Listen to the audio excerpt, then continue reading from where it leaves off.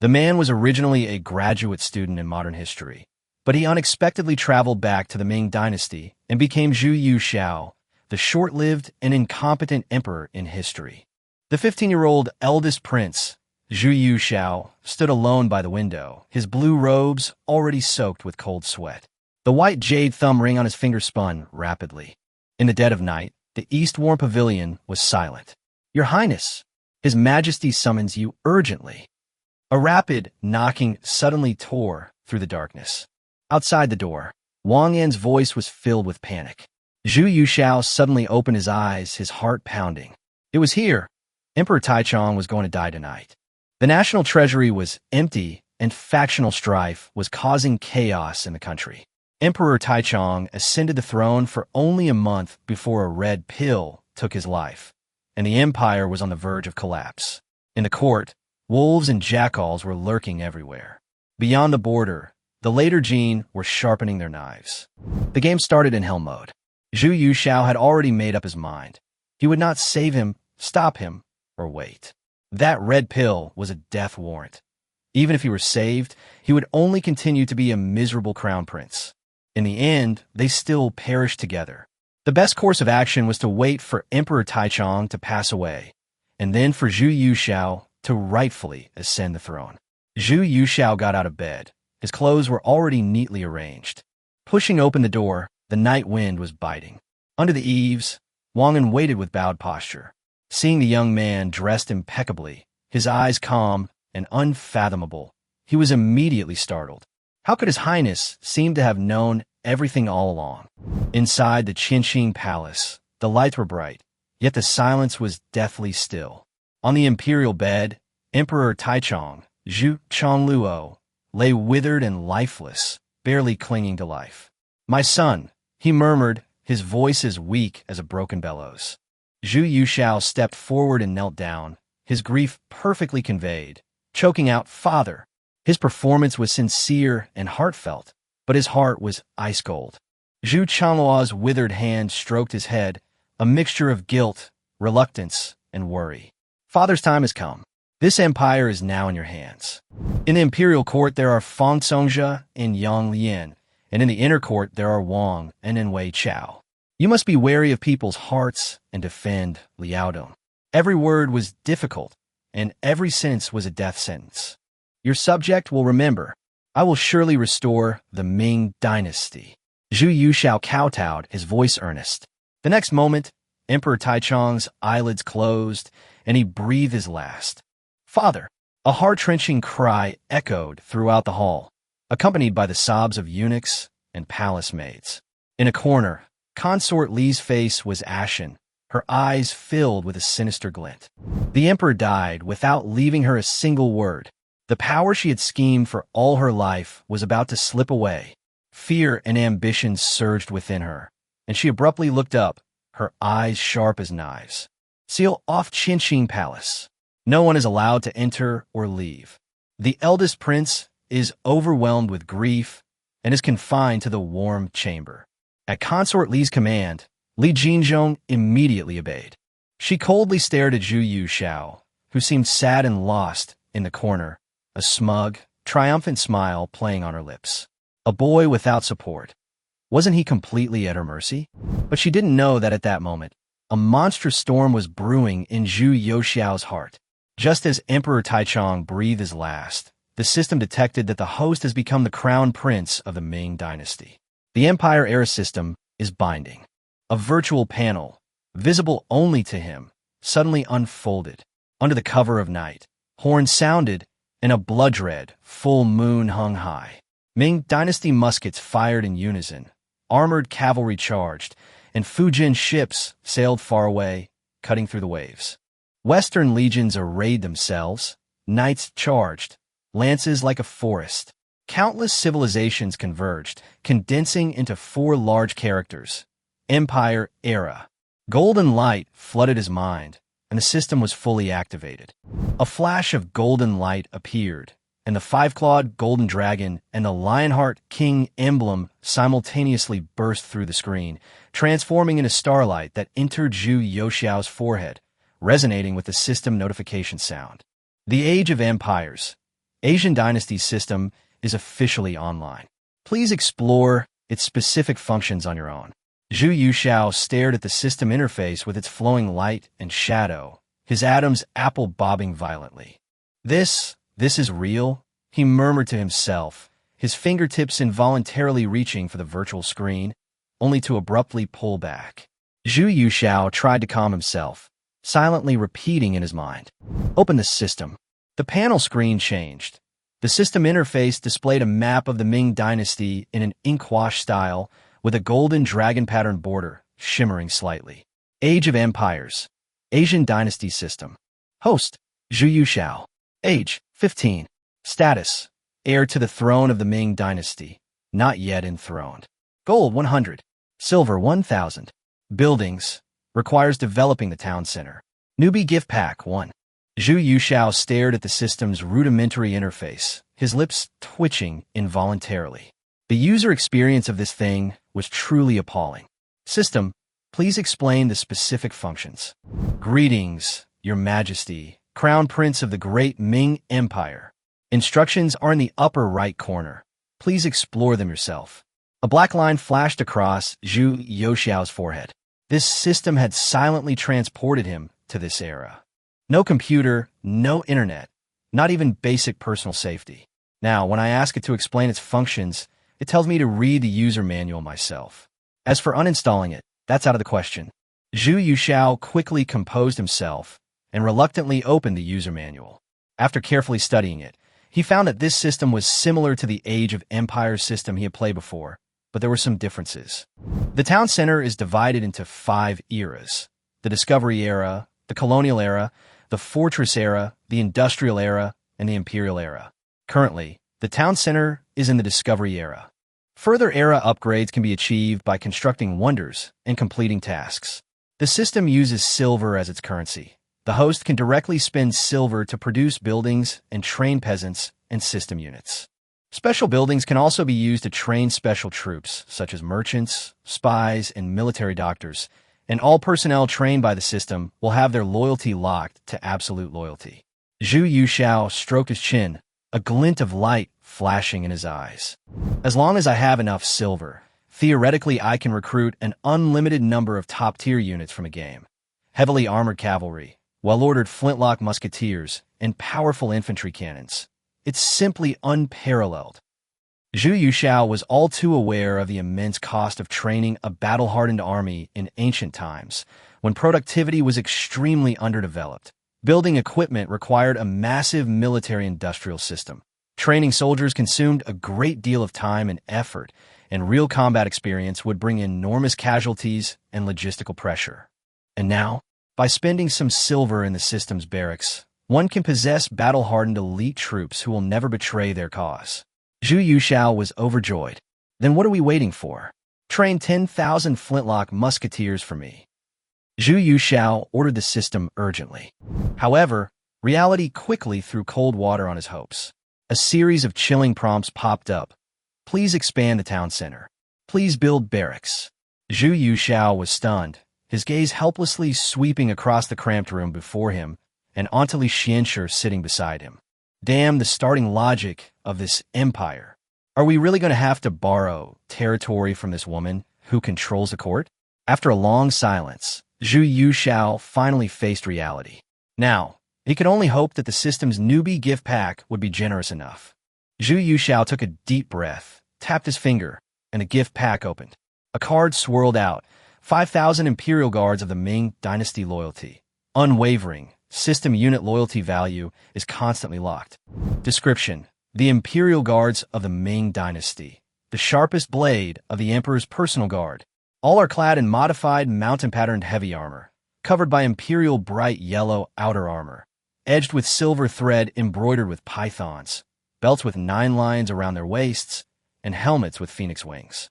Equipment: primary weapon is an extended and improved flintlock musket, 4.5-foot barrel, 150 step range. Secondary weapon is a finely crafted steel longsword, capable of piercing armor and breaking blades, automatically delivered to the system inventory. The host can retrieve it at any time. Zhu Yuxiao's gaze was fixed on the number 5,000 on the card. His pupils contracted suddenly due to extreme excitement. His Adam's apple bobbed uncontrollably, and a burning sensation exploded from his chest, surging through his blood vessels to his limbs and bones. Looking closer at the equipment description, it's incredibly extravagant. This ordinary soldier's armor probably surpasses that of a commander of the Beijing garrison. The finely forged and improved mountain-patterned armor, the Imperial-bestowed bright yellow armor, the 9-line barbarian belt, and the phoenix-winged helmet. Each of these cost a fortune. With such equipment, they had assembled a full 5,000 men. Zhu Yuxiao could almost imagine the devastating impact that would be when this iron army appeared without warning in the Deep Palace, before the self-proclaimed all-powerful consort Li.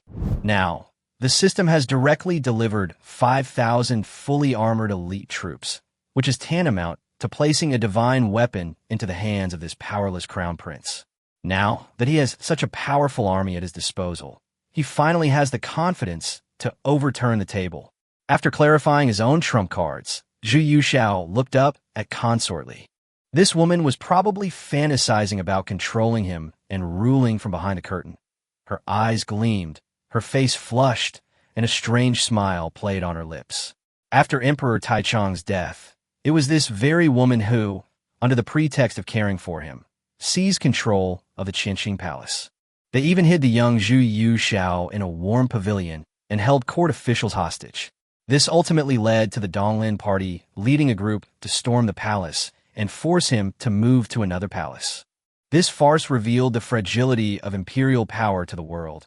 It was an utter disgrace. But now the advantage is his. Zhu Yuxiao turned to Consort Li, his voice calm, yet carrying a chilling intent. Consort Li, you imprison me here. Is it because you harbor thoughts of marrying Wu Ziqian? Suddenly having her thoughts exposed, Consort Li was shocked.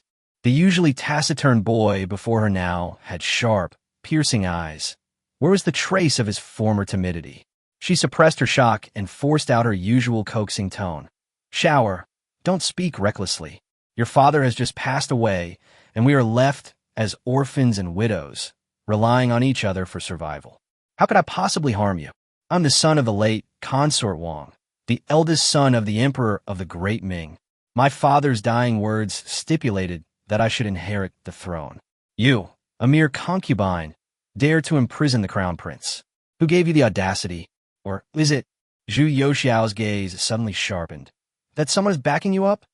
Consort Li's expression changed drastically, a venomous glint flashing in her eyes, yet she still forced a smile. Shower, stop talking nonsense. The late emperor's edict has not yet been promulgated to the world, and for you to claim the crown prince at this time is usurpation. I have raised you for many years. Zhu Yuxiao remained unmoved. This woman actually dared to threaten him with the imperial edict. Instead, he smiled slightly, but a cold glint flashed in his eyes. Didn't you receive the late emperor's explicit instructions? He took a step forward. Did Consort Li deftly listen to father's verbal instruction just now? Consort Li gritted her teeth, her voice carrying a hint of aggressiveness. Even if you are the eldest son of the emperor, the cabinet has not drafted an edict, the Ministry of Rites has not prepared any ceremonies, and the officials have not submitted any petitions urging you to ascend the throne. Without an edict or ceremonies, how can you prove that you are the chosen one? Well said. Zhu Yuxiao even revealed an approving smile. He turned to face the tightly closed palace doors and uttered 2 words calmly. Guards. At the same time, his thoughts flashed. System immediately summoned the Imperial Guards. Consort Li was taken aback at first, then let out a shrill laugh, as if she had heard the biggest joke in the world. Guards? Ha ha ha. Shower, are you perhaps delirious from grief? The entire Qinqing Palace is filled with my men. Her maniacal laughter abruptly ceased. Boom! Rumble! Rumble! Outside the hall, a series of heavy, orderly footsteps, accompanied by the sound of metal scraping and colliding, approached frantically from all directions like rolling thunder. Consort Li's smile froze on her face as she abruptly turned to look at the palace gate. Dawn had arrived, and the sky finally tore through the night, a sliver of golden sunlight struggling to peek out. In the dazzling morning light, there was an endless, undulating expanse of cold, gleaming armor. At the palace gate, a burly general, his armor gleaming, entered with his hand on his sword, his voice booming. "General Wang Guojun of the Imperial Guard. By order of His Highness, I have come to protect your majesty." Consort Li was struck as if by an invisible hammer, staggering and knocking over the table behind her. Her trembling fingers gripped the edge of the table tightly as she looked at the eunuchs and palace maids lying haphazardly outside the hall, then turned to Li Jinzhong and the others, whose faces were ashen. She gazed desperately at the palace gates. The armored soldiers had completely surrounded the hall. "No, impossible." She forced out a hoarse gasp. "Your people." Zhu Yushao strode forward, looking down at her, his fingers lazily sweeping over the eunuchs and palace maids slumped outside the hall. "You mean these?" His gaze finally settled on Li Xianshi, who lay slumped on the ground, his expression filled with undisguised contempt. "Or are you referring to me, kneeling at my feet?" Zhu Yoshiao's gaze was icy cold as he looked away from Li Xuanshi's terrified face. He didn't glance at her twice, but turned his gaze to the kingdom army, standing solemnly to the side. "General Wang, your subordinate is here." The general's armor clattered, and he knelt heavily on one knee, stirring up fine dust. Zhu Yoshiao's voice was completely calm. "Li Shi has committed treason and disobedience, attempting to kidnap the crown prince, colluding with eunuchs Wang and Wei Chao, and plotting rebellion. The evidence is conclusive. Furthermore, she dared to roar before the emperor and curse him. Her crimes are equivalent to treason. She shall be punished for all 3 crimes and executed according to the law. She shall be given a white silk noose." "Your humble servant obeys." Wang Guojun did not hesitate at all. He suddenly stood up, waved his hand, and 2 fierce guards rushed forward like lightning. Their iron-like arms instantly locked Li Xuanshi's arms and ruthlessly lifted her off the ground. She struggled and writhed frantically, tears streaming down her face, and with the last of her strength let out a final lament. "Zhu Yushao, you murdered your stepmother. The late emperor's body is not yet cold. You are so cruel and ungrateful. You will surely be punished by heaven. You will surely be punished by heaven." Zhu Yushao had already turned away, leaving her only with his tall and resolute back bathed in the rising sun. The hall was so quiet you could hear a pin drop. All the eunuchs and palace maids were trembling with fear. Even their breathing was carefully controlled. Zhu Yushao stood with his hands behind his back on the jade steps, his gaze piercing through the open palace doors to the imposing forest of armored figures gleaming coldly in the morning light. A conqueror's smile finally appeared on his lips. The Ming dynasty was about to dawn. The figures trembled in the flickering lamplight, heads bowed low, barely daring to breathe. The air inside the hall felt stagnant. Zhu Yushao, however, turned with great interest to the imperial guards standing in formation at the hall's entrance, his eyes gleaming. Especially the proud figure of the general at the very front of the formation.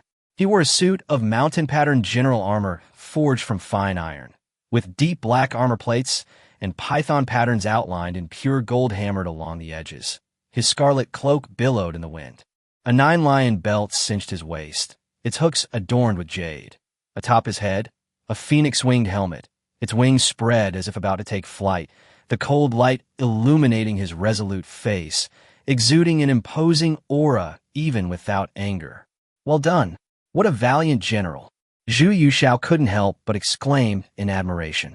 He descended the steps, circled the royal army, and couldn't resist reaching out to pat the soldier's armor before taking the sword from his hand. "A fine sword," Zhu Yushao remarked, weighing the long sword in his hand, feeling its substantial weight and the icy edge of its blade. Wang Guojun clasped his hands and said in a deep voice, "This humble general thanks your highness for your praise." Zhu Yushao suddenly realized that he seemed to have gotten a little carried away, so he cleared his throat, straightened his back, and steadily placed the horse-slaying sword back into Wang Guojun's hand. "General Wang, do you know your origins?" he asked seriously. Wang Guojun clasped his hands and replied, "Your highness, we imperial guards are given our lives by His Majesty. Although we are not born of nature, we have flesh and blood and are no different from ordinary people in our daily lives. Only our loyalty and righteousness remain unchanged." Zhu Youxiao's gaze then shifted to several young generals behind Wang Guojun, all clad in fine armor and exuding an air of distinction. What are the names of these generals? What are their respective ranks? For generals stepped forward, their armor gleaming. This humble general is Wang Zhongyi, a commander of the Imperial Guard, responsible for His Highness's personal guard. This humble general is Sun Tai, a commander of the Imperial Guard, in charge of guarding the palace gates and other halls. This humble general is Zhou Mingyuan, a commander of the Firearms Battalion, in charge of the Firearms Battalion and armaments. This humble general, Wu Tsang, is appointed as the commander of the Secret Intelligence Bureau, responsible for palace surveillance and military intelligence gathering. Excellent. Zhu Youxiao's eyes lit up. As expected of the system, the troop types were complete, saving him countless deployment efforts. However, the joy of victory allows no room for complacency. The lingering ghosts of the succession crisis and the clubbing case still haunt the palace, and the roots of Consort Zheng's faction will not be severed with the death of Emperor Taichung. Opening champagne at the halfway point is a cardinal sin in warfare. He scanned the four men's faces in turn and coldly ordered, Wang Zhongyi, Sun Tai, with my token, immediately lead the armored soldiers to seal off Donghua Gate and Xuanwu Gate. Without my written order, you may enter but not leave. Anyone who disobeys will be executed. Zhou Mingyuan, lead your elite troops from the 1,000 household garrison and immediately take over the imperial horse stables, granaries, and inner palace guards, disarming and reorganizing them. Anyone who disobeys orders or intends to mutiny will be executed. Wu Tsang, lead your spies to secretly control the transmission of documents within and outside the Directorate of Ceremonial and the various departments of the Eastern Depot. Anyone found to be secretly communicating with others, attempting to frame someone, or passing on palace secrets outside the palace will be executed. Your subordinate obeys. The four generals responded with a resounding roar, the clanging of their armor like a surging sea of thunder. The next moment, with the clanging of armor, the four commanders, like four arrows released from a bow, charged out of the Qianqing Palace Gate with a murderous aura. Inside and outside the palace walls, 5,000 Imperial Guards sprang into action.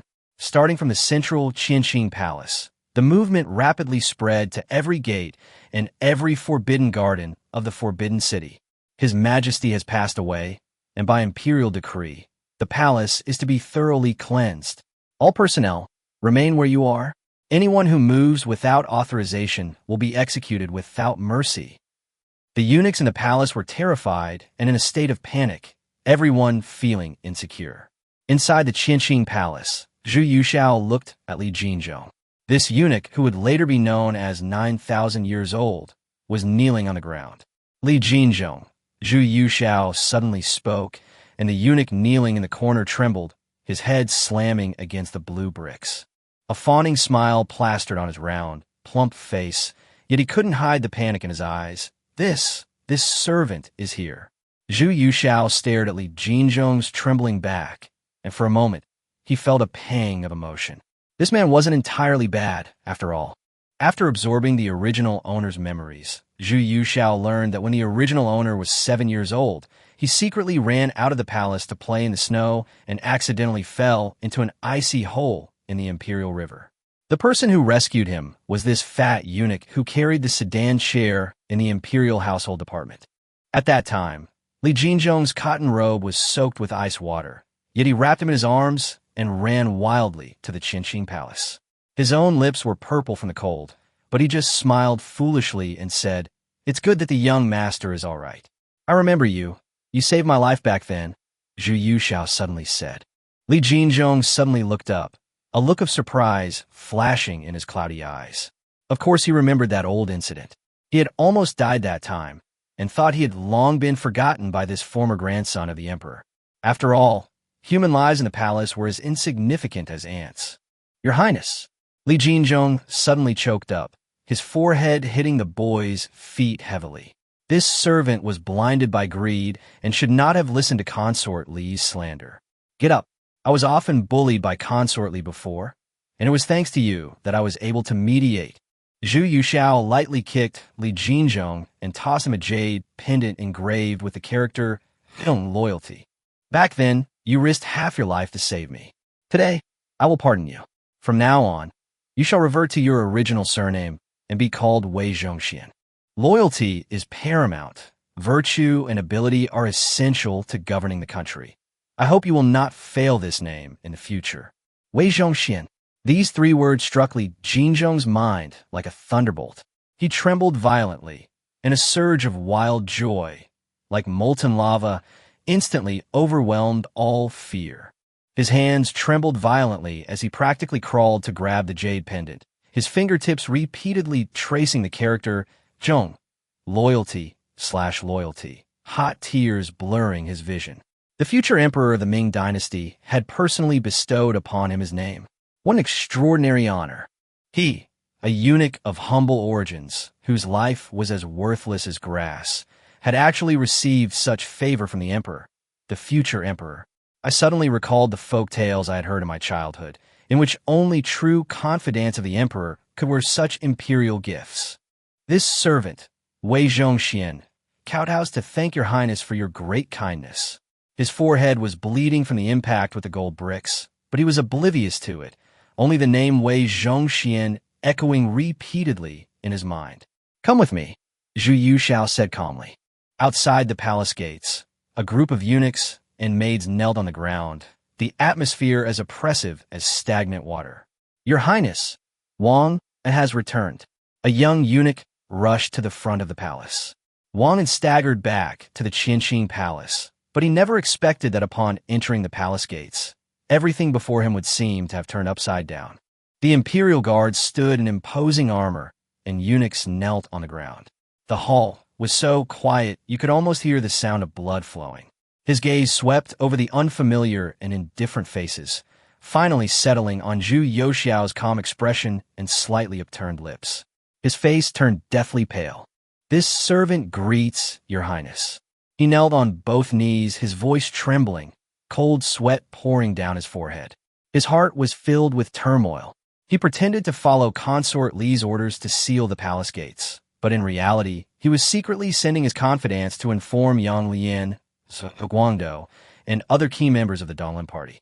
They plotted to incite support under the pretext that the eldest prince is weak and incompetent, and the ministers should act as a good match for the emperor, eliminate treacherous officials in the palace, and protect the young prince, so as to gain both a clean reputation and the merit of supporting the emperor's ascension.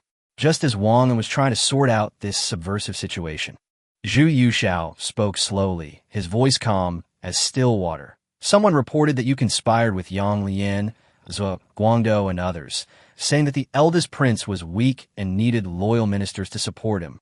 Wang felt as if he had been struck by a heavy hammer, and his blood ran cold instantly. He suddenly prostrated himself on the ground, kowtowing repeatedly. Your Highness, please see the truth. This servant had no such intention. This servant was only working on your Highness's behalf, smoothing things over within the inner court, and had absolutely no collusion with foreign officials. Oh, absolutely no collusion? Zhu Yuxiao raised an eyebrow.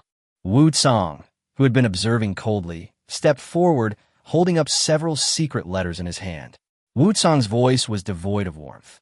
These are items that this scoundrel's confidant carried out of the palace. He intends to take advantage of the night to deliver these secret letters to the residents of Guangdou, the left vice censor-in-chief. That familiar, glaringly obvious letter shattered Wang's last shred of hope. Wang and Zhu Yuxiao's voice was indifferent. You were kind to me in my childhood, I remember.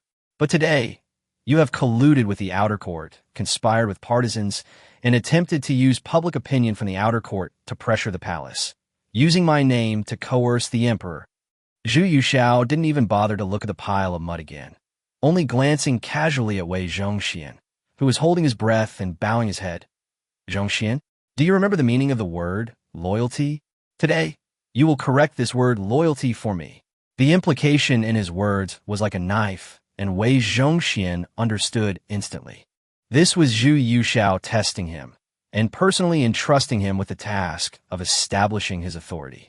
This servant obeys the decree. Wei Zhongxian stepped forward abruptly, his face devoid of any lewdness or obsequiousness, replaced only by a ruthless eagerness to demonstrate his loyalty, awakened by his new title. He waved his hand decisively. "Guards, drag this traitorous slave away and beat him to death in front of the palace gates immediately." Two guards glanced at Zhu Yuxiao, and after receiving his tacit approval, they lifted the already limp Wang and like iron clamps. As they were being dragged, Wang let out a pitiful howl that was not human, piercing the night sky above the Qianqing Palace. Why would a eunuch who plotted to collude with the outer court to suppress the future emperor and regain control of the Directorate of Ceremonial in the new dynasty choose to seek out those minor officials from the Donglin faction who had little influence in the court? Such foolish opportunism and betrayal deserve to die. If he is not executed on the eve of the power transition, how can we deter villains? Zhu Yuxiao turned to Wei Zhongxian, his tone now as calm as an emperor, and issued the most crucial order. "Wei Zhongxian, listen to my decree. This servant is here." Wei Zhongxian bowed his head respectfully. "Your Majesty has passed away. Immediately order the Ministry of Rites to ring the bell to announce the death, in accordance with regulations. Summon Grand Secretary Fang Songjia, Second Grand Secretary Han Kuang, all cabinet ministers, ministers of the 6 ministries, Duke of Yinghui Zhang Weixian, and others to enter the palace immediately to mourn." Zhu Yuxiao paused, then added a crucial sentence. "Furthermore, summon Luo Sigong, the commander of the embroidered uniform guard, to the palace immediately, without delay. This servant will obey your Majesty's decree." Wei Zhongxian replied firmly, bowing deeply. Wei Zhongxian understood an undeniable fact. From this night onward, the man before him was no longer the silent crown prince in the West Warm Pavilion, but the new emperor of the Ming dynasty who was about to be proclaimed to the world. Chapter 5. From Darkness to Light. The sky still bore the lingering inky blue, and a sliver of dawn had just broken through the southeastern horizon. A thin layer of frost covered the glazed tiles of the Hall of Supreme Harmony, gleaming coldly in the morning light. A mournful wail, accompanied by 33 tolls of the funeral bell, echoed throughout the entire Forbidden City. The mournful cries, like weeping blood, heralded the end of an era. The Taichung Emperor, who reigned for less than a month and whose cause of death remained a mystery, thus exited the stage of history. Inside the Qianqing Gate, eunuchs rushed about in panic. The imperial guards stood in strict formation. The echoes of the bell tower lingered, and mournful music continued to play. At the same time, several riders galloped out of the Donghua Gate, summoning the Grand Secretariat, the 6 ministries, and high-ranking officials such as Duke Zhang Weixian of Yinghui to the palace immediately for a meeting. They also ordered the court of imperial sacrifices to prepare for the grand national mourning ceremony. In front of the Huangji Gate, Fang Songjia hurriedly entered the palace with Han Kuang, Lu Yizhu, Zhou Jiama, and others. The cold wind whipped everyone's robes and sleeves, creating a tense and almost suffocating atmosphere. Han Kuang said in a low voice, "Your Majesty, is it really this sudden?" Zhou Jiama's face was bitter. The late emperor had been receiving constant medical treatment since he ascended the throne, but now there is neither a will nor anyone who witnessed his final moments. "Yes," Fang Songjia interrupted in a deep voice. "Last night at midnight, the eldest prince was summoned to the Qianqing Palace and remained there until dawn." The group exchanged glances, instantly understanding. As the eldest prince, Zhu Yuxiao's succession to the throne was perfectly legitimate. However, if he ascended the throne by the late emperor's personal command on his deathbed, the weight of his position would be entirely different from that of someone who was supported by the court officials. Just then, the heavy palace gates slowly opened, and armored soldiers stood solemnly on both sides, as if cast in iron. The court officials had barely stepped inside when they were met with a chilling and menacing aura. Even the most composed and experienced senior officials unconsciously slowed their pace. They could tell at a glance that these were not the soldiers of the Beijing garrison who had been turned into artisans. These soldiers stood upright like pine trees, their eyes sharp as knives, their armor impeccable, and their discipline impeccable. They were clearly a truly elite force capable of fighting. Fang Songjia grew increasingly alarmed as he looked. When did such a force of soldiers appear in the palace? If it was an external transfer, there would be official documents from the Ministry of War. If it wasn't an external transfer, then it was even more terrifying. The secret report from last night about thousands of armored soldiers suddenly appearing in the Qianqing Palace and sealing off the palace gates was now completely confirmed. Minister of War Huang Jiashan lowered his voice. Where did these soldiers come from? No one answered him, because everyone knew what it meant for such an elite army, not controlled by civil officials, to appear deep within the Forbidden City. Zhou Jiama's gaze fell on the muskets, and his heart sank even further. The muskets were far more sophisticated than those of the Beijing garrison, with longer barrels and clearly modified triggers. Each soldier also carried a leather pouch full of lead bullets at his waist, making them veritable killing machines ready to be used at any moment. But the most shocked was Duke Zhang Weixian of Yinghua. He understood military affairs, so he saw things more clearly than anyone else. These soldiers were not only well-equipped, but what was even more terrifying was their aura. They wore real battlefield armor. Their swords were uniformly styled, their breathing was steady, and they stood for nearly an hour without breaking a sweat.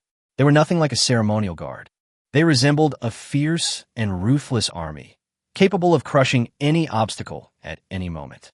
Zhang Weixian's Adam's apple bobbed, and he couldn't help but mutter under his breath, "Damn it, this isn't a ceremonial procession. This is a real army that can kill." For the first time, he felt a sense of dread towards the 15-year-old eldest prince. And so, a group of seasoned veterans of court politics, filled with suspicion and calculation, arrived outside the East Warm Pavilion.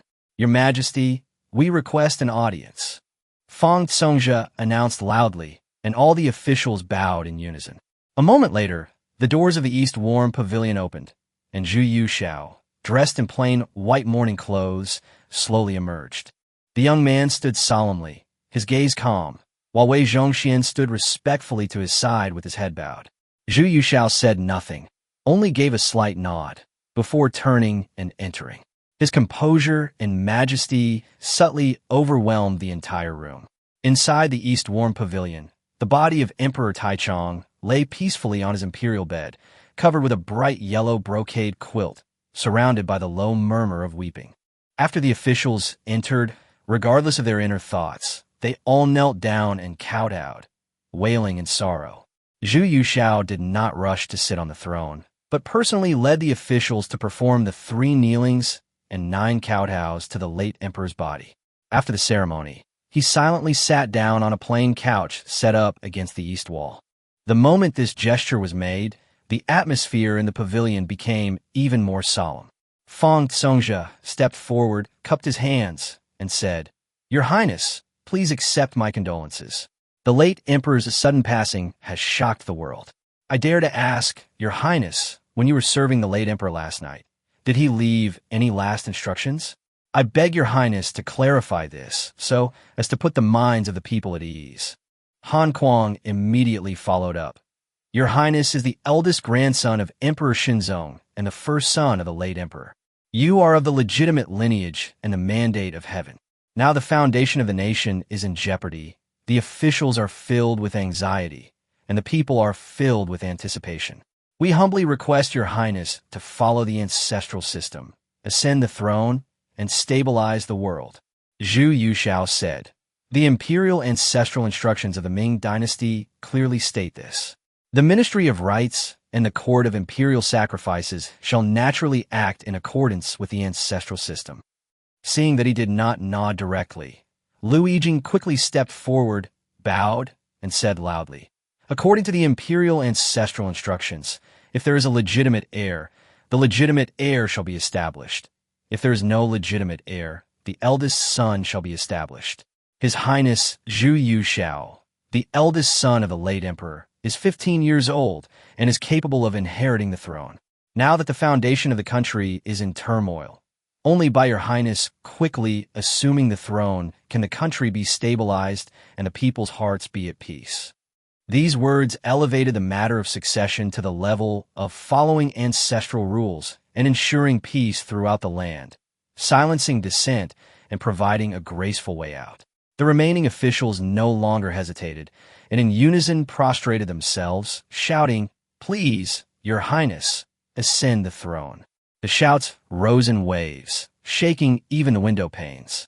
Zhu Yuxiao remained silent for a long time before slowly rising. The young man was still rather thin, but the moment he stood up, an invisible aura of authority instantly overwhelmed the entire room. He descended the low steps and stood before the assembled officials, his gaze sweeping over the bowed heads. He then raised his hand in a gesture of support, his voice not loud, yet clearly reaching everyone's ears. "My lords are all loyal to the country and share this common wish.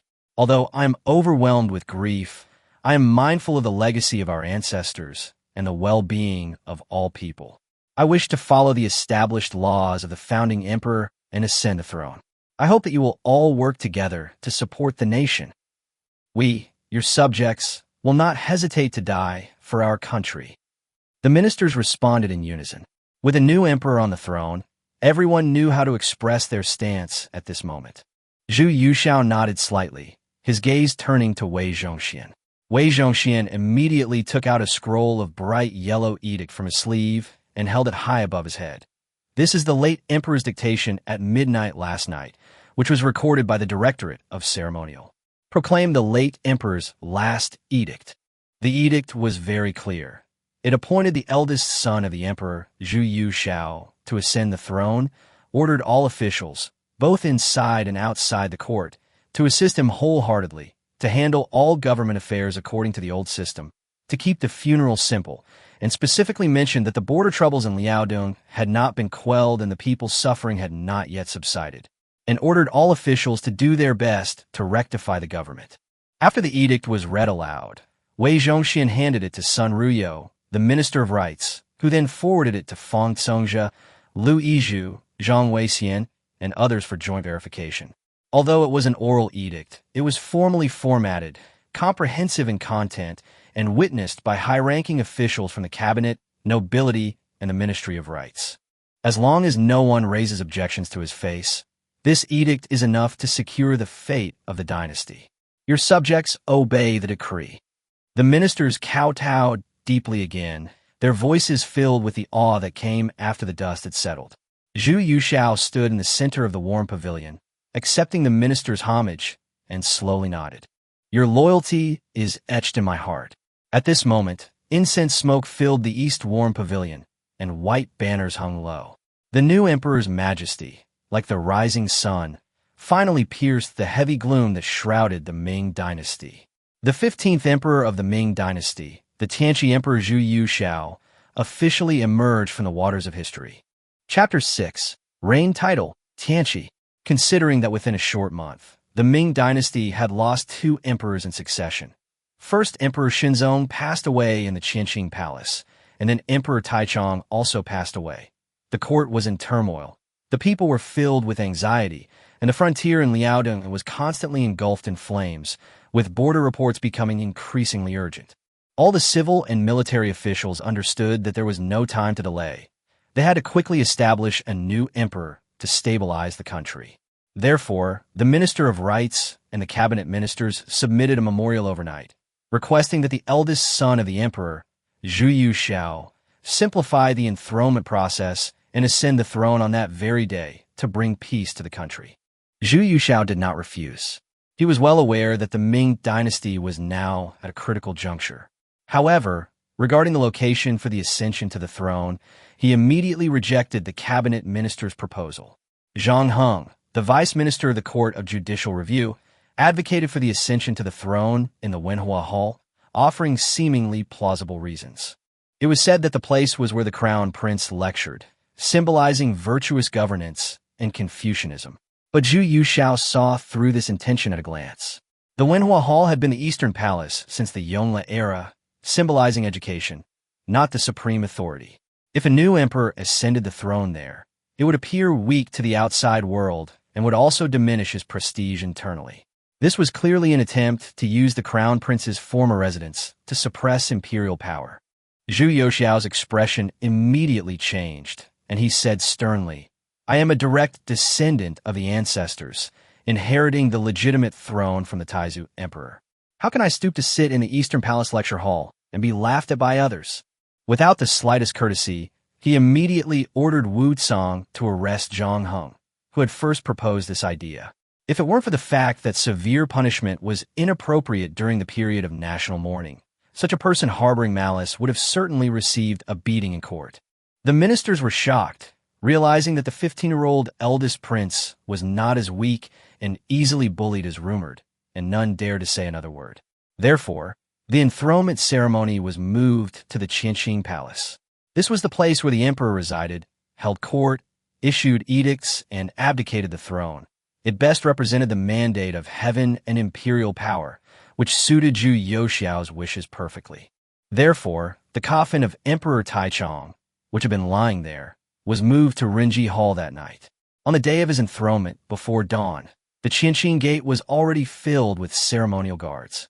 The imperial guards were in full armor, and civil and military officials knelt on the steps from the first light of dawn, waiting for the new emperor to leave the palace. This was the most somber day of the Ming dynasty, yet also a day of rebirth. The gates of the Qianqing Palace slowly opened, and eunuchs carrying incense burners and banners led the way, the smoke curling and enveloping the entire palace. Zhu Yuxiao was not wearing a dragon robe, but only a plain silk robe. With a solemn expression, he walked steadily out of the hall. With each step, a eunuch announced loudly, "His Highness the Crown Prince is going to the Imperial Ancestral Temple to offer sacrifices." Inside the Imperial Ancestral Temple, incense smoke filled the air, and the ancestral tablets stood on both sides, solemn and dignified. Holding 3 incense sticks, Zhu Yuxiao offered sacrifices according to ritual, kneeling and kowtowing as Sun Ruyo chanted the rites. At that moment, his heart was filled with both the weight of his impending ascension to the throne and the pressure of shouldering the responsibility of ruling the country. But he knew better than anyone that the Ming dynasty could not fall, and the flame of Chinese civilization could not be extinguished. He raised his head and solemnly swore an oath to the ancestral tablets. "Father Emperor, if you have a spirit in heaven, your son Yuxiao, now inheriting the imperial order and succeeding to the throne, is willing to use this body to secure our territory, protect our people, and surely restore the might and virtue of the Ming dynasty, so that all under heaven will submit to our will." The boy's voice was not loud, but every word was firm. The courtiers in the hall listened, but their reactions varied. Some had a glint of expectation in their eyes, while others remained calm, taking it merely as a formality for a new emperor's ascension to the throne. After the sacrificial ceremony, Zhu Yuxiao returned to the Qianqing Palace, where the Directorate of Ceremonial and the Grand Eunuch helped him change his clothes. The eunuch presented a full set of 12 imperial robes and crowns, complete with inscriptions, a jade belt, and flowing tassels, exuding an air of majesty. Zhu Yuxiao looked at himself in the bronze mirror. His face still bore the traces of youthful innocence, but once he donned this imperial robe, he appeared exceptionally noble. Wei Zhongxian stepped forward, his face beaming with smiles. "Your Highness, wearing this imperial robe, truly possesses the bearing of a dragon and the grace of a phoenix, a divinely bestowed majesty." Upon seeing this, all the people of the world would surely kneel in submission and shout in awe. Zhu Yuxiao did not respond to this flattery, but simply patted the tassels on his shoulder and calmly said, "This robe is indeed not light." Wei Zhongxian was taken aback and was about to respond when he heard the emperor add, "What's important isn't the imperial robes, but this vast land and its millions of people." These words, spoken calmly, immediately silenced Wei Zhongxian's laughter. He bowed his head and knelt, daring not to speak further. He finally understood that this new emperor, though young, was far more stable than he had imagined. Zhu Yuxiao turned around, walked slowly to the imperial steps, and said in a low voice, "From now on, all matters of the world are in my hands." Wei Dabin issued the decree to open the hall and begin the ceremony immediately. "Yes, your majesty." As the hour of tea approached, the bells and drums in the hall rang out in unison, and the officials stood at attention. Officials from the court of state ceremonial stepped forward, inviting the assembled ministers to present their petitions and request the emperor to ascend the throne. As Feng Congzhe took the lead, presenting his petition and shouting. All the ministers knelt down, requesting Zhu Yuxiao to ascend the throne. Zhu Yuxiao, following protocol, first declined, saying, "The late emperor has passed away, and the ancestral temple is not yet secure. I am young and lack virtue, and I truly dare not bear this heavy responsibility." Sun Ruyo immediately led the court officials to kowtow again, saying that he was entrusted by the late emperor and was of the rightful bloodline. Now that the country was in turmoil, only by ascending the throne as soon as possible could the court be stabilized and the people's hearts be at ease. Zhu Yuxiao then made a second refusal. "I am young and incompetent, and I fear that I will fail the late emperor's great trust. If you gentlemen can assist in governing the country and bringing peace to the nation, I am willing to retire to my princely residence and contribute to the fate of the country." These words, ostensibly humble, were actually a test of the sincerity of these court officials. It wasn't until the third time that Duke Zhang Weixian of Ingwa stepped forward personally and said in a deep voice, "This is the mandate of heaven, the will of the people, and cannot be refused by your majesty. The people look up to you. The nation entrusts you with its destiny. We beseech your majesty to ascend the throne." The ministers kowtowed again, chanting in unison for his majesty to ascend the throne. Zhu Yuxiao then stood up, looked around the hall, and slowly said, "Having received the late emperor's dying wish and the earnest requests of you all, I dare not refuse again. I am willing to work together with you to overcome the difficulties of the world." As soon as he finished speaking, shouts of "Long live the emperor" filled the hall, and the bells and drums resounded. The Ministry of Rites immediately proclaimed an edict. The eldest son of the emperor, Zhu Yuxiao, would ascend the throne, changing the era name to Tianqi and granting a general amnesty. The eunuchs who delivered the edict unfurled it and read it aloud. Its contents were nothing more than announcing that he had ascended the throne according to the late emperor's will, changing the era name to Tianqi, reducing corvée labor, and easing taxes to appease the people. After the edict was read, all the officials shouted "Long live the emperor" 3 times, and cannons roared throughout the capital, the sound audible throughout the 9 cities. Outside the city gates, people knelt to receive the imperial edict. Incense burned in the streets and alleys, and red silk banners were hung high. It appeared to be a time of universal celebration, but Zhu Yuxiao felt little relief. He knew that this enthronement ceremony was only the beginning. The mess left over from the 48th year of the Wanli reign still lay before him. The flames of war in Liaodong have not yet subsided, and the Jurchens are eyeing the city covetously.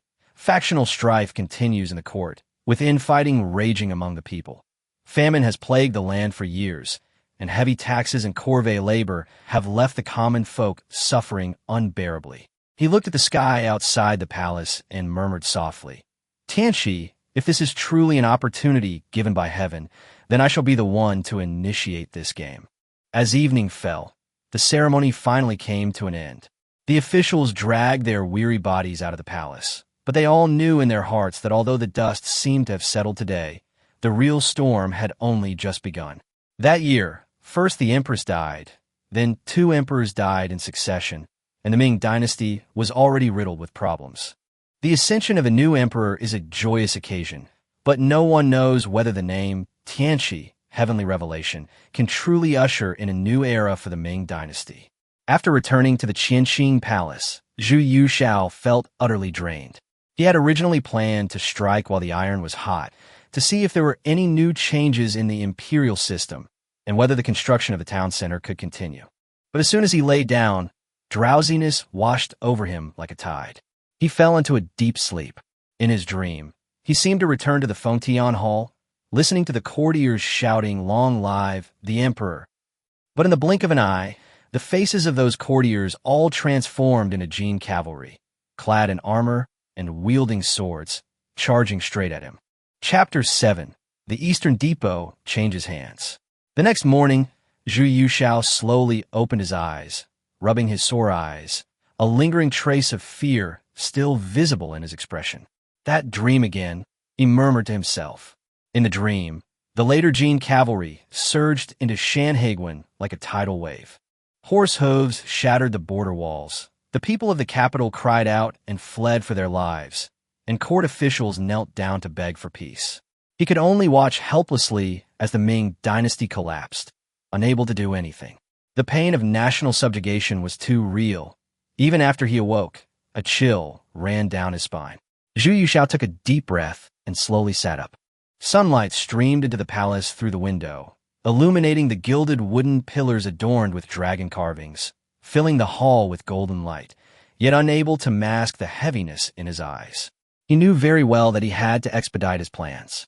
If he could complete what needed to be done before the court officials fully realized what was happening, he would have a chance to turn the tide later. With a thought, the Empire-era system in his mind unfolded once more. Since the system was bound to him, a virtual map had been hovering in his mind.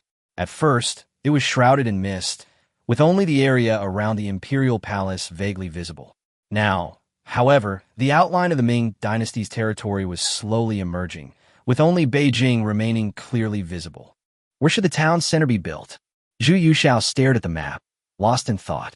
There were already 5,000 imperial guards in the Forbidden City, enough to control the palace. But the palace was too crowded and small, making it unsuitable for establishing a town center. If any unusual commotion were to arise, and someone with ulterior motives seized upon it to make a big fuss, claiming there were supernatural occurrences in the palace, and causing further chaos, that would be a real problem. Moreover, the construction of barracks and arsenals still needed to be completed. One couldn't possibly explain everything in court. Just then, Wei Zhongxian's voice suddenly came from outside the hall. Your Majesty, Your Majesty. What is it? Zhu Yuxiao was interrupted, his tone tinged with impatience. Wei Zhongxian's legs went weak with fright, and he quickly knelt down to reply. Your Majesty, Li Shi of the Imperial Horse Administration, Wei Chao, the director of the Eastern Depot, and Luo Sigong, the commander of the Embroidered Uniform Guard, request an audience.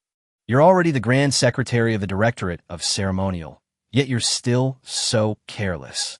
Get up. With Zhu Yuxiao's ascension to the throne, Wei Zhongxian had been promoted to Grand Secretary of the Directorate of Ceremonial, while Lu Ryu had been promoted to Director of the Directorate of Ceremonial. Thank you, Your Majesty. Upon hearing the name, Wei Chao, Zhu Yuxiao frowned slightly. This man was originally a member of Wang An's old faction, and later he sided with Consort Zheng. His arrival at this time was most likely to sound out the Yiquan Palace. He waved his hand, summoned them. Soon, several people filed in. Wei Chao and the others knelt and kowtowed, and Luo Sigong also followed suit, his expression respectful. Zhu Yuxiao did not speak immediately, but instead lowered his head to flip through the memorials, leaving the others standing in the hall. The hall was eerily quiet. The people kneeling on the ground dared not even breathe too heavily. After a long while, he finally closed the memorials, looked up at Wei Chao, and spoke in an icy voice.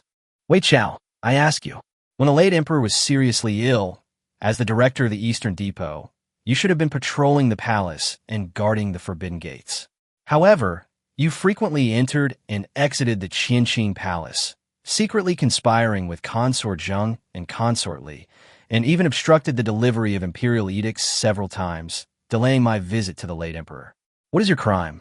Wei Chao's face turned deathly pale instantly. Her forehead pressed tightly to the ground, and she protested in a trembling voice. Your Majesty, please investigate. This servant was only acting on the orders of Consort Zheng. At that time, the palace was in chaos, and this servant was merely following orders to help pacify those inside and outside the palace. I had absolutely no intention of disobeying. Zhu Yuxiao sneered and lightly tapped the table with his fingers. When did Consort Zheng become the one in charge of the palace? And when did she have the authority to appoint the director of the Eastern Depot, seal the palace gates, and prevent the imperial heir from being born? Whose imperial decree you are acting on is none of my concern. I will only ask you one question. Did you enter the Qianqing Palace without permission, and did you prevent me from visiting the late emperor? Wei Chao shuddered, sweat pouring down his face. He dared not stand up for himself any longer and could only kowtow repeatedly. This servant knows his crime. This servant knows his crime. I was confused for a moment and deserved to die. He really did not expect that Zhu Yuxiao would not give him any face at all after he brought up Consort Zheng. It's important to understand that Consort Zheng had been favored by the emperor for over 30 years and had extremely deep roots in the palace and the court. If it weren't for Zhu Yuxiao suddenly having a group of elite troops emerge and directly take over the palace, sealing off Yiquan Palace and the Directorate of Ceremonial, the situation might not have turned out the way it is today. Zhu Yuxiao slowly rose, his gaze sweeping over everyone in the hall, his tone growing increasingly cold. The Eastern Depot was originally the eyes and ears of the court, but in your hands, it has become a tool for currying favor with the harem and suppressing dissent. In the past, you relied on Wang Yin, and today you attach yourself to Consort Zheng. Do you really think you don't know who owns this empire? This servant wouldn't dare. Wei Chao kowtowed repeatedly, his voice trembling. Zhu Yuxiao stared at him coldly. You wouldn't dare? You dare quite a lot. When the late emperor was seriously ill, you dared to obstruct me. In front of Yiquan Palace, you dared to hold secret discussions. And now you even dare to come and probe my intentions. Wei Chao, you're truly a dog that devours its master. At this point, his tone suddenly softened. You just said that Consort Zheng sent you? Wei Chao was stunned for a moment, and could only nod with a forced smile. This servant was indeed acting on your highness's orders. Zhu Yuxiao was waiting for these words, and then turned to look at Wei Zhongxian. By imperial decree, Consort Zheng of Yiquan Palace is hereby confined to the inner palace from this day forward, and is forbidden from any contact with the outside world. The Eastern Depot is to be placed under the control of Wei Zhongxian. He is to immediately audit the accounts of the imperial treasury, thoroughly investigate the expenditures of funds for Yiquan Palace over the past 3 years, and find out who is going there every day. Anyone who obstructs will be punished as a traitor. This servant obeys. Wei Zhongxian's face immediately lit up with undisguised joy. He knew better than anyone the weight of the Eastern Depot's director, yet the emperor had directly bestowed this position upon him. The hall fell into a deathly silence. Wei Chao felt his body go limp, his face turning ashen. He knew very well that confining Consort Zheng to her quarters and thoroughly investigating the accounts of Yiquan Palace was an attempt to eradicate Consort Zheng's influence in the palace. He kowtowed heavily again with a thud, pleading urgently, Your Majesty, the consort is, after all, the late emperor's favorite concubine. If she is suddenly confined, the court may be thrown into turmoil. Please reconsider, Your Majesty. Zhu Yuxiao didn't even glance at him, and said indifferently, If she is ill, let the imperial physician see her. I'm not only not afraid of her being sick now, I also hope that she is ill for a long time, so that she will not interfere in politics again. As for the turmoil in the court, I would like to see who will make a move. After speaking, he spoke again, Wei Zhongxian. Yes, sir. Wei Chao, as a minister of the imperial eunuch, has neglected his duties and instead engaged in illicit dealings with palace women. From this day forward, he is to be sent to guard the imperial mausoleum in Taichung.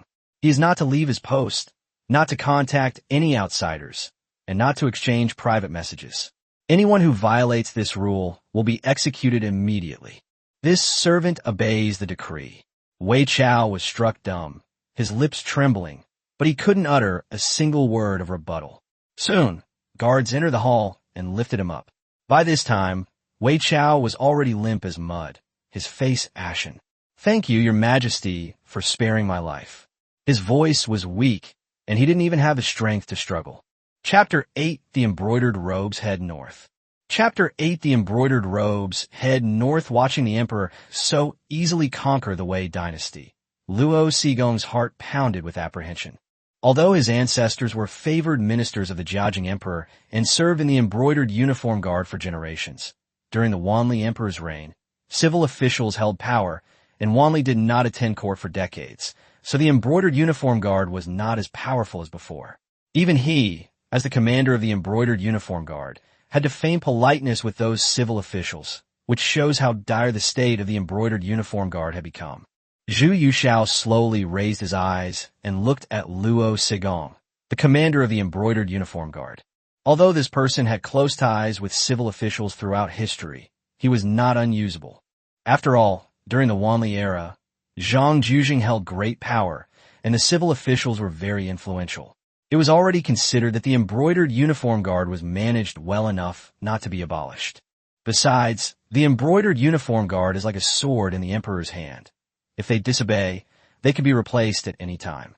But before using them, it's still necessary to test them again to see if the sword is truly rusted or just waiting to be drawn. Commander Luo, I remember that your ancestor Luo Tingyun was a commander of the embroidered uniform guard during the Jiajing era. He was awarded the title of a third-rank commander of the embroidered uniform guard for his meritorious service in suppressing the rebellion of the palace's firearms battalion.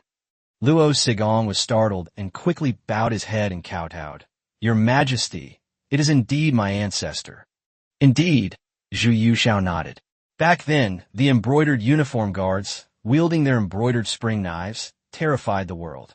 Corrupt officials turned pale at the mere mention of their name. When the imperial guards appeared, all officials fell silent. But what about now? His tone shifted abruptly, his voice turning icy. I ask you, when did the embroidered uniform guard become mere servants of civil officials? Luo Sigong's expression changed drastically, cold sweat trickling down his forehead. He could only bow and kowtow, saying, Your Majesty, I am incompetent and have failed you. Zhu Yuxiao gave a cold smile. How capable is your embroidered uniform guard now? You rely on the Eastern Depot's spies to solve cases, on local post station soldiers to catch thieves, on the 5-city garrison to protect the emperor, and even the Imperial Horse Administration has to coordinate the patrols in the palace. If it weren't for the fact that the Imperial Edict said Commander, I would have thought you were an assistant to a certain clerk in the Ministry of Revenue. Luo Sigong's face flushed red, but he felt a little wronged. His Luo family was a family of Imperial Guards, and he also wanted to restore the glory of the Imperial Guards. But there was nothing he could do. His grandfather and father were not helpful. So what could they, the Imperial Guards, do? Your Majesty may kill me, but you cannot humiliate me. The embroidered uniform guard has always been the Emperor's personal guard, a sword in your Majesty's hand, not mere pawns in the writings of those civil officials. Luo Sigong raised his head, his eyes reddening, his voice like thunder. Your subject, Luo Sigong, though lacking illustrious military achievements, does not wish to dishonor the name of my ancestor, Luo Tingyun, nor to further tarnish the reputation of the embroidered uniform guard. Zhu Yuxiao remained silent, watching him quietly with a cold, indifferent gaze. The hall was completely silent, save for the rustling of the wind. After a long pause, Zhu Yuxiao finally spoke. Your ancestor was the deputy commander of the embroidered Springblade. 36 riders stormed Datong at night, beheaded 13 rebels, and captured Li Longchuan alive. This event is known in history as Blood Swallow Takes Life. And you? What do you, Luo Sigong, have done to deserve the title of powerful commander? This sentence is widely known and deeply understood. Luo Sigong was shocked, his mind went blank, and a surge of shame and indignation rose in his chest, making it almost impossible to breathe. He wanted to refute, but he couldn't say a word because Zhu Yuxiao was right. In recent years, his embroidered uniform guard had not only failed to achieve any merit, but had also become a laughable decoration under the jurisdiction of the government and in the eyes of the eunuchs. Luo Sigong. Zhu Yuxiao's tone suddenly became calm, yet carried an irresistible force. I am not killing you because I still believe that you have a shred of courage left in your heart. Do you know why I'm telling you all this today? Luo Sigong lowered his head and said in a deep voice, Please enlighten me, Your Majesty. Because the Imperial Guards are the eyes, ears, hands, and feet of the Emperor, Zhu Yuxiao said slowly, his voice deep and resonant. If I am not even able to see and hear clearly, and my hands and feet are not steady, how can I control the world and subdue the barbarians? The situation in Liaodong is urgent now, and our great Ming has just suffered a defeat at Suru, losing all its elite troops and demoralizing the army. I have very few capable men at my disposal. If you, Luo Sigong, truly still possess any backbone, then go to Liaodong and prove yourself to me. Prove that the embroidered uniform guard is still worthy of this flying fish robe.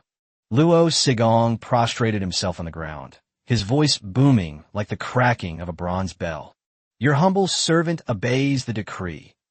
Your subject, Luo Sigong, is willing to risk his life and blood to uncover the enemy's secrets and sever the traitor's connections for your majesty.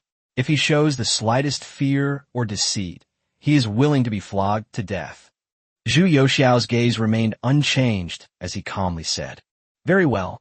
Commander Luo Sigong of the Embroidered Uniform Guard is hereby ordered to immediately select the elite troops of his unit and rush to Liaodong overnight.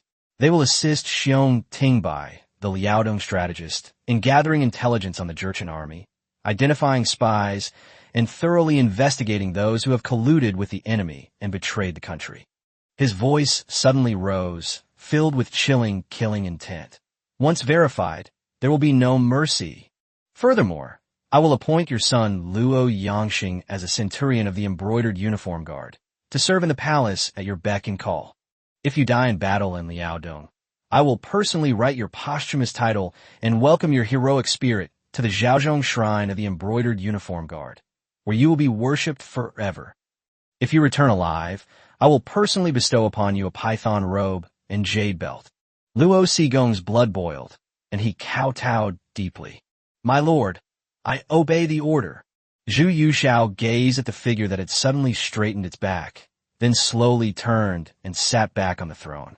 During Luo Qing's trip to Liaodong, the affairs of the Embroidered Uniform Guard will be temporarily handled by Commander Su Xianchun. All duties of the Southern Garrison Command will be handled by Wu Tsong, commander of the Imperial Guards. To control the Embroidered Uniform Guard, simply reprimanding Luo Sigong was not enough. In this world, he trusted the system's soldiers the most, so he took the opportunity to let Wu Tsong take over as acting head of the Southern Garrison Command to reorganize the guards. Zhu Youxiao's gaze shifted to Su Xianchun and Wu Tsong, who stood solemnly below the steps, and his tone suddenly turned stern. "Once you two take office, immediately begin cutting redundant staff and eliminating the elderly and infirm. More importantly, accomplish two things. First, organize the archives of the Embroidered Uniform Guard, including the personnel organization, duties, weapons, salaries, and precedents of the Embroidered Uniform Guard since the Hongzhi era, and send them to my desk within 1 month. Second, thoroughly investigate the Jinyui's covert network. How many of them are still in the capital and provinces? When did they go missing? And whether they have been bribed and switched sides, and report within 30 days. No one should be missed. Wu Tsong, I hereby give you 300 Imperial Guards. Anyone who rebels or defies me will be executed without mercy." The two men accepted the imperial decree and expressed their gratitude. Luo Sigong stood with his head bowed, his heart filled with awe. The emperor's arrangement was clearly intended to use his departure from the capital as an opportunity for Su and Wu to thoroughly purge and take control of the Embroidered Uniform Guard. Zhu Youxiao's gaze finally settled on Luo Sigong, his voice low yet clear. "Lord Luo, the matter of Liaodong cannot be lost. Go and take care of it. Your Majesty, I obey your decree. I will certainly live up to your trust." Luo Sigong kowtowed again, his voice resounding. When Luo Sigong left the palace, his back was soaked with sweat, but he dared not utter a single complaint. He understood that from this moment on, the Embroidered Uniform Guard was no longer a powerless and neglected department in the court, but a sharp blade once again in the emperor's grasp. If Luo Sigong cannot hold this sword firmly, or if the emperor thinks he cannot hold it firmly, he can expect to be easily beheaded. Chapter 9, A Trip to the South Sea. Chapter 9, setting off at Nanhazi, watching the others withdraw one by one. Zhu Youxiao picked up his teacup and moistened his throat. Before Zhu Youxiao could speak, Li Shi, the only remaining eunuch in charge of the imperial horse stables, trembled and kowtowed to the ground, his voice filled with fear. "Your Majesty, this old servant is nearly 60 years old, and my eyesight is failing. I am truly unable to serve your Majesty. I beg your Majesty to have the gracious permission to return to my hometown to live out my remaining years." Zhu Youxiao stared at him intently, recalling his memories, but couldn't recall anything. Li Shi seemed to have never shown off in front of him, nor was he a particularly wicked person. His decision to take his leave now seemed quite insightful. Moreover, the Imperial Horse Administration was by no means an ordinary place for training horses in the Inner Court. As the only military department among the 24 administrations in the Inner Court, It controlled the Tingxiang Four Guards camp and also took on important tasks such as managing pastures and imperial estates, sending envoys, and supplying supplies. Its power was second only to the Directorate of Ceremonial. Now, to voluntarily resign from such a pivotal position in the inner court shows that Li Shi has a clear understanding of the situation. The Ming dynasty lost 2 emperors in just 3 months. The political situation was treacherous, and there were dangers at every turn in the palace. His ability to withdraw gracefully at the height of his power can be considered a great wisdom. Zhu Yushao slowly put down his teacup and calmly said, "I know that Lord Li is loyal and devoted. Since you intend to resign and return to your hometown, it is a sensible move. I grant your request.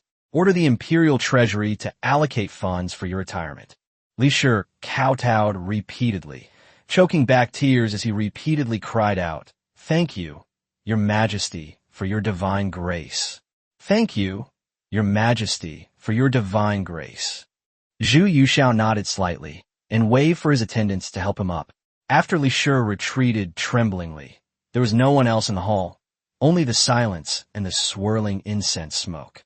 Zhu Yushao raised his eyes and looked at the dark patterns on the beam, pondering to himself.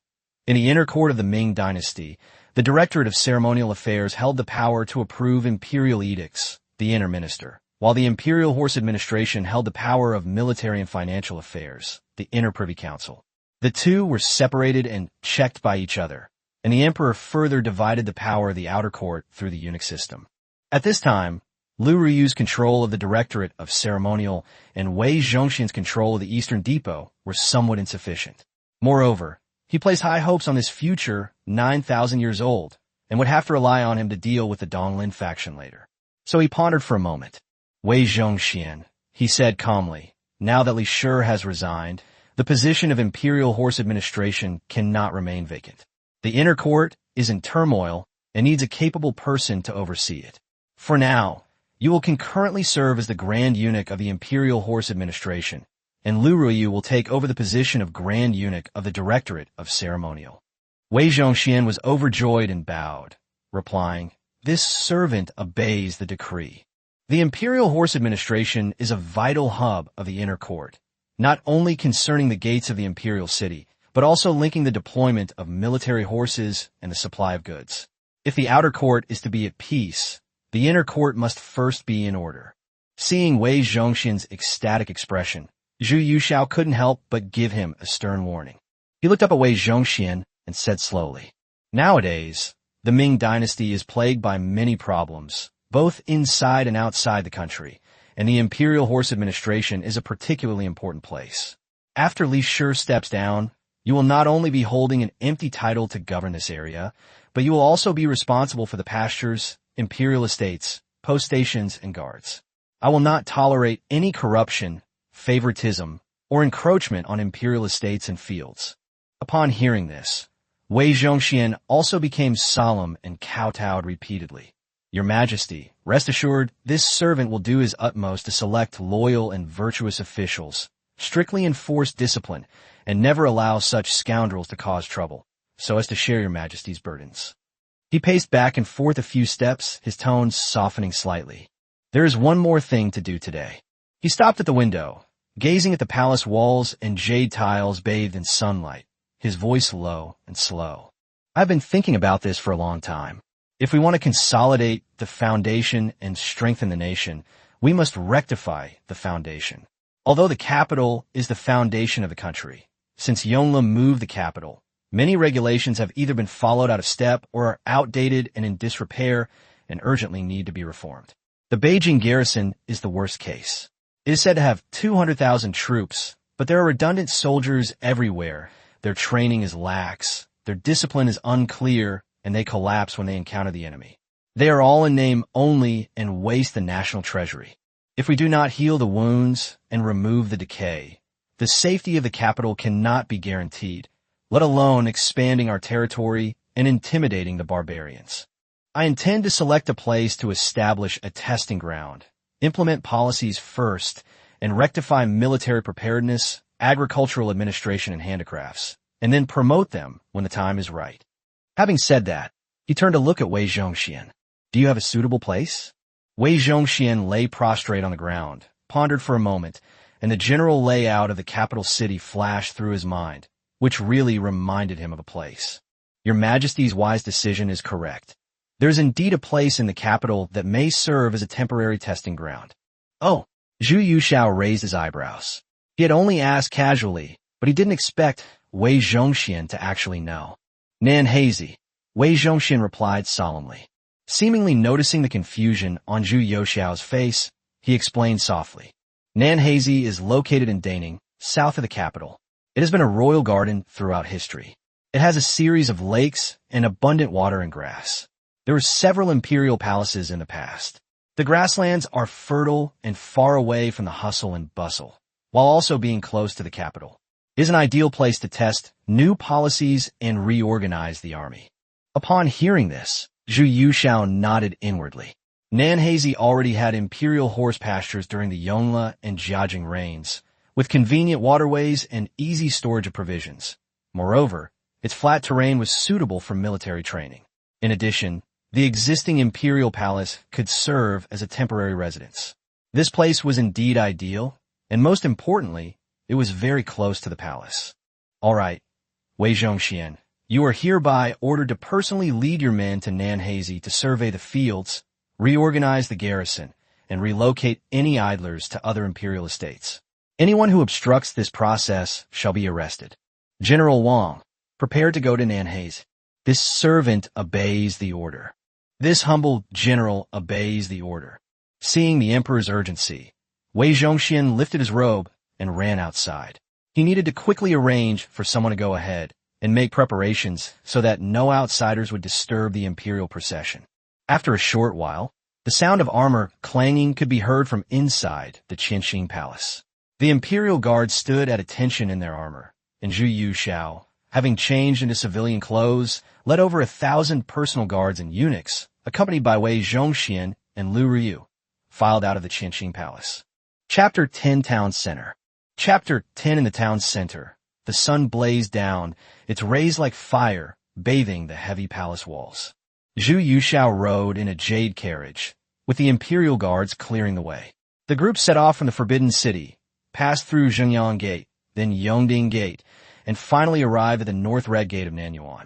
Along the way, Zhu Yuxiao couldn't help but feel curious, frequently looking out of the carriage window to observe the appearance of the capital city 400 years ago. The straight and wide imperial road was flanked by towering city walls, with clear water flowing around the moat and willow branches swaying in the wind. In the streets and alleys, houses with blue bricks and gray tiles stood side by side, some high and some low, and the alleys were deep and secluded. In the streets and alleys, porters carrying loads hurried along, and the taverns and tea houses along the streets were still somewhat lively. However, the superficial prosperity could not conceal the underlying decay and desolation. Bricks and tiles were peeling off, rooftops were collapsing, and in the corners, the poor huddled in the shadows, their eyes vacant.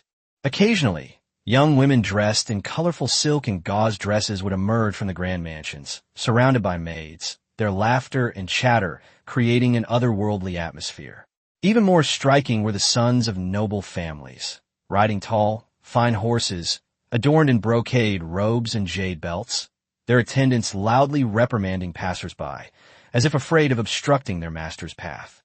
Their arrogant smiles contrasted sharply with the stifling atmosphere of the street. The stark contrast between rich and poor was particularly striking. Along the way, brocades, silks, porcelain, and jade were on display in abundance, and merchants came and went in droves. Yet, at the corners of the streets, there were also ragged beggar children, clutching broken bowls, shivering under the scorching sun. Zhu Yuxiao looked at those children in hempen jackets and walking barefoot, and a slight pang stirred in his heart. He sighed inwardly. Unlike the scenes of later generations he knew, this capital, though still magnificent, possessed a more ancient and desolate atmosphere in its streets and alleys. Ordinary people wore turbans and headscarves, robes and jackets and cloth shoes. Wealthy young men wore winged hats, embroidered round-necked robes, and jade pendants at their waists, their expressions leisurely. That ancient, opulent atmosphere was both intoxicating and made him feel a chill, sensing the deep-seated problems lurking beneath the surface, problems that were difficult to cure. At this moment, Beijing, though known as the most virtuous place under heaven, is actually shrouded in stagnation and crisis. He knew that the Ming court's glory was merely a fragile facade, fraught with internal and external troubles, including the incursions of the later Jin dynasty and factional strife within the country. Deeper within, the exploitation by the gentry, the corruption of officials, and the laxity of the military were all eroding this once mighty capital. Zhu Yuxiao lowered his eyelids and took a slight breath. The afterglow of the previous dynasty still lingered, and the glorious days seemed vaguely reminiscent of the past, but in reality, it was already a setting sun. Without decisive reforms, how could there be any talk of a revival? I am not Tianqi, and the Ming dynasty will never perish. Zhu Yuxiao silently vowed in his heart, his eyes as firm as iron. The accompanying eunuch respectfully announced, "Your Majesty, we have arrived at the Great Red Gate of the South Garden." At noon, Donhalman Gate stood heavy like a sleeping beast. The tall, vermilion gate tower appeared even more solemn under the blazing sun, as if telling him of the weight of a 1,000-year-old dynasty. The red paint on the city wall was peeling off, and the doorway was filled with dust and cobwebs. Several soldiers on duty wore mottled armor and looked exhausted, as if they could hardly straighten their backs. Zhu Yuxiao lifted the carriage curtain and stepped firmly onto the stone steps. He murmured the familiar yet unfamiliar name, Nanhazi, a complex feeling rising in his heart. This place originated in the Liao and Jin dynasties, expanded in the Yuan dynasty, flourished in the Ming dynasty, and declined in the Qing dynasty. If it were in later generations, it would just be a park for citizens to walk their dogs and have picnics. However, at this moment, it is still the forbidden zone of the emperor, the last piece of land that the royal authority has not been completely tamed. Zhu Di enclosed a wall for 120 li, turning this wasteland into an imperial garden. He gazed at the distant, layered trees and the faintly visible water. Now it's just what I need. He smiled unconsciously, a smile that contained a hint of mockery and a touch of fanaticism. As they entered the gate, the sparse shadows of the locust trees lining the path dappled the ground. Several elderly eunuchs waited to the side, kneeling and kowtowing, their eyes secretly glancing at the emperor. "Your Majesty, the inner garden has been cleared and prepared, and the area along the lake is ready for temporary lodging." Emperor Wanli had secluded himself in the inner palace for decades, never attending court, let alone inspecting the southern garden. These eunuchs, who had served there their entire lives, were seeing the emperor for the first time. They were secretly wondering to themselves, "His Majesty doesn't look very old, but why does he seem so frightening?" Zhu Yuxiao did not say much, but simply said to the Imperial Guard general beside him, "Send people to guard this place. No one other than the Imperial Guard is allowed to enter." His voice wasn't loud, but it carried a great weight. Wei Zhongxian personally drove the carriage for Zhu Yuxiao. The group traveled through forests and paths for a full quarter of an hour before finally arriving at a corner of the lake. The water was clear, and the wind rippled across it. The grassland was flat and wide, and in the distance, herds of cattle could be seen slowly pacing, seemingly unaware that their master had arrived. "The terrain is good." He nodded slightly, his tone quite satisfied. "This location is bordered by a waterway to the east, pastures to the west, forest to the north providing a natural barrier, and a main road to the Garden Gate to the south. Building a city here would be an excellent choice for farming, transportation, and troop deployment." Upon hearing the emperor's words, Wei Zhongxian felt relieved. After all, this was his first official post, and he couldn't afford to mess it up. Zhu Yuxiao's gaze swept over the open space, and he said to Wei Zhongxian, "Wei Zhongxian, I am very satisfied with this place. Go to the imperial horse stable and allocate 200 cattle and sheep and 10,000 shur of grain to be stationed here in preparation for the expansion. Go quickly." Wei Zhongxian immediately bowed and accepted the order. This servant obeys the decree. He dared not delay and immediately turned around and hurriedly left with several eunuchs. Although he had some doubts about why the emperor suddenly wanted so many supplies, He was more focused on getting the job done. As he watched Wei Zhongxian's figure disappear into the forest path, Zhu Youxiao's eyes narrowed slightly. He needed a moment of solitude. Once Wei Zhongxian was out of sight, Zhu Youxiao immediately focused his mind, and the system interface naturally appeared in his mind. With a thought, he clicked the town center icon, and the virtual interface unfolded before his eyes, with a familiar projection model appearing. Please select a suitable location to place the town center. Zhu Youxiao saw a phantom image of the town center before his eyes.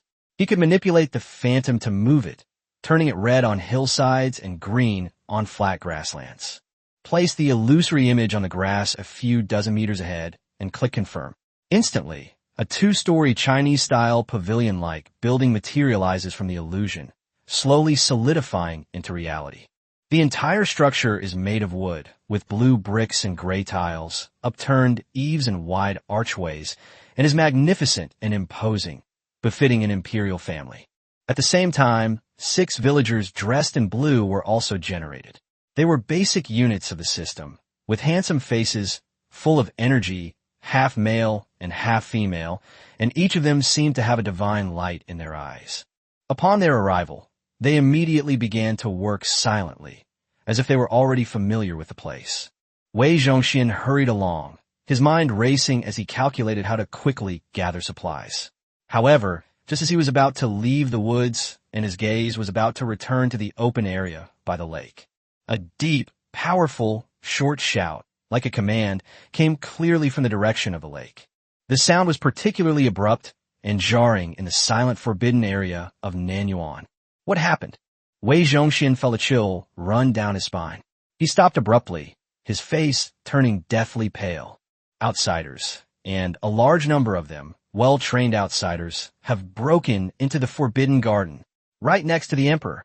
When he left, there were clearly only the Emperor, a general of the Imperial Guard, and a few personal guards by the lake. The voices were deep and powerful, clearly not from the Imperial Guard. Overwhelmed by fear and desperate anxiety to protect his master, Wei Zhongxian roared in a shrill voice, "Protect the Emperor! There are thieves!" At the same time, he turned around and tried to rush towards the lakeside without regard for anything else. But just as he approached the lakeside, several towering figures emerged from the forest like ghosts. With a clang, cold longswords crossed in front of him, the elite Imperial Guards that Zhu Youxiao had ordered to stay and guard the area earlier. "Eunuch Wei, halt! His Majesty has decreed that no one is permitted to approach." The voice of the centurion, whose face was covered by a mask, came through the mask and was icy cold and devoid of any emotion. "You scoundrel!" Wei Zhongxian screamed, his eyes bloodshot with rage, pointing in the direction the voice came from. "Are you deaf? There's a thief right next to His Majesty. Get out of the way. If anything happens to His Majesty, you will all die 1,000 deaths." He tried to intimidate him with his status and the consequences. The Imperial Guard centurion remained unmoved, his long sword as steady as a rock. "Your Excellency, please be careful with your words. This humble general only obeys His Majesty's orders. Without His Majesty's personal command, no one is allowed to enter. If you force your way in again, do not blame the ruthlessness of military law."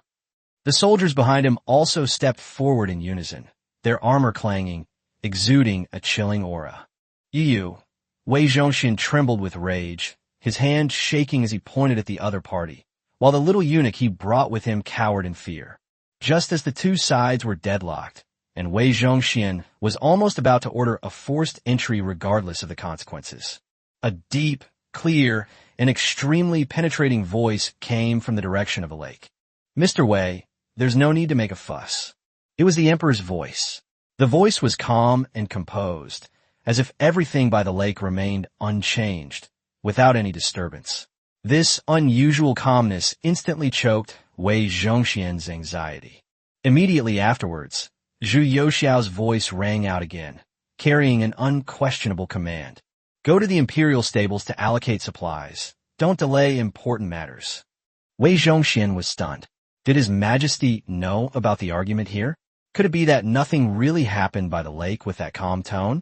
Or those unfamiliar, orderly footsteps and shouts all about? His mind was in complete chaos. An immense doubt and unease nearly overwhelmed him. But the emperor's decree was an ironclad rule, and he dared not hesitate or disobey in the slightest. He could only suppress the turmoil of doubts churning within him and bow deeply in the direction from which the voice came. "Yes, your majesty. I will do it right away. Hurry, follow me." He forced himself to remain calm, ordered the little eunuch behind him, who was already terrified, turned around and almost staggered as he ran wildly out of the garden. The imperial guards silently withdrew their long swords. Wei Zhongxian ran as fast as he could, his heart pounding. After running a considerable distance, his intense doubt finally made him unable to resist turning back instinctively to look at the open area by the lake, wanting to see it one last time. His feet froze on the spot. His eyes nearly popped out of their sockets. His mouth opened involuntarily, but no sound came out. Right there in that once empty place, where only the emperor and a few guards were present. A two-story pavilion, unlike any he had ever seen before, appeared in the distance, standing there without warning. Its upturned eaves and gray bricks stood out so abruptly and unbelievably in the empty space, as if it had always been there, only he had never seen it before. What horrified him even more was that around the building that had appeared out of nowhere, people of all genders, dressed in uniform dark blue coarse cloth shorts, were working in an orderly and extremely efficient manner.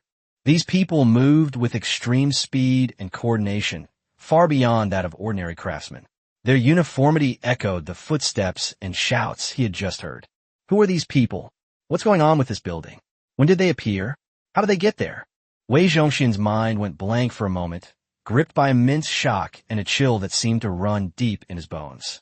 Despite the bright sunshine, he felt a chilling fear rise from the soles of his feet to the top of his head.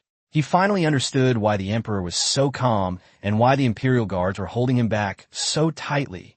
This wasn't just a thief. It was an incomprehensible sight, beyond his comprehension. The emperor said, "Don't panic." Was everything under the emperor's control?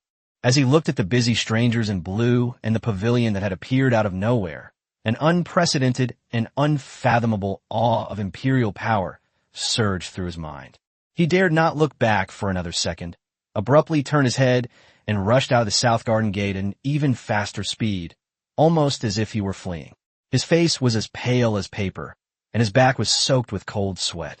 The emperor's methods and secrets were beyond the comprehension of a mere servant, like himself. All he could do was to complete the tasks assigned by the emperor with utmost care and diligence. He would keep everything else to himself and never utter a word. Chapter 11, The Colonial Era. Chapter 11, The Colonial Era. Ding. Completed. Town Center. Gained 6 villagers. Host has been found to possess the magnificent building Forbidden City, meeting the upgrade requirements. Initiate the Colonial Era. First upgrade free. Zhu Youxiao's eyes lit up suddenly, as if he had struck gold. He thought to himself, what? Owning a wonder building can upgrade me? Although that's how it was set up in the game in my previous life. Now that I've transmigrated, who knows what kind of system it really is. If that's the case, the Ming Dynasty spans thousands of miles, with countless wonders. Wouldn't I be able to directly upgrade the system to the final imperial era, then crush the entire world? Ha ha ha. Ding. The wonder only takes effect on the first upgrade. Subsequent upgrades require completion of corresponding stage achievements. The system assistant ruthlessly interrupted Zhu Youxiao's daydreaming. Cough, cough, cough. Zhu Youxiao choked and rolled his eyes at the system in his mind in annoyance. Coming to his senses, his gaming skills from his previous life made him instantly realize the timeliness and importance of upgrading now. The Discovery Era can only build some infrastructure. If he wants to train an army and procure weapons, he must first cross the threshold of the Colonial Era. At present, the situation in Liaodong is critical, and he has just ascended the throne. Although he has 5,000 elite imperial guards, he can only control the capital at most, let alone revitalize the Ming Dynasty. He may not even be able to protect Liaodong. I need more troops, he said without hesitation, clicking confirm. System notification. Successfully upgraded to the Colonial Era. Unlock buildings, barracks, farmland, village, armory, consulate. Unlocked units, infantry, cavalry, archers. With the upgrade complete, the system interface has changed, adding several new building and unit options. Age of Empires, Asian Dynasty System. Host, Zhu Yuxiao. Age, 15. Identity, Emperor of the Ming Dynasty. Era, Colonial Era. Gold, 460,000. Silver, 4.2 million. Population limit, 113,228. Town center, China. Other countries can be selected upon completion of the achievement. Producible farmers production cost 5 taels, basic unit. Building, barracks, 0 tents, production cost 10,000 taels. Trains infantry, cavalry, archers, etc. Arsenal, 0 thirds. Manufacturing cost 20,000 taels. Manufactures cold weapons and equipment and can be upgraded to a cannon foundry in the later stage. Villages and towns, 0 fifths. Manufacturing cost 50,000 taels. Provide grain and meat, including 20,000 mu of farmland, 10 shur per mu, 2,000 sheep, 200 cattle, and a number of chickens and ducks. Production cycle, 1 month. Requires the allocation of 2,000 farmers. Dock, 0 fifths. Can produce fishing boats, transport ships, Zhejiang ships, Fujin ships, etc. Consulate, 0 first. Manufacturing cost 10,000 taels. Foreign alliance with European countries to obtain support. No white paper. Zhu Yuxiao's heart was surging with excitement. He took a deep breath, looked at the brand new interface, and pondered silently. Anyone who plays Age of Empires knows that the most important thing in this game is the population limit. No matter how skilled you are, you can only produce a limited number of troops in the game. Therefore, this was the first thing Zhu Yuxiao paid attention to. Population limit 113,228. How come there are odd numbers? Zhu Yuxiao was a little confused when he saw this unexpected number, but then he noticed that Beijing was the only city lit up on the system map. I suddenly remembered a document I saw in later generations. Based on the miscellaneous records of Wan Shu, later estimates put the population of the Ming Dynasty capital at around 950,000 to 1.1 million. This upper limit is estimated to be based on the proportion of the population I actually controlled. However, if that's the case, it's enough for now. The population of the Ming Dynasty is at least 100 million. According to this ratio, 10 million? Suddenly, I gasped and couldn't help but think of a melodramatic short drama title. Rebirth of the Ming Dynasty. A million-strong army colonizes the globe. Shaking his head, Zhu Yuxiao quickly banished this melodramatic thought and continued reading. Also, function, manufacture cold weapons, traditional armor, and weapons, and equip soldiers and barracks. It can also be used for repairing and replacing worn-out weaponry. Infantry armor, mountain-patterned armor, fish-scale armor, wrought iron lamellar armor, breastplate plus arm plates, leather armor, one-handed waist sword, jujube shield, white waxwood spear. Cavalry attire, leather armor, iron-trimmed cotton armor, goose feather saber, lance, short-handled iron mace, two-stone bow, iron triangular arrows. Indeed, the Ming Dynasty's weapons and equipment were notoriously of poor quality. With the establishment of arsenals, we no longer need to worry about the supply of weapons. Barracks, trainable units, basic infantry of the Ming Empire, basic cavalry of the Ming Empire. Unit setup, based on the Ming Dynasty military system. A team consists of 12 people, including 1 captain, 1 deputy captain, and 10 soldiers. Basic infantry unit organization of the Ming Dynasty, 12 men per unit, cost per unit, 600 taels. Captain, rank 9, wearing a goose feather saber at the waist, a 6-lobed iron helmet, and mountain-patterned armor. Vice Captain, rank 9, armored in mountain armor, wielding a goose feather saber and a hand crossbow. Swordsman X4. Equipment, lamellar iron armor, breastplate plus armplate, one-handed waist knife, jujube shield, shield surface covered with cowhide, painted with white tiger stripes. Advantages, they excel in close combat, and their shield formation can withstand arrows and cushion cavalry charges. For spearmen. Equipment, lamellar armor made of wrought iron, long spear with white waxwood shaft, 3.5 meters, iron spearhead with blood groove. Advantages, when advancing in a phalanx formation, it forms a dense wall, effectively countering cavalry and dense infantry. Archers X2. Equipment, soft armor, lightweight, does not affect drawing the bow, 2-stone hard bow, range 80 paces, iron triangular arrows, with barbs, armor-piercing heavy arrows. Advantages: guerrilla harassment, significant damage to unarmored units. Basic cavalry unit of the Ming Empire, 12 men per unit, cost per unit, 2,000 taels.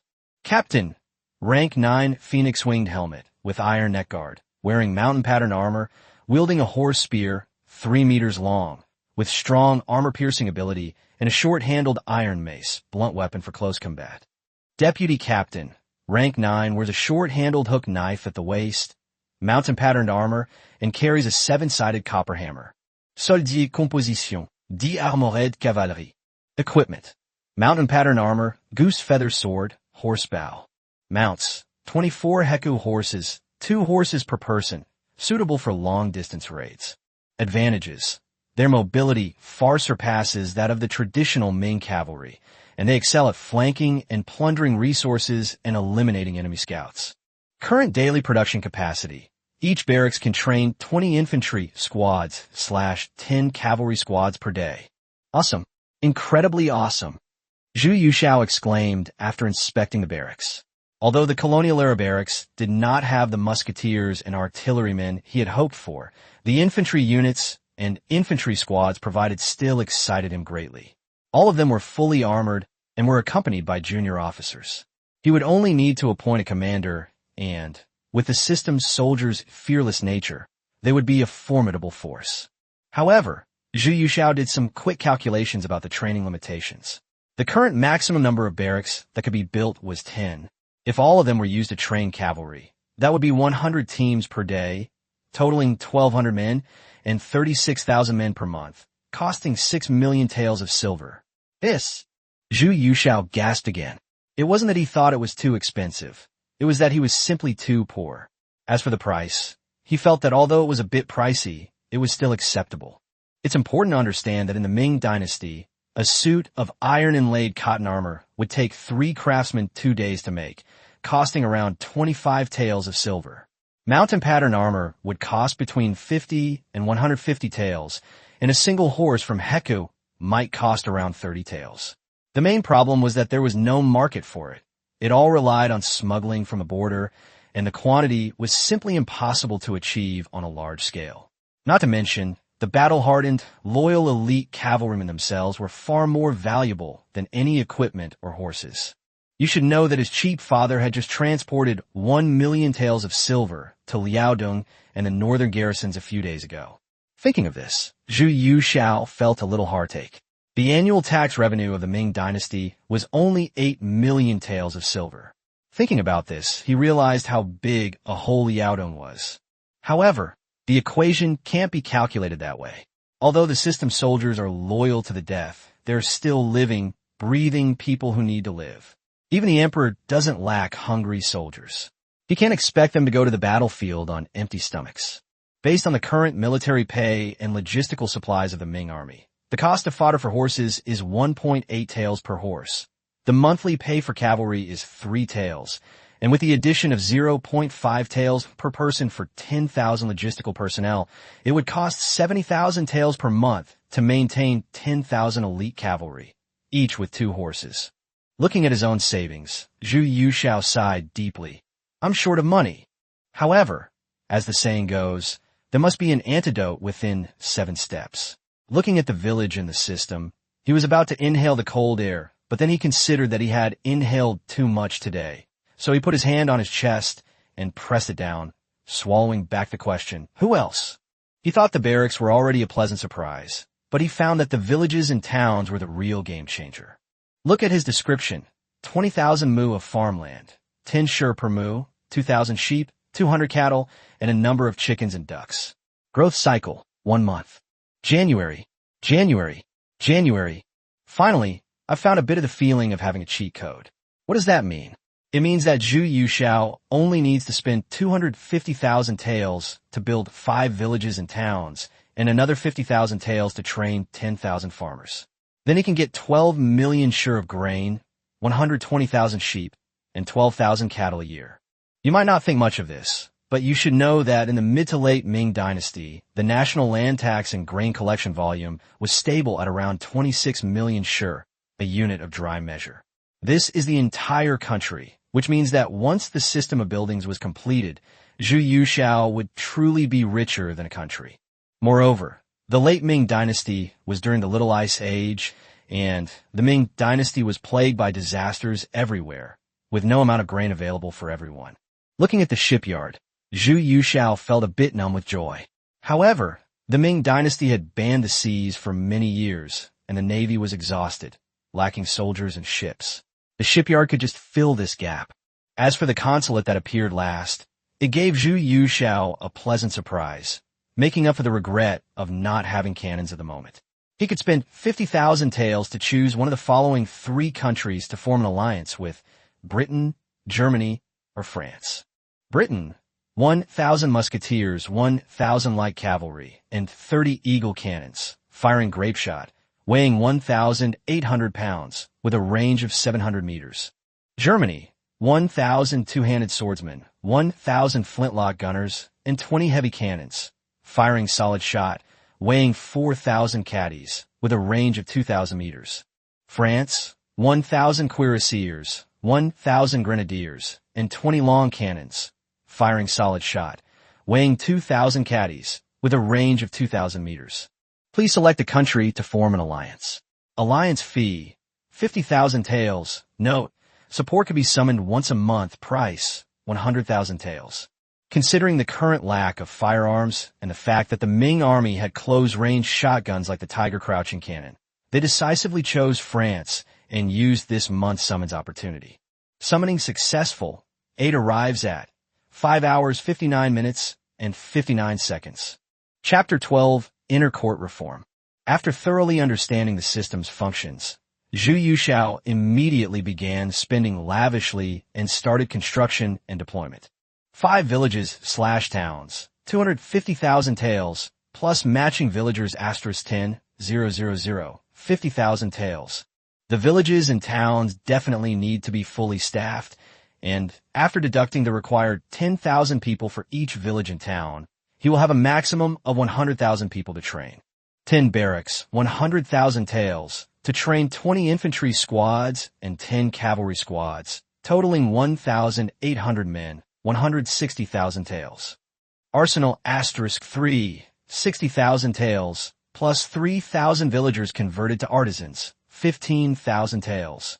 Consulate *1, 10,000 taels, alliance fee 50,000 taels, summon once 100,000 taels. An additional 2,000 villagers will be produced and converted into construction workers, worth 10,000 taels. The system will automatically display a confirmation prompt. Is construction confirmed? Confirm.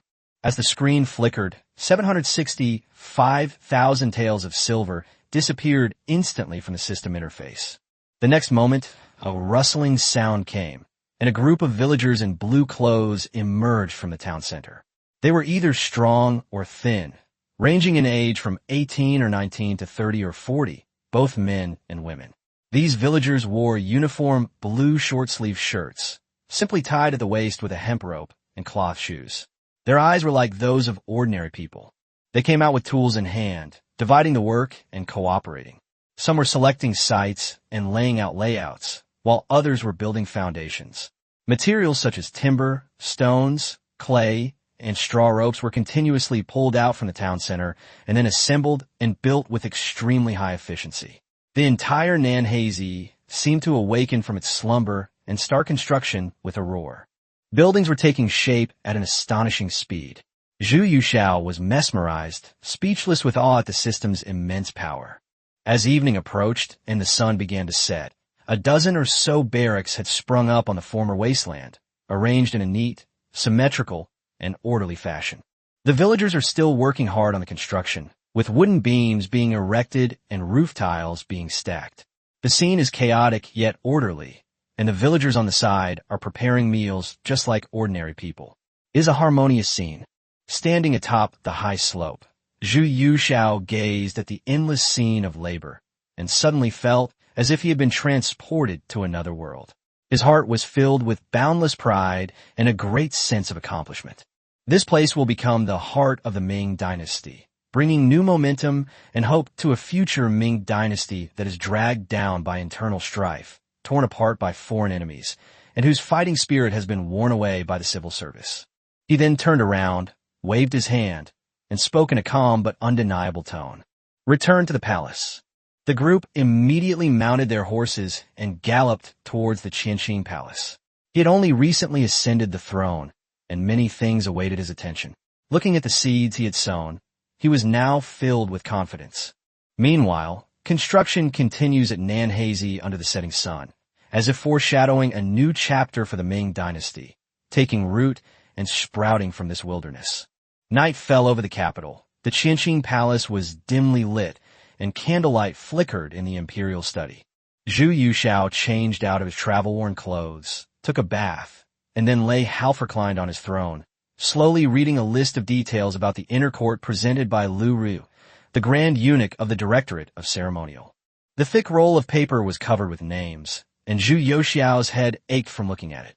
This group included not only Wang Yin's cronies, but also confidants of Consort Zheng and Consort Li, including some familiar names known for their heinous crimes in later generations. Wei Zhongxian and Lu Riu stood respectfully to the side, their hearts tightening as they watched the occasional gloom flash across the emperor's face. Judging from the emperor's expression, he is very dissatisfied with the inner court. In fact, by 1620, the year I ascended the throne, the Ming Dynasty, though outwardly still appearing majestic and powerful, was actually fraught with crises. Firstly, the palace is teeming with powerful eunuchs, with the Eastern Depot, Western Depot, and Inner Court all deeply entrenched in their power struggles. Meanwhile, in the court, factional strife rages between the Donglin Party, the Zhujiang Party, and the Qi Party, with the Donglin Party and a eunuch faction openly and covertly fighting. The court's personnel appointments have reached a point where ability is no longer considered. Factionalism is the sole criterion. Furthermore, in the north, the later Jin dynasty is gradually rising in power, and Xiong Tingbai and his associates will find it increasingly difficult to contain the border troubles. Zhu Yuxiao sometimes wondered, were these scholars all blind? Couldn't they see the current situation? So when Zhu Yuxiao returned to the palace from Nanhazi, he disregarded his exhaustion and summoned all the chief eunuchs of the inner court. Now that Wang Yin has been executed and Wei Chao has been sent to guard the imperial tombs, their faction is leaderless, while I have 5,000 imperial guards controlling the palace.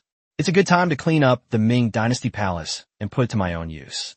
Then, after carefully considering the contents of Lu Riu's list, he learned that the inner court of the Ming Dynasty had 24 departments, which were divided into 12 directorates for offices and 8 bureaus, each with its own responsibilities and in charge of affairs inside and outside the palace. At the beginning, the system was quite complete, but as time went on, these government offices gradually became bloated and complicated, with overlapping functions, low efficiency, and even became a hindrance to the emperor. No, it needs to be changed. The inner court is meant to serve the emperor. If it's not convenient for us, we should change it to something that is convenient for us. Zhu Yuxiao picked up his pen and, looking at Lu Riu's list, began writing as he spoke. By imperial decree, the 24 departments of the inner court are overly overlapping in structure and have mixed responsibilities. Eunuchs are vying for power and profit, causing chaos in palace administration and making it difficult to implement imperial edicts. From this day forward, the old system is abolished, and 4 major offices and 1 special department are established to clarify responsibilities and centralize power. The Directorate of Ceremonial Affairs was merged into the Directorate of Imperial Seals and the Directorate of Imperial Seals to form the Directorate of Ceremonial Affairs. In addition to its original functions of handling palace documents, conveying imperial edicts, and approving memorials, it was also responsible for organizing the personnel files of palace eunuchs and compiling the Book of Merits of Palace Eunuchs. Based on the eunuchs' merits and virtues, the book was regularly reported to the emperor, and orders for promotion and demotion based on merits were issued. Lu Riu served as the Grand Eunuch, with subordinate positions such as secretary, clerk, and general manager, becoming the hub for personnel promotion and demotion within the palace. He strictly controlled the promotion of eunuchs and prevented relatives and cronies from interfering in politics. The Imperial Horse Administration was renamed the Discipline Inspection Office, specifically responsible for maintaining discipline within the inner court, monitoring eunuch corruption and official deception, overseeing the Eastern Depot, and handling arrests and apprehensions. Wei Zhongxian served as the Grand Eunuch, with subordinate positions including discipline, inspection, audit, and record-keeping. He was responsible for inspecting various bureaus, offices, and workshops day and night to prevent any problems from escalating. The Imperial Household Department was established to oversee all daily affairs within the palace, including clothing, food, housing, transportation, procurement, and construction. It incorporated all the general affairs and maintenance of the former Imperial Household Department, Imperial Kitchen Department, Palace Attendant Department, Interweaving and Dyeing Bureau, Needlework Bureau, Silverwork Bureau, Furnishings Bureau, Bathhouse Department, Laundry Bureau, Hat and Cap Bureau, Firewood Department, Wine, Vinegar and Noodles Bureau, Bell and Drum Department, Garden Department, and Interweaving and Dyeing Bureau. The position was filled by Wang Qingjin, the former Grand Eunuch of the Directorate of Palace Attendants. Under him were the Grand Eunuch, Assistant Grand Eunuch, Registrar, Manager, and Treasury Manager, who were in charge of ensuring the smooth operation of palace affairs. The Inner Treasury was established to manage the inner court's finances, including the receipt and disbursement of goods, taxes, and treasury funds. All taxes, rents, and corvée labor levies from imperial estates were also handled by the Inner Treasury. It also managed the general accounts of imperial rewards and daily palace expenses. The original treasury, including the Bureau of Paper Money, the Imperial Seal Office, the Accounting Treasury, and the Imperial Treasury, as well as all other treasuries, banks, and other financial transactions, were merged into it.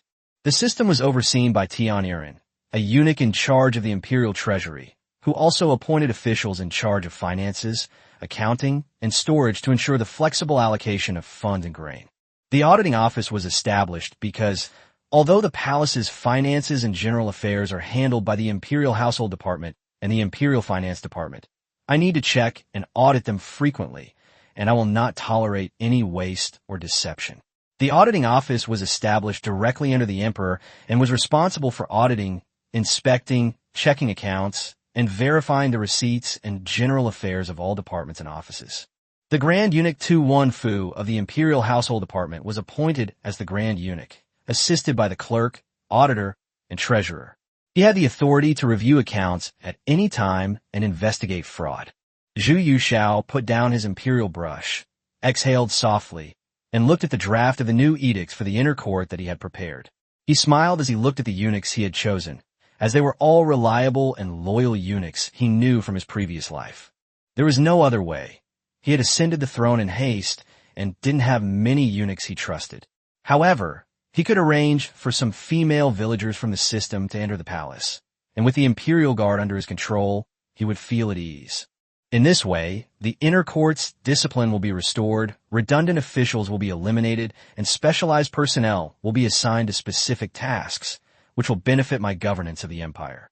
Lu Ryu, Wei Zhongxian, you and your companions should follow this system and complete the reorganization as soon as possible, so as not to cause chaos in the palace. Do you understand? Your servant obeys the decree. Lu Ruyu and Wei Zhongxian were filled with turmoil upon hearing the emperor's arrangements. They exchanged a glance, both seeing the ambition in each other's eyes. Zhu Yuxiao threw down his pen and handed the two men the simple rules he had written. In this way, with internal affairs, administration, supervision, finance, and a special auditor, it is possible to prevent any one of them from becoming too powerful and to prevent corruption. Moreover, Zhu Yuxiao's establishment of the Internal Finance Department was part of his later plan. He wanted to create his own Ming Dynasty Royal Group by controlling the imperial stores. With the help of the grain, beef, and mutton provided by the system, as well as the technology such as shopping malls that may appear later, it is possible to control the domestic grain price, spread imperial power throughout the country through the imperial shops, and earn profits through trade, which can be used for training soldiers and building construction. Chapter 13, Cleaning Up the Palace. Chapter 13, Cleaning Up the Palace. Ever since Wei Zhongxian witnessed Zhu Yuxiao's miraculous ability to fabricate stories out of thin air at Nanhazi, he had become completely devoted to Zhu Yuxiao, and now his gaze towards Zhu Yuxiao even carried a hint of fanaticism. If Zhu Yuxiao could see loyalty levels, he would have seen that Wei Zhongxian's loyalty level was as high as 100. Zhu Yuxiao picked up his teacup, took a sip to moisten his throat, his expression hardened, and his tone, though low, carried a hint of sharpness. I know that over the years, the eunuchs in the palace have relied on the maternal relatives of the emperor to exchange information. Consort Zheng and Consort Li have been secretly informing my father, interfering in court affairs, spreading rumors, and forming alliances with powerful ministers. Such behavior is deceiving the emperor. At this point, his voice remained calm. You lot, you must thoroughly investigate these people for me. Anyone who dares to leak my secrets, even just a whisper, must be thoroughly investigated and severely punished. Lu Ryu and Wei Zhongxian bowed their heads repeatedly. Your servants understand. Zhu Yuxiao slowly rose, walked to the window, gazed at the flickering palace lanterns in the night outside the Qianqing Palace, and solemnly ordered. Consort Zheng and Consort Li have always relied on the emperor's favor to interfere in palace affairs, secretly curry favor with eunuchs, and meddle in politics. Since that is the case, they are to immediately hand over all their files and account books. You two will each lead the Eastern Depot and the embroidered uniform guard into the palace to search their palaces and private treasuries. Anyone who disobeys will be killed without exception. Anyone found to have leaked secrets to the foreign court or colluded with foreign officials shall be punished without hesitation. If necessary, the imperial guards may be mobilized. There shall be no leniency. All silver, jewels, and land deeds confiscated shall be entered into the internal affairs accounts. Anyone found to be hiding any shall be executed. This servant obeys the decree and will surely purge the eunuchs and their treacherous clique. Wei Zhongxian's voice was deep, and a ferocious look appeared on his face. However, the emperor, favored by the immortals and ordained by heaven, is someone who dares to be disloyal to the emperor. That is going against heaven and courting death. Zhu Yuxiao nodded slightly, his gaze sweeping over the imperial city shrouded in night, his tone calm yet imposing. Remember this. To outsiders, I am the emperor of the great Ming, the sovereign and father of all. To insiders, I am the ruler of the inner court, your master. You should take this as a warning and act without favoritism or past affections, but only loyal to me and to the great Ming. This servant will obey your majesty's decree. The two bowed their heads and answered in unison, their hearts filled with tension and a sense of impending doom. All right, go. Let me see your methods and your loyalty. The two men respectfully withdrew, and the doors of the Qianqing Palace slowly closed, making the night even heavier. Upon exiting the Qianqing Palace, they encountered Wang Chenjin, Tian Yi, and Tu Wenfu, who had been summoned. The two men had complex expressions in their eyes. When the late emperor was in power, they were just unknown eunuchs in the inner court, but now they had transformed into the 5 most powerful people in the inner court. All of this came from a single decree issued by the emperor. The two men first bowed to the 3 to offer their congratulations, then bowed towards the Qianqing Palace, saying, "It is His Majesty's decree." Before the 3 could react, they hurriedly knelt down. They had only heard from the eunuch that the emperor wanted to see them, and on their way here, they saw these 2 powerful eunuchs who were currently very influential in the inner court. Before they could even pay their respects, they were greeted with congratulations by the 2, leaving them completely bewildered. His Majesty has decreed that there must be no error. Upon hearing the imperial decree, Wang Chenjin, Tian Yi, and Tu Wenfu, who had been bowing their heads, were overjoyed. What would be called rising to the top in one step. This was it. Wei Zhongxian stepped forward, helped the 3 of them up, and gently comforted them, saying, "The affairs of the inner court are complicated. We are all His Majesty's eyes and ears and confidants. From today onwards, we will be the heads of the 5 departments of the inner court, with great power and responsibility. However, we must also rely on each other, guard against outsiders, and protect His Majesty's home." Wang Chenjin, Tian Yi, and Tu Wenfu all wore expressions of gratitude and excitement, repeatedly praising the emperor's boundless grace. After some mutual flattery, The group decided that Liu Ryu would be stationed at the Directorate of Ceremonial to coordinate information from all sides and review the seized account books and documents. Wei Zhongxian and Tu Wenfu would personally lead the Easter Depot's agents to purge Wang and cronies within the palace, as well as the confidants of Consort Zheng and Consort Li.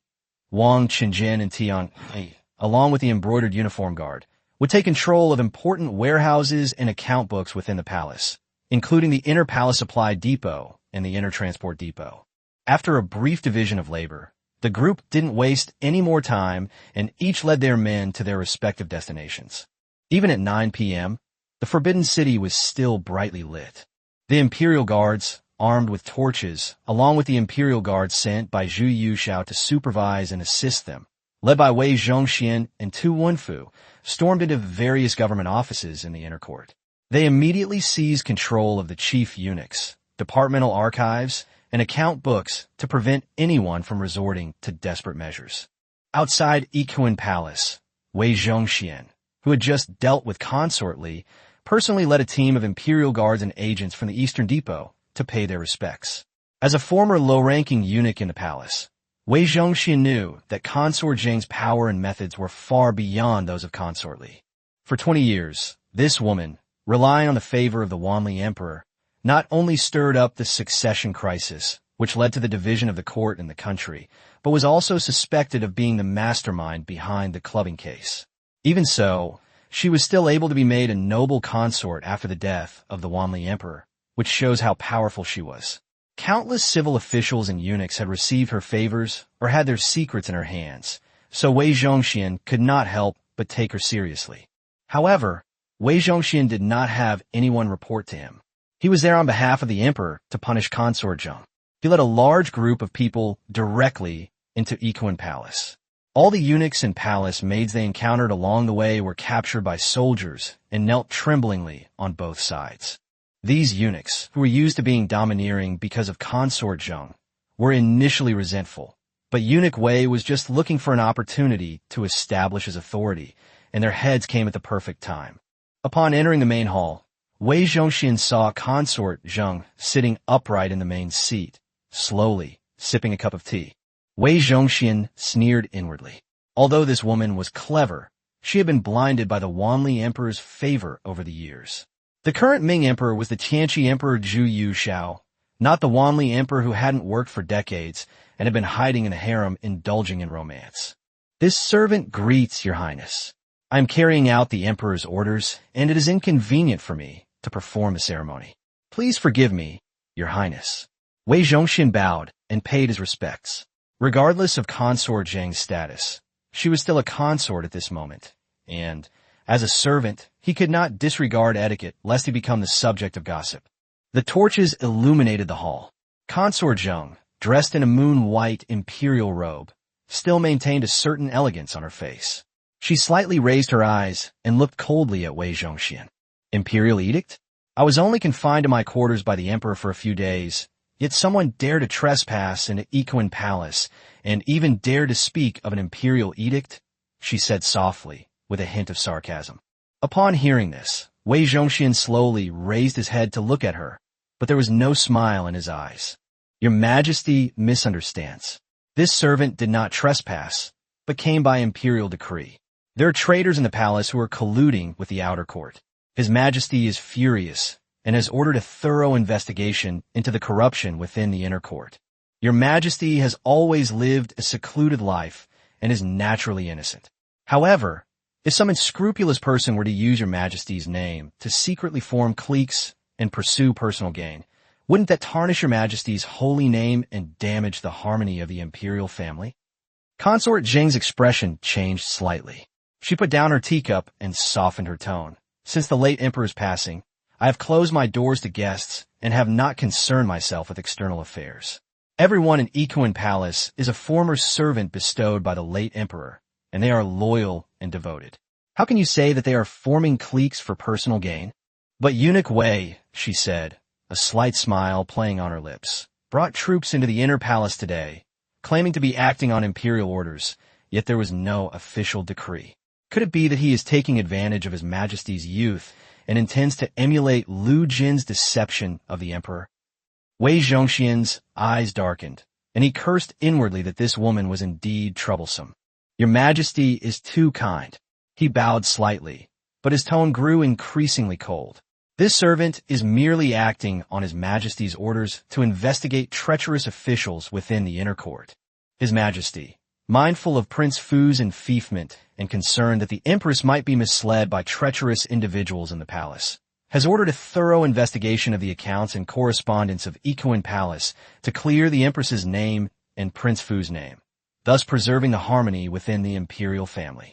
Upon hearing the name of Prince Fu, Consort Zheng's expression froze, and her fingers trembled slightly. She certainly understood that Wei Zhongxian would not dare to act on his own when it came to the princes, and these words must have been Zhu Youxiao's intention. Although she was quite capable and didn't believe Zhu Youxiao would dare to do anything to the Prince of Fu, as a mother, she still dared not take any chances. Her tense hands relaxed, as if she had given in.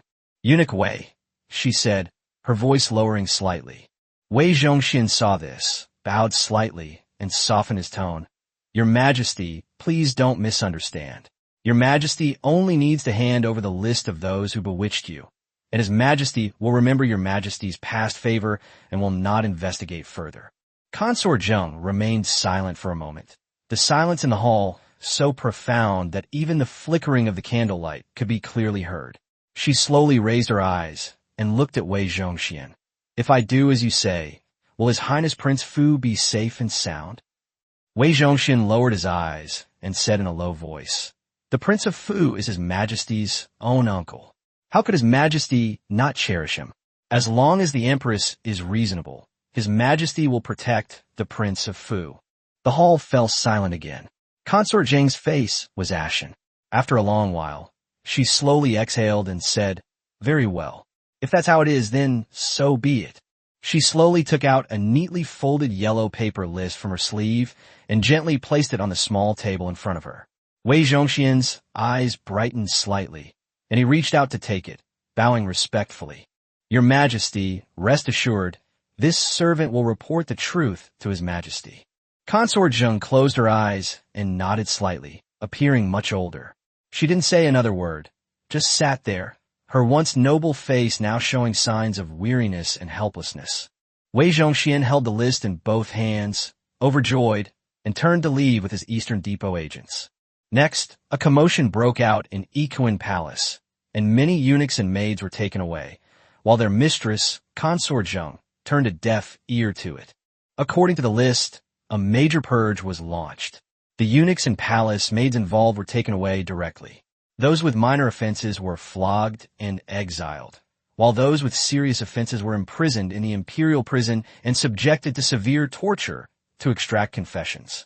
In the night wind, cries and howls echoed throughout the inner palace, mingled with the sounds of whipping and low moans of pain, as if they were coming from the depths of hell. Wei Zhongxian, accompanied by Tu Wanfu, personally interrogated the suspects.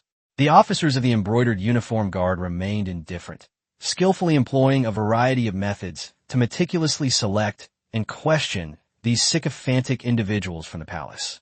Even the eunuchs who were once the most favored by Consort Zheng could only be bound hand and foot and dragged into a dark room to await their punishment.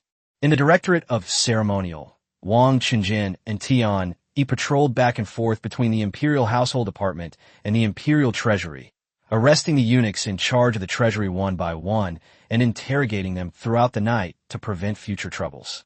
Eunuchs took turns going in and out, quickly spreading the copied confessions and account books on the imperial desk. Liu Ryu organized a team to work through the night to sort out the documents that had been confiscated. He personally reviewed and screened them. In order to clarify the accounts, he gathered almost all the eunuchs in the inner court who knew how to do accounting. The whole room was filled with the clattering sound of abacus beads. That's why ancient emperors liked to use eunuchs. These people would stop at nothing to cater to the emperor's demands for power and status. If this kind of thing were given to a civil official, it would probably take a year or two to get a result. As night deepened, fires flickered within the Forbidden City. For some, this night was destined to be sleepless. Chapter 14 Code of Conduct for Eunuchs in the Inner Court. Chapter 14 Code of Conduct for Eunuchs in the Inner Court. was written the following day, which was the fourth day after Zhu Yuxiao ascended the throne. Zhu Yuxiao, who was exempt from attending court, slept in late and was still a little groggy.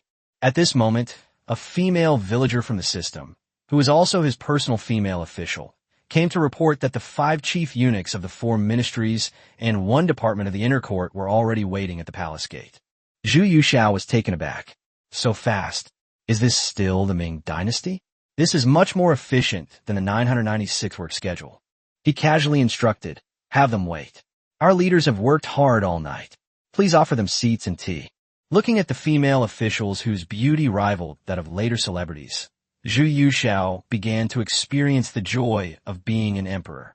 To ensure his safety, Zhu Yuxiao specially selected some outstanding-looking women from the existing system of villagers to take care of his daily life and meals. Although Zhu Yuxiao ordered Wei Zhongxian and others to clean up the inner court, the Ming dynasty had been established for more than 200 years. As the place that all the ambitious people in the world paid the most attention to, who could guarantee that there was no darkness under the seemingly calm surface. As someone who possessed the system of the imperial era, the most important thing was to protect his own life. Under the care of the female official, Zhu Yuxiao washed up, tidied himself up, and changed into a set of casual clothes. When he went over, he saw 5 people standing upright, each with eyes as red as rabbits and faces showing unbearable fatigue. The 5 men hadn't slept all night, each clutching an account book. Though exhausted, the excitement of wielding power was impossible to conceal in their eyes. Wei Zhongxian bowed and said, Your Majesty, last night's confiscation of property resulted in the arrest of 368 eunuchs and 73 palace maids, including 7 chief eunuchs and 15 palace managers. The confiscated silver amounted to approximately 1,358,213 taels, gold 852 taels, countless jewels and ornaments, over 11,000 mu of land, and 142 shops and workshops. Based on the discrepancies in the accounts, we are currently interrogating the relevant eunuchs, and we anticipate recovering approximately 800,000 taels. Among them, the eunuchs supervising the imperial horse administration and various imperial estates seized nearly 10,000 hectares of farmland during their tenure, doubled the rent, and only handed over 30%, pocketing the rest. The eunuchs overseeing construction in the Directorate of Palace Attendants falsified material prices, colluded with merchants to use inferior materials. The purchasing eunuchs in the Directorate of Imperial Supplies used the guise of procuring jewelry and silk for the imperial family to line their own pockets. Bang! Although Zhu Yuxiao was somewhat prepared, upon hearing the shocking numbers and the countless, heinous crimes, a surge of anger still rushed to his head. He slammed his hand on the sandalwood table beside him, making the teacups clink. The men, terrified, knelt down abruptly. Your Majesty, please calm your anger. Don't let these traitors harm your health. Zhu Yuxiao took a deep breath, slowly raised his eyes, and swept them over the 5 kneeling eunuchs. His voice was cold. What a traitor! What a self-serving thief! If it weren't for my purge of your own ranks this time, the inner court would have been eaten away by you and left with nothing but an empty shell. Zhu Yuxiao walked up to the 5 men and looked down at them. If they want to take my money, they'll have to be alive to do so. Wei Zhongxian, investigate thoroughly. You'll be in charge of the follow-up investigation, interrogations, and recovery of the stolen goods. The 4 of you will cooperate fully. I only care about the results. 800,000 taels? Not enough. I want to see everything they've swallowed, with interest, spit out. I will show these people what the wrath of the Son of Heaven is. The men trembled, their foreheads slamming heavily against the gold bricks with a dull thud. Yes, this servant obeys. I will certainly not fail your Majesty's trust. Zhu Yuxiao controlled his anger, tapping his fingers lightly on the table, making a thump, thump, thump sound, as if hitting the hearts of the 5 people. It's not without reason that eunuchs in the Ming dynasty were greedy. On one hand, most of those who entered the palace came from poor families, and they were easily tempted by money. On the other hand, eunuchs were often destitute and had no one to rely on after leaving the palace in their old age, so they could only depend on the money they embezzled to support themselves.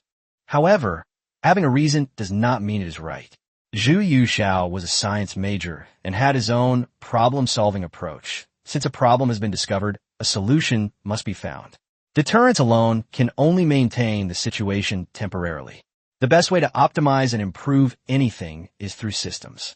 After a moment's thought, Zhu Yuxiao's expression softened slightly.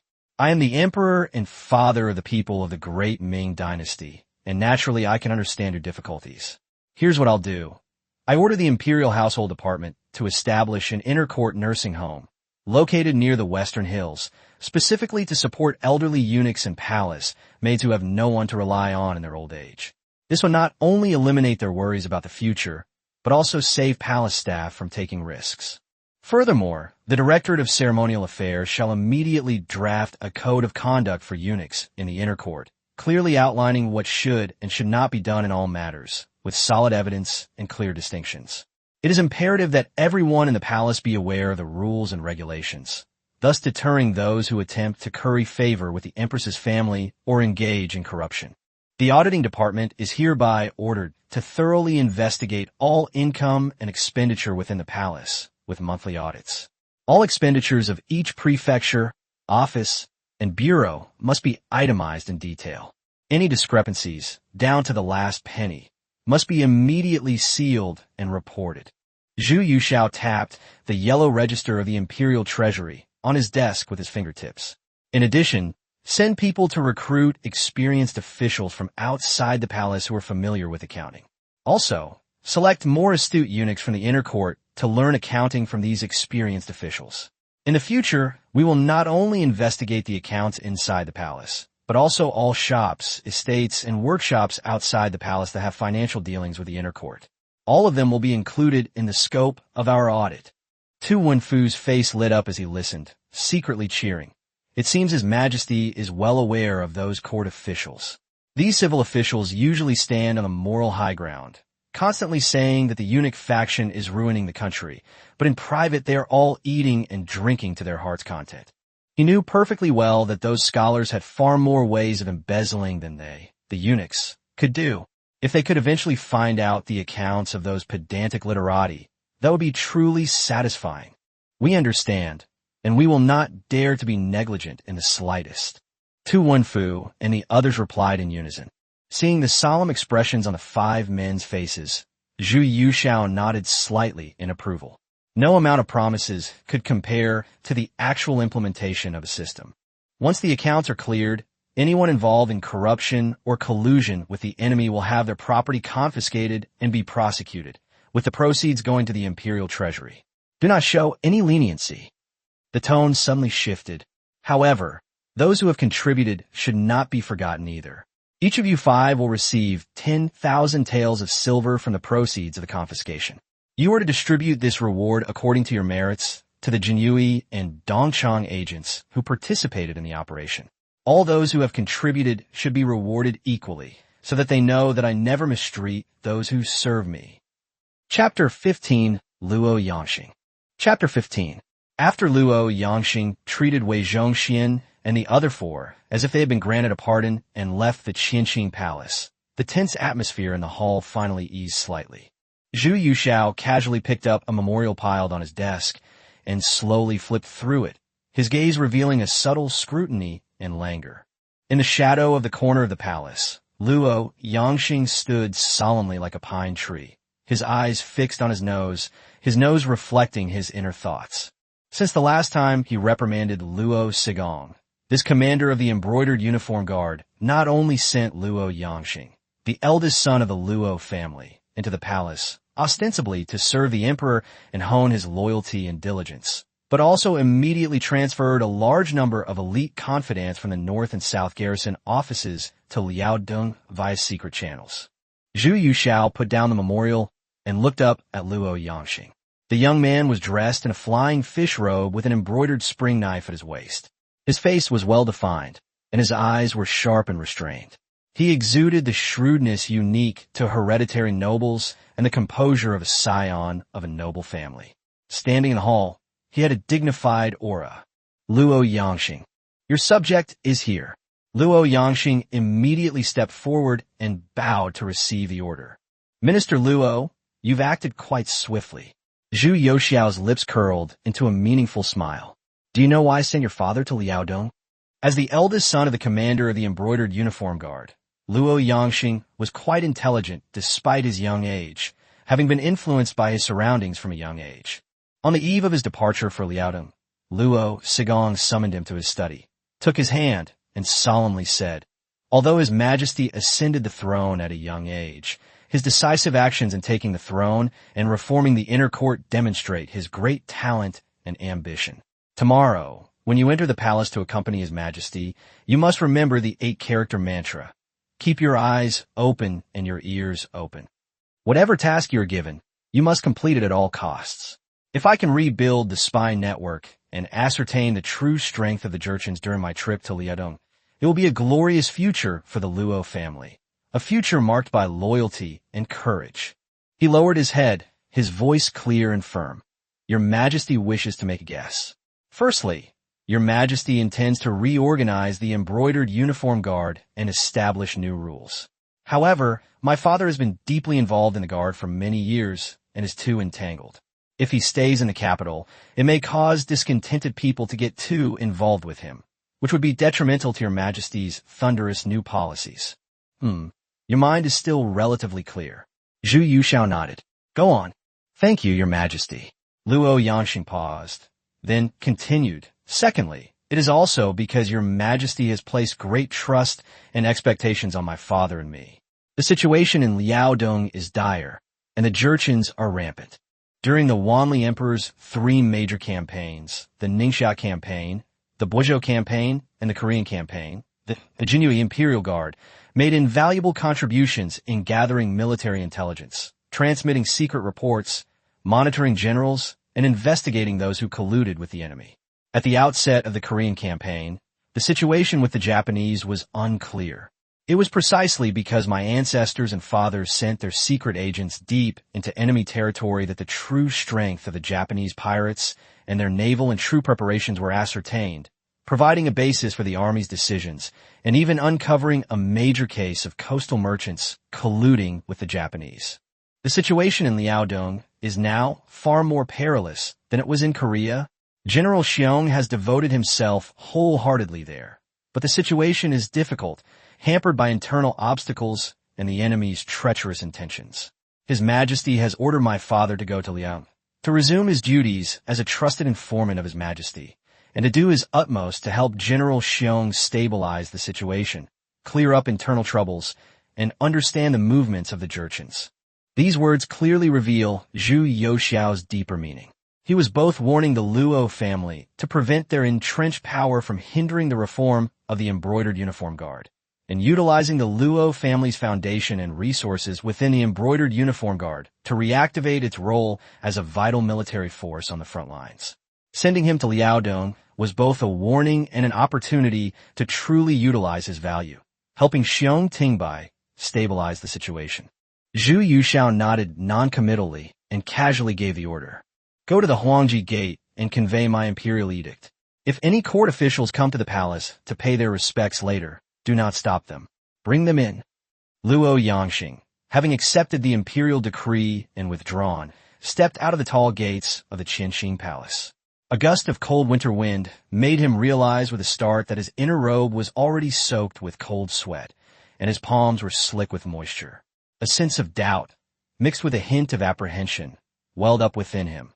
How did His Majesty know that a minister would be requesting an audience? How did you know? Zhu Yuxiao was at least someone who had read the history of Ming, or at the very least, the TV series The Ming Dynasty 1566.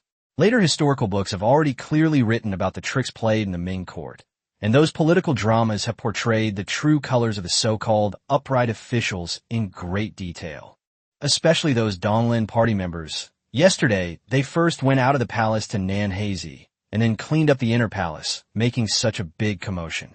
If they don't come, how can they prove their patriotic and loyal appearance? Thinking of this, Zhu Yuxiao sneered. Grand Secretary Fong Songjia? This old minister, who was caught in the vortex of the red pill case and suffered heavy criticism from the Donglin party, was now like a frightened bird, only thinking about protecting himself and retiring peacefully. Why would he take the initiative to approach the new emperor at this critical moment and invite trouble. You'd be hiding in time. Grand Secretary Fang Songjia has been repeatedly impeached by the Donglin party members because of his performance in the Red Pill case. He is probably thinking of retiring to his hometown now, so he naturally wouldn't come to offend the new emperor. However, people like Han Kuang, Liu Yizhu, Zhou Guangdou, and Yang Lian would never let go of this good opportunity to serve the people with loyalty and honest advice and gain political prestige. Yesterday, he left the palace for Nanhai Zi, breaking the unspoken rule in their minds that the emperor resides deep in the palace. Last night, he carried out a thunderous reform of the inner court, confiscating property and killing people. With such a huge commotion, if these loyal ministers who always talk about taking the world as their responsibility remain indifferent, wouldn't they be destroying their own image? If they don't come and offer advice under the banner of ancestral rules and sacred learning, how can they prove their integrity and effectiveness to the scholars of the world?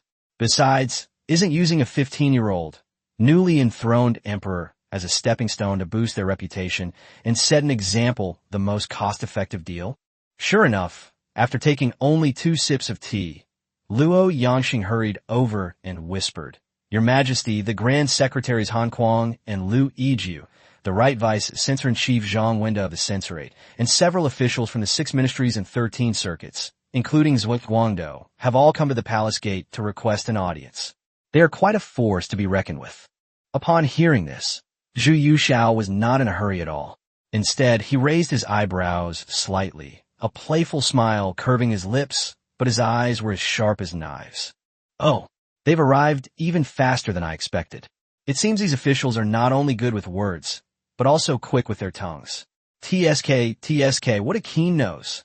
This undisguised and sarcastic comment startled Luo Yangxing. It seemed the emperor was truly angry. "Let's announce it." Zhu Yuxiao put down his teacup, his voice calm and unwavering, revealing no emotion whatsoever. A moment later, the palace doors slowly opened. A group of censors, officials from the censorate, and grand secretaries of the cabinet filed in, each with a solemn expression. Upon entering the hall, they all knelt and kowtowed. Chapter 16, The Minister's Advice. Chapter 16, Minister's Admonitions. After the palace gates opened, a group of ministers filed in according to their rank and bowed. "Your subject Han Kuang, Liu Yizhu, Zhou Guangdou, pay their respects to your Majesty." Leading the group were Han Kuang and Liu Yizhu, the current cabinet ministers. Their eyes were solemn, conveying a heavy sense of responsibility for the nation. The young scholars behind them, such as Guangdou, had taut faces, exuding an awe-inspiring air of reporting rumors and supporting the monarch.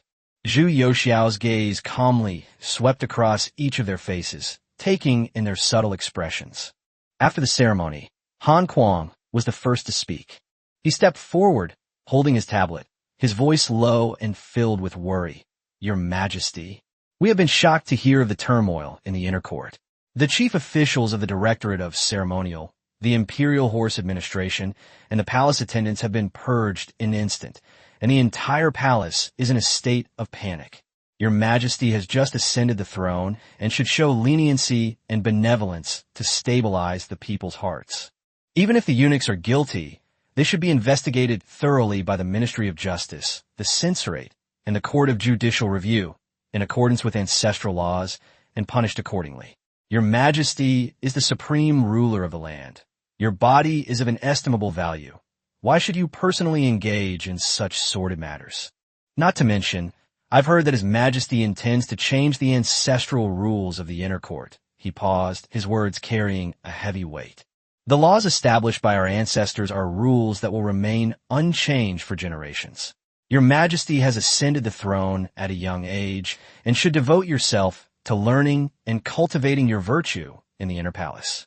The way to govern the country will be assisted by the grand secretaries and followed by all officials. You must not shake the foundation of the nation because of a moment of anger." Zhou Guangdou immediately responded loudly, his voice booming like a bell, and delivered his carefully prepared set of remonstrances. "What Grand Secretary Han says is absolutely right. Your Majesty, the 24 departments of the inner court have been established for 200 years, and our laws and regulations personally established by Emperor Taizu and Emperor Taizong. Even if one or two treacherous officials cause trouble, they should be punished according to the law.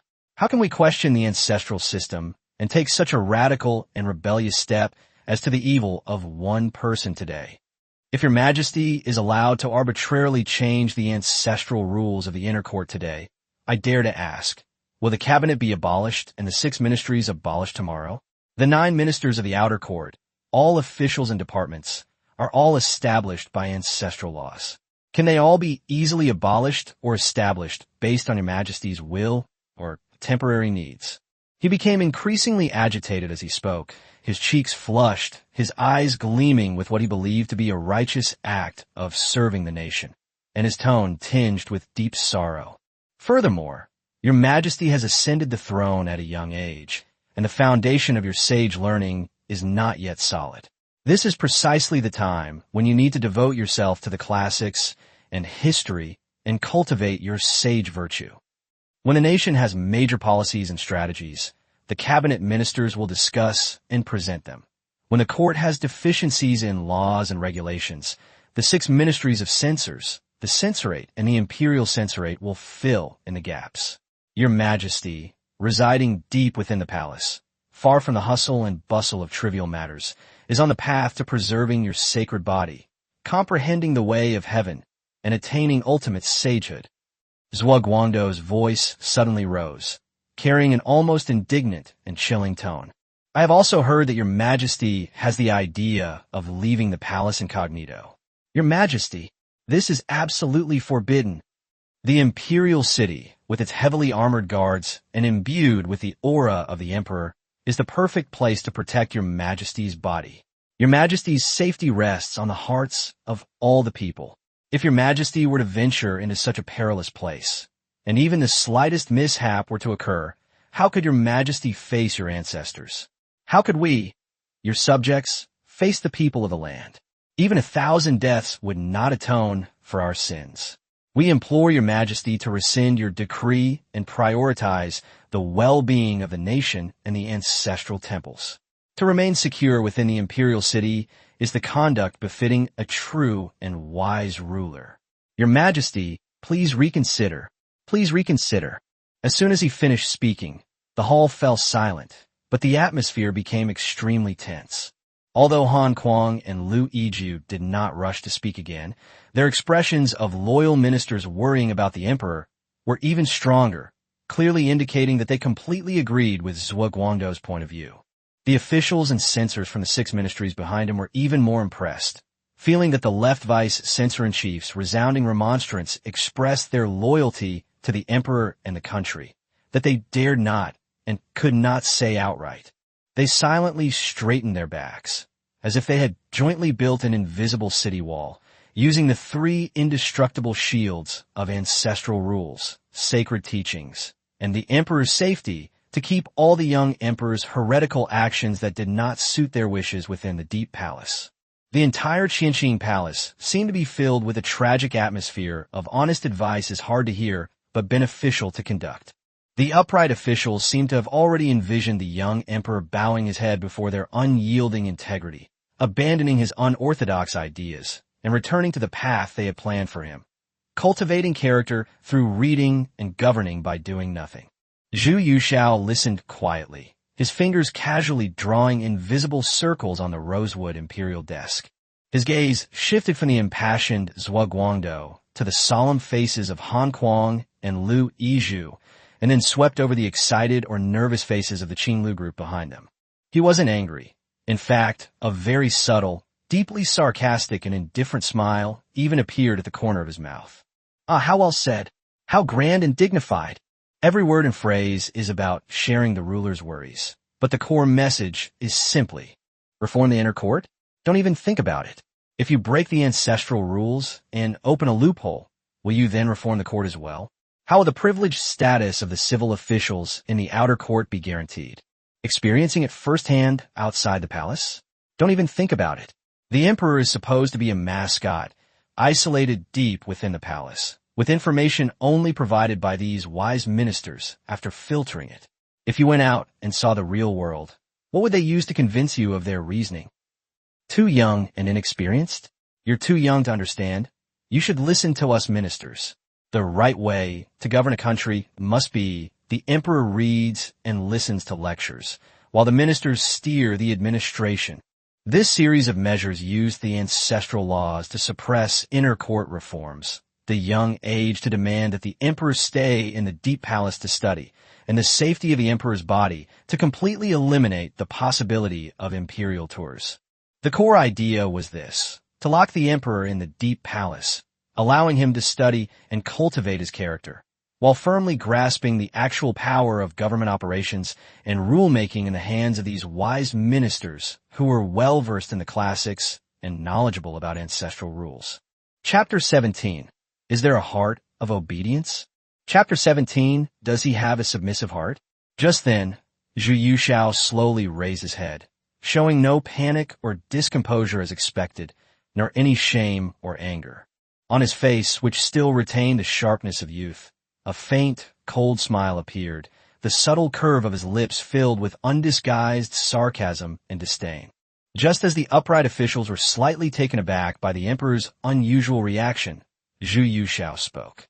His voice wasn't loud, even carrying the clear, youthful quality characteristic of young people. It was like gold striking ice, each word piercing the silence with crystal clarity. I have seen your loyalty. This opening line is unremarkable. However, what followed was like a barrage of thunderbolts, each sentence more forceful than the last, crashing down on the high wall of ancestral rules they had just erected. What was the original intention of Emperor Taizu Gaozu in establishing the 24 inner court offices? Zhu Yushao's gaze suddenly sharpened like lightning, shooting straight at Han Kuang and Zhuguangdou. It is to serve the royal family and share the emperor's burdens. It is not to allow certain eunuchs to embezzle and steal so that the emperor's treasury is emptied or even military funds are misappropriated and our border defenses are compromised. The Directorate of Palace Attendants buys fake materials. The Imperial Horse Administration seizes farmland from the people, and the Imperial Supplies Administration inflates prices to the sky. Such deep-rooted problems are like a festering sore. Yesterday's inventory showed that the value of the items confiscated was well over 1 million taels of silver. There are also those who embezzled, broke the law, colluded with foreign officials, and interfered in politics. Such a record of misdeeds is shocking. You're so-called following the ancestral laws, do. You mean you want me to turn a blind eye and a deaf ear to this decay that is eroding the very foundation of a nation? Is it I who am shaking the foundations of the country? Or are these rats destroying their own Great Wall? His voice suddenly rose, carrying a stern aura. Clean up the long-standing abuses, rectify the discipline, restore order to the inner court, and let it serve the emperor rather than for personal gain. Isn't this the original intention of the founding emperor? Isn't this the greatest protection of the ancestral foundation? Are you all throwing the baby out with the bathwater, failing to eliminate corruption, and instead using the name of ancestral rules to protect parasites? Are these eunuchs associating with officials from outside the capital, really the ministers among you? This series of rhetorical questions directly addresses the fundamental purpose of the core principles established by the Founding Father. It's not about maintaining the form, but about fulfilling the function. You're clinging to an empty shell while ignoring the fact that it's rotten inside. Who is truly betraying the original intentions of our ancestors? Han Kuang's lips moved slightly, and he was about to defend himself when Zhu Yushao interrupted him rudely. Zhu Yushao's gaze then turned to Zhuguangdou, his eyes sharp as knives. As for leaving the palace, the left censor-in-chief's words were earnest, every sentence revolving around Your Majesty's safety and well-being. How could I not know his sincere concern? Zhuguangdou showed a hint of smugness and was about to continue emphasizing when Zhu Yushao suddenly changed his tone, becoming cold and stern. Indeed, I ask you, Emperor Wuzong made several tours of the 9 border regions to inspect the defenses and personally experience the hardships. Did he not worry about the safety of His Majesty? When Emperor Shizong first ascended the throne, he inspected the imperial mausoleums and observed the conditions of the people in the capital region. Was this not a far-sighted plan? Should they all be confined to the forbidden city by their subjects with the excuse of living in seclusion? If our ancestors and sages were alive, what would they think of your words today, which use safety and danger as a pretext to actually imprison the emperor and isolate him from the world? He abruptly stood up, no longer sitting, his seemingly frail figure casting an oppressive shadow as his gaze swept across the room. I'm only 15 years old, and my knowledge is naturally inferior to that of you learned ministers and censors. That is why his voice was firm and resonant, each word like iron. I want to see for myself, to see if the people outside the capital are living in peace and prosperity, and to see if the soldiers of the capital garrison are well-armored and in high spirits. Instead of staying in the deep palace, holding the memorials carefully selected by you all, and listening to your words of peace throughout the land, I believe that the world is truly at peace. He stared directly at Zhuge Guangdou, his eyes almost burning, and demanded sharply. Studying in the inner palace is indeed important. However, if reading 10,000 books is not accompanied by traveling 10,000 miles, isn't it just empty talk? Without witnessing the suffering of the people firsthand and listening to the voices of the soldiers, how can I understand the people's conditions and military affairs mentioned in your memorials? Am I supposed to rely on the words of a few cabinet ministers when they presented their memorials in the Qianqing Palace that the world is generally safe and the army is strong and reliable? If all the generals at the front were like those in the Imperial Horse Administration who embezzled military supplies and resold war horses, the Ministry of War could still exaggerate their great achievements and cover up their defeats in its reports. How could I, deep in the palace, possibly see this clearly? Are you going to wait until the Jurchens actually reach the gates of Shuntian Prefecture before you submit your memorials, saying the situation is urgent? Your Majesty, Zhuge Guangdou, his face flushed red from the rebuttal, argued loudly, disregarding his status. Your Majesty's words, do they not imply that we have misled your Majesty? We are of utmost loyalty, acting for your Majesty's sake and for the sake of the nation. Your Majesty is young and easily misled by rumors, and may be manipulated by treacherous and wicked men. Leaving the palace at this time is not only against the rules of propriety, but also, if something untoward happens to you, it could shake the very foundation of the empire. We would be guilty of this crime, even if we were to die 1,000 deaths. Young, Zhu Youxiao's voice suddenly turned stern, like thunder from the heavens resounding in the hall, his imposing imperial aura bursting forth for the first time without reservation. Since I ascended the throne, I have already shouldered the heavy responsibility of the nation. How can I be regarded as an ordinary youth? Today you regard me as young and expect me to sit comfortably in the deep palace. Tomorrow, if you regard me as young, will you then write imperial edicts for me? After my Commingafage ceremony, will you then say, Your Majesty has just entered politics and is still lacking in experience, and still need your assistance? Is this emperor of the great Ming dynasty truly me? Or will it be the so-called assistants and pure officials in your mouths who exercise the power of the emperor on my behalf? The final question struck like a bolt from the blue. The hall fell silent instantly. All the ministers, including Han Kuang and Lu Yizhu, paled drastically. These words were too harsh. They were practically a veiled attack. They directly exposed the core intentions of all their advice, ostensibly for protection, but in reality to undermine authority, ostensibly for ancestral rules, but in reality for a power struggle. Han Kuang could no longer sit still. He knelt down with a thud, his voice trembling with fear. Your Majesty, please calm your anger. We had no such intention.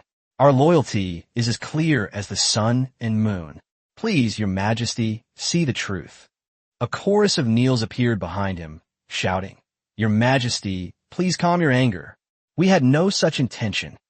Zhuge Guangdou had no choice but to kneel down as well, but his face still showed resentment, and he stubbornly refused to kneel. Your Majesty, your humble servant's sincere intentions are as clear as day. We have absolutely no intention of overstepping our bounds. However, the ancestral laws and Your Majesty's safety are indeed the foundation of the nation, and Your Majesty must be cautious. If Your Majesty insists on changing the system and leaving the palace, I fear it will invite criticism from the people and unrest among the populace. I truly cannot bear to see your majesty's virtue tarnished. These words, seemingly a show of submission, actually contained a veiled threat. If your majesty persists, the people will speak ill of you. The world is in turmoil. The people's hearts are in turmoil. Zhu Yushao looked down at the kneeling ministers, a cold sneer spreading across his lips. He ceased his argument with Zhuguang over the lofty concepts of virtue and system, and instead slowly walked back to the throne, but did not sit down. He abruptly turned, his gaze sweeping across each pale face like a blade, his voice carrying a chilling calm, yet powerful tone, uttering a final, earth-shattering question. Then I ask you, are you all offering me loyal advice today? Still. He paused slightly, each word striking the hearts of the officials in the hall. Are you teaching me how to be an emperor? Are you forcing me to act according to your wishes? Do any of you have even a shred of respect for the emperor in your hearts? Chapter 18 Heaven, Earth, Ruler, Parents, and Teacher. Chapter 18 Heaven, Earth, Ruler, Parents, Teacher. Do you have a respectful heart? These final 4 words, a heart of respect and obedience, resounded like thunder in the Qianxin Palace. This is no longer a debate about reason. This is the most naked display of a monarch's wrath.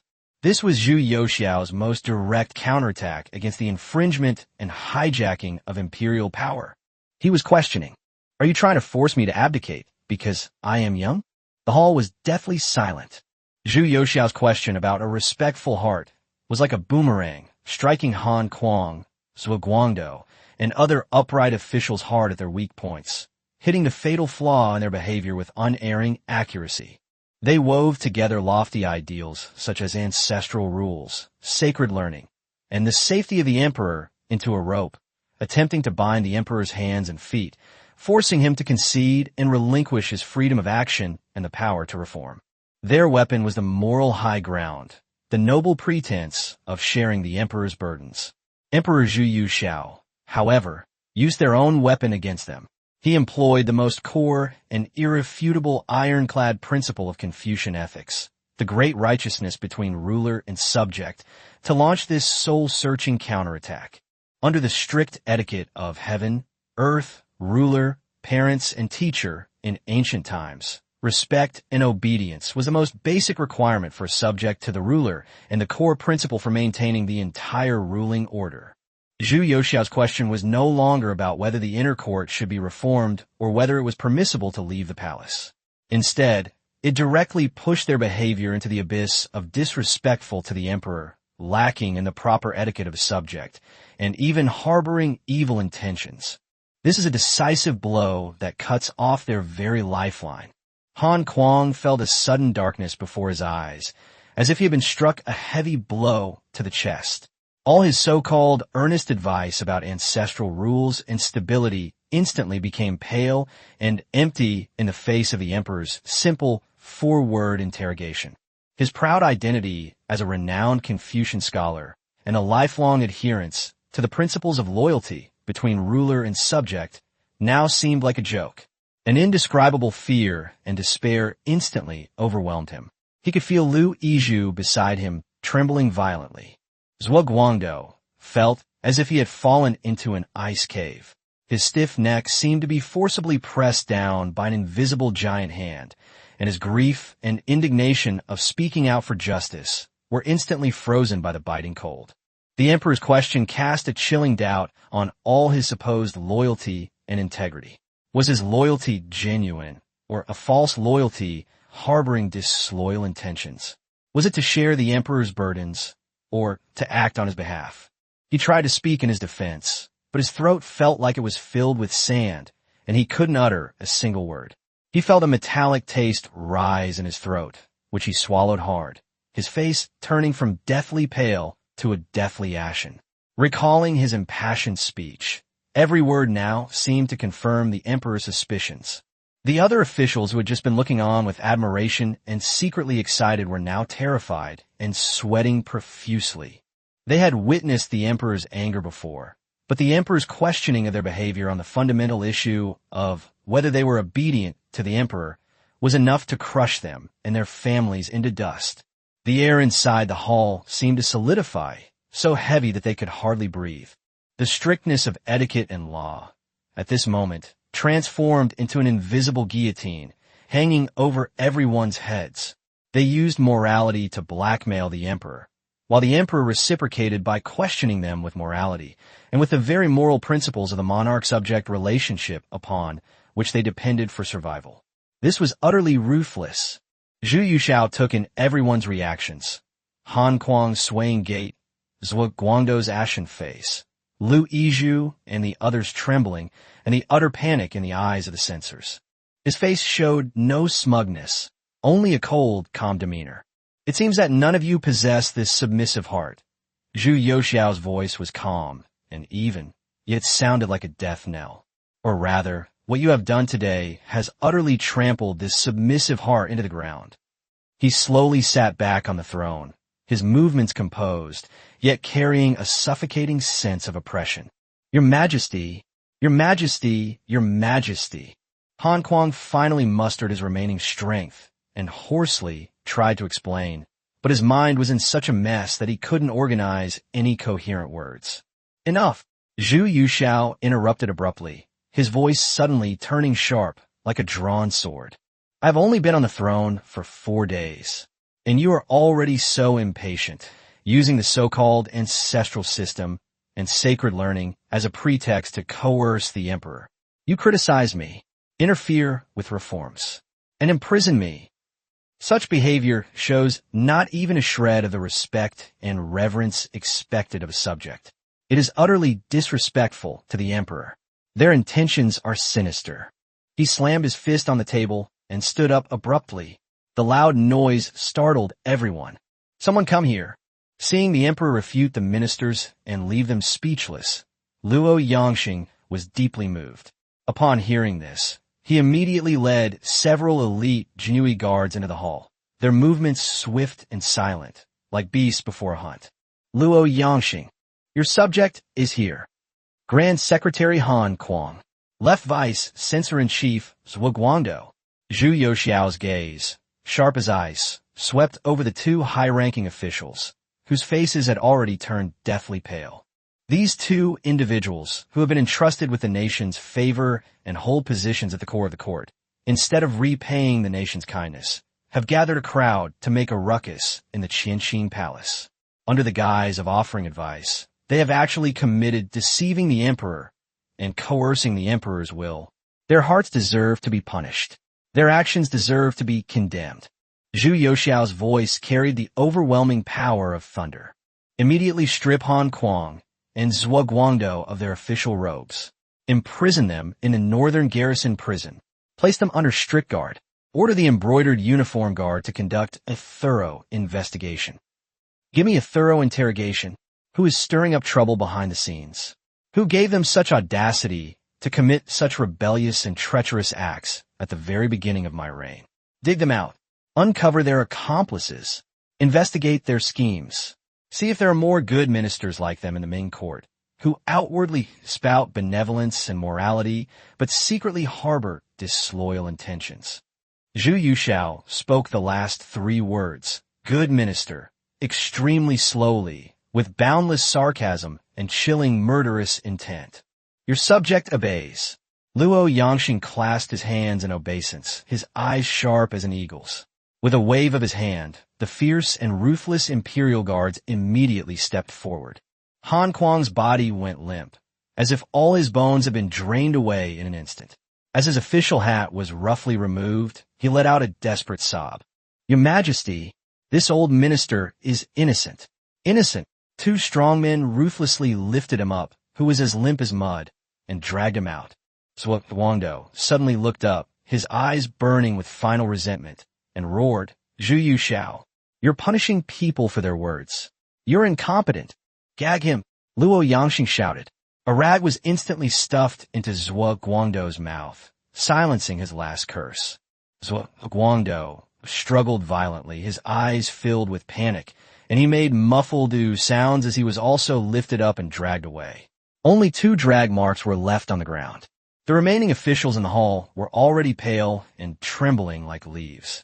As for you all, Zhu Youxiao's icy gaze fell once more on Lu Yizhu and the other censors who had just echoed Zhuo and spoken vehemently, echoing others and fueling the flames, lacking any independent thought and utterly lacking in loyalty.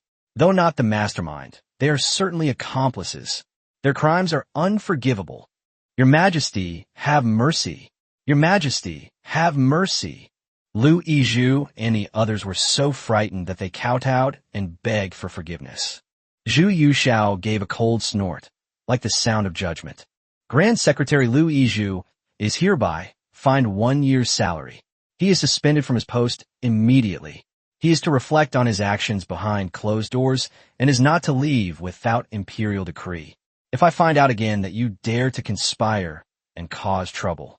Upon hearing this, Lu Yijing, like a defeated rooster, lowered his head and said, "Thank you for your great kindness, Your Majesty. Your subject will obey your imperial decree." As officials responsible for remonstrating with the public, it is your duty to report what you have heard. However, what you have done today is not remonstrance, but factionalism and the promotion of dissent. Your actions are despicable. Hand over all these people to the Northern Garrison Command. Investigate them thoroughly. Investigate their past memorials, their daily words and deeds, whether they have any private connections with Han Kuang, Zhuo Guangdou, and others, whether they are honest and upright, and whether they have engaged in corruption, bribery, or forming cliques for personal gain.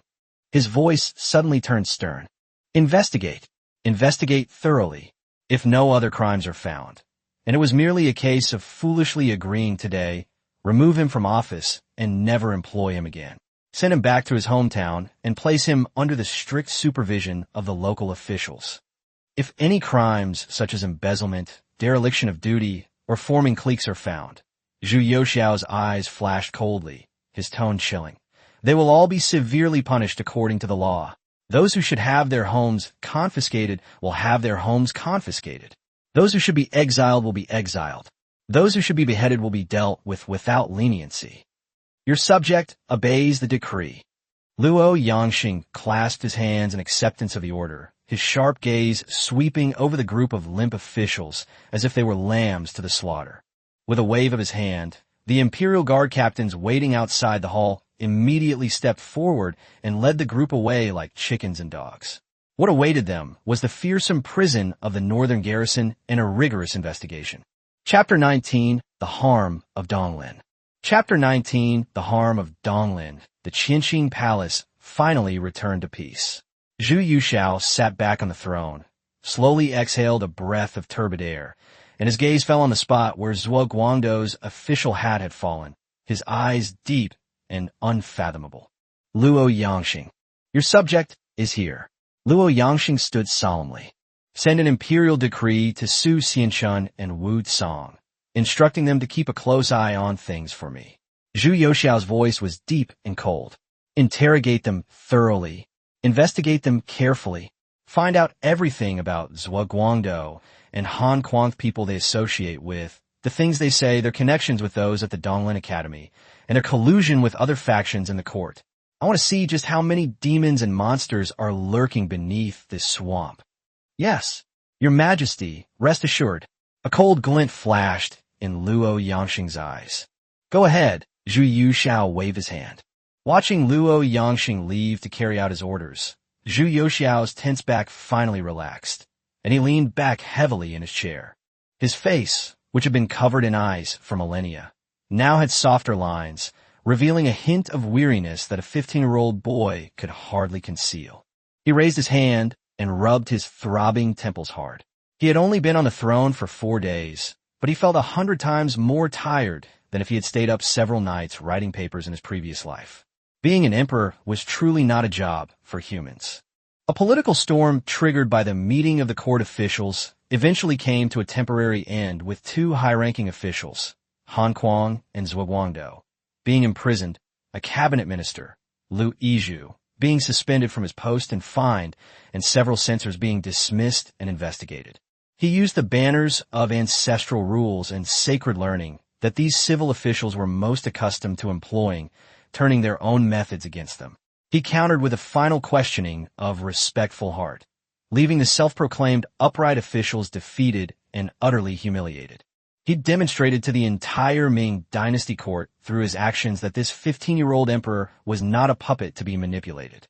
He held the power of life and death, understood people's hearts, and was not stingy with his power. Zhu Yuxiao lay half-reclined on the throne, his fingers unconsciously tapping the armrest. His thoughts drifted to the Ming dynasty court, a mess that had been ravaged by his grandfather, the Wanli Emperor, and his short-lived father, the Taichung Emperor. His grandfather, Emperor Wanli, Zhu Yijuan, reigned for 48 years. However, the most profound mark this emperor left on the Ming dynasty was not his achievements in civil administration and military affairs, but rather his prolonged neglect of governance. From a mid to late Wanli period, the Wanli emperor secluded himself in the inner palace, rarely attending court or personally performing sacrifices to heaven, earth, and ancestors, a practice known as the Three Numbers. The emperor became a vague shadow deep within the Forbidden City. The direct consequence of the emperor's neglect of his duties was that the central part of the entire state apparatus was almost paralyzed. The ministers and vice ministers of the six ministries, the censorship of the censorate, and the Chief Justice of the Supreme Court were all vacant for a long time, or acted by others. Without being formally appointed by the emperor, vacant positions were not filled. Even the cabinet, the highest decision-making body, was often vacant, with memorials piling up and going unanswered. Important positions such as governors and viceroys at the local level were similarly vacant, leaving the entire bureaucratic system in a state of near apathy and utterly inefficient. The vacuum in the central government and the emperor's inaction provided fertile ground for factional strife. The Donglin Party, marked by Gu Xiansheng and others rebuilding the Donglin Academy for lectures and political discussions, gradually took shape. They championed morality and integrity, criticized current affairs, and engaged in fierce factional struggles with other factions represented by the Zhujiang Party, Chu Party, Qi Party, and Kun Party. The two sides were constantly scheming against each other and attacking each other, wasting a lot of energy on pointless factionalism and infighting instead of governing the country and ensuring its stability. It can be said that his grandfather, the Wanli Emperor, through his prolonged neglect of governance, personally undermined the foundation of the Ming dynasty's rule, leaving behind a mess characterized by institutional paralysis, fierce factional strife, financial difficulties, and looming border threats. The later historian statement that the Ming dynasty effectively perished under Wanli is by no means an exaggeration. His adoptive father, Emperor Taichung Zhu Chongluo, was even more tragic. His short reign was like a farce that left people sighing with regret. Finally, in July of the 48th year of the Wanli Emperor's reign, the Wanli Emperor passed away, and Zhu Chongluo, who had served as crown prince with trepidation for nearly 20 years, finally ascended the throne. At the beginning of his reign, facing the mess left by his grandfather, Emperor Taichung was not without the will to make a difference. However, his actions were like those of a naive child. First, under strong remonstrance and pressure from the Donglin Party members, an imperial edict was issued to dismiss the mining supervisors and tax commissioners dispatched throughout the country during the Wanli reign. This move certainly conformed to public opinion, as the mining supervisors and tax commissioners did indeed cause harm to local areas, and won praise from the Donglin Party members, earning them the reputation of correcting past mistakes. However, this was a heavy blow to the national treasury. Although the mining supervisors and tax collectors were greedy, the money they amassed was an important source of supplementation for the imperial treasury in the later years of the Wanli Emperor's reign. Emperor Taichung's actions directly severed this corrupt but still flowing source of revenue from the imperial treasury, without proposing any effective alternatives to replenish the national treasury and the imperial treasury. This directly led to the financial predicament faced by Zhu Yuxiao.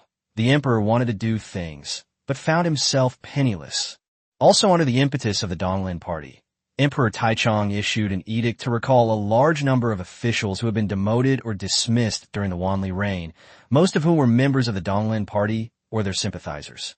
Figures such as Zhou Yuanbiao, Wang Ji, Gao Panlong, and Sun Xinxing were reinstated and quickly assumed important positions. This move greatly strengthened the Donglin Party's power in the court. instantly tilting the already fierce party's struggle in its balance.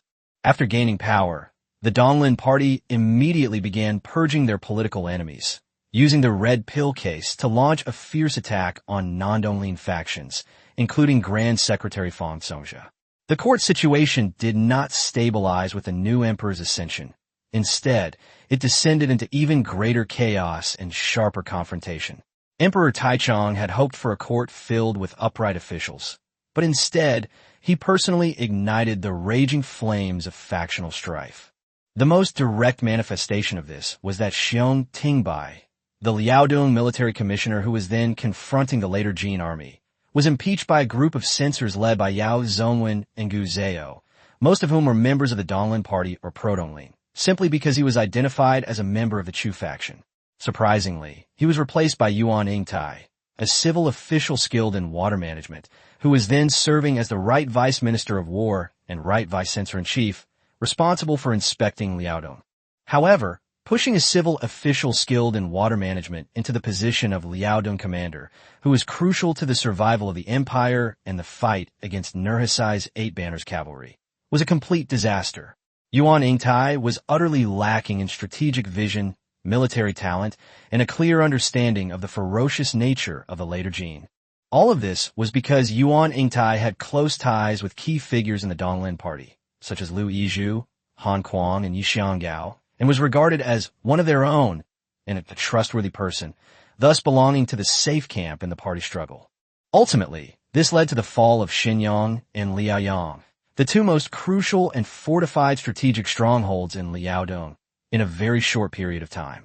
The most vital areas of Liaodong almost entirely fell into the hands of the later Jin. Countless soldiers and civilians were massacred.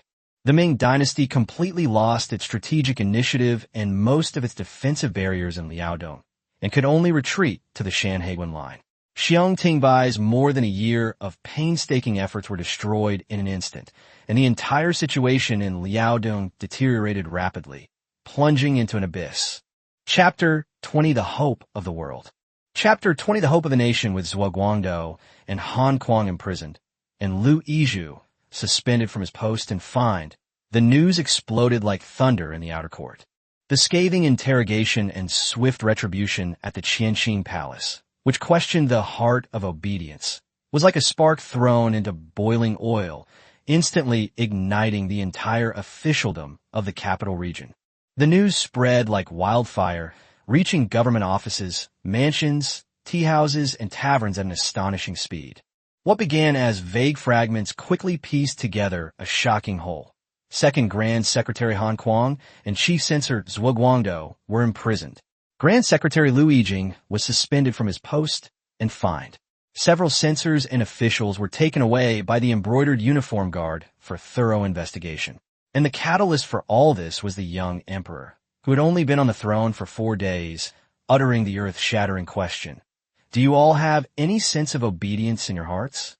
The atmosphere in the mansions and academies where Donglin Party members gathered was as heavy as lead. Upon hearing the news, Yang Lian smashed his precious Duan inkstone on the ground with a loud thud, splashing ink everywhere and staining the pristine white carpet.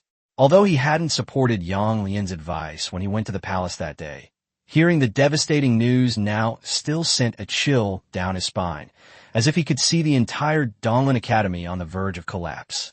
This is outrageous. This is outrageous. Yang Lian's hair and beard bristled, his eyes widened in fury, and his voice trembled with extreme anger. Han Gong and Zhuo Gong are pillars of the state. They remonstrated with the emperor with loyalty and integrity. What crime have they committed? Your Majesty, have been deceived by treacherous officials and have committed such tyrannical acts. The imperial prison and torture are not places where scholars and officials should be humiliated. This is a disgrace to the scholar official class, a tragedy for the nation. Panic, like a cold vine, coiled around everyone's heart.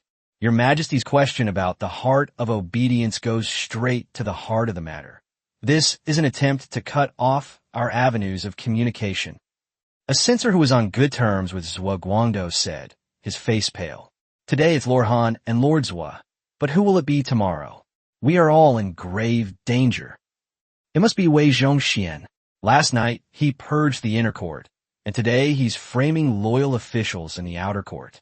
If this scoundrel isn't eliminated, the country will never have peace. Someone gritted their teeth, pointing the finger directly at Wei Zhongxian, their eyes burning with deep-seated hatred. We must unite the opinions of both the court and the public, mobilize the censors and officials, and submit a memorial to strongly remonstrate. We must not allow eunuchs to wreak havoc on the court. Inside the Imperial Academy, the passionate students were filled with righteous indignation. They drafted a lengthy petition overnight, vehemently denouncing the emperor for punishing people for their words and suppressing loyal remonstrances. They demanded the release of Han Yu and Zhuo Qiuming and the severe punishment of the treacherous officials who deceived the emperor's ears. A wave of public criticism seemed imminent. Unlike the Donglin party members' grief and indignation, the reactions of the Zhujiang, Chu, and Qi party officials, who had been suffocated by the Donglin party, were much more complex and nuanced. In a secluded private room, several officials dressed in casual clothes were exchanging toasts. Excellent. Let's drink a big toast. A doctor with Zhujiang party background raised his glass, his face showing undisguised delight. Han Kuang and Zhuo Guangdou, you two always pride yourselves on being leaders of the upright officials, looking down on us as the corrupt ones. You readily impeach and attack us on charges of forming cliques for personal gain and corrupting the order. You were so arrogant and overbearing. And now look at you. Your Majesty has imprisoned you for disrespect and harboring ulterior motives. What goes around comes around. That's exactly right.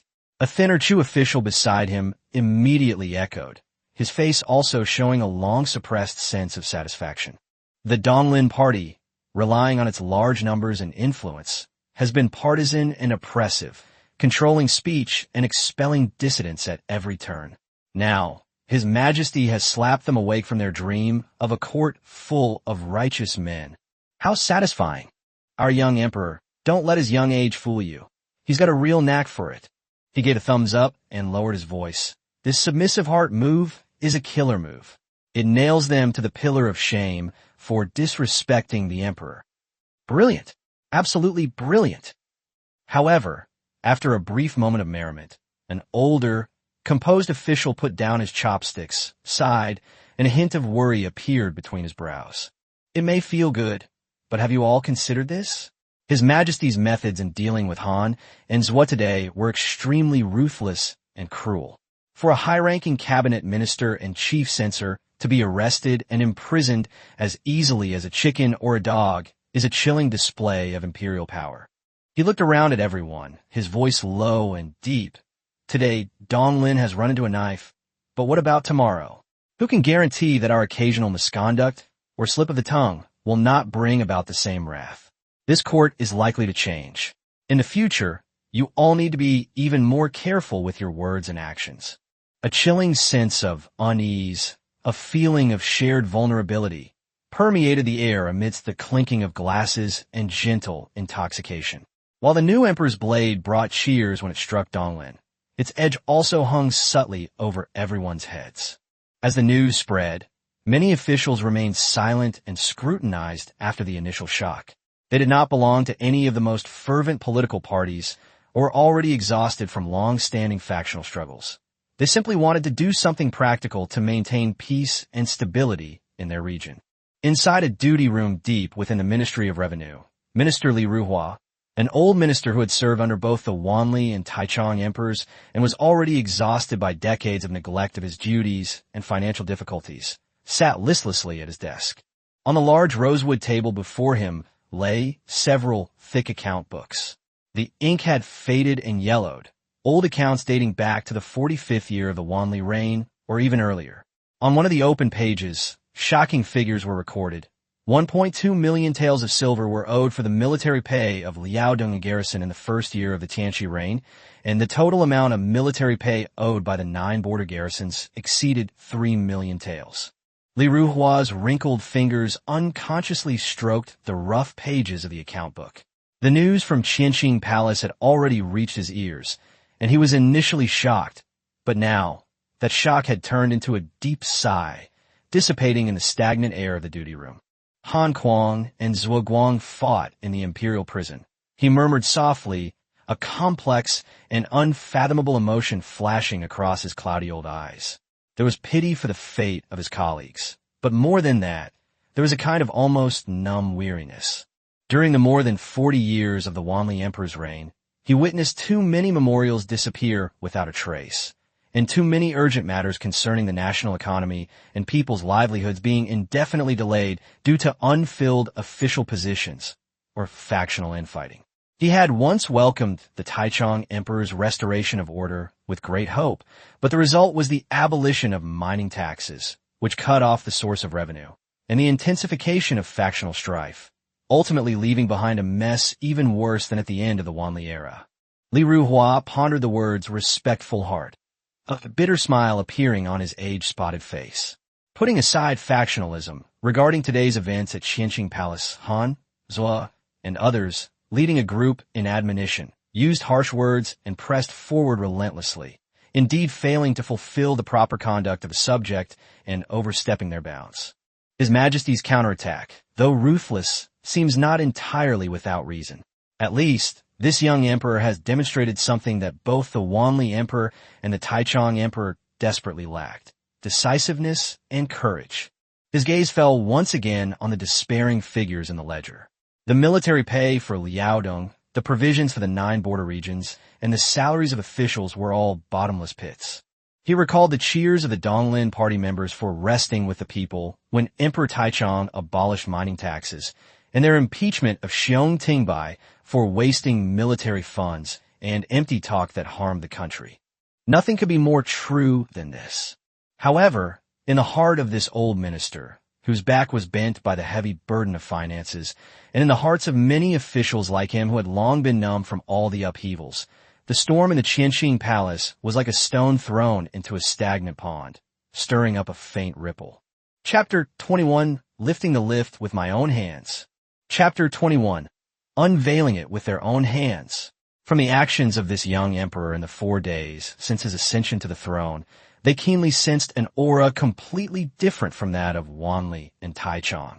The purge of the inner court was swift and decisive.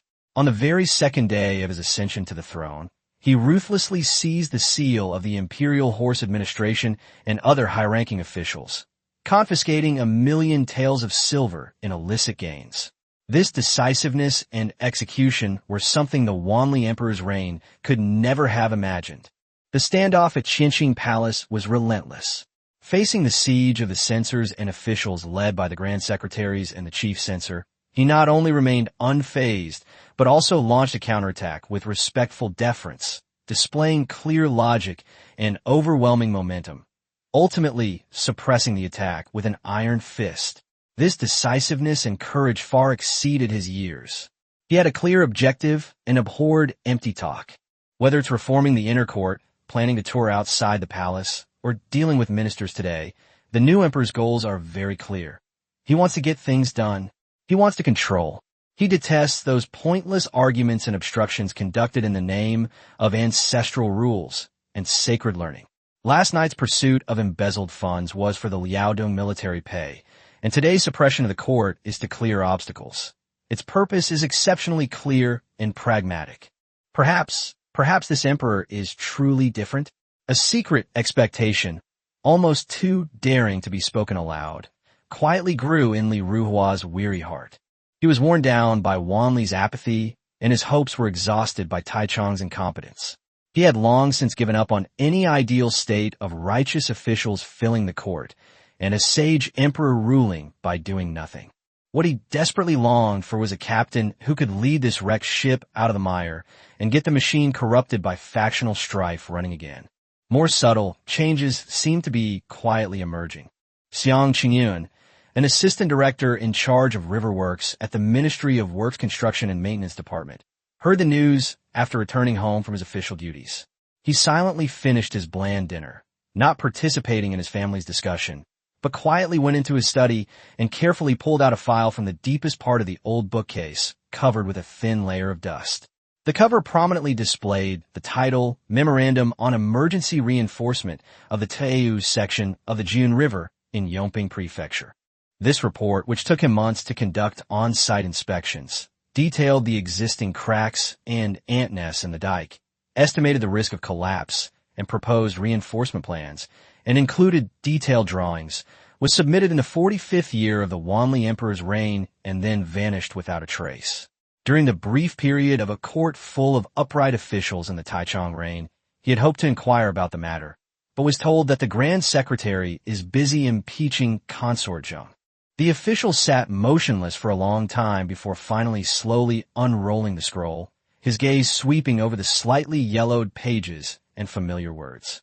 He picked up his brush, moistened the ink in the inkstone on his desk, hesitated for a long time, and finally added a few lines of small regular script neatly to the last blank space in the document. Further revisions and additions in the first month of the first year of the Tianqi reign. Last winter was unusually cold, and 3 new frost-heave cracks appeared on the east dike of Tao, each a finger's width and over a foot deep. The soil beneath them is loose, posing a significant risk.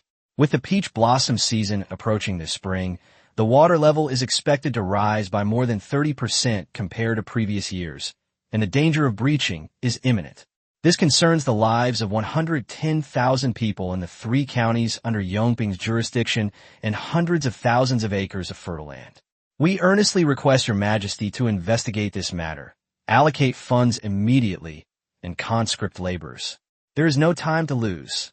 After finishing writing, he carefully rolled up the file, not putting it away as usual, but solemnly placing it in the satchel he needed to carry the next day, on top of all the routine official documents. The flickering lamplight illuminated his calm face, which concealed a hint of hope. A faint glimmer of light quietly illuminated the stagnant court. Countless officials, like this junior official, were numbed by the political machinations. Though still filled with caution and unease, they had begun to secretly hope that this ruthless, goal-oriented, seemingly results-oriented, and dismissive-femtalking young emperor, Zhu Yuxiao, might truly bring something different to the lifeless Ming dynasty. Of course, undercurrents still run deep. The Donglin party members did not give up. Secret meetings continued, and they attempted to contact local censors, launch public debates to exert pressure, and even plotted to use the old red pill case to stir up trouble, divert attention, and try to rescue Han in Zhua. While those outside the Donglin faction gloated, they began cautiously testing the waters, trying to find their place in the new landscape or to align themselves with it. Many other officials, however, chose to remain silent and wait and see. After the thunderous revelation at the Qianqing Palace, the entire Ming dynasty court fell into a strange, tense silence, as if a storm was brewing. All factions held their breath, reassessing the young Emperor Zhu Yuxiao, who sat on the throne in the Qianqing Palace at the tender age of 15, yet already displayed an iron fist and astonishing independent thinking. The stagnant waters of the Ming dynasty, long dormant and choked with filth, have finally been stirred by a massive boulder. The young man who stirred it, his eyes cold and resolute, awaits the next storm, or perhaps he himself will unleash it. Line them all up. With a thunderous shout from the commander of the embroidered uniform guard, more than 30 once arrogant officials were shoved into the gloomy and heavy gates of the northern garrison prison like lambs to the slaughter.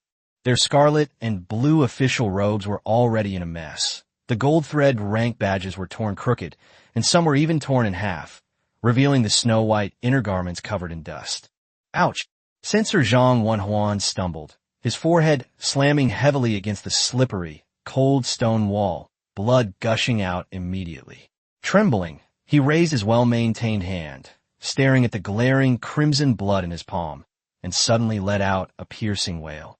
I demand to see His Majesty. I am innocent. Shut up. A burly imperial guard raised his heavy, dark scabbard and slammed it down hard on the man's hunched back with a dull thud. Scream one more time, and I'll let you taste the pain of being played on the pipa. Let's see if your old bones are tougher than the strings of the imperial prison. At the entrance to the imperial prison, junior squad leader Zhao Zhongwu subconsciously touched the brand-new embroidered spring blade at his waist. The cold sharkskin scabbard exuded the fresh scent of tung oil, and the hilt was tightly bound with new blue hemp rope. This was a weapon he had just retrieved from the armory 3 days ago. These past few days, he had been wanting to sleep with it, much to his wife's dismay. He glanced at his equally dumbfounded subordinates beside him and lowered his voice. "Straighten your backs. All of you, open your eyes wide. His Majesty's high regard for us Imperial Guards is an immense honor. Anyone who cowers or backs down and disgraces His Majesty will be the first to have their skin ripped off." Chapter 22, The Imperial Guards Prison. Chapter 22, The Jinui Prison Leader. A young, strong man standing guard at the gates swallowed hard, his Adam's apple bobbing, his voice trembling almost imperceptibly. "This is quite a sight. My father served in the garrison for 30 years, and he probably never even dreamed of seeing so many gentlemen in red and blue robes entering the prison together." Zhao Zhongwu did not answer immediately. His calloused fingers unconsciously stroked the brand-new knife handle, his thoughts drifting back to those smoke-filled summer nights when his father was alive. The old father always loved to sip his cheap wine and ramble on about the past glory of the embroidered uniform guard. During the Yongle Emperor's reign, he recounted how the guards were as fierce as wolves, raiding the homes of more than a dozen high-ranking officials in a single night, with gold and silver treasures flowing into the northern garrison command like a river. How in the early Changhua era, the imperial prison was overflowing with people. Even the passageways were crammed with convicted officials awaiting trial. Those legendary stories that he once thought were just old people's boasts, unattainable, were now unfolding vividly and bloodily before his very eyes. "Listen up." Zhao Zhongwu was suddenly jolted awake from his reverie. A surge of excitement and fear rushed to his head. He straightened his back, which had become slightly hunched from years of laziness, and his voice rose sharply, carrying a desperate determination. "These hypocritical officials. They usually look down on us like dirt, and now they dare to bully our young emperor who has ascended the throne, causing trouble in the court. Today they have fallen into the hands of our northern garrison command, and we will make them know what the power of the emperor's personal army is, what the rules of the imperial prison are." After Zhao Zhongwu roared, he felt a long-lost, almost unfamiliar surge of energy coursing through his body. He instinctively straightened his chest, feeling the unprecedented support from the newly issued cotton armor lining. Thinking about the dramatic changes the embroidered uniform guard had undergone in the past few days, it felt like a dream. The embroidered uniform guard, Jinui, had been declining in power since the Changhua era, gradually losing its edge. Emperor Xinzong established the Western Depot to divide the embroidered uniform guard's power, while the Eastern Depot also took advantage of the situation to grow stronger, and the struggle between the depot and the guard intensified. By the Wanli era, the embroidered uniform guard had long lost the prestige of the Hongwu and Yongle eras, when their uniforms were adorned with flying fish robes and embroidered spring knives, and their elite guards were everywhere under heaven. From the commanders down to the ordinary captains, most of them were spoiled brats who had gotten their positions through favors or by purchasing official posts, and very few of them were truly capable. The Yamen was rife with buck passing and shirking of responsibility. When investigating cases, people either accepted bribes or shirked their duties. In the imperial prison of the northern garrison, the instruments of torture were covered in dust and rust. The cruel tortures that once struck fear into people's hearts, such as playing the pipa and scrubbing, had become mere intimidating decorations. What's even more ridiculous is that Luo Sigong, the commander of the embroidered uniform guard, had to rely on sending invitations and gifts to members of the Donglin Party to barely keep his office running. The officers and soldiers below were even more miserable. Their meager monthly salaries were siphoned off and exploited by their superiors at every turn, leaving them with barely enough food to feed their families. The emperor's personal guard had been reduced to earning a living by guarding the homes of high-ranking officials, extorting merchants, and even seizing farmland. Walking down the street, the people of the capital no longer revered them when they saw their flying fish robes. Instead, they avoided them like the plague, their eyes filled with contempt and disgust. Behind their backs, they cursed them as vicious dogs of the court and blood-sucking parasites. Only when they bullied ordinary people who had no power to resist could they barely find a trace of their long-corrupted and distorted prestige. It wasn't until Zhu Yuxiao ascended the throne a few days ago that the embroidered uniform guards saw a turning point. Ever since the iron-faced and ruthless prefect Su Xianchun and the pale-faced Imperial Guard commander Wu Tsang took office together, the once dusty training ground of the Southern Garrison Command had become a battlefield. 3 days ago, under the watchful eyes of the 300 Iron Tower-like, impeccably dressed Imperial Guards brought by Lord Wu, Lord Su coldly ordered every member of the embroidered uniform guard in the capital, regardless of whether they were hereditary young masters or lazy old hands, to be sent to the drill ground. Zhao Zhongwu would never forget that scene. Lord Su stood on the command platform, with Lord Wu and his 300 heavily armored Imperial Guards wielding goose feather sabers behind him. Lord Su held a thick stack of dossiers in his hand. His voice wasn't loud, but it pierced everyone's ears like icicles. He read out each dossier, which commander melted down the treasury's fine iron to mint copper coins, which centurion smuggled military equipment from the armory for personal enrichment, which captain was embezzling funds and becoming obese. As he read each dossier, the Imperial Guards brought by Lord Wu would step forward and drag one away. The pleas for mercy and cries for mercy were deafening, but Lord Su didn't even blink. In the end, the heads of 3,000 household commanders, 1,200 household commanders, along with dozens of flag bearers and squad leaders, rolled bloodily onto the yellow earth of the drill ground. Following this, over 800 elderly, weak, sick, and disabled men were ruthlessly eliminated, their names erased from the roster. The once massive Imperial Guard, after a final count, was left with only 5,130 men still able to stand upright. After the downsizing, when weapons were being distributed, it was discovered that most of the so-called armor piled up in the warehouse was old antiques from the Changhua and Jingde periods. The iron plates were rusted like rotten fishing nets, barely held together by hemp rope, crumbling at the slightest touch. The cotton lining was already hardened and blackened, emitting a sour smell. Zhao Zhongwu's old armor, worn for almost 10 years, was even considered high quality here. Those embroidered spring blades, symbols of the embroidered uniform guard status, were even more appalling. The lacquer on the scabbards had peeled off, revealing rotten wood. When drawn, the blades were serrated like saw teeth, covered with yellowish-brown rust spots. Let alone cutting people, they probably couldn't even split a piece of firewood. Is this the Emperor's personal guard's reliance? Is this the weapon to protect His Majesty? Lord Wu Tsang's voice was as cold as ice shards in the dead of winter.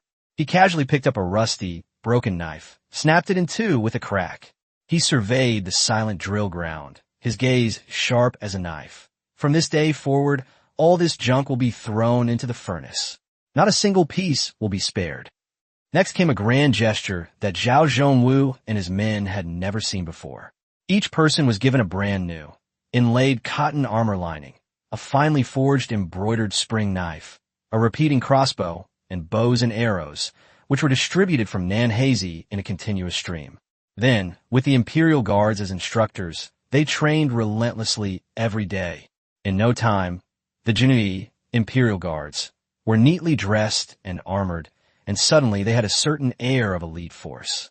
What moved Zhao Zhongwu and the other low-ranking soldiers to tears was that Lord Su announced the imperial decree on the spot, making up for the back pay owed from the previous month, and each of them was also given an extra 2 sure of real grain.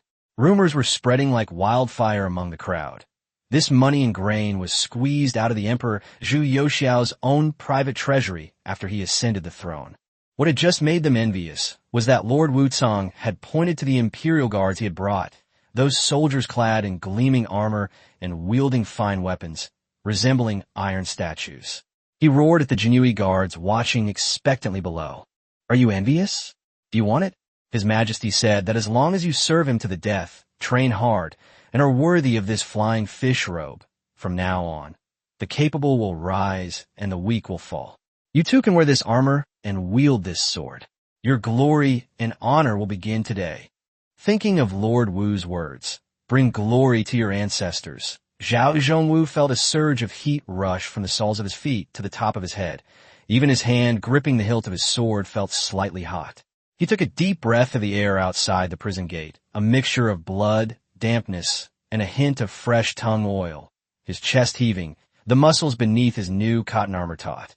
From afar, in the dim torchlight, a burly, fierce, and newly murderous figure of a junior officer of the Imperial Guard stood like an iron-cast demon, firmly nailed to the gates of the Imperial prison, a symbol of death and fear.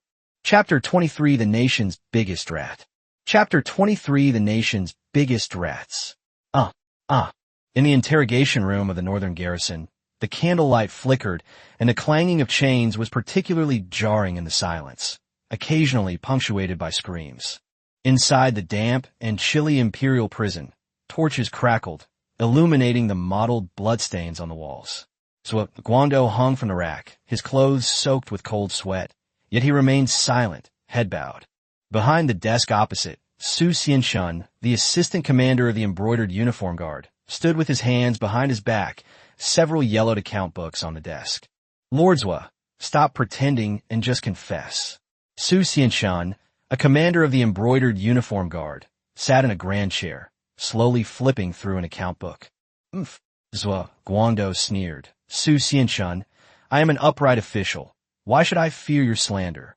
You so-called censors, it's one thing to impeach people normally, but you actually dare to coerce the emperor and attempt to do something unethical.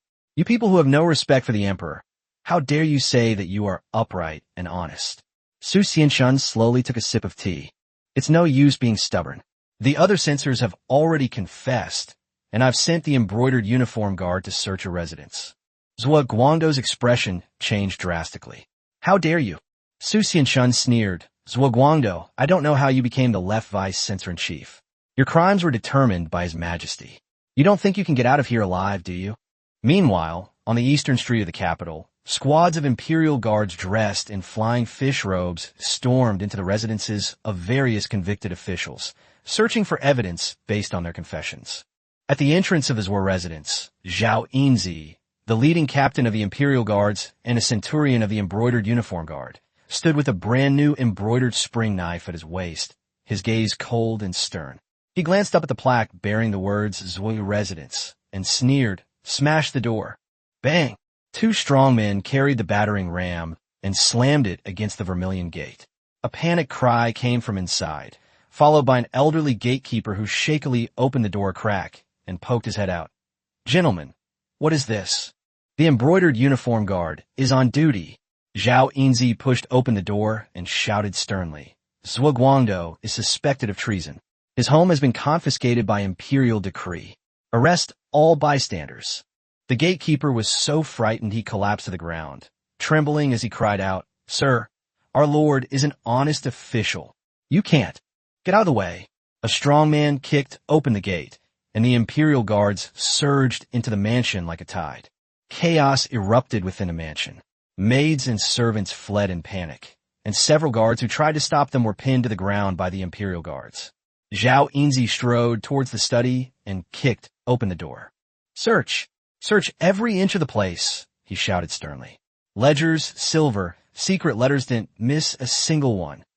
The Imperial Guards searched high and low, and soon a captain pulled out an account book from a hidden compartment behind a bookshelf, shouting, Sir, we found it. Zhao Yinzi took the ledger, opened it, and immediately sneered. What a clean stream.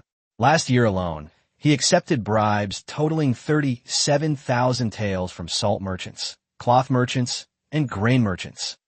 Several other captains dug out several large boxes from the cellar in the backyard. When they pried them open, they found neatly stacked silver ingots inside, with the words Imperial Treasury engraved on the top few ingots. Sir, this is the silver that Lord Taichung allocated to the border troops, the captain exclaimed. Zhao Yinzi grabbed a silver ingot, weighed it in his hand, and sneered. They even dare to take the emperor's money. The border troops' hard-earned money has become their private property. He turned around and shouted sternly, Seal it off. Take all those involved away. Escort them back to the northern garrison. When Zhuo Guangdou was dragged back to the interrogation room, his face was ashen. Smack! Su Xianshun slammed a blue ledger heavily onto the table, causing a few drops of water to splash from the teacup. His cold gaze swept over Zhuo Guangdou, who was kneeling on the ground. Lord Zhuo, do you have anything else to say? Su Xianshun opened the ledger and read it line by line. On the 18th day of the 9th month of the 47th year of the Wanli reign, 5,000 taels of silver were received from the Vice Minister of War as a share of border defense funds. On the 5th day of the 10th month, the head of the Ministry of Revenue received 3,000 taels of silver as a share of the grain transport revenue. On November 20th, I shared the salt tax revenue with my colleagues in the censorate and actually received 8,000 taels. On the 8th day of the 5th lunar month, Manager Li of the Nanjing Silk Shop delivered 800 taels of silver as a tea offering. On the 15th of June, Sunda, the manager of the Grain Transport Guild, delivered 500 taels of silver as travel expenses. On the 3rd day of the 7th lunar month, Master Hu, a tea merchant from Huizhou, delivered the 4 treasures of the study in exchange for 1,200 taels of silver. With such a high annual income, and even a salary allocated by Lord Taichung to the border troops, TSK, what a pure stream indeed. How dare someone like you advise the emperor? Who gave you the courage? Zhuo Guangdou's pupils contracted sharply, his throat bobbed, and his lips trembled, yet he still forced himself to speak. Nonsense. I have lived an upright life. How could I have embezzled silver? Smack! Su Xianshun slammed his hand on the table and shouted angrily. At this point, you still dare to argue? He stood up and looked down at Zhuo Guangdou. Who do you think you are? With these things, you're worth 10 times over. If you don't confess, your entire family will be wiped out. Zhuo Guangdou trembled from the stern shout and finally collapsed to the ground, his last shred of hope shattered. So be it, he sighed with his eyes closed, his voice like a withered leaf falling. Everything recorded in the ledger is true. Our purpose in entering the palace to dissuade His Majesty is not to vie for power, but to gain praise from the world in the name of straightforward remonstrance. His Majesty is young. If we, as members of the pure stream, offer our remonstrance, the world will think that the Donglin Party members are loyal and outspoken. Even if our words are strong, we will be regarded as concerned for the country and the people. In this way, we can take advantage of His Majesty's power to expel the Qi, Chu, and Zhe factions from the court. When the court is completely under the control of the Donglin faction, it will be a time when the court is filled with upright officials. Han Kuang is right. Xiong Tingbai and other remnants of the Chu faction should be left to fend for themselves in Liaodong. When the border is in dire need, His Majesty will understand that only we, the people of Donglin, can. Su Xianshun sneered. Loyalty and integrity? You dare to talk about loyalty and integrity? You're trying to cut off my border troops' food supply and destroy the very foundation of my Great Ming. Zhuo Guangdou's throat trembled, and a trace of shame flashed in his eyes, but it was quickly replaced by stubbornness. We Donglin Party members pride ourselves on being upright, but in the court, if we do not have a way to fight for power, how can we promote the way of the sages? That 2 million taels of imperial treasury silver. Now, the Liaodong military commissioner Xiong Tingbai is from the Chu faction. Han Kuang was the first to propose the distribution of silver. He said since His Majesty refuses to listen to advice and insists on using Xiong Tingbai, then let Liaodong not receive its full military pay. Isn't Xiong Tingbai capable? Let him lead his starving soldiers to fight the Jurchens to the death.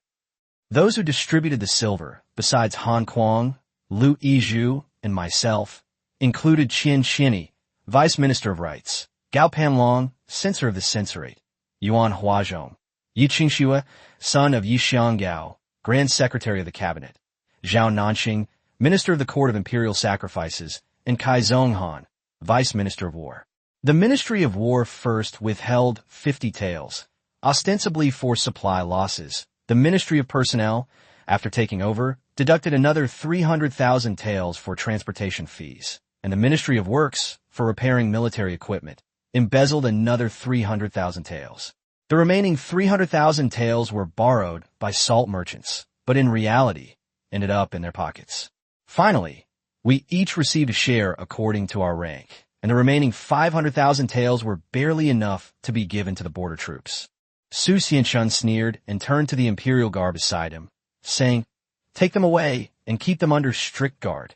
Once the confessions of Han Kuang, Yang Lian, and the others are presented, we will ask His Majesty to make a decision. Blame His Majesty. Blame him for ignoring advice. Blame him for relying on the Chu faction. If he had used people from my Donglin faction, how could things have come to this? How could things have come to this? By the end, Zhuo Guangdou's voice was barely audible, and he collapsed to the ground, his lips still moving unconsciously as if he were trying to defend himself. Chapter 24, The Emperor's Wrath. Chapter 24, The Emperor's Wrath. Zhu Yuxiao had 2 rare days of peace and quiet. Since the last debate with the Confucian scholars, things had calmed down a bit outside the court. Over the past few days, he has been transferring food and supplies to Nanhazi.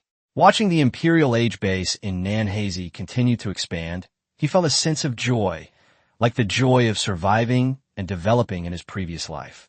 He silently recited in his mind, System. Byte. Age of Empires. Asian Dynasty System. Host. Zhu Yuxiao. Age. 15. Identity. Emperor of the Ming Dynasty. Era. Colonial Era. Gold. 440,000. Silver. 4.3 million. From confiscated property in the inner court, plus 1.35 million. Population limit. 22500/113228. Town center. China. Other countries can be selected upon completion of the achievement. Producible farmers production cost 5 taels. Basic unit. Build the following structures. Barracks, 10/10. Arsenal, 3/3. Village, 5/5. Shipyard, 0/5. Consulate, 1/1. Villagers, 15,000. Equipment, 1,000 sets of mountain pattern armor, 1,500 sets of fish scale armor, 2,000 goose feather swords, 2,000 white waxwood-handled fine iron spears, 300 bows, and 100,000 arrows. Army, infantry, 3,000, cavalry, 1,500 support, 3,000, 1,000 cuirassiers, 1,000 grenadiers, 20 long cannons. Looking at the screen full of information in front of him, Zhu Yuxiao felt a great sense of accomplishment. In just 5 days, Nanhazi had trained more than 7,500 people and had enough equipment to equip more than 3,000 people. However, he had already spent more than 1.3 million taels of silver in total, and looking at the remaining 4.3 million taels, he silently calculated in his mind. Now that construction no longer costs money. The barracks cost 90,000 taels a day, and the arsenal costs 6,000 taels.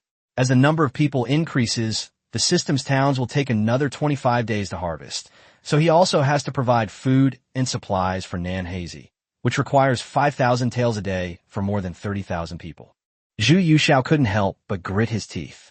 If it weren't for the recent confiscation of property by the imperial court to recover some funds, he would already be facing an economic crisis.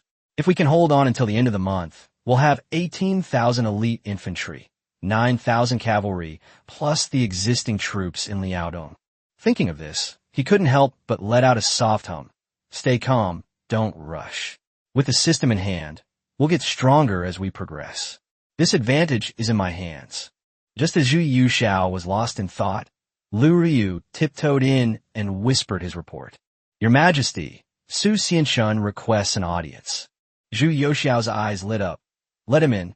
Su Xianshun knelt on the cold, golden bricks of the Qianqing Palace, holding a thick stack of confessions and account books aloft. Sunlight streamed through the window lattice, casting dappled shadows on his flying fish robe. Your Majesty, I have been ordered to investigate the case of Zhuo Guangdou, Han Kuang, and others. It has now been ascertained that the Grand Secretaries Han Kuang, Lu Yizhu, Zhuo Guangdou, left Vice-Censor-in-Chief of the Censorate, Censor Yuan Huazhong, Xia Jiu, and others sought to gain fame under the guise of outspoken remonstrance, taking advantage of Your Majesty's youth. Although they claimed to be offering honest advice, in reality they were engaging in factional strife, intending to eliminate dissidents and control the court. They are called upright officials, but in reality, they are treacherous ministers. Zhu Yuxiao sneered and was about to speak when he saw Su Xianshun suddenly become hesitant. There's one more thing during the search of the left residence. I found. Speak plainly. Zhu Yuxiao slammed his hand on the table impatiently. How can a third-rank official, like the deputy commander of the embroidered uniform guard, speak so haltingly? Su Xianshun gritted his teeth. I discovered official silver bearing the imperial seal of the inner treasury in the left treasury cellar. It was the very silver the late emperor allocated to the border troops to make up for their back pay. Smack! The teacup in Zhu Youxiao's hand shattered with a crack, shards of porcelain flying everywhere, and scalding tea splashed onto Su Xianshun's face. Who touched this money? Zhu Youxiao's face was ashen. Su Xianshun gestured for Lu Ruiyu to hand the ledger to Zhu Youxiao. Zhu Youxiao slowly took the ledger, his fingertips gently stroking the pages. With each page he turned, the coldness in his eyes deepened. I have verified that, in addition to Han Kuang, Lu Yijiu, and Zhuo Guangdou, those who embezzled the funds from the imperial treasury also included Qian Qianni, vice minister of rights, Gao Panlong, censor of the censorate, Yuan Huazhong, Yi Qingxue, son of Yi Xianggao, grand secretary of the cabinet, Zhao Nanxing, vice minister of the court of imperial sacrifices, and Kai Zhonghan, vice minister of war. They shared a total of 1.5 million taels of silver for border defense. Of this, the Ministry of War, the Ministry of Personnel, and the Ministry of Works each skimmed off a portion, so less than 500,000 taels were ultimately transported to Liaoning. Good, very good. The emperor's voice was extremely soft, yet was like the calm before a storm. These are my trusted ministers. These are the upright officials of the Ming dynasty. They even dare to embezzle military funds. What else wouldn't they dare to do? He slammed the account book shut and looked up at the outside of the hall. Issue an imperial decree to immediately summon all officials of the third rank and above in the capital, including the Grand Secretariat, the ministers of the 6 ministries, the left and right censors-in-chief of the censorate, the commissioner of the Court of Judicial Review, and the Chief Justice of the Court of Judicial Review, to the Qianqing Palace for an audience. Your subject obeys the decree. Lu Ruiyu accepted the order and left. Half an hour later, the Qianqing Palace was completely silent.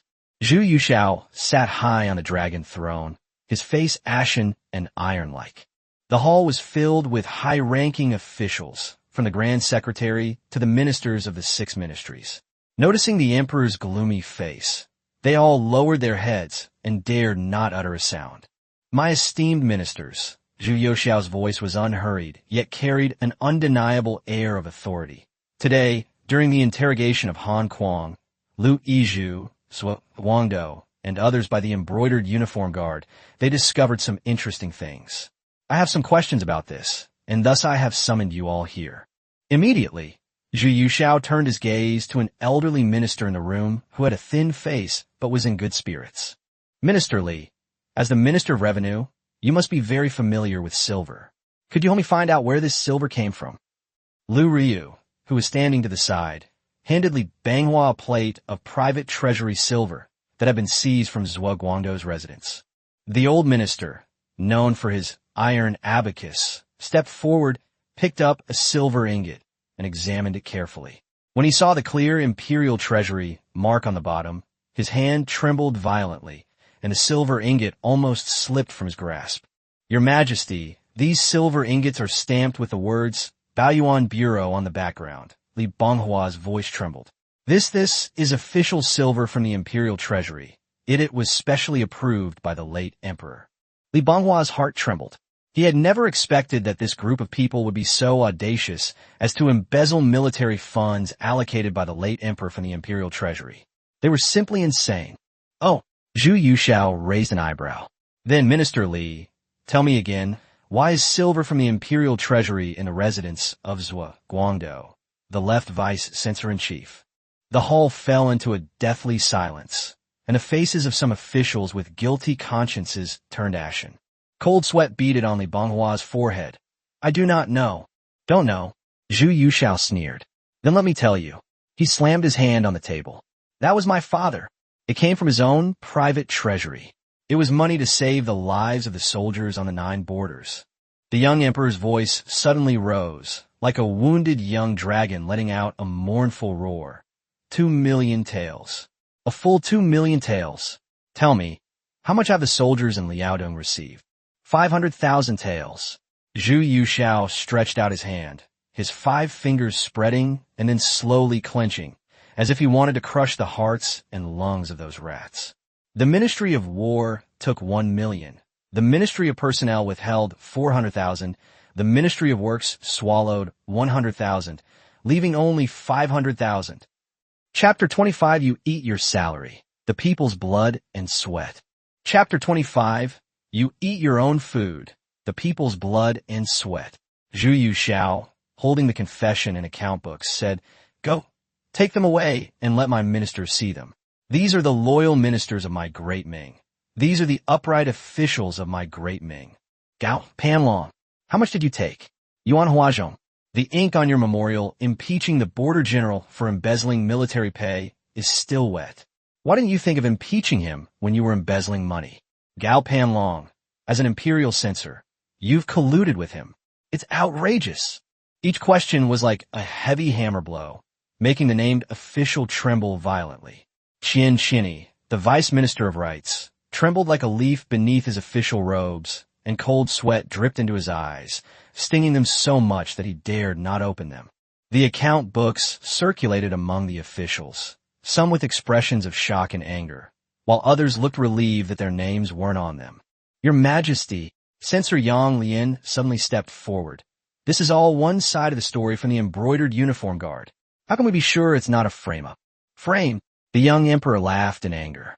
The money in the imperial treasury was all in the cellar. Could it be that Su Xianxun took it out of my imperial treasury? A deathly silence, a suffocating silence, enveloped the Qianxing palace, with only heavy breathing and the clattering of teeth echoing in the air. Sunlight streamed through the high windows, dividing the pale faces of the courtiers into 2 halves.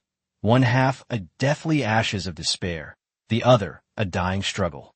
The high-ranking officials in the hall all prostrated themselves on the ground. Zhu Yuxiao's chest heaved violently, and the anger burning in his eyes gradually subsided into something colder and more chilling. He slowly sat back on the dragon throne. Very well, very well. Everyone says the embroidered uniform guard is my henchman. Then today I will give the world a fair trial, so that everyone can see the true faces of these hypocrites. Deliver an imperial order. Issue Li Banghua, Minister of Revenue, together with Zhang Wenda, Right Vice Censor-in-Chief of the Censorate, and Lu Qing, Right Vice Minister of the Court of Judicial Review. Zhu Yuxiao's voice was resolute. Based on the evidence, confessions, and account books investigated by the embroidered uniform guard in this case, within 3 days, have this case re-examined for me. Every ingot of silver, every account, every confession, investigate them thoroughly and clearly. Before this, all those involved in the case shall be dismissed from their posts and imprisoned in the imperial prison. After a thorough investigation confirms the facts, they shall be stripped of their official titles, their property confiscated, and their entire families exiled to Yunnan, with 3 generations barred from taking the imperial examinations. Zhu Yuxiao slammed his fist on the table and stood up abruptly.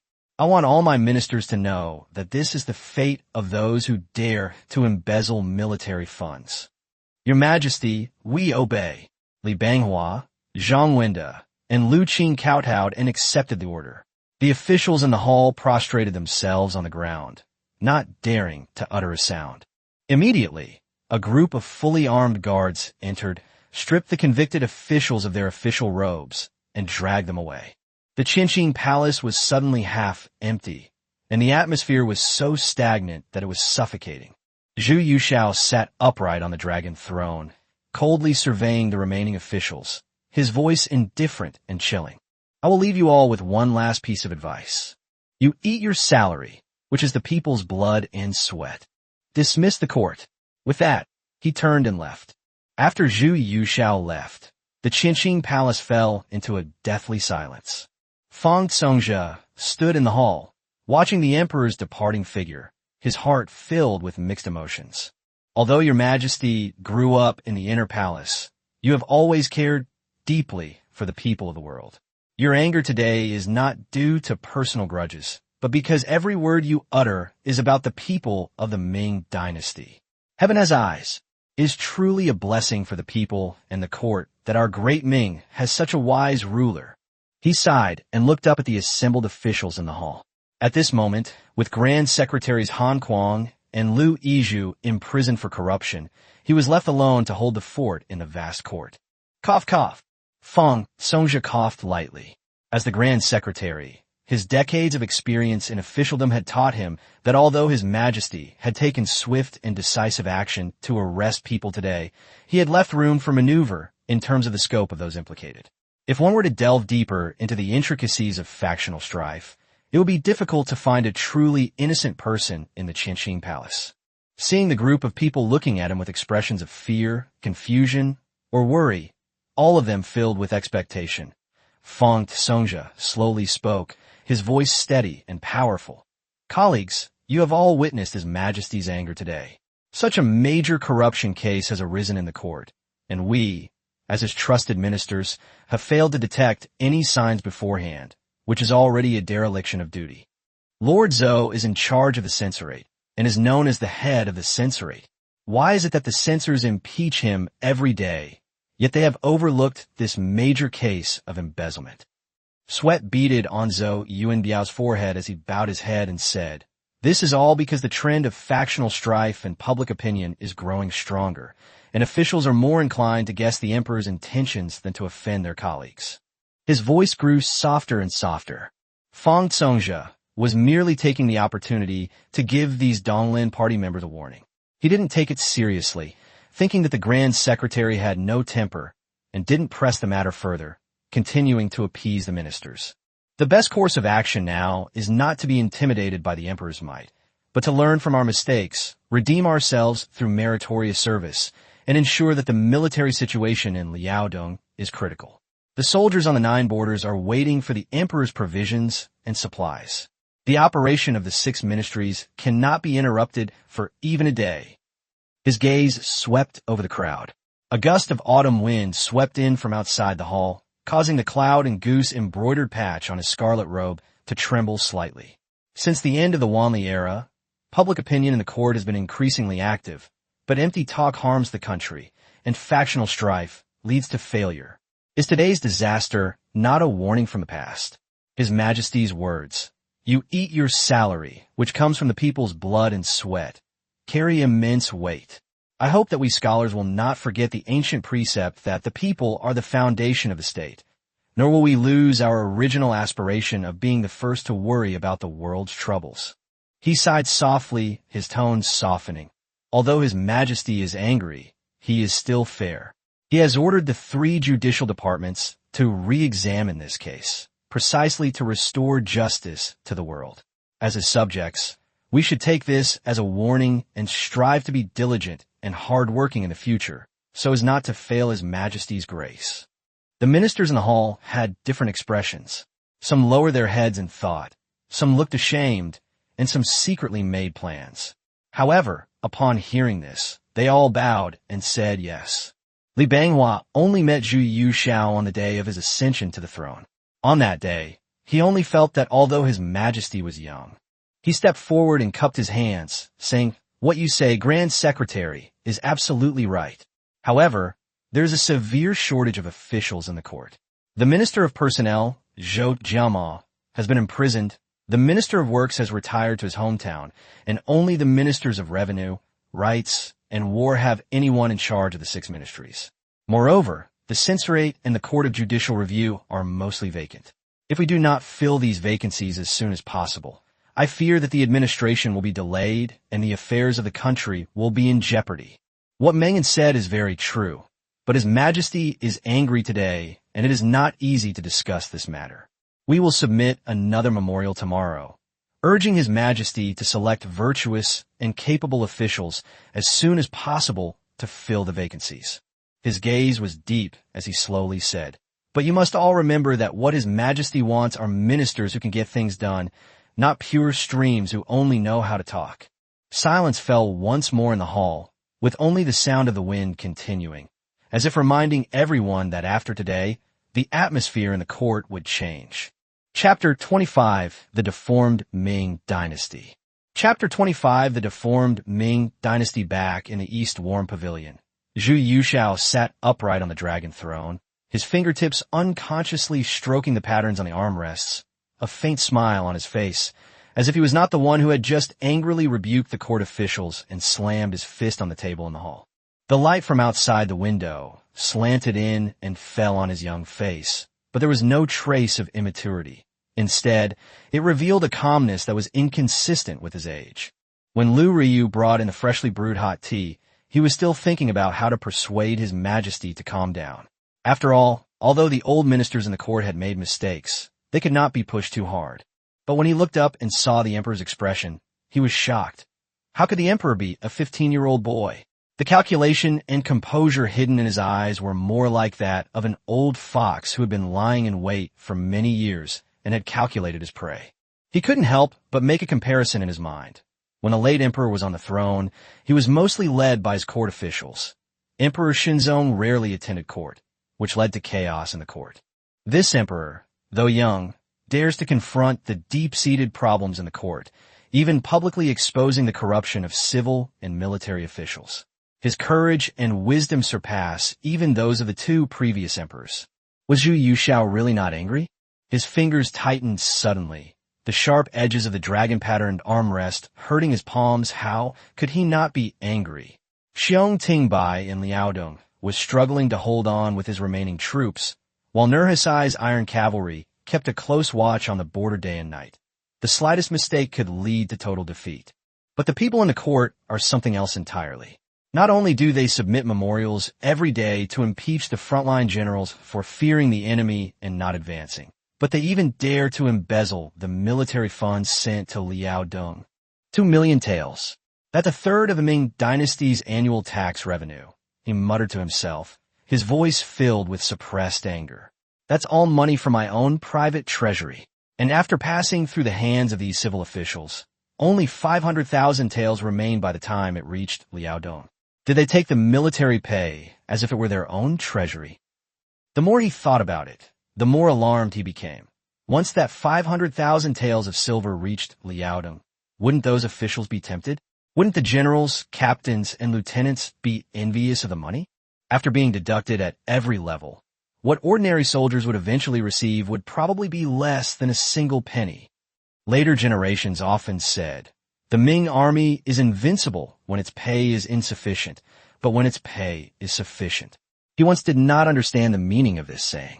When did the iron cavalry led by Wei Qing and Hui Tsubing of the Han dynasty ever suffer from a lack of military pay? When the soldiers of the Anxi protectorate of the Tang dynasty were able to defend the western regions for decades, why did they need to rely on food and pay for motivation? Only today, after witnessing firsthand the hypocrites in the imperial court and seeing the deformity of the Ming dynasty, did he vaguely understand that it wasn't that the Ming army was incapable of fighting, but that the court had thoroughly chilled the hearts of the soldiers.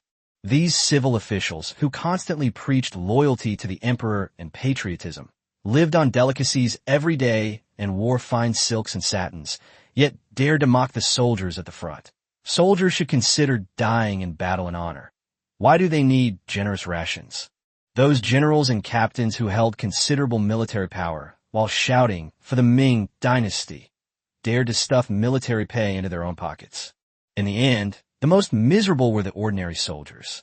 They wore tattered armor, ate rations mixed with sand, stood guard on empty stomachs, and received meager military pay that was not enough to support their families. Yet they had to brave arrows and swords on the battlefield, risking their lives to protect the Ming dynasty that did not belong to them, to protect the civil and military officials who bleed them dry, and to protect the lofty, forbidden city. Thinking of this, Zhu Yuxiao felt as if a huge rock was pressing on his chest, making it hard to breathe.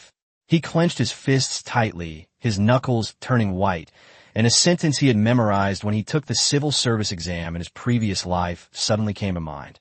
A nation with hope cannot be without heroes, and a country with a promising future cannot be without pioneers. The Ming dynasty cannot continue like this. He couldn't let those who sacrificed their lives for the Ming dynasty go to the battlefield hungry. He couldn't let their wives, children, and elderly parents wait in the cold night for their husbands and fathers to return, only to receive a letter of death and not even receive compensation. Those who are willing to sacrifice for the Ming Dynasty must have the support of the entire Ming Dynasty, the countless armored soldiers and heavy cavalry under their command, and themselves, the Emperor Zhu Yuxiao of the Ming Dynasty. Zhu Yuxiao took a deep breath, slowly exhaling the stale air from his chest, the anger in his eyes gradually transforming into unwavering resolve. He looked at Lu Ryu, who was waiting beside him, his voice calm, yet carrying an undeniable determination. Go and invite the Grand Secretary and several other ministers to the East Warm Pavilion. As you command. Lu Ryu bowed and quickly walked out of the Warm Pavilion. He could sense the Emperor's suppressed anger and felt a vague unease in his heart. Inside the Warm Pavilion, Zhu Yuxiao looked out the window again. Sunlight had filled the courtyard, and the distant palace walls gleamed golden in the sunlight. He knew the road ahead wouldn't be easy. The resistance from civil and military officials, the inertia of the Korthis were all tough nuts to crack. But he wasn't afraid. For the sake of the soldiers fighting on empty stomachs at the front, for the sake of the Ming Dynasty to weather this storm, he had to crack these nuts. Chapter 25 Summary to my dear readers. Chapter 25 Conclusion to my dear readers. Conclusion to my dear readers. First, please allow me to make a small, quiet defense. It really wasn't because I sent the wrong test paper that I came here to fix it, although that was a tiny part of it. As I type these words, my heart is filled with indescribable gratitude. Meeting you all here and seeing you accompany this story all the way to where it is today is the greatest happiness for me as a creator. I know that those of you who chose to read this book and persevered to this point must share with me a special affection for the magnificent history of the Ming Dynasty. Perhaps you have also felt the thrill of strategizing and expanding your territory in strategy games like Age of Empires and Total War. My original intention in writing this book was to depict a different Ming Dynasty. It needs to have the profound historical background of the late Ming Dynastian era, filled with sword fights, court intrigues, and the suffering of the common people, while also possessing the fast-paced rhythm and endless possibilities brought by system-based gameplay and war strategy. I want to bring those figures who only have a few words in history books back to life, and to make those moments buried by the dust shine again. The Ming Dynasty was not only marked by the tragedy of emperors dying for their country and the internal strife of the Donglin party strife. When we peel back the fog of history, we see the indomitable spirit of Zhang Zhuzhing's reforms, the resilience of Xiong Tingbai, who single-handedly held the nation together amidst the snowstorms of Liaodong, and the fearless courage of Qi Jiguang's army on the battlefield. This dynasty has many shining moments that we have overlooked, and countless loyal ministers, generals, and patriots who persevered, struggled, and fought against the tides of history. As a deep enthusiast of Ming Dynasty history, I often feel that compared to the grandeur and magnificence of the Han and Tang dynasties, the Ming Dynasty possesses a unique beauty, a blend of desolation and pathos. It is like a slowly unfolding ink painting scroll, containing the magnificence of war, the gentle beauty of the Jiangnan region, and the resilience of countless ordinary people struggling to survive in the cracks of history. I hope that through the unique perspective of the imperial system, we can re-examine this history together, feel the pulse that once beat so real, and touch those warm souls. At this point, please allow me to give you a slight spoiler about the journey ahead. Our protagonist, Zhu Yuxiao, will not stop at simply reorganizing the Beijing garrison and stabilizing the capital region. The establishment of the Nanhazi camp is merely the first cornerstone of his grand plan. Next, he will further advance his reforms, rectifying official corruption, developing the military industry, encouraging commerce, and constructing water conservancy projects, revitalizing this ancient empire. Militarily, we will witness the formation of new firearms-equipped units, see elite cavalry galloping across the battlefield, and perhaps even a powerful navy setting sail. The homeland of Liaodong, the grasslands of Mongolia, and even more distant territories will all be the stage for future epics. Of course, this path will never be smooth. The undercurrents of the imperial court, the resistance from the local areas, and the powerful enemies from the outside will bring more intense conflicts, more difficult choices, and an even more magnificent epic chapter. Here, I must once again express my deepest gratitude to all of you who have accompanied me on this creative journey. I have a science and engineering background, so my writing style may not be fancy enough, and my narrative may not be sophisticated enough. But the only thing I can guarantee is that I will put in 100% sincerity and patience to carefully polish and meticulously outline the Ming Dynasty in our hearts. Every time I study English, I always think of that resounding phrase, "I want foreigners dead." Perhaps it's an obsession, but it compels me to keep thinking. If the Ming Dynasty hadn't missed that historical crossroads, if it had broken free of its shackles, forged ahead with determination, embraced the ocean, and innovated technology, what a magnificent future it would have been. How would a continuous, powerful, and open empire have changed the course of world history? I sincerely hope that we can find the answer to this question together in this story and witness a different future. The land is a picturesque landscape, a testament to the countless heroes who have risen and fallen. Yet, with our rivers and mountains unharmed, we are no ordinary men. The road ahead is long, and the scroll of the world has only just begun to unfold. Dear readers, prepare to continue our journey with me, to dedicate our passion and wisdom to this great Ming Dynasty that belongs to us, and together write an epic saga of our empire. Sincerely, Mo Yunfan, your friend. Volume 2, The Emperor's Reign.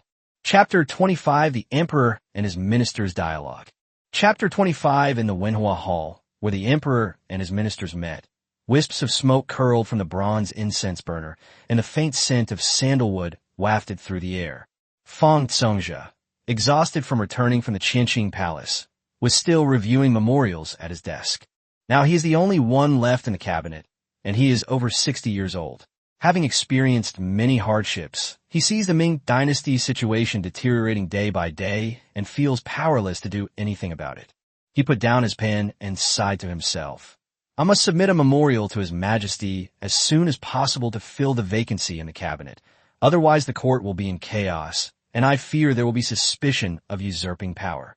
The palace doors creaked open, and Lu Ryu entered gracefully. She immediately spotted Fang Tsongjia, his head buried in a pile of memorials, and softly called out, "Chief Minister Fang! Chief Minister Fang!" Fang Tsongjia looked up and saw Lu Ryu, the emperor's favorite and the current grand eunuch of the Directorate of Ceremonial. He quickly stood up and bowed. Why has Eunuch Lu come in person? Could it be that His Majesty has issued an order?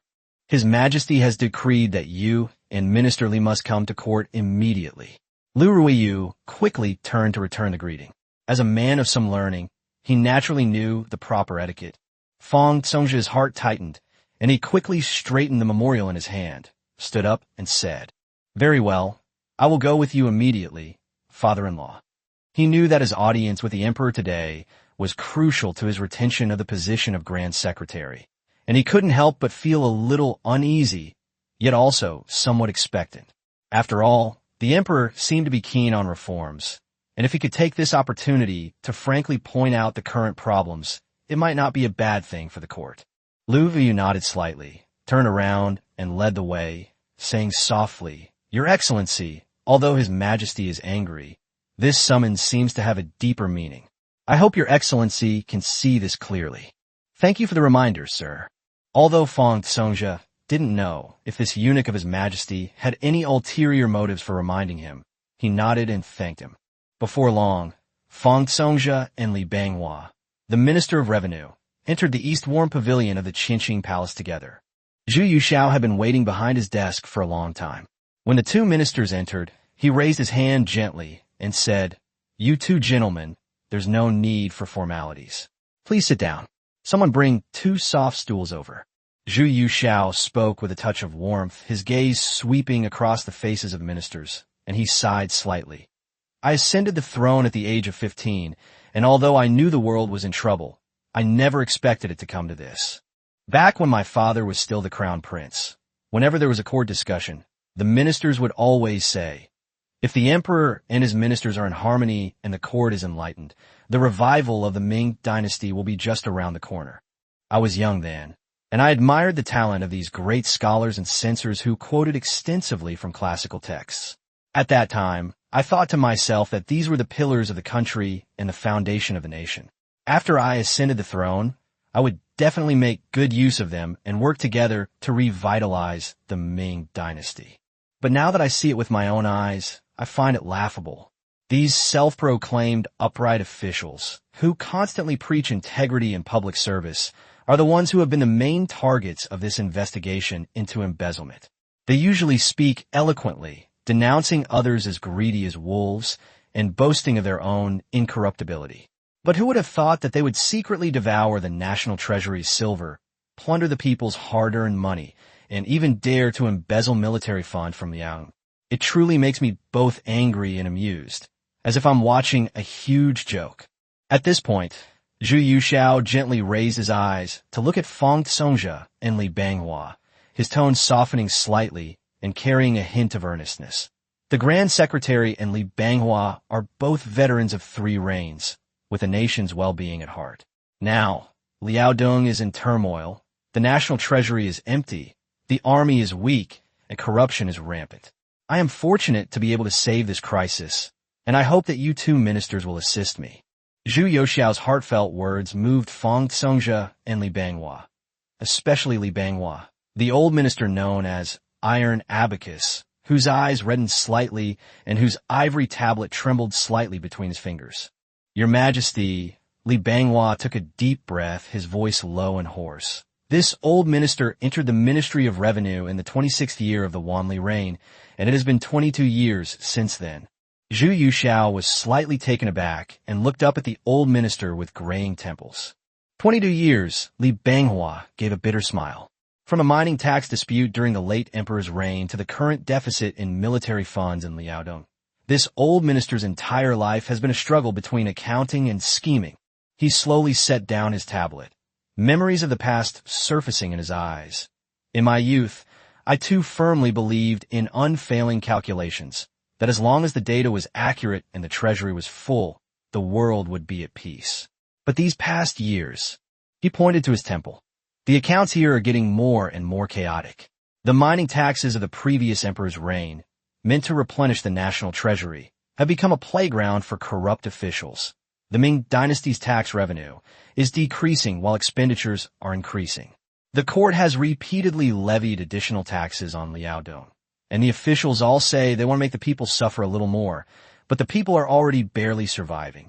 He suddenly raised his voice, a flicker of heartache in his eyes. Your Majesty, what this old minister has been calculating over the years is far more than just money. It's been the lives of countless soldiers, the livelihoods of countless people, the future of the Ming Dynasty. Upon hearing this, Fang Songjia couldn't help but sigh. Minister Li is right. In recent years, there have been too many people in the court calculating accounts and too few fortune tellers. They calculate today's gains and losses, but they can't foresee tomorrow's fortunes. Li Banghua suddenly knelt down, tears welling in his eyes. Your Majesty, this old minister is not afraid of death, but only of dying a humiliating death. Over the years, this old minister has witnessed rampant corruption, seen military funds being embezzled, and soldiers fighting on empty stomachs. His voice choked with emotion. But all my petitions have been ignored. I can only watch helplessly as they go unanswered. Fang Songjia stood to the side, a complex expression flashing in his eyes. Zhu Yuxiao's eyes were moved. He stood up, walked to Li Banghua, and helped Li Banghua up with both hands. My dear minister, you have worked hard all these years. It is the fortune of the court and the Ming Dynasty to have you and others like you. Therefore, I have summoned you 2 here today, specifically to hear your opinions on the fundamental problems plaguing my great Ming Dynasty today. Upon hearing this, Fang Songjia and Li Banghua fell in a deep thought. The Ming Dynasty had been established for over 200 years and was riddled with deep-seated problems. Explaining these problems clearly in a short time would be a real test for them. The hall fell silent for a moment, with only the wisps of sandalwood incense wafting from the bronze incense burner, emitting a faint warmth. After a long silence, Fang Songjia bowed and said in a low voice, Your Majesty, I believe that the problems of our great Ming Dynasty today stem from 3 places. First, the disorder in the court and the endless factional strife. Second, the complacency of civil officials and the laxity of military affairs. And third, the scarcity of funds and grain, and the heavy burden of taxes and corvée. If we do not make a firm decision to eradicate these three problems, I fear that they will become too deep-rooted to be reversed and the country will be unstable. Li Banghua then spoke up. What the Grand Secretary said is absolutely right. Factional strife in the court is intensifying, and officials are vying for fame rather than doing practical work. Empty talk and corruption are rampant in officialdom. If we do not rectify the atmosphere and reform the corrupt practices, even the best strategies will be difficult to reverse the decline. Zhu Yuxiao listened and wholeheartedly agreed. The Ming dynasty was indeed not lacking in intelligent people, but these intelligent people often couldn't get things done. Chapter 26, New Examination and Assessment Law. Chapter 26, New Examination System. My dear minister, what can you teach me? Upon hearing this, Feng Tsongzhi sighed softly. Your Majesty, I believe that among the three problems, as long as your Majesty focuses on governing the country, selects virtuous and capable officials, and promotes the talented, you'll have no worries and can restore the order of the court. Secondly, although our great Ming dynasty recently suffered the defeat at Suru, the three major campaigns during the Wanli era have left behind many elite troops and capable generals. We only need to reorganize the army and reduce the number of old and weak soldiers to revitalize our military. Therefore, although these two issues are major threats, we can still address them gradually and systematically. He paused for a moment, his expression solemn, but in the end, the most fundamental issue is still the administration of money and grain. Money and grain are the lifeblood of the nation. If the national treasury is empty, both the soldiers and the people will suffer. Even with 100 good policies, it will be like a tree without roots. Li Banghua, standing to the side, also bowed and stepped forward. Throughout history, the people have been the foundation of the state, and grain is the lifeblood of the nation. Since the founding of the empire by Emperor Taizu, taxes and corvée labor have been clearly defined, and the national treasury has been well managed. But now, land registers are neglected, false reporting and tax evasion are rampant, and with powerful families annexing land, tax revenue is lost, and taxes exist in name only. I have seen the Ministry of Revenue's accounts from previous years. During the Hongwu reign of our great Ming dynasty, the total number of acreage registered in the National Register was about 8 million hectares, and the annual land tax was more than 70 million shi. All taxes were levied on an acriby acre basis, according to the registration. The population and land were relatively clear, and the corvée labor was also carried out in accordance with regulations. Even after the Yongle era, although local taxes gradually decreased due to heavy military service and border defense, the annual grain harvest was still around 55 million shi, which was enough to sustain the needs of the military and the country. However, from the Jiajing and Longqing reigns onward, the household registration and land registration systems were not updated for a long time, leading to an increase in the number of displaced people and even more serious land grabbing by powerful families. By around the 40th year of the Wanli reign, the imperial register only showed more than 7 million hectares of land, and the actual amount collected had shrunk considerably. According to the Ministry of Revenue Archives, the annual quota should have been equivalent to about 25 million taels of silver, but the actual amount collected was less than 15 million taels, a difference of more than 40%. The main reason for this was that local powerful families seized land, devised various pretexts to evade taxes, and the practice of offering land as tribute was rampant. Some households were registered in the name of the emperor, but their land registration did not match, or they registered their land under the names of members of the imperial family or noble families to avoid the imperial court's tax collection. Small households and tenant farmers were instead forced to pay taxes and suffered greatly. Moreover, the annual military pay for Liaodong alone amounted to over 2 million taels of silver, but due to the depleted national treasury, the imperial court could often only pay half of that amount. The soldiers in various garrisons were short of pay, morale was low, and their fighting strength was declining daily. If your Majesty wishes to rectify the situation at its root, you must first perform the household register, conduct a thorough land survey, curb land annexation, and rectify taxes and corvée labor. Furthermore, you must strictly regulate the Ministry of Revenue's financial management methods, severely punish corrupt officials, ensure that expenditures are within your means, and practice frugality to benefit the people. Only then can the national treasury be full and the military and state adequately equipped. He bowed slightly, his eyes shining. Your Majesty, the empire cannot be without soldiers for a single day, nor can soldiers be without pay for a single day. If the source of money and provisions is not secure, even 1 million elite troops will not be able to sustain themselves. Conversely, if resources are abundant, then military farms can provide sufficient food for the army. Salt and iron can supplement military supplies, soldiers can obtain clothing and armor, and the people can live in peace. This is the foundation of governing a country and must not be neglected. Zhu Yuxiao listened attentively and saw that the two men were logical and their analysis was reasonable.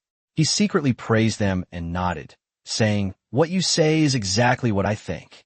He slowly said, "What you have said is exactly what I am worried about." In the past, when Zhang Jiangling was in charge of the government, he personally measured the fields, checked the household registration, and implemented the performance evaluation system, which prevented officials from making false reports and exaggerating their achievements. The government was invigorated and the country had more than enough funds. Unfortunately, after his death, factional strife turned him into a corrupt official who amassed wealth and imposed harsh policies, forgetting his ancestors and his heritage. They attacked him and even demoted Zhang Jiangling to the title of a minister who amassed wealth. At this point, his face darkened with anger, and he said in a deep voice, "Having reviewed his policies, I know that his true intention was to suppress the powerful and wealthy, streamline land taxes, and economize on expenditures to benefit the people. If it weren't for Jiangling's policies, how could the national treasury have supported the 3 major campaigns? How could it have suppressed internal and external rebellions? He is truly a pillar of the nation, and he cannot be lightly destroyed." Fang Congzhe repeatedly agreed. "Your Majesty's wise judgment." Zhang Jiangling has implemented the performance evaluation system, which registers and categorizes all matters undertaken by the 6 ministries and the censorate according to their urgency. Routine official duties are listed first, followed by important matters, and finally, matters ordered by imperial decree. The withered finger pointed to the vermilion mark in the register. At the end of each month, the 6 departments shall complete their audit reports, and the Ministry of Revenue shall verify the inflow and outflow of funds and grain. Any unresolved matter shall be marked with a yellow pen. Any matter not completed within 2 months shall be criticized with a black pen. Any matter exceeding 3 months' deadline shall result in dismissal and investigation. This would have made the administration more efficient and the Ministry of Revenue more reliable, and the National Treasury would have gradually become fuller. Although it was strict, it could have helped to remedy the current problems. Unfortunately, there was no one to succeed him, and corruption resurfaced, and all the achievements of Jiangling were wasted. Zhu Yuxiao understood. This was equivalent to assigning projects and setting deadlines for each department, requiring multiple departments to supervise each other and threatening to dismiss or even punish and behead you at any time. This was much harsher than the civil servants of later generations. No wonder no one spoke up for Zhang Jiujing after his death. Wanli regarded his teacher as an enemy, and the ministers also agreed to completely overturn the new policies, leading to the demise of the regime. Li Banghua then added, "If the court wishes to revitalize the nation, it should follow the example of the policies of Jiangling. Your Majesty, I urge you to..." First, an imperial edict was issued to both domestic and foreign audiences to vindicate Zhang Jiangling. Second, the Ministry of Revenue and the Ministry of Works were ordered to revise the Yellow Register and the Fish Scale Register, measure the land area 1 by 1, and verify the tax quotas. Thirdly, the performance evaluation system should be reinstated for all officials to prevent local officials from manipulating the system and falsifying reports to evade taxes. Fourthly, the practice of powerful and wealthy individuals registering their residences under false pretenses should be strictly prohibited to curb land annexation, thus potentially remedying the abuses of taxation and corvée labor and strengthening the foundation of the state. Upon hearing this, Zhu Yuxiao's eyes shone brightly. "Excellent. Zhang Jiangling's method may have its flaws, but its fundamental principles cannot be denigrated. I will personally issue an edict to all officials to exonerate Jiangling and demonstrate to the world that I am not afraid to follow his legacy and restore order to the court. After saying this, he paused and said, "If the national treasury is insufficient and the army's food supply is insufficient, even with 1 million-strong troops, how can we defend against the enemy? If powerful clans are not suppressed and land taxes exist in name only, how can we protect the people? These are all major calamities for the country and the nation." From a later perspective, Zhang Jiuxing's reforms were both successful and unsuccessful. Take the examination and assessment law, for example. It was equivalent to the modern KPI assessment system, which issued a task list to each official every year, or even down to each month. The 6 departments of censors were like HR specialists, checking on officials monthly, and then the cabinet would review the results. If an official failed to meet the standards 3 times in a year, he would be dismissed. While this greatly improved the administrative efficiency of officials, in ancient times when officials held absolute power, many local officials would resort to extreme measures to meet their performance targets. For example, to make their figures look better, they would often impose additional levies and miscellaneous charges at each level, and even force people to pay in advance. This is similar to some companies in later generations desperately try to meet their year-end targets by using inferior materials and shoddy work. The result was that, on the one hand, fiscal revenue and military spending were abundant. On the other hand, the burden on ordinary people increased sharply, causing them great suffering. Furthermore, after Zhang Jiuxing's death, factional strife within the court reignited, with the Donglin party members viewing him as a cruel official who amassed wealth and launching a concerted attack. Locally, powerful clans who had been suppressed by Zhang Jiuxing also seized the opportunity to overturn their previous rulings, criticizing the harshness and flaws of the performance evaluation system. Thus, while the performance evaluation system yielded significant results in the short term, it also sowed the seeds of public resentment and bureaucratic superficiality. Ultimately, results became a numbers game, and political achievements became mere window dressing.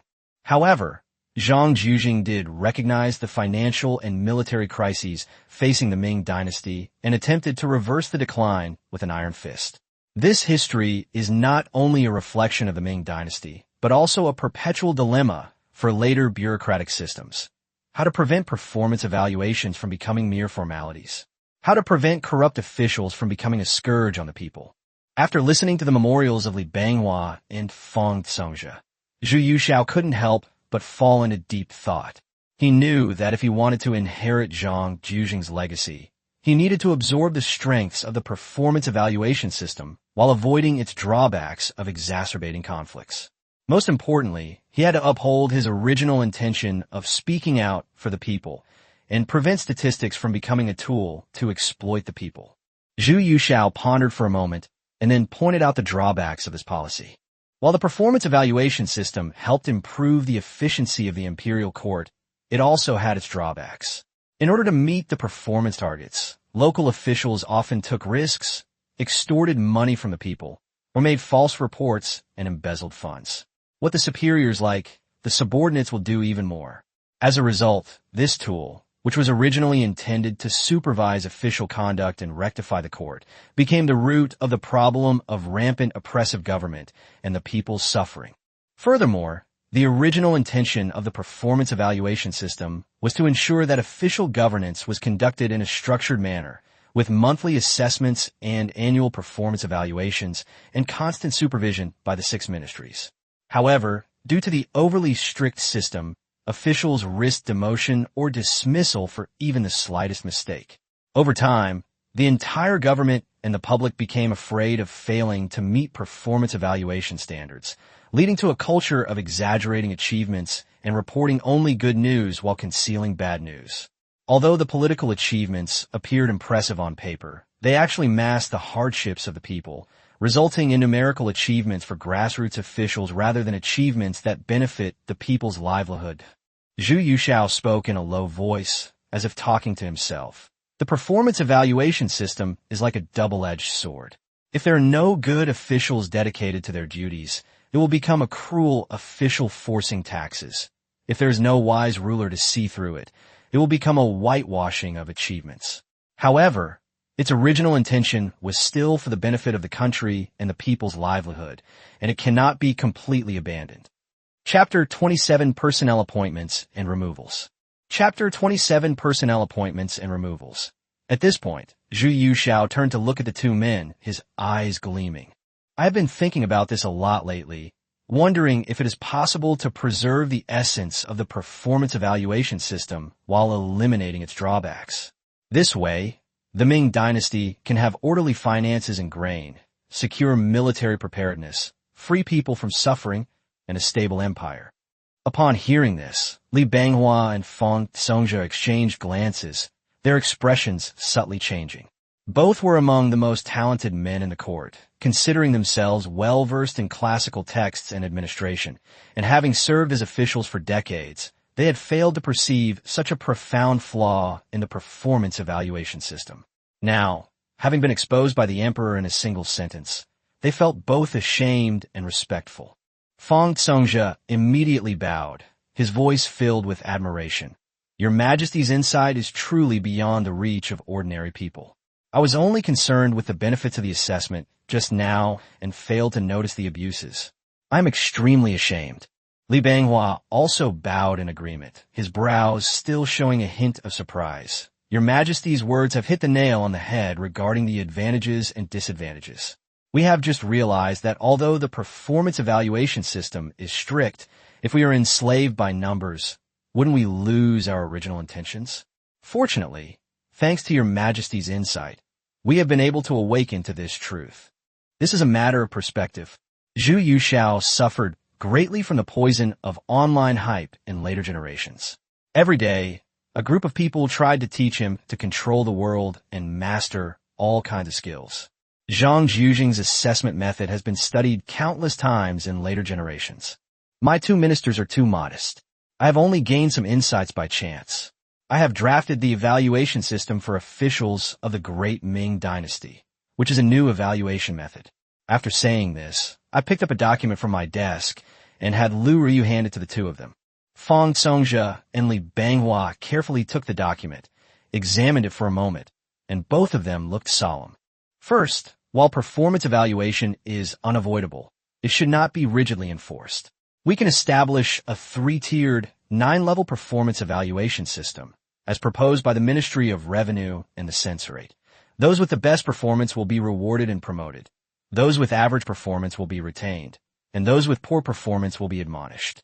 For any violation of administrative regulations, depending on the severity, a reprimand should be issued first, followed by dismissal, in order to alleviate the fear of local officials and encourage their ambition.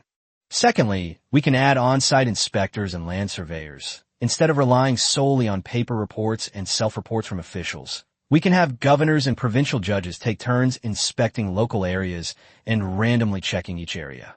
The truth will be immediately apparent, which will curb the practice of false reporting and fraudulent claims.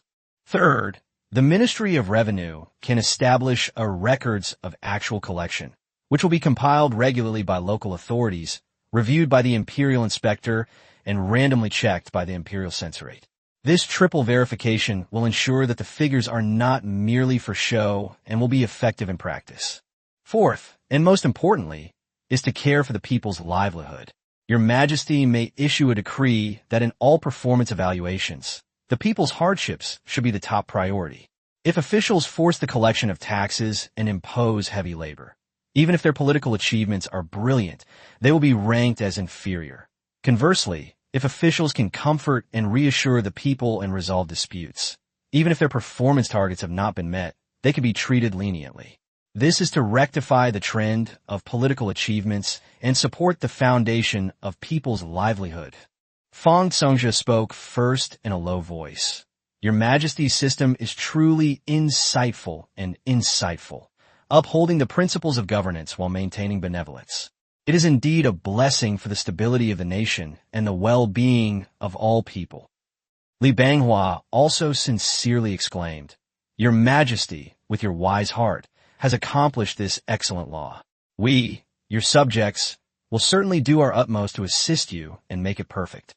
Zhu Yushao nodded solemnly. Good.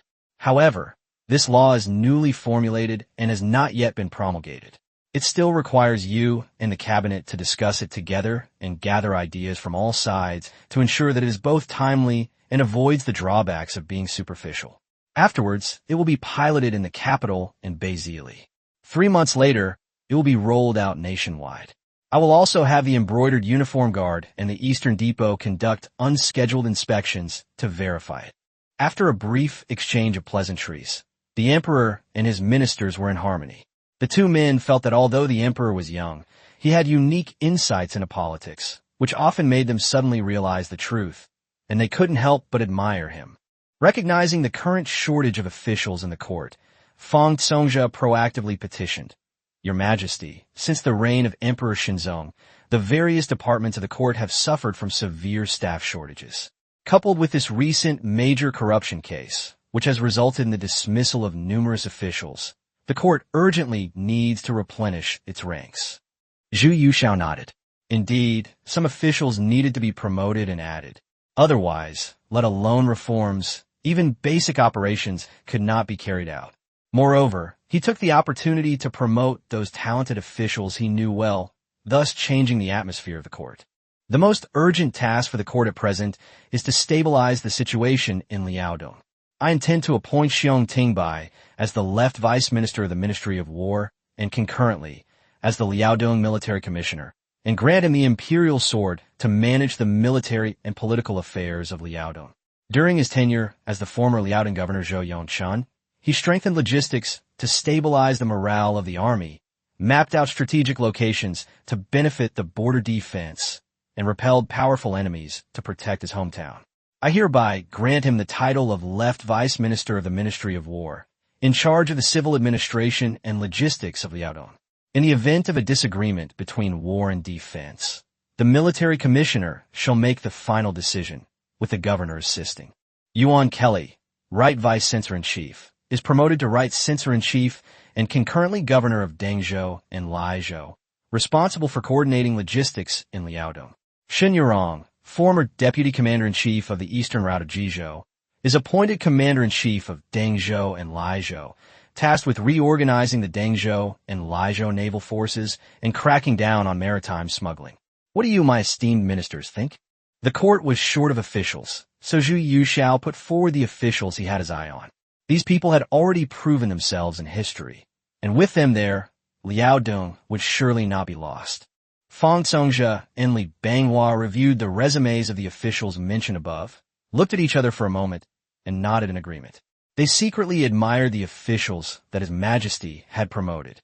They were all capable ministers and officials, and most of them had accumulated merits in local areas or the military. Seeing the tacit understanding between the two, Zhu Yushao nodded slightly and then said in a deep voice, In addition, regarding the vacant positions in the cabinet, I intend to appoint Grand Secretary Fang Qing as a Grand Secretary of the Wenhua Hall, Minister Li as a Grand Secretary of the Wuying Hall, and Zhou Jiama as a Grand Secretary of the Doma Hall. With the three cabinets working together, we can support the central government. Upon hearing this, the two men quickly rose, clasped their hands in thanks, and said in unison, We will obey your Majesty's command and will do our utmost to assist you. This was a reciprocal gesture, especially since Li Banghua was overjoyed to hear of his appointment. He had once thought about joining the cabinet to assist in governance, but so many years of his career had worn down his expectations.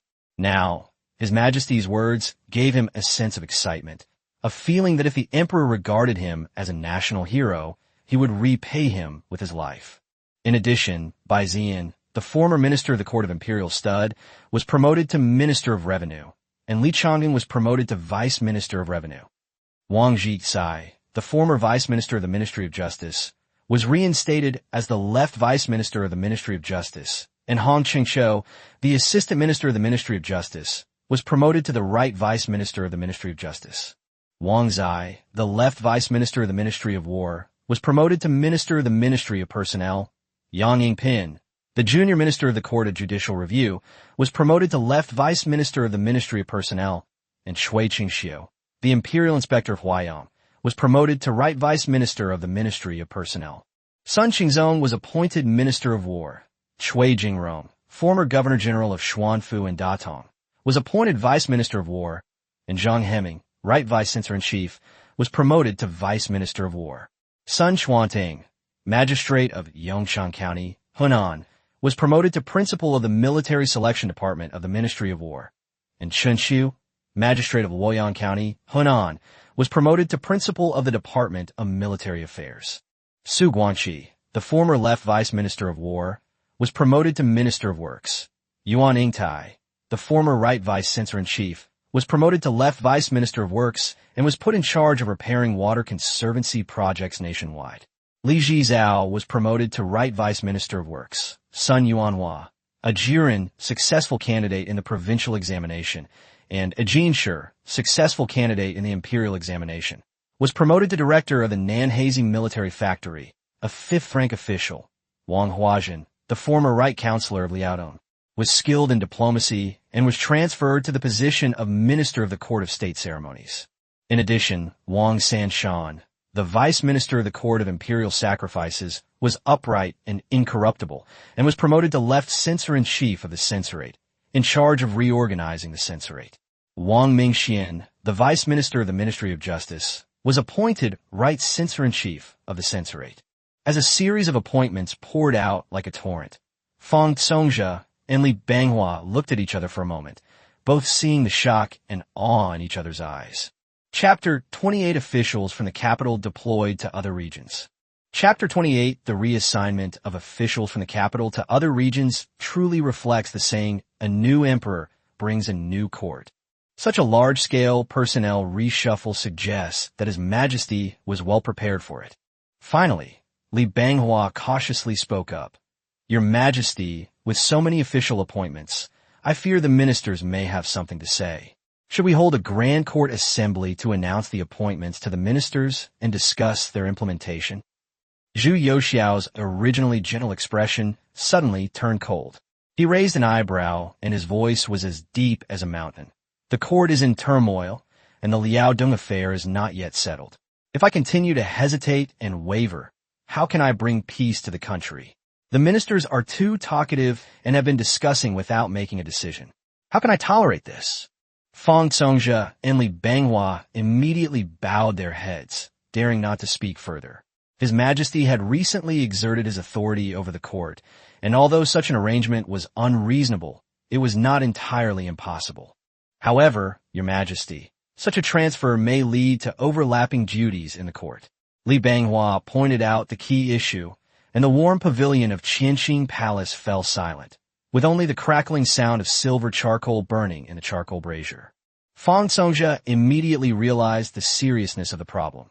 His Majesty's promotions, such as Sun Chuaning and Chen Xiu, who were directly promoted from local county magistrates to key officials in the Ministry of War, Wang Huazhen, who was transferred from Liaodong Counselor to Minister of the Court of State Ceremonies, and Hong Chengshou, who even jumped several ranks, were certainly exceptional promotions of capable officials. However, with so many newcomers suddenly flooding in, the limited positions in the 6 ministries and departments of the capital would inevitably lead to overlapping official posts. How would the existing officials be placed? More importantly, this seriously touched upon the deep-rooted, unspoken rules of officialdom. No one who is not a member of the Hanlin Academy can enter the cabinet. No one who is not a censor can be in charge of the law, and no one who has served in a department for a long time can be appointed as a senior official. These officials who suddenly obtained high positions have shallow qualifications and unstable foundations, and are likely to be difficult to win over the masses. They are more likely to provoke attacks from the upright officials and the old ministers who have been waiting for seniority. Zhu Youxiao took in the solemn expressions of the two men, but instead of being displeased, a meaningful smile appeared on his lips. He slowly rose and walked to the hanging general map of the Ming dynasty, his gaze sweeping across the vast territory with piercing intensity. Duplicate official positions? Zhu Youxiao's voice was not loud, but it carried an undeniable force. Grand Secretary, Minister Li, you only see the congestion in the capital, but have you seen how many prefectures and counties across this vast land are lacking capable officials? How many places are riddled with problems and urgently need rectification? He turned abruptly, his gaze fixed intently on the two high-ranking officials. The officials I have promoted are mostly from local backgrounds, familiar with the people's conditions, and knowledgeable in practical matters. In that case, I will give them a chance to prove themselves. Zhu Yushao paused for a moment. Release those old ministers in the capital who have been sitting in their offices for too long, are used to paperwork, but know nothing about the suffering of the people. All mid to lower level officials, such as Long Zhong, Yuan Weilong, and Zhu Shi, who are young, capable, and worthy of development, shall be transferred to local prefectures and counties to serve as officials with substantive official seals. Prefects, magistrates, and county magistrates shall be appointed wherever there is a shortage of personnel. Their ranks may be retained or slightly adjusted as appropriate, but they must leave the comfort zone of the capital. Upon hearing this, Fang Songjia and Li Banghua were both shocked, almost thinking they had misheard. A transfer to a local post? For many officials in Beijing, especially those who had climbed to high-ranking positions in ministries and departments, eagerly awaiting entry into the cabinet or promotion to a high-ranking official, a transfer to a local post was tantamount to demotion, a setback in their careers. Your Majesty, this Li Banghua was speechless for a moment. The idea was too shocking. Why not? Zhu Yoshao's gaze was sharp. Officials in the capital are noble and powerful, while local officials are concerned with practical matters. They should share information and resources. However, for a long time, officials in the capital have regarded being sent to the provinces as a daunting task, while local officials have regarded entering the capital as an ascent to heaven. The barriers are so strict, which is a great mistake. As a result, the central government is unaware of the actual situation in the provinces, and the provinces have difficulty communicating with the central government's policies. But we must also tell them that being sent to a post outside the capital is not a demotion. The posting period is set at 3 years. After 3 years, depending on their talents, merits, and experience, they will be promoted to key positions. Those with outstanding performance will be promoted 2 ranks and return to the capital. Those with excellent performance will be promoted 1 rank and return to the capital or promoted to another province. Those with average or below average performance will be reprimanded or demoted after verification by the censorate and the Ministry of Personnel. Those with serious circumstances will be dismissed and arrested and will never be employed again. Fang Songjia was moved. This fortunate paper-mending craftsman during the Wanli era was also touched by Zhu Yoshao's ambition. Alas, if His Majesty had ascended the throne 10 years earlier, our great Ming dynasty would not have fallen to this state. His mentality of being used to protecting himself had also changed slightly. Li Banghua, a pragmatist by nature, naturally understood the benefits of His Majesty's arrangement and offered his full support. Besides, who would dare oppose it? That would be standing against the millions of grassroots officials of the Ming dynasty will that be tantamount to cutting themselves off from the people. Your Majesty's new policies aim to select the virtuous and capable, promoting only the talented. I request that Your Majesty issue a decree. Those who excel in their 3-year external assessments shall not be restricted by precedents, such as being a member of the Hanlin Academy, not holding the Jinshu degree, or having seniority as a Beijing official. Their promotion shall be based solely on their merits and demerits in their actual administration. This will encourage all scholars and officials to understand that fame and fortune come from practical work, not from empty talk within the Hanlin Academy.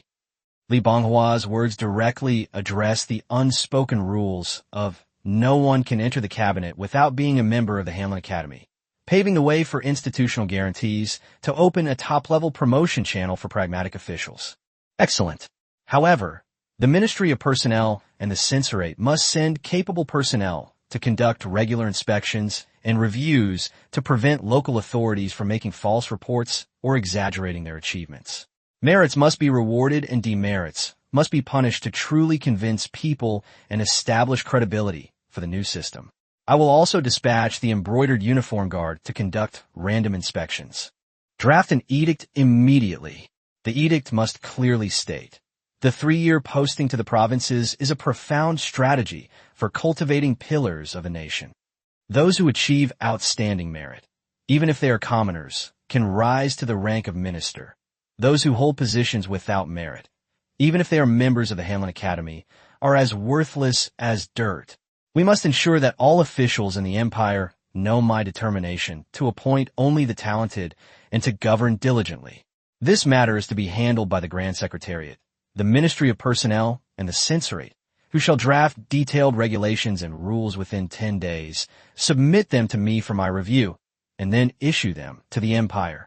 Zhu Yuxiao made the final decision, bringing this dialogue between the emperor and his ministers to a close. Outside the Qinqing Palace, the winter wind howled.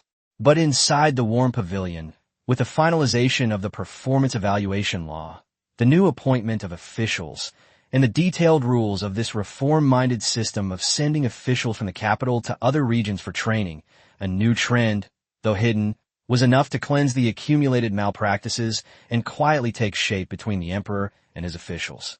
Those officials who once thought that being sent to a post outside the capital was a demotion were about to face a real test. Under Zhu Yuxiao's personal guidance, the path to promotion in the Ming dynasty was being quietly broadened and directed in a more pragmatic direction. Chapter 29, Clearing the Clouds to Reveal the Sun. Chapter 29, Clearing the Clouds to Reveal the Sun. By the mandate of heaven, the emperor decrees. A nation with virtuous ministers is secure and stable. Zhang Jiujing, in his former position as Grand Secretary, revitalized state affairs, regulated finances, and upheld discipline, truly a minister who brought about the revival of the dynasty. However, rumors and slander obscured his reputation, leading to his unjust death. Having personally reviewed past documents and investigated past events, I find that all of Zhang Jiujing's policies were beneficial to the nation. How could such slander be tolerated? Therefore, I hereby grant him a pardon, proclaiming this to heaven and earth, restoring his official rank and titles, bringing glory to the court. I earnestly pray that his spirit in heaven will bless this nation. This is my decree. Furthermore, I believe that the performance evaluation of officials is crucial to the affairs of the state. Previous evaluation methods were rigid and inflexible, sometimes amounting to mere paperwork, and failed to fully reveal the quality of governance. Therefore, I hereby promulgate the Great Ming Official Evaluation System, aiming to ensure fairness and impartiality, promote diligent governance, and demonstrate this system to the world, so that all officials know where to strive. The system is as follows. By the mandate of heaven, the emperor decrees. The strategically vital Liaodong region is in imminent danger. I believe the affairs of Liaodong rely heavily on capable generals and officials. Therefore, I hereby appoint Xiong Tingbai, the left Vice Minister of War, as the Liaodong Military Commissioner, in charge of military and political affairs, and bestow upon him the imperial sword, granting him the authority to act as he sees fit. Zhou Yingchen, the former governor of Liaodong, has distinguished himself in defending strategic locations and caring for the people. His merits are outstanding. Therefore, I hereby grant him the honor of being promoted to Left Vice Minister of War, specifically responsible for the civil administration and logistics of Liaodong. In the event of disagreements regarding defense or attack, the military commissioner will make the final decision, with the governor assisting to ensure concerted efforts and the pacification of the border. Yuan Kelly, the right Vice Censor-in-Chief, has a distinguished record and is now promoted to right Censor-in-Chief and concurrently governor of Dengzhou and Laizhou. He is responsible for overseeing logistics in Liaodong, meticulously managing resources and ensuring border defense. Shen Yurong, the former deputy commander-in-chief of the eastern route of the Jizhou garrison, has been promoted to commander-in-chief of Dengzhou and Laizhou. He is tasked with reorganizing the navy and cracking down on maritime smuggling without any negligence. By the mandate of heaven, the emperor decrees.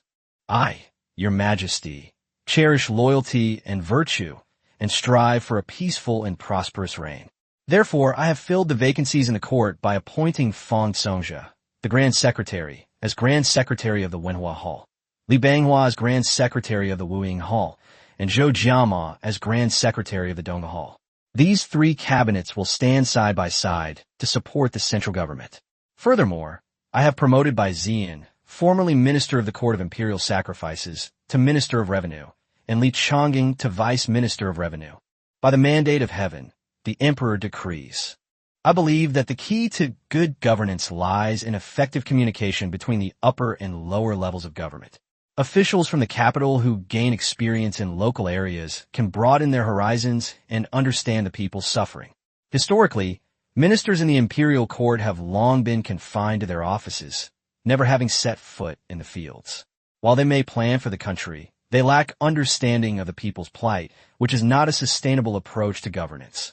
Therefore, I have specially formulated the regulation for the appointment of capital officials to local areas for experience to proclaim to the world, hoping to achieve unity of purpose between the upper and lower levels and ensure the smooth implementation of government policies.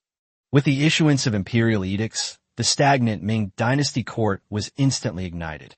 The new examination and assessment law, the emperor's series of personnel appointments, and the regulations for sending officials from the capital to other regions for training any one of these three things could have shaken the court at any time, let alone when all three were implemented simultaneously. In an instant, the court was sharply divided.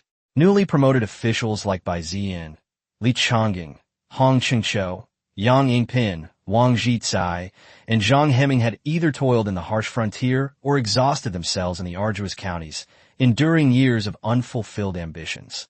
Now, they have been elevated from humble beginnings by the emperor. A surge of long-suppressed fervor rushed to their heads. Their eyes shone brightly, and they felt only the emperor's wisdom. On the other side, however, all was shrouded in gloom and despair.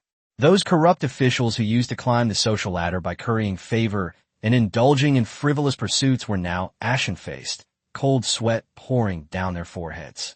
They had grown accustomed to grand pronouncements, but when it came to actually doing something, they were utterly helpless. As for the once influential and eloquent Donglin party members, they were swept away by this storm and scattered to the ground. In the vast imperial court, apart from a handful of people like Yang Lian and Zhao Nanxing, there was no place for them to stand. The new performance evaluation system is like a cold ruler standing in front of everyone. Promotion? Based on merit. Only merit. His Majesty's attitude is very clear. He prefers pragmatic ministers who can cultivate wasteland, quell bandits, and fill the national treasury. And those former intellectuals who relied on impassioned pronouncements about the state of affairs and gained fame by criticizing the emperor? Forget about any hope of promotion. If they keep babbling on, they'll be labeled slandering the new policies and disrupting state affairs, and they'll be waiting for their homes to be confiscated and them to be imprisoned. The Donglin Party? It's a thing of the past. Of course, some Hanlin scholars and young newly appointed Jinshi, successful candidates in the highest imperial examinations, were secretly plotting to apply for transfers to other regions, hoping to achieve some political success.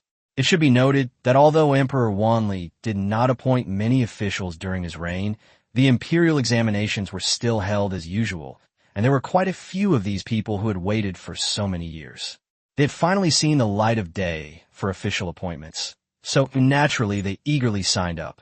Before those senior officials could even raise objections, countless scholars and capable individuals applied for transfers. What? You oppose the transfer? You dare defy the imperial decree? Seize him.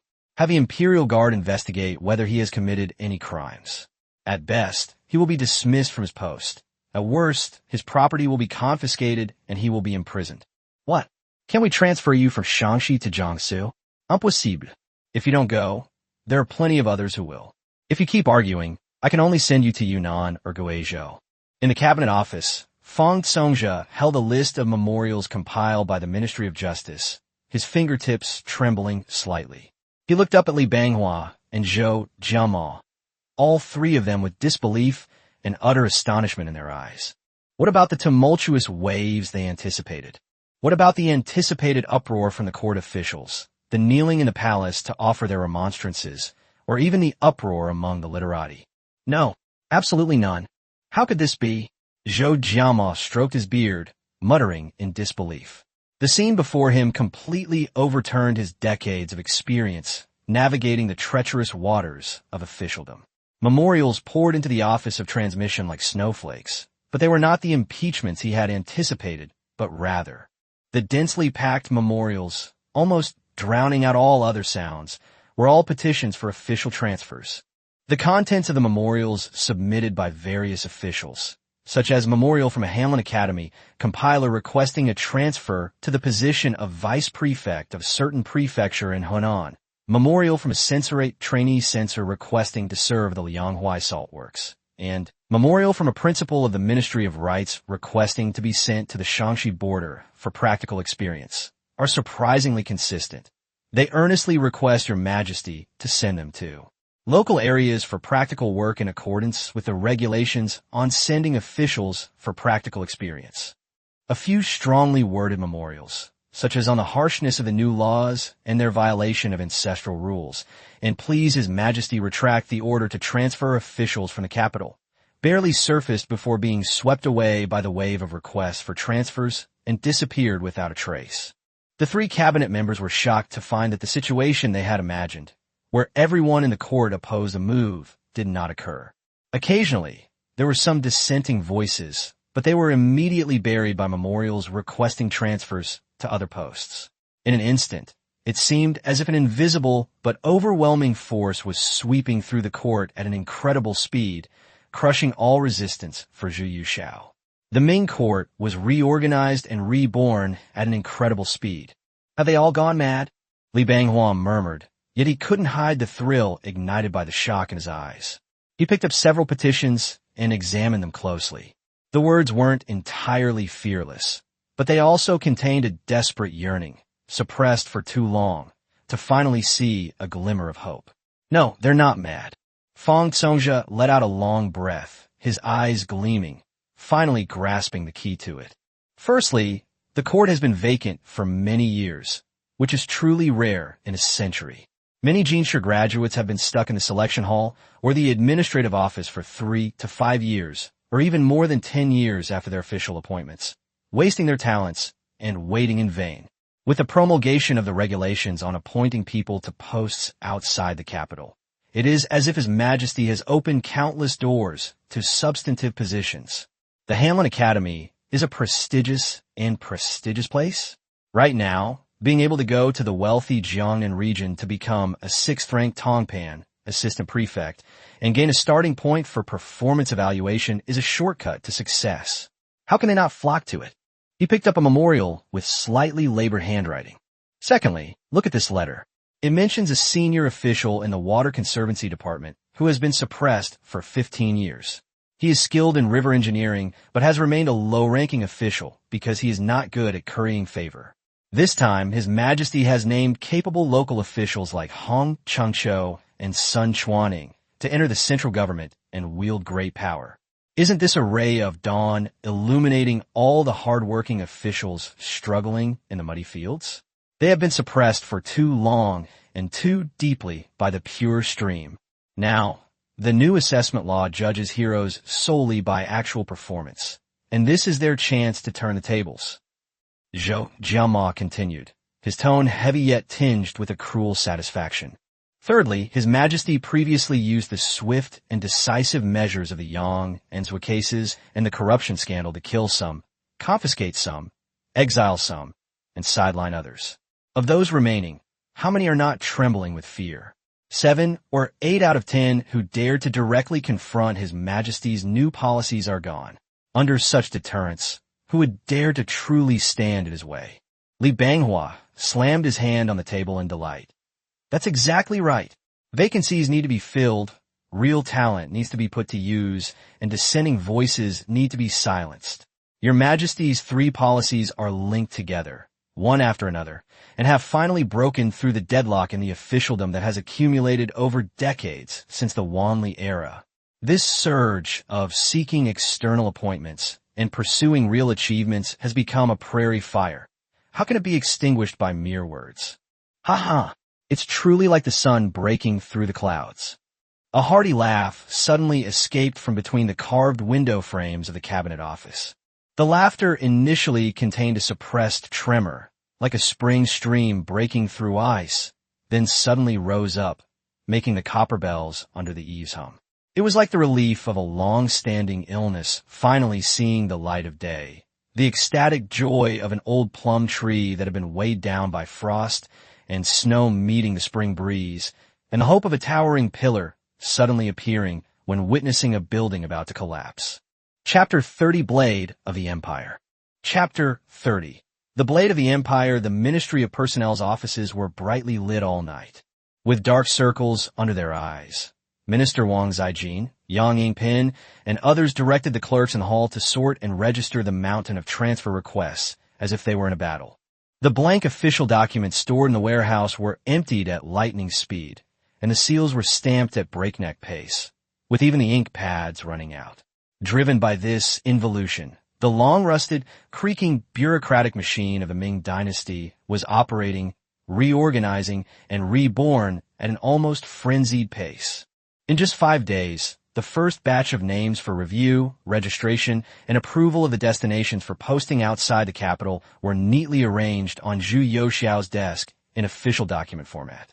The sheer number of them, the wide range of their destinations from border military towns to the water towns of Jiangnan, and the complexity of the officials involved from seasoned officials to newly appointed scholars, all made Lu Ruyu, the Grand Eunuch of the Directorate of Ceremonial, gasp in astonishment.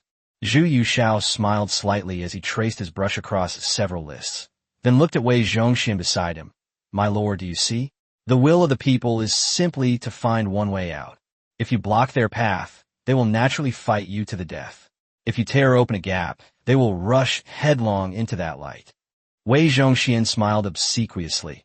It's all thanks to your majesty's divine wisdom. Stop flattering me. Zhu Yuxiao interrupted him, tossing the approved list to Lu Ruyu. Send it out immediately. Tell them, 3 years. I await their achievements. Those with outstanding merits will be granted an audience in the Qianqing Palace Study after 3 years. His gaze suddenly sharpened like a hawk's, piercing through the vast land outside the palace gates, as if penetrating thousands of mountains and rivers, and landing on the officials who were about to depart for their respective destinations. The Ministry of Personnel and the Censorate keep a close eye on this. Each of the embroidered uniform guards 1,000 household units must also send men. Anyone who thinks that being sent to a post outside the capital is like a runaway horse, engaging in fraud, or even using the opportunity to oppress local people. The boy's voice suddenly turned icy, echoing in the warm room. My sword is not without its flaws. Regarding the dispatch of officials to foreign regions, Zhu Yuxiao valued supervision the most. However, relying solely on the Censorate and the Ministry of Personnel inevitably led to mutual protection among officials, so he needed his own channels of information. Go call Su Xianshun and Wu Tsang over. Zhu Yuxiao instructed Wei Zhongxian, who was standing to the side. As he completed the reforms of the Ming Dynasty's court, he unexpectedly refreshed the system's achievement rewards. Ding! Congratulations, host, for completing the achievement reformer. Reward the host with a unique Chinese building, a temple. In the game of his previous life, the main function of temples in Chinese towns was to recruit random special troops by spending money. Zhu Yuxiao immediately felt that this was a waste of resources. He already had barracks, so this was neither a good thing nor a good thing to give up. But when he opened the interface, you guessed it, there was a twist. Although it still offered 5 types of troops like in the game, the temple didn't require training time. It was similar to summoning. You just needed to spend money. However, the idea that these 5 troop types made him want to laugh at himself just a second ago was too simplistic. He needed to reflect more. The system is awesome. He stared at the 5 gleaming troop cards, his gaze suddenly drawn to one that resembled a cavalry unit. The knight and his warhorse on the card are both shrouded in meticulously crafted, polished lamellar armor. The plates overlap like densely woven fish scales, their dark gray base gleaming with a cold, eerie blue light. A saucer-shaped helmet protects their heads, with only a diamond-shaped window in the visor revealing eyes burning with ferocious battle intent. White breath billows from the grills like the breath of an enraged beast. The warhorse is clad in chainmail, its neck and chest covered by a single piece of wrought iron plate armor. Its hooves are wrapped in leather saddles, yet its footsteps on the snow are barely audible. The knight grips a 12-foot-long, solid iron lance tightly. The 3-edged, armor-piercing spikes on the lance tip reflect a cold glint in the sunlight, and even the scarlet mane wrapped around the hilt exudes a chilling aura. These are heavily armored cavalry. Zhu Youxiao's Adam's apple bobbed, his fingertips almost piercing the card. The fabric peeking out from the gaps in the armor was not Western chainmail, but a bright yellow cotton lining embroidered with python patterns. The warhorse's forehead was inlaid with a gilded beast face pattern, clearly a tin specially made for the Ming imperial family. If those Jurchen cavalrymen wearing half-body armor were to collide with this moving iron wall, they would probably be sent flying by the spear tips, horse and rider alike. Besides these, the other cards are Imperial Guards, Mongol cavalry, pirates, and merchants. Except for the pirates, the other cards are all very useful. Then look at their introduction. Armored cavalry manufacturing cost, 500 taels/person. Quantity, 0/500. Introduction, Imperial Heavy Hammer. The ultimate unit in the envisioned heavy cavalry.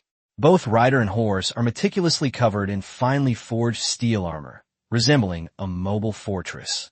When charging, they are like an iron torrent, utterly devastating a weapon of a nation. Imperial Guard, manufacturing cost, 500 taels/small flag. Organization, 1 flag equals 12 people, 1 junior flag, 10 captains, which can be summoned in the 1,000 household system and matched with corresponding generals. Introduction, the Emperor's Blade, a military and political intelligence complex directly under the Emperor, clad in flying fish armor, wielding an embroidered spring knife, and carrying a flintlock pistol and 3-eyed musket. They possess the abilities to monitor officials, gather intelligence on the enemy, and conduct interrogations in the imperial prison. When accompanying the army in battle, they transform into a battlefield supervisory force and elite assault force, inflicting suppressive damage on civilian units and triggering the fear of execution, morale-draining effect on fleeing soldiers. Mongol Iron Cavalry manufacturing cost, 2,000 taels/unit. Organization, 1 team equals 50 cavalry, 1 captain, 1 vice captain, and 48 elite cavalry. Introduction, Steppe Storm. Naturalized Mongol heavy cavalry. Clad in iron lamellar armor, wielding composite recurve bows and scimitars, riding endurance-type Mongol horses. Caravan manufacturing cost, 200 taels/caravan. Organizational structure, 1 person, in charge, plus 3 accountants, accounting/money management/trading, plus 20 caravan members. Introduction, trade connects the world, and profits gather from all directions. Merchants can operate businesses such as inns, restaurants, pawnshops, and warehouses, or form caravans to travel the world, opening up new sources of wealth and increasing income for the host. Upon seeing the descriptions of these troop types, Zhu Youxiao was overjoyed. He had always faced a dilemma, a lack of financial resources and the excessive cost of these troop types. He also considered ways to increase revenue through the profits of the imperial shops after the reorganization of the imperial household department. But what kind of business could a group of eunuchs do well? Another option is to wait until his imperial army is trained. With a knife and imperial power, what income could be faster than robbing? However, unless absolutely necessary, he doesn't want to confiscate too much, as the Ming dynasty's economy is weak and could easily lead to social disorder. Now that he sees a merchant, he can use merchants to replace eunuchs and build a commercial empire of his own, the Ming Emperor Zhu Youxiao, not only in the Ming dynasty, Annam, the western regions, but also the whole world. Host's identity as Emperor of the Ming dynasty has been detected. Training fees for the embroidered uniform guard will be halved. If we're talking about the most cost-effective option right now, it's the embroidered uniform guard. Especially with his status boosted, with these embroidered uniform guards around, nothing in the Ming dynasty can escape his notice. I glanced at my account balance. Age of Empires, Asian dynasty system. Host, Zhu Youxiao. Age, 15. Identity, Emperor of the Ming dynasty. Era, colonial era. Gold, 420,000. Silver, 3.15 million. Population limit, 31500/113228. Town center, China. Other countries can be selected upon completion of the achievement. Producible farmers production cost 5 taels, basic unit. Build the following structures. Barracks, 10 tents. Arsenal, 3/3. Village, 5/5. Shipyard, 0/5. Consulate, 1/1. Special building, Temple 1 first. Villagers 15,000. Equipment 3,000 sets of mountain pattern armor, 4,500 sets of fish scale armor, 6,000 goose feather swords, 6,000 white waxwood-handled fine iron spears, 1,000 bows, and 60,000 arrows. Army. Infantry 9,000. Cavalry 4,500. Support 3,000. 1,000 cuirassiers, 1,000 grenadiers, 20 long cannons. Zhu Yuxiao stared at the less than 3.2 million taels of silver remaining on the system panel, his fingertips unconsciously tapping on the imperial desk. This amount of money was woefully inadequate for the court's enormous expenditures, or rather, for his ambitious plan to expand the army. In the past, this meager resource would have kept him up at night with worry. But at this moment, a fierce and excited smile appeared on his lips. His gaze swept over the complete and formidable organizational data of the Embroidered Uniform Guard Command and the Mongol Iron Cavalry Command on the virtual panel in front of him. All his previous concerns and constraints seemed to have been swept away by this sudden burst of power. It's time to do something big. Zhu Yuxiao roared inwardly. An unprecedented sense of control and the exhilarating feeling of activating a cheat code surged through his body. As a Ming Dynasty history enthusiast who traveled from the future, one name was etched into his memory like a festering sore, and he never dared to forget the 8 great families of Shangxi. These 8 wealthy merchants were the leading figures among the Shangxi merchants. On the surface, they were incredibly rich and philanthropic, but behind the scenes, they were the biggest parasites sucking the lifeblood of the Ming Empire. They secretly colluded with the northern frontier, aided the enemy and the Jurchens, and smuggled military equipment, ironware, grain, and cloth. Using their caravans as cover, they used their vast connections and funds to weave a huge network that spread throughout the Ming court and infiltrated border towns in the heart of the Ming Dynasty. Countless border generals, local officials, and even some pure officials in the court all got a share of the pie on this network.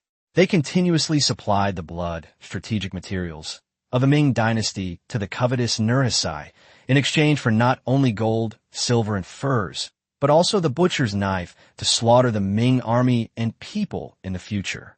When Zhu Yuxiao first ascended the throne, it wasn't that he didn't want to deal with them.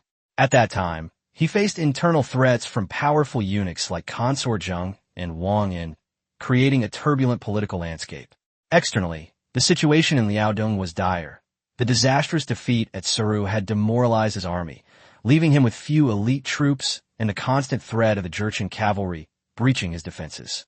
Most critically, he had no troops, no truly reliable, fearless, and capable soldiers who dared to fight against their own people. The 8 major Shangxi merchants have far-reaching influence. Zhu Yuxiao's eyes grew even colder as he recalled the stifling and restrictive days of that time.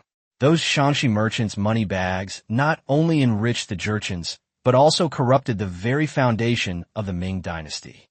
Smuggling routes inevitably passed through those crucial border towns. How many border garrison officers and soldiers in Xuanfu, Datong, and Taiyuan have become their protectors or even partners? Deploying the Beijing garrison? Who can guarantee there aren't their spies within the Beijing garrison? If we alert them, will those border generals holding military power, driven by greed and fear of being purged, take risks, such as opening the gates to let the thieves in or even defecting on the battlefield? At that time, the already crumbling Liaodong defense line will likely collapse instantly, and the capital will be in grave danger. Therefore, he could only endure. He had to wait until he had truly established himself and wielded an absolute military force completely independent of the existing interest groups, one that obeyed only him, Zhu Yuxiao, before he could sweep away the remaining forces. And now, Zhu Yuxiao's gaze fell on the absolutely loyal and valiant imperial guards and Mongol cavalry that he had redeemed through the system. Shangxi, the 8 great families, he said, his face revealing an expression almost like a hungry wolf eyeing a fat sheep. My Mongol cavalry and my new embroidered uniform guard are all eager for your family fortunes to share His Majesty's burdens and contribute to the revival of the Ming Dynasty. Your days are numbered. Chapter 31, Exchanging for an Army. Chapter 31, Exchanging for an Army. System, exchange for 5 fully fledged commanders of 1,000 households and deploy them to the Imperial Guard camp. Ding!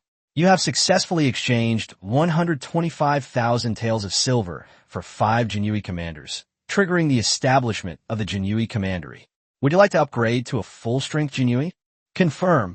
Zhu Yushao glanced at it, hesitated for a moment, and then clicked confirm. Deducting upgrade fee of 10,000 taels. Details: the Guard Commandery consisted of 1 commander, 2 deputy commanders for assistant commanders, 5 chief 1,000 household commanders, 10 deputy chief 1,000 household commanders, 5 garrison commanders, 50 centurions, 100 banner commanders, 500 squad leaders, and 5,600 regular soldiers. Damn, this is incredible. After reviewing the personnel list, Zhu Yushao exclaimed how generous the system was. A complete command system was provided for just 10,000 taels of silver. All Zhu Yushao needed now was a general who could lead troops. Exchange another 200 caravans and temporarily arrange them in the town of Nanhazi. Ding! 40,000 taels spent. Considering that those unscrupulous merchants in Shaanxi must be colluding with the local border towns, it is necessary to send troops to suppress them if necessary.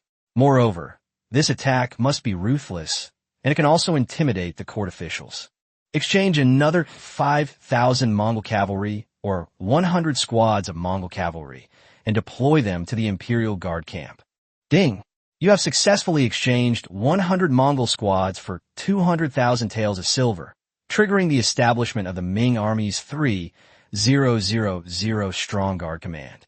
Would you like to upgrade to a full-strength guard? Okay. I decisively selected OK. Deducting upgrade fee of 10,000 taels.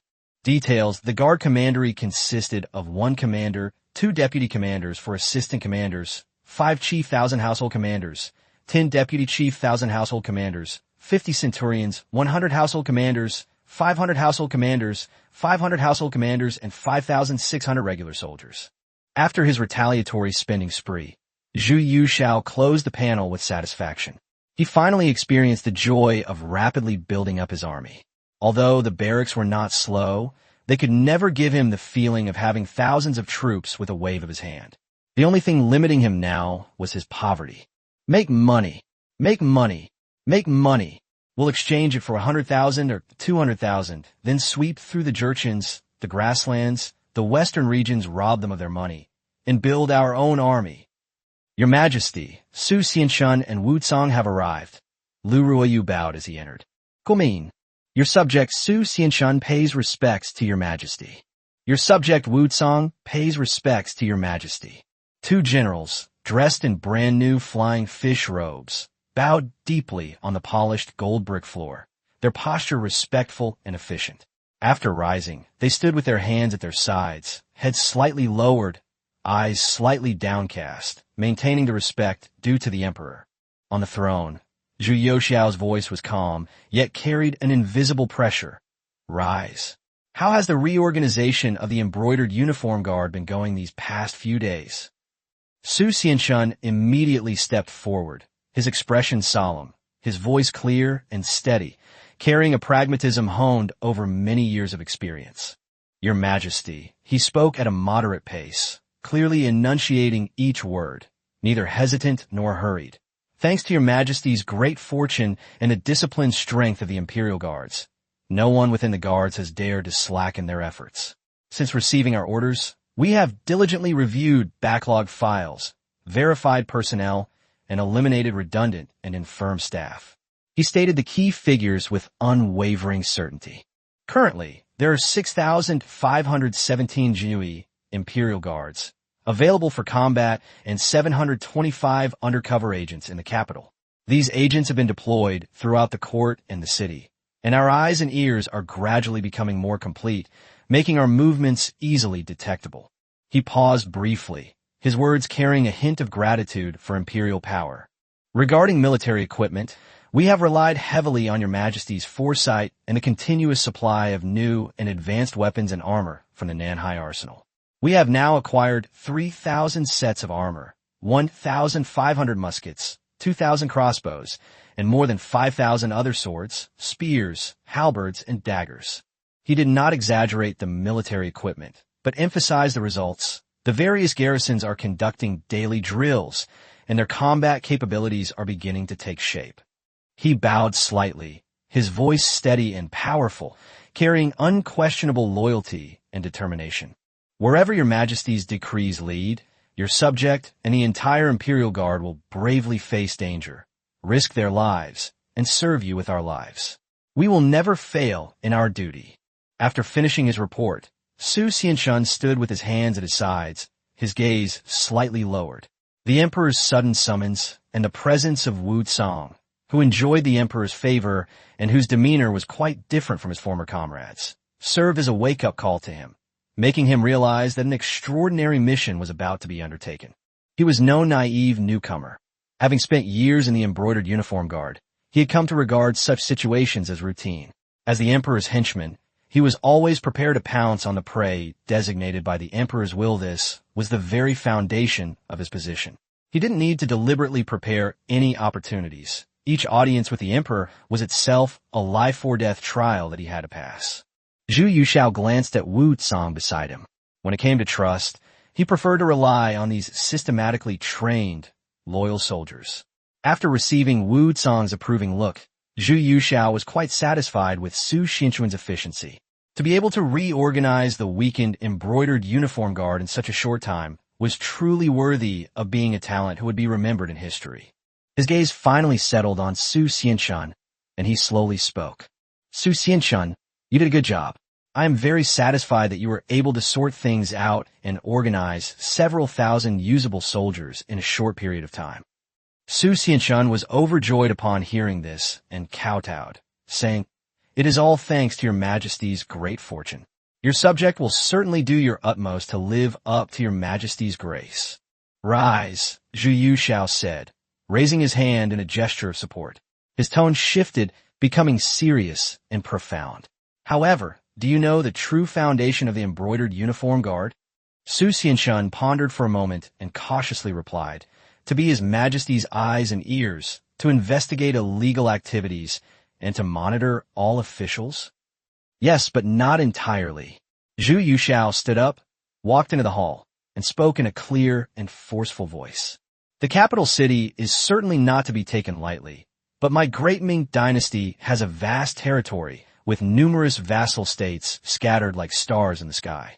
To the north, the Jurchens are eyeing us covetously. To the west, various tribes harbor treacherous intentions, and overseas, there are many unknown countries. To limit one's vision to Beijing, or even just the small place of the imperial court, is to be like a frog in a well, tying one's own hands and feet." He turned around abruptly, his gaze fixed intently on Su Xianshun and Wu Tsang. "The embroidered uniform guard is my sharpest sword. How can it be used only for dismembering people within the palace? It should be used to pierce into the distance, to strike the heart of the enemy. What I need is not a government office that merely arrests a few corrupt officials and interrogates ordinary people. What I need is a truly unparalleled eye and ears capable of seeing through the winds of change and controlling events thousands of miles away." Chapter 32, Embroidered Uniform Guard Military Academy. Chapter 32, when Zhu Yushao, a military officer of the Embroidered Uniform Guard, read the history of Ming and came across the Embroidered Uniform Guard, he always felt a sense of regret for the Ming Dynasty's Embroidered Uniform Guard. Whenever he turned to the cold, solemn records and historical texts describing them as wearing flying fish robes and embroidered spring knives, patrolling at night with hundreds of households, their eyes and ears covering the sky, or saw the Embroidered Uniform Guard in their black flying fish robes, swords at their sides, moving swiftly in films and television dramas, the chilling yet mysterious atmosphere filled him with both awe and regret. He wondered how magnificent it would have been if such a powerful force had been truly used for the safety of the empire, rather than merely as lackeys for the inner court. Such a professional and massive intelligence agency was repeatedly used throughout history as a tool to suppress dissent and purge officials. While the Embroidered Uniform Guard certainly made significant contributions to eliminating corrupt officials and safeguarding imperial power, more often than not, It was simply a killing knife in the hands of emperors and powerful ministers. Otherwise, how could it have led to rivers of blood flowing beneath the embroidered uniform guard, and the common people turning pale at the mere mention of it? Zhu Yuxiao sighed inwardly. Such a powerful tool of the nation is being used for internal strife and the punishment of relatives. It is a waste of its potential. He knew all too well that the intelligence agencies of later generations, such as the National Security Bureau and the FBI, were extensions of the empire's iron will. They could not only secretly investigate foreign espionage and spy on enemy movements to safeguard the nation's borders, but also internally purge corruption, maintain law and order, and ensure the stability of the nation's foundation. They were the empire's true divine weapons, achieving victory in secret, like still waters running deep. Therefore, Zhu Yuxiao secretly made up his mind. The goal is to transform the embroidered uniform guard from a mere tool of repression into the Ming Dynasty's national security, an independent and highly efficient intelligence agency that takes into account both internal and external affairs. Externally, they could investigate the strengths and weaknesses of the Mongol and Jurchen tribes on the grasslands. They could discern the smuggling activities of Japanese pirates and the conspiracies of foreign trade. They could detect the slightest movements of the various vassal states in the western regions, plan ahead, and win battles from afar. Domestically, it can eliminate corruption, investigate and punish major traitors, and cleanse the court in border towns. It can also deter those corrupt officials who use the name of the emperor's personal army to exploit others. The hall was silent. Su Xianshun was shocked, while Wu Cang's eyes shone brightly with eager anticipation. They never imagined that the embroidered uniform guard could develop in this way. Their vision seemed to have been pierced by Zhu Yuxiao's words. Therefore, I have decided to reform the embroidered uniform guard, clarifying its functions and making it the true eyes and ears of the empire. Zhu Yuxiao issued the order decisively. First, establish the Inter-Intelligence Bureau. It will be dedicated to monitoring all acts that endanger imperial power and shake the foundations of a nation. Whether it is treason, corruption, forming cliques for personal gain, or those greedy merchants who hoard goods, collude with border towns, and profit for national crises, they're all subject to your investigation. Any unusual activity must be thoroughly investigated and traced back to its source. If the evidence is conclusive, it may be reported directly to me. Secondly, establish the Foreign Affairs Bureau. This is of paramount importance. Zhu Yuxiao's tone became more serious. You must broaden your horizons and take a long-term view. The primary targets are the Jurchens, the Mongol tribes of the grasslands, the chieftains of the southwest, and the surrounding vassal states. I need to know their terrain, troop deployments, internal conflicts, and the movements of their royal courts. Secondly, all merchants and envoys from countries that were not explicitly recorded, including the Portuguese, Dutch, English, and Spanish, who had traveled thousands of miles across the sea to come, were to be registered. Investigate their origins, purposes, ships, goods, national strength, and customs in detail. Draw maps of their mountains and coastlines. I want to know just how vast this world is and how many unknown wolves with ulterior motives are lurking in the shadows, plotting against the Ming Dynasty. The Foreign Intelligence Bureau must not only be able to observe, but also understand infiltration, be adept at passing on intelligence. Third, establish a dedicated action office. Based on the existing 1,000 household offices and 100 household offices, with the 1,000 household offices controlling the provincial capital, Provincial Administration Commission, and 100 household offices or general banners established in prefectures, important county seats, passes, markets, and even strategic locations. Grant them independent authority and the right to make on-the-spot decisions in emergency situations. There is no need to report to higher levels when encountering local officials acting illegally, powerful clans causing trouble, border troops making unusual movements, unscrupulous merchants hoarding goods and causing chaos in people's lives, or even when vassal states or foreign spies are found to be infiltrating. With a certificate jointly confirmed by the commanders of the 1,000 households, the 100 households, and the internal and external intelligence divisions, the local 100 households or the banner commanders of the operations division have the right to react swiftly according to the severity of the situation and the forces at their disposal. whether to arrest, suppress, or secretly arrest, and even, if necessary, to act first and report later.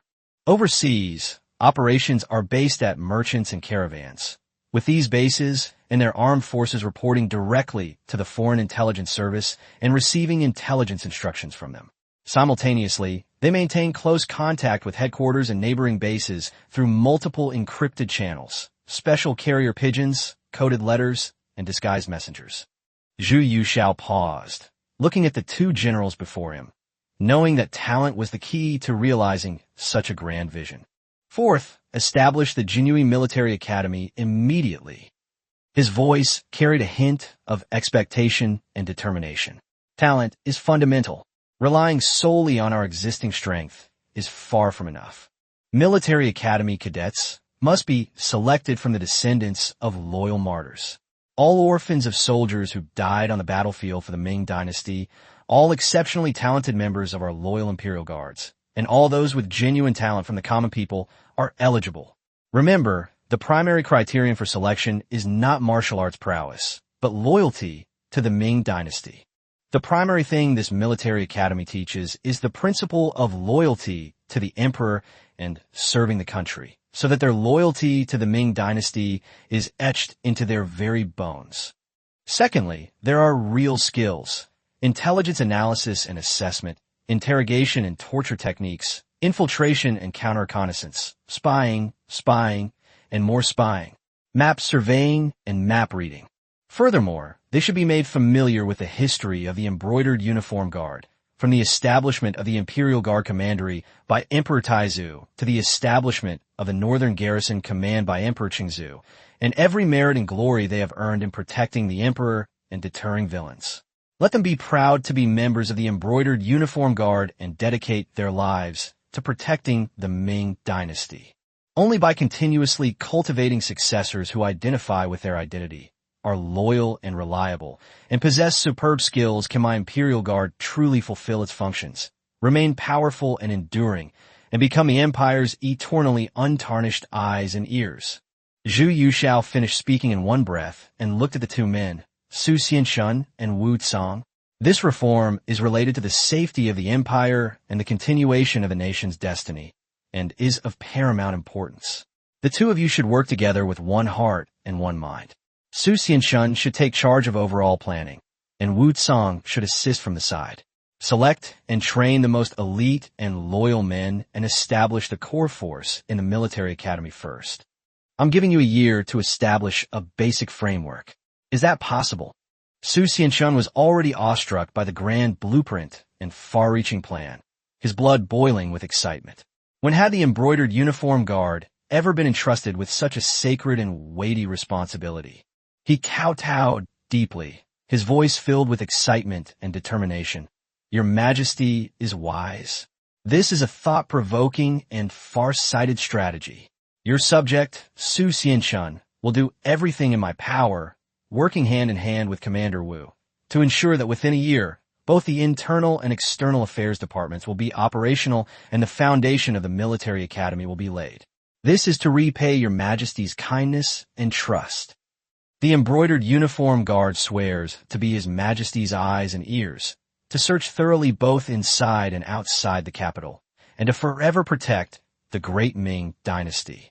Wu Cang also clasped his hands in a solemn gesture and said resolutely, "This subordinate obeys the order. I will serve with my life and train an invincible elite force of eyes and ears." Zhu Yuxiao looked at his two trusted advisors, nodded slightly, and his eyes gleamed with a sharp and expectant light. "Good. Go ahead and do it. If you lack manpower, money, or space, just report to me. I want results. From this day forward, let all the demons and monsters in the world taste the power of my embroidered uniform guards' omnipresent eyes and ears." Chapter 33: Shangxi Merchants Ruined the Country. Chapter 33: Shangxi Merchants Ruined the Country. In addition, I will send you a full-strength Jinyu command to help you speed up the reorganization of the Jinyu.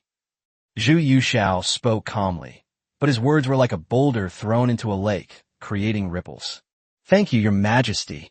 Su Xianshun cupped his hands, his voice low but unable to hide his excitement. At this moment, he was overjoyed that the full-strength command post bestowed by His Majesty was enough to restore the embroidered uniform guard to its former glory and allow it to regain its authority. But he was also shocked that he had never realized that there was such a huge force of secret guards hidden in the palace after so many years of service in the embroidered uniform guard. They were usually silent and undetected, but could be fully prepared and ready to go in an instant at His Majesty's command. Such skill and such understated sophistication sent a chill down Su Xianchuan's spine. His Majesty has only been on the throne for a little over a month, yet he has already secretly amassed such power. A chill ran down his spine, and cold sweat beaded on his forehead. The court appeared calm on the surface, but who knew how many undercurrents were brewing beneath the surface? Zhu Yuxiao looked at the undisguised shock and lingering fear in Su Xianchuan's eyes and sneered inwardly. It was precisely to keep these ministers forever unpredictable, to make them wary and cautious, as if walking on thin ice. Only in this way could I sit securely atop this throne. He paced back and forth a few steps, his gaze sharp as a knife, before refocusing on Su Xianshun. Minister Su, you're in charge of the embroidered uniform guard, responsible for investigating illegal activities. So, do you have any knowledge of the merchant forces within the territory of our great Ming, especially the merchants of Shangxi, such as the so-called 8 great families that are famous throughout the world? Su Xianchuan's heart skipped a beat. His Majesty the Emperor's sudden mention of the 8 great Shangxi merchants was no small matter. He immediately suppressed all distracting thoughts, his expression solemn, and cautiously replied, Your Majesty, I have heard of them. Shangxi merchants are the wealthiest in the world, among whom the Wang, Jin, Fan, Liang, Huang, Zhai, Kong, and Wang families are the most prominent. Their business footprints are all over the north and south, and their business involves many fields such as salt, grain, cloth, iron, and leather goods. They are very powerful, and their influence extends far and wide to the north, south of the Yangtze River, and even the capital. As for its specific actions, since it involves the privacy of merchants and the intricate network of relationships between local officials and border generals, the embroidered uniform guard was previously weak and unable to reach them, so there were many obstacles to in-depth investigations. But we have indeed heard some unpleasant rumors. Not a good rumor. Zhu Yuxiao turned around abruptly, his voice rising sharply, filled with thunderous anger. They're more than just bad. They're like giant rats crawling on the body of my great Ming, sucking its marrow and blood, selling out their country for personal gain. They're like termites digging up the very foundation of my great Ming dynasty. He spoke each word clearly and forcefully, each syllable seemingly carrying the stench of blood. Listen to me. His 5 most capital offenses are. Zhu Yuxiao's voice was like a thunderclap, deafening and resounding. The atmosphere in the hall froze for a moment, and the assembled officials held their breath. First, smuggling funds to aid the enemy. Do you really think they're just secretly selling salt and grain? No, they're quietly selling ironware, gunpowder, cloth, grain, and even my Ming dynasty's military rations, armor, weapons, and secret military intelligence, bypassing passes and continuously delivering them to the Mongol tribes on the grasslands, and even to the Jurchens. Do you know that Nurhasai's butcher's knife was honed to a gleaming sharpness by feeding it with the iron and rice of my Ming dynasty? Secondly, it is treason and collusion with the enemy. These people secretly colluded with barbarians and enemy chieftains, acting as spies and informants. They spied on our border defenses, sought to uncover military secrets, and willingly became accomplices of wolves, inviting them into our home. Though they wore the skin of citizens of our great Ming dynasty, they had already sold their souls to the enemy chieftains. They were unworthy of being called Han Chinese. They were traitors. Thirdly, they erode border towns. They used their money to pave the way and bribe border officers and soldiers, daring to sneak into the border to trade and invest, opening and closing the gates like a gateway. They wove a dense web inside and outside the border towns, encroaching on national defense and corrupting the morale of the army. The soldiers who should have been fiercely guarding Xuanfu, Datong, and Taiyuan have been blinded by their wealth and power, forgetting their ancestral traditions and willingly becoming their gatekeepers.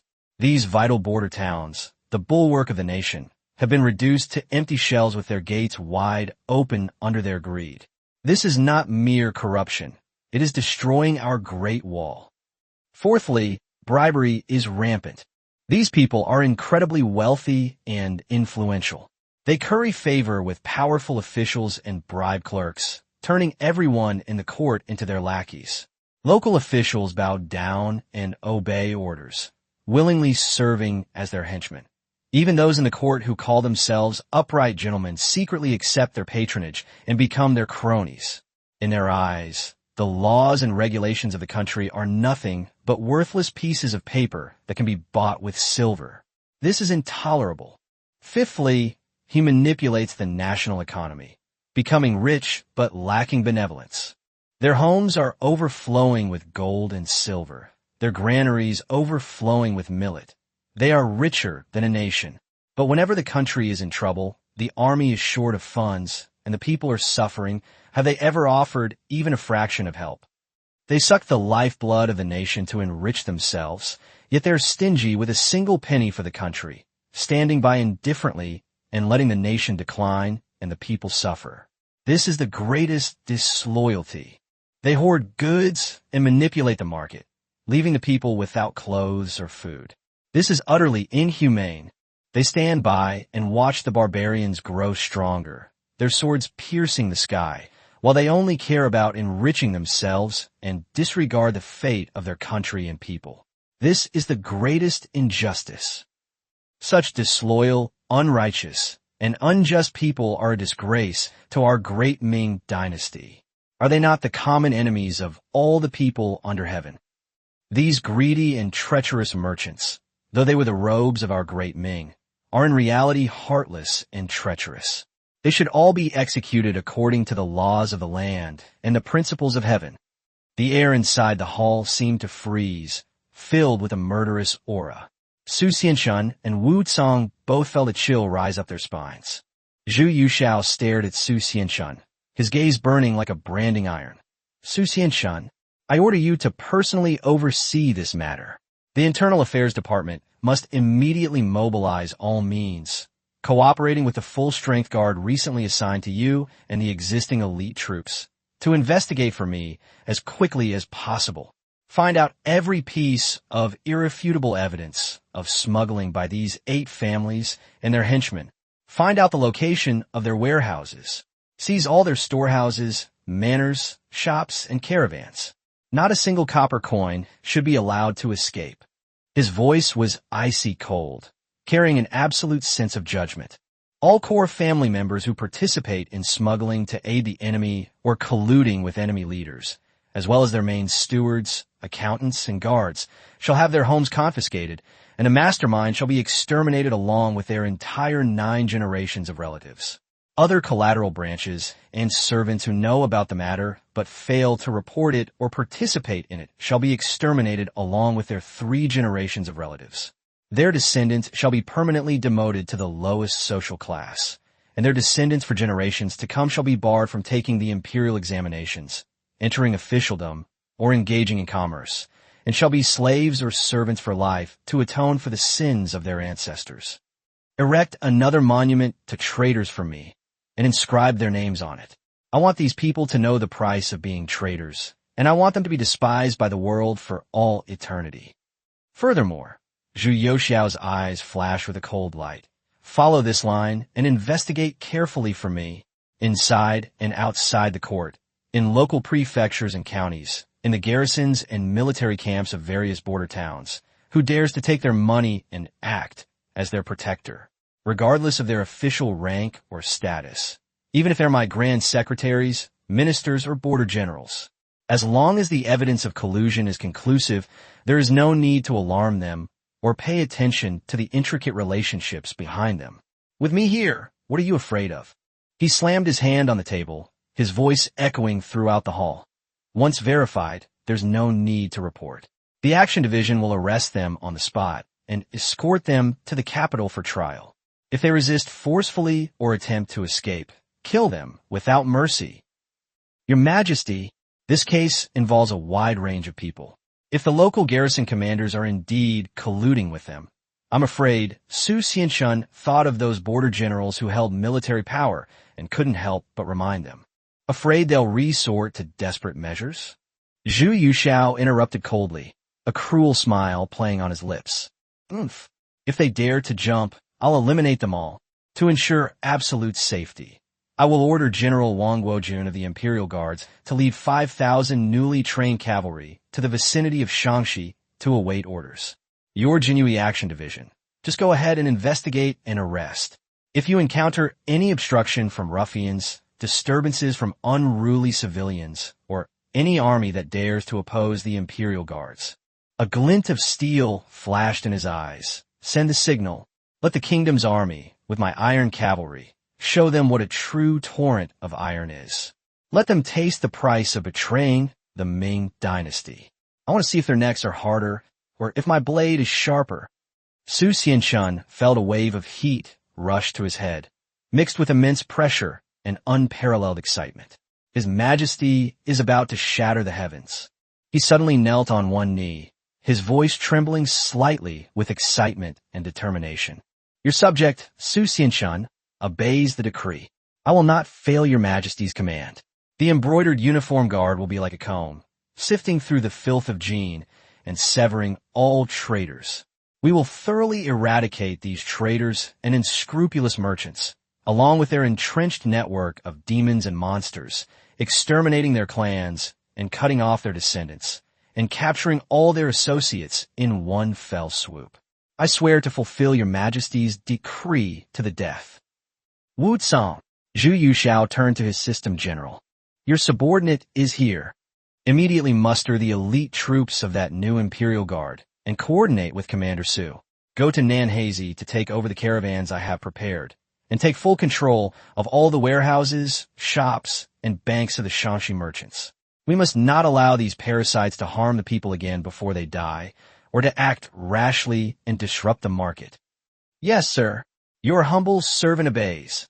Wu Tsang clasped his hands in a fist salute, his eyes devoid of any emotion, displaying only absolute obedience and a will to carry out the order. Quick, accurate, and ruthless. Before they can react, seize their money chests, their lifelines, ledgers, and their warehouses, depots, into my hands. Anyone who dares to cause trouble, kill them. Understand? Zhu Yuxiao looked at the two men exuding murderous intent before him and nodded in satisfaction. A thunderous storm targeting the most powerful scourge in the Empire's north was already brewing, as impending as a mountain rain, thanks to his few cold decrees. Go, let those rats who drink the blood of my great Ming dynasty know what the wrath of the Emperor is. Tell them I am here. The candlelight in the hall flickered suddenly, as if startled by the invisible killing intent. A bloody storm is about to sweep across Shangxi. Chapter 34, Dense Network Layout. Chapter 34. After leaving the Qinqing Palace, Su Xianshun and Wu Tsang, led by Lu Yu, went to the Imperial Guard camp to take over the embroidered uniform guard. The somber autumn atmosphere seemed to linger in front of the Imperial Guard camp. When Su Xianshun and Wu Tsang, led by Lu Yu, passed through the gate and stepped into the spacious training ground, even the seasoned commander of the embroidered uniform guard held his breath and his pupils suddenly contracted. Before me lay a silent steel jungle. 5,600 Imperial Guards stood silently, as still as mountains. Under the blazing sun, the cold light was biting. Every soldier wore a shiny, jet-black flying saucer-style helmet with a red tassel hanging low on the top, revealing only pairs of cold and murderous eyes. They were not wearing the usual cotton armor or lamellar armor, but rather a uniform of finely forged fish-scale armor or cloth-faced iron armor.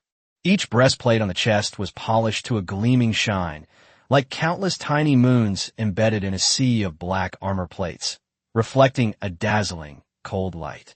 The tightly packed, almost perfectly sized fish scale-like scales covered the body seamlessly, each scale's curvature and thickness seemingly cast from the same mold, exuding a futuristic, cold precision. They were organized into neat square formations, each with a silk ribbon hanging from their waist, the ribbons of the hilts hanging down without moving. There were no whispers, no clashes of weapons, and not even heavy breathing. Apart from the sound of the wind, the only other sound on the entire training ground was the faint friction of the armor plates, occasionally reflecting sunlight, a cold silence from the ironclad battlefield. An almost tangible aura of grim determination permeated the air, making it hard to breathe. Su Xianxun's heart was filled with turmoil. He had assumed that the one guard the emperor had mentioned, the embroidered uniform guard, was merely a supplement of some strong men, and at most, it would be good if it could gather 3,000 barely usable guards with incomplete armor. After all, it was common for garrisons to be understaffed and have mixed equipment. He even planned to take in key personnel and gradually replenish them later. However, what he saw before him completely overturned his understanding. Not a single person was missing. The equipment was not only frighteningly complete, but its sophistication and uniformity were also unprecedented. What shocked this veteran soldier, who was well versed in the production process, even more were the armors. It should be noted that under the technological limitations of Ming Dynasty handicraft manufacturing, even armor plates produced by the Imperial Armory often varied in size and thickness. The skill levels of the craftsmen also differed, making it difficult to achieve such a high degree of uniformity in the finished products. But these radiant armors in front of us look exactly like the standard attire of heavenly soldiers and generals, as if they were copied and pasted. This wasn't just about money. It represented a terrifying possibility he dared not even contemplate. His awe of this young emperor instantly soared to an unprecedented level. "Your subordinate greets, Commander-in-Chief." A loud voice rang out. 3 men dressed in the armor of high-ranking officers led more than 10 officers, including commanders of 1,000 households, deputy commanders of 1,000 households, and garrison commanders, to step forward and bow to Su Xianxun. "Your humble servant is Feng Ziliang, Commander Wei. Your humble servant, Zhu Yaojia, Commander. Your humble servant is Zhang Tianzong, Commander." The entire guard commandery, which was expected to have 5,600 men, is present. "We await your orders, sir." Su Xianxun took a deep breath, suppressing the shock in his heart. His gaze swept over the group of soldiers and valiant officers before him, who seemed to be forged from cold iron, and he said loudly, "Good. You are all deeply grateful for the Emperor's favor and ready to go. Very good. Today I, the commander, have been entrusted by His Majesty to take command of you.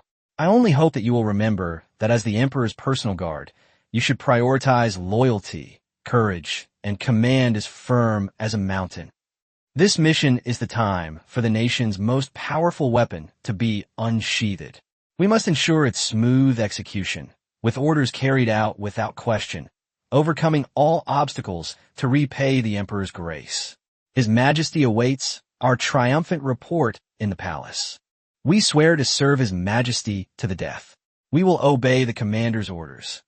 5,600 men simultaneously knelt on one knee, their knees striking the hard ground with heavy thuds, accompanied by the clanging of sword hilts lightly tapping their armor, like rolling thunder, their momentum soaring to the sky. The synchronized movements and shouts once again shook Su Xianxun to his core, and at the same time, a surge of unprecedented pride welled up within him. With such a powerful army at his command, what was there to fear in accomplishing great things? Just as Su Xianxun was inspecting the army formation and feeling excited, a slight tremor suddenly came from the ground.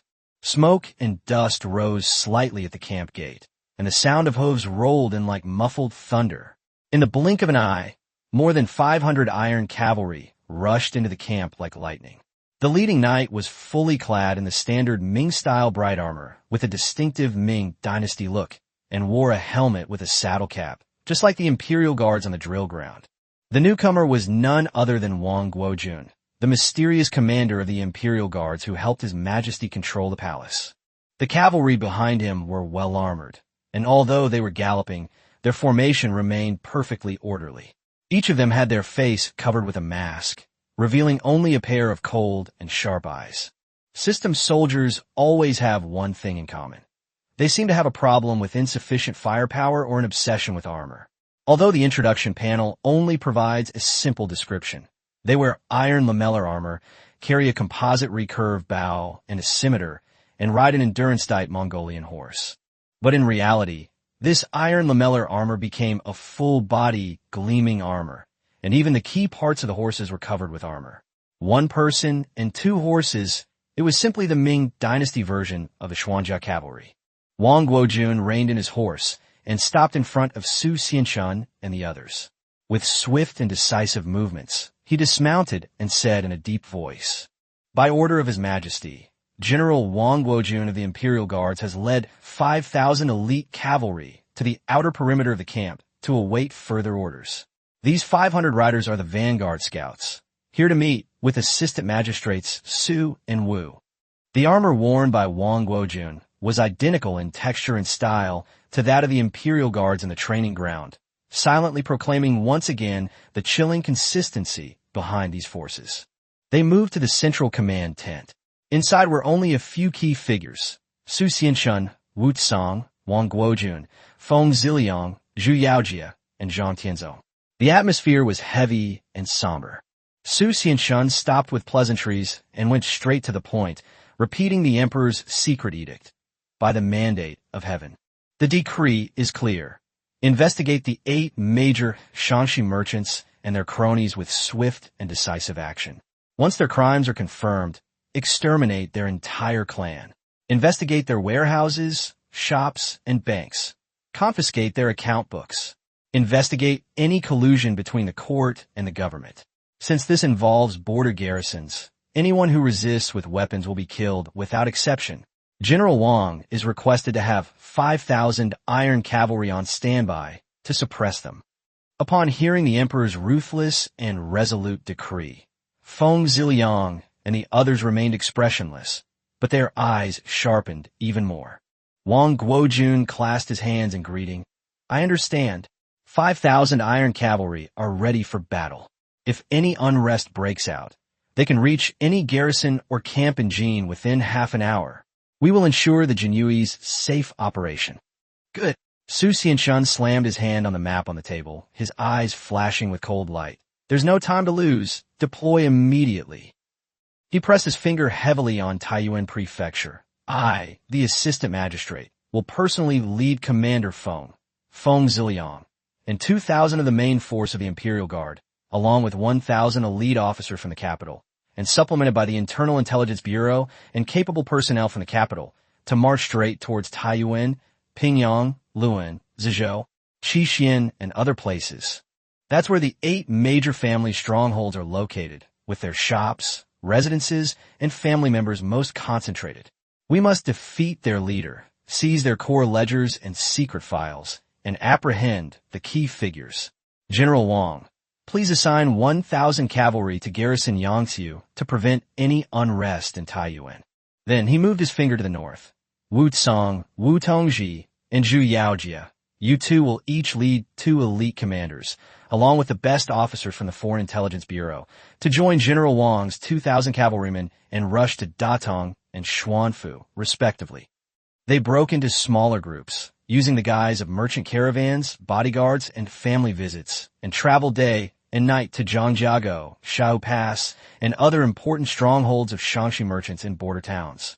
Upon arrival, they contacted local undercover agents to closely monitor the main roads leading to the grasslands beyond the Great Wall and Liaodong. That place is a major border trading port, and also the lifeline for the 8 major smuggling groups to cross the border. Control their warehouses and caravans. Block all possible escape routes or routes for destroying documents. Strictly investigate any scoundrels in the border garrisons who collude with Shaanxi merchants. Once we receive a signal from this side, take immediate action to seize shops, seal warehouses, and arrest key members of the Shaanxi merchants who are operating outside the border. Cut off their possible escape routes and their paths to the grasslands or the Jurchens for help. Those who are protected by officials may be arrested and interrogated on the spot with an imperial edict. Any unusual movements will be suppressed by cavalry. Remember, secrecy is paramount before any action is taken, and a swift and decisive strike is essential. Finally, he looked southwest. Zhang Tianzong, You take the remaining commanders of your unit and closely monitor all Shangxi merchant houses and villas in the capital. Find evidence and take them all down when the time comes. Su Xianshun looked around at everyone. Gentlemen, this battle concerns the very foundation of the nation. His Majesty wants it to be clean and thorough, leaving no future troubles. Our actions must be swift as lightning and ruthless as thunder. Investigation, sealing off, arresting, killing, and raiding must proceed simultaneously, ensuring the encirclement is completed before information leaks or the key figures react. The Shangxi merchants' network is deeply entrenched. The first battle must be a show of force, severing their foundations.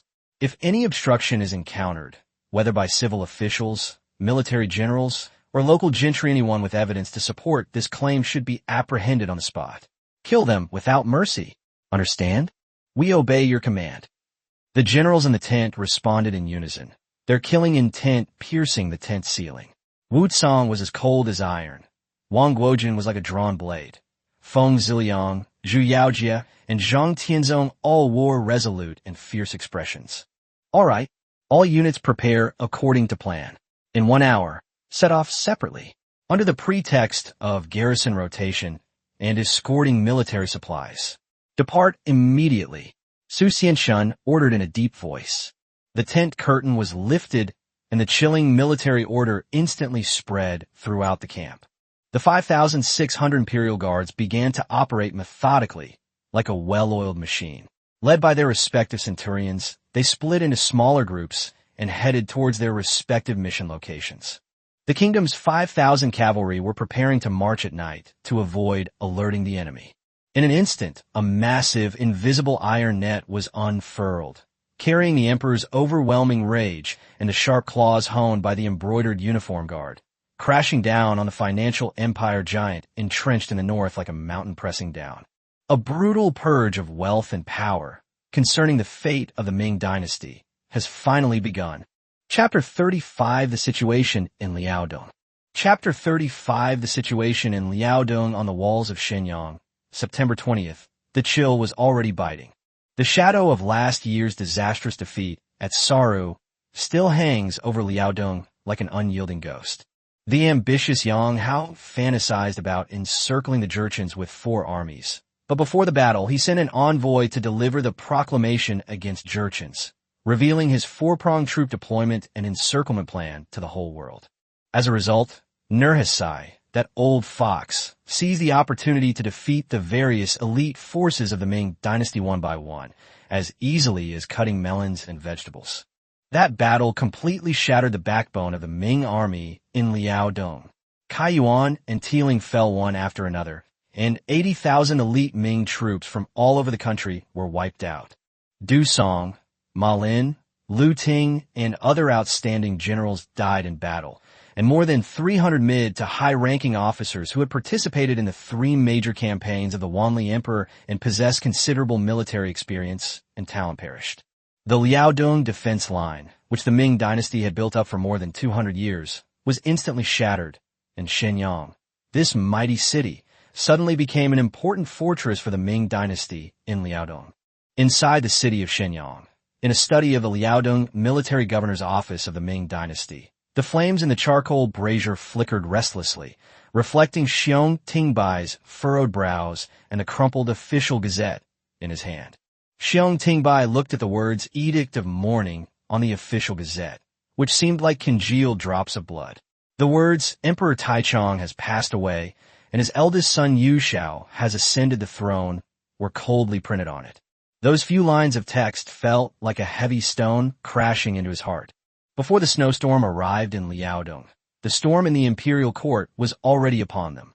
Xiong Tingbai slammed his hand on the table. The hard pear would surface, making a dull thud that shook the ink in the inkstone. His usually stern expression was now mixed with indescribable anxiety and heaviness. He raised his head and looked at Zhou Yongchun, who was standing to the side with an equally solemn expression. Brother Mengtai, Zhou Yongchun's courtesy name, Xiong Tingbai's voice was low and urgent. The new emperor's ascension to the throne marks a time of transition for the nation, and there will surely be undercurrents in the court. The Donglin scholars and the various factions from Zhejiang and Hubei will likely be embroiled in fierce competition once again. His fingers unconsciously traced patterns on the map. Outside the window, the north wind howled past the eaves of the government office, making a mournful sound that mirrored the anxious and uneasy mood of the Liaodong soldiers and civilians. Xiong Tingbai took a deep breath, turned around abruptly, and stared intently at Zhou Yongchun, his most trusted and capable right-hand man. Brother Mengtai, Liaodong is now like a cauldron placed on a raging fire. Are the soldiers at the front adequately fed? Are they prepared with winter clothing? Is there enough gunpowder for the city's artillery? With the new emperor's ascension, the court's attention will inevitably be briefly focused on the capital region. If those treacherous villains seize the opportunity to cut off our Liaodong military pay, how will we feed the soldiers' rumbling stomachs? And how will we silence Nurhasai, that lurking wolf with predatory eyes? Xiong Tingbai's voice was filled with deep weariness and a sense of despair. He stepped forward and almost pleaded as he grasped Zhou Yongchun's arm. The hand was broad and strong, but it trembled slightly with the urgency in his heart. A time of great turmoil. This is truly a time of great turmoil, he repeated, each word seemingly squeezed out from between his teeth, filled with anxiety about the unknown political situation and the heavy burden of the safety of this small place. The new emperor is young, and it is still unclear who will assist him in governing. With each new emperor comes a new set of ministers.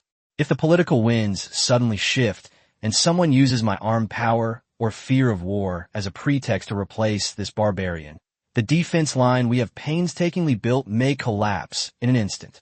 Xiong Tingbai's gaze sharpened, fixing intently on Zhou Yongchun's face.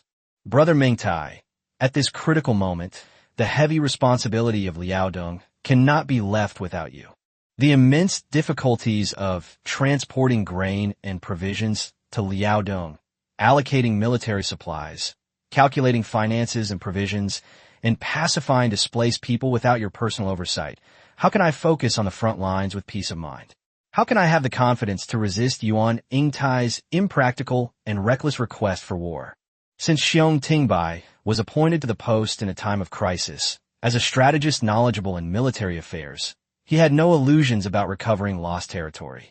He knew perfectly well that the only thing to do right now was to take advantage of the fact that the Jurchens needed to recuperate after their battle, reorganize their troops, and firmly block the lifeline of the Ming dynasty in Liaodong.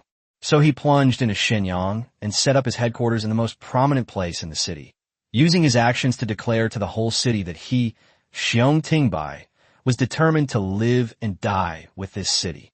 They fortified the city's defenses, rectified the chaotic military discipline, recruited local brave men to bolster their forces, and opened granaries to distribute grain and appease the displaced people. Although they did not achieve any spectacular victories, they relied on their tenacity and solid skills to withstand Nurhasai's several probing attacks and temporarily stabilize the situation in Liaodong. Of course, in addition to his iron-fisted approach, the ability to stabilize the situation was also inseparable from the governor Zhou Yongchun, who was known as the Iron Bucket of Liaodong. This man was born in Jinxiang, Shandong. He rose from a 7th-rank county magistrate to a high-ranking official after passing the imperial examination in the 29th year of the Wanli reign. He was a mature and meticulous official who handled everything perfectly, from pacifying the people and supervising grain production to settling the rear. He was Xiong Tingbai's most capable right-hand man. Even before Yang Hao rashly launched his campaign, Zhou Yongchun had repeatedly submitted memorials to the court, stating that military preparations were inadequate and supplies were scarce, and earnestly requesting a postponement of the campaign. However, the imperial court turned a deaf ear, which ultimately led to the defeat at Saru. All 4 armies collapsed, and the situation in Liaodong was completely ruined. If it weren't for Zhou Yongchun's efforts to maintain order in the rear, it would have been difficult to even salvage the situation. Xiong Tingbai's words were earnest and weighty, each sentence carrying immense weight. The heavy plea and reliance in his words, like the howling north wind outside the window, swirled coldly and heavily within the governor's mansion, pressing down on Zhou Yongchun's heart. Beside Brother Fei Bai, A middle-aged man in the robes of a governor looked dejected and slowly shook his head. The new emperor has just ascended the throne, and the world has just been settled. At this time, various factions are vying for key positions in the capital court, and it is a time when people are in need. My mother has just passed away, and the mourning period is not yet over. According to custom, I should avoid suspicion and observe the mourning period. If I were to retain the position of governor of Liaodong, wouldn't those people in the capital seize any opportunity to criticize me? He took a step forward, getting closer to Xiong Tingbai, and lowered his voice, carrying a kind of worldly wise sorrow. Greed for power and unfilial and unjust are just the first two big labels that need to be slapped on me. Not only will I, Zhou Yongchun, be unable to stand, but I'm afraid even you, Brother Fei Bai, will be impeached for condoning unfilial piety and colluding with the wicked. At that time, we will all become the target of factional strife. Wouldn't that play right into the hands of certain villains? And wouldn't it further jeopardize the already precarious Liaodong defense line? Zhou Yongchuan's gaze fell on Xiong Tingbai's hand, which was tightly gripping the hilt of his sword. He took a deep breath, his tone becoming increasingly resolute. I have already submitted a memorial to His Majesty, earnestly requesting to resign and observe mourning for my parents. This matter is irreversible. Seeing Xiong Tingbai's deeply furrowed brows and a profound worry in his eyes, Zhou Yongchuan's voice became firm, carrying a hint of entrustment. Brother Fei Bai, in Liaodong today, the flames of war have not yet died down. Powerful enemies are surrounding us, and the people's hearts are not yet at peace.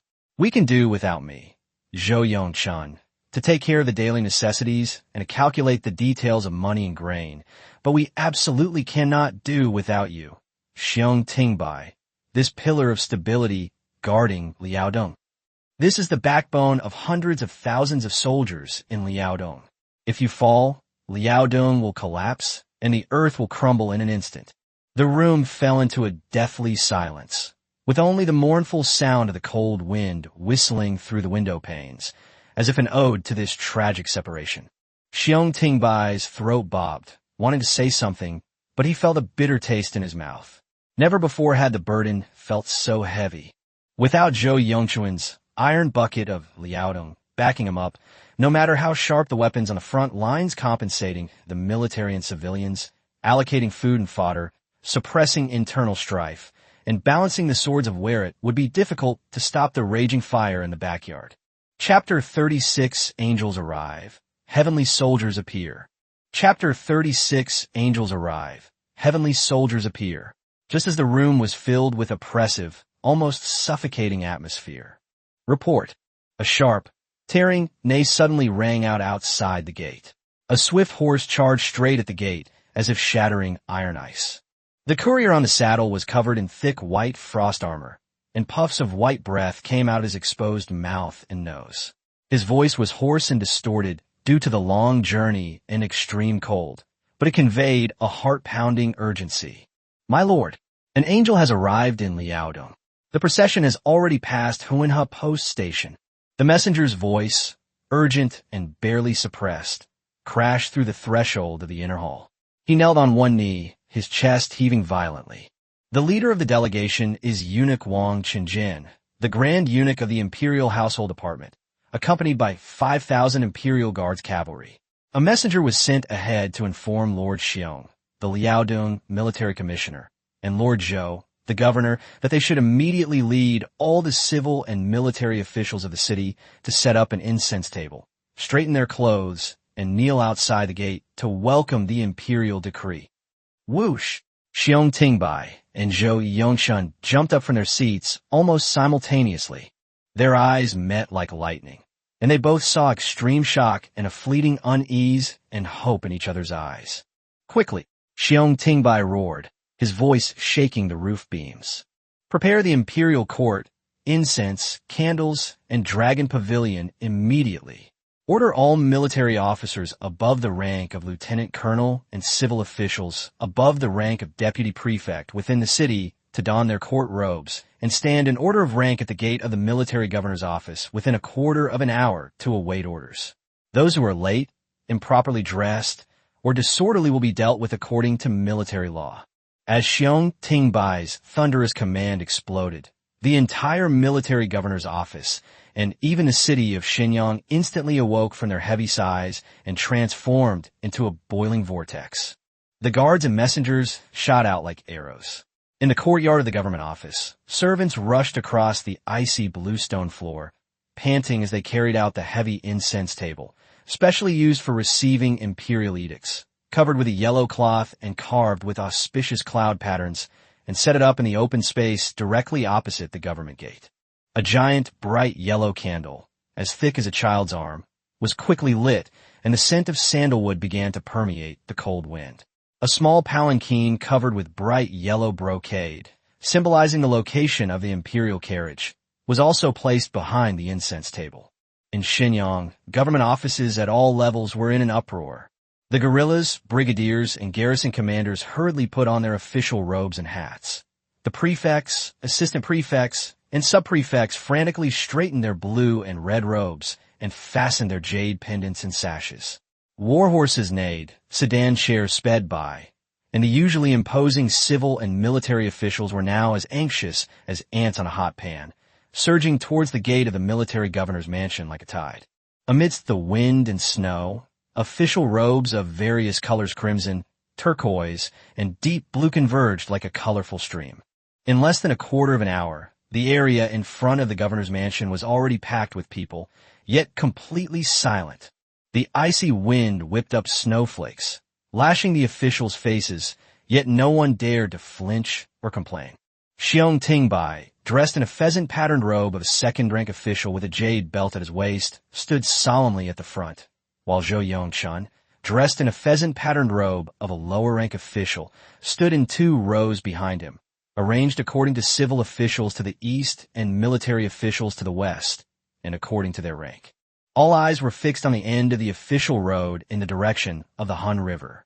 Every look was a mixture of surprise, unease, and a hint of barely perceptible expectation.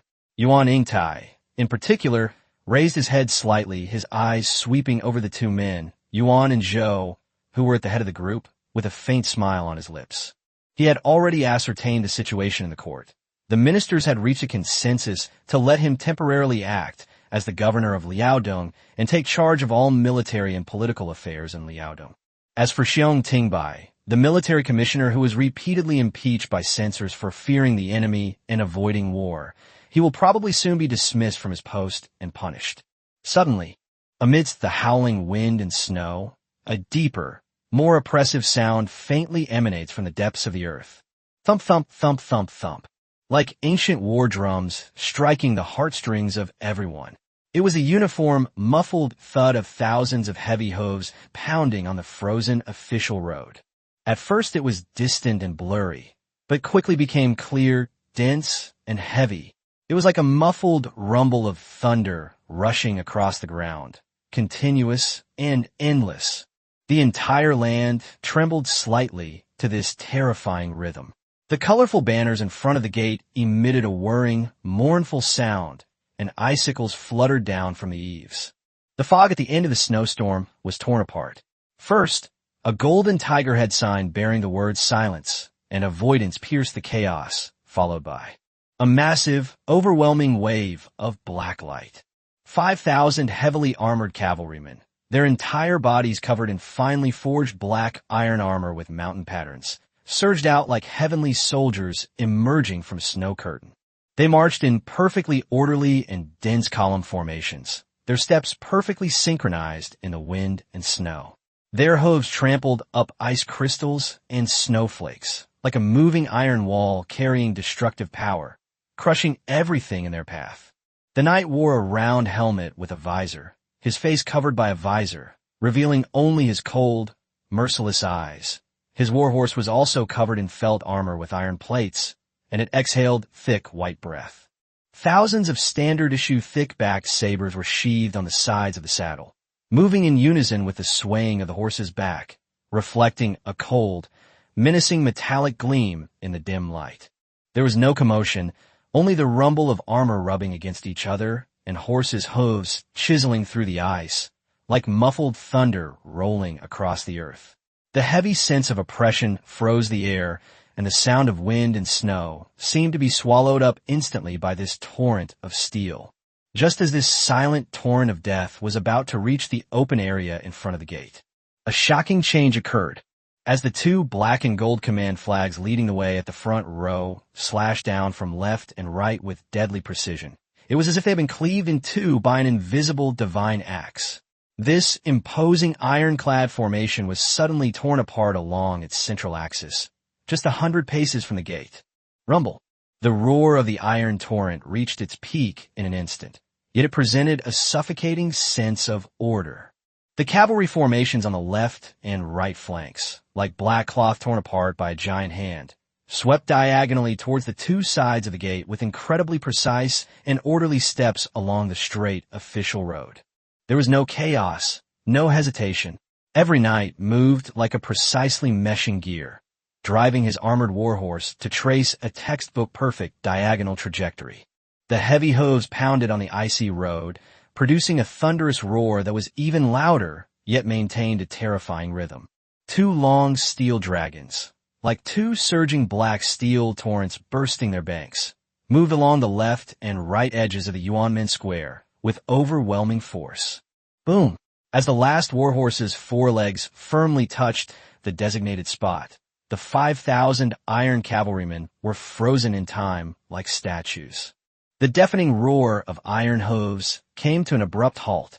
Only the whistling of the wind and snow remained between heaven and earth. The black torrent that had been surging just moments before transformed into two silent, imposing iron walls.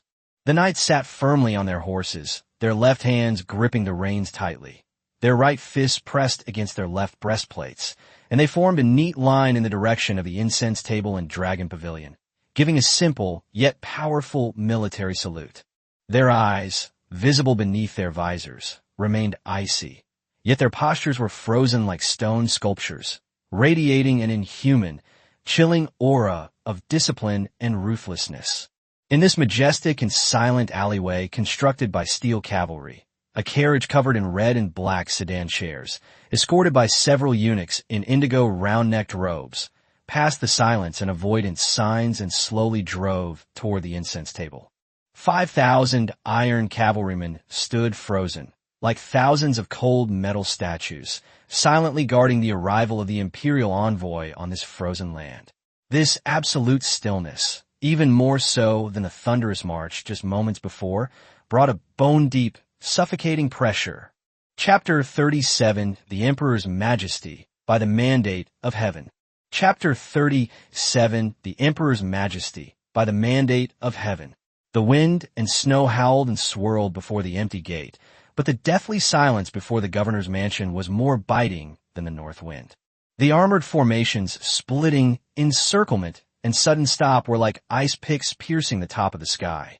Every precise and ruthless movement was deeply embedded in the souls of the officials present, shaking their very spirits. After a brief, deathly silence, as if even the wind and snow had been frozen in place. Gasps of cold air rose and fell, creating a suffocating chill. Those old ministers and generals who were usually so self-assured suddenly lost all color in their faces. Some people's eyes bulged out, as if they were about to burst out of their sockets. Some people subconsciously covered their slightly open mouths, their knuckles clenching until they turned white, and many more people let out a series of short, hoarse sounds rolling through their throats, which were convulsions of extreme shock, making it difficult to even breathe properly. Faces weathered by time, some bluish-purple from the cold, others covered in loose wrinkles, now seemed to wear stiff masks. Frozen pupils held only deep fear and disbelief, locking tightly to both sides of the gate. There, two silent cavalry formations rose from the snowstorm like a great wall forged from steel. Their dark armor absorbed the light, leaving only heavy outlines and the occasional cold glint of their blades. Faces covered with hideous visors revealed no emotion, only pairs of cold eyes scanning the scene indifferently through observation holes.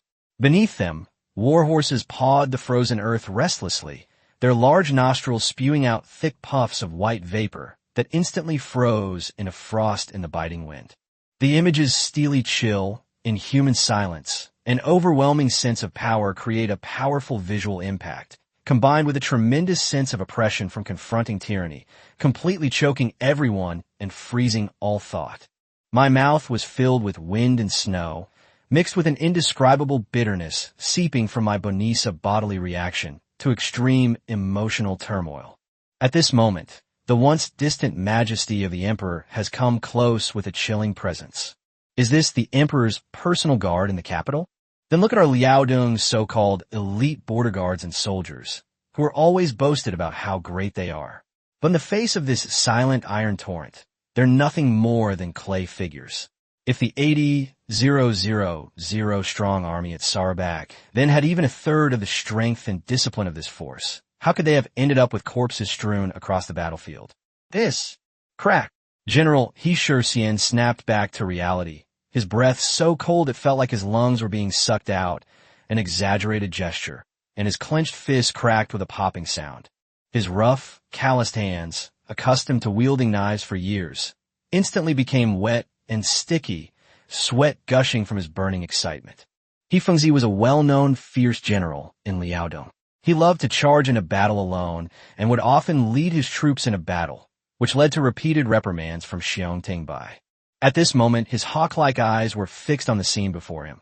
The precise joints of the armor, the frost and cold metallic sheen on the arm guards, and the long sword hanging beside the saddle, its sheath concealing its bloodthirsty edge as if it were about to burst forth.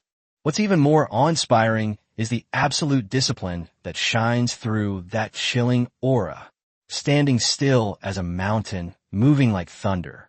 The initial shock was like magma rolling through his veins, burning him with heat. The next moment, that fire spread into an almost greedy desire and a raging, almost violent fighting spirit. Damn it! A muffled roar almost grinding out from between his teeth, accompanied by heavy breathing, slammed into his old partner, Lieutenant General Zhang Quan, beside him. These are real soldiers. The real deal. The voice was filled with almost overflowing ecstasy, and it was also full of the absurdity of his past. His 500 armored retainers were the source of his confidence in running rampant in Liaodong, and the basis for his boasting to everyone he met.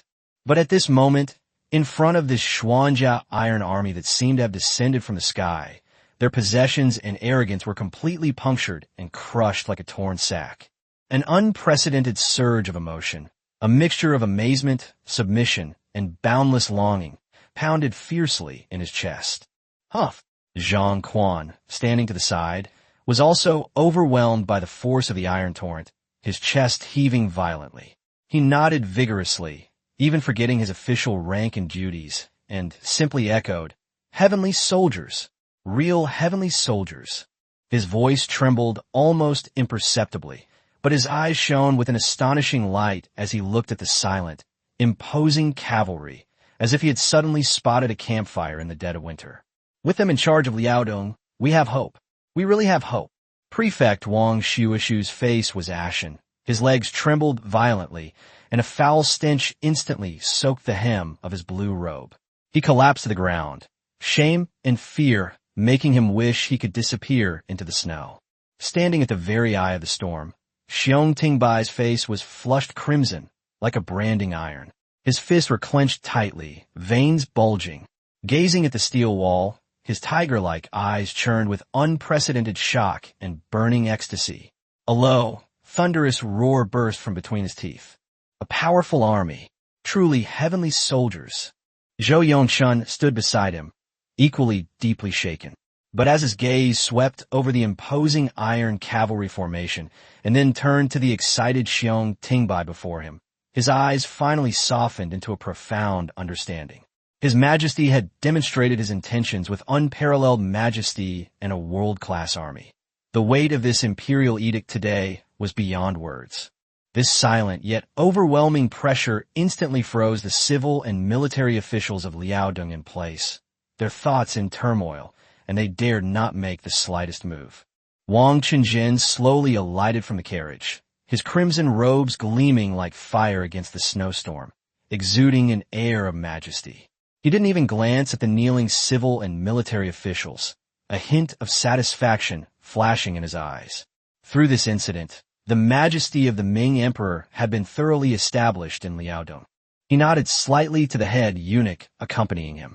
The head eunuch, carrying a sandalwood box covered with a bright yellow brocade cloth and adorned with 9 dragons coiled around the imperial edict, strode to the incense table and yellow table, and loudly proclaimed, his voice piercing through the wind and snow, striking the eardrums of every official. An angel has descended upon Liaodong, respectfully requesting your majesty's will. Civil and military officials kneel to receive it.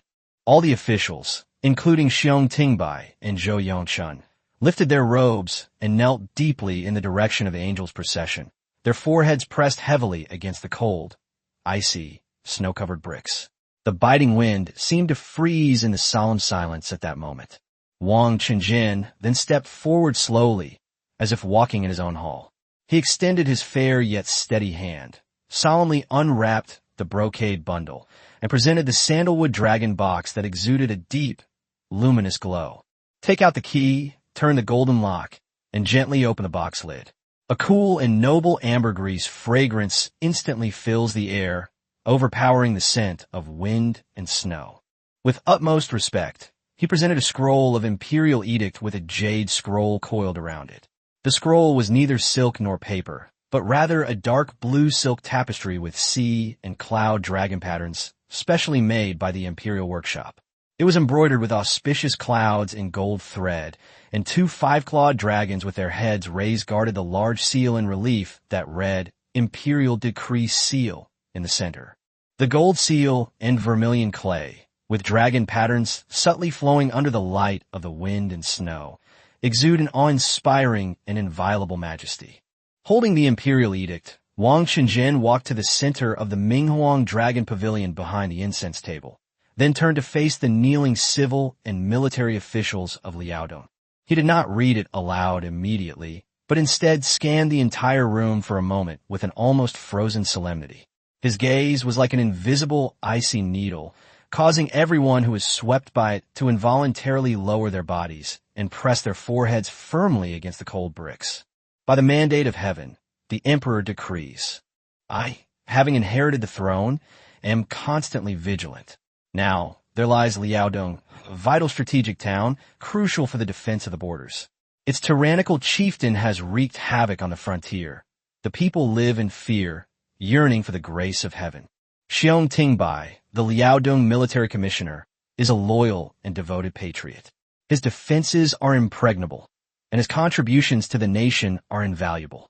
He is hereby granted the title of Vice Minister of War, appointed Governor-General of Liaodong, and bestowed with the imperial sword.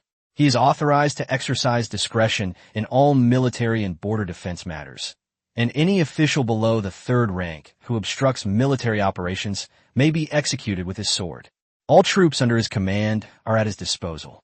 Furthermore, considering the heavy responsibility placed on the frontier and the awe-inspiring power of the army, I have specially selected 5,000 elite cavalry from the Imperial Guard and bestowed upon you command to serve as a protective bulwark.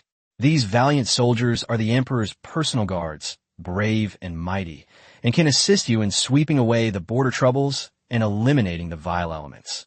Governor Zhou Yongchun is loyal and devoted to the country, and has made outstanding contributions to the relief and assistance of the people. Although he is grieving the loss of his mother, his situation is truly pitiful. However, the country is facing many difficulties, and the borders are in great turmoil. How can he resign so hastily? Therefore, he is granted special favor and reinstated despite his grief, and is appointed as the left vice minister of the Ministry of War, with the exclusive responsibility of pacifying the Liaodong region with provisions, supervising the military settlements, and pacifying the refugees. All matters concerning the military, civilians, finance, and law in Liaozhong, large and small, shall be based on the decisions of General Xiong Tingbai. Zhou Yongchun shall merely assist and support, and do his utmost to fulfill the general's plans. Anyone who dares to make excuses to shirk responsibility or outwardly comply while secretly disobeying, Tingbai may immediately report to the emperor, and I will surely punish them severely. The imperial edict is clear, and heaven's will is evident.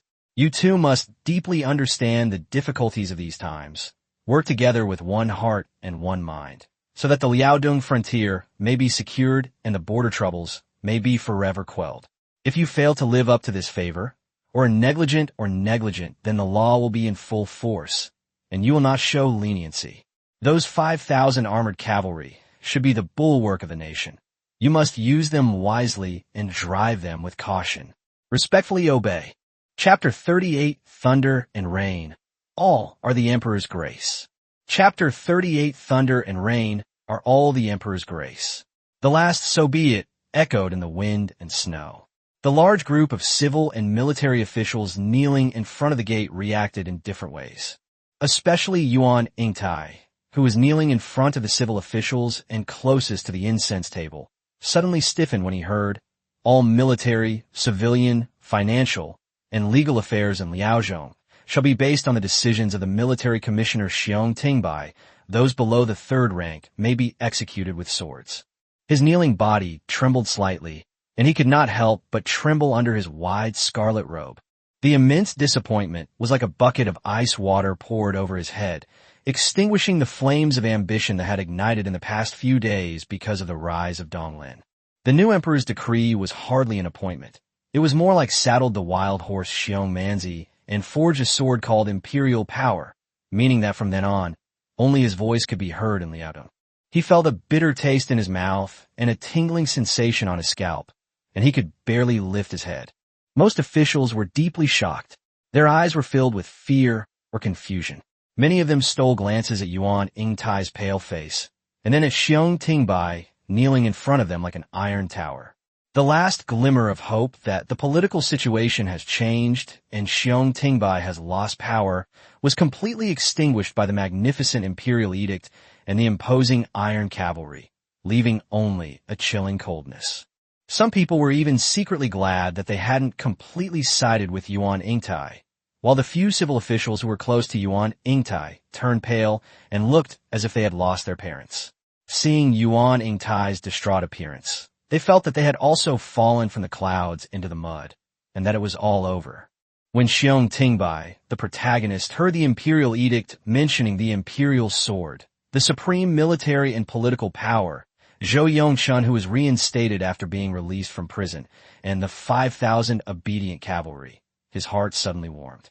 His Majesty entrusted him with the immense responsibility of Liaodong without reservation. This unparalleled trust ignited a long-suppressed flame in his heart. Had it not been for the presence of an angel, he would have almost roared to the heavens on the spot. When the words "special favor to reinstate him after being released from prison," and "loyal to the country and dedicated to serving the people," with outstanding achievements in providing relief, reached Zhou Yongchuan's ears, an indescribable bitterness and burning sensation suddenly surged to his throat and eyes. The shame of filial impiety that lingered in his heart and made him uneasy day and night was comforted and vindicated by the emperor in the grand name of forgetting one's family for the sake of the country. Loyalty is the greatest form of filial piety. These 4 words were a sacred spring that washed away the pent-up emotions in his heart. He pursed his lips, his body trembling slightly, not from fear, but from a surge of overwhelming gratitude that he could hardly contain himself. "Your Majesty, Xiong Tingbai and Zhou Yongshun respectfully obey the imperial edict." The 2 men abruptly raised their heads, their eyes glistening with tears, their voices filled with a fervent sincerity born of relief and an unprecedented fervor, tearing through the biting wind. "We obey. We thank your Majesty for your divine grace. We will serve you with utmost loyalty and wisdom, even unto death. We will defend Shenyang and secure the Liaodong frontier. Long live the Emperor! Long live the Emperor! Long live the Emperor! Long live! Long live! Long live the Emperor!"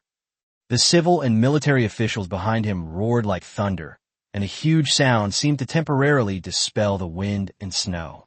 Before I came, His Majesty had a few words he wanted to personally tell Supervisor Xiong.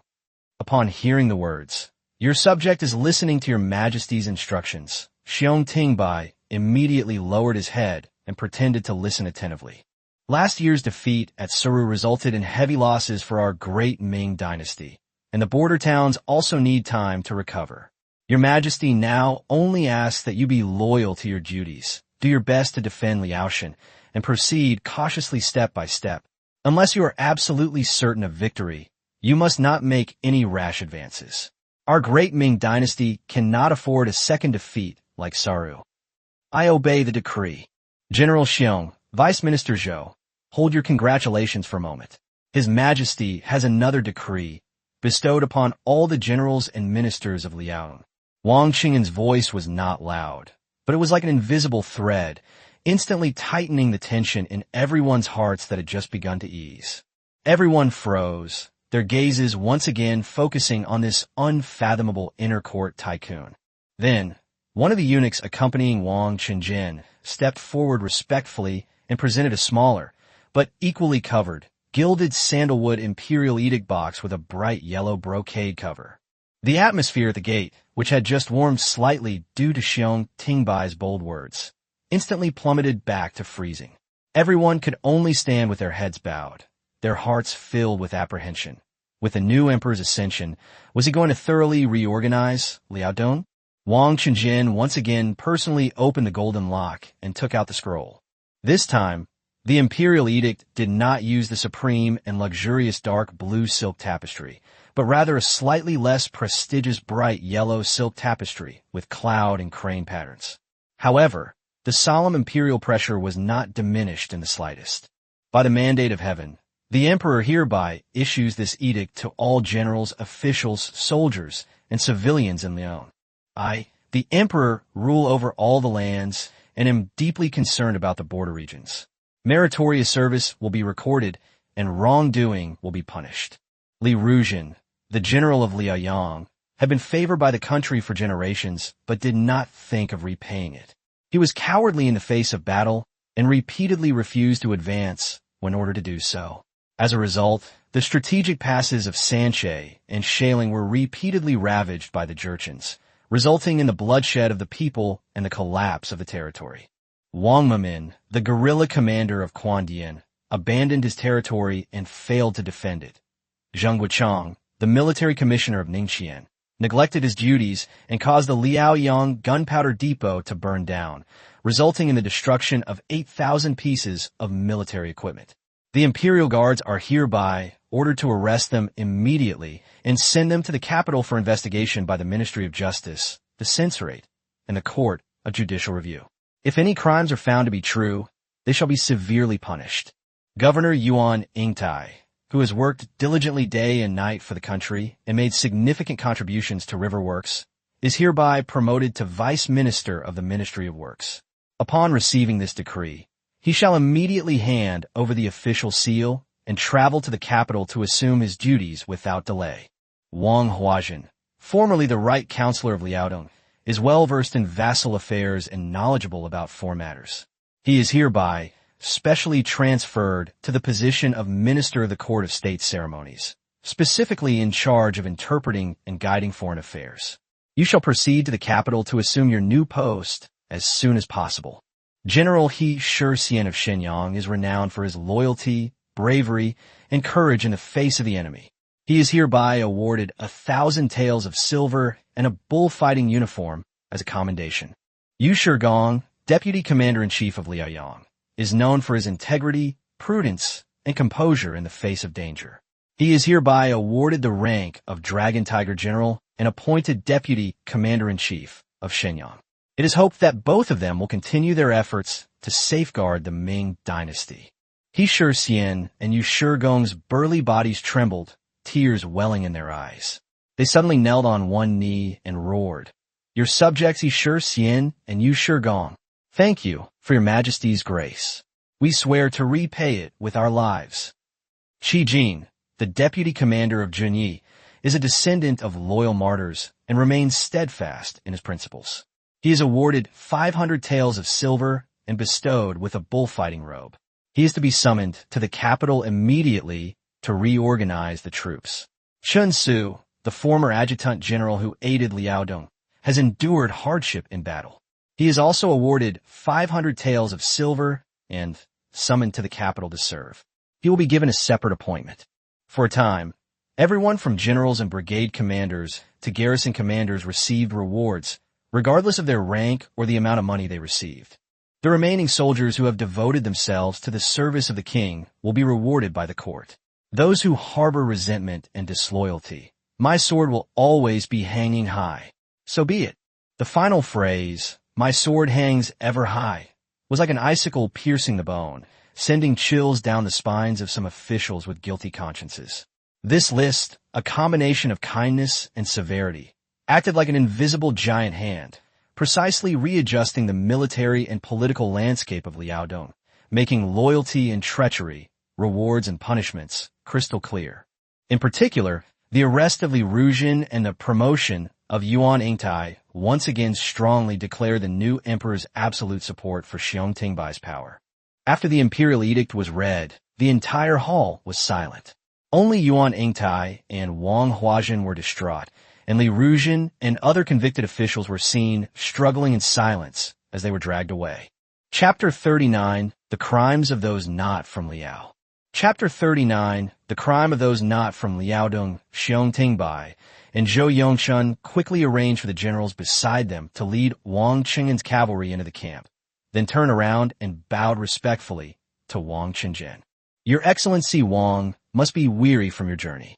I have prepared a small feast to welcome you, and I earnestly hope you will grace us with your presence. Well then, I shall respectfully accept your offer. The two people in front of him were both favored by the emperor, and their future achievements were limitless. Wang Qingjian was naturally willing to make friends with them, especially since he had something to tell them. So, all the officials and generals, except those on duty, drank with him for a while, exchanging toasts and drinks. After they were full and satisfied, everyone took their leave. After the banquet ended, in the warm pavilion, all the attendants had already left, leaving only Wang Qingjian, Xiong Tingbai, and Zhou Yongshun.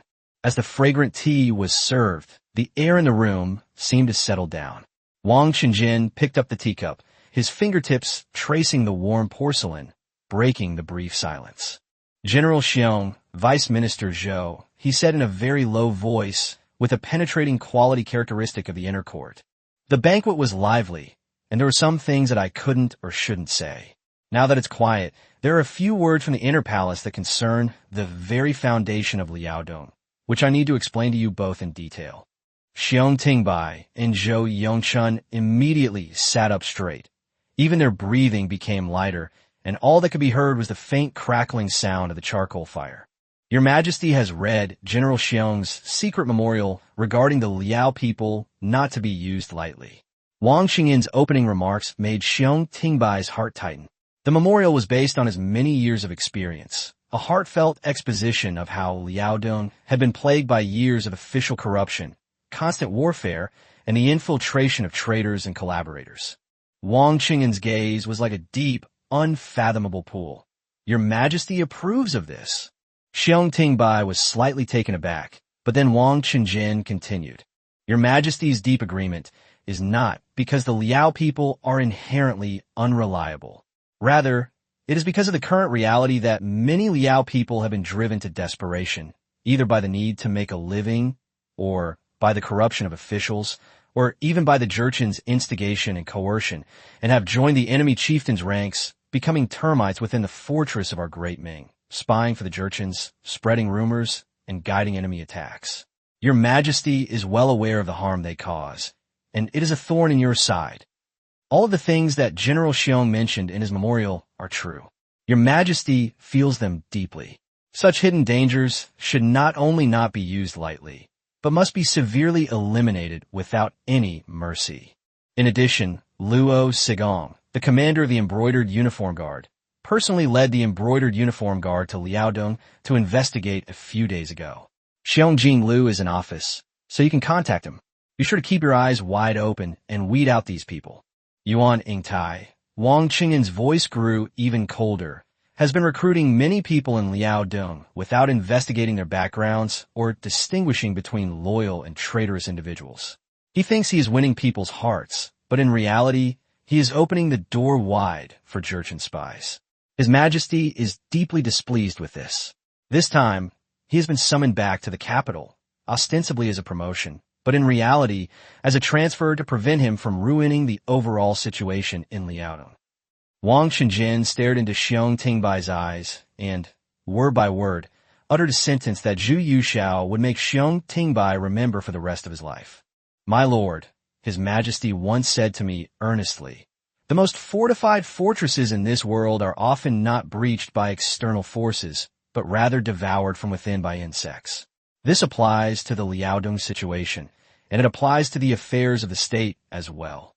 Xiong Tingbai bowed deeply. "Your Majesty's wise words are like thunder in my ears, always keeping me vigilant. I hereby assure your Majesty and your Excellency that anyone who colludes with the enemy or acts as an inside agent will be eradicated with swift and decisive action. No insect or ant will be allowed to gnaw through the ironclad defenses." His voice was deep and firm. "Good." Wang Qingjin nodded, but his tone suddenly changed. The coldness in his voice dissipated, replaced by a heavy tone, even with a hint of barely perceptible regret. "However, His Majesty also has another deeper meaning that he did not explicitly state in the secret memorial. He has ordered me to explain to Commander Xiong and Vice Minister Zhou." He put down his teacup, leaned forward slightly, and lowered his voice. "General Xiong, Vice Minister Zhou," His Majesty said, "are these Liao people, who are forced to act as accomplices to the bandits today, truly born to betray their ancestors and the state, and abandon their sovereign and homeland?"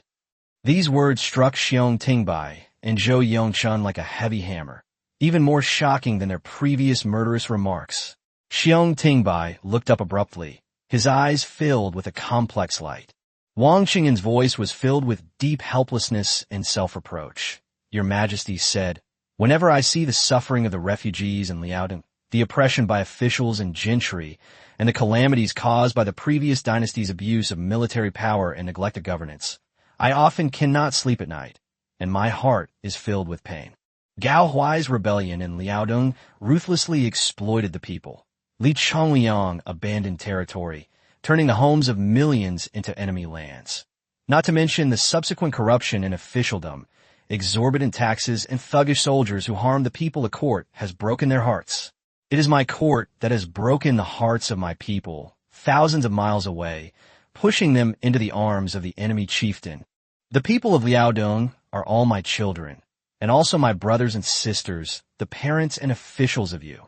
Your Majesty's tearful words still ring in my ears.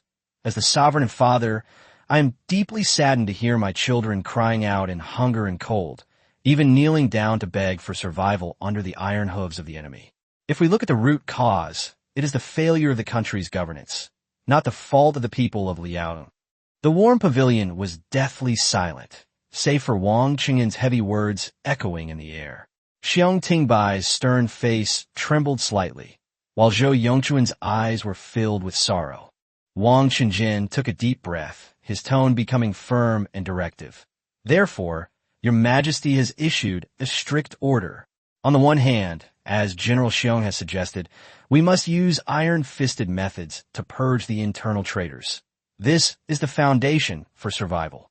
On the other hand, we must have the benevolence to rebuild our nation." He looked intently at Xiong Tingbai. "Choose the good. For those Liao people who still have a conscience, who have not completely surrendered, or who are forced into the situation, are hesitant, or are just trying to survive with a meal and a piece of clothing, the court should pay its debts. His Majesty's decree: distribute land, provide grain, settle their bodies, and win their hearts." Wang Qingjin spoke slowly and deliberately, his voice not loud, but each word carrying immense weight. "Reclaim the land that has been seized by the local gentry, clear away the unclaimed wasteland, conduct a thorough survey and verification, and distribute it to the Liao people who are willing to cultivate and serve the court." The imperial court opened its granaries, procured grain, seeds, and oxen to help them cultivate the land and settle down. Those who serve in the army were given generous pay and rice to settle down. Those who sincerely surrendered were given travel permits and allowed their families to reunite. Furthermore, special commissioners were to be appointed to strictly investigate local officials, and anyone who again exploited or harassed the surrendered Liaodong people would be punished for treason. Wang Qingan's gaze was fixed on Xiong Tingbai. General Xiong, His Majesty's profound intention lies here. Eliminating internal troubles is like scraping the bone to remove poison, which is urgent and painful at the moment. But to appease the people, give them justice, livelihood, and hope, is the long-term plan to reshape Liaodong, sever the foundation of the Jurchens, and rebuild the foundation of the Liao people are usable. This is a strategy painstakingly devised by His Majesty. It is hoped that the Commander-in-Chief can fully grasp its profound meaning and employ both measures simultaneously. Only in this way will there be a glimmer of hope for Liaodong. Only then can His Majesty's anxieties be somewhat relieved. After listening to this long, heartfelt speech, Xiong Tingbai was deeply troubled. He had previously only seen the horror of the traitors and the unreliability of some Liao people, believing that the situation could not be controlled without severe punishments, and even considering marginalizing them. At this moment, His Majesty, through Wang Qingan's words, revealed the cause and effect, and he was shocked to realize that his previous one-size-fits-all strategy, while having its own urgent practical reasons, had neglected the root of the problem and a more profound need to win over the hearts and minds of the people. A tremendous shock and a complex sense of guilt welled up in my heart. His Majesty is truly a holy emperor. He took a deep breath, stood up, and bowed deeply to the ground, facing the direction of the capital and to Wang Qingjin before him. His voice was hoarse with a sudden realization, yet also possessed an unprecedented calm and power. Eunuch Wang, please be sure to convey this to His Majesty. His Majesty's insight is profound, and His benevolence moves heaven. I have suddenly understood, and I am enlightened. The Liaodong affair has deteriorated to this point. The root cause lies not with the people, but with the rulers and officials. This subject will certainly remember Your Majesty's instructions, with one hand wielding the imperial sword, to ruthlessly eliminate the traitors and corrupt officials, with the other hand wielding benevolent policies to distribute land and grain, to relieve hunger and hardship, ensuring that the people of Liaodong truly experience the Emperor's boundless grace and regain their hope in the court. He straightened up, his gaze burning like starlight, his tone resolute. Your subject, Xiong Tingbai, will devote all his efforts to fulfilling Your Majesty's trust and to the sake of this vast land of Liaodong. If this matter fails, I will have no face to stand between heaven and earth. His vow, each word resounding, echoed in the quiet, warm room, the glow of the charcoal fire illuminating his resolute face, which now appeared even more profound and determined.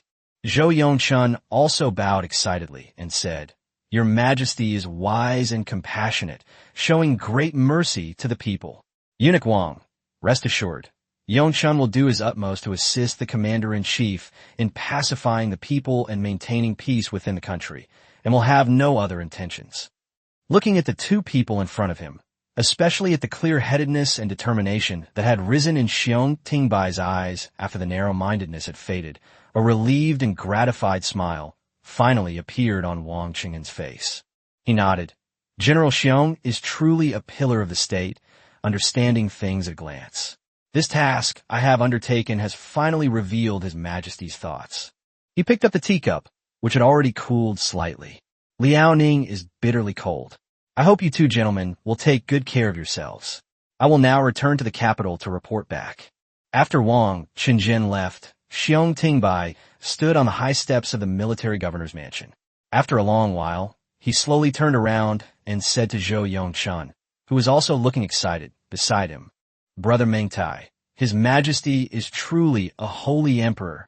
This is a blessing for us all, a fortune for our great Ming dynasty. Ha ha ha. The wind and snow continued, but on this desolate land, a hearty laugh rang out. On this day, although the walls of Shenyang were covered in ice and frost, the hearts of the people were burning with warmth. Chapter 40 Luo Sigong in action. Chapter 40 Luo Sigong's operation in a secluded alley and courtyard west of Liaoyang City. Autumn was in full swing, and the chill was spreading. The outer wall of the house is covered with mottled ivy, most of the leaves of which have been stained brownish red by the autumn frost and rustle in the chilly autumn wind. A crooked bamboo vegetable stall stood in front of the door. The old man selling vegetables was huddled in a rot-tan chair, wearing a tattered, cotton-padded coat, a felt hat, and a faded scarf around his neck. Coarse cloth clothes hung on the clothesline inside the courtyard wall, and the occasional laughter of children drifted over, mingling with the aroma of fermented grains from the neighboring distillery. Who would have thought that this lively and bustling courtyard was home to Luo Sigong, the commander of the Imperial Guard? Inside the side room, the charcoal brazier burned brightly, dispelling the harsh cold of Liaodong. Luo Sigong, the commander of the embroidered uniform guard, was a middle-aged man dressed in an ordinary merchant's silk robe with floral patterns, yet he could not hide the sharp temperament of a hawk. He was leaning back in a round chair covered with thick felt. On the mahogany table in front of him lay several opened secret letters and a notebook, the handwriting messy yet clear. "My lord, our brothers in Shenyang have sent a letter saying that an angel has come to Shenyang to deliver an imperial edict. The envoy is led by the newly appointed Grand Eunuch of the Imperial Household Department, Wang Chenjian. Do you think we should go and pay him a visit?" A trusted confidant of the embroidered uniform guard stepped forward to report. "Forget it. What our emperor values most is not how deep your connections or background are, but what you can accomplish. We've only been in Liaodong for a few days and haven't achieved anything yet. Meeting him is useless and will only expose us. Let's focus on our work. Once we've made great contributions, His Majesty will naturally reward us handsomely." Luo Sigong waved his hand. Does he know how he got to Liaodong? He was exiled to Liaodong for befriending civil officials. Why would he actively try to befriend the eunuchs around His Majesty? Does he want to die? "My lord." A lean man dressed as a merchant entered the room with light and silent movements. He was none other than Lu Wenjiao, Luo Sigong's trusted commander. He strode forward and gently placed a small, wax-sealed paper roll on the table in front of Luo Sigong. Luo Sigong didn't even lift his eyelids. He simply extended two slender fingers, picked up the wax pellet, and with a slight exertion, the wax shell shattered like rotten wood. He unfolded the tightly rolled strip of paper inside, his gaze sweeping over it like lightning. The paper contained only a few lines of text. "The waning camp granary will release 1,000 shur of grain within 3 days, recorded as distributing porridge to the people of Liaoyang. The escort, Commander Zhao Quan, is suspected of leaving from Dongzhou Fort to the west, and the person who met him is carrying an iron plaque with the character Tong on it. Li Tankai, the garrison commander of Liaoyang City, colluded with wealthy families in the city to hoard 3,000 shur of grain and send it out of Dongzhou Fort, suspected of aiding the enemy. The Wu, Shun, and Chun families in Shenyang City are also involved. My lord, is it time to close the net?" Lu Wenjiao asked excitedly. The weather in Liaodong was too cold, and these northerners were finding it hard to stand. "What's the rush? It's just a few small fry." Luo Sigong frowned as he looked at the intelligence report. "It's Dongzhou Fort again. Has the person we sent to investigate replied yet?" "My lord, we have investigated and found that the fort guard, Lu Jiang, is originally from Shandong. He is a complete scoundrel, possessing only brute strength, yet he is as greedy and cowardly as a rat.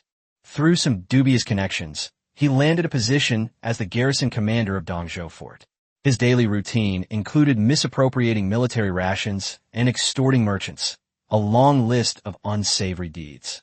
More importantly, he had secretly made contact with a traitorous lackey working for Tong Yangxing, and all the smuggled grain had been going through this man." The word Tong lingered on Luo Sigong's lips, the cold smile reflecting the glow of the charcoal fire. That scoundrel Tong Yangxing certainly knows how to pick the fat meat. Nowadays, grain prices in Liaodong have skyrocketed. 1 tael, or 1 shur of coarse rice inside the pass, is worth 20 taels of silver once it leaves Fushun Pass. It is no secret that the corrupt officials in the army are colluding with the Jurchens. The heads of Li Yongfang and Tong Yangxing, those two traitors who have sided with Nurisai, are just the right amount to exchange for our promotions and wealth. Give Lu Jiang a way out. Luo Sigong tapped the table with his fingertips. Spread the word that the Qin Chuan rice shop inside the pass has a batch of 8,000 shur of military rations being transported to Fengji Fort. Have Lu Jiang send a message to Li Yongfang and Tong Yangxing, saying that Deputy Commander-in-Chief Wan Liang is worried about the situation in Liaodong and wants to find a way out for himself with Nurasai. He is willing to offer Fengji Fort as a generous gift in exchange for a wealthy future with the Jurchens. However, he only trusted Li and Tong, who were also former comrades from Liaodong. The matter was of great importance, and he dared not make a hasty decision without a private, face-to-face meeting. Brilliant plan. A glint flashed in Lu Wenjiao's eyes, and he had already grasped the murderous intent behind it. This plan combines deception and reality. The 8,000 sure of military rations is the real bait, while Fengji Fort is the golden pill hanging on the poison hook. Even if those two treacherous dogs, Li Yongfang and Tong Yangxing, don't take the bait, a greedy chieftain like Nurhasai would find it hard to resist such an overwhelming temptation. When the time comes, the dog master will give the order, and the dog will have no choice but to obey. Luo Sigong nodded slightly, picked up a blank sheet of paper, dipped it in ink, and quickly wrote several lines, his tone leaving no room for doubt. You carry my calling card and secretly meet with Xiong Jinlu, the Prime Minister of Military Affairs in Liaodong. He sealed the still-wet letter in a slipcase and branded it with sealing wax. Please instruct Commander Xiong to order Zhu Wanliang, the Deputy Commander of Fenjibo, to personally write a secret letter of surrender to Li Yongfang and Tong Yangxing. The letter should be sincere and anxious, and should bear their personal seal and even the official seal of Fenjibo as proof. Tell them that this letter is the hook to take the lives of the traitors, and the fate of Liaodong rests on this one move.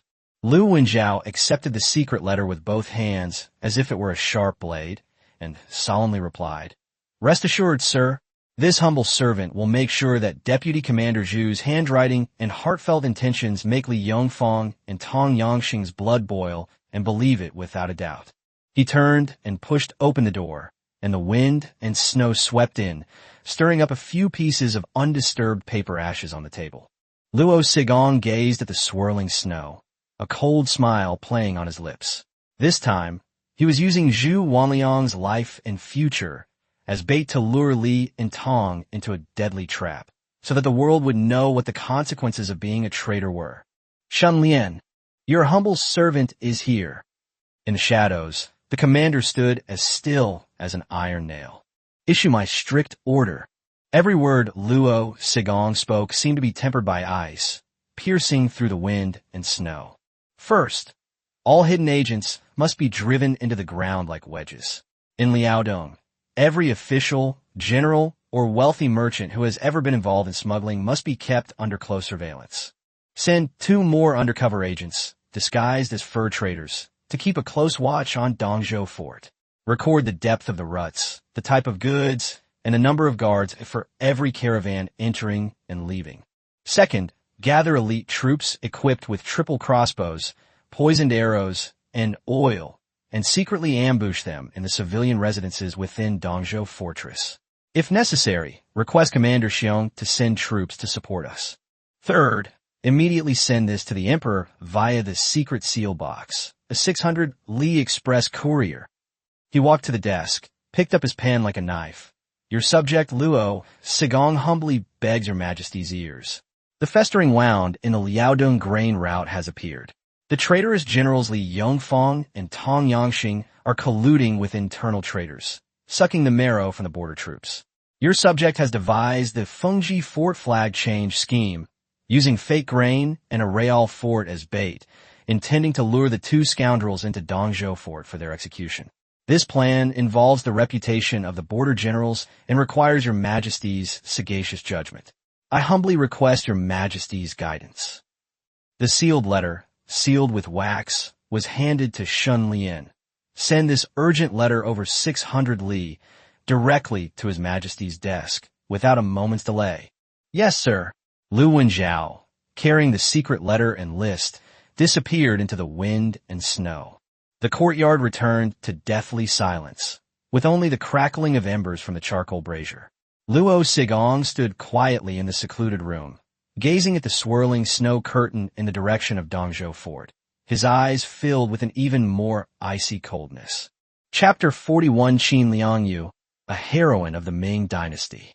Chapter 41, Qin Liangyu, a heroine of the Ming Dynasty. Inside the Wenhua Hall in the capital, Sandalwood incense wafted between the pillars, and newly appointed officials of the censorate moved about in droves carrying documents.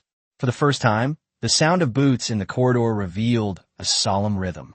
Zhu Yuxiao held his vermilion brush and reviewed the memorials from the Office of Transmission.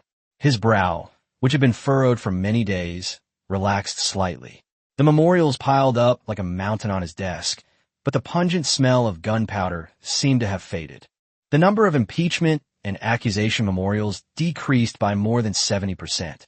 Instead, there were memorials from Hunan requesting the repair of the Yellow River dikes, reports from Shandong on the number of newly reclaimed wasteland, and solid memorials from Lianghuai regarding the increase in salt tax revenue. Seeing this, Zhu Yuxiao's red pen moved faster between the lines. In recent days, with the arrival of several pragmatic and capable officials he had previously selected, the 6 ministries and local government offices seem to have been infused with new vitality. Although their operations are not yet entirely smooth, what is being transmitted is no longer empty talk and infighting. Even if his subordinates, trying to guess his intentions, knew that the new emperor was impatient with factional infighting and deliberately selected these solid memorials concerning people's livelihoods and taxes to present as a way of appeasement, Zhu Yuxiao did not care at the moment. Over time, he traced the number of cultivated fields reported by Shandong with his fingertips, a slight sneer in his heart. There was a proverb in later generations that it takes 21 days to form a good habit. How could the atmosphere of the court be changed overnight? But it doesn't matter. Now that the stage is set, he, as a spectator, will simply go along with it. In the end, it's all about slowly distilling some truth from the falsehood in this atmosphere of diligently putting on a show, so that those issues that truly concern the foundation of the nation become an irreversible torrent in the halls of power. Suddenly, a memorial titled, Memorial from Qin Liangyu of Shizhou Pacification Commissioner requesting allocation of grain for Liaodong, made him frown. My elder brother Bangping and younger brother Minping led 3,000 white spear soldiers and left Shanhaiguan on the 27th of July to rush to the aid of Liaozhen. Your subject is leading the remaining 4,900 troops stationed in Tongzhou for reorganization and training, awaiting approval from the Ministry of War before proceeding. However, the army's winter clothing is worn and tattered, and 3,040% of the gun barrels are rusted. Fodder is scarce, and the warhorse's daily rations are decreasing by 30%. I request the allocation of 5,000 sure of grain, 3,000 cotton-padded coats, and 200 3-barrel muskets. After a moment's thought, Zhu Yuxiao remembered that after the defeat at Suru, Xiong Tingbai had been appointed to clean up the mess in Liaodong. It turned out that after several years of turmoil caused by Gao Huai and Li Chongliang, the people of Liaodong hated the court with a passion, and most of the Liao soldiers were unusable. Therefore, they had no choice but to submit a memorial requesting the mobilization of troops from across the country to aid Liaodong. As a result of the disastrous defeat at the Battle of Suru, the elite troops conscripted from various border regions were almost entirely wiped out. They strongly resisted the imperial court's order to reconscript the elite troops. Did you think the elite troops grew out of the ground or were blown in by the wind? If they were all transferred away, how could we defend the border? Therefore, they all made excuses and refused to cooperate. Only Qin Liangyu, the chieftain of Shizhou in Sichuan, and Qi Jin, a descendant of Qi Jiguang and a famous general from Dingyuan, led the Zhujiang soldiers to actively respond. Qin Liangyu was a remarkable woman, the only female military commander in the 24 histories to have her own biography. The Qin family can be described as a family of loyal martyrs who shed their last drop of blood for the Ming dynasty. Starting in the 27th year of the Wanli reign, 1599, Qin Liangyu followed her husband Ma Qiansheng in suppressing the rebellion of Yang Yinglong in Boizhou. She led 500 elite soldiers to transport grain and fodder, and together with her husband, she was the first to defeat the attacking Yang Yinglong army. Later, she joined forces with various armies from Yuyang to take Sangmu Pass, and she was the first in terms of military achievements in the Nanchuan route. During the Taichung era, which is this year, Nurhaci of the later Jin led 60,000 infantry and cavalry to attack Liaodong. She sent her brothers Qin Bangping and Qin Minping with several thousand men to provide advance assistance. She received the White Spear soldiers who came from Sichuan and Tongzhou. However, in the first year of the Tianqi reign, 1621, Qin Bangping died in battle while crossing the Han River. Qin Liangyu had no time to grieve and led 3,000 elite soldiers to Yuguan. Truly heroines. Zhu Yuxiao couldn't help but sigh inwardly. The reason why the Ming Dynasty was because it had so many loyal and courageous soldiers. However, he also remembered another urgent matter, the Shi Chongming Rebellion. It seems that in later generations, it was because Chun Su, the general of Sichuan and the Shizhou Pacification Commissioner who was loyal to the Ming Dynasty, sent troops to aid Liao Dong, which led to the weakness of Sichuan's defenses. As a result, Shi Chongming, the Pacification Commissioner of Yongning, rebelled in Sichuan, killed more than 20 officials including the governor Su Keqiu, occupied Chongqing, and declared himself emperor, with the country named Dalian. The following year, in Bangyan, the chieftain of Shuaishi responded and besieged Guiyang for 10 months. In the city, people exchanged children to eat and burned bones for food, resulting in the deaths of more than 100,000 people. The rebel army swept through Sichuan and Guizhou, burning post stations, digging up dragon veins, and massacring Han people. When Qin Liangyu led her White Spear army to the rescue, she witnessed villages turned into fields of white bones, and the remains of infants hanging from trees like wind chimes. The war lasted for 7 years before it was quelled. This campaign cost 3.46 million taels of silver and resulted in the loss of 93,000 soldiers, most of whom were soldiers from Huguang and Guangxi who died far from home. The population of Han Chinese in Sichuan and Guizhou was reduced by 40%. According to the Wanli accounting records, many of the survivors were insane and would throw themselves into deep ravines upon seeing soldiers. It wasn't until the third year of the Chongzhen reign that Zhu Xiyun used the strategy of using local soldiers to control local chieftains to bribe the Miao chieftain, which led to Shi Chongming being beheaded by the Miao people and surrendering the city. However, the fertile southwestern land had already become a ghost town. The rebellion of Shi Chongming at the end of the Ming Dynasty was like opening a huge hole for the Ming Dynasty, bleeding it dry. But now there is still a chance, and Shi Chongming's rebellion may not be a bad thing. If this barbarian is executed, the military power of the chieftains will be put into the hands of the officials. At that time, prefectures should be established in Boizhou, Shuaishi, and Yongning as appropriate, and troops should be stationed there as needed. After all, there's no reason to be on guard against thieves all day long. He was also worried about not having an excuse to deal with these chieftains in the southwest. In the future, he would need a stable rear area in the southwest to manage Yunnan and Guizhou and expand the road to Annam. Go, issue an imperial edict summoning Qin Liangyu to the Qianqing Palace for an audience. Also, order the Ministry of Revenue to allocate funds and provisions to the Tongzhou camp. My soldiers cannot be allowed to go hungry. Zhu Yuxiao hesitated for a moment. He was also eager to meet this famous heroine who had dedicated her life to the Ming Dynasty. Wei Zhongxian, standing to the side, received the decree and slowly withdrew from the Qianqing Palace. Let's go, take a bath and change. Zhu Yuxiao thought that it would take some time for Qin Liangyu to enter the palace. So he instructed the palace maid beside him that, in order to show respect, he wanted to change into more formal clothes. 2 hours later, in the Qianqing Palace, Zhu Yuxiao finally met the female general. When the palace doors opened, Qin Liangyu walked steadily. She wore a worn-out indigo cotton armor. Her boots were covered in mud from the Tongzhou camp, and her temples were already streaked with silver, but her back was straight. Qin Liangyu, Pacification Commissioner of Shizhou County, Sichuan, pays respects to Your Majesty. The tone was low, carrying the rustic accent of the border region between Sichuan and Hubei. General Qin, please rise. Zhu Yuxiao quickly rose from his seat and personally helped Qin Liangyu up. He really couldn't bear to have a woman who was nearly 50 years old bow to him. Your Majesty, you mustn't. You mustn't.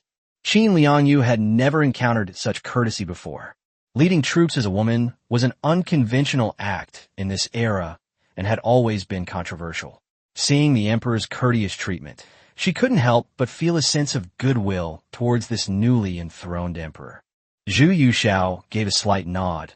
A eunuch quickly brought over a chair. Qin Liangyu thanked him profusely before sitting down. It has to be said that the civil officials of the Ming dynasty exploited the military generals too much. Seeing Qin Liangyu's expression of being both moved and cautious, Zhu Yuxiao couldn't help but feel a tremor in his heart. Chapter 42 Extravagant and Inhumane Zhu Yuxiao. Chapter 42 Extravagant. Without humanity, Zhu Yuxiao Qin Liangyu raised her head, her weathered eyes silently scrutinizing the newly enthroned emperor of the Ming dynasty. The emperor was dressed in a bright yellow robe with a dragon design. The five-clawed golden dragon embroidered with gold thread shone brightly in the candlelight, making his complexion appear even more ruddy. Wearing a black gauze hat with winged ornaments, his eyes were bright and spirited, revealing the sharpness unique to young people, yet also carrying a deliberate composure due to his newfound power. As she looked around, she pondered the reason why the emperor had summoned her, her thoughts racing like lightning. Liaodong? At this thought, Qin Liangyu's heart tightened. Could it be that the Jurchens had invaded the border again? The military situation was urgent, and there was no time to lose. She disregarded formalities and hurried forward, her voice carrying the urgency characteristic of a veteran. Your Majesty, why have you summoned this old minister to the palace so urgently? Has something happened in Liaodong? If the Jinzhou chieftain takes this opportunity to cause trouble, I can immediately muster the 5,000 elite white spear soldiers of Shizhou and march to Liaodong overnight. Even if it costs me my life, I will not hesitate to go to the frontier. A glint of light flashed in her deep-set eyes, and her hands, which had been holding knives for years, were clenched into tight fists, veins bulging.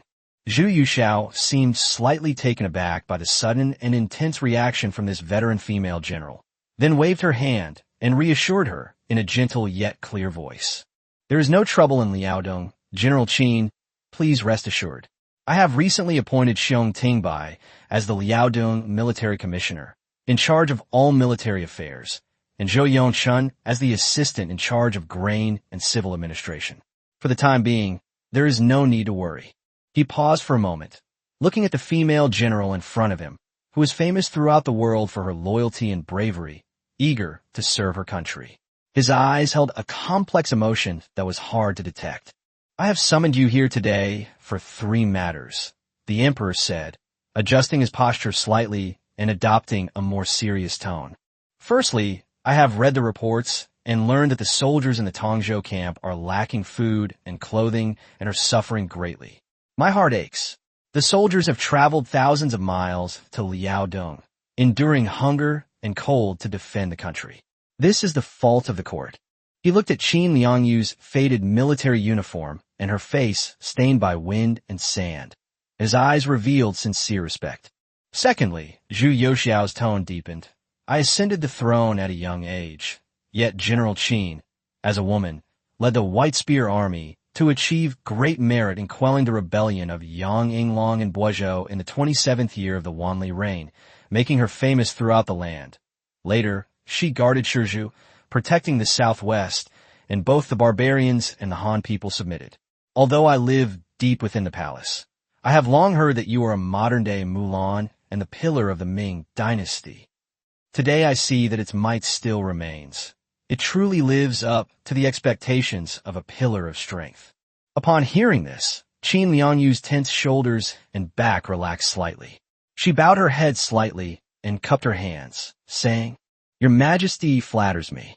I am merely fulfilling my duty. As for the Tongzhou camp, she paused for a moment, her voice low but firm. The soldiers endure hunger and cold, yet they still train day and night without daring to slacken. If the court can allocate some provisions, I will certainly do my utmost to reorganize the camp and live up to your Majesty's grace. Zhu Yuxiao nodded slightly, a hint of emotion flashing in his eyes. Don't worry, madam. The court has indeed been quite busy these past few days, to the point that the soldiers have been suffering from hunger and cold. However, I have ordered the Ministry of Revenue to allocate 8,000 share of grain and 500 sheep. In addition, I have taken 50,000 taels of silver from the imperial treasury to comfort the soldiers. Upon hearing this, Qin Liangyu hurriedly accepted the imperial decree and expressed her gratitude. When she heard that there would be mutton and silver as a reward, she felt a warmth in her heart. Over the years, she had been leading the Shizhu disciples, providing their own money, food, and weapons. The so-called White Spear Army sounded prestigious, but in reality, they were so poor that they had no other choice but to use white spears as weapons and bamboo armor as armor. Zhu Yuxiao looked at the white-worn, slightly frayed shoulder guards on Qin Liangyu's shoulders, and the marks of rough leather ropes repeatedly reinforcing the joints of the armor plates, and felt a pang in his heart.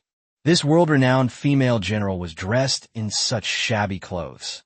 Furthermore, Zhu Yuxiao's voice lowered, his finger unconsciously pointing to the breastplate on Qin Liangyu's chest. General Qin's armor. He paused, seemingly unable to find the right words to describe the emotion in his heart. This armor must have been with General Qin for many years, right? It's worn out like this. Following the emperor's gaze, Qin Liangyu glanced down at her armor, her expression as indifferent as if she were looking at an ordinary old garment. Your Majesty, this armor has accompanied me on many campaigns across the north and south, and it has indeed been quite a few years. The border towns are bitterly cold, and although the iron armor is cumbersome, it has protected me from a lot of wind and frost, so it is quite an old companion. She shifted her tone slightly, a hint of gravity creeping in her voice. I am fortunate to still have a suit of iron armor to protect me. Many of the Sichuanese men who followed me on my long journey to Liaodong could only use layers of bundled bamboo as armor. Bamboo armor? Zhu Yuxiao's eyes widened slightly, his clear voice filled with disbelief. Bamboo armor? This term had never appeared in the historical records he had listened to or even in the reports from the Ministry of War. He pictured his soldiers wearing bamboo armor in the bitter cold outside the pass, facing the sharp swords and arrows of the Jurchens. A chill ran down his spine and up to his head. It was as if they were filling a ravine with their own flesh and blood. It's true, Your Majesty. Qin Liangyu's voice wasn't loud, but it struck like a heavy hammer against the floor tiles of the Golden Palace. Every word carried the blood, tears, and helplessness of the frontier soldiers. Sichuan is mountainous and rugged, with scarce iron ore, making it difficult to forge iron armor. For ordinary soldiers, having a thick cotton armor is already considered good. When they reached the border, facing the fierce Jurchen cavalry and the overwhelming rain of arrows, bamboo armor is only for peace of mind. He had always thought that the soldiers were only lacking food and clothing, but he never imagined that even the most basic protection on the bodies that fought for the Ming dynasty on the front lines was so rudimentary. He took a deep breath, and Zhu Yuxiao pursed his lips. A complex expression appeared on the young man's face, a mixture of respect, guilt, and an eagerness to express himself. The old lady died for the country, and the soldiers endured wind and rain to serve the country. How can I allow them to not only be cold and hungry, but also lack a decent suit of armor? He raised his voice slightly, with an undeniable decisiveness. Issue the decree to select a fine fish-scale armor for General Qin from the Imperial Workshop's treasury, one that fits his body perfectly. Also prepare brand new armed guards, greaves, and a battle skirt. General Qin has guarded the borders for decades. The hardships of war have etched themselves onto this armor. Now that he has come to the capital to meet the emperor, I cannot allow this pillar of the nation to still be wearing this worn-out armor. And this sword, a sword represents the courage of a general, cannot be so simple. Select a fine fish-scale steel waist sword from my armory, one that is sharp and suitable for use, and bestow it upon General Qin along with his new armor. He gazed at Qin Liangyu's weathered yet resolute face, his tone softening but growing increasingly earnest. General Qin, I know you have never valued such empty fame and fortune. However, this reward is both a testament to my sincere feelings and a duty of the court to its loyal and courageous soldiers. How could the court ever forget the meritorious deeds of the general and his soldiers who fought bloody battles and devoted their lives to the cause? This fish-scale armor and this fish-scale weapon are merely a small consolation from the court to the loyal souls. Furthermore, an imperial edict was issued to the Nanhai arsenal, allocating 4,000 sets of iron-plated cotton armor, 1,500 sets of wrought iron lamellar armor, 500 sets of fish-scale armor and mountain pattern armor, 5,000 fine steel hook and sickle spears, 5,000 waist knives, 1,000 bows and crossbows, and 100,000 arrows. In addition, the Ministry of Works was ordered to supervise the construction of 100 large carts. Zhu Yuxiao waved his hand, displaying his immense wealth. After nearly a month of production at the Nanhai Arsenal, he had no shortage of weapons and equipment. He could easily equip 50,000 to 60,000 people. When Qin Liangyu heard that the emperor was going to bestow new armor and a sword upon her, she originally intended to decline the offer, as was customary. After all, the bigger the tree, the more the wind will blow against it, and rewarding a great general is not always a good thing. But at this moment, the astronomical list of transfers that followed was like a surging tide, completely washing away her humble words. Her breath hitched slightly, and for the first time, the shock that decades of war had not worn away on her mature and composed face was so clearly revealed. Her weathered eyes stared incredulously at the young emperor on the throne. 4,000 sets of iron-inlaid cotton armor and lamellar armor, mountain-patterned armor, aren't those only for generals? And 5,000 weapons, bows and arrows, and 100 large carts? This quantity of iron armor, which the entire Sichuan province couldn't muster, could almost immediately arm a force of several thousand elite heavy infantry. And yet, it was approved by the emperor so casually, yet so decisively. In Qin Liangyu's eyes at this moment, the young emperor's figure seemed to be truly shrouded in an invisible light. What is the aura of an emperor? What is the majesty of the Son of Heaven? This is nothing more than this extravagant. So extravagant. This shock and conviction, like a scalding current, instantly washed away the last trace of weariness and despondency that had grown from the years and the power struggles of the court. A long-dormant surge of patriotic fervor, a willingness to die for one's country, suddenly welled up within her. Your Majesty. Qin Liangyu's voice trembled slightly, and her straight back bowed deeply as she received this immense, timely favor. This time, it was heartfelt submission and gratitude. Your Majesty's kindness and generous reward to the army are truly admirable. This resolute female general choked up for a moment, saying, "This old minister has no choice but to sacrifice myself to repay your Majesty. I will go forth and devote myself to the cause until my dying breath. We will shed our last drop of blood for your Majesty and for the Ming dynasty." The air in the hall seemed to be ignited by this resounding oath. Zhu Yuxiao looked at the old general in the hall, whose shoulders trembled slightly with excitement, and whose mind was resolute. His young face was also moved, and his eyes shone with relief and determination. Chapter 43. Laying out the Southwest, Expanding Territory. Chapter 43. Laying out the Southwest, Expanding Territory. Zhu Yuxiao gazed at the veteran general before him, her eyes lingering on her graying temples and the battle scars on her armor. Wisps of smoke rose from the gilded incense burner in the hall, drifting slowly between the two. This old general, who was always resolute and even a little numb, could no longer hide the uncontainable joy in his eyes. Seeing her like this, Zhu Yuxiao felt an overwhelming sense of control and satisfaction. To him, these equipment were nothing special. He calculated in his mind, if the Nanhaisi arsenal were to operate at full capacity, these equipment alone would only take 4 or 5 days to produce, and money? That wouldn't be a problem either.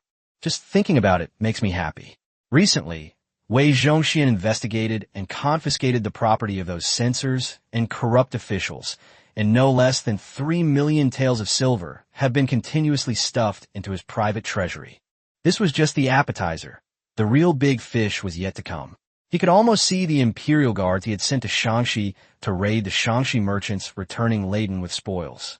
Once those mountains of silver are in the treasury for a long time to come, this emperor will definitely not be frustrated by the word no money anymore. As long as he holds this bottomless purse in his hands, he can rely on the system to accumulate strength, train soldiers, and thoroughly reorganize the imperial guard of the capital. Zhu Yuxiao's eyes burned with intense longing. He was just waiting to get through this winter and for the ice to melt in the spring next year. At that time, he will be able to command the Ming dynasty's Iron Army and march north. He will sweep through everything in his path, leaving no stone unturned. Let that vast land beyond the Great Wall completely prostrate itself under the mighty might of the Ming cavalry. Zhu Yushao cleared his throat, trying to stop his wandering thoughts. General Qin, there is another matter I have summoned you here today. Zhu Yushao paused briefly, and after Qin Liangyu listened attentively, he said in a deep voice, General Qin has been stationed in Sichuan for a long time and knows the southwestern chieftains very well. The imperial court has now diverted elite troops from Sichuan to fight in Liaodong, leaving the defenses vulnerable. Recently, the embroidered uniform guard secretly reported that the chieftains of Shuaishi Anwei and Yongning, Shi Chongming, are secretly colluding and may have treacherous intentions. Upon hearing this, a cold glint flashed in Qin Liangyu's eyes. Although the veteran general's expression remained unchanged, her breathing became noticeably heavy. That was her birthplace, the land she grew up on, the territory she had fought half her life to defend. She knew all too well the ambition and treachery lurking among those towering mountains. 34. The general has keen insight. 34. Zhu Yuxiao's voice was calm, yet laced with a chilling intent. 34. It is regrettable that the war in Liaodong is at a stalemate, with most of the imperial funds and provisions being spent there, leaving the national treasury already stretched thin. If another upheaval occurs in the southwest, repeating the rebellion of Yang Yinglong, the consequences would be unimaginable. 34. The hall fell silent for a moment, broken only by the soft crackling of candlelight and the gentle scraping of armor. Qin Liangyu pondered for a moment, her right hand unconsciously reaching for the sword at her waist, a gift from the late emperor during the suppression of the Boizhou rebellion in the Wanli era. She slowly raised her head, her gaze sharp. Your Majesty's concerns are absolutely correct. I have been in the southwest for over 40 years and know all too well how cunning these chieftains are. They appeared submissive, but secretly amassed power, ready to act whenever the court faced trouble.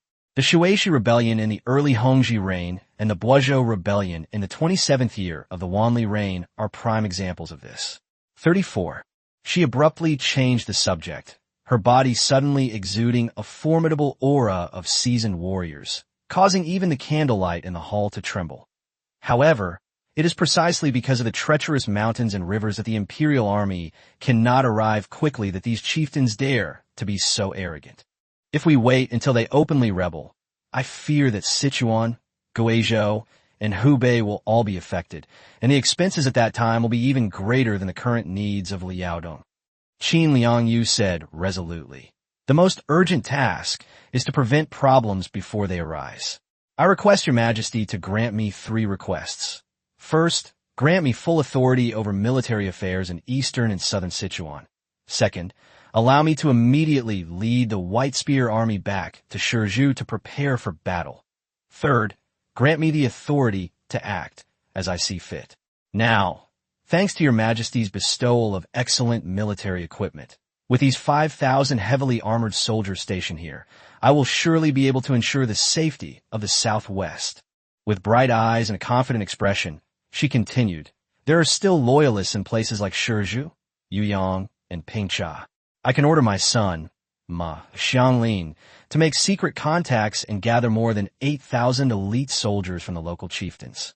At that time, as long as I personally go to Sichuan, explain the advantages and disadvantages, organize the army and set up defenses, and guard the key points, I can also make the likes of Un and Shi understand. The court is discerning and the imperial authority still exists. At the same time, I will secretly deploy elite troops, using both kindness and force, to investigate their movements. Zhu Yuxiao watched as this renowned female general from ancient times, with her eloquent and insightful analysis of the situation in the southwest, clearly understood the situation in just a few words. He couldn't help but feel delighted, realizing that the Ming dynasty still had capable generals. How will the general respond? Zhu Yuxiao couldn't help but ask curiously. After a brief pause, Qin Liangyu clearly outlined her strategy. I propose a 3-step approach. First, send spies to infiltrate the chieftains' villages and investigate their strengths and weaknesses. Second, set up ambushes at key points such as the Wujiang and Qishui rivers to cut off their communications. Third, if and as she see our army ready for battle, They may abandon their thoughts of rebellion. Even if there are any stubborn ones, I can still use the strategic locations to defeat them and gain the upper hand for the court. Excellent. General Qin has lived up to my expectations. Zhu Youxiao's voice boomed. Of course I trust you. On this return to Sichuan, I will allocate another 200,000 taels of silver to you from the imperial treasury, instructing you to recruit 20,000 strong men in eastern and southern Sichuan. I will transport the weapons and equipment to you later. At the same time, I hereby appoint you as the general of Chongqing, with full authority to command and deploy all the chieftain troops and forces in eastern and southern Sichuan. You will have full authority to handle all military affairs. Furthermore, I will appoint Zhu Xin, the right provincial administration commissioner of Sichuan, as the governor of Sichuan, who will be fully responsible for the administration of Sichuan and ensure the supply of money, grain, and laborers to the Qin army's defense line. I will also discuss with the cabinet the situation in Guizhou to remove manpower and reorganize the border defenses to ensure that nothing goes wrong.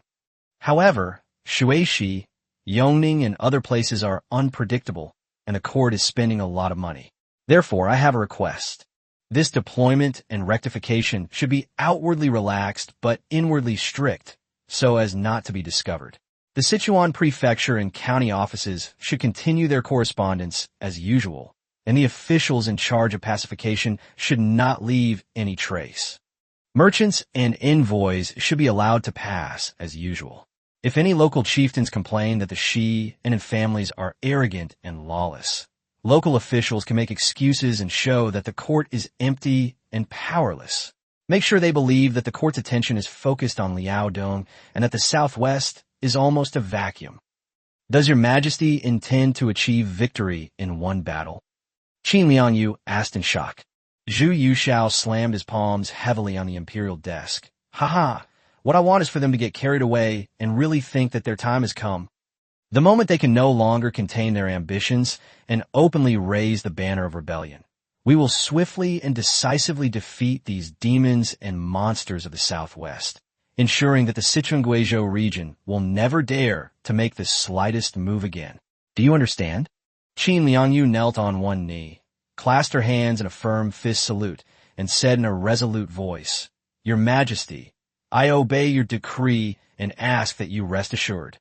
Your subject will certainly obey the imperial decree, outwardly feigning appeasement to appease the rebels, while inwardly forging a sharp sword to await the venomous snakes. The day the rebel flag is raised will be the day the rebel leader is beheaded.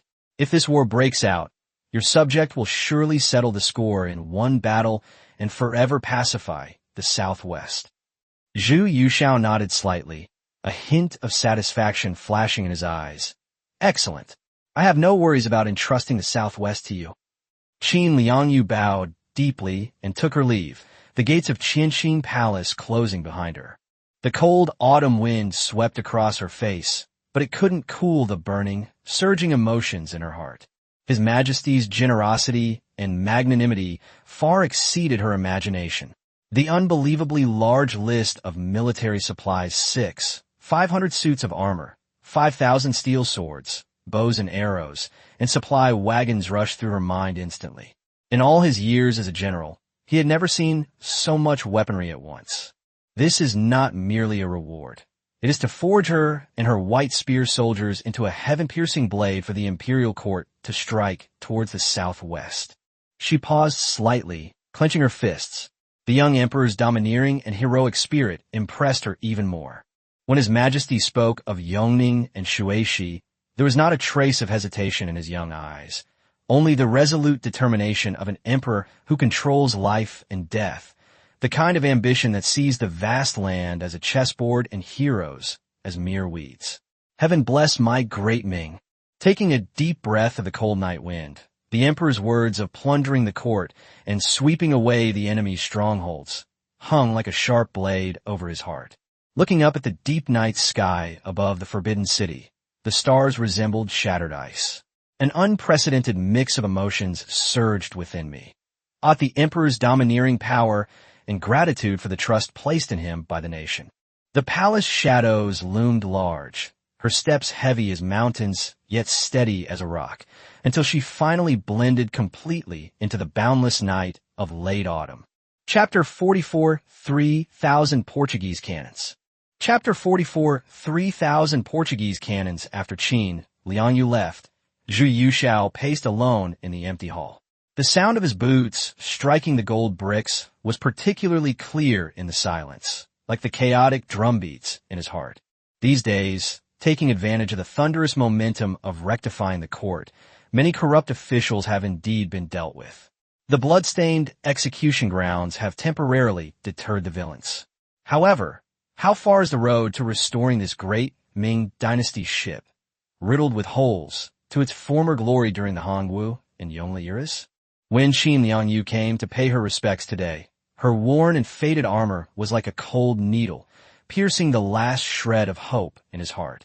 If even a general who had commanded a region and made outstanding contributions was like this, how wretched must the armor and weapons of the ordinary soldiers on the front line be? The tragic scenes recorded in historical books, where firearms exploded like firecrackers and swords shattered into pieces upon contact, are probably not exaggerations.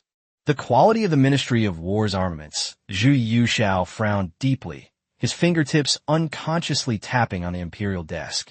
Although he had an arsenal provided by the system, it was still a drop in the ocean when it came to supplying a million-strong army.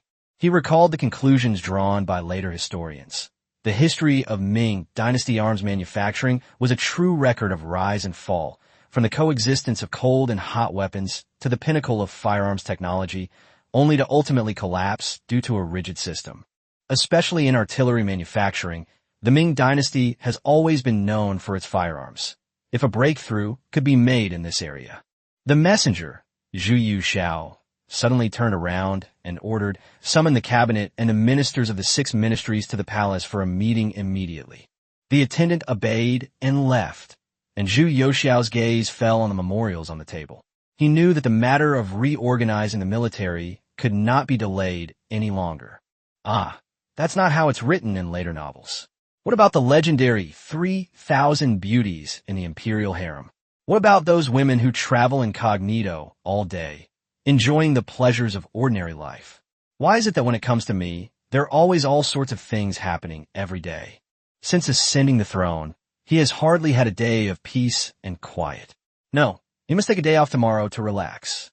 He began to recall later records of Ming Dynasty arms manufacturing, which showed that the history of Ming Dynasty arms manufacturing was a true record of rise and fall, from the coexistence of cold and hot weapons to the peak of firearms technology, but ultimately to its decline due to the rigid system. In the early Ming Dynasty, Zhu Yuanzhang established the Ministry of Works Ordnance Bureau and the Imperial Household Department's Armory Bureau, forming 2 major central manufacturing systems. The Ordnance Bureau mainly manufactured conventional weapons, such as the Hongwu bowl-shaped cannon and hand cannons, while the Armory Bureau produced elite equipment specifically for the Imperial Guards. Local garrisons were only allowed to manufacture their own cold weapons. Firearms required special approval from the central government. For example, during the Zhangwen era, firearms were subject to a unified numbering system called Tianzi. During this period, the system of registering artisans was strict, with military artisans serving for generations and their skills kept closely guarded secret.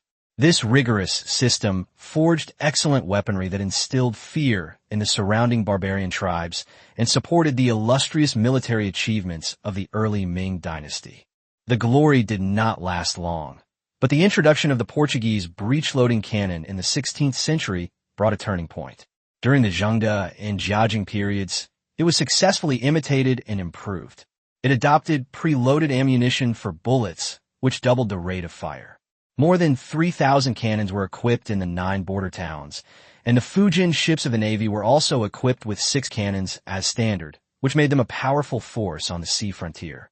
Furthermore, Qi Jiguang created the world's first cavalry cannon, the Tiger Crouching, and Zhao Shizhen invented the Thunderbolt cannon, which could fire in rapid succession. This swarm of bees rocket recorded in the treatise on military preparedness and dozens of other firearms all shown with amazing creativity. This was a golden opportunity to revive our former glory. Tragically, The rigid system became a shackle that stifled innovation. The artisan registration system collapsed. Artisans suffered miserable treatment. 7 or 8 out of 10 deserted, and the number of artisans in the armory dwindled from 3,000 to a mere 100, resulting in a fatal break in the transmission of skills. Private manufacturing was rampant in the border towns, with 7 different calibers of artillery and inconsistent quality. Central supervision failed, and the Wangongchang explosion resulted in the deaths of 20,000 people. It also exposed the festering sore of corruption, where gunpowder was adulterated with sand and supervision was practically non-existent. Although insightful individuals such as Su Guangqi and Sun Yuanhua proposed a plan to establish a new type of firearms-equipped regular army, it was ultimately shelved due to the court's stinginess and factional infighting. The end of the Wanli era and the beginning of the Tianqi era marked a turning point in the accelerated collapse of his century-old military-industrial foundation. Zhu Yuxiao was well aware that the Ming dynasty's advantage in firearms had been quietly surpassed by the West. However, the foundation built over hundreds of years still stands. Zhu Yuxiao clenched his fist tightly. As long as we thoroughly reform the public works system, we might be able to turn the tide. Besides, I also have a systems arsenal which will inevitably enter the firearms era after upgrades. At that time, all we need to do is import the technology and expand production, and we will naturally achieve great success. Your Majesty, all the officials have arrived. The eunuch's shrill voice outside the hall interrupted the emperor's thoughts. Zhu Yuxiao took a deep breath, forcibly concealing the weariness in his eyes. He straightened his sleeves, turned around, and strode towards the palace gate, his powerful stride showing no hesitation whatsoever. Upon entering the East Warm Pavilion of the Qianqing Palace, the Grand Secretaries of the Cabinet and the ministers of the 6 ministries were already standing in their respective positions. On their way there, they learned from Lu Riyu that the emperor had summoned Qin Liangyu today and was furious about her weapons and armor.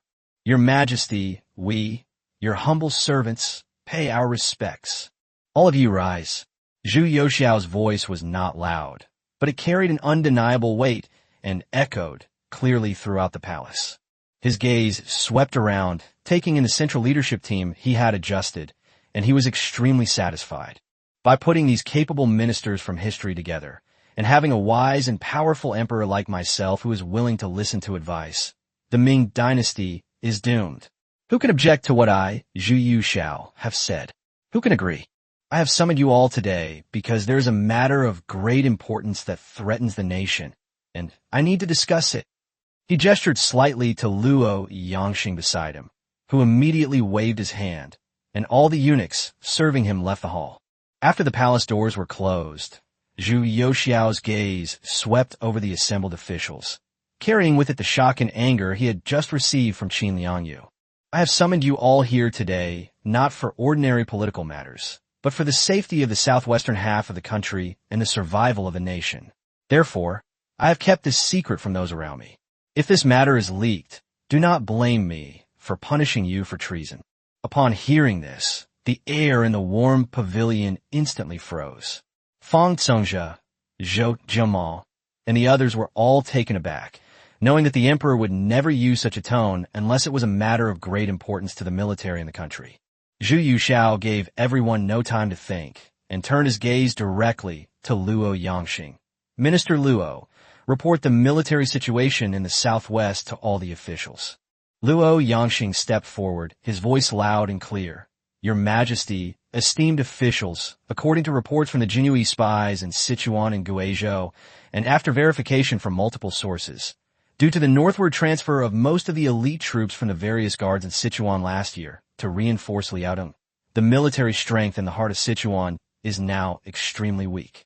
This situation has already been learned by the Yongning Pacification Commissioner, the Shuaishi Pacification Commissioner, and other local chieftains.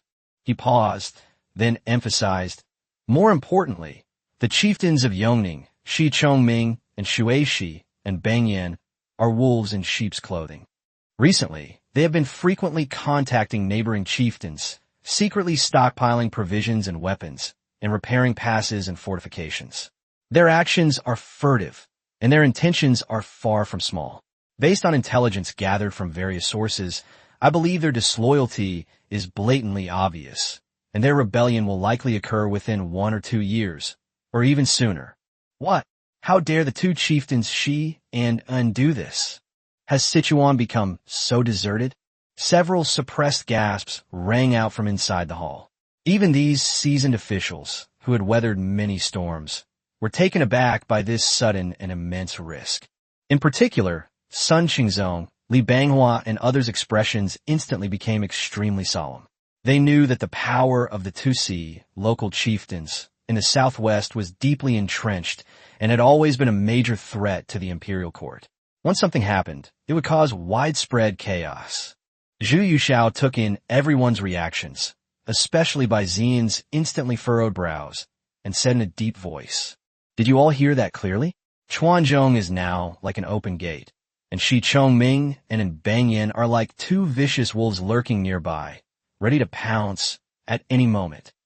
If the imperial court does not take precautions soon, and the enemy launches a sudden attack that devastates Sichuan, Guizhou, and Yunnan provinces, leaving the southwestern gateway of our great Ming dynasty wide open, we will be besieged from both inside and outside the country, and the consequences will be unimaginable. This is the real matter that threatens the nation." He abruptly flicked his sleeve, turned to his ministers, and said resolutely, "My mind is made up. We will take immediate measures to prevent future troubles. My beloved ministers, you should quickly discuss the plan." Chapter 45 Strategies for the Southwest, Part 1. Chapter 45 Strategy for the Southwest, Part 1. The emperor set the tone and had a clear objective, to take precautions against the chieftains in the southwest. The crowd calmed down a bit, but a problem arose: how to deal with it. As the Grand Secretary, Fang Songjia had no choice but to speak first, cautiously asking, "Your Majesty is wise and insightful in discerning the source of the disaster. However, the position of the chief official of Sichuan province is currently being temporarily filled by the provincial administration commissioner, who is in charge of military affairs. In this critical situation, who can shoulder this heavy responsibility, stabilize Sichuan province, and deter disobedient subjects?" This was exactly what everyone was thinking, and all eyes were on the emperor. Zhu Yuxiao had clearly given this matter considerable thought, and almost without hesitation, declared, "First, promote Qin Liangyu to the position of Pacification Commissioner of Shizhou in Sichuan. Immediately promote him to the position of Commander-in-Chief of Sichuan, in charge of military affairs in Sichuan province. Recruit 20,000 troops, and allow him to prepare the military for the garrisons within Sichuan, with the sole responsibility of suppressing rebellions and quelling rebellions."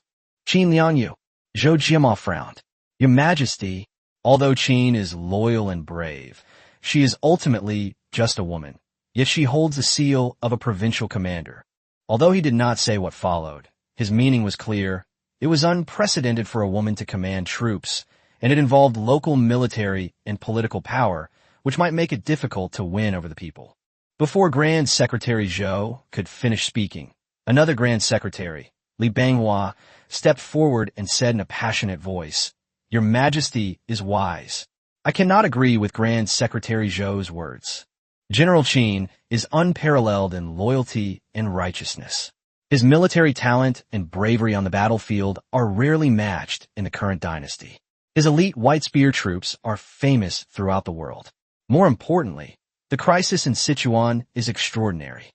Only a veteran general like him, who enjoys the trust of the people, understands the terrain and the local conditions, and has a long-standing friendship with the chieftain, can effectively deter them.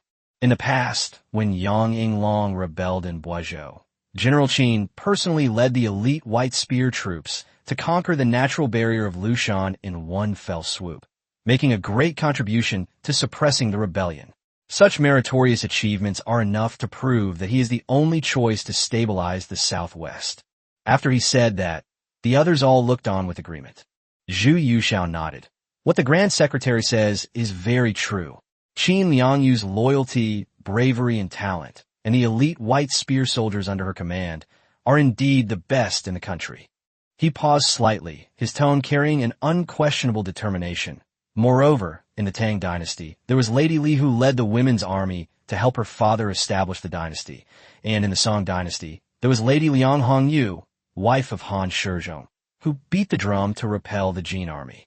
Both were women who were no less capable than men and established illustrious military achievements. Clearly, when a nation needs capable personnel, how can it adhere to old methods and be bound by conventions? General Qin possesses the talent to be a pillar of the state and a pillar of heaven. He is perfectly suited for this important task. Seeing the unwavering determination in the emperor's eyes and the subtle support from the others, Zhou Jiama could only swallow his unspoken words and bow, saying, "Your Majesty's decision is wise, and I have no objection." Zhu Yuxiao nodded and continued to announce. Secondly, Zhu Xuan is promoted to Right Provincial Administration Commissioner of Sichuan and given the title of Right Vice Censor-in-Chief of the Censorate. He is actually appointed Governor of Sichuan and Commander-in-Chief of Military Affairs. The original Governor of Sichuan is transferred to Governor of Yunnan. If he achieves merit after 3 years, he will be promoted back to the capital. This gentleman is exceptionally capable, knowledgeable in military affairs, and particularly adept at managing finances and governing local areas. Having served in Sichuan for a long time, he is familiar with provincial administration and local conditions. With him and Qin Liangyu working in close cooperation, one a civil official and the other a military leader, they can effectively manage the overall military and political situation in Sichuan and safeguard the southwestern gateway. Bai Ziyan nodded thoughtfully at Zhu Xuan. This man has indeed assisted in managing finances and grain in Sichuan province. He is skilled in general affairs and has a strong sense of responsibility. This appointment is prudent. As the head of the Ministry of Revenue in charge of finances and grain, he highly regarded Zhu Xuan's abilities. The others had no objection to the appointment of the civil official, and thus silently accepted it. Zhu Yuxiao did not stop there. Sichuan province is of paramount importance, but a single move can affect the whole situation. If the two chieftains of Shi and rebel, it will inevitably affect Guizhou and Yunnan. Yunnan is still guarded by the Duke of Qian, who is in charge of the situation, while Guizhou's military is weak. Zhu Yuxiao's voice was filled with worry. In previous years, when Guizhou quelled the Miao rebellion and suppressed disobedient forces, it often had to rely on the troops of the Shueshi chieftain, which is a weakness. Now that the Zibanjian of Shueshi has made a move, won't Guizhou be trapped in a predicament? I wonder who is in charge of the Guizhou Provincial Administration Commission now. He had assumed that even if the governorship was temporarily vacant, there would be a provincial treasurer who could fill the vacancy. However, when his gaze fell upon the Grand Secretary Fang Tsongzhe, his heart sank. Fang Tsongzhe's face showed a hint of difficulty, but he forced himself to bow and reply, "Your Majesty, Guizhou is indeed in dire straits. The former governor has retired due to illness, and no new provincial governor has been appointed. At present, Guizhou only has 3 high-ranking officials in charge of the affairs of the 3 departments: Provincial Surveillance Commissioner Zhang Xinyan, Military Commander Wang Shisheng, and Guizhou General Zhang Yanfang. In fact, the positions of chief officials are vacant." "What?" Zhu Yuxiao was startled. In his fury, he slammed the memorial in his hand onto the imperial desk with a loud bang, making the hearts of all the officials in the warm pavilion leap. The atmosphere that had just calmed down due to the proper arrangements in Sichuan province vanished instantly. A vacant command position? Absolutely outrageous. Guizhou is located on the western bank of the river. If Banyan were to rebel, he would be the first to suffer. Does Guizhou not have a single person capable of overseeing the overall situation and controlling the 3 departments? Wang Zijin was stunned by this sudden outburst of rage. His expression changed, and he instinctively tried to bow and beg for forgiveness. However, just as Wang Zijin's lips moved as he was about to speak, a glimmer of clarity suddenly flashed in the depths of Zhu Yuxiao's eyes, which were burning with rage. He saw a fleeting look of surprise and helplessness on Wang Zijin's face. Wang Zijin had only been in office as Minister of Personnel for a few days. How could Wang Zijin possibly turn around the long-standing problems and lack of capable officials in Sichuan and Guizhou within a month? Ultimately, this was, in a flash, the raging anger in Zhu Yuxiao's chest suddenly stopped. He took a deep breath and forcefully suppressed the harsh rebuke that was already on his lips. This is a long-standing problem within the court. Zhu Youxiao's voice suddenly lowered, carrying a heavy sense of helplessness and clear-headed self-reproach, completely replacing his previous thunderous rage. Everyone who understood immediately realized that this was not a problem that happened overnight, but rather the accumulated problems and lingering issues left by previous rulers, especially the negligent administration in the later Wanli period. A hint of warmth flashed in the eyes of the ministers present. His Majesty's rewards and punishments were fair and just. He was truly a wise ruler. He turned to Grand Secretary Fang Xongzhe, his tone regaining its calm. Mr. Fang, things have come to this point, and we urgently need expedient measures.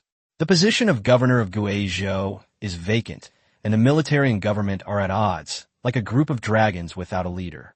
Does the cabinet have any suitable candidates? Fang Xongzhe secretly breathed a sigh of relief. It was truly remarkable that the emperor was able to suppress his anger and confront the problem directly. He immediately bowed and said, Your Majesty, in such a hasty situation, it is no easy task to select a capable minister who can immediately go to Guizhou and turn the tide. However, after careful consideration, I believe there is indeed a person before me whose status, ability, and courage are all sufficient to handle this critical situation.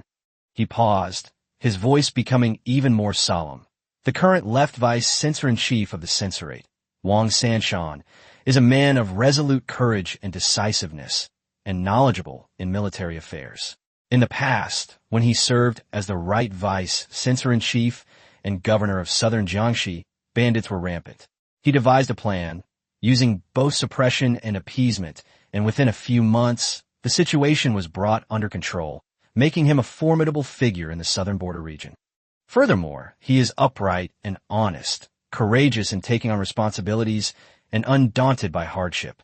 The current situation in Guizhou is strikingly similar to the crisis in southern Jiangxi at that time, and, as the left vice-censor-in-chief concurrently holding the position of governor, his authority is legitimate, and his prestige is sufficient to command respect from the officials and officers of Guizhou province. As soon as Fang Xongzhe finished speaking, Li Banghua immediately stepped forward and said, Your Majesty, the Grand Secretary's recommendation is absolutely right. Vice Minister Wang is exceptionally talented. His strategic thinking and decisiveness are among the best in the world. What is particularly valuable is that he is a man of great courage and integrity, loyal to the country, and known as Iron-Faced Wang. At this critical moment for Guizhou province, only a man of such decisive action and a pillar of strength can shoulder this heavy responsibility. I second the Grand Secretary's recommendation and recommend Wang Sanshan to serve as the governor of Guizhou to oversee military affairs and pacify the region. Zhu Youxiao listened to the strong recommendations from Fang and Li, especially Li Banghua's personal recommendation, and his doubts vanished, replaced by a clear and determined look. Good, Zhu Youxiao said resolutely, since it is jointly recommended by the Grand Secretary and the Grand Counselor. Then promote Wang Sanshan, the left vice-censor-in-chief of the censorate, to right censor-in-chief, concurrently serving as the right vice minister of the Ministry of War, and appointing him as the governor of Guizhou and concurrently the governor-general of Guizhou military affairs. Furthermore, the necessary escort troops and imperial envoys' entourage shall be provided by the three major camps of the capital, with 300 elite cavalry and 1,000 elite soldiers to accompany and protect him. We must ensure his safe and swift arrival in Guiyang. He turned his gaze to Luo Yangxing. Minister Luo, send a capable Jinhui captain to accompany you. After arriving in Guiyang, he will be at the command of Wang Sanshan and assist in monitoring military intelligence and official conduct. Chapter 46 Southwest Strategy, Part 2. Chapter 46 Southwest Strategy, Part 2. Zhu Youxiao did not stop, his gaze sweeping over the assembled officials. The vacancy of the Guizhou Provincial Administration Commissioner. He looked directly at Wang Zijin, the Minister of Personnel, his tone leaving no room for doubt. Wang Zijin was already thinking quickly, and immediately bowed and replied, Your Majesty, The Guizhou Provincial Administration Commission needs a steady and capable official who is skilled in the transportation of money and grain and in pacifying the local area to assist the governor. I propose that Zhang Heming, the current left vice commissioner of Zhejiang, is a mature and prudent candidate. He has served as a provincial governor for a long time, is skilled in warehousing and transportation, and is knowledgeable in government affairs. Zhu Youxiao's expression softened at this moment. Approved. Zhang Heming is hereby appointed as the provincial treasurer of Guizhou to assist Wang Sanshan in managing grain and civil affairs. Order him to depart for Guizhou immediately. A strict order is issued to the Guizhou Provincial Military Command, the Provincial Administration Commission, and the Provincial Surveillance Commission to impose martial law, strengthen military preparedness, reinforce city defenses, and closely monitor the movements of the Ziyan clan. Any unusual activity must be reported immediately. At this moment, Huang Kezhen, the Minister of Justice who had been silent, hesitated for a moment before finally stepping forward and saying, "Your Majesty, I still have a concern. Since Mu Qiuan inherited the title at a young age, the affairs of the Duke of Qian's mansion in Yunnan have been managed by his grandmother, Madame Chun. However, the power of the inner circle is growing and many decrees are being issued. The prestige of the Mu family is not as great as it was during the time of his ancestors Mu Ying and Mu Sheng. If something happens in Sichuan and Guizhou, it may be difficult to deter the chieftains of Yunnan. At that time, the disaster will spread to the three feudatories, and the situation may be difficult to control." Zhu Youxiao's gaze darkened slightly. He knew that the Xin rebellion would break out next September, and there was still time to prepare. Issuing an imperial edict immediately jointly signed by the Ministry of War and the Censorate to be sent to Yunnan by express courier. The Duke of Qian's government and the three provincial offices of Yunnan are to immediately reorganize the garrison troops, inventory the weapons and firearms, and replenish any missing or damaged items, to check the grain and fodder reserves of each prefecture, state, and county, and to strictly guard the key passes and transportation routes. The Regional Military Commission is to quickly select 3,000 elite troops and deploy them to the Wuming Mountains at the junction of Yunnan, Guizhou, and Sichuan to build fortifications and take precautions in advance. At this point, Zhu Youxiao's tone suddenly became stern. The Duke of Qian's family has received the emperor's favor for generations and should prioritize the achievements of their ancestors. I will not hesitate to reward the civil and military officials of Yunnan who have rendered meritorious service, but those who neglect their duties and allow bandits to enter Yunnan will be punished. His gaze swept across the hall like a knife. Regardless of rank or position, all will be punished for the loss of territory, and there will be no leniency. Li Banghua added, "Your Majesty, rest assured, the censor of Yunnan Circuit of the Censorate will secretly investigate the actual performance of officials and report to the emperor in a timely manner. Your Majesty should also send the embroidered uniform guard to investigate and find out the truth." Zhu Youxiao surveyed the entire room and said in a deep voice, "Gentlemen, do you think there are any oversights in this approach? Please feel free to speak your minds." A brief silence fell over the hall. Seeing that no one spoke, Zhu Youxiao spoke again. "I hereby establish a rule. From now on, in discussions, all ministers are permitted to speak freely and express their opinions. However, once the decree is issued, the national policy is set. Anyone who outwardly complies but inwardly defies, or who shirks responsibility and delays, will be punished for disobeying the imperial decree." Everyone was moved and bowed their heads to accept the order. Fang Songjia pondered for a moment, then cupped his hands and said, "Your Majesty has considered everything carefully. The troop numbers, funds, and the allocation of governors and viceroys have all been arranged. Ministers Xin and Zhu are indeed suitable candidates, but," he carefully chose his words, "is it too hasty for Chuan Gui to recently appoint garrison commanders? The mobilization of troops, funds, and provisions will take time. Do the two chieftains of Xian really dare to do this?" Bai Ziyan also stepped forward at this time, and his words were even more practical. "Your Majesty, I agree with Grand Secretary Fang's words. Personnel arrangements are the best course of action for future planning. However, as the Minister of Revenue, I must say, such military preparations, involving the coordinated efforts of the three provinces, require a considerable amount of money, provisions, and weaponry. Sichuan was particularly hard hit. General Qin needed money to train troops, build fortresses, recruit soldiers, and repair equipment. Governor Zhu also needed to spend money to resettle refugees, comfort local people, and assist in transportation. The national treasury is currently in dire straits, he thought, trying to complain. Zhu Yuxiao waved his hand, directly cutting off Bai Xian's words. Bai Qing need not worry about the money. The imperial treasury still has reserves, and a portion can be allocated first for Sichuan province's emergency use. The Ministry of Revenue will then coordinate with other provinces to provide assistance as appropriate. The Ministry of Revenue must immediately devise a plan to ensure a continuous supply of funds and provisions to the front lines.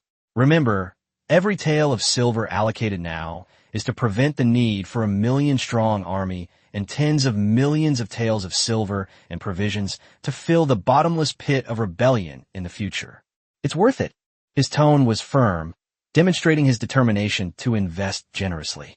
These words made Bai Xian swallow his next words. What else could he say when the emperor was willing to use the imperial treasury? Wang Zhaijin stepped forward and added, Your Majesty's concerns are very valid. The Ministry of War should take immediate action. In addition to Governor Zhu and General Qin's troop reorganization in Sichuan, several thousand elite troops from nearby towns, such as Huwang, can be secretly mobilized under the pretext of troop rotation or training to gather in key areas such as eastern and northern Sichuan in advance. They can provide support in case of any alarm. Seeing that no one raised any major objections and that personnel and finances have been addressed, Zhu Yuxiao decisively made the decision. Good. Since the general public has no objections, Luo Yangxing will be appointed. Your subject is here. The embroidered uniform guard must be planted deep in Sichuan and Guizhou like nails, especially in Yongning, Shuishi, and the two chieftains of Shi and Nen. I need to obtain the most accurate intelligence as soon as possible. Yes, Your Majesty, your subject will certainly do everything in his power to monitor the situation, and will send an urgent report to Your Majesty at the slightest sign of trouble. Luo Yangxing responded loudly. After everything was confirmed to be appropriate, Zhu Yuxiao's eyes were fixed on the matter, and he finally decided, draft an edict. Promote Qin Liangyu and Zhu Xian and issue military orders and joint defense orders to the three provinces of Sichuan, Guizhou, and Yunnan, but it must be carried out by secret edict. Upon hearing this, the ministers present all looked puzzled, wondering why a secret decree had been issued. Fang Songjia was taken aback upon hearing this, and cautiously asked, Your Majesty, if a secret edict is issued, local officials may not understand the court's true intentions. This is not the first time that the chieftains in the southwest have made unusual moves. How can the imperial court defend against thieves from 1,000 miles away? If an imperial edict is issued, the thieves will definitely take precautions and lie low, which will only waste money and grain. Therefore, in this deployment, you must be vigilant both externally and internally. Use the pretext of unusual activity in Myanmar to reorganize defenses, and wait until they lower their guard and truly believe that their time has come. The moment they could no longer contain their ambitions and openly raise the banner of rebellion, they were swiftly and decisively defeated in one battle, utterly subduing these southwestern demons and monsters. From that moment on, the land of Sichuan and Guizhou dared not utter a single disturbance. Li Banghua clapped his hands and praised. This plan is brilliant. It avoids alerting the enemy and achieves its goal in one fell swoop. Remember, Zhu Yuxiao suddenly raised his voice, his gaze sweeping over everyone like a blade. What we discussed today, once we leave the Qianqing Palace, will be buried in the yellow earth mound. Anyone who leaks this information will be punished as a traitor. He lightly patted the jade pendant at his waist, the crisp clinking sound echoing in the hall. The ministers, trembling with awe, responded in unison. We will remember.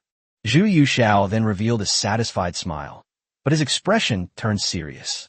He glanced around, and finally his gaze settled on Sun Qingzong, the Minister of War, whose beard and hair were slightly gray, but whose eyes were bright, and Su Guangqi, the Minister of Works, whose brows and brows carried the resolute look of a scholar.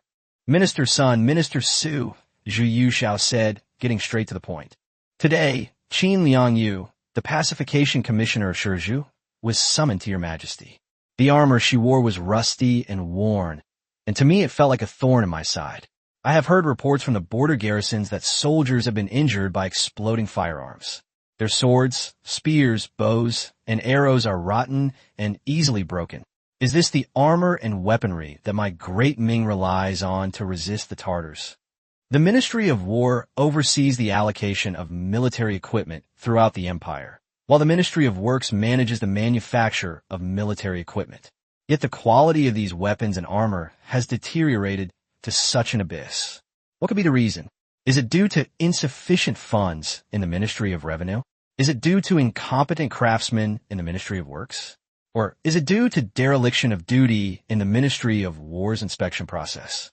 Or perhaps Zhu Yuxiao's voice suddenly turned stern, like ice being tempered by fire, layer upon layer of exploitation, lining their own pockets, sucking the blood and flesh of soldiers, so that when soldiers fight to the death on the battlefield, they have no sharp weapons in their hands and no armor to cover their bodies.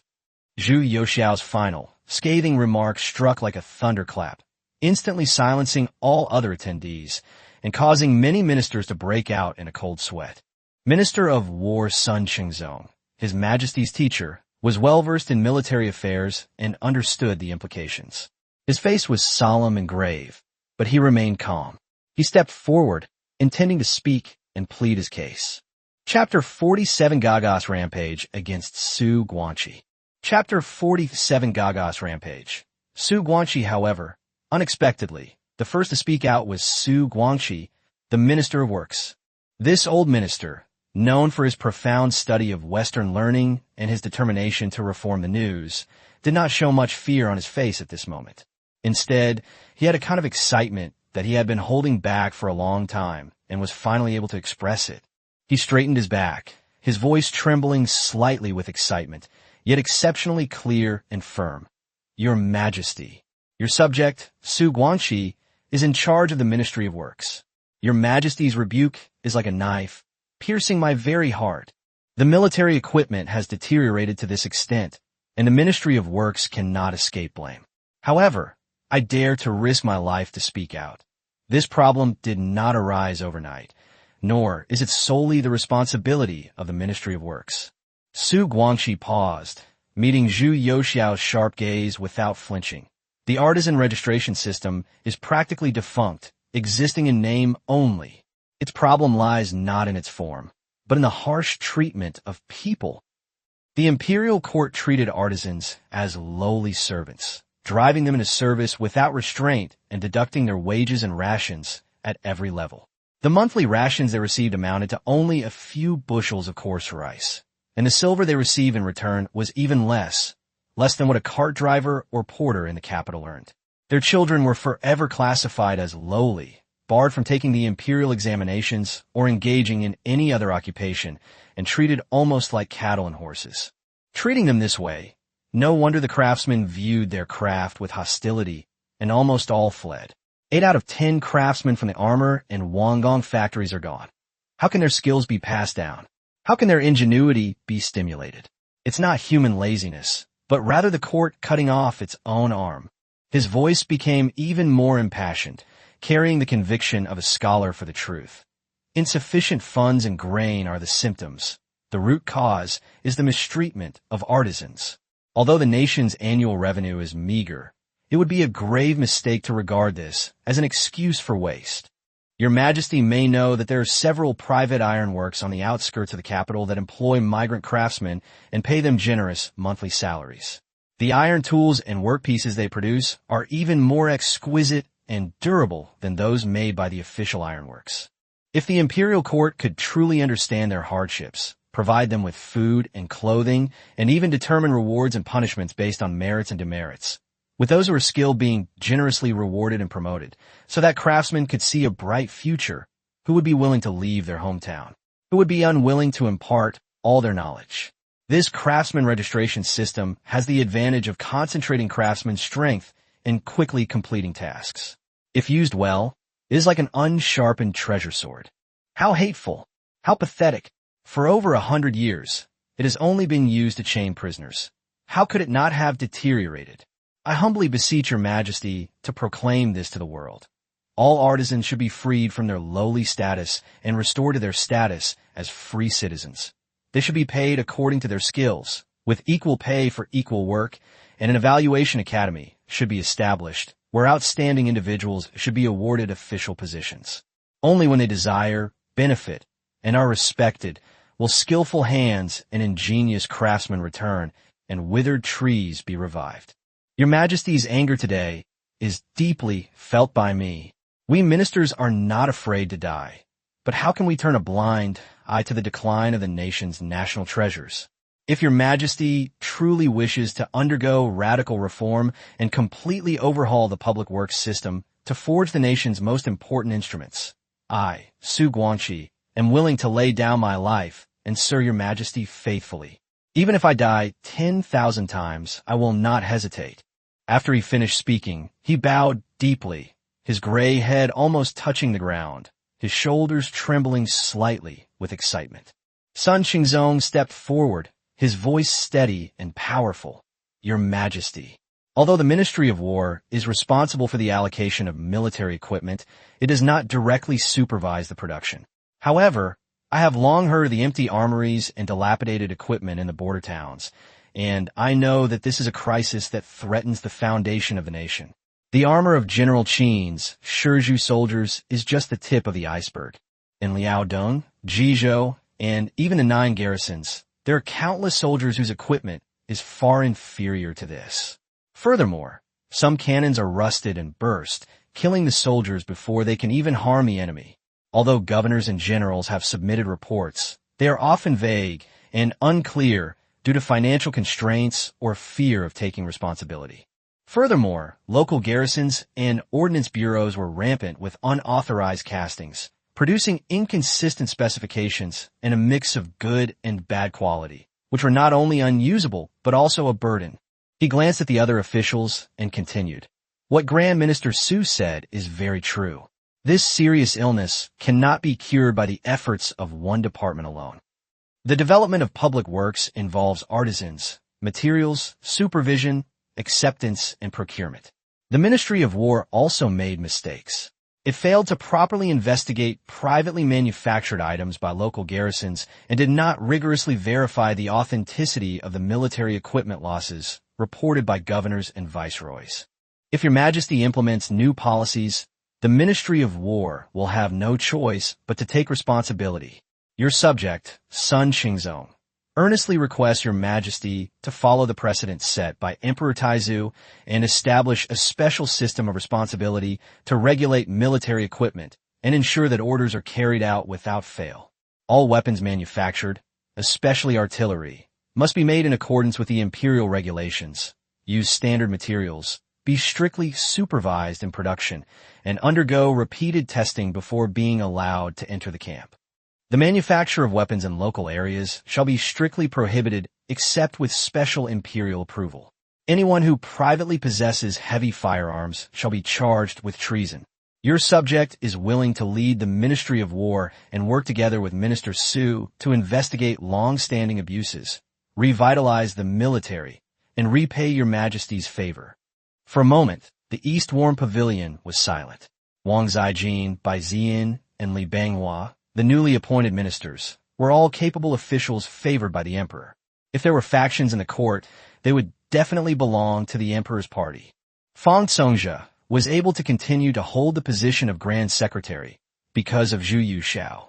Having served 3 emperors, how could Fang Songjia not see that the Ming dynasty was already in a state of deep-seated problems that were difficult to reverse? He knew he lacked the courage to lead such a momentous change. But he also understood that only the emperor's resolve could shake this deep-seated problem. He silently bowed his head, thinking to himself, not adding to the chaos is the greatest support I can give His Majesty at this moment. However, beneath this silence, a suffocating undercurrent was brewing. Looking around at the important officials in the Warm Pavilion, Zhou Jiamao's face was ashen. Huang Kezan, the Minister of Justice, had a flickering eye as if he was considering something. Sun Ruyou, the Minister of Rights, looked worried, as if what was about to be dismantled was not the shackles of the artisan register, but the foundation that would overturn the court. Zhou Jiama was the first to break the silence. His hair and beard trembled, his voice filled with suppressed excitement, but he dared not look directly at the young emperor on the throne, instead turning to Su Guangqi to challenge him.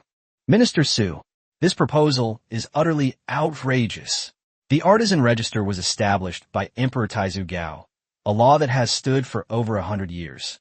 To abolish it so hastily would be to disregard the laws of our ancestors. Moreover, throughout the land, all trades and professions have their proper order. Artisans are artisans, and scholars are scholars. Each should remain in their proper place, for this is the foundation of the nation. To suddenly elevate artisans to the same level as scholars in terms of merit and rewards would disrupt the social order of the land and shake the very foundation of the nation. Sun Ruyou immediately chimed in, his words carrying an even greater weight of etiquette. Your Majesty, what Chancellor Zhou said is absolutely right. The rights of Zhou stipulate that the state has 6 officials. Those who sit and discuss the way are called kings and dukes. Those who act and put it into practice are called scholars and officials. Those who examine the details and conditions of things, to regulate the 5 materials, and to distinguish the tools used by the people are called artisans. The distinction between the noble and the lowly, the honorable and the humble, is like the natural order of heaven and cannot be transgressed. Craftsmen are admitted to engineering colleges, and those who excel are rewarded with official positions. This is truly unheard of. If those who wield axes and hammers can also wear official robes and stand shoulder to shoulder with the successful candidates in the imperial examinations, wouldn't that chill the hearts of scholars throughout the land? If this continues, who will be willing to study hard for years? The collapse of etiquette and law will bring great disaster. Only Huang Kezan remained staring straight ahead, his eyes slightly vacant. Clearly, he wisely chose to remain silent and observe. Faced with repeated questioning from these 2 heavyweight veteran officials, Zhou and Sun pointed directly at the big label of rights and ancestral laws, and the air in the warm pavilion seemed to freeze. Although Wang Zijin and others were inclined towards the new policies, they were also intimidated by the momentum. After all, the feudal etiquette concepts of ancient times were deeply ingrained in their bones. It was like walking into a simple maze. Only after coming out did they realize how wrong they had been. Chapter 48, Apocalypse Type, 4-horse heavy cannon. Chapter 48, Apocalypse Style, 4-horse heavy cannon. All eyes in the warm pavilion were focused on Zhou Jiama, Sun Ruyou, and Su Guangqi. However, Su Guangqi's eyes showed no sign of retreat. Instead, they blazed with an even more intense light. He took a step forward, his voice loud and steady, carrying a clarity that pierced through the fog. Prime Minister Zhou, Grand Minister Sun. He bowed respectfully to each of them, his manners impeccable, yet his tone was sharp and confrontational. What the 2 elders have said is nothing but ancestral laws and regulations and etiquette and order. May I ask the 3 elders, is the original intention of these ancestral laws and regulations to ensure the stability of the country, or to make us complacent and stagnant? If unchanging laws become shackles that bind a nation's hands and feet and stagnate its mind, what difference is there between such laws and rotten vines? How can new life be achieved if they are not cut down? He suddenly turned to Zhou Jiama. Every craftsman should be in his proper place. If position means squeezing the nation's backbone artisans to the point of desertion and causing their skills to decline, leaving soldiers to face powerful enemies with crude tools and rotten armor, then this position is better off not being held. In times of life and death, those who are useful should be given priority, regardless of social status. With the nation's most important instruments at hand, such trivial matters of social standing are outdated and pedantic. He then cupped his hands and reported, "The laws and etiquette have collapsed? Lord Sun, is it the behavior of a national hero to value etiquette and etiquette over life? Soldiers are fighting bloody battles, their firearms exploding and causing them to die from their own injuries, their swords breaking and their necks being offered up for execution. Instead of discussing saving the lives of our soldiers and strengthening the military, why are you talking about how craftsmen wearing official robes would disgrace the literati? Where do you place the lives of our soldiers? If one truly cares about the nation, one should know that talent is the most valuable asset. Regardless of whether one comes from humble background or a skilled writer, those who can create powerful weapons and repel enemies from afar are truly talented. What is wrong with granting them official positions? Is it only the theories of pedantic scholars that can bring peace and stability to the country? Su Guangxi's words were powerful and resounding, full of classical allusions and rigorous logic, and brimming with heartache for the present and fervent hope for the future. They were like a heavy hammer, smashing down the outdated arguments of the conservatives.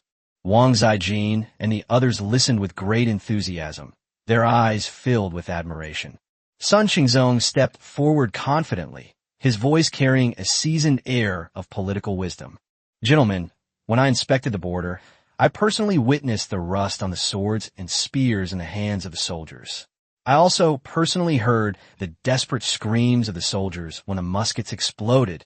I personally witnessed the helplessness of the broken armor. How can the lives of the soldiers who defend the land be taken lightly? The deep-rooted corruption in the craftsman's system and the suffering of the soldiers are beyond the imagination of those far away in the imperial court. Su Zongba's scraping the bone to remove the poison strategy is the only chance of survival. If the ancestral rules and regulations mentioned by the three gentlemen cannot protect the country and its people, then it is time to break them. I, Sun Xingzong, am willing to stake my head on this matter. This new policy is by no means the source of chaos, but rather the foundation for strengthening the army and protecting the country. With your majesty's great talent and strategy leading the way, what do we have to fear from rumors and minor flaws as we overcome all obstacles? Zhu Yushao sat on the throne, watching the two ministers he had promoted debate with the scholars. He listened with great interest. This was what it felt like to be an emperor. All he had to do was set the right direction. The time he angrily scolded the censor was a last resort and a loss of face.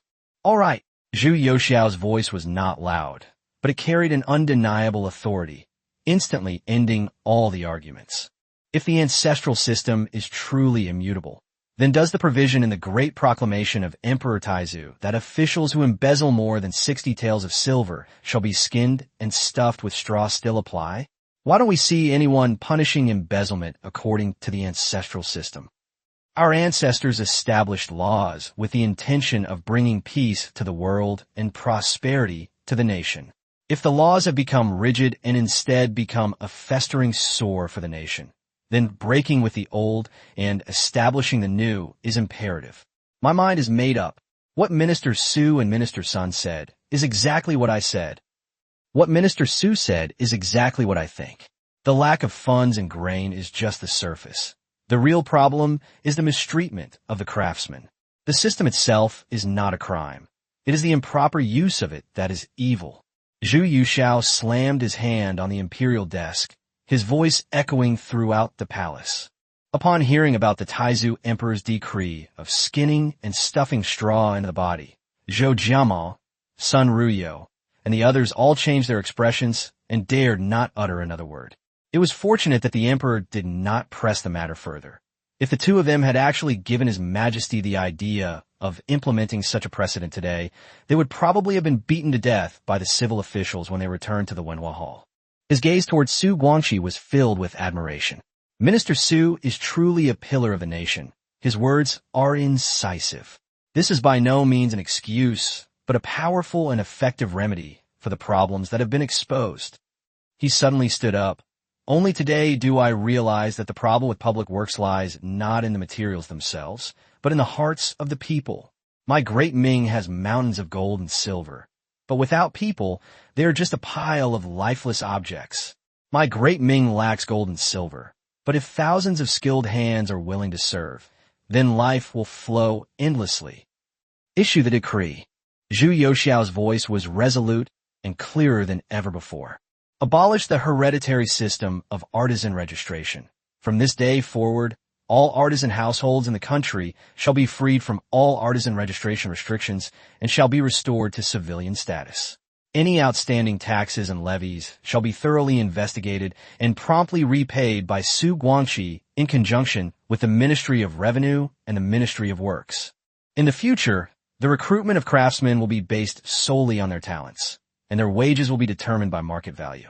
All artisans will be registered with the Ministry of War, and the Ministry of Works and the Ministry of War will maintain a special register of artisans.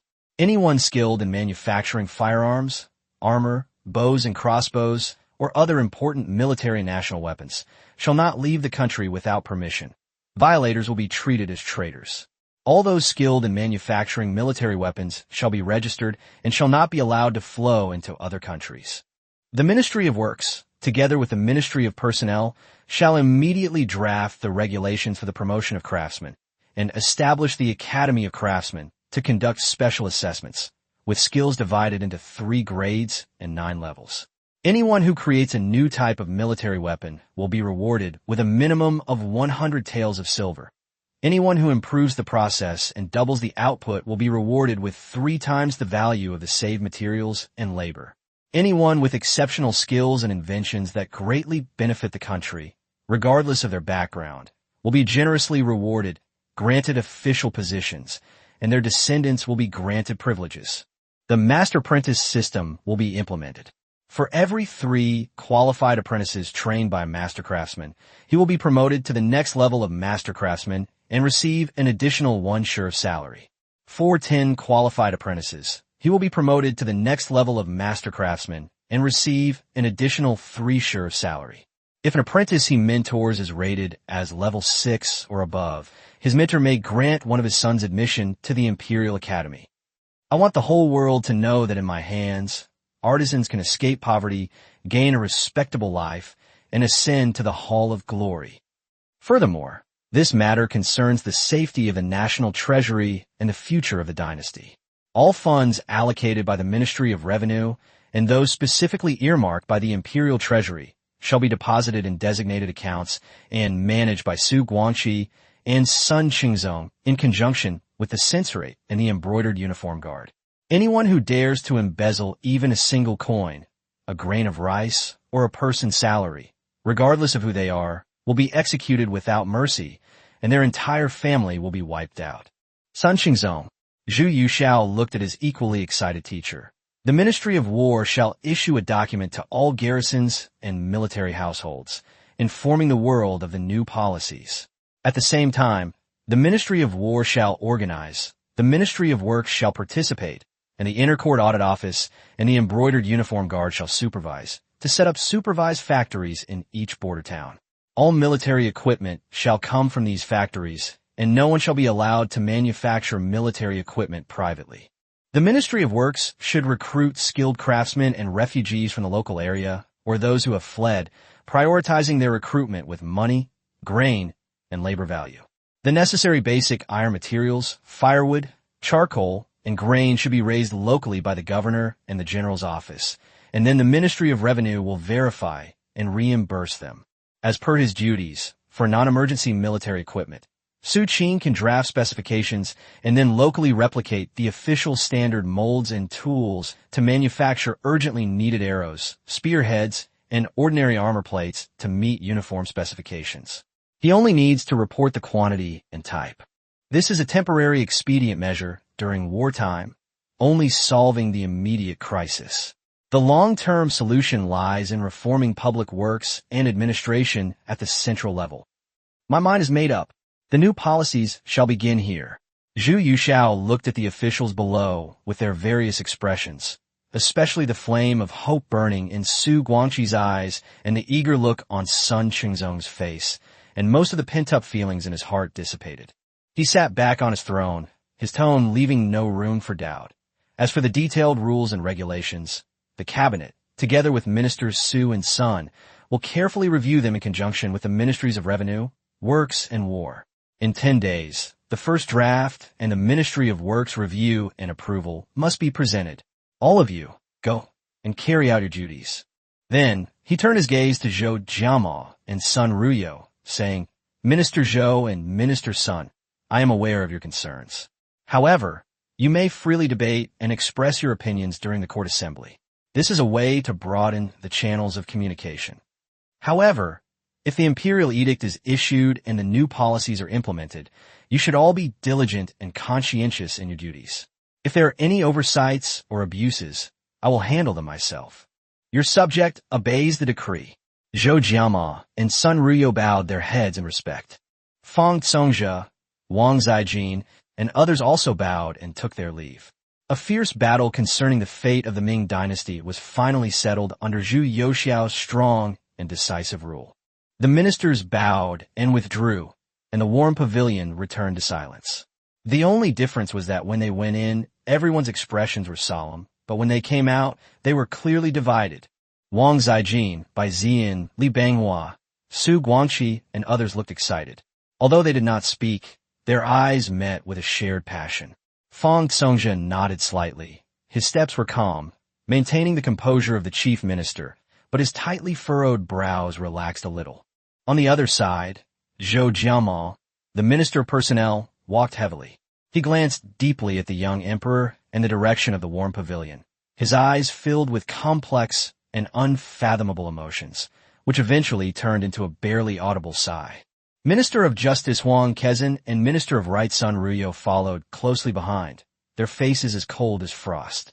They dared not utter a word, but silently quickened their pace as they left, casting glances at Wang Zijin, Su Guangqi, and others with barely concealed worry and estrangement. Within a few short steps, the clear division between the reformists and conservatives in the imperial court was already evident. Just as the group was about to reach the outer hall's porch, the eunuch on duty from the Directorate of Ceremonial Affairs hurriedly caught up, his voice not loud but clear, echoing throughout the brief silence of the corridor. Minister Su, Minister Bai, please wait. His Majesty still has questions to ask. This statement is like a pebble thrown into water, creating new ripples. The departing conservatives paused almost imperceptibly without turning back, but their backs seemed even more stiff as they hurriedly disappeared into the outer hall.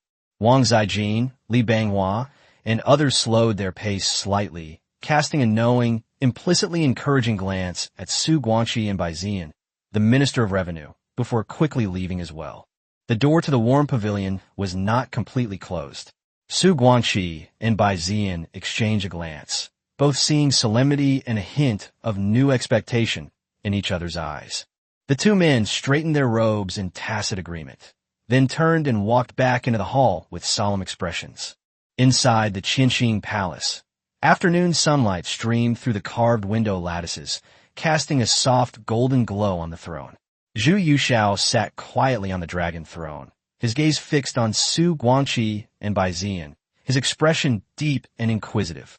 Inside the warm pavilion, Zhu Youxiao gestured for Su Guangqi and Bai Ziyan to sit down. Eunuchs served hot tea, and the palace door was slightly closed, leaving only a few trusted eunuchs by his side. The emperor picked up his teacup, gently blew away the foam, and glanced at the two men. His tone was gentle. Minister Su and Minister Bai, since you two took office, you have been busy with state affairs and I have not had time to inquire in detail. Now that the new policies are being implemented, are they going smoothly? Su Guangqi and Bai Ziyan exchanged a glance, then both rose and bowed. Bai Ziyan spoke first, his voice steady yet tinged with emotion. Your Majesty's grace has been immense. Since taking charge of the Ministry of Revenue, I have not dared to slacken my efforts day and night.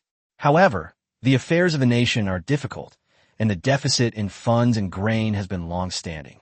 Whenever I think of this, I cannot eat or sleep in peace. Zhu Youxiao nodded slightly, then turned his gaze to Su Guangqi. Where is Minister Su? Su Guangqi took a deep breath, a hint of excitement flashing in his eyes. Your Majesty has not abandoned me, allowing me, a humble person, to be appointed to head the Ministry of Works. Since childhood, I have been fond of investigating things and seeking knowledge, especially firearms and calendrical calculations. However, the scholars and officials of the previous dynasty mostly regarded these fields as strange skills and frivolous crafts. And although I had the ambition, it was difficult for me to put them into practice. Now that your Majesty is determined to reform, I can only devote myself to the cause until my dying breath." As he finished speaking, his voice trembled slightly, clearly overwhelmed with emotion. Zhu Yuxiao was moved. He put down his teacup and said solemnly, "How could I not know the hearts of my two beloved ministers? Since I ascended the throne, I have been beset by internal and external troubles. If it weren't for you, my loyal ministers, how could I have brought peace to the country?" He paused, then his tone became firm. "I have kept you two here today to discuss national policies. The casting of cannons, the supply of funds and provisions, and maritime transport are all related to the fate of the nation. I need you two to speak frankly and without reservation." "Minister Su," the emperor asked with piercing eyes, "what is the current state of cannon casting in our dynasty?" Zhu Yuxiao couldn't help but ask about the issue he was most concerned about at the moment, since artillery was his biggest weakness. "Su Qing," Zhu Yuxiao's voice had the unique clarity of a young man, but his pronunciation carried a mature and solemn air. "I have read Xiong Tingbai's urgent dispatch from Liaodong, stating that Nurhasai's Jurchen army is poised to strike Shenyang, their advance quite formidable. While our border troops are supported by artillery and have no worries about defending the city, their current artillery has too short a range and is too slow to move, leaving them vulnerable in open battle." He suddenly leaned forward. "I wonder how the development of firearms in my great Ming dynasty is now. I have heard that Minister Su has considerable insight into firearms. I wonder if he could enlighten me today." "Your Majesty is wise." Su Guangqi pondered for a moment, gathered his thoughts, and then began to explain. "Our Ming dynasty has a long history of cannon casting. Emperor Taizu once set up a cannon casting bureau in Nanjing, and the bowl-shaped cannons he made once dominated the northern deserts. During the Jiajing era, the cannons were imitated and the mother-and-child cannons were first made. The soldiers guarding the 9 borders relied on them to protect the borders. Nowadays, the artillery of our great Ming dynasty is of many kinds, but it can be roughly divided into 3 types: light, heavy, and some special types of firearms. Light artillery, such as the Tiger crouching cannon and the Frankish cannon, was designed by Qi Jiguang. It weighed about 36 jin, 21.5 kilograms, had a short barrel, was easy to maneuver in mountainous areas, and had a wide coverage area when firing shot with a range of about 500 meters. The breech-loading cannon was modeled after the naval cannons of foreign barbarians. This cannon uses a mother-and-child gun structure to achieve rapid loading. It comes in different weight models to suit different combat needs. However, due to the poor sealing of the child gun, it is prone to barrel explosion. Heavy artillery included the general cannon, which weighed 2,000 jin and could fire solid shot weighing 5 to 10 jin. It could breach earthen walls from 2 li away, but it was difficult to move, so it was mostly used for defending cities. Special types of rocket weapons include the Divine Fire Flying Crow, Fire Dragon emerging from water, multistage rockets, and Flying Sand Cannon, which combine combustion and airburst functions, but have more limited uses. After a moment of silence, Su Guangqi hesitated for a while, but still spoke frankly.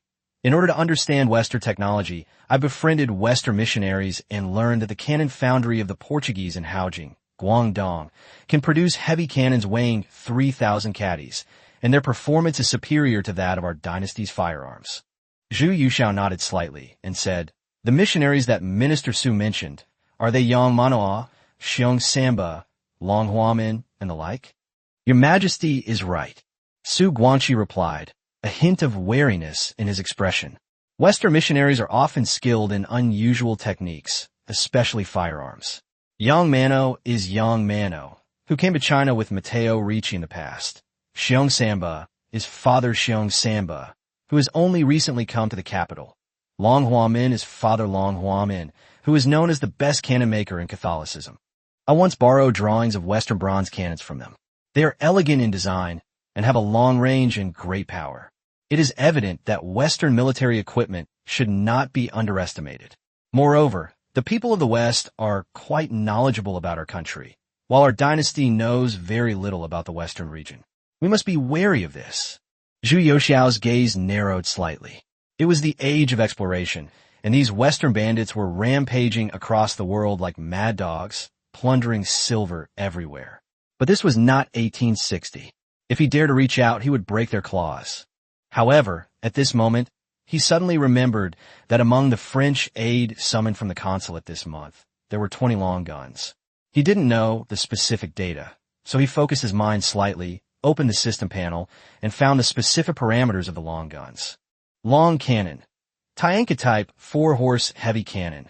Prototype of the French 12-pound Napoleon rifle cannon. Positioning. Heavy long-barreled cannon suitable for both field and siege warfare. Gun body material. Multilayer composite cast iron. Barrel length 3.4 m. Caliber ratio 22.4:1. Diameter 152 millimeters standardized. Total weight, including gun carriage 3,900 caddies, almost equals 2.3 tons. Mobility configuration. For horses towing plus 8-person crew, daily range 18 kilometers. Warhorse requirements. Hecko horse with a shoulder height of 4.8 feet, 1.54 meters, or above, and a single horse pulling a load of 600 g. Effective range, 2 kilometers. It can penetrate a 4-foot, 1.28 m, rammed earth wall or a 6-inch, 19 centimeters, oak gate. Rate of fire, 3 rounds/2 minutes for a skilled gun crew. Cleaning, loading, propellant, tamping, aiming. Ammunition, solid shot, 8 types of pre-made ammunition packs. Pre-packaged explosive packs. Linen bags containing a fixed amount of explosive, 1.5 kilograms per shot, eliminating the need for weighing. Bulk cleaning rod. The inverted L-shaped copper rod cleans the residue in 3 seconds, 1 minute for old cannons. Standardized gun mount. Elevation adjustment time reduced to 15 seconds.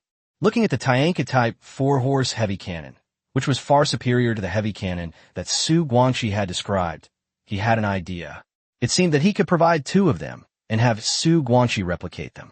He could innovate while replicating, just like how his predecessors and later generations had done. He tapped his fingertips lightly on the imperial desk and pondered. Minister Su's concerns are very valid. The Westerners are skilled in firearms and can also spy on our strengths and weaknesses. We must take precautions against this. I will order the Foreign Affairs Bureau to select capable personnel to take charge of this matter. In addition, the Court of State Ceremonies should also follow up on this matter. But then he suddenly smiled and said, however, I think that rather than shutting them out, we should learn from their strengths. First, I will hire their cannon casting craftsmen to come to the capital at a high price and set up a factory in Nanhai to imitate Western heavy cannons. Second, I will order them to draw maps of the Western countries and describe their customs and traditions in detail. If they succeed, I will not hesitate to grant them mansions and land, and even grant them titles. Our dynasty has countless skilled craftsmen. How can we be inferior to these barbarians? But are the cannons of the West truly different from those of our dynasty? Zhu Yuxiao asked slowly, with great interest. Su Guangxi stroked his beard and said, Western cannons are mostly cast in bronze, with exquisite and smooth inner walls. When fired, the firepower is even, and the range can reach 500 paces. Their barrels are slightly shorter, and their calibers are large. So although they are small cannons, their power is comparable to the heavy cannons of our great Ming dynasty. However, our Ming dynasty's cannon casting centers, such as the Imperial Arsenal in the capital, are not incompetent. Their skills are no less than those of the West. It's just that the craftsmen are poorly paid and their wages are chronically lacking, leading to frequent shoddy workmanship in cannon casting. Over time, this inevitably results in cannons that are not of high quality. What is the current status of the cannons cast by our great Ming? Are there enough of them? Zhu Yuxiao's gaze fell on the person in front of him. He knew why this important minister of the late Ming dynasty had become a strategic talent sought after by time travelers in later generations. Su Guangxi was not only a key minister in the court, but also a pioneer who broke through ignorance and took the lead in opening his eyes to see the world. Su Guangxi was born in 1562, the 41st year of the Jiajing reign of the Ming dynasty. From a young age, he had a strong interest in agriculture. After passing the county-level imperial examination at the age of 20, he began teaching due to family circumstances. During this time, he extensively studied agricultural books as well as works on astronomy, water conservancy, and mathematics. In 1597, he was appreciated by Jiao Hong, the chief examiner at the time, and passed the provincial-level imperial examination as the top scholar in Shuntian Prefecture. In 1604, he passed the imperial examination and entered officialdom. In academia, Su Guanxi was a true master. He collaborated with Matteo Ricci to translate the first 6 books of Euclid's Elements, and the mathematical terminology he created is still in use today, filling a gap in Chinese logical thinking. He also presided over the revision of the Chongjin calendar, introducing Western astronomical knowledge. In the field of agriculture, his work, The Complete Treatise on Agriculture, integrates the wisdom of agricultural science from past dynasties, the production experience of the Ming Dynasty and Western technology, and is the pinnacle of ancient Chinese agricultural science. That wasn't all. He also managed to balance his academic and professional careers. In politics, Su Guanxi held many positions, and during the Chongjin era, he rose to the position of Minister of Rights and Grand Secretary of the Imperial Academy. He once strongly advocated for the casting of red barbarian cannons to defend against enemies, and also submitted memorials on current affairs such as land reclamation, water conservancy, famine relief, and salt laws. He was later praised as a pioneer of cultural exchange between China and the West, who opened a prelude to the Western learning spreading to the East in the late Ming Dynasty. He embraced Western knowledge and technology with an open mind, which had a profound influence on later generations. He is undoubtedly a great scientist and politician. Chapter 49, Where is the money of the Ming Dynasty? Chapter 49, Where is the Ming Dynasty's money? Su Guanxi took a deep breath. Your Majesty, please allow me to explain in detail. Su Guanxi paused slightly, then pulled out a scroll titled Records of Border Garrison Military Preparedness from his left sleeve. Since the fall of Fushun in the 46th year of the Wanli reign, 3 years have passed. I have thoroughly examined the archives of the Ministry of War and found that there are only a little over 1,000 cannons of various sizes remaining in the 9 border regions. Of these, those capable of fighting, he paused for a moment, his atoms apple-bobbing as he swallowed hard, are less than 30%. Bai Ziyan's heavy breathing filled the warm pavilion, and Zhu Youxiao's knuckles unconsciously tightened around the cloud and dragon relief on the armrest. In fact, our great Ming Dynasty has a long history of cannon casting and is full of skilled craftsmen. However, the cannons we cast today are inferior to those of foreign barbarians. There are 4 reasons for this, Su Guanxi said, quickening his pace. One reason is the shortage of copper. Casting cannons requires tens of thousands of caddies of refined copper, but our great Ming Dynasty is short of copper. In addition, the court needs copper to mint coins, so the Ministry of Works only has enough copper to repair old cannons. Secondly, the artisan system has collapsed. More than half of the artisans in the Ordnance Bureau have fled, and those who remain can only cast old weapons such as bowl-shaped cannons and breech-loading. Upon hearing this, Zhu Youxiao nodded inwardly. He knew that the Ming Dynasty's cannon-making skills had never lagged behind. Excellent firearms, such as the bird gun, the Lun Mitong, which was said to have a long range and high poison, and the imitation of the Hongyi cannon emerged one after another. What truly hindered the development of firearms in the Ming Dynasty was the system and corruption, which far outweighed the lack of skill. In that case, I shall reward the skilled craftsmen handsomely and rectify the discipline of the Ordnance Bureau. Zhu Youxiao's eyes flashed with a sharp light. I have heard that your student, Sun Yuanhua, is an unparalleled expert in cannon casting. Would he be qualified to oversee the manufacture of cannons? Su Guanxi quickly replied, Your Majesty is wise. Sun Yuanhua is my disciple. He is loyal and diligent, and has always been devoted to weaponry, especially skilled in gunpowder preparation. I once worked with him to develop a new type of breech-loading cannon, which is sturdy and has a high rate of fire. He is now in charge of the Nanhai arsenal. If you let him supervise the casting of cannons, he will surely become a great craftsman for your Majesty. Zhu Youxiao patted the table and laughed. Good. Order the Ministry of Works to issue an edict, instructing them to select a location in Nanhazi to establish the Great Ming Firearms Factory, specializing in the casting of firearms and cannons and the research and development of new cannons. This matter will be directly responsible to me. At this point, he suddenly recalled the bizarre Wang Gongchang explosion of later generations, which caused the deaths and injuries of more than 10,000 residents in the surrounding area, severely damaged houses within a 13-mile radius, and reduced houses to dust from Shunchengmen Street in the east to Xingbu Street in the north.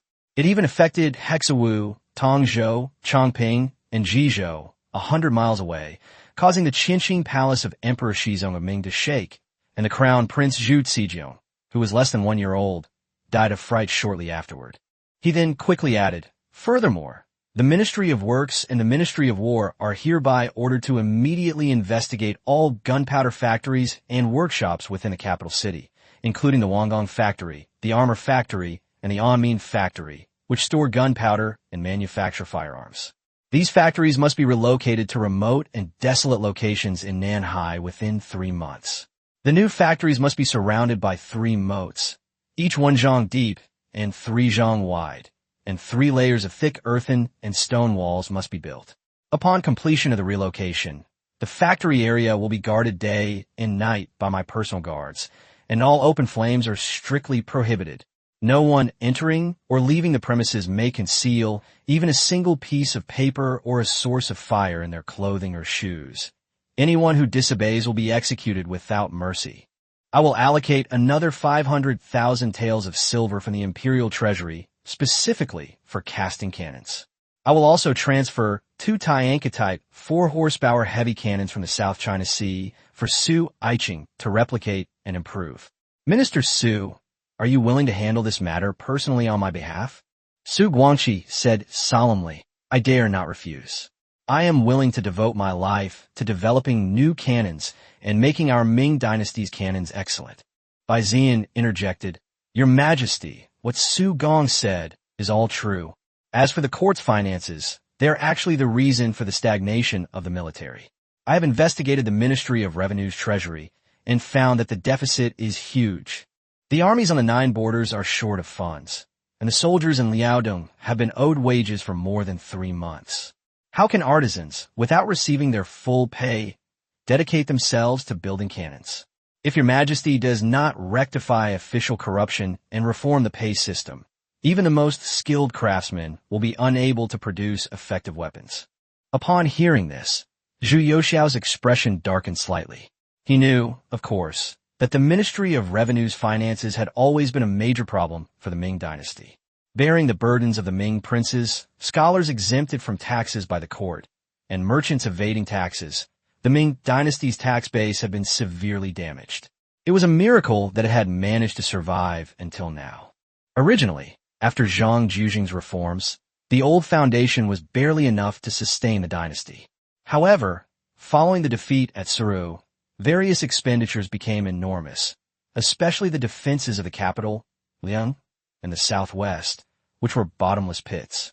Furthermore, the exploitation by officials at all levels, the heavy burden of the grain transport, and the embezzlement by the grain transport soldiers meant that the people's hard-earned money flowed into the pockets of corrupt officials, and the mighty Ming dynasty was almost completely depleted of its financial resources.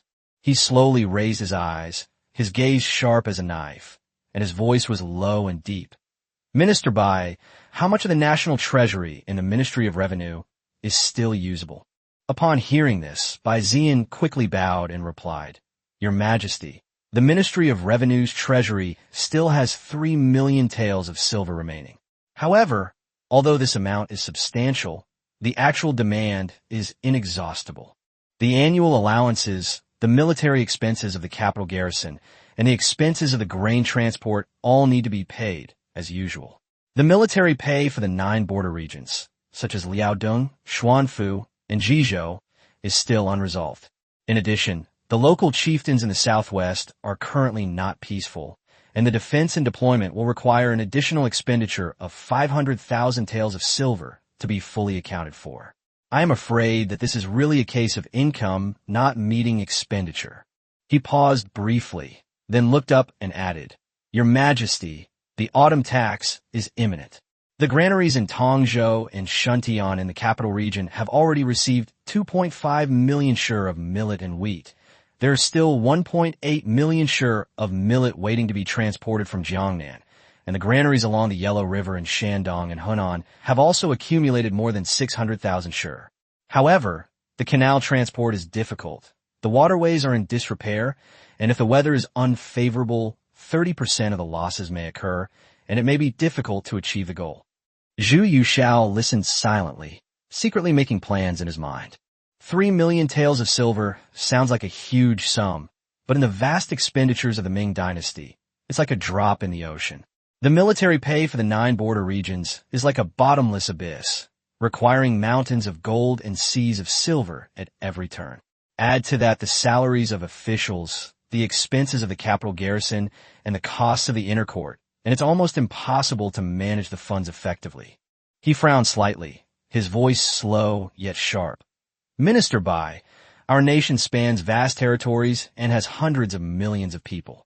Why are tax revenues so low? Where's the land tax? Where's the salt tax? Where's the commercial tax? Why is the imperial treasury perpetually strained, leaving no surplus to alleviate the difficulties on the borders? Zhu Yuxiao knew that the Ming Dynasty had serious financial problems, with rampant land annexation and tribute practices. The Ming imperial family, especially the salt and commercial taxes, were ridiculously low. But he never expected that such a powerful court would be in such a dire situation, with only 3 million taels of silver in the national treasury. Your Majesty is wise. Of all the taxes levied in our dynasty, land tax is the foundation. But our tax base has been damaged. Bai Ziyan's tone was filled with helplessness. Firstly, the harm of the feudal system. Emperor Taizu Gaozu infeft the princes to serve as a protective barrier. However, after more than 200 years of growth, the imperial clan has become increasingly large, and the court is no longer able to bear the burden. I cite an example. In Kaifeng alone, the Zhou royal family has tens of thousands of members, requiring hundreds of thousands of bushels of rice annually.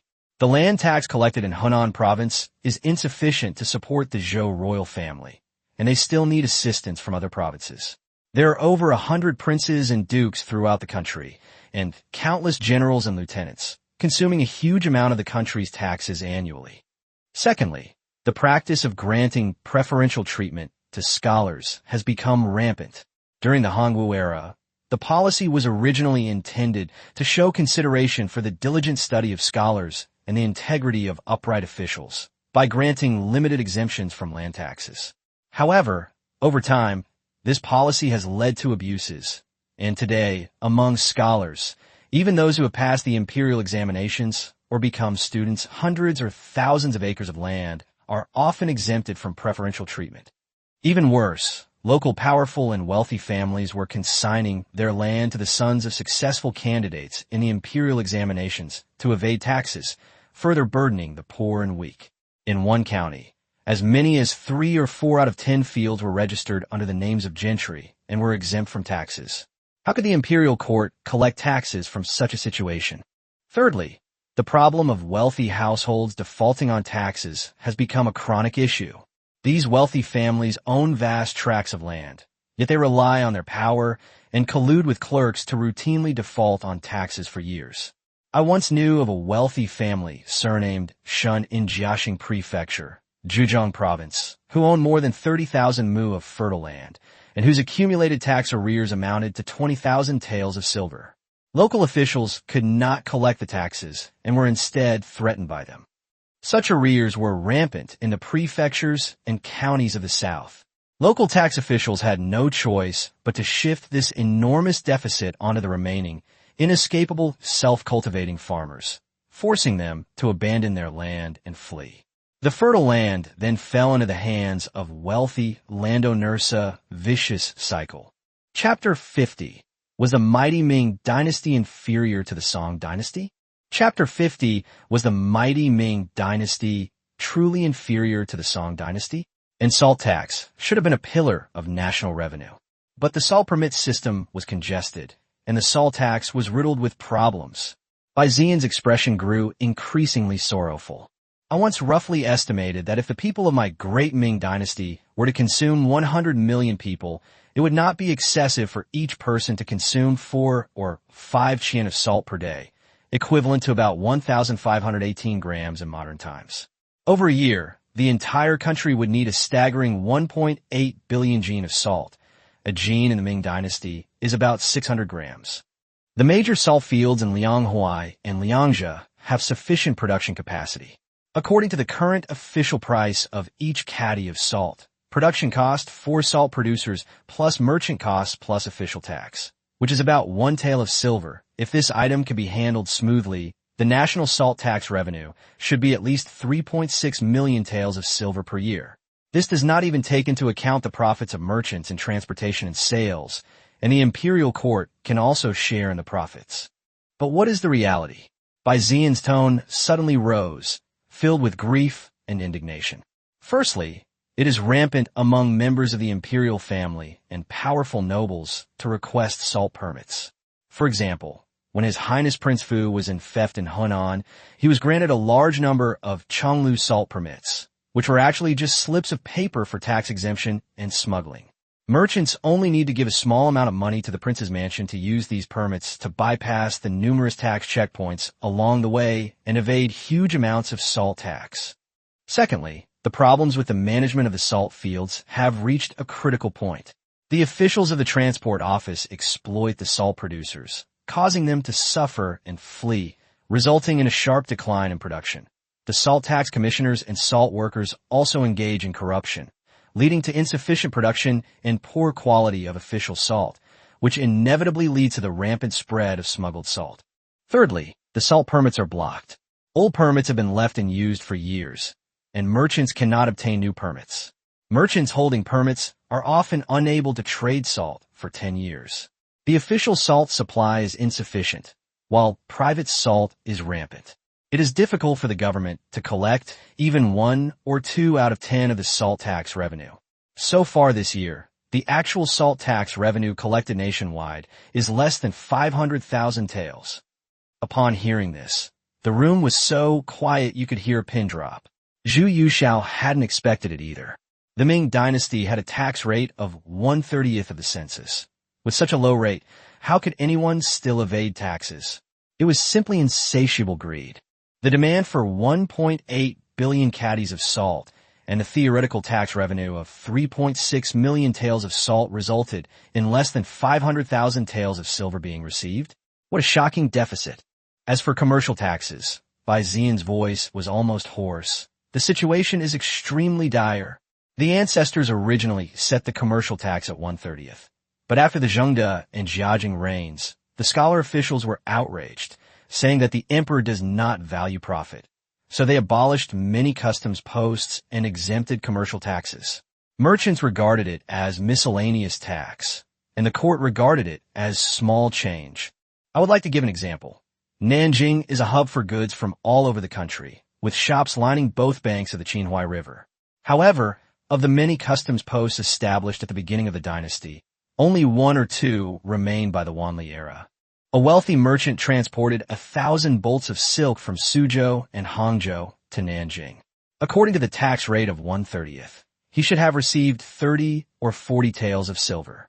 However, in reality, after passing through the customs checkpoints, the merchant was subjected to numerous harassments and extortions by the clerks, and the customary favors he paid far exceeded the regular tax by dozens of times. Helpless, the merchant either took detours to avoid the tax checkpoints or bribed the clerks, so the actual tax he paid was less than 1/10. Furthermore, some officials and gentry directly manipulated the trading companies and brokerage firms, relying on their tax exemption privileges to monopolize the market and engage in speculation, rendering the commercial tax office virtually useless. Let's look at the Grand Canal again. The Linqing Customs House is the throat of the North. In the early years of the dynasty, it collected 100,000 taels of silver in commercial taxes annually. Now, when merchant ships pass through the locks, they have to pay customary fees and customary charges like a swarm of locusts crossing the river. Merchants are suffering greatly and have turned to bribing the grain transport guilds, loading their goods onto grain transport ships and disguising them as official goods for transport. The cost of transporting goods along the canal is enormous, but not a single tael of commercial tax goes to the court.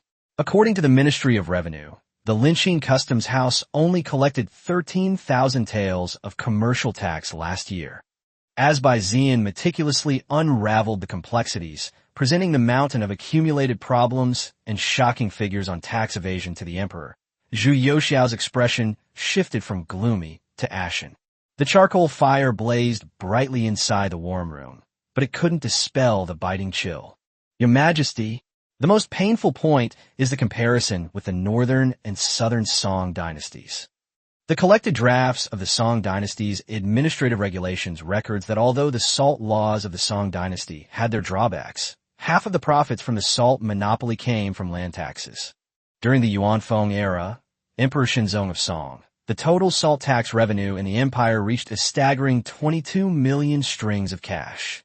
Although the exchange rate between copper coins and silver fluctuated at that time, one string of copper coins was roughly equivalent to one tael of silver. Your Majesty, the Song dynasty's annual salt tax revenue exceeded 20 million taels of silver. And our great Ming, his fingers trembled. Even in the early years of the Wanli reign, when the imperial granaries were overflowing, the salt tax never exceeded 3 million taels. He gave a bitter laugh. This year, we can't even collect 500,000 taels. What a stark contrast. As for commercial taxes, the revenue during the northern and southern Song dynasties was even more abundant. According to the Wen Xian Tongkao, during the Jiao period of Emperor Renzong of the northern Song dynasty, 1056-1063, the annual revenue of taxes, mainly commercial taxes, in the country was more than 19.75 million strings of cash. The southern Song dynasty, confined to a corner of the country, had a tax revenue of a staggering 1 million strings of cash annually just from the northern part of Linen, Hangzhou. He pointed to the Ministry of Revenue's account books. And in our dynasty, during the Yongle Emperor's golden age, the total commercial tax revenue nationwide was only slightly over 1 million taels. From the Longqing and Wanli emperors onward, it decreased year by year. Last year, he said with difficulty, 357,000 taels. Not even a fraction of what the northern Song dynasty generated during the reign of Emperor Renzong. This is not a matter of national strength rising or falling, but misguided national policy. Bai Zian's voice was almost hoarse, and his back trembled with excitement beneath his official robes. The Song dynasty was not ashamed to speak of profit, and there was no empty talk of the emperor does not compete with the common people for profit. They encouraged trade, established the Maritime Trade Office in Xuanzhou, Guangzhou, and Mingzhou, Ningbo, and the annual revenue was enormous. They levied residence tax, transaction tax, and city gates and transit tax, circulation tax, on waterways, with a strict system and strong enforcement. Although there were some clerks who harassed the people, no major problems arose. He suddenly looked up and stared directly at the emperor, his gaze piercing. But in our dynasty, Your Majesty, commercial taxes are regarded as minor skills and petty profits, and scholar officials are ashamed to speak of tax collection, regarding tax officials as lowly servants. Customs offices are either abolished or treated as private property by officials and gentry. Officials are ineffective in collecting taxes, and their performance evaluations are not conducted. Clerks, on the other hand, only know how to squeeze every last drop of revenue, leaving less than 1/10 of the regular taxes, causing widespread public resentment. Furthermore, officials, gentry, eunuchs, and powerful figures control towns and passes, openly and secretly robbing and extorting, refusing to pay a single penny of tax. The towns and cities of Jiangnan in my great Ming dynasty, along the Grand Canal, are far more prosperous and bustling than Bianjing and Linen. The scene of merchants flocking to the city and goods overflowing is no less impressive than the painting along the river during the Qingming festival. Yet, this immense wealth and flowing silver cannot be touched by the imperial court. Not a single drop enters the imperial granary. This is not a natural disaster, but a man-made calamity. As Bai Zian laid bare the shocking disparity in salt and commercial tax revenue between the Song and Ming dynasties on the emperor's desk, pointing directly to the merits and demerits of the system and the direction of national policy. The air in the warm pavilion seemed to be completely sucked out. The roaring charcoal fire had lost its heat, and only Bai Zian's hoarse voice, like the death knell of historical judgment, echoed in this small, warm room. The Song dynasty was able to support its enormous military expenditures, maintain a million-strong army, and sustain a massive bureaucratic system through commercial taxes and salt revenues, even managing to survive after losing half of its territory. Yet the Ming dynasty, possessing a population and territory far exceeding that of the Southern Song, and, at least potentially, a more prosperous commercial sector, saw its fiscal capacity decline to such an extent. What a failure! What irony! The 3 million taels of silver in reserves, the vast amount of unpaid wages on the 9 borders, and the shortfall in the suppression of the rebellion in the southwest all found their fundamental answer at this moment. It was not that the country was poor or weak, but that the country was unable to collect the wealth it was entitled to. The enormous wealth vanished into nothingness through layers of exploitation and embezzlement by imperial relatives, powerful nobles, gentry, and corrupt officials, and in the quagmire of systemic obstruction. Su Guangxi was equally deeply shocked by this contrast across time. As a pragmatist well-versed in Western learning and keenly aware of the enormous costs of firearms and military equipment, he understood that a weak and nearly depleted national treasury simply could not support his dream of forging a powerful army with cannons. Whether it was casting cannons in the Western Hills, rebuilding maritime transport, or even just maintaining the remnants of the Liaodong situation, all required the support of vast sums of money. Su Guangxi was also deeply shocked. He had never carefully considered and compared the situation and was unaware that the country's wealth was so scarce.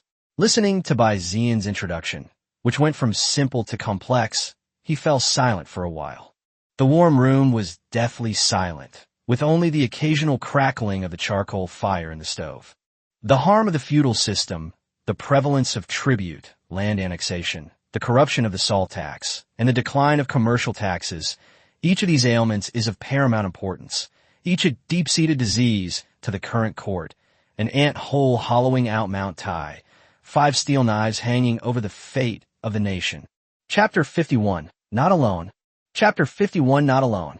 Zhu Yuxiao listened quietly from beginning to end, without interrupting, without getting angry, and without even a change in expression. On the contrary, there was an unexpected hint of approval and joy in his eyes, because he had more or less learned about these issues in his later years, so it was not surprising. However, he was quite surprised that Bai Zian was able to speak frankly and point out these malpractices one by one. He felt as if he had found a like-minded teammate. Since he came into this world, he has never felt that he is not alone. However, this feeling is not bad. Just as the warm pavilion fell into a brief, almost suffocating silence, Su Guangxi and Bai Zian were somewhat lost and pessimistic in their eyes due to the pressure of this cruel reality. A clear, resonant laugh suddenly rang out. Ha ha! The laughter came from Zhu Yuxiao's mouth.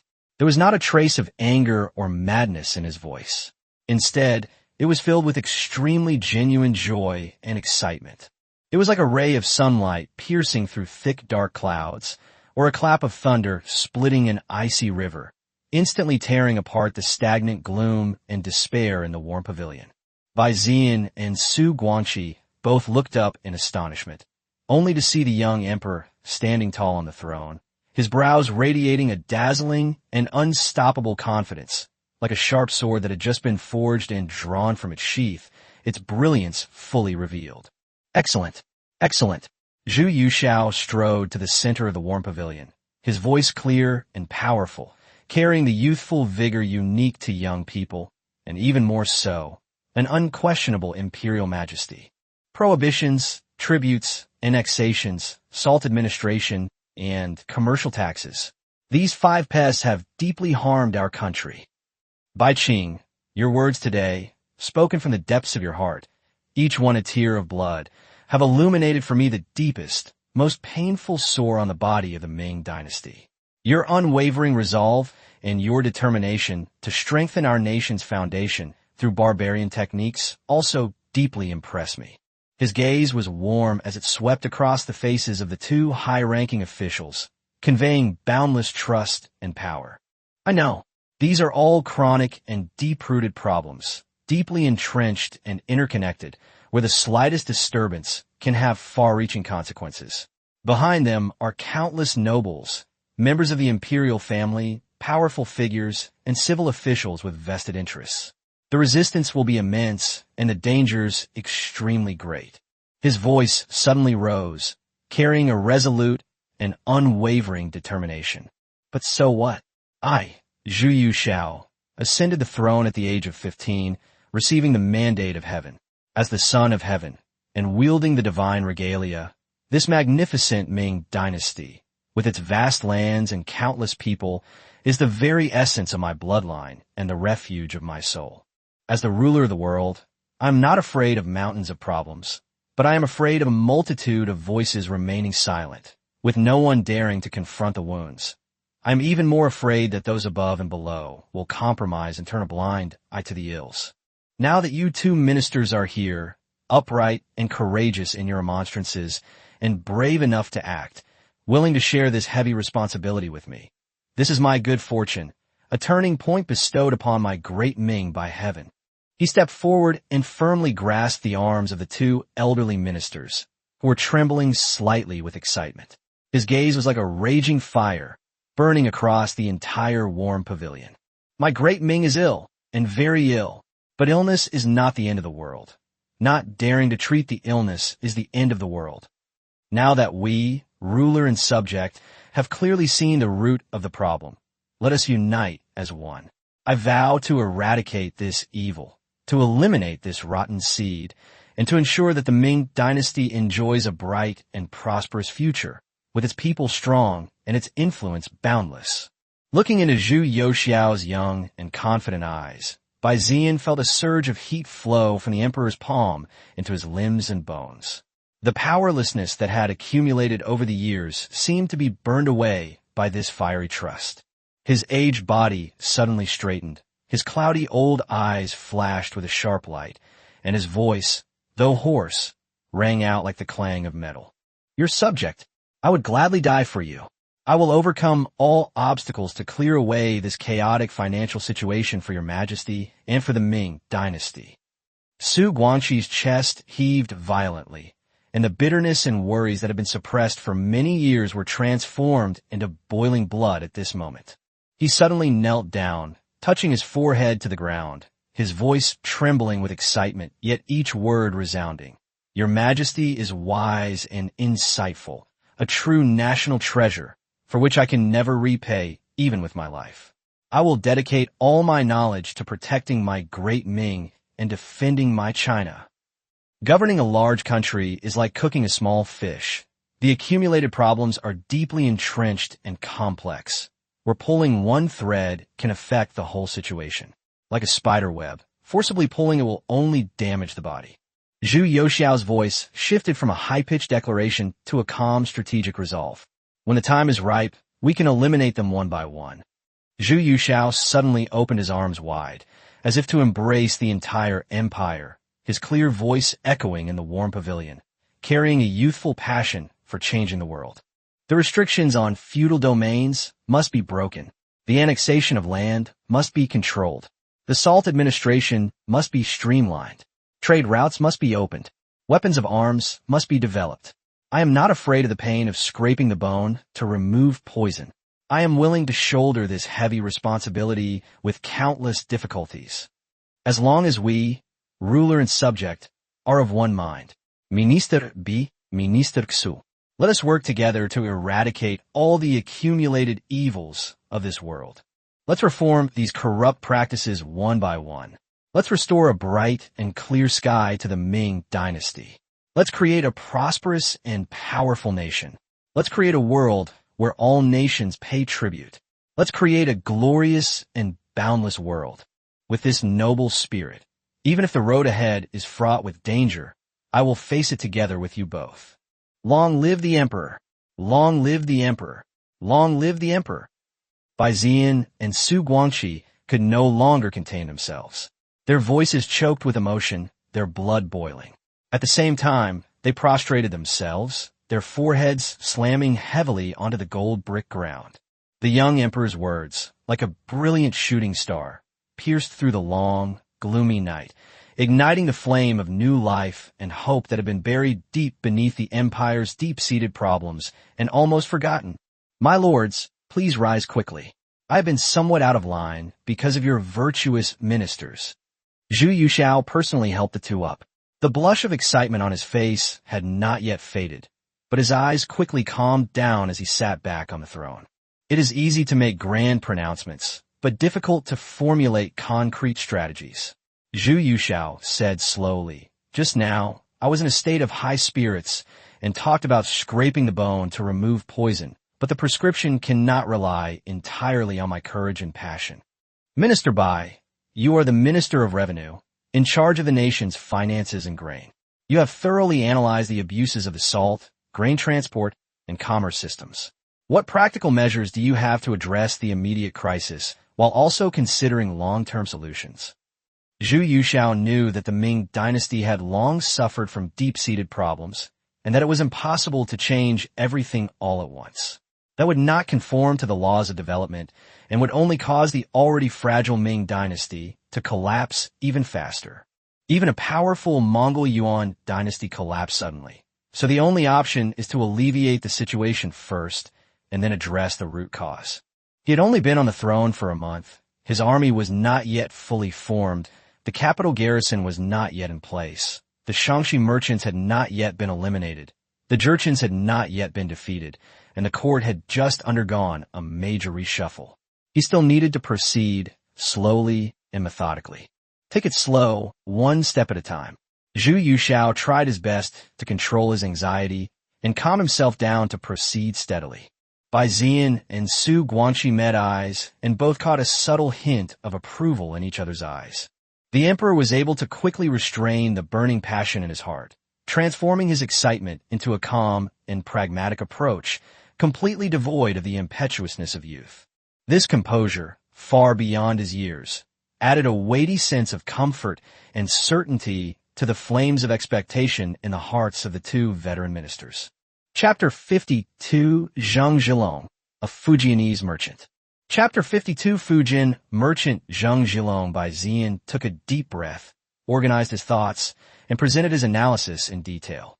Your Majesty, I believe that the most urgent tasks are to increase revenue and purify the flow of people. We need to select several key areas and strive to achieve results in the short term, so as to prevent any changes on the nine borders. The prefectures in Jiangnan have long accumulated debts. A capable minister should be selected to go south to clear up the debts and collect the excess funds. Your Majesty, please issue a decree ordering me, with the Ministry of Revenue taking the lead and the censorate and the embroidered uniform guard assisting, to investigate and rectify the accumulated arrears of the four prefectures of Suzhou, Songjiang, Changzhou, and Zhenjiang over the years, with particular emphasis on the huge amounts of taxes evaded by officials, gentry, and wealthy households who donated land. These four prefectures are the wealthiest in the land, with powerful clans entrenched in their territories, the largest debts owed, and deep-seated resentment among the people. If we can use these four prefectures as a breakthrough, we can rigorously pursue the remaining 30% of the debts. According to my estimation, we can expect to recover over 800,000 taels of silver and 300,000 share of grain in the short term. For those who are found to have huge arrears, resist the pursuit, and have a bad record, we can use drastic measures such as escorting them to the capital or even confiscating their property to deter other provinces. Then we can use this to pursue the arrears nationwide, which will be twice as effective with half the effort. Of this 800,000 taels, I request that 400,000 taels of silver be retained, along with the copper materials and artifacts seized, and that all be delivered to Lord Su for the purpose of casting cannons to boost morale. Zhu Yuxiao listened to Bai Ziyan's suggestion, nodded slightly, and gestured for Bai Ziyan to continue. Bai Ziyan, invigorated by the emperor's approval, immediately launched his second strategy. Secondly, we need to rectify the salt fields and plug the loopholes to increase revenue.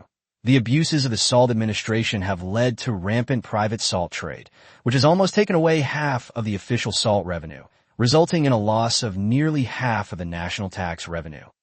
Your Majesty, I urge you to issue a strict decree immediately.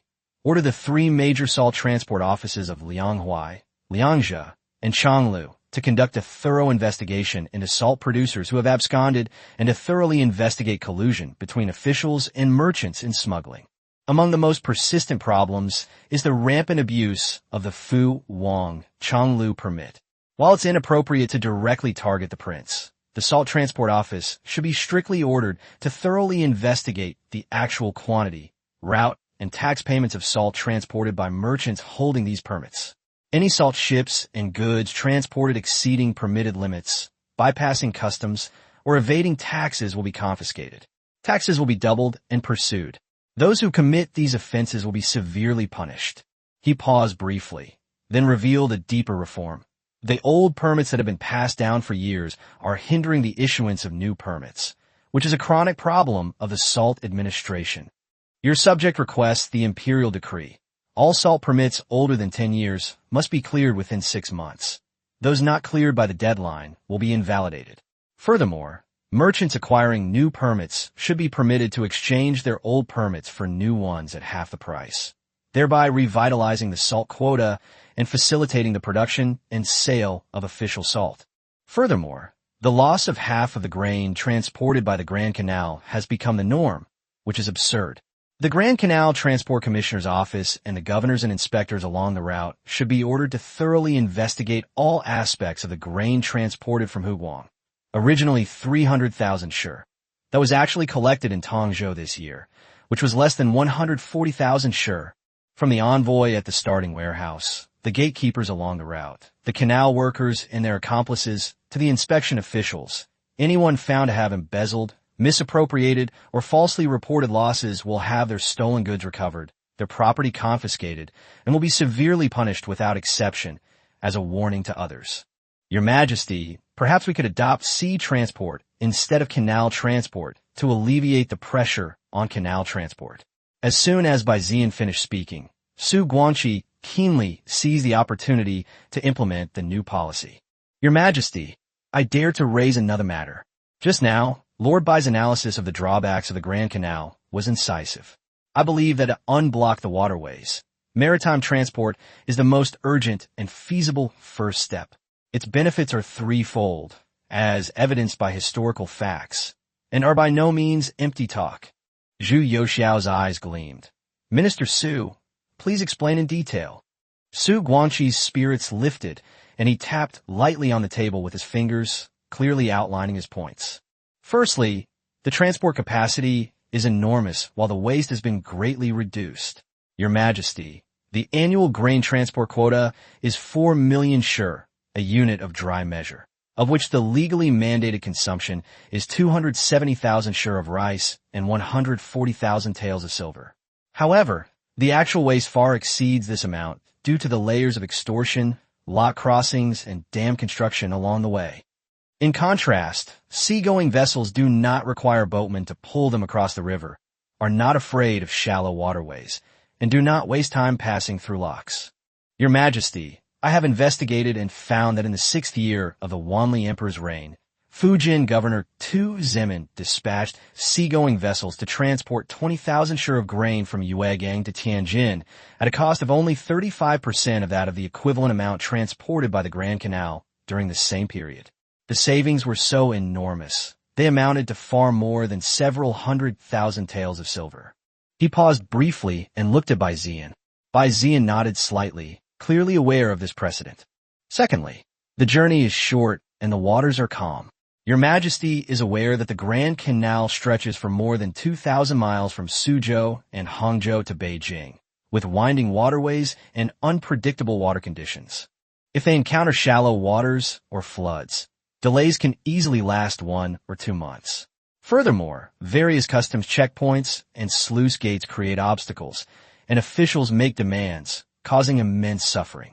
As for the sea route, with the help of trade winds, the straight-line distance from Wizengkou to Daguku in Tianjin is only about 1,800 li. With smooth sailing, it can be reached in 5 days with favorable winds. As Tu Zemin did back then, the actual voyage from Yuegang to Tianjin took no more than 5 days. Compared to the Grand Canal, this saved more than 10 times the time. The hardships of the canal workers were also somewhat alleviated, and the shorter the time the grain spent en route, the greater the chance of mold and rodent damage. As Su Guangqi spoke, his eyes were filled with unwavering faith in the laws of the ocean. Thirdly, the ship is sturdy and its power is controllable. Some may say that the sea is treacherous. But your majesty, the dangers of the sea often arise from ignorance and negligence. Merchants from Fujian and Guangdong, like Zheng Zhilong, owned hundreds of ships of various sizes.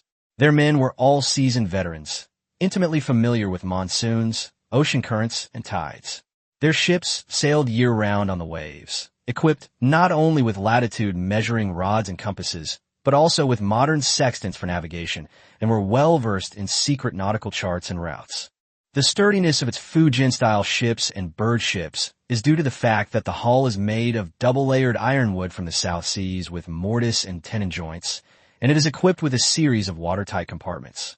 Furthermore, it is also equipped with breech-loading cannons and muskets for protection, making it far superior to ordinary merchant ships. As long as they sail during calm seasons and are well organized, their armed fleet is a formidable force at sea. If they are properly recruited and utilized, and supplemented by the Dengzhilizhou naval forces patrolling the route, their safety far surpasses that of waterways.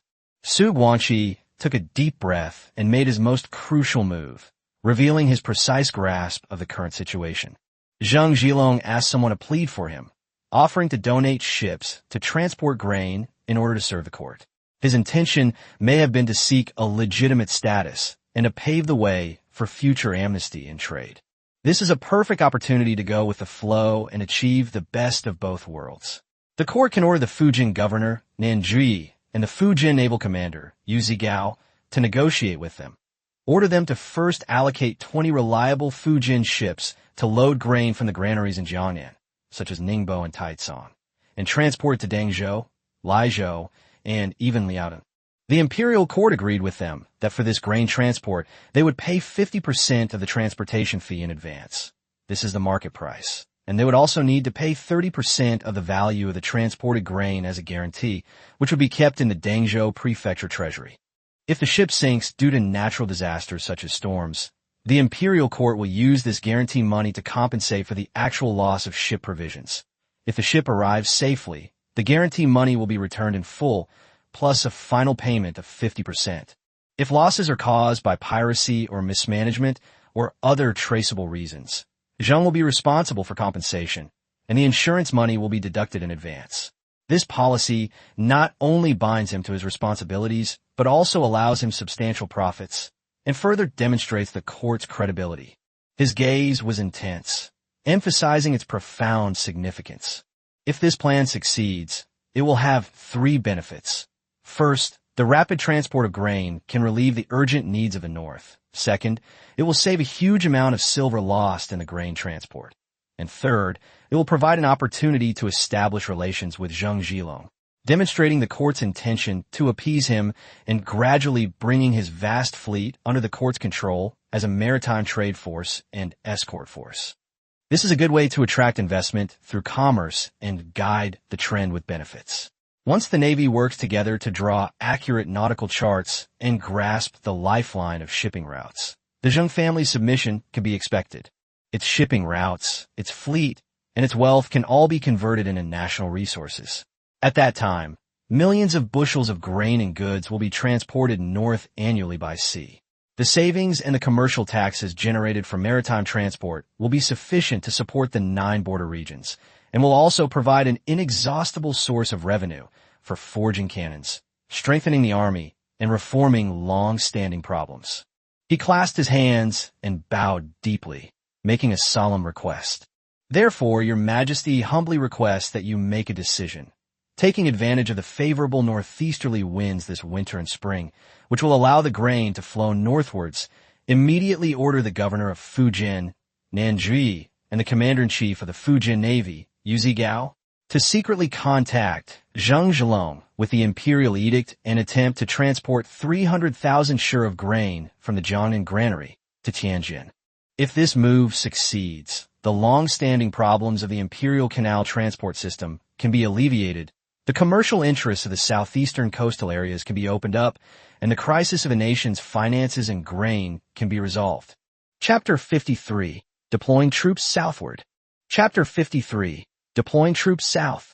Bai Ziyan, his face flushed, stepped forward and delivered a passionate speech. The maritime transport strategy proposed by Lord Su is indeed the best solution to our current predicament. Your subject is willing to cooperate with Lord Su to handle this immediately. A letter should be sent to the governor of Fujian, ordering him to instruct General Yu Zigao to contact the Fujian merchant Zheng Zhilong, agreeing to his submission to the court and granting him the title of Fujian Guerrilla General. The Zheng family's Fujian ships can load 300,000 sure of grain from nearby granaries in the Jiangnan region, such as Taicang and Ningbo, and make a trial voyage to Tianjin.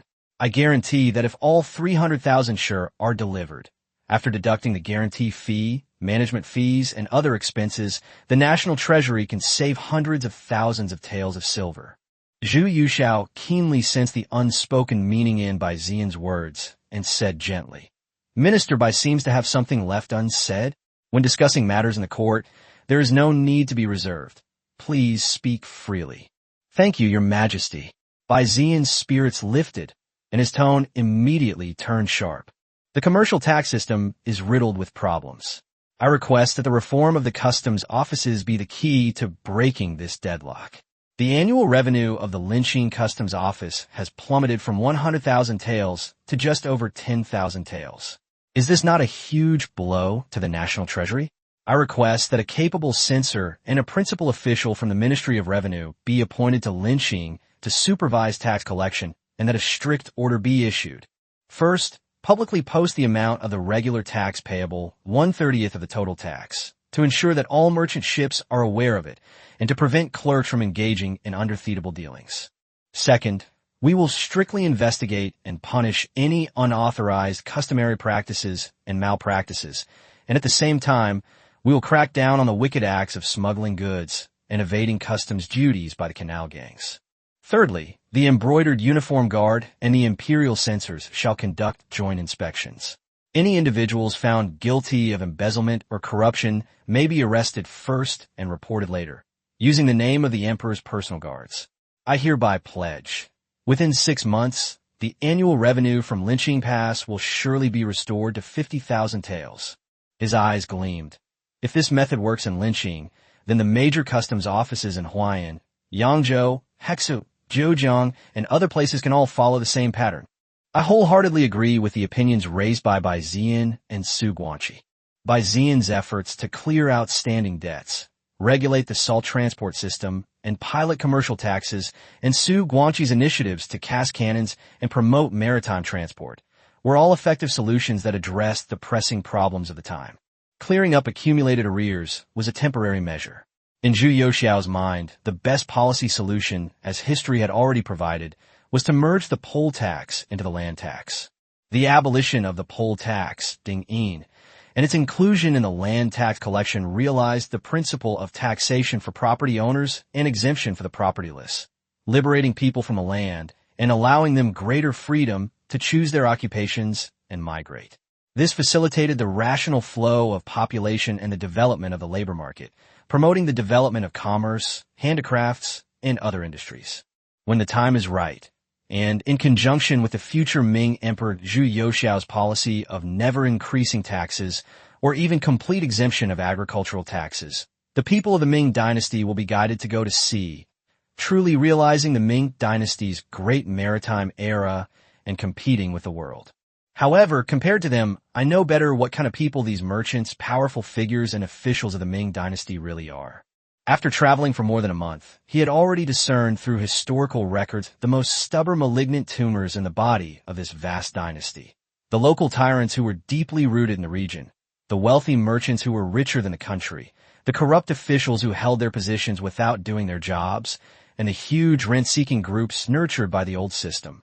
No matter how good the government's policies are, without an iron fist to hold them accountable, they will all be rendered useless by their hypocrisy, buck passing, and all sorts of workarounds. If the order to clear arrears is issued, local authorities will surely make excuses and shirk responsibility. Powerful figures will inevitably cry poverty and resist the order, and petty officials will certainly take the opportunity to squeeze every last drop of profit from a system. If sea transport is tested, how can a grain transport chain, which affects the livelihoods of millions, sit idly by? Rumors and covert sabotage will inevitably follow. If customs and tax collection are to be rectified, those clerks will certainly shift the loss of regular taxes onto even heavier exorbitant levies and miscellaneous taxes. Fortunately, with Xiong Tingbai and Zhou Yongchun currently in charge of Liaodong, along with the 5,000 elite imperial cavalry I entrusted to Xiong Tingbai, and with winter approaching, the Jurchens are unlikely to launch a major offensive. Going forward, all that's needed is to ensure the supply of provisions and provisions to Liaodong, which should be sufficient until at least the beginning of next spring. Zhu Youxiao's gaze fell on the cold numbers on the system panel. Over 10,000 imperial infantry and 4,000 imperial cavalry. This sharp sword, painstakingly crafted and loyal only to him, had been hidden deep in the South Sea for far too long. It's time to draw your sword. The harsh winter in Liaodong temporarily locks down the Jurchens, and now is the opportune moment. What's the point of this newly built army, which has been built with enormous effort and resources and is completely loyal to us, constantly garrisoning and training in the South China Sea? I should also let those parasites, tyrants, and hypocritical officials in the South know what the wrath of the Emperor is. The grand blueprint of reform must be written with the sharp edge of this iron-blooded army. The suggestions put forward by your two ministers are all excellent policies that benefit the country and the people. Zhu Youxiao's voice was calm, yet carried an undeniable authority, his gaze sweeping over by Xian and Su Guangqi. Minister Bai's delinquency settlement, salt administration reform, and trial commercial taxation. Minister Su's cannon casting and maritime transport, I approve them all. His tone suddenly turned stern. Indeed, I know all too well that local corruption is deeply entrenched, with clerks as cunning as oil and powerful clans as greedy as wolves. Moreover, the soldiers of the garrisons, the canal transport workers, and the leaders of the transport gangs have long been in cahoots with local forces, colluding with each other like snakes and rats, habitually paying lip service while disobeying orders, or even gathering crowds to defy orders. Without a large army pressing down on the borders, and without an iron fist, good laws and good intentions will ultimately remain nothing but empty promises. Therefore, I have decided to send my personal guard south, to clear away obstacles for your new policies and to deter the treacherous. Upon hearing this, both Bai Zian and Su Guangqi felt a chill. They knew the Emperor was telling the truth, but with the war in Liaodong still raging and the need to guard against the chieftains in the southwest, the court simply had no troops to send. The capital garrison?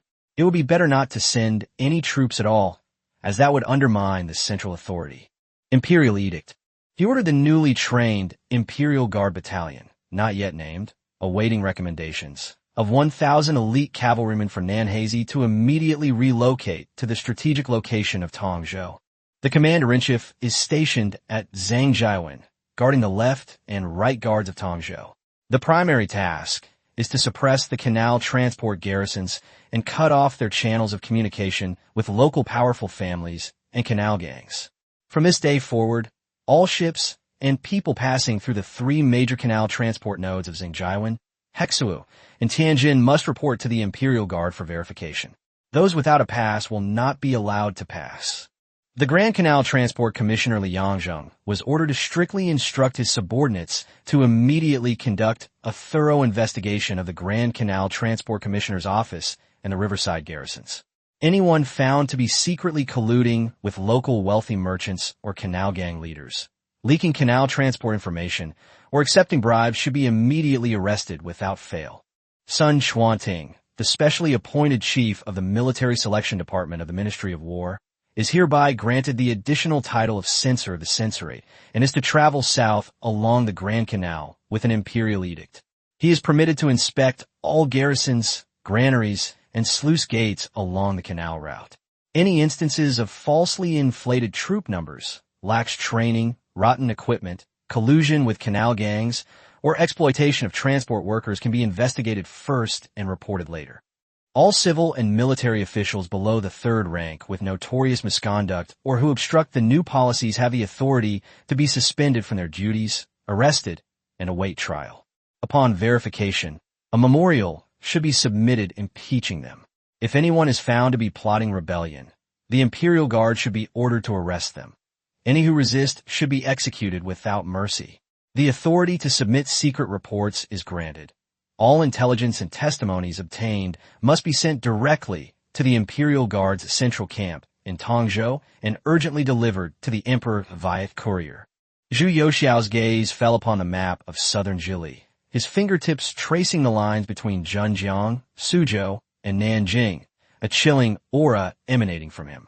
As for southern Jili, we will send another 5,000 infantrymen and 3,000 cavalrymen in 2 batches to march south overnight, under the full command of Minister Bai. The main force, 2,000 infantry and 1,000 cavalry, is stationed in Suzhou Prefecture. Firstly, this will deter the powerful and wealthy families in Suzhou, Songjiang, Changzhou, and other towns, and ensure the collection of outstanding taxes. Any wealthy family found to refuse to pay taxes, collude to defy orders, storm government offices, or mislead the masses, may have their fortified villages and estates seized, and the ringleaders arrested. Local garrisons are not allowed to interfere. If any local garrison officer dares to privately mobilize soldiers to defy orders, they will be considered a rebel and immediately annihilated. Secondly, to monitor the military commissioner of Suzhou and Songjiang and of various prefectures and garrisons, preventing them from outwardly complying while inwardly disobeying orders and condoning local tyranny. Another force, 3,000 infantry and 2,000 cavalry, was stationed in Nanjing to deter the central government and to reorganize the garrisons in the Jiangnan region. Furthermore, Zhang Zhilong, though loyal to the Ming dynasty, was originally a pirate and therefore needed to be dealt with by elite troops. The official military strength of southern Jili is 120,000, but I have heard that the actual number is less than 30,000, mostly old, weak, sick, and exhausted. I hereby order the relevant department to work with Su Hongji, the meritorious official in charge of Nanjing and Duke of Wei, and Wang Tiqian, the eunuch in charge of Nanjing, to immediately oversee the reorganization of the Jiangnan garrisons and to conduct a strict review of the personnel, equipment, and training within a specified time. Anyone found guilty of impersonation or receiving a salary without actually working will be dismissed and their ill-gotten gains confiscated. Any old, weak, or incapable of fighting will be given severance pay and discharged, and the able-bodied will be selected to form a logistics battalion to assist in maritime transport. Any officer receiving a salary without working will be dismissed and their ill-gotten gains confiscated, and those with serious offenses will be beheaded as a warning to others. The remaining positions, after eliminating the weak, will be verified and rigorously trained. The Imperial Guards are directly under the Emperor's command. This unit is responsible for suppressing any possible mutiny or disobedience during the rectification period. It also has the temporary authority to deal with any nobles, military officers, or eunuchs in southern Jili who obstruct the military rectification or resist the new policies. Chapter 54, the Imperial Salt Bureau of the Ming Dynasty. Chapter 54, the Maritime Affairs of the Imperial Salt Bureau of the Ming Dynasty were to be fully managed by Minister Su, with Governor Yuan Kelly of Dengzhou and Laizhou, General Shen Yurong, Governor Ninji of Fujian, and General Yu Zigao in charge, and the Ministry of Revenue assisting. Bai and Su jointly decided on the matters concerning the money, provisions, and escort required for Zhang Zhilong's fleet. Soldiers. Where did these soldiers come from? And they are a large, elite force that completely bypasses the regular court system and obeys only the emperor. When the emperor clearly stated the 3 words Imperial Guard Camp and assigned them in detail, 3,000 infantrymen and 1,000 cavalrymen to control Tongzhou, 5,000 infantrymen and 3,000 cavalrymen to penetrate deep into the Jiangnan region and be stationed in Nanjing and Suzhou, along with the deployments of Sun Chuanting and the embroidered uniform guard. The scale and layout of this operation have far exceeded the scope of ceremonial guard or protection. It is clearly a meticulously planned military operation aimed at controlling the core lifeline of the entire empire. Su Guanxi's Adam's apple bobbed, and a surge of astonishment and worry welled up within him. "Your Majesty," he almost blurted it out, his voice trembling with disbelief. Such a large-scale troop mobilization, involving Jili and Jiangnan, especially the strategic locations of Nanjing and Suzhou-Sengjiang, should, according to ancestral rules, be discussed and agreed upon with the Ministry of War and the dukes, marquises, and earls of the 5 military commissions. Moreover, he swallowed back what he was about to say, but the meaning was clear. Where in the capital can we find any troops to mobilize? Your Majesty, do you really think the current Beijing garrison is still the 200,000 elite troops that swept across the northern deserts during the reign of Emperor Yongle? That force is utterly rotten. Zhu Yuxiao sat upright on the throne, his young face appearing somewhat stern in the candlelight. He slightly turned his head, his gaze calmly sweeping over Su Guangqi's face, which was pale with shock and worry, a faint yet undeniable smile playing on his lips. You are overthinking it, my dear minister. The voice was not loud, but each word was like a hammer blow, clearly echoing within the warm pavilion. The so-called troop deployment does not require the deliberation of the court officials. The infantry and cavalry units of the Imperial Guard that I am referring to are not soldiers registered in the Ministry of War, nor are they generals under the command of the 5 ministries. He paused briefly, his sharp gaze fixed on the two of them, and said, word by word, "This is the Imperial Guard, which I personally selected from the best and strongest men in the South Sea, hired skilled instructors to train them, and personally supervised their training. It is a royal guard, specifically to protect the Forbidden City in case of unforeseen circumstances. Their food, provisions, and armor are all drawn from the Imperial Treasury, without costing the Ministry of Revenue a single penny or troubling the Ministry of War a single soldier." The warm pavilion was deathly silent, with only the crackling of the charcoal fire sounding particularly jarring. Bai Zian's breath hitched for a moment, his mind churning with turmoil as he raised his own troops, exclusively for the Imperial Treasury, completely independent of the Imperial military system. How did this young emperor manage to build an absolutely loyal, massive, and well-trained personal army without anyone noticing or even under everyone's noses? Therefore, Zhu Yuxiao's voice regained its composure, but carried a decisiveness that transcended the old system. Their deployment and garrison duties are all within the Forbidden City. Wherever I command them to go, they will be stationed there. There is no need to consult with any government office or inform any nobles. His gaze shifted again to Su Guangqi and Bai Zian, a look of pressure and trust typical of a dictator entrusting core secrets to a trusted confidant. At that time, you two only need to go to Tongzhou and Jiangnan as imperial envoys, carrying the imperial edict and military seal issued by me to take over and control the battalion. The generals of the battalion will obey orders. Before you leave, you should send a letter to the Ministry of War to inform them under the pretext of assisting in the mission and strengthening local control. Just let them know. Su Guangqi pondered these 4 words, the lingering doubt in his heart having long since turned into a deep shock. The emperor was well aware that the Beijing garrison had been abolished.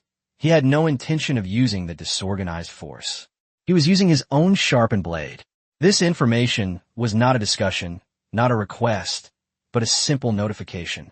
An emperor who controls the military is vastly different from an emperor without a direct army. This shows that His Majesty now has the confidence to act without being restricted by civil officials. The emperors who had such confidence, counting back, were only Emperor Taizu and Emperor Qingzu, and the methods of those two thinking of this. The two couldn't help but feel sorry for the people in the south. Looking at the emperor's young face, which exuded boundless control, Su Guangqi and Bai Zian bowed deeply, concealing all their shock within their sleeves. Your Majesty, we obey. We will make proper arrangements and live up to your Majesty's wishes. At this moment, they clearly felt that the emperor's bargaining chips and determination far exceeded any of their previous expectations. The emperor had already secretly made his moves in this grand scheme, and now he was only just beginning to show his true colors as his army marched south. As for the salt industry, Zhu Yuxiao carefully considered the salt industry system of later generations and then looked at the salt industry of the Ming Dynasty. He slowly had a strange idea. Could the salt industry of the Ming Dynasty be nationalized and a royal salt company be established to directly control the salt industry from a source? Moreover, he can now exchange for caravans, which is a good opportunity to expand his sources of income. With an idea in mind, he turned his gaze to Bai Zian. Minister Bai, Yu Xiao's steady voice pulled the two ministers back to reality. I wish to know in detail the fundamental state of the salt administration of our great Ming dynasty. How many salt fields are there in the empire? Who actually controls them? What percentage of the annual tax revenue is collected? And what are the losses? Bai Xian's spirits lifted, and he bowed, saying, Your Majesty, our dynasty's salt production relies heavily on 6 regions. Lianghuai, with Huaibei and Huainan being dominant. Liangzhe, with Zhejiang East and Zhejiang West standing side by side. Chonglu, a key area in Jili, Shandong, Fujian, and Hedong, with Jizhou Pond as its base, totaling 173 salt fields of various sizes. Among them, the salt fields of Huaibei and Huainan were the most important. During the Hongji era, there is a saying that the salt profits of Huaibei accounted for half of the country's total. There were about 173 salt fields of various sizes, and the original register of salt-making households listed 56,000 households. Just what? Bai Xian's Adam's apple bobbed. Since the Wanli Emperor's salt control system, salt merchants have inherited their positions, leading to rampant smuggling of salt. Now, more than half of the salt-producing workers have fled, and the official salt reserves in Lianghuai are less than 30% of what they used to be. Meanwhile, the rampant smuggling of salt has almost taken away half of the official salt reserves. He sat bolt upright, his gaze sharp as he swept over Bai and Su. In my opinion, his fingers pressed heavily on the imperial desk. The salt administration cannot be rebuilt without a complete overhaul. Effective immediately. Abolish the salt monopoly. Dismiss the salt administration. Abolish the old salt permit system. Every word the emperor spoke carried the decisive force of metal striking metal. Establish the Great Ming Imperial Salt Bureau and bring all rights to salt fields, salt production facilities, and transportation under the jurisdiction of the Ministry of Revenue under state control. Salt tax. Immediate collection upon production. All salt production and transportation shall be verified and collected from the national treasury on the spot. Anyone who manufactures or sells smuggled salt shall be treated as thief of national tax and executed on the spot. Bai Xian and Su Guangqi were deeply shaken. The General Bureau mentioned by the emperor was not simply an additional government office. It was a revolutionary upheaval that would disrupt the salt administration system that had lasted for over 2 centuries. Its core objective was to wrest control of the imperial salt profits from the deeply entrenched salt merchant groups and smuggling networks back into the hands of the court.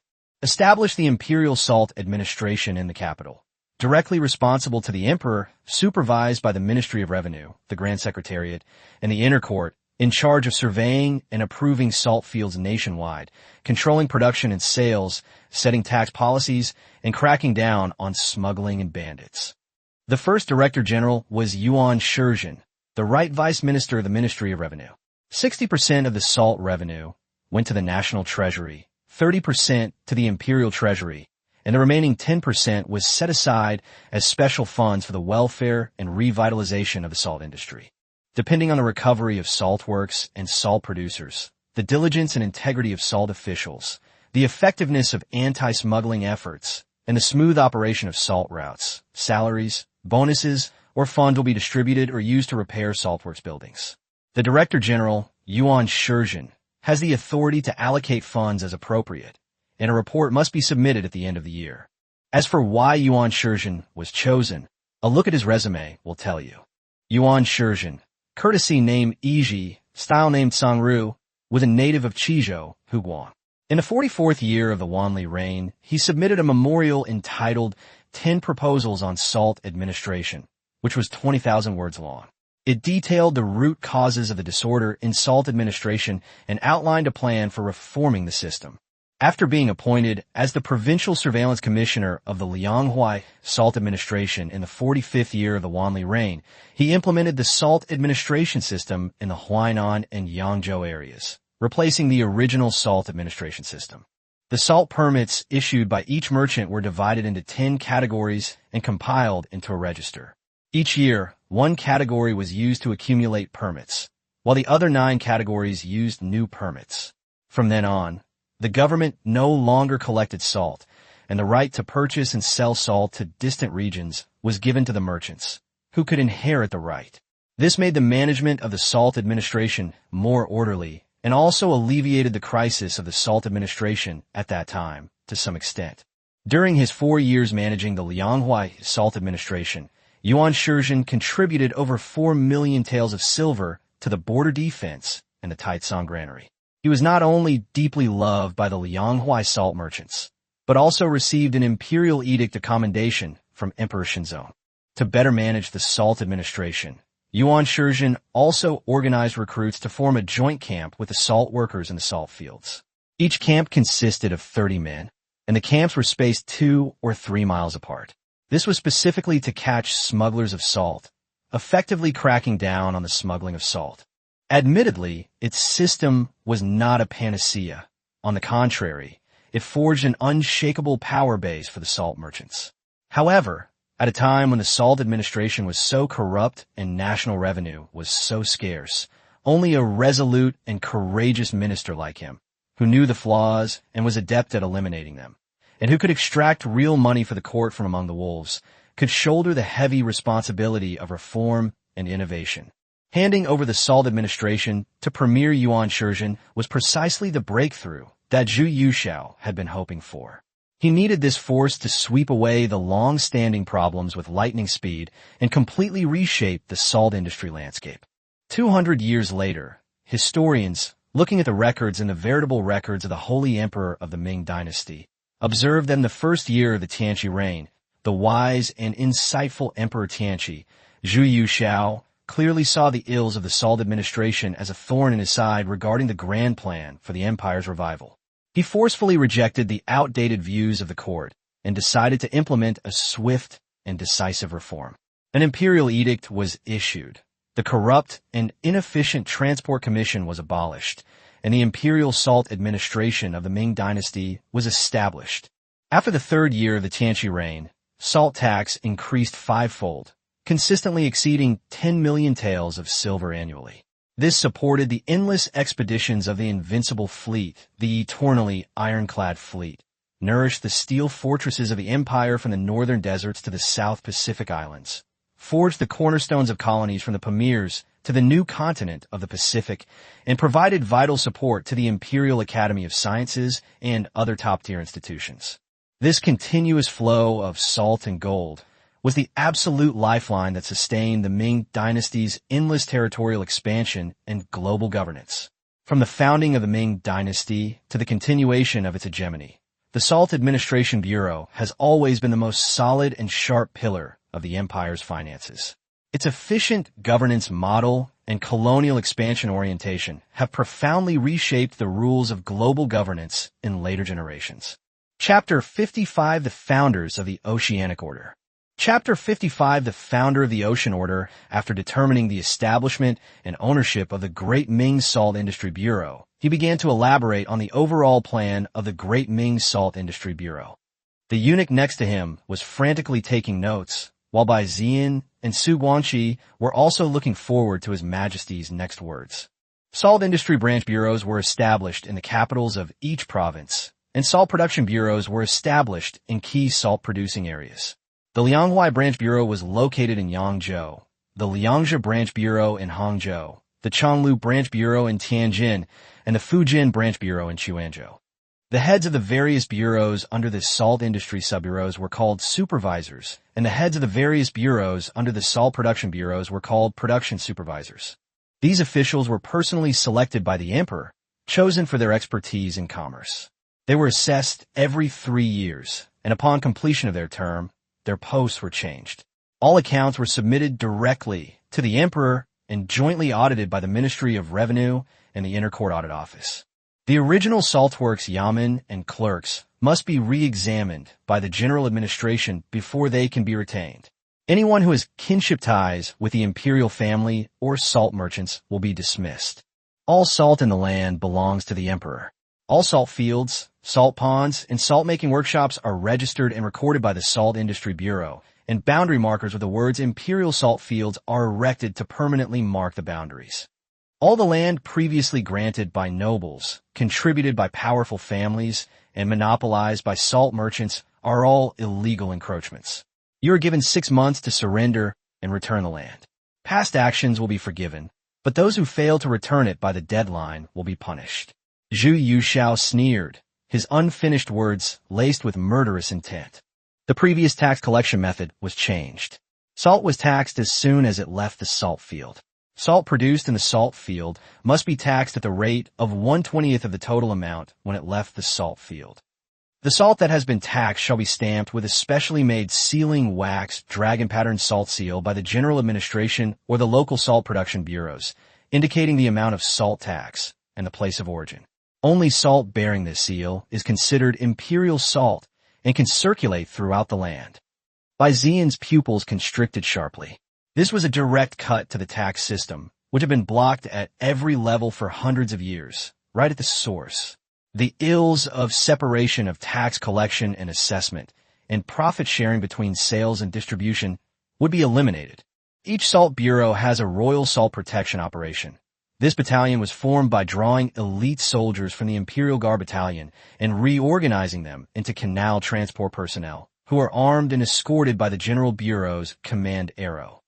Anyone who is inspected and released at official post stations or customs gates who possesses an official document with the dragon pattern salt seal issued by the General Administration must be released immediately by the Ministry of War, the Ministry of Revenue, and the checkpoints under the jurisdiction of local government offices. Anyone who obstructs such passage shall be considered a traitor. After the imperial salt was sold to the designated areas, the sales were divided into two channels.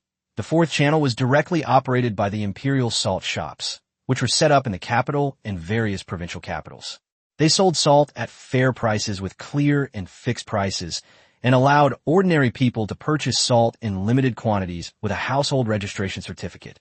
The remaining 60% were distributed by authorized imperial merchants, with distribution rights auctioned off for 5 years, divided by province or prefecture.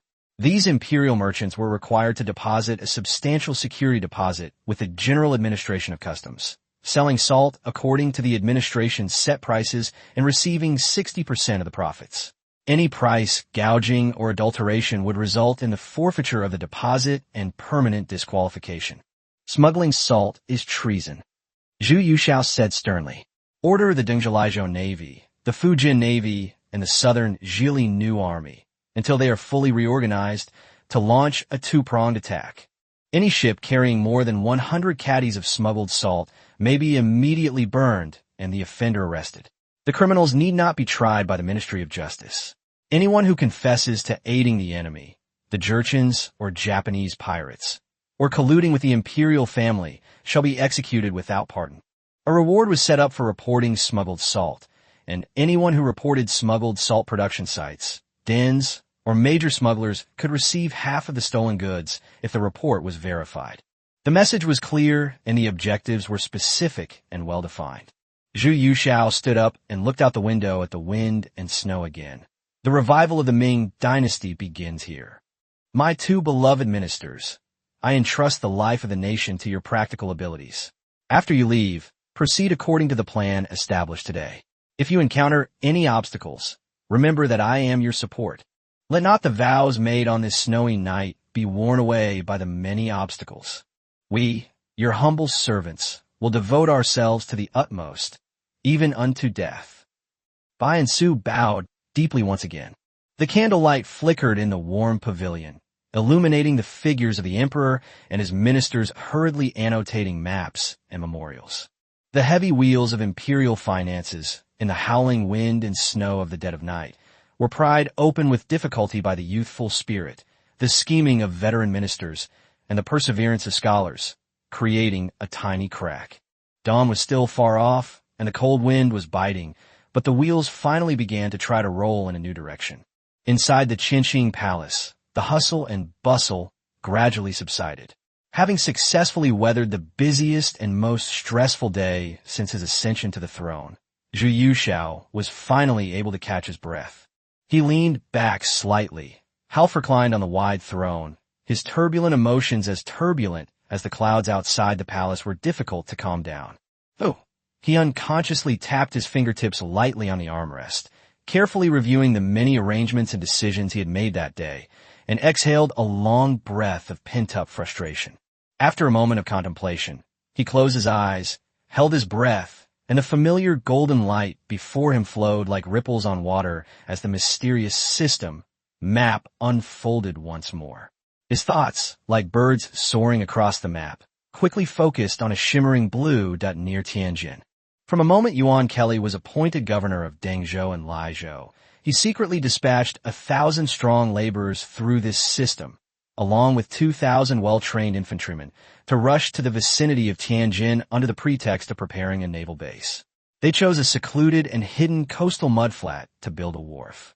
Now, the scene on the map is different. In a corner of Baitangkou and Tianjin, 5 brand-new wharves are firmly embedded in the mudflats like rocks. A newly built rammed earth wall protects them, and soldiers can occasionally be seen patrolling between the crenellations. What's even more reassuring is that many returning fishing boats are quietly moored beside the dock. The fishermen are unloading their catch with practiced ease, while the waiting laborers are quickly preparing it.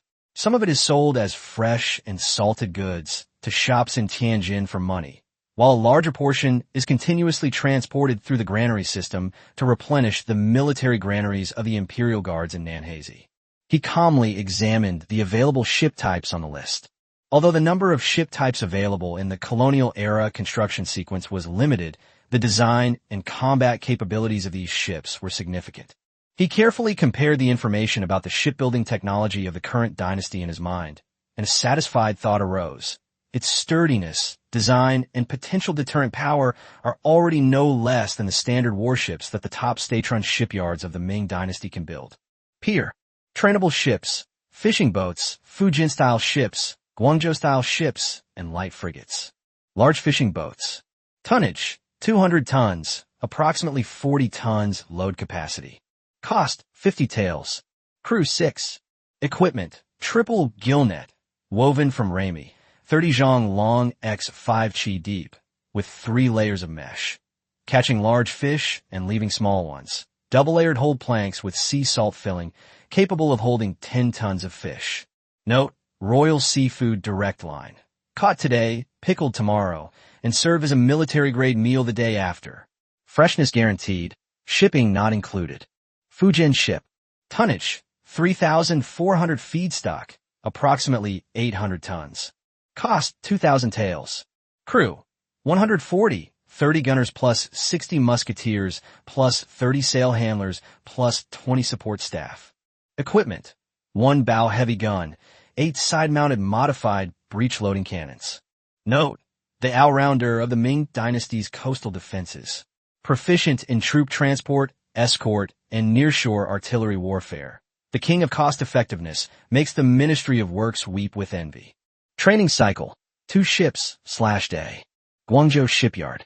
Tonnage, 2,000 feedstock, approximately 520 tons. Cost, 1,500 taels. Crew, 100, 24 gunners plus 36 musketeers plus 25 sail handlers plus 15 support staff. Equipment, 8 breech-loading cannons. Rate of fire 3 rounds/min. Training cycle, 2 ships/day. Note, a Gatling gun in a Portuguese car? No, this is to show you the speed at which truth is poured out. Frigate. Prototype, Spanish galleon. Tonnage, 600 tons. Cost, 5,000 taels. Crew, 160, 72 gunners plus 28 musketeers plus 50 ship handlers and sail operators plus 10 support staff. Armament. Main guns, 8 long-barreled cannons, located on the sides of the lower gun deck, firing 912-pound solid iron shells, with a range of 550,650 meters, used to attack the hull and rigging of enemy ships. Closing weapon system, 8 improved breech-loading cannons, located on the upper deck, with a range of 200 meters, firing grape shot or chain shot, used for close-range strafe of enemy deck personnel, sails, and rigging. Retains its rapid-fire characteristics. Note, a hybrid experimental ship combining Chinese and Western techniques, capable of targeting the enemy's core from afar and spraying down their decks with a barrage of attacks up close. A versatile and troublesome maritime force. Training cycle, 1 ship/day. Tier, 4 battleship. Prototype, Spanish galleon. Tonnage, 1,200 tons. Cost, 20,000 taels. Crew, 380, 270 gunners plus 40 musketeers plus 50 ship handlers and sail operators plus 20 support staff. Armament. Main guns, 30 long-barreled cannons, located on the sides of the lower gun deck, firing 912-pound solid iron shells, with a range of 550,650 meters, used to attack the hull and rigging of enemy ships. Closing weapon system, 36 Falcon guns located on the upper deck, firing 3-pound shot/chain shells, effective range 250 meters. Note, the founder of the Ocean Order, when it joins the battle line, the roaring cannons will be the declaration of a new sea power. It is called Fourth now, simply because the first 3 have not yet been launched. Training cycle, 1 ship/10 days. Looking at these data, labeled with true and reasonable tonnage, Zhu Youxiao's surging sense of satisfaction did not diminish at all. On the contrary, he felt even more at ease, because he knew that the real terror of this system, ships, lay not in their paper tonnage, but in their incredible construction speed and amazing cost-effectiveness. What's most unsettling is still that number-marked training cycle. The Fujian and Guangzhou ships will take a full day, 1 frigate a day. At this time, the 4th-tier battleship, which the system called the founder of the Ocean Order, was only one Tindui battleship. Such efficiency, placed within the existing craft system of the Ming Dynasty, is tantamount to crushing everything in its path. To understand this, if you wanted to build a 3,000-ton ship in the Ming Dynasty, you would first need to find towering giant trees of catalpa, nanmu, and cedar that were at least 100 years old. The main keel alone would require a massive piece of timber that was 12 zhang long, about 36.5 meters, and 3 chi in diameter, about 1 meter wide. The list of auxiliary materials is daunting. 8,000 iron nails, 300 caddies of tung oil, 200 caddies of hemp fiber, 12 bolts of canvas. Furthermore, newly felled giant trees need to be soaked for 3 months to remove the resin and sap, and then moved to a well-ventilated, rain-sheltered place to air dry naturally for 24 to 30 months. If I don't have this system in my possession, I would like to obtain a usable 3,000-ton warship, Zhu Youxiao said with a slight smile. From project approval to launch, it would be impossible without 3 to 5 years. During that time, the transportation costs and losses from traversing mountains and rivers, the layers of extortion by officials in the Ministry of Works, every single one of these was a stumbling block. How can I wait 3 years? The ships I want can be obtained in a single day, and they will be fully armed ships with cannons and muskets. A cold glint flashed in Zhu Youxiao's eyes, his gaze seemingly having already passed over the glazed tile roof of the Qinqing Palace, swept across the Changbai Mountains and the Heilongjiang River, skimmed over the Mongolian grasslands, and reached the waves of the South China Sea. By then, my army will already be. He gripped the armrest tightly with his fingertips, his mind racing. Conquer the northern deserts, sweep away all obstacles, and annihilate our foes. Suppressing the southern coast, setting sail for the South Seas. Chapter 56 Shipbuilding. Building big ships. Chapter 56 Shipbuilding. Building big ships. Inside the Qinqing Palace, Zhu Youxiao's gaze lingered on the virtual dock's lights and shadows. His slender fingers unconsciously tapped lightly on the sandalwood imperial desk. The crisp tap, tap, sound particularly clear in the empty hall. With a dock, as long as the money keeps up, building a fleet that can protect the coastal waters and even roam the oceans is no longer just a pipe dream. However, behind this vision lies the heavy shadow of the Ming Dynasty's shipbuilding industry's actual decline. The lifting of the sea ban and the establishment of Yuegang port for trade in the first year of the Longqing reign, 1567, did indeed briefly ignite the benefits of private boats. By the mid-Wanli reign, the Ming Dynasty's shipbuilding industry had reached the final peak of the empire's maritime power. The cold historical facts flashed through his mind. According to the records of the pacification of 2 dynasties, in 1598, the Japanese Navy sent to aid Korea. The fleet of Fujian built a massive force of 140,000 men, which firmly controlled the lifeline of the sea and suppressed the Japanese pirates. According to this study of the Eastern and Western Oceans, In 1602, tensions were high between the Ming dynasty and the Spanish colonists in Luzon. A massive 52 Ming warships were displayed in Manila Harbor, forcing the arrogant colonists to bow down and pay reparations. In particular, the Nanjing Longjiang shipyard and the Fuzhou shipyard were the two pillars of the Ming dynasty's shipbuilding industry. At its peak, Yuegang and Fujian had numerous shipyards, producing 180 giant ships annually. Nanjing Longjiang shipyard even created the advanced technique of segmented mortise and tenon joints, which shortened the construction time of a 1,000-ton giant Fujian ship from a long 3 years to a mere 8 months. There was also the revolutionary watertight compartment technology, with 12 thick camphor wood bulkheads tightly interlocked with exquisite mortise and tenon joints and lead and tin casting gaps. Once the hull was damaged, the risk of sinking was reduced by 7 or 8/10. It's worth noting that Europeans only figured out this technology in the 18th century, influenced by Easter ships. Not to mention the unique 3-masted hard sails and 32 oars, which allowed the warship to reach speeds of up to 4 knots even on windless days, far surpassing the cumbersome galleons of the same era. Alas, the indomitable spirit of our ancestors, so capable of cutting through the waves, had vanished by the first year of the Tianqi reign, 1621. The root cause was that age-old yet fatal word, lack of money. The artisan household system had long since decayed, and the young people would rather suffer the pain of cutting off their fingers than enter that lifeless and endless labor of the artisan household. The unique mortise and tenon carving technique, passed down for over 800 years in Dengzhou Prefecture, is on the verge of disappearing into the dust. A surge of piercing resentment and sorrow welled up in Zhu Youxiao's throat, and he gritted his teeth, saying, "Great Ming, I gave you a chance, but you were so useless." The once mighty warships that once sailed across the Western Ocean have now fallen to such a state, and he is speechless in the face of the immense stigma of being an unworthy descendant. His gaze returned to the virtual docks interface, with the words population cap burned into his eyes like a branding iron. This was once the most hated shackle in the game, but now it had become the coldest iron wall standing in the way of his grand ambitions in reality. His knuckles traced lines in the air as he meticulously calculated his meager savings.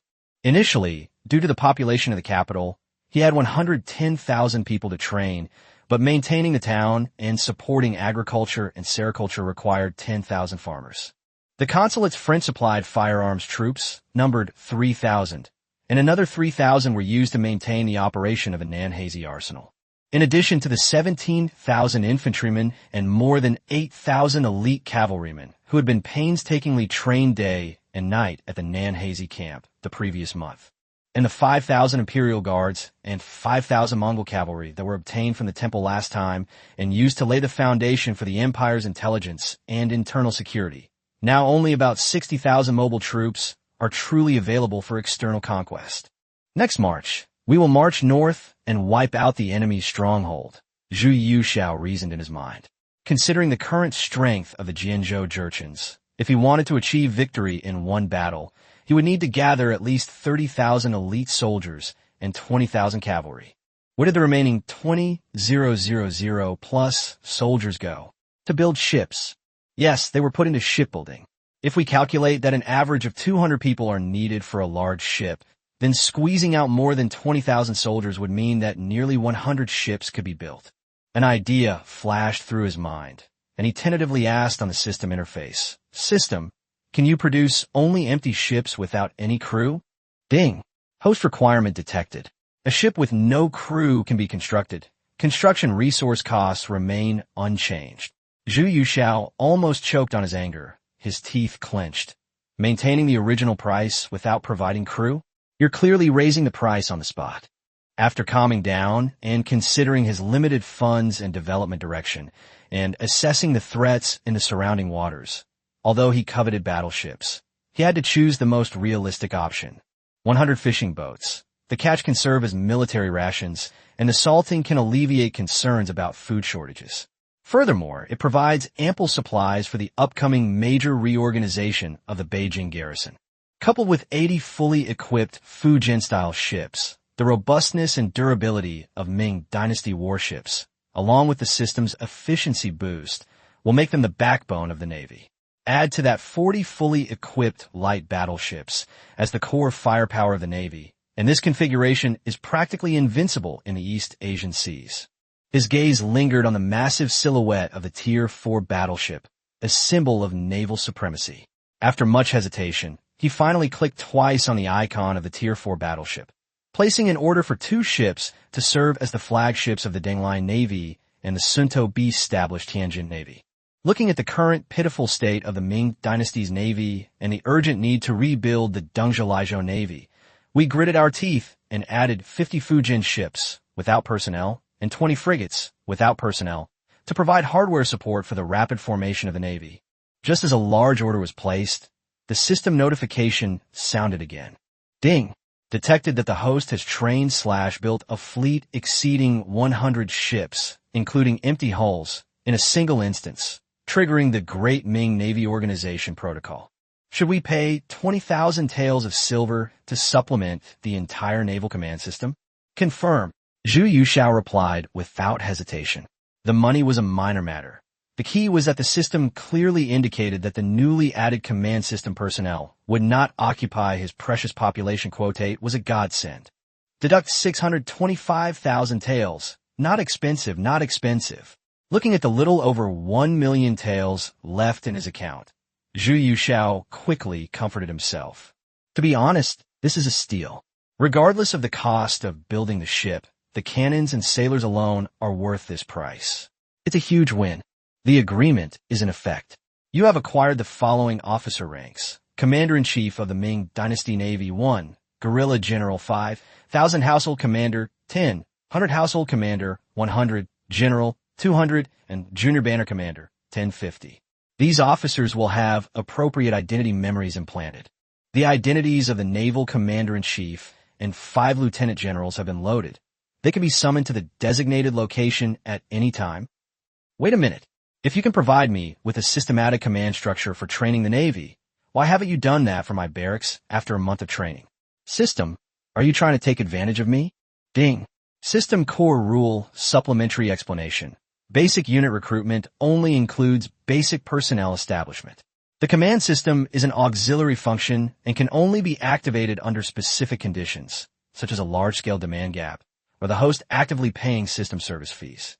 A cold, emotionless voice resounded directly in Zhu Yuxiao's mind, as if it were a matter of course. Zhu Yuxiao was taken aback, then laughed in anger. So, in your eyes, the 17,000 infantry and 8,000 cavalry I trained in my barracks are just basic units, not enough to meet the demand gap for organized units? You only saw the gap after I acquired hundreds of ships. Ding!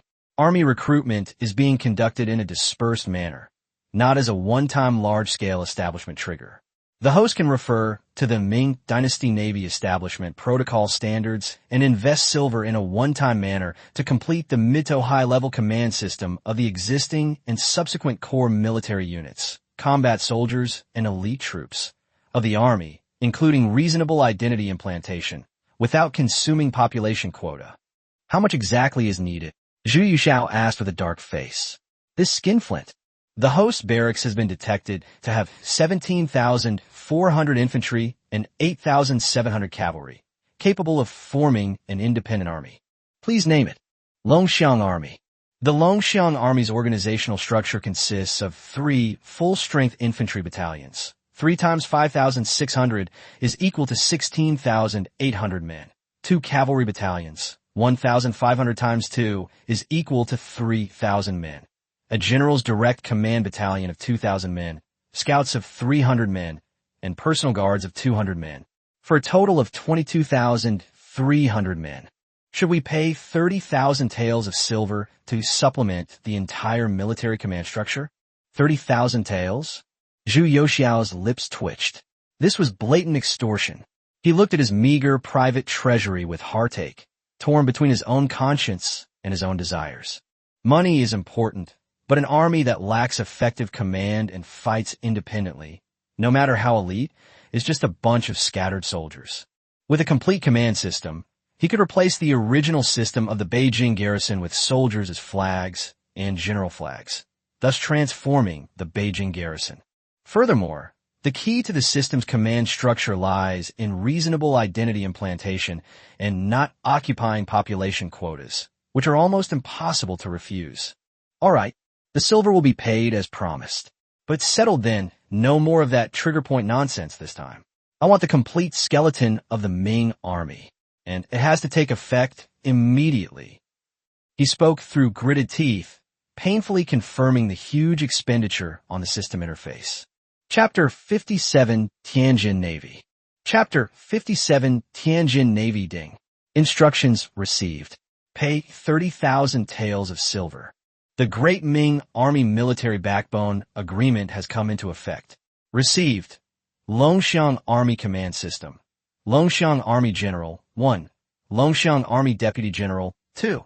Assistant General, 2. Logistics Assistant, 4. Food and Salary Assistant, 4. Meritorious Military Advisor, 12. The Subordinate Infantry Command System consists of Commander 3, Guard Commander 3, Guard Commander 6, 1,000 Household Commander / Deputy 1,000 Household Commander, 30, Garrison Commander, 15, 100 Household Commander, 105, and General Banner Commander, 525. The Subordinate Cavalry System includes Assistant General, 2, Guerrilla General, 2, Commander, 8, Centurion, 6, and Banner Commander, 12. Officers will have appropriate identity memories implanted. Identity loaded. Can you be summoned to the designated location at any time? A glint flashed in Zhu Youxiao's eyes. He calmly surveyed the surroundings of the warm pavilion, waved his hand, and said in a steady voice, "All of you, withdraw outside the hall and await further instructions. Do not disturb us." "Yes, Your Majesty." The eunuchs bowed and filed out. Place the General and Deputy General of the Ming Dynasty's Dragon Cavalry, along with the General and Lieutenant General of the Ming Dynasty's Navy, into the main hall. The remaining officers will be placed in the Nanhazi camp. The heavy, carved wooden door of the warm chamber creaked shut, cutting off the light and sound from the outside. The instant the creaking of the door hinges disappeared, Zhu Youxiao's eyes flashed like lightning, and he silently shouted in his heart, "Confirm summons." The space before me was like still water tossed with pebbles, rippling out in layers of invisible waves. 9 tall and imposing figures gradually solidified from the void, their forms shifting from faint to dense. They were not wearing ordinary armor, but composite luminous armor with refined chainmail lining and fish-scale iron plates on the outside. The armor plates shimmered with a cold, hard metallic luster in the dim light, and the ferocious designs of the shoulder-swallowing and belly beasts exuded a unique battlefield aura. A complex aroma, a mixture of the smell of the sea, the smell of gunpowder, and the sweat on leather, instantly filled the hall, as if bringing with it the long journey and the border wars that the 9 people had just experienced. Thump! 9 armored knuckles slammed into the gold brick floor simultaneously, producing a dull and synchronized boom. The 2 leaders spoke with voices as loud as bells, while the others were deep and resolute as iron, their combined voices echoing in the empty hall. This humble general is Cui Sudong, the commander-in-chief of the Longxiang Army, Li Yaozu and Wang Yingzhua, the deputy commanders-in-chief of the Longxiang Army. Your humble servant, General Hu Zemin, with guerrilla generals Wei Zhishang, Wu Zhe, Fu Rue, Jiang Zhenhai, and Xia Siki, kowtows to your majesty and respectfully wishes you good health. Zhu Youxiao's gaze instantly locked onto the 2 leading commanders. Commander-in-Chief Hu Zemin's face was tanned bronze by the sea breeze and scorching sun, and the crow's feet at the corners of his eyes were deeply etched, marks left by years of squinting at the horizon. A few strands of gray hair were interspersed among his neatly trimmed beard, which only made him look more imposing. The General Cui Sudong, standing beside him, was like a mountain in the north with a large frame, broad shoulders, and thick back.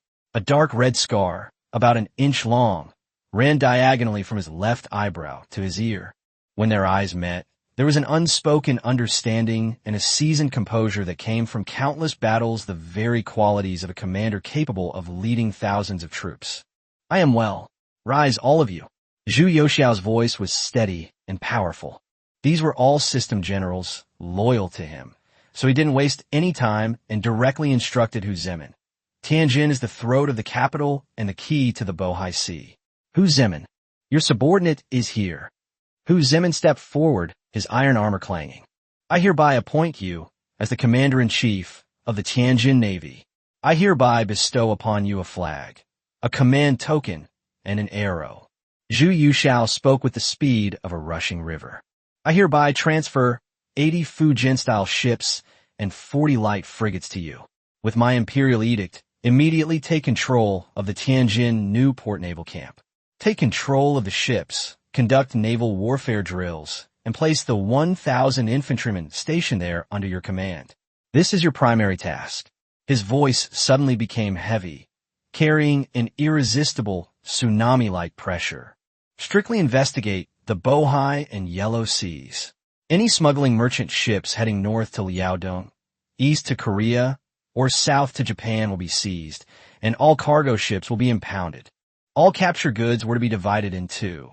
Commercial goods and military equipment were to be immediately loaded onto ships and transported to the capital region to be deposited into the imperial treasury. Ordinary goods, grain, and cloth were to be handed over to the imperial household department's merchants for sale. Once the Denglejo naval commander Shen Yurong's troops have been reorganized and are of some size, you should allocate all the remaining empty ships and select 30% of them, including skilled sailors and capable officers, to the Dengzhou Lijiao naval forces. With these good warriors as the backbone, we can help Shen Yurong quickly build a fighting force. With a systematic elite force as officers and backbone, there is no need to worry about their loyalty. As long as the old and weak are dismissed and manpower is replenished, the Dengzhou Lijiao naval force will soon have a certain combat capability. In this way, the northern sea frontier will be safe, and those smuggling ships heading to Liaodong can be used to supplement their own pockets. Your humble servant obeys the decree.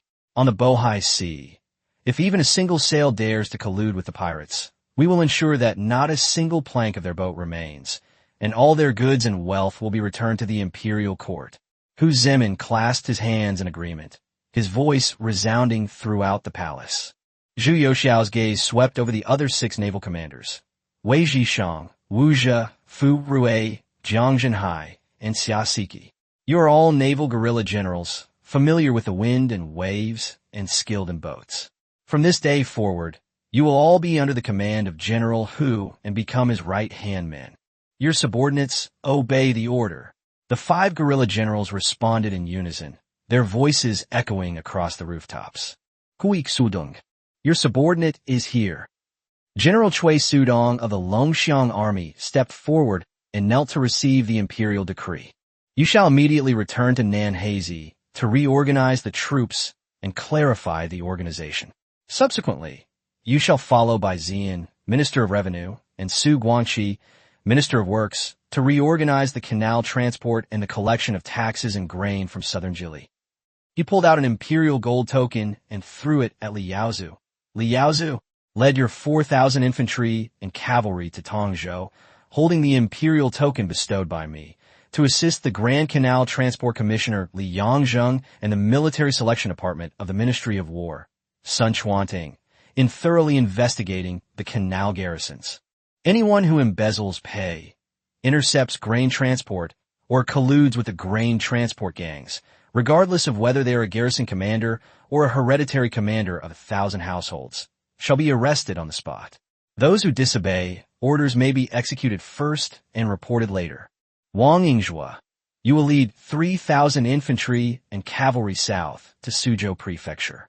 The local gentry have been owing taxes for years and frequently use the pretext of popular uprisings to coerce the government. You and Bai Ziyan are hereby ordered to assess the land holdings and recover the arrears accumulated since the 28th year of the Wanli reign. If you encounter any disturbances, he sneered, treat this as treason and strip all members of your clan of their titles and honors. Finally, Zhu Yushao gazed at Cui Sudong.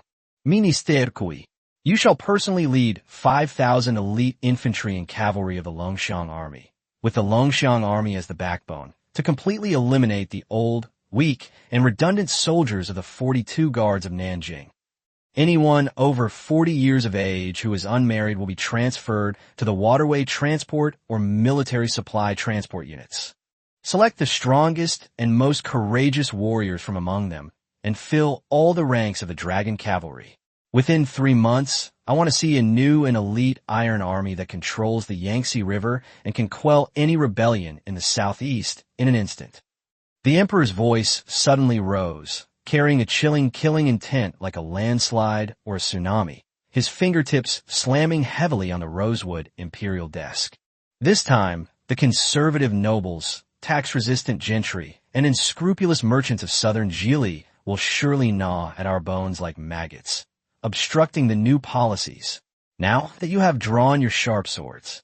This was to make those unscrupulous merchants and landlords who evaded taxes and engaged in smuggling, and those lawless gentry who preyed on the local people in southern Jili, understand that southern Jili was the territory of the Great Ming. It was my empire. You should prostrate yourselves and receive the gifts I bestow upon you. If I do not grant it, anyone who presumptuously reaches out will be punished. Each word was deliberate and chilling, gleaming with cold light. The entire clan, to be beheaded, their heads, hanged, on, pole, as a warning to the world. Your Majesty, we humbly obey your decree. We are willing to cleanse your Majesty of evil and pacify the land and sea. Chui Sudong and Wu Zemin led the crowd in bowing again, then abruptly stood up. 9 armored figures turned around, swords at their sides, their steps heavy as mountains, the sound of their iron boots striking the ground forming a resounding rhythm as they headed straight for the palace gate. Squeak! The palace doors opened and closed again. Lu Ryu, the chief eunuch standing outside the palace, suddenly shuddered and peered inside with a mixture of surprise and uncertainty. He clearly remembered that there was only the emperor in the hall. These 9 unfamiliar generals, with their bright armor and menacing aura, seemed to have just stepped out of a bloody battlefield. When and how did they enter this heavily guarded Qinqing palace? A bone-chilling cold instantly shot from Lu Ryu's tailbone to the top of his head, and cold sweat soaked through his inner shirt. As he entered the palace to serve, he lowered his head, but out of the corner of his eye, he kept following the iron-blooded figures that disappeared at the end of the palace road. The awe he felt for the young emperor on the throne had turned into a fear that was almost divine. June 21st, 405 AD, 6:25 a.m. Chapter 58, The Cunning Nurhasai. Chapter 58, The Cunning Nurhasai, Lu Dabin. Is there any news from Liaodong? Zhu Yuxiao put down the memorial in his hand and looked up to ask. Your Majesty, Wei Zhongxian bowed and whispered. Eunuch Wang is already on his way back to the capital. There has been no unusual activity at the Liaodong Military Commissioner Xiong Tingbai's place. The generals Qi Jin, the deputy commander of Zhenyi, Chen Su, the assistant commander who was sent to aid Liaodong, Chao Wenjiao, and his nephew Chao Bianjiao, who were recalled by Your Majesty's decree, are also on their way back and will arrive in the capital around the day after tomorrow. Excellent. A glint flashed in Zhu Yuxiao's eyes, and then he thought more carefully. After the generals arrive in the capital, do not summon them to an audience immediately. Let them rest well for a day after their journey, and then summon them to the palace to meet the emperor the next day. Furthermore, after Xin Yurong arrives in the capital, he is ordered to appear before the emperor along with Qi Jin, Chen Su, and the Chao family uncle and nephew, Zhu Yuxiao added. These capable generals are the core of the Beijing garrison, and they must all obey the imperial edict and be under unified command. Once these generals are in place, he will point his sword at the already corrupt and decadent Beijing garrison. By tomorrow, the town center that holds so much hope will have been operating quietly for a full month, and its vast fertile fields will soon yield their first bountiful harvest. At that time, he will possess 1 million bushels of grain, mountains of rice and wheat, tens of thousands of sheep, and 1,000 oxen. Having finally survived the most difficult period of resource scarcity at the beginning of his transmigration, ample provisions and supplies will be the greatest source of confidence for strengthening the army, improving military capabilities, and reforming the current malpractices. He planned to use this as a foundation to drastically reorganize the Beijing garrison over the next few months. He would select 20,000 to 30,000 combat-ready soldiers, while the rest would be reassigned as auxiliary troops and supply wagons, specializing in the transport of provisions. A truly capable elite force of the Ming Dynasty would soon take shape under his command. Thinking of this, the immense pressure from reviewing memorials and making decisions on state affairs throughout the day seemed to dissipate considerably. A deep weariness washed over him, and he leaned back into the dragon throne. That's enough for today. I need a rest for a while. After resting and recuperating, he planned to travel incognito out of the palace in the next couple of days to witness firsthand the bustling prosperity of the Ming Dynasty capital. Having transmigrated here, he had yet to truly experience the splendor of this 16th century imperial capital. Liaodong Saru, the Jinlu camp. The cowhide tent was filled with the pungent smell of pine resin and the foul stench of untanned leather. Beside the animal skin map, a Jinzhou chieftain with a shaved head and a braided hairstyle resembling a rat's tail sat on a tiger skin cushion, his brows furrowed as he watched Zhu Wanliang, the garrison commander of Fengji Fort, drag Lu Jiang to deliver the pledge of trust to Tong Yangxing and Li Yongfang. His gaze inadvertently swept over two Han-looking generals inside the tent. Li Yongfang, who had shaved his head and changed his clothes to become the son-in-law of the Jinzhou chieftain, and Tong Yangxing, a wealthy merchant who secretly supplied grain and iron to the enemy chieftain. For a moment, only the sound of breathing could be heard inside the tent. Lu Jiang, Nurhasai's deep, hoarse voice broke the suffocating silence. He weighed the letter in his hand. How credible is this barbarian's word? Is that isolated Fengji fortress in the mountains really storing 8,000 sure of grain? His words carried a habitual, almost ingrained suspicion, his gaze fixed intently on Li Yongfang's face. Li Yongfang immediately bowed, her tone humble yet firm. Reporting to your majesty, Lu Jiang is greedy and cowardly by nature. He harbored the intention to serve my great Jin from the very beginning of its rise. Over the years, he has repeatedly disguised himself as a merchant, smuggling salt, grain, saltpeter, and arrowheads into the interior of the pass to sell to me, making huge profits from it. He was familiar with this route and made no mistakes. With such a great profit in front of him, and already halfway across the sea, he wouldn't dare to resort to a feigned surrender that would deceive his master and cut off his own escape route. Standing to the side, Tong Yangxing, his thin face creased with obsequiousness, seized the opportunity to say, "This servant is willing to guarantee with the lives of his entire family." Last month, it was this Lu Jiang who led my caravan across the border, smuggling 10 cartloads of fine iron from Liaodong, all of which have been melted down to make arrowheads for the army. Indeed, this middle-aged man with the money-tail hairstyle is none other than Nurhasai, the slave chieftain who rebelled against the Ming Dynasty with the 7 grievances and massacred people in Liaodong. Ever since Nurhasai, the chieftain of the Jurchens, defeated the arrogant and complacent Ming army's 4 routes at the Battle of Saru with cunning and superior numbers, this mastermind behind the massacre in Liaodong deliberately led his troops to Saru to show his ambition. His greedy eyes have been fixed on the prosperous city of Shenyang for nearly a year. The past year was indeed the period when he took advantage of the situation and was at his most arrogant. In June 1619, the enemy chieftain first launched a surprise attack on Kaiyuan, a major Ming Dynasty town in Liaodong, with 10,000 cavalry. This resulted in the death of Ming General Ma Lin, the massacre of tens of thousands of soldiers and civilians, and the looting of property that lasted for 3 days. In July, Nurhasai personally led an army of 50,000 to capture Tiling. The defending troops and Yeha tribes fought desperately to rescue the city, but were ultimately defeated due to being outnumbered. After the city fell, the Mongol chieftain ordered a massacre, resulting in the deaths of approximately 20,000 innocent people.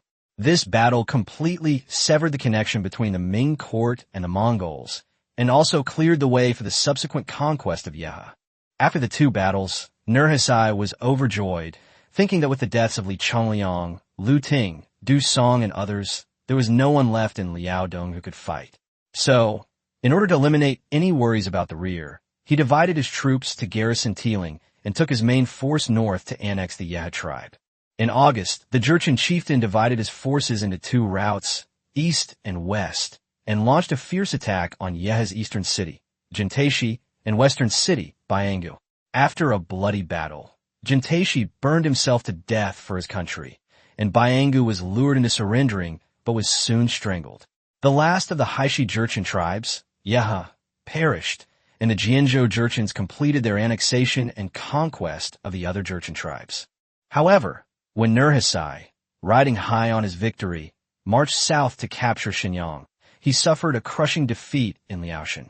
To his surprise, he discovered that the Liaodong military commissioner had been replaced by a new one, Xiong Tingbai.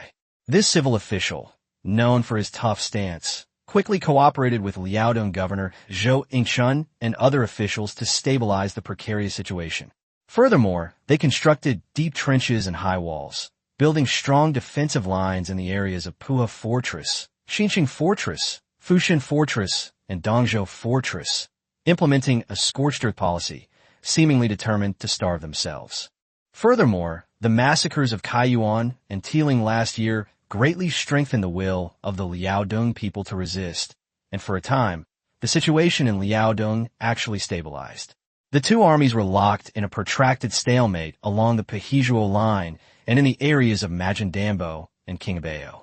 In July, he sent his second son, Deis Han, to lead troops south from Tiling to attack Shenyang. However, they were blocked at Puha by He Shixian, the then general of Shenyang, which made him quite unwilling. In August, he personally led his troops on a campaign, attacking from Dongzhou Fort, Majinan Fort, and Sanyanjiu Fort. He advanced with unstoppable momentum, then divided his forces into two routes. The main force marched straight for Shenyang, while the detachment feigned an attack on Fengji Fort to contain the Ming army at Hupi Post Station. However, Xiong Tingbai saw through their plan and personally led a large army to reinforce Shenyang. The two sides then faced off on opposite banks of the Han River. Half a month later, Nurhacai's army was exposed to be running out of food and supplies. He Shixian, the general of Shenyang, seized the opportunity to launch a pincer attack from the flank, resulting in a major defeat for the Nurhacai chieftain, who was forced to withdraw from the Fushan defense line. This was undoubtedly a blow to the arrogant and powerful chieftain of the slave state who had been enjoying great success in recent years. In order to vent his anger and raise military provisions, he ordered his troops to forcibly collect grain and pay in Tiling, Kaiyuan, and other places, which was in fact an open looting, and he also condoned his soldiers to slaughter and drive away Han people. Just as the Jurchens were preparing to gather their strength again to march south, a smuggling merchant from Shaanxi brought him some unexpected good news. Emperor Taichung, Zhu Chongluo, who had been on the throne for less than a month and firmly supported Xiong Tingbai's strategy of maintaining stability, had passed away. The Ming court was in turmoil, and impeachments against Xiong Tingbai came like snowflakes. Fortunately, the crisis in Liaodong was still ongoing, and the court dared not change commanders in the face of danger. Upon learning of the dramatic changes in the Ming dynasty's central government, the cunning and treacherous chieftain immediately changed his strategy. First, they feigned weakness and withdrew, ordering their soldiers to spread the news toward Shenyang, exaggerating their losses in battles such as Suru, creating the illusion that they were severely weakened and unable to advance south, thus lulling the Ming court into a false sense of security. Furthermore, through secret channels, they bribed Ming officials and censors with large sums of money, instructing them to continuously impeach Xiong Tingbai in court for holding up military power, wasting resources, and lacking ambition, determined to get rid of him as soon as possible. Nurhacai believed his plan was foolproof. He was just waiting for pressure from the court to force Xiong Tingbai to resign, and for a new civil official or an incompetent military general to take over Liaodong. Then, Shenyang would be his for the taking. However, the Ming dynasty envoy who recently arrived in Shenyang from Beijing brought him a shocking, unsettling, and deeply regrettable piece of bad news. The newly enthroned young emperor Zhu Yuxiao not only did not waver in his trust in Xiong Tingbai, but also bestowed upon him the imperial sword, a symbol of the emperor's trust and the power of life and death. More importantly, he even brought along a well-trained and well-equipped imperial guard, ostensibly to assist him, but in reality to personally support him. This means that Xiong Tingbai not only had a stable power base, but also received strong support and deterrence from the emperor himself. Under the watchful eye of the imperial guards, his Guanning army and the various tribes' guest armies were even less likely to act rashly. The slave chieftain clutched Zhu Wanliang's pledge of loyalty, his heart filled with coldness. If only I had known this brat was so cunning, I should have risked everything and fought with all my might to break through that barbarian shell. He was filled with regret and only now realized that the unfinished southward march had probably become a golden opportunity. Now, facing an enhanced version of Xiong Tingbai, the hope of breaking through Liaoshan seemed even more remote. However, looking at the token in his hand, his originally suspicious mind calmed down. It's better to believe it than not. He must take Xinyang as soon as possible. He can only hold out until March next year, at which time the entire Jianzhou Jurchen will face the risk of running out of food.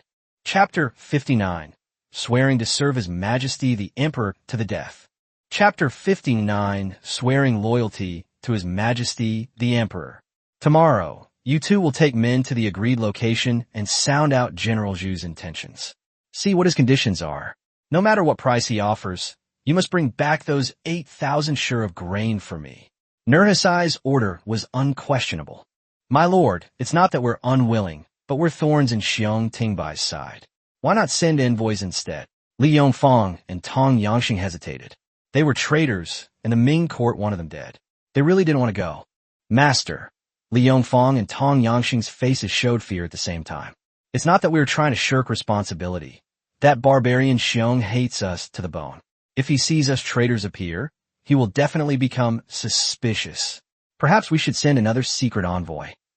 Nurhasai's hawk-like eyes swept over the two men, discerning their fear of death. He coldly said, "Afraid that Xiong Tingbai will recognize you? I will order Prince Amin to lead the elite troops of the bordered blue banner to garrison around Dongzhou Fort and await orders. You and the others will be safe." Nurhasai, however, had other plans. The lives of his two lackeys were worthless, but now was the time to buy bones with 1,000 pieces of gold and appease the restless Ming defectors. Besides, as long as the grain was genuine, were the 7,500 iron cavalry of the bordered blue banner off on a sightseeing trip? However, unless absolutely necessary, Nurhasai was unwilling to disrupt this secret lifeline of smuggling. "Thank you for your great kindness, master." Upon hearing this, Li Yongfang and Tong Yangxing's faces instantly filled with flattery and gratitude, and their knees buckled, almost causing them to kneel down on the spot. It should be noted that according to the Jianlu's organization, one of their banners consisted of 5 jiala, and each jiala consisted of 5 niru. The niru was the basic organizational unit of the 8-banner system, with 300 people forming 1 niru. A banner had a total of 7,500 soldiers. The Jianlu now had only a mere 8 banners with a total of just over 60,000 people. The guards of the bordered blue banner are such a privilege that even the 5 ministers of the Jurchens never received. This dog is well worth the price. Go and prepare immediately. Nurhasai waved his hand impatiently. After the two men bowed and left the tent, Nurhasai's gaze remained fixed on the 2 characters Xinyang on the map for a long time. After a while, he solemnly ordered, "Immediately summon the 4 great bail and 5 ministers for a meeting." A moment later, the tent flap was lifted again, and Daisan, Amin, Mengultai, Huang Taiji, and Feiying Dong Edu, Heilai, and Fiangu, and Werhan entered in single file. Nurhasai's gaze first fell on He Heli, who was in charge of civil administration. Supplies. How long can our army's provisions last? He Heli looked worried. "Your Majesty, if we use resources sparingly, we might be able to hold out until May of next year. But if war breaks out, we may not be able to sustain ourselves for more than 3 months. Nurhasai nodded, his expression unchanged, and dropped a bombshell. By the secret letter of Zhu Wanliang, the garrison commander of Jibao, I surrender myself, offering 8,000 sure of grain and the fort as a gift, in exchange for a prosperous future. 8,000 sure. The eyes of the generals in the tent immediately gleamed with greed, and their breathing quickened. Only Huang Taiji's brows were furrowed, his gaze deep, as he carefully digested every bit of information, sensing something unusual. "Father Khan," Huang Taiji stepped forward, his voice steady yet tinged with worry. The Ming people are cunning. This letter is probably not a good omen. Your son suspects it is a scheme by Xiong Tingbai to lure the enemy. Zhu Wanliang is a former subordinate of He Shixian, so his reasons for surrendering are far-fetched. Nur Hasai raised his hand, his expression a mixture of admiration for his son's keen insight and a gambler's determination. Even if there is a trap and supplies are scarce, this opportunity cannot be missed. Amin, your subject is here. Li Yongfang and Tong Yangxing have already made contact. You must immediately lead the elite troops of the Bordered Blue Banner to Dongzhou Fort to lie in wait. If Zhu Wanliang's surrender is genuine, immediately lead your troops to storm Fengji Fort, seize its grain, and occupy the city. If it is bait, seize the opportunity to take Dongzhou Fort, and at any cost, reclaim the 8,000 share of grain that Zhu Wanliang promised. The rest of the banners, prepare your troops and advance towards Fushun Pass, feigning an attack on Shenyang. Make sure to create the appearance of a full-scale assault on Shenyang to draw Xiong Tingbai's main force. As long as there is any chaos in the city, and Amin captures Fengji Fort, our army can launch a pincer attack from the north and south, crushing Shenyang in one fell swoop and taking all the city's grain. If the mission fails, retreat as soon as you have the grain. Finally, he looked at Huang Taiji. Contact the wealthy merchants, gentry, and cowardly officers in Shenyang. Bribe them heavily, and be sure to pry open a crack, or even act as an inside agent to gather intelligence. The gold and silver seized in Kaiyuan and Fushun can be used as you see fit. We will obey the great Khan's, Father Khan's, decree. The 9 men roared in response, and a murderous aura filled the tent. Liaodong Shenyang. This important border town, which had been firmly suppressed by the war clouds of Liaodong, was now being pierced by a surge of vibrant energy. As soon as the imperial envoy from the capital left after announcing the imperial decree, the silent city began to stir.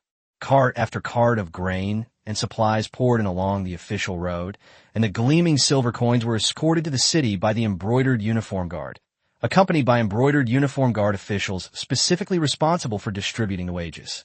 The city's main training ground had become a symbol of upheaval.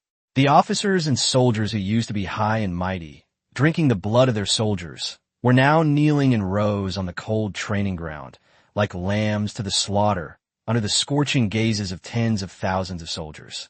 The cold voice of the Imperial Guard captain read out the charges, verified the identities, and with a flash of cold light, heads rolled to the ground. A long-suppressed growl erupted from the ranks of soldiers, not from fear, but from the exhilarating release of deep-seated resentment, finally seeing the light of day. Zhang Ergu, step forward and collect your pay. 1 share of rice and 1 tael of silver. The clerk of the embroidered uniform guard shouted. Wang Taiju, step forward. 1 share and 5 dough of rice, 1 tael and 2 mace of silver. Amidst the resounding announcement of names, soldiers who had long been short of pay stepped forward in turn. Their rough hands clutched the weight of gold and silver and the full rations of new grain, which had never felt so heavy before. Their eyes reddened. After receiving their pay, a military officer in brocade robes sternly questioned them. Who issued these wages? Your Majesty the Emperor. Who bestowed this grain upon us? Your Majesty the Emperor. To whom should we swear allegiance? Even unto death. We swear to serve His Majesty the Emperor to the death. We swear to serve His Majesty the Emperor to the death. The overwhelming shouts shattered the despair that had shrouded Liaodong for so long, transforming it into an almost fanatical fervor. Such a simple operation unexpectedly boosted the morale of the Liaodong army. For the first time, the lower-ranking soldiers in Liaodong received their full pay and rations. They also learned that the emperor in the capital was paying attention to them, had specially transported grain for them, and had executed the officers who had oppressed them. In just a few days, with the support of the elite cavalry personally dispatched by the emperor as the backbone, General Xiong Tingbai transformed the weary and scattered 40,000 troops in Shenyang into a new army with strict discipline and a fierce fighting spirit, as if reforging a sword blank. The dejection in Liaodong was being swept away by this wind from the capital. However, outside this vibrant training ground, discordant eyes lurk in the shadows. Several burly men, dressed differently from the Han people, were furtively peering into the imposing atmosphere on the drill ground. A short Tartar man whispered, "Why are the Ming dogs suddenly accumulating so much food and supplies? If this continues, does the Great Khan still think he can easily take Shenyang?" The leader, Dahai, spat contemptuously. "Bah! No amount of grain can fatten sheep. Once the Great Khan's heavenly army arrives, all that silver and rice will become rations for our Jurchen warriors." Another weasel-faced man, staring greedily at the distant streets and alleys, licked his lips, his crotch twitching unconsciously. Tiske, the officials of the Ming dynasty were still better. That stupid official, what was his name, Yuan Ingtai? Not only did he give us rations to keep us alive, but he also let us live freely in the city. Hey, my neighbor's Han woman, with her delicate skin, soft waist, and plump buttocks, is waiting for the Khan to break through the city. Shut up. You dare to challenge me? Dahai interrupted with a laugh and a curse. Han women with slender waists are reserved for the most valiant but two. He turned to look at the leader, Saharan, and fawned. Brother Saharan, wouldn't you agree? Saharan rubbed his rough fingers, a lewd smile creeping across his fleshy face. I haven't even had my fill of the woman in that alley I robbed earlier. Here she is, yours. On the day the city falls, I'll definitely taste the flesh of those rich girls, their cries. His eyes gleamed with a beastly light. Let's go. Be smart, everyone go back. Wait for the Khan's signal. We've broken up Shenyang. We'll get the money and the women. We won't lose a single thing. Inside the governor's mansion, candlelight flickered. Xiong Tingbai and Zhou Chun, the governor of Liaodong, frowned as they listened to the secret report delivered by Luo Sigong, the commander of the embroidered uniform guard. Commander Luo means that it is true that the two traitors, Li Yongfang and Tong Yangxing, have appeared, and it means Border Blue Banner has also secretly advanced to the outskirts of Dongzhou Fort. However, his elite cavalry is unable to assassinate the two traitors under the noses of the Border Blue Banner, and he requests that our army send heavy troops to block the Border Blue Banner and create an opportunity for them to behead them. Zhou Ingchun said worriedly, "The Border Blue Banner is the elite force of the enemy chieftain. Sending troops to intercept them hastily is extremely risky." Xiong Tingbai held the intelligence report, his fingers constantly rubbing it, a glint of light flashing in his eyes. It wasn't that he didn't want to send troops to stop Amin, but rather that he now had a bolder idea.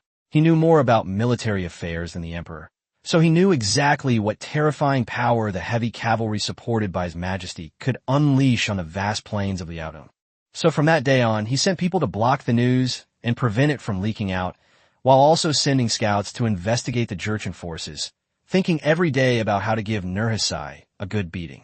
In recent days, through his and Zhou Ingchun's efforts, all 5,000 heavily armored cavalry have been equipped with 2 horses and have been training day and night, ready for battle.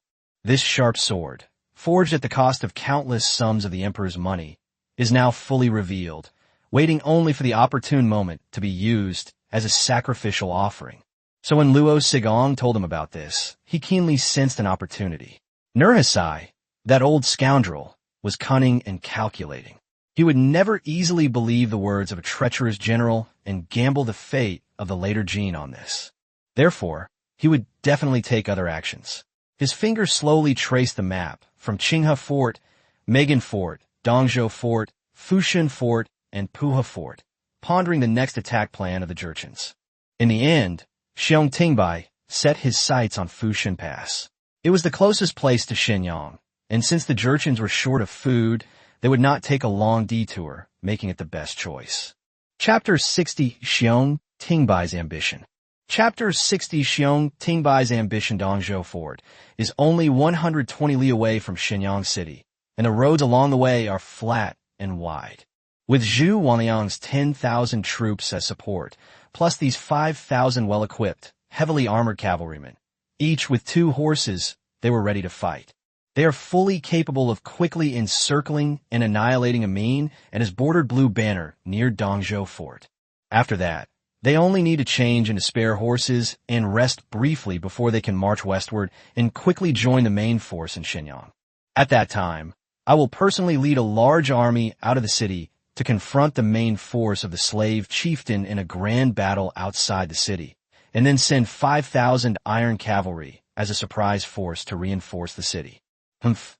Even if we can't annihilate Nurhasai, the chieftain of the slave tribe, in one battle, we can still tear a piece of flesh off him. A nephew plus the strength of a whole banner is enough to make this old thief suffer to the bone and greatly weaken him. As for those who worry whether 5,000 iron cavalry can quickly wipe out the bordered blue banner, Xiong Tingbai will only give them an idiotic look. His Majesty the Emperor is ignorant of military affairs. Do you think I, Xiong Tingbai, am also ignorant? We're heavy cavalry. They are mobile iron walls, decisive war kings. Without such absolute power to tear apart the battlefield and crush powerful enemies, how could great rulers throughout history have regarded them as the foundation of their rule?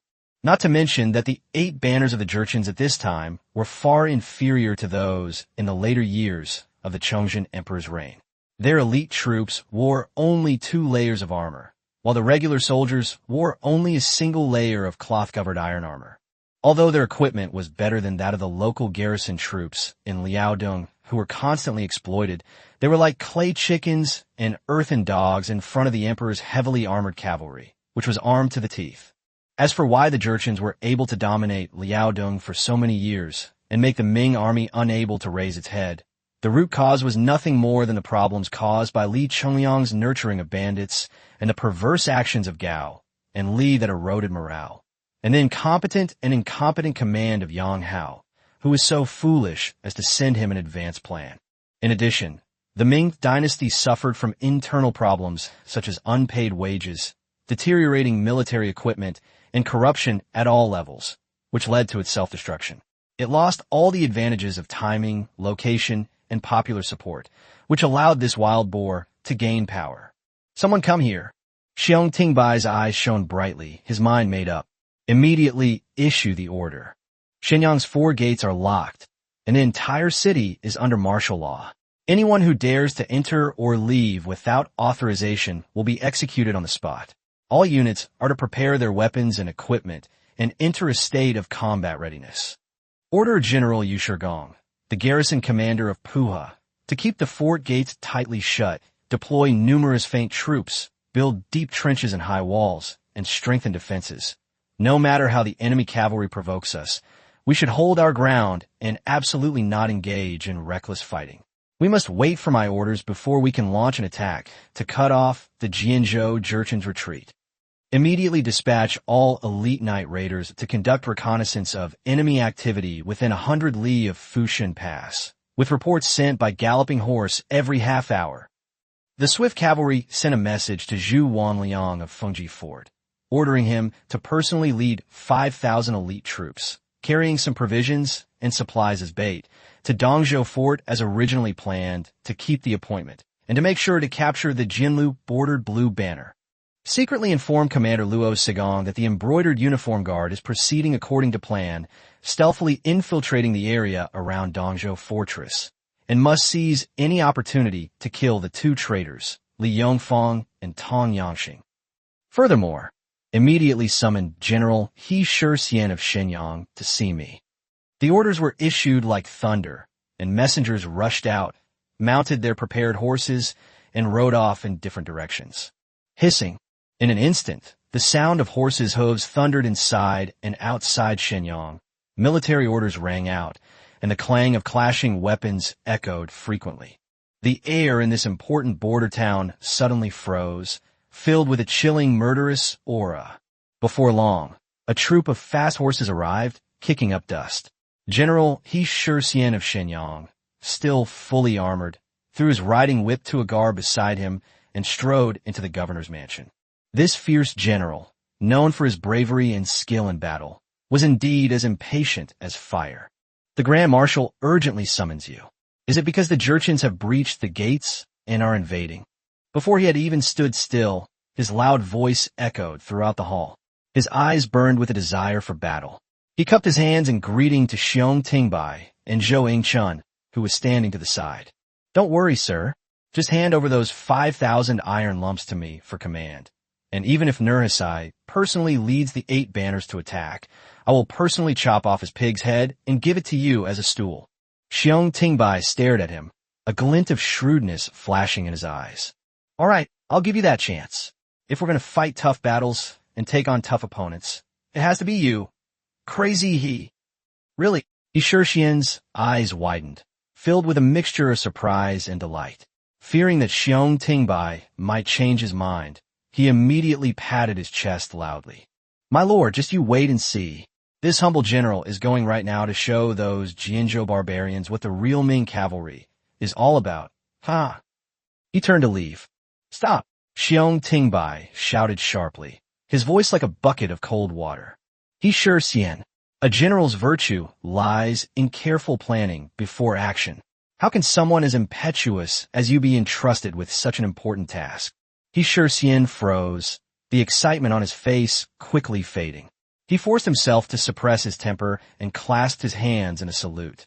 This humble general is reckless. Please instruct me, Commander. Xiong Tingbai moved to the huge map of Liaodong and pointed his finger at the location of Dongzhou Fort. You think going to Dongzhou Fort is like cutting melons and vegetables? Amin and the Border Blue Banner are just the first poison bait that Nurhaci threw out.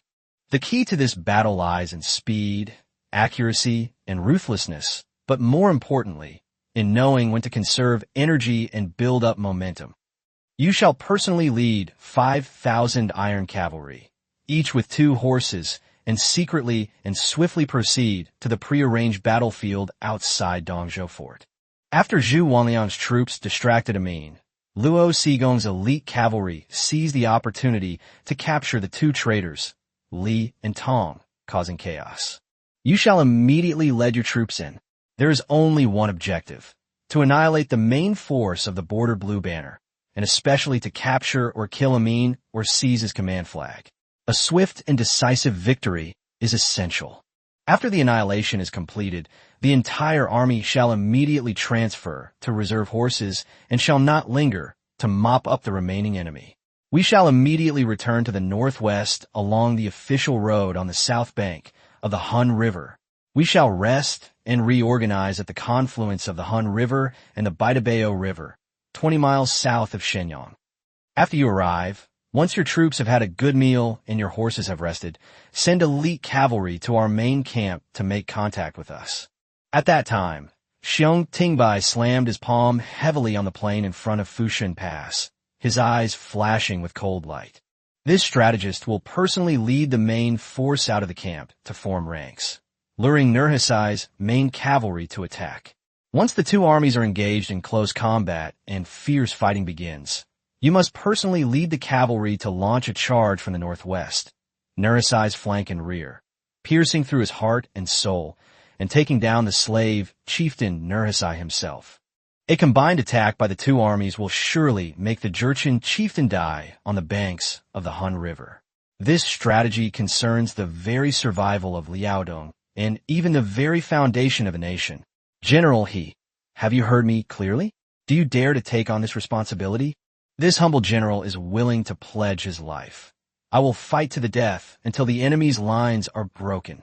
Xiong Tingbai watched the burly figure disappear outside the tent, a cold glint flashing in his eyes, and said in a deep voice, however, before the army sets out, the hidden dangers in the city must be eliminated first. Zhou Yingchun, who was standing to the side, was taken aback upon hearing this. After a moment's thought, he asked in a low voice, is the governor referring to the Jurchen and Mongol refugees stranded in the city? He didn't say anything about Xiong Tingbai's transfer just now, choosing to trust him unconditionally. The only thing he could do was help him organize the logistics and civil affairs so that the soldiers who went out to fight would have no worries. Xiong Tingbai gave a cold humph and tapped his knuckles heavily on the table. Better to innocence than to let the guilty go free.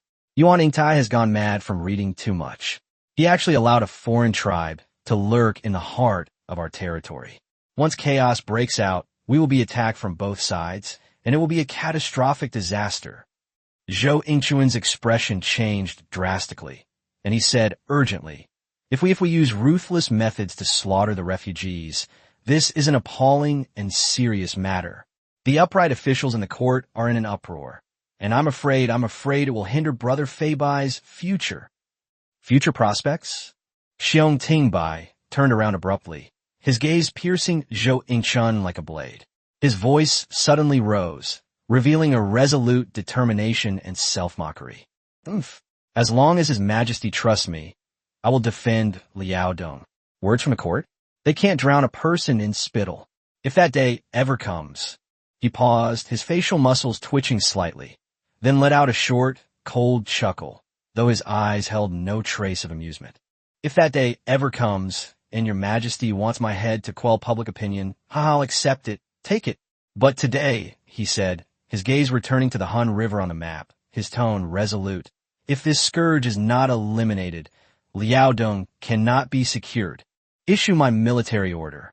All Jurchen and Mongol refugees in the city are spies of the Jurchens. Immediately, by the command of the commanders of the 1,000 and 100, each small banner shall be mobilized to arrest and kill them all without exception. Xiong Tingbai's order was firm and left no room for negotiation. Furthermore, this document shall be immediately sealed in a secret box and sent to the capital by express courier at a distance of 600 li to report our army's battle strategy to Your Majesty. I humbly request Your Majesty's wise consideration. The cold glint in his eyes was like the sharpest blade on a winter night in Liaodong. We must act quickly. Before the initial momentum of our army dissipates, we should use the blood of these spies and parasites to consecrate our banners and sharpen our blades. Yes, sir. The messenger accepted the order with a stern expression and quickly disappeared outside the door. Zhou Yingchun opened his mouth, looking at Xiong Tingbai's profile, which appeared particularly hard and even somewhat cruel in the flickering candlelight. But in the end he just sighed heavily and turned to arrange the follow-up matters to appease him. He couldn't stop it, and could only try his best to smooth out the ripples brought by this towering wave of blood. The military order was like an ice cube thrown into boiling oil, instantly igniting the entire Shenyang military camp. First squad leader of the 3rd century of the Jiazi Battalion. Follow me. Destination, 7th Courtyard, Bingzi, Tinshui Well Alley. 2nd Platoon of the left outpost of Battalion B, responsible for the western section of Willow Lane. Listen carefully to the outposts of Battalion C. Don't let a single one escape. Deep shouts echoed rapidly through the camps. 10 men, each led by a scout familiar with the terrain, swiftly advanced towards their designated market area. Having experienced the distribution of pay and the venting of pent-up grievances today, the soldiers now feel not only the burning of military orders, but also the deep-seated hatred for the years of harassment and slaughter of their compatriots by foreign tribes. The hand that held the salary today now holds cold swords and spears. Chapter 61, Damn World. Chapter 61, Damn the World.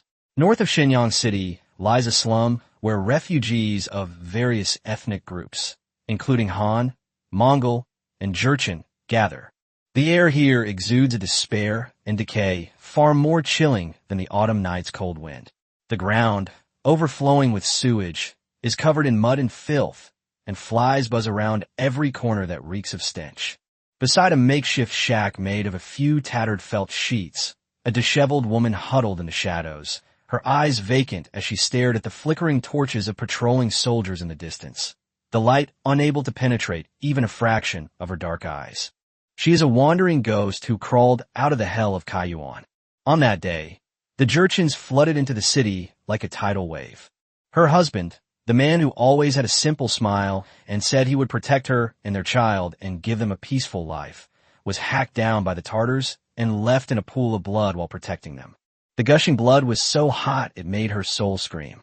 She couldn't care about anything else, only remembering to hold her infant son tightly in her arms. Relying on her maternal instincts, she stepped over corpses and dodged the attacks in the inferno of the massacre, and miraculously escaped with her life, wandering all the way to Shenyang. I thought this was a border town of the imperial court, under the feet of high-ranking officials, where I could at least find a place to eke out a living. All she wanted was to raise this child. He was her husband's only child and her only reason for living. The child was very well behaved. Even when he was hungry, cold, and wandering, he would grin at her with his pink, toothless little mouth and giggle, as if even the coldest frost in the world could not freeze the starlight in his eyes. Those chubby, cool little hands would always try their best to reach their mother's weathered face, gently stroking her dry, chapped skin. That clumsy yet soft touch, those eyes so clear and pure, seemed to silently convey a comfort that transcended words. "Mother, don't be afraid. Your child is with you." In this hellish world, this warm little body became her only support and glimmer of light. However, fate never pities the weak. Like all the displaced people, she struggled in this filthy place north of Shenyang. The imperial court distributed some relief grain, but it was far from enough. However, they were able to survive by exchanging the small amount of coarse grains they earned by washing clothes for others. But at that moment, she was horrified to discover that the same group of Jurchen refugees, dressed in rags but with fierce eyes, who had slaughtered her home, killed her husband, and robbed her property, had brazenly squeezed into this slum. The high-ranking official, named Yuan Ingtai, not only didn't drive them out, but actually distributed grain to them as well. "Why?" she cried out silently in her heart countless times, her nails digging into her palms. "Why can such a murderous beast still eat here?" A deeper fear coiled around him like a venomous snake. This fear eventually manifested as a nightmare in reality. Just a few days ago, a slightly drunk Jurchen man, reeking of mutton, set his sights on her. In his murky eyes, filled with pure bestiality, she clearly saw the shadow of destruction. No matter how much she begged, struggled, or screamed inhumanly, she could not shake those strong, iron-like hands. She was dragged into the darkness of the tattered tent and subjected to inhuman humiliation. That feeling was more excruciating than being pierced by a sharp blade in Kaiyuan City. It crushed the last shred of her human dignity. But what made her even more desperate was perhaps that the child's crying had angered the beast that had just vented its anger. Or perhaps it was simply that he wanted to see his mother completely break down. The beast grinned maliciously and pulled the tiny swaddled baby out of the tattered rags in the corner. The child, not understanding why, instinctively stretched out his little hand towards his mother and cried out. She rushed over in despair, her voice hoarse like a cuckoo, crying blood. "No, please. He's still young. He's just a child. I'll do anything for you. Please let him go." Her response was the Jurchen's ugly, twisted smile and the strong smell of alcohol emanating from his mouth. "Oomph. You lowly Nickenbrat. Keeping you around is just asking for trouble." He tossed his arm around like he was throwing away a piece of useless trash, waving it casually. A heavy, muffled thud. The swaddling clothes containing the child were thrown violently onto the cold, rubble-strewn ground like a tattered sack. The child's crying stopped abruptly, and a terrible silence instantly enveloped the room. The woman froze, her blood seemingly frozen. Her mind went blank, time seemed to stand still. 3 full breaths passed before she finally let out a heart-wrenching, inhuman scream. "Ah!" She scrambled over and, with trembling hands, picked up the small body. The comforting warmth was gone from her arms. Only a gradually cooling and stiff sensation remained. The little head was covered in dust on one side, and a shockingly sunken area was visible. The little hands that had just been trying to grab the hem of their mother's clothes were now hanging limply at their sides. Those clear, innocent eyes have lost their sparkle forever, hollowly reflecting the filthy dome. At that moment, she shattered completely. Her husband was dead, her child was dead, her body was defiled, and her dignity was trampled upon. The Jurchen beast merely clapped his hands as if wiping away dirt, and together with several of his kind who were also wearing human skin, allowed a few ear-piercing laughs before staggering away. She, like a soulless shell, sat in the mud for a whole day and night, holding her already cold and stiff child. Her tears had long since dried up, and she could no longer utter a sound. Only an endless, all-consuming black despair buried her completely. Where's the way out? Where's hope? What makes this world so unfair? A chilling, resolute feeling welled up inside me. She struggled to her feet, holding the child's small body as if it were the last remnant of the world, and slowly staggered toward a half-collapsed beam in an abandoned stable. With her last ounce of strength, She untied her belt and tied it into a loop. In her final moments, she raised her head, her eyes sunken deep in their sockets, no longer filled with tears, yet burning with a resentment and despair powerful enough to incinerate the world, coalescing into a blood and tear-laden accusation that pierced the darkness, like the final roar of a dying beast. Damn it! Why? Why are you doing this to us? We toil in the fields, shedding blood and sweat, never daring to pay the imperial court a single grain or a single penny less. All we want is to stay with our husbands, raise our children, and live a peaceful life. Why? Why wasn't it enough that those jackals killed my husband? Why should they throw my only hope, my child who doesn't understand anything yet, to his death in this muddy ground? Why should they be allowed to kill people and still live a life of luxury in this city? Heavens, open your eyes. Why don't lightning strike down these flesh-eating, blood-drinking beasts? My poor son. The mournful curses and cries echoed in the deathly silence of the slums, but only a deeper silence responded to her. With her last ounce of strength, she plunged her head into the deadly noose, and with a powerful kick, blasted away the rotten wooden stake she had been using as a foothold.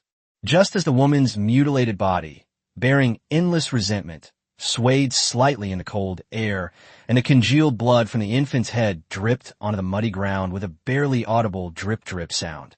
In the distance, groups of silent, cold figures under the officer's low, urgent commands, like wolves drawn by the scent of blood, split into countless small groups of dozens and rushed into this slum that exuded an aura of despair. The heavy cloth boots shattered the mud and tranquility, and a long-overdue retribution finally arrived. One group of Ming soldiers, belonging to a certain squad, led by their squad leader, silently and swiftly pounced on the area like wolves released from their cages. As soon as they turned a corner filled with garbage, the leader of the team immediately raised his flag. Everyone stopped abruptly, gripping their weapons tightly and looking warily at the abandoned stables not far away. The air was filled not only with the stench inherent in slums, but also with a heavy, fresh smell of blood and a suffocating stillness. "Boss, something's not right up ahead," a young soldier with a keen sense of smell whispered, his voice carrying a barely perceptible hint of tension. "Be quiet. Follow me." Shao Qi gestured, his eyes sharp as an eagle's. He drew his sword, bent over, and led his men slowly toward the stable that exuded an ominous aura. In the dim light, they first saw the small, twisted body, covered in dust and dark red blood, lying in swaddling clothes on the ground. His small mouth was slightly open, retaining the shape of his last sobs before he died, with a barely perceptible, pure confusion and bewilderment frozen at the corner of his mouth. It lay there quietly in the cold mud, one side of its head horribly sunken, its small eyes forever devoid of life, never even having had a chance to fully recognize its mother, remained empty and unfocused, futilely reflecting the cruel sky, frozen in that eternal, silent question. "What? Damn it!" A soldier couldn't help but mutter under his breath. Whether it was anger or suppressed emotion, it was hard to tell. Xiaoqi's gaze followed the barely visible bloodline connecting the baby's corpse upwards. Then, they saw the woman hanging in midair. Her thin body hung stiffly, her messy hair covered her face, and her neck was deeply constricted by a crude cloth rope. A sliver of light shone through the dilapidated roof of the stable, illuminating her lifeless profile. There, the frozen despair and pain of her final, heart-wrenching accusation seemed to linger, making the whole scene utterly horrific. Several inexperienced young soldiers felt as if they had been choked, their chests heaving violently, but unable to breathe properly, their faces turning deathly pale in the dim light. Their gazes snapped away from the small remains as if burned. They closed their eyes tightly, then forced themselves to turn back and stare intently at the ground. It was as if this would banish the heart-wrenching scene from his mind, but the hand gripping the weapon was trembling slightly uncontrollably.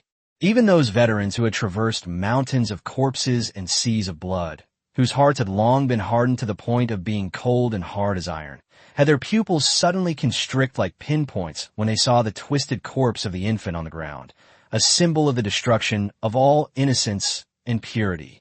A chilling anger, accompanied by a heavy feeling of suffocation, pressed down on them, making them pause in their breathing. The muscles in their faces were taut as rocks, their jaws clenched, their cheeks jutting out sharply, and their chins twitching slightly. It was a silent anger and sorrow, heavier than any verbal roar. This scene cruelly shatters the grand narrative of killing the enemy on the battlefield. The most primitive, despicable, and heinous crimes of war are laid bare before defenseless infants and mothers. This is not only torture and murder, but also a complete trampling of the bottom line of humanity. Life and death on the battlefield is a clash of swords and arrows, but all that they are seeing now only makes them feel a sticky, filthy nausea and a soul-piercing sorrow. Chapter 62, Blood for Blood. Chapter 62, Blood Debts Pay in Blood. Everyone fell silent for a moment, with only heavy breathing and faint commotion coming from other places in the distance. Investigate. Find these beasts. Xiaoqi's voice was unusually low and hoarse, carrying a suppressed anger and coldness. He scanned the scene. Two veterans stepped forward and carefully used the tips of their knives to clear away the debris and dirt around the baby's swaddling clothes on the ground, looking for any traces. The others cautiously observed their surroundings. Boss, the old soldier, squatted on the ground, pointing to a patch of messy, deep footprints in the mud, and beside it an empty sheepskin wine flask and a small, blackened sheathed dagger, a short knife commonly carried by the Jurchens, his voice hoarse. Look at these shoe prints and patterns. They're from the Tartars. And this thing, he pointed with the tip of his knife at the cleaver and wine bag. Those Jurchen bastard stuff. This woman was probably just defiled and abused by them, and the baby too. The veteran didn't continue, but everyone present understood what he meant. The baby on the ground and the hanged woman are yet another bloody crime committed by those Jurchen beasts. Just now, right under their noses. Xiaoqi stared intently at the woman's dangling feet, as if trying to absorb her despair and accusations before her death. The soldiers' expressions changed as well. The chilling discipline they displayed when receiving orders was replaced by a surge of rage at the sight of the carnage before them. These bastards dare to insult the women and children of my great Ming dynasty in my city. Boss, that dilapidated shed on the left. Someone's coming out, the soldier guarding the door shouted, pointing to a dilapidated wooden shed with a faint light not far away. A burly man with a dirty fur coat and a fierce face was rubbing his eyes and cursing as he leaned out halfway, seemingly awakened by the commotion or the cries from afar. His thick Jurchen accent was extremely obvious, and he had a piece of sheepskin tied around his waist. There seemed to be a trace of that nauseating mutton smell in the air. Even more glaring was the fact that on his belt was a knife exactly the same as the one found on the ground earlier. In an instant, the gazes of all the flag soldiers were fixed on that man like steel nails, and the flag officer's eyes were even sharper than knives. Just then, from some other corner came a man's rough roar and a woman's short, miserable scream. The leader of the team let out a short, cold laugh devoid of any warmth. He didn't turn back to look at the hanged woman and baby. The horrific scene was already etched into his mind. He simply raised his right hand slowly, the tip of his knife pointing directly at the shack where the Jurchen man, who was peeking out with a fierce yet bewildered expression, was hiding. His voice was not loud, carrying the cruelty of carrying out military orders, but even more so, a cold, killing intent to avenge the dead before him. These are the beasts. Kill them. Leave no one alive. The moment the order was given, the entire flag snapped open like a taut bowstring. Kill. The two spearmen shot out like arrows released from a bow, their spears thrusting out like poisonous dragons. The target was taken directly into the shed, and one of the men precisely thrust the tip of his spear into a figure deep inside the shed who was frantically getting up and trying to grab a horn bough. Blood splattered onto the filthy shed wall, accompanied by a short, painful scream. At the same time, another spearman, working in perfect coordination, thrust his serpentine spear tip, fueled by pent-up rage, with deadly precision, deep into the eye socket of the hideous face that had just peeked out. Crack! That was a terrifying sound that sent chills down your spine, the sound of flesh being pierced instantly, eyeballs bursting, and bone fragments mixed with eye fluid being squeezed through. The next instant, An unimaginable, extremely shrill scream rang out. Oh! The stabbed face instantly twisted and deformed like a vengeful ghost. The remaining intact, eye bulged out due to excruciating pain, filled with boundless fear and disbelief.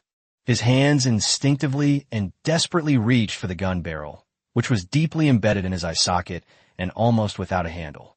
His body writhed, trembled, and rolled violently like a maggot, trying to break free from the excruciating pain that penetrated to his very bones.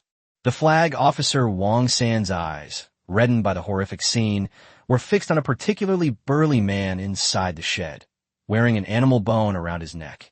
This person was the owner of the face that had been peeking out and cursing earlier, and he was now grabbing a heavy scimitar, preparing to get up. Wang San's eyes were no longer filled with anything but a furious rage to burn this beast to ashes. Like a mad tiger, he pounced into the narrow space of the shed, his waist knife whistling through the air with a fierce, tearing sound, aiming straight for the burly man's head without any hesitation. The scene inside the shed was instantly exposed to the intruder's blades and fire. 5 Jurchen men were crammed into the narrow space. One of them, with a spear still lodged in his chest by the spearman earlier, was convulsing violently in a pool of blood and was clearly not going to survive. Scattered on the ground were gnawed bones, empty sheepskin bags reeking of cheap liquor, and filthy furs. But the most shocking sight was 2 Han Chinese women in the corner, their clothes torn and disheveled, their faces streaked with tears and mud, their hands and feet tightly bound by rough leather ropes, curled up in a huddled position. Their eyes were filled with extreme terror and despair, and they trembled silently, clearly prey who had just been abducted or were being abused. The overwhelming stench of mutton, the sour smell of cheap liquor, and the rusty smell of fresh blood mingled together, almost suffocating. You beast!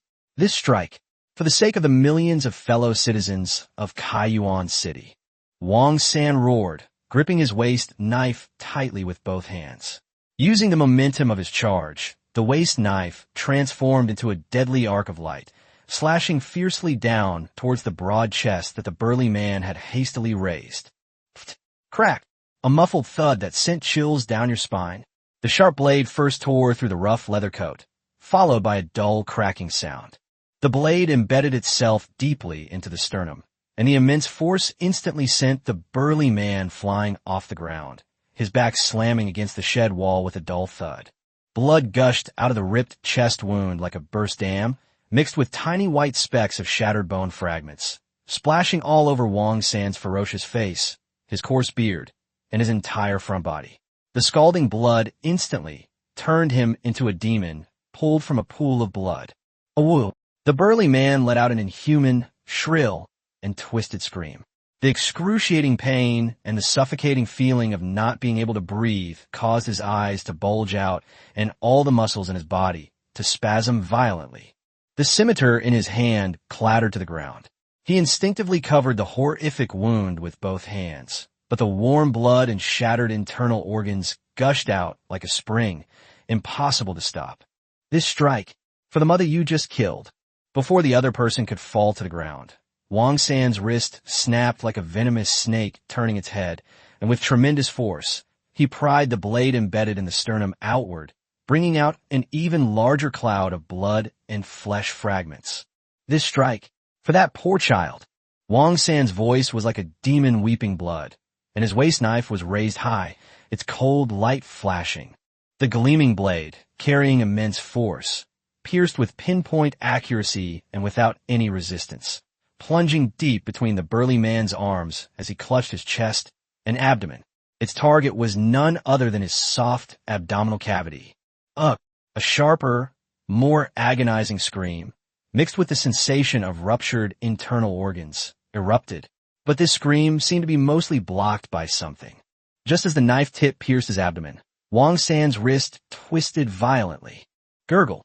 That was the terrifying muffled sound of the blade turning, stirring, tearing fascia and blood vessels in the soft, rotten internal organs, the blade violently churning half a circle inside the abdominal cavity. The 2 large hands that had been covering the wound suddenly flung open and began frantically clawing in the air. The burly man trembled violently, spewing out a mouthful of thick, blackish blood mixed with dark red pieces of internal organs. The stench was nauseating. All the color drained from his face, leaving only a deathly, ashen white, and a hoarse, gurgling sound came from his throat. The massive body slid slowly down the shed wall as if its bones had been removed, eventually collapsing into a pool of blood, its body still convulsing uncontrollably. Only those bulging eyes stared intently at Wang San, filled with endless pain, as if trying to remember him forever. Chapter 63, A Desperate Thanks. Chapter 63, Desperate Thanks, Tartars. Give me your lives. Other soldiers had also poured in, roaring as they charged toward the remaining enemies. The flashing of swords and the clash of blades filled the confined space, accompanied by screams, roars, the cracking of bones, and the screech of sharp weapons piercing flesh. The last Jurchen was terrified, dropping his broken blade and trying to escape through a hole in the back of the shed. Meanwhile, the young soldier, who had suppressed his fear over the infant's corpse, was now bloodthirsty, thrusting his goose-feather saber deep into his opponent's lower back. Wang San stepped forward and stepped on the back of the Tartar, who was still struggling and crawling forward in vain. He was covered in blood, his face contorted with filth and murderous intent, like a demon from hell. He held his sword high, the blood dripping from its tip mixed with white bone fragments, shimmering with an eerie light in the dim light. Beast! He uttered each word as if it were squeezed out from between his teeth, filled with boundless hatred. You bunch of pigs and dogs. Kaiyuan, Fushun, and that poor woman and child. How many lives have been lost in Liaodong? How much blood debt? He took a deep breath and roared. You damn fool, you don't deserve to live. Go to the underworld and atone for your sins. With all his strength and pent-up rage, he swung his sword down with tremendous force. A sickeningly loud crack rang out, a sound that ripped through flesh, neck bones, and rubbed against vertebrae. The enormous head was severed by the immense force, and the blood gushing from its cavity was more than a foot high, splashing onto the walls and floor of the shed before slowly flowing down and merging into the filthy blood of its companions. The head rolled to the ground, covered in dirt and blood, its mouth still wide open, a testament to the terror of its death. The shed fell into a deathly silence, with only the faint scraping sound of two soldiers roughly cutting the ropes binding the two poor women and the suppressed, terrified sobs of the two women in the corner. The pungent, almost tangible stench of blood enveloped this carnage. Wang San, leaning on his sword, breathed heavily, his bloodshot eyes sweeping over the 5 mangled corpses scattered throughout the shed and the blood and flesh splattered everywhere. The soldiers fell silent, looking at their leader with complex emotionsa mixture of bloodlust and an indescribable heaviness in their eyes. The infant remains on the ground, the cold female corpse hanging from the ceiling, the 5 tortured and murdered bodies in front of us, and the surviving woman shivering in the corner, all these intertwined to form a picture of hell on earth. The thrill of revenge? Perhaps a sliver. But what followed was a deeper chill and weariness, making the swords and spears in the soldiers' hands feel exceptionally heavy. One of the women who had been untied, probably because her nerves had been stretched to the limit and then suddenly relaxed, couldn't bear the extreme stimulation. She bent over abruptly and vomited violently, her body convulsing. The other woman was slightly older, or perhaps more resilient. She broke free from the leather straps, but as if all her strength had been drained, she collapsed onto the cold, filthy ground. Her large, terrified eyes swept blankly over the broken corpses on the ground, and finally, her gaze fell on Wang San's battle robe, which was soaked with the blood of the Tartars. His body was still trembling uncontrollably, and his teeth were chattering, making a soft clattering sound. She tried to open her mouth, as if to say something, but only managed a few broken, hoarse syllables as she could barely hear herself. Tears streamed down her face silently, leaving 2 deep lines on her mud-covered cheeks. Finally, with all her remaining strength, she deeply, in an almost pilgrimage-like posture, slammed her forehead heavily onto the cold, damp, muddy ground in the direction of Wang San and the other soldiers. A faint voice, tinged with extreme fear and sorrow, yet mostly hollow and numb, echoed in the silent shed.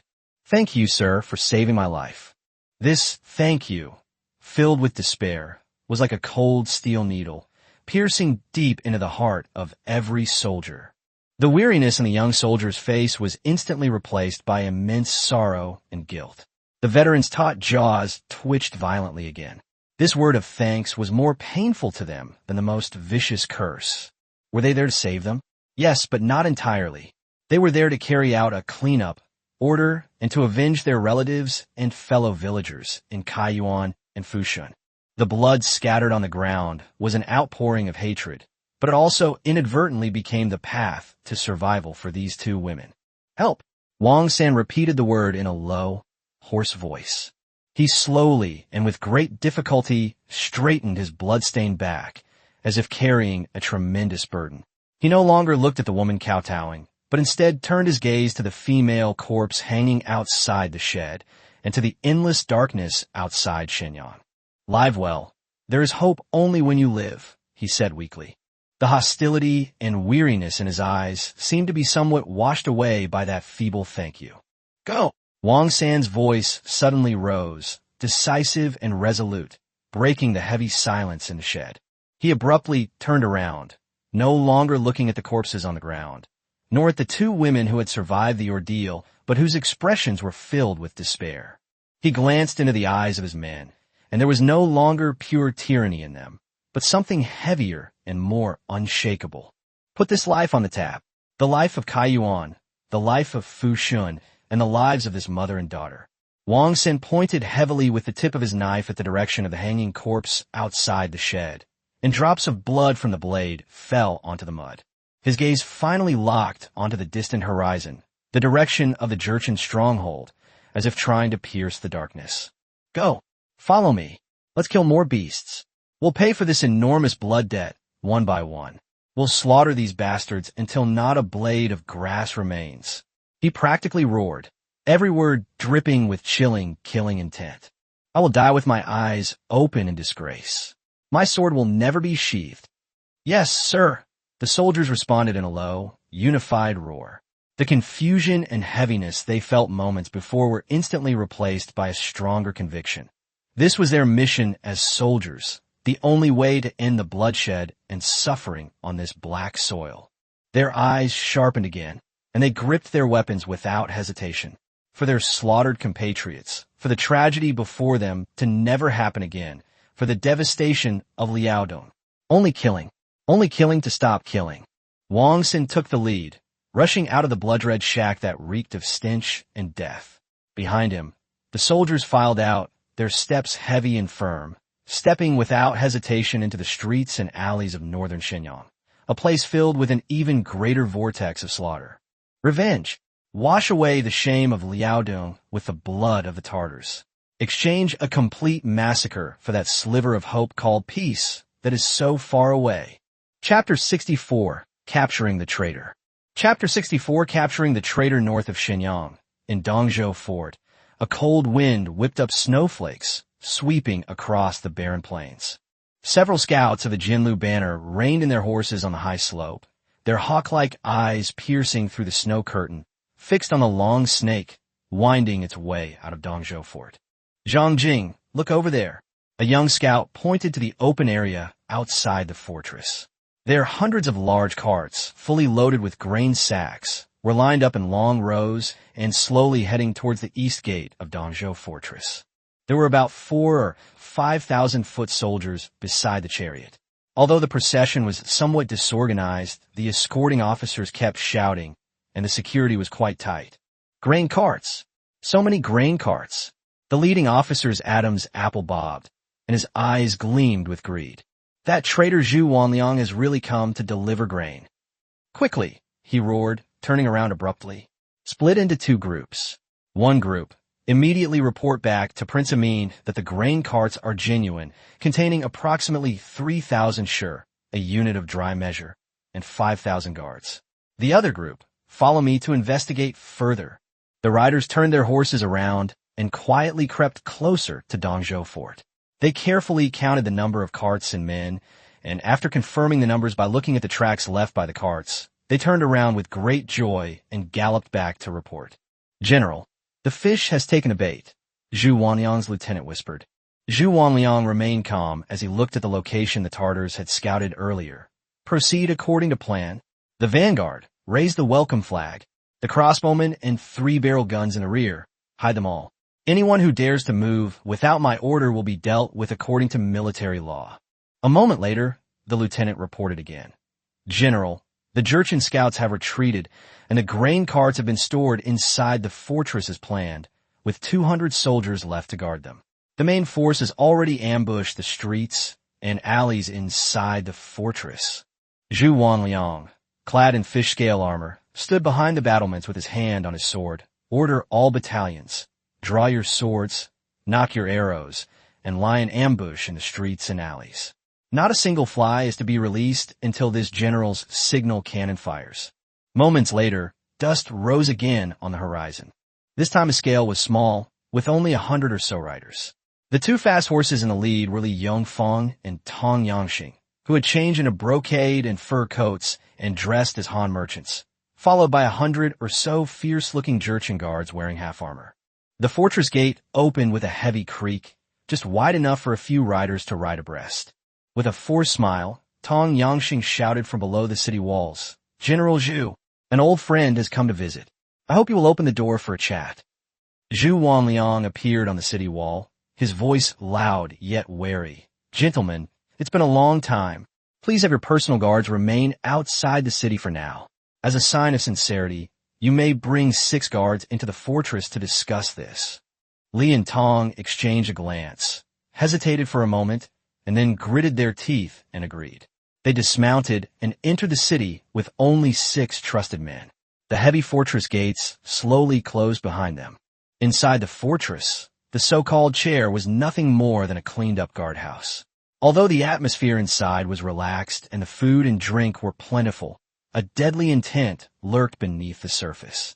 Zhu Wanliang sat upright in the main seat, with several personal guards standing on either side, their hands always resting on the hilts of their swords.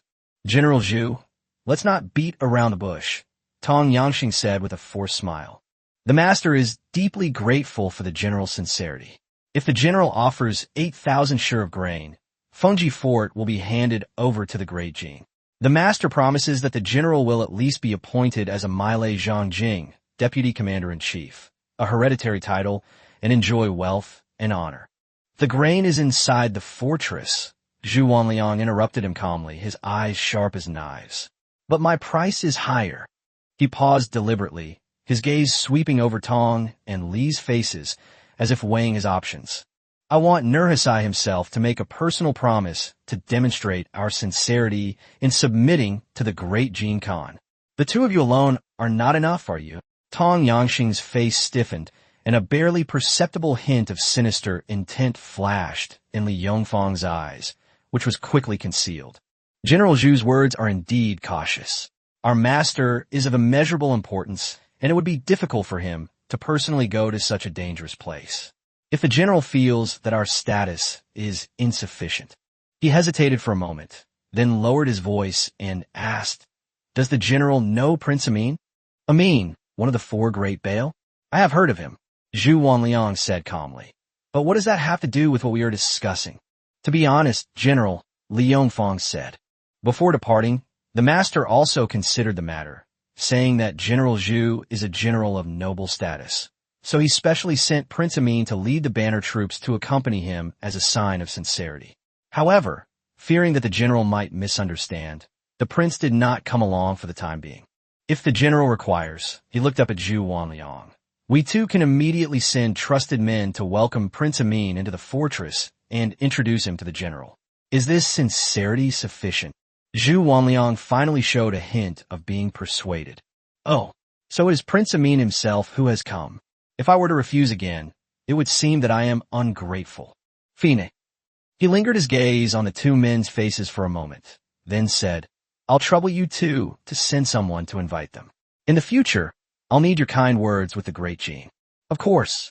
We'll wait," Li Yongfang said, then immediately summoned 2 guards behind him, whispered some instructions to Zhu Wanliang in front of them, and sent them out of the fortress.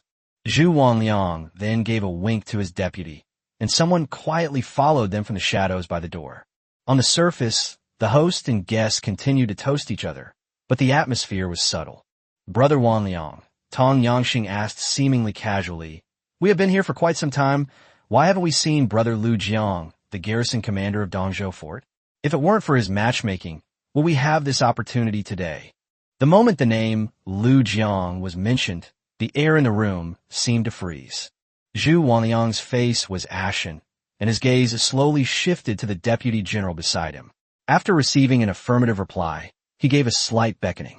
Almost instantly, two dark figures pounced down from the roof beam like cats, their cold daggers flashing as they locked onto the throats of Li Yongfang and Tong Yangxing.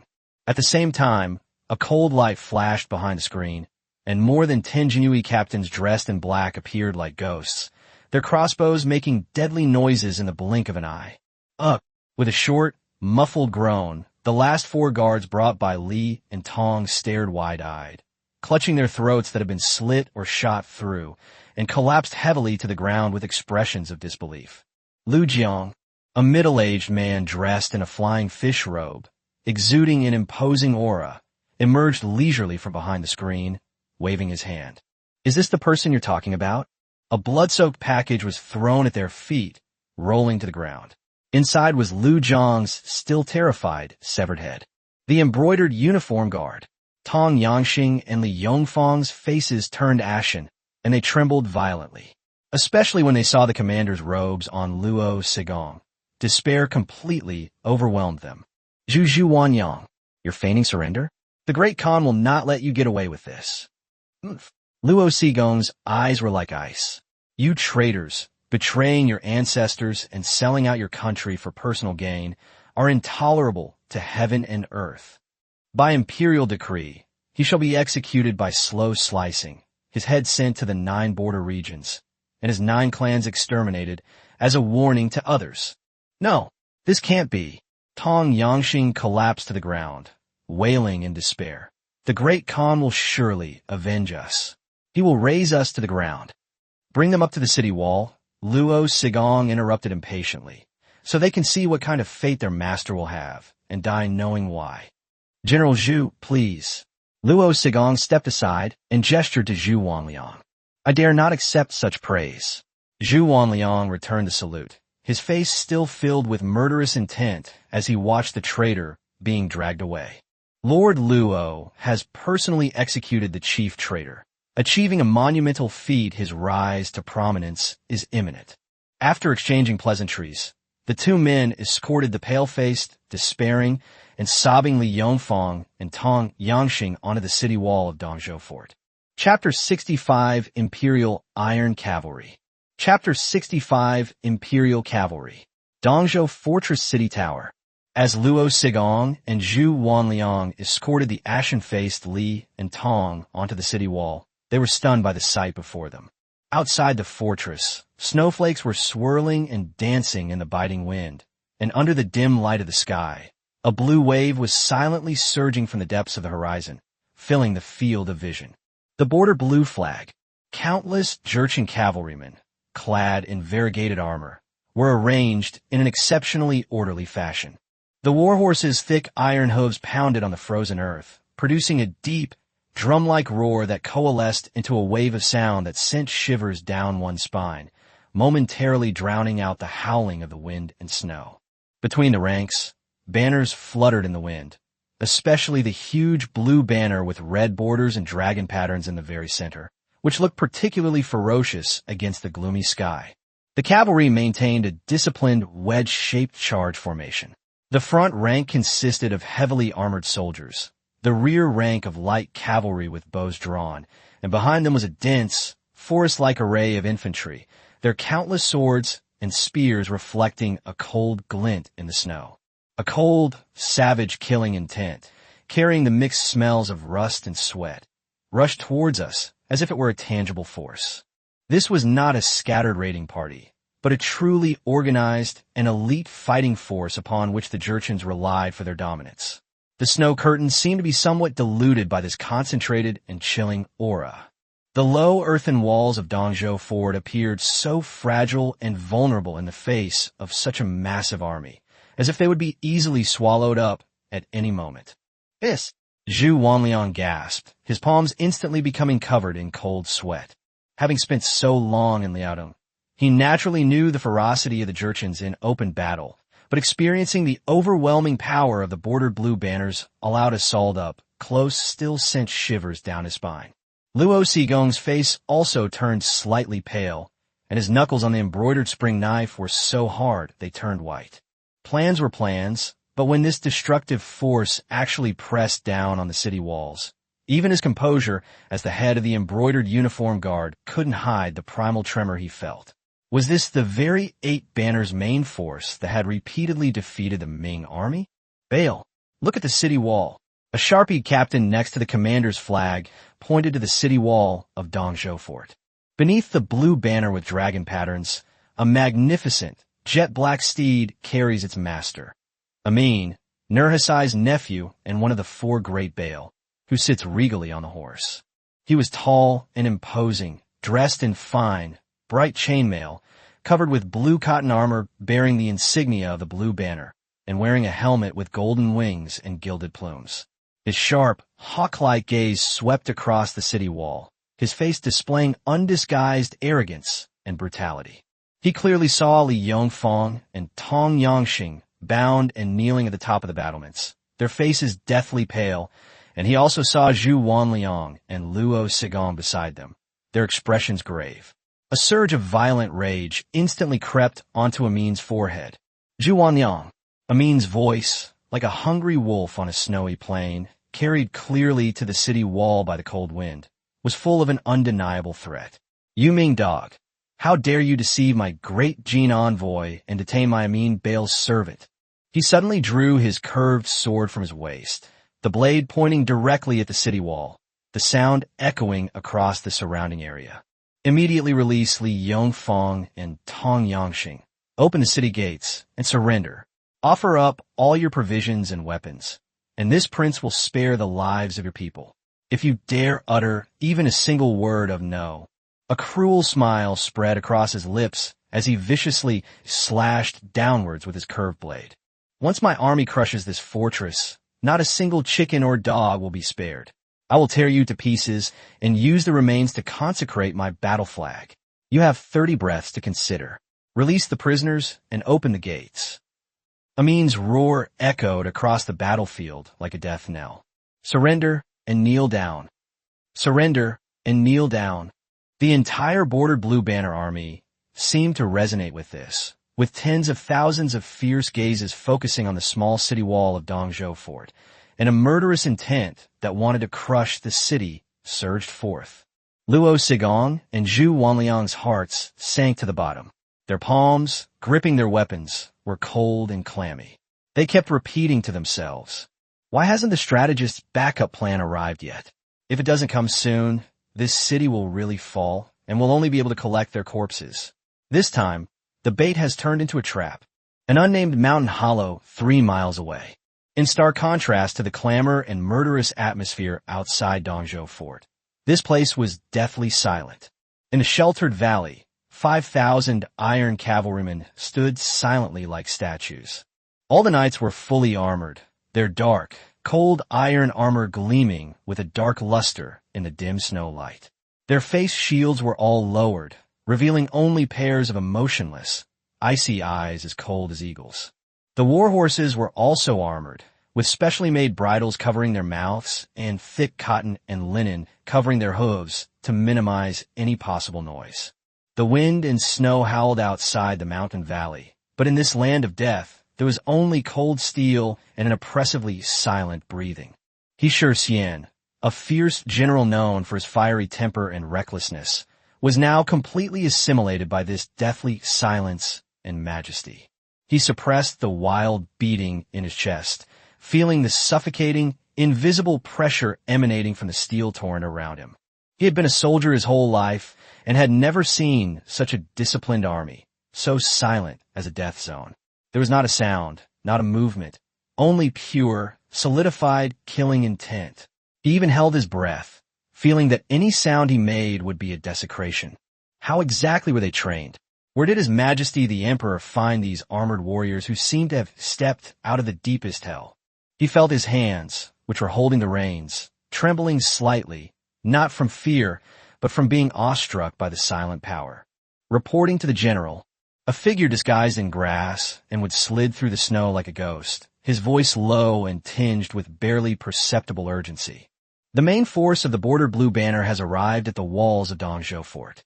Amin himself is leading his personal guards to challenge the enemy.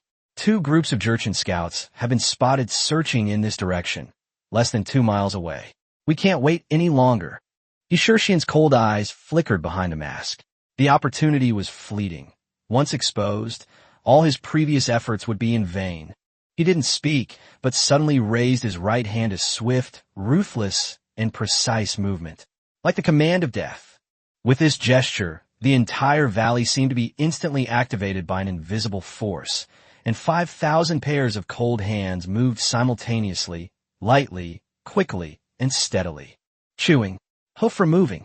The metallic scraping of the armor was reduced to a minimum, like a predator shedding its last camouflage to reveal its deadly fangs. They mounted their horses.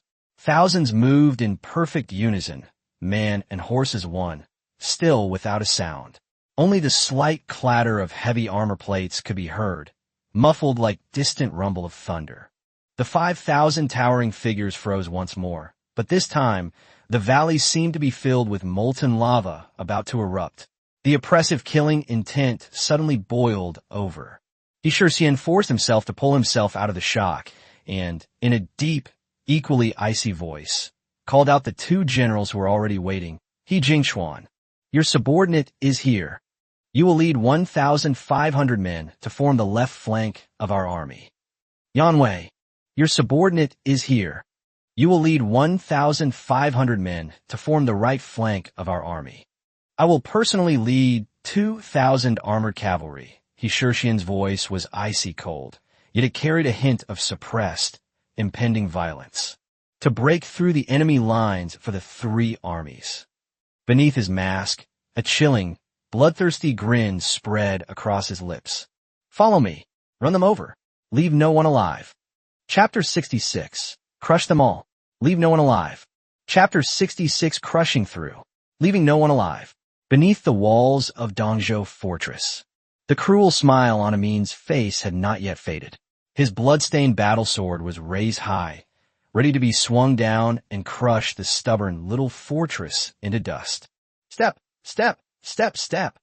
An unusually deep, resonant sound, with a rhythmic quality as if it were crushing the earth, pierced through the howling wind and snow and the clamor of the Blue Banner's main force without warning. It came from afar, like rolling thunder, and instantly drowned out everything around it. Amin and his trusted general's expressions suddenly changed, and they abruptly reined in their horses and turned around. The scout cavalrymen on guard behind the lines, as if they had encountered ghostly riders from the underworld, were terrified and galloping back towards their main force. Their faces were filled with extreme horror and deep-seated fear. They whipped their mounts frantically while roaring with all their might, their arms convulsively pointing to the suffocating sight behind them. Amin's heart sank into an icy abyss. He strained his eyes to see in that direction, peering through the thin layer of snow dust kicked up by the panicked horses and men. The earth was surging, a pure, flowing wall of steel. No, it's the earth that's surging. The black armor covered their entire bodies. Even the horses were encased in iron armor, like a forest of silent steel puppets, with spears pointing forward in an impenetrable array. Unlike Thinnoisai appearance of the Bordered Blue Banner, this heavy cavalry of steel had no earth-shattering shouts, no piercing horns, and even the sound of their hooves was controlled by their eerie discipline to be unusually low and orderly, like a death knell played for their enemies. They moved silently, like an unstoppable torrent of iron, steadily advancing through the snow. Their speed was not astonishing at first, but their overwhelming and crushing momentum was enough to terrify any flesh and blood. What terrified Amin even more was that this terrifying cavalry, About 800 paces behind his Blue Banner Brigade, the best position for a charge that made all elite troops, despair suddenly began to slowly accelerate. The previously steady pace was instantly abandoned, and the low hoofbeats slowly turned into a dense rumble of thunder. The wall that had been advancing silently was suddenly pushed forward as if by an invisible giant hand. Boom! A muffled thud, as powerful as the thunder of 10,000 horses, exploded out, and the entire earth seemed to groan under the trampling of iron hoofs. 20,000 iron hooves stomped and lifted with astonishing coordination, stirring up dust and mud from the snow and frozen ground. The cold armor emitted a grating sound of metal rubbing against metal during the charge. The sharp, cone-shaped array that had been gradually taking shape during the advance was instantly stretched into its most perfect charging posture during this explosive sprint. An unprecedented chill instantly froze Amin's blood, leaving only extreme horror and blankness on his face, which was twisted by arrogance. 800 paces is but a fleeting moment for the galloping iron cavalry, but for the Blue Banner Army, caught off guard and not yet able to adjust its course, it is an endless stairway to hell. Time seemed to freeze in that instant. On the walls of Dongzhou Fort, the Ming soldiers guarding the city stared in astonishment at yet another silently advancing torrent of armored soldiers outside the city. Many of them dropped their weapons. The ferocity of the Blue Banner Army was already terrifying, but this even more powerful army before them seemed like a death knell. Despair seeped into their very being. However, the red banner with the sun and moon that suddenly pierced through the snow and fluttered wildly above the iron torrent was like a spark thrown into the ashes. On the huge and bright vermilion banner, the blazing sun embroidered with gold thread and the bright crescent moon outlined with silver thread shone brightly. That was the symbol of the Ming dynasty. "It's our flag, Marshal He's men." A hoarse shout suddenly rang out, pointing with unbelievable elation to one of the large flags bearing the character He. "Call." In an instant, the chill that had been building up in the chests of all the defenders transformed into scalding hot blood rushing to their heads, and their low sobs suddenly turned into a series of throat-tripping roars of relief after surviving a catastrophe. Weapons were gripped tightly once more, and pairs of eyes were fixed on the crimson banner that was fluttering angrily in the howling wind and snow. 500 paces away, the oppressive feeling brought by the ever-approaching steel wall made the air seem thick and viscous, forcing its way into Amin's lungs.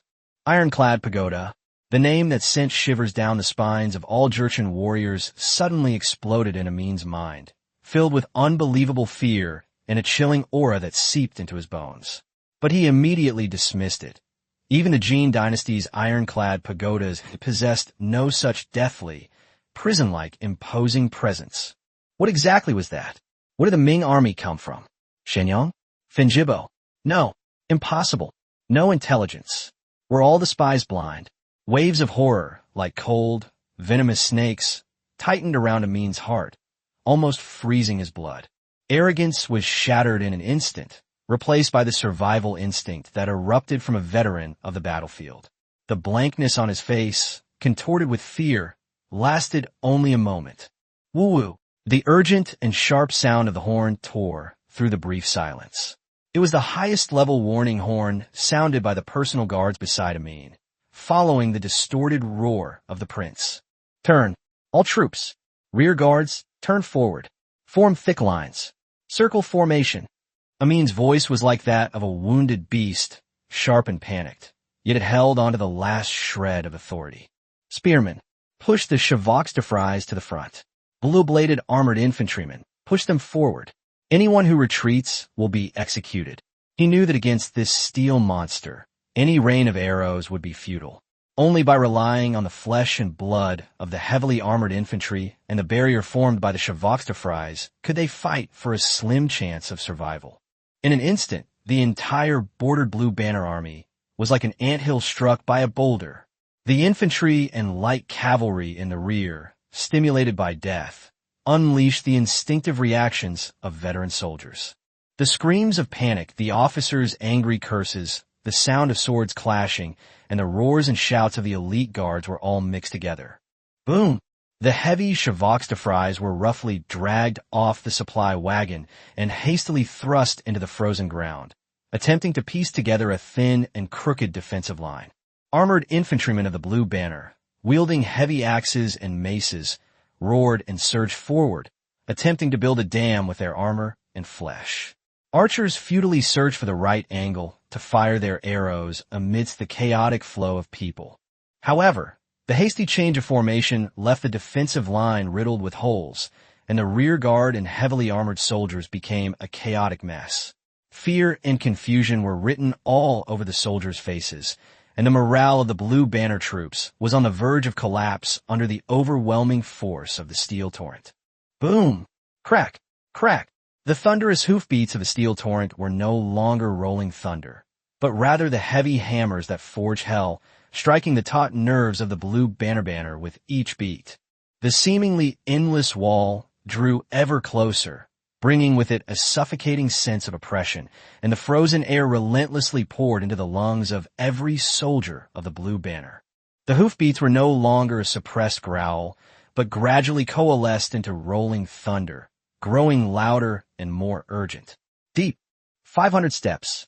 The speed, though slow, accumulates destructive power, like a fully drawn bow. 400 steps. The sound of hooves was like a dense drumbeat, and the earth began to tremble slightly. 300 steps. The torrent of steel began its final acceleration, and the muffled thunder transformed into a violent roar. 200 steps. The charge had become an avalanche, and the unusually long, heavy lances in the front row were laid flat in perfect unison. Countless sharp, cold blades pierced through the wind and snow, pointing directly at the crumbling, flimsy defensive line. The icy gazes peeking through the gaps in the visors pierced the air, carving into the hearts of every Blue Banner soldier. Chapter 67, A One-Sided Massacre. Chapter 67, A One-Sided Massacre. Amin's pupils shrank to pinpoints. He could even see the emotionless, cold gaze through the gaps in the knight's visor. Fire arrows! Fire arrows! Amin's eyes were bloodshot, and his voice was hoarse and shrill. Buzz!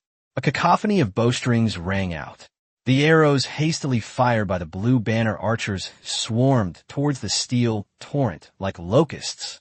Asterisk, asterisk, ding, ding, dong, dong, pu, pu, pu, asterisk, asterisk.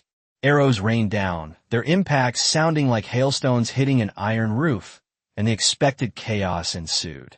No, most of the arrows struck the thick scales and armor, scattering a few sparks before sliding limply to the ground.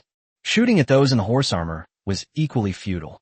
Only a very few cunning arrows managed to penetrate the gaps in the faceplates or the seams of the horse armor, causing a few cavalrymen to sway slightly, but their momentum of charge remained undiminished. No way. The archers and officers of the Blue Banner were completely stunned, their pride and joy feeling as if they were being bitten by mosquitoes. Were those Ming soldiers in their armor-steel monsters disguised as humans? Despair spread like wildfire through the ranks. The already fragile psychological defenses collapsed completely after this futile barrage of arrows. Your Highness, quickly send the armored soldiers to the front. Ajala Zhongjing roared in despair, trying to organize the most elite double-armored heavy infantry to fill the gap with human lives. But it was too late. That torrent of steel, having withstood the rain of arrows almost unscathed, had already rushed towards us. 50 steps, 20 steps, boom! It was like the sky collapsing and the earth splitting apart, like a scorching iron block encountering thin ice. He Shurxian personally led 2,000 heavily armored spearmen, and with an overwhelming and unparalleled ferocity, they crashed into the thin and crooked rear guard of the bordered Blue Banner. Snap! Puffed! The sickening sound of bones shattering, the muffled thud of flesh being torn apart, the agonizing screams of the dying, the deafening roar of steel colliding, all blended together in this moment into a symphony of hell. The Chevauxtefreis were swept away and broken by the heavy lances like rotten wood. The Jurchen heavy infantry, clad in double armor and known for their bravery and strength, were now like straw men in a raging wind. Some people were easily pierced by the sharp spearhead, and their entire bodies were thrown into the air by the huge inertia. Some people were violently knocked down by heavily armored warhorses, along with their weapons, and the heavy hooves then trampled over them mercilessly. At the very heart of the impact, several soldiers were even thrown off the ground, their bodies twisted and deformed in midair, their bones broken and tendons snapped. At this moment, personal bravery and usual ferocity appear so pale and powerless in the absolute collision of steel and flesh, like snowflakes thrown into a furnace, instantly melting away. No matter how valiant a warrior may be, before that overwhelming torrent of steel, they are nothing but insignificant dust. That flimsy defense line, like a thin sheet of paper, was instantly pierced and completely torn apart. The destructive wave composed of steel and flesh crashed into the chaotic central army of the bordered blue banner without hesitation. Wherever it passed, men and horses fell, leaving behind a scene of devastation and a road paved with severed limbs and broken weapons. Kill! Only now did Eschurchian's long-suppressed, bloodthirsty roar explode like thunder. Like opening the gates of hell, the 2,000 iron cavalry that followed finally unleashed a deafening roar. Kill! Then came the second wave, the third wave. On the left and right flanks, He Jingquan and Yuan Wei's 3,000 heavily armored cavalry, like two deadly steel pincers, fiercely cut into the rear of the bordered blue banner, which was torn apart by the terrifying frontal impact. Rout. One-sided slaughter. It has begun. Amin watched helplessly as his elite troops in the rear rapidly melted away like snow under the sun, and the steel waves of death surged toward the central command flag where he stood with the force to crush everything. Fear was instantly replaced by frenzied rage and despair. Was the bordered blue banner truly destined to perish here today? He grabbed the armor of a trusted lieutenant beside him, his voice hoarse with despair. You, take a few men and charge out from the flank. No matter what, you must get this message to the Great Khan. Tell him that the Ming army has iron cavalry. Invincible iron cavalry. The magistrate's face turned deathly pale. Just as he was about to say something, Amin shoved him aside, drew her heavy, thick-backed sword from her waist, and let out a dying roar like a trapped beast. Personnel men, Beira, follow me and kill. He knew that there was no way out.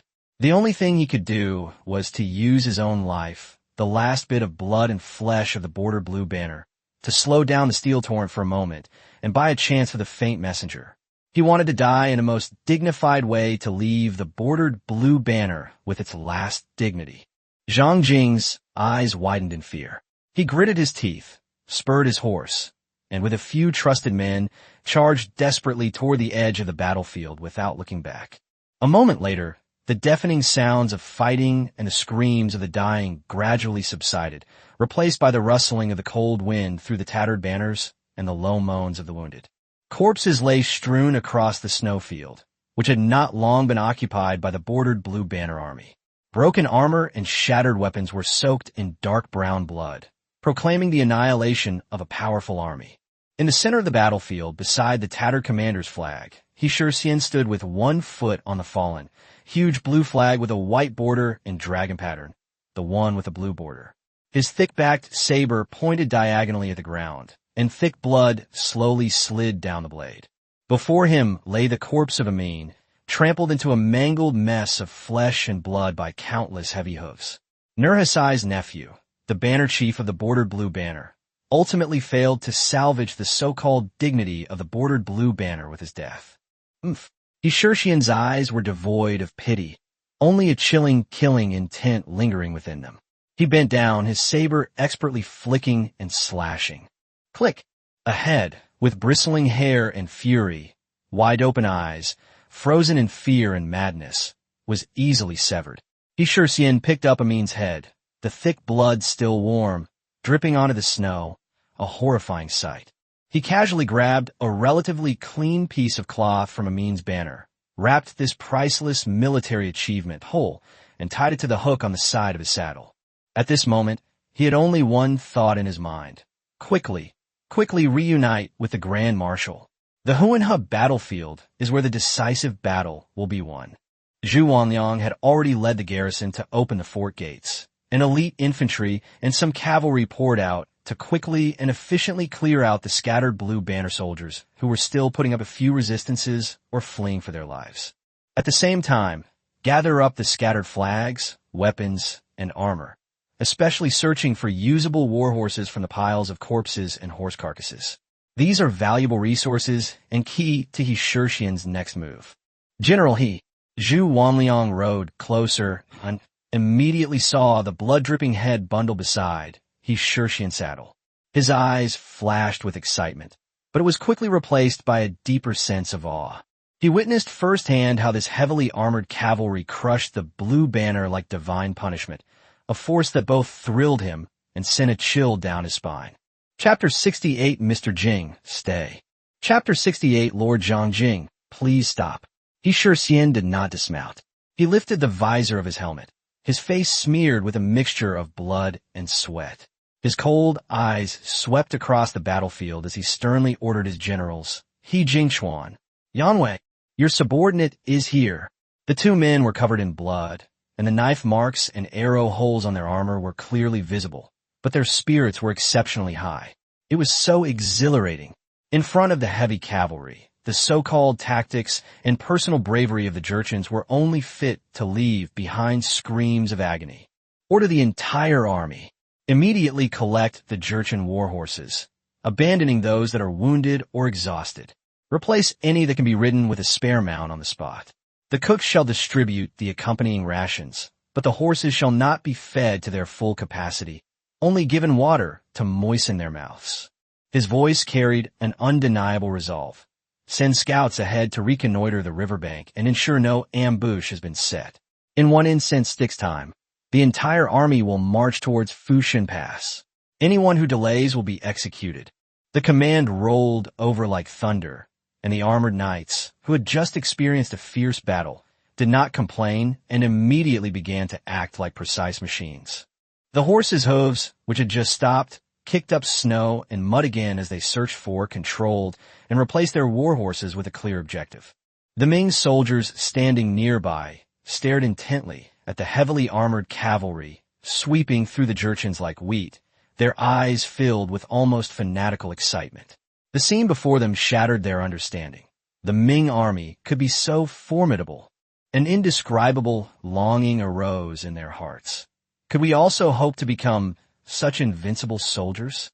They stepped forward and helped the heavily armored soldiers change the cold, heavy armor plates of their horse armor with great care, as if they were experiencing the accomplishment and joy of victory.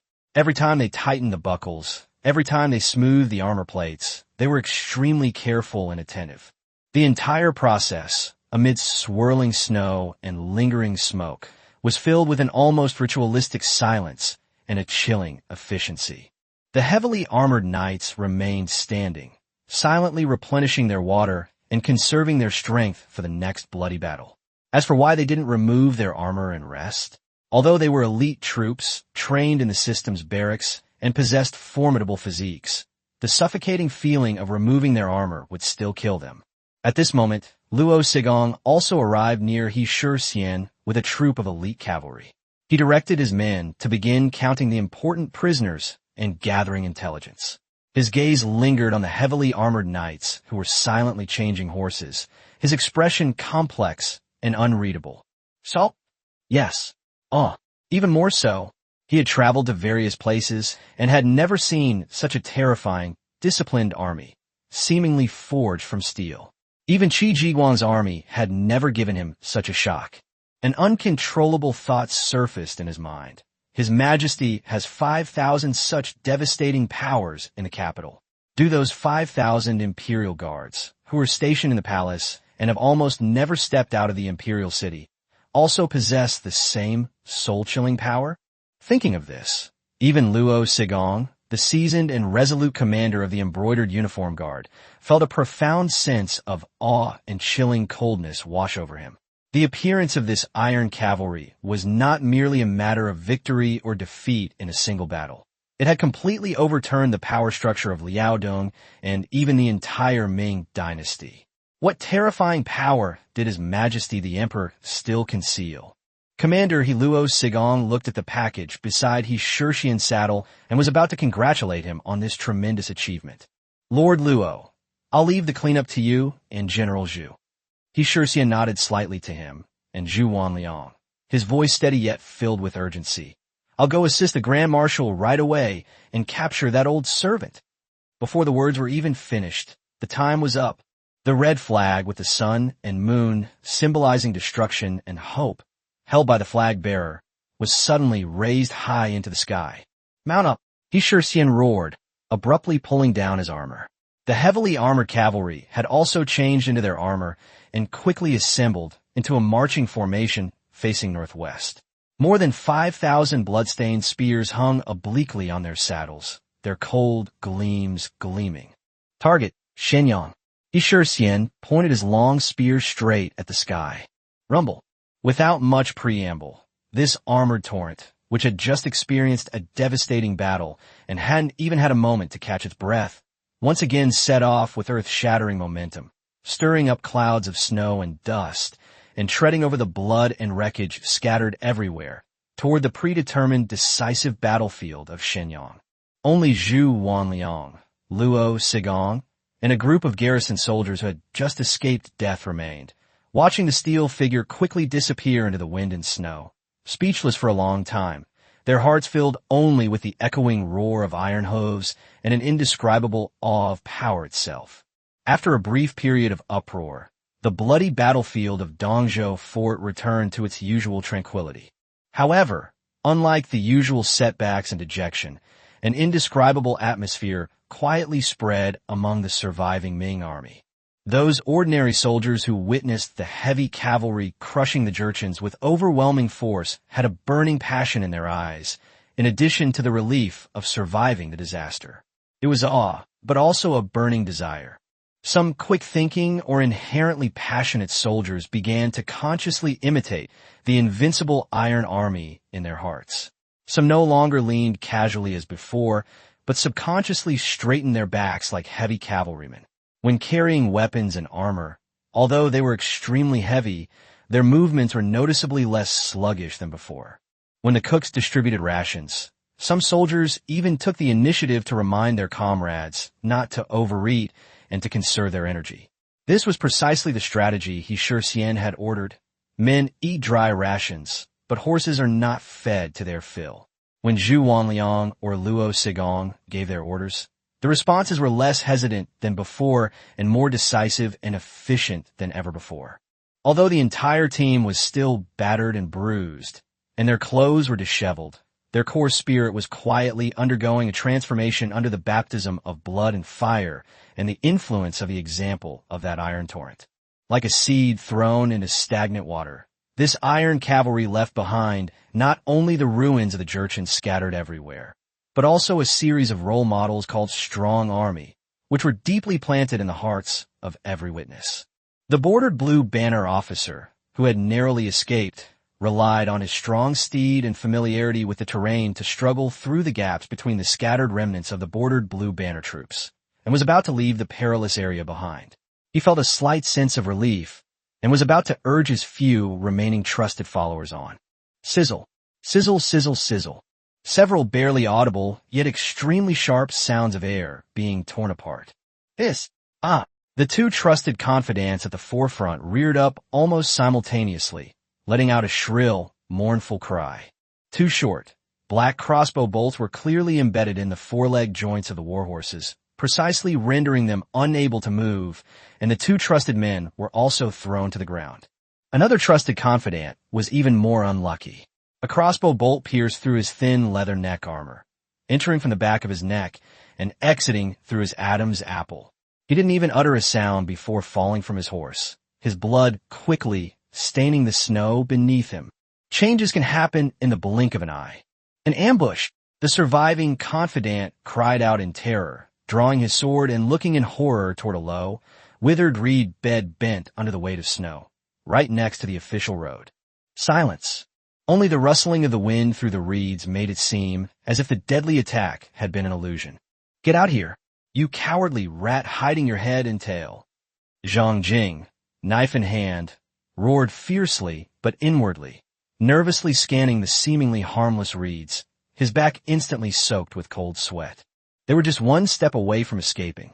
Just then, from the depths of that reed marshland, more than 20 dark figures rose silently like ghosts. They were covered in inconspicuous gray-black, tight-fitting clothes, with cotton armor cloaks of the same color for concealment in the winter wilderness. Their faces were covered with masks that only revealed their eyes. They held crossbows or embroidered spring knives. Their eyes were sharp, and their expressions were cold and stern, like more than 20 unsheathed blades, exuding a chilling threat. Leading the group was a slightly thin commander of the Imperial Guard, none other than Shen Lian, Luo Sigong's most skilled detective and espionage officer, known for his precise and ruthless actions. Shen Lian toyed with an exquisite hand crossbow in his hand, while his other hand casually rested on the hilt of the long, cold, and dark embroidered spring blade at his waist. The corner of his mouth, visible outside his mask, seemed to curve into an extremely subtle arc, a cold, mocking smile as he watched his prey fall into the net. "Lord Zhongjing, stay."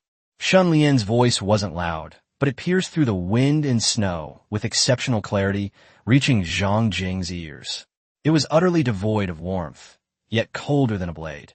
"The commander has ordered that all members of the Jianzhou bordered blue banner be killed without mercy. As for someone of your status, you do have some use." His gaze pierced Zhongjing like an icicle. "Our Lord Luo would like to have a word with you." Before the last word was even finished, the 20-odd black figures behind Shen Lian moved like crows leaving their nest, swift as rabbits. Their weapons, a variety of types including crossbows, grappling hooks, daggers, and hidden arrows, rained down on Zhongjing and his few remaining confidants like a storm. "Protect the master, fight our way out, and deliver the message to the Khan." The last two loyal followers roared in despair, making a last-ditch effort. However, their resistance was as fragile as a mantis trying to stop a chariot when faced with Shen Lian and his elite Imperial Guards, who were specially trained for hunting. A brilliant combined attack, a deadly coordination, and a tricky Anglian. Just a moment, the screams came to an abrupt halt. Zhongjing felt a chill on his neck, and a tremendous force kicked him in the lower back from behind, causing him to fall face first onto the cold snow. He saw stars, and the steel knife in his hand was easily kicked away. Before he could struggle, the cold blade was already pressed against his throat, and a powerful knee was firmly pressed against his spine. Struggling is futile. Shen Lian slowly walked to Zhongjing, who was being held down on the ground with a deathly pale face. He squatted down, and his cold gaze returned to Zhongjing's face, which was contorted with fear. "Take him away." Shen Lian's voice was completely calm as he stood up and brushed away non-existent snowflakes from his cloak. Chapter 69, The Ming Dynasty's Sun and Moon Flag. Chapter 69, The Great Ming Dynasty's Sun and Moon Flag. Military camp in Shenyang City. The chill of the early morning had not yet dissipated, but the Ming army's garrison in Shenyang was already filled with a tense and turbulent atmosphere. After yesterday's purge, a battle fought amidst bloodshed, fire, despair, and rage, the atmosphere in the camp had subtly undergone a qualitative change. The patrolling soldiers were no longer as lax as before. Their chests puffed out higher involuntarily, their steps were firm and powerful, and their eyes were piercing and sharp as they vigilantly scanned their surroundings. The scene from last night, the hanged mother, the innocent infant, the woman suffering in the shed, and the beastly faces of the Tartars was like a red-hot branding iron, deeply etched into the hearts of every soldier. The two women, rescued from the beastly shack, used their last strength to kowtow and utter the weak yet heart-wrenching words, "Thank you, sir, for saving our lives." As they walked through the streets again, the grateful glances from the city's residents and the occasional praise, "Sir, you are a true hero." All these complex and intense impacts washed over their once numb souls. They were no longer just mindless, living corpses, toiling away for sustenance. Something vague yet solid began to grow in their hearts. The responsibility and dignity of soldiers protecting their country, the compassion for the suffering of their people, and the deep, irreconcilable hatred for the perpetrators. This force dispelled the momentary confusion and heaviness following the slaughter, coalescing into a more silent and ferocious killing intent. They vaguely understood why they had gripped these cold blades and spears and embarked on this bloody path of no return, for whom they were fighting and for what they were protecting. Inside the central command tent, the atmosphere was heavy and oppressive. Xiong Tingbai, the Liaodong military commissioner, sat firmly at his desk. His iron-clad armor, gleaming coldly beneath his scarlet cloak, swept his piercing gaze over the generals standing solemnly below. Liao generals Liang Zhongshan, Zhang Xinwu, and Zhu Dashou, Sichuan generals Tong Zhongkue and Zhou Dunji, White Spear army generals Qin Bangping and Qin Banghan, and Yuyang chieftain generals Ran Yuelong and Ran Tianlin. The generals under his command, though of diverse backgrounds, all held their breath, their gazes fixed intently on Xiong Tingbai behind the command table. In these final moments before the battle, every breath carried the scent of gunpowder. "Gentlemen," Xiong Tingbai's voice broke the silence, striking everyone's hearts like a heavy hammer. "Our scouts reported several times last night that the enemy chieftain's movements are now clear." He stood up, walked to the large hanging map of Liaodong, and pointed heavily at a point north of Shenyang. Reconnaissance reports from the Fushan direction confirm that the main force of the Jurchens has marched south from Fushan Pass 2 days ago. Its vanguard, led by Huang Taiji, the 8th son of the Manchu chieftain, comprised approximately 3,000 elite troops from his plain white banner, along with over 5,000 surrendered Manchu and Han soldiers. They had already departed from Sancharar Fort, advancing menacingly towards Puha Fortress. Move your finger slightly and point to the northeast direction of Shenyang. Nurhaci himself led nearly 30,000 elite troops from the 6 banners 2 yellow, 2 red, bordered white, and plain blue along with nearly 20,000 surrendered Mongol and Han soldiers, for a total army of nearly 50,000. They marched swiftly along the old route from Suru, passing through Fushan City. Xiong Tingbai's eyes sharpened, and he jabbed his finger sharply at the center of the map. His voice suddenly rose, booming like a bell. Their military might is aimed directly at my city of Shenyang. A soft gasp filled the tent, but no one panicked. What burned in the eyes of the generals was a fierce, fighting spirit. "Gentlemen, do not worry." Xiong Tingbai slammed his hand on the table with a loud bang. Far from showing fear, his face displayed an air of complete control and composure. The enemy chieftain has come with the entire nation, seemingly in a fierce manner, but in reality, he has already shown signs of defeat. His food supplies are exhausted, and his men and horses are all weary. I, the strategist, have determined that Nurhacai's purpose in coming here is not to conquer cities and seize territory, but to take our stored grain in Shenyang to prolong his own survival. This is the crux of their inevitable victory, and also their fatal weakness. His gaze swept across the solemn faces of the generals, his voice resolute. This strategist intends to exploit his fatal weakness. He must take Shenyang.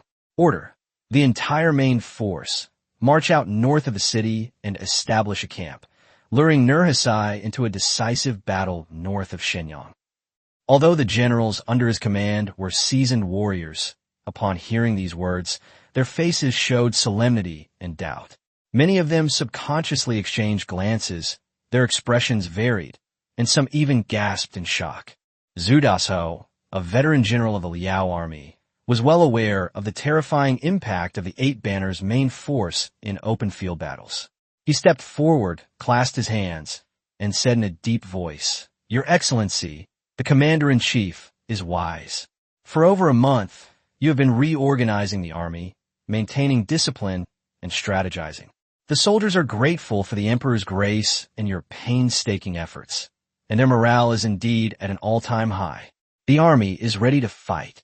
However," he paused, carefully choosing his words, his eyes revealing his worry. "The main force of the Jurchens is exceptionally fierce, especially adept at field battles and charges. Our newly formed army has not yet been tempered by major battles, and I fear its edge may be slightly inferior. Would it be too risky to rashly abandon the advantage of defending the city walls and gather our forces to engage them in open battle? If our initial attack is overwhelmed by their elite cavalry, Shenyang will be in grave danger. I urge the strategist to reconsider." Zhu Dashiou's words represented the thoughts of a considerable number of generals. Even the brave and skilled guest generals, such as Tong Zhongkue and Zhou Dunji, nodded slightly. They came from afar, facing the unfamiliar land of Liaodong, and knew that the Eight Banners' main force had won a victory against overwhelming odds at Suru, proving that their field combat capabilities were by no means undeserved. A brief silence fell over the tent, with only the crackling of the fire clearly audible. All the generals' eyes were focused on Xiong Tingbai, waiting for his response or explanation. This concern was not cowardice, but rather the clear understanding of the opponent's strength and the heavy responsibility of their own duties that a veteran of countless battles had. Faced with the doubts of his generals, Xiong Tingbai's lips curled into a cold and confident smile. "Oomph," he sneered, his resonant voice suppressing the unease within the tent. The generals only see his advantage in open field battles, but they fail to see through his outward strength, masking his inner weakness and impatience beneath the surface of his depleted supplies. He cannot afford to waste time and will surely seek a swift victory. If our army remains holed up in the city, Xiong Tingbai's voice suddenly sharpened. Even if we sit idly by and watch them divide their forces to plunder in all directions, cut off our supply lines, slaughter our people, seize our fortresses, raid our countryside, as their power wanes, their forces will inevitably rise again, and by then it will be too late to regret it. He stood up abruptly, slamming his finger heavily into the city wall of Shenyang, his voice as cold as ice. What's even more critical is that if we allow them to besiege our fortified city, even if we have 100,000 soldiers, mountains of provisions and countless armor and weapons within the city, what then? Trapped within four walls, like a dragon trapped in shallow waters, a tiger fallen on flat land. Even extraordinary abilities have nowhere to be displayed. The enemy can leisurely build fortifications, lock our throats, and cut off our path to survival. Shenyang will become a turtle in a jar in an instant. A dead end. Therefore, Xiong Tingbai took a deep breath, his gaze burning fiercely, his speech quickening, and filled with undeniable power.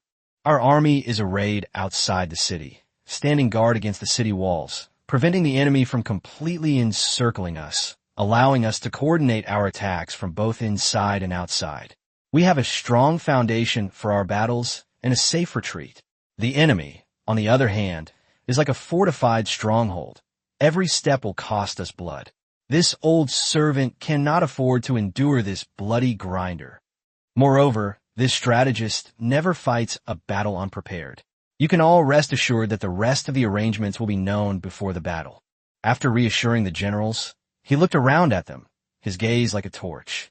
Generals, do you still have any doubts? Once I give the order, military orders are absolute, and those who disobey will be executed on the spot. Those who are cowardly and shrink back will be executed. Those who disrupt the morale of our army will be executed. Those who retreat in the face of battle will be executed. In this battle, advance is permitted. Retreat is not allowed. Are supplies running low? Is a retreat route cut off? Before we defeat the enemy, I will drink the waters of the Han River with you all. We will eat rations made of ice and snow. If we are not victorious, we would rather die. May the great Ming dynasty be victorious. Zhu Dashiou was the first to kneel on one knee, his eyes bloodshot, and he roared with clenched fists. This humble general is foolish. I am willing to fight to the death with the commander. I swear I will not return alive until I have slain the enemy chieftain. We are willing to fight to the death with the general. May the great Ming be victorious. A roar of desperate cries erupted from the tent. The last vestiges of doubt were utterly crushed by the fervent will to fight. Chapter 70. The Bloody Battle of Shenyang. Chapter 70. The Bloody Battle of Shenyang. Xiong Tingbai strode toward the map, his finger tracing its surface. The enemy chieftain is starving, a cornered beast fighting desperately, intending to devour Shenyang's grain to prolong his life. Oof. This strategist will make him suffer a crushing defeat right here in the open fields north of the city. Pass on the order. Each of the 5 key locations: New Castle, White Tower, Fengji Fort, Tiger Skin Post Station, and Wujing Camp is to be fortified with an elite battalion, fortified with deep trenches and high walls, ready for battle at any moment. General Jiang Bai of Liaoyang is hereby ordered to immediately lead his troops to reinforce these 5 forts, taking overall command of their defenses and ensuring they are as solid as a rock, forming a mutually reinforcing defensive position.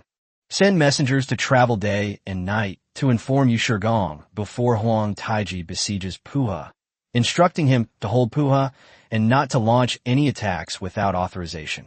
When the main force of the Jurchens retreats, seize the opportunity to block their retreat. Liang Zhongshan, Zhang Shenwu, Yang Zongye, Tudashu. You shall command the main force of the Shenyang New Army, 30,000 elite troops, and must gather all the breech-loading cannons, Tiger squatting cannons, general's guns, 3-barreled guns, and kerosene bottles. Using the wagon camp as the framework and the deep trenches as the barrier, we must establish a formidable stronghold for our general in the most open and strategic location north of Shenyang. This is the central hub of our army and the core of the decisive battle. It must stand firm like a mountain, unyielding and immovable. Tong Zhongkue and Zhou Dunji, lead your White Spear soldiers and elite Sichuan troops, and deploy your forces on the eastern bank of the Han River Ferry, with your backs to the river bend. Hold your position along the embankment. Zhang Mingshi, Ran Yuelong, and Ran Tianlin, leading the strong soldiers of Zhujiang and the fierce troops of the Yuyang chieftain, they took advantage of the hilly terrain to set up artillery positions and guard the mountain road. Once the order for the general offensive is given, we will form a wagon formation and charge straight at the enemy camp. Your left flank is the gate of Shenyang. If there is an emergency during the war, you can enter the city or receive reinforcements at any time. The rest of the generals shall lead their elite troops to guard the 4 gates, the Barbican, and the drawbridge of the moat. The artillery on the city walls shall be fully equipped with gunpowder and live ammunition, ready to fire at any moment.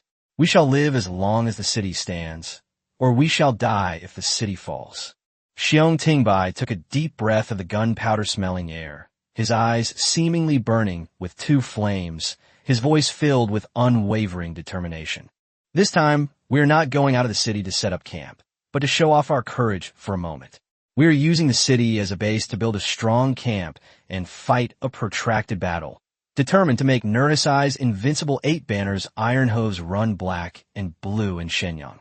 Let that old slave know that the gates of Shenyang are an iron wall he can never knock down. In the sky over Liaodong, there will always be only one flag, the sun and moon flag of my great Ming. Each battalion shall set out immediately and establish fortifications outside the city according to the plan. Raise my banner high in the most conspicuous place outside Shenyang, so that they know that I, Xiong Tingbai, am here waiting for them.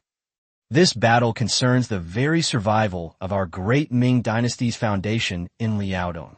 It is also a matter of national response to the bloody defense and valiant defense of the Liaodong army and civilians. This strategist intends to meet the main force of the Jurchen chieftains squarely beneath the walls of Shenyang, and use this magnificent battle formation to tell that old Jurchen, the sky over Liaodong belongs to the Ming dynasty. The city of Shenyang is an iron city he cannot conquer. He wanted him to witness firsthand how his painstakingly built elite 8 banners army would be reduced to ashes, reduced to smoke, and annihilated under the iron hooves and cannons of the Ming army. Gentlemen, follow my orders and kill the slaves. Kill the slaves. Kill the slaves. Kill the slaves. All the generals under the command were filled with surging blood and roared in unison. The anger that had been building up for many days and the sharp spirit that had been forging the soul of the army transformed into a deafening roar at this moment, which almost lifted the roof of the command tent. The generals filed out, the clanging of their armor filling the air. As military orders were rapidly issued, the entire city of Shenyang began to rumble into motion like a giant war machine. The city gates burst open with a roar. Banners fluttered and armor clanged. Armored infantry, musketeers, supply troops pushing chariots, and cavalry on horseback one after another, troops silently and swiftly surged toward the designated location in the north of the city, according to the plan. Before dusk, the scene in northern Shenyang changed dramatically. The towering banner fluttered on the high slope. 3 camps swung north of Shenyang. One on the east bank of the Hun River, and one on a high ground to the west of the city spread their walls along the terrain, echoing each other and forming a defensive triangle. Outside the camps, deep ditches stretched like dragons, and a dense network of fortified positions was covered with barricades. Rows of cannons gleamed coldly from their gun emplacements. On the walls of Shenyang, soldiers patrolled back and forth, while the heavy artillery coverings were removed and the gunners focused intently. From afar, on the plains, scouts and night watchmen came and went, constantly sending back news from the front lines. The Ming army camp, stretching for miles, resembled a giant beast coiled on the black soil, bearing its bloodthirsty fangs towards the distant northern horizon. A final battle, destined to shake this land, is imminent. The following morning, as the midday sun shone on the earth, a peaceful scene unfolded across Liaodong. Report: the Jurchen cavalry has reached within 10 miles. The scout galloped into the camp, his warhorse foaming at the mouth, its armor stained with blood. His voice was hoarse, yet every word was like thunder. The enemy vanguard has already crossed 3 ridges and is pressing towards the main camp. Surrounded by his generals, Xiong Tingbai ascended the central watchtower. In the distance, dust obscured the horizon, resembling a moving iron-gray curtain. "They're here." His voice was deep and resolute. "Order the vanguard to close the gates tightly, form shields, and prepare bows, crossbows, and cannons. Nurhaci is cunning. I predict he will not dare to launch a direct attack today." He knew that Nurhaci, that old fox, would be suspicious of him for daring to go out of the city to fight. In this way, he could buy some time for He Shixian's deployment. Nurhaci's 50,000 strong army pressed down on the north of Shenyang like a heavy iron cloud. When there are more than 10,000 people, there is no end in sight. When there are more than 50,000 people, they are so numerous that they blot out the sky and the sun. The elite cavalry of the bordered yellow and plain yellow banners, like the most dazzling pack of wolves, surrounded the huge brocade dragon banner at the center. The elite soldiers of the 2 red banners, the armored infantry of the plain blue banner, the light cavalry of the bordered white banner, and a large number of surrendered Mongol and Han soldiers wearing red Mandarin duck battle jackets of the Ming army covered the vast plain in a dark mass. As the men and horses passed by, they stirred up towering clouds of dust that blotted out the sun. However, as Xiong Tingbai had predicted, the Jurchen army eventually halted its advance a few miles away, set up camp, and dug trenches, appearing ready for a long-term standoff. The cunning old slave, in the end, harbored deep suspicions about the Ming army's fortified camp before him. Inside the Jinlu commander's tent, Nurhaci, his brows furrowed with age but still sharpness, repeatedly looked at the reports from the scouts who had been sent out 30 miles away and had conducted repeated reconnaissance. "Father Khan, all mountain passes, dense forests, and valleys have been thoroughly searched, and there is no trace of a large army ambush," Daesan reported in a deep voice. "Are those Xiong barbarians truly audacious enough to dare to come out of the city to meet us in battle?" "Bluster," Daishan sneered. "Xiong Tingbai isn't a fool like Yuan Yingtai. He must have something to rely on. Those fortified camps, trenches, and cannons gave me goosebumps." Nurhaci's fingers slowly tapped the oxhorn map on the table. The Ming army's defenses north of Shenyang had been clearly drawn by the scouts. He simply couldn't understand why they would abandon a fortified city and instead build a stronghold outside it. This didn't make sense. After the Battle of Saru, when had the Ming army ever dared to confront him in the open? Either they've lost their minds and are incredibly arrogant, Meng Gultai grumbled, or they have a backup plan that we haven't found yet. "Investigate. Investigate again." Nurhaci's voice was deep and resonant. "Keep your eyes wide open. Focus on investigating the Ming army's rear and their movements within Shenyang." After a full day of careful reconnaissance, night fell, and the commander's tent was brightly lit with all the princes gathered together. The scout in charge finally knelt down and reported, "Your Majesty, within a radius of 30 li, apart from Shenyang City and those few small fortresses, there's indeed no trace of any organized Ming troops moving. A brief silence fell inside the tent. Father Khan. Daishan's voice was calm and clear. Xiong Tingbai is not a reckless man. If this move is not foolish, then it is an attempt to lure us into a strong attack on the camp. But our army is short of food and supplies and cannot afford to wait. Rather than being held back by a feint, we should strike with lightning speed. If it is a trap, our army is sharp and can break through it with one blow. That's right. Mangultai was also going all out. Even if the Xiong barbarians are scheming, we have to reveal it. As long as we crush their camp and seize the grain reserves in Shenyang, all their plots will be in vain. Nurhasai's gaze swept across his sons' faces, finally settling on the burning tallow lamp, the flickering flame reflecting the resolute light in his eyes. With their supplies exhausted and no way out, the grain supplies for Shenyang were within reach. Even if it was a den of dragons and tigers, they had to brave it. At dawn tomorrow, he slammed his hand on the table, his voice resolute. With the surrendered Mongol and Han soldiers as the vanguard, and the elite troops of the Plain Blue Banner as the rearguard, led by Mangultai, each unit will take turns launching a fierce attack on the Ming camp. Daesan and Yuan, each of you take 3,000 bannermen and 3,000 surrender Han soldiers, and keep an eye on the left and right camps. Launch probing attacks. Don't be sorry for those Han Nickens. There are plenty of them in Kaiyuan and Fushun. I want to see if the formation Xiong Tingbai has set up can really break my teeth. Chapter 71, The Ming Army's Full Pay is Invincible. Chapter 71, The Ming Army is invincible with its full pay.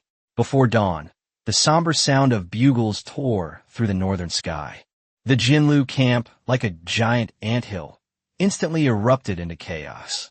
Pushed to the front were tens of thousands of Mongol and Han surrendered soldiers, their expressions numb and their steps unsteady.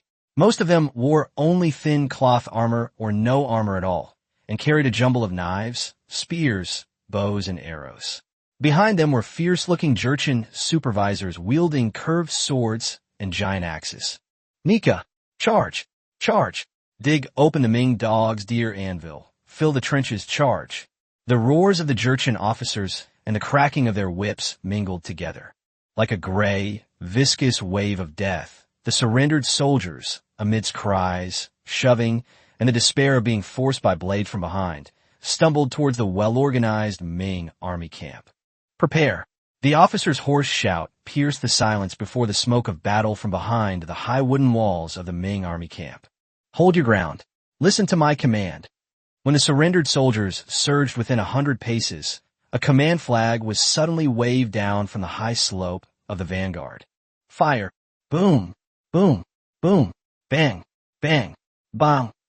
A sound like the tearing of the gates of hell rang out, and it was as if a volcano had erupted in front of the Ming army camp. Boom! Boom! Boom! The lightweight, breech-loading cannons at the forefront roared first.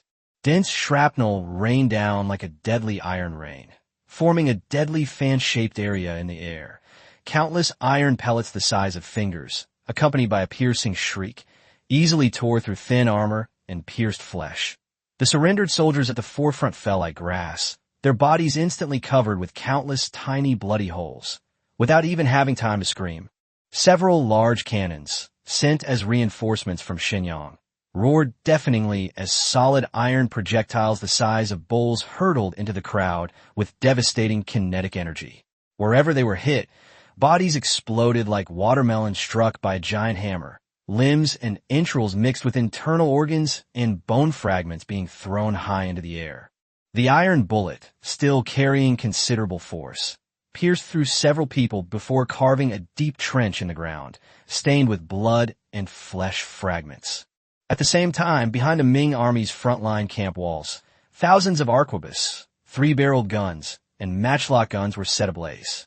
The scorching lead bullets tore through the air, piercing flesh with a piercing shriek and drawing out plumes of hot blood mist. The white smoke from the gun barrels instantly filled the area in front of the stockade walls, emitting a pungent smell of gunpowder and sulfur.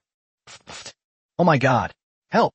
Screams, the sound of flesh being torn apart, the sound of bones breaking, and the desperate cries of the dying filled the air.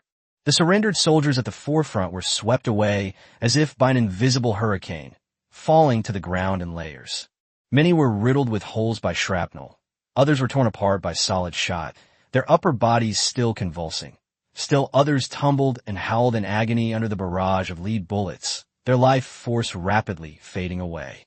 Lead pellets whistled through the air as they pierced human bodies, spraying puffs of blood mist. The soil that had just filled in the trenches was instantly soaked and stained red again by the scalding blood. The Jurchen's first charge was instantly repelled by this fierce metal storm, leaving behind only hundreds of mangled corpses. However, this was only the beginning. Under the frenzied hacking and even more brutal whipping of the supervising team, the second and third waves of Red Waves continued to pound on the Ming army's defenses, regardless of the casualties. The surrendered Mongol and Han soldiers used makeshift door panels, thick wooden planks salvaged from Waknoshir, and even the corpses of their recently fallen comrades as pitiful shields, and frantically rushed toward the trench, trying to fill it up. Whenever a small section of the trench was barely filled to create a path, the surrendered soldiers would charge through with howls, only to be met with a hail of arrows from the stockade walls and deadly blows from close-range muskets. The Ming army's resistance was equally fierce. The barrel exploded. A shrill scream rang out as a soldier's arm was mangled beyond recognition by the exploding musket. Quick! Water! Water the cannon barrel! The gunners frantically poured water onto the scorching cannon, causing it to hiss and emit white smoke. Here! The breach! Seal up quickly. A section of the wooden stockade wall was suddenly breached by the repeated impacts of the enemy's makeshift catapults. The well-prepared Ming heavy armored soldiers immediately raised their ironclad shields and charged forward, their spears thrusting like venomous snakes through the gaps in the shields. The Jurchen troops, surging in from outside, also launched a fierce counterattack, their swords and spears clashing violently against the shields, producing a piercing sound of metal scraping and wood splintering. Soldiers from both sides grappled, rolled, and bit at the breach, and a struggle for every inch of land was accompanied by bloodshed and loss of life. The close quarters fighting at the foot of the stockade walls, along the moats, and inside and outside the dear fortresses entered its most brutal phase. Sparks from the violent clash of weapons, the splattering sound of blades piercing flesh, the heavy breathing of dying struggles, and the stench of sweat, gunpowder, and blood permeated the entire battlefield. The battle raged from the first rays of dawn until the blood-red setting sun. This Ming army, which had been reorganized for less than a month, managed to keep the Jurchen's fierce attacks outside their camp by relying on the exemplary conduct of the junior officers, strict organizational discipline, and precise command of their firepower. Beneath the camp walls, the once wide trenches were almost completely filled with layers upon layers of corpses, with tattered flags, broken weapons, and scattered limbs everywhere. The ditch flowed with dark red blood, staining the land a nauseating ochre red, making it sticky and slippery to the touch.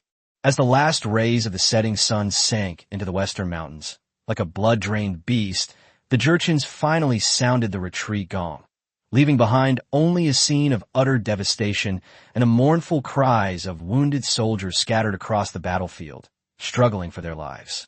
The night, like ink, spread across the mountain of corpses and sea of blood. Exhausted to the point of near collapse, Xiong Tingbai, in the dim, flickering candlelight of the Central Command tent, finally awaited the arrival of that swift, lightning-fast horse. The messenger practically tumbled off his horse. "My lord, a message from General He. A great victory at Dongzhou Fort. The entire Amin brigade of the Border Blue Banner has been wiped out." A terrifying glint suddenly flashed in Xiong Tingbai's bloodshot eyes, instantly shattering the heavy weight that had been pressing on his heart.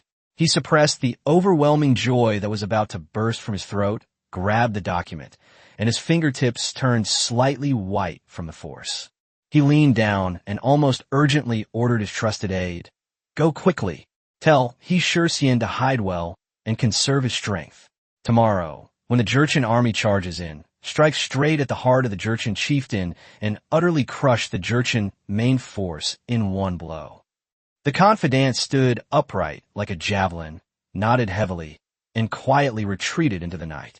Upon receiving He Shixian's reply, Xiong Tingbai immediately summoned Zhang Mingshi, the commander of the Zhejiang army, and Tang Zhongke, the commander of the Sichuan army and the White Spear army, and whispered to them only, "Amin of Dongzhou Fort has been completely annihilated."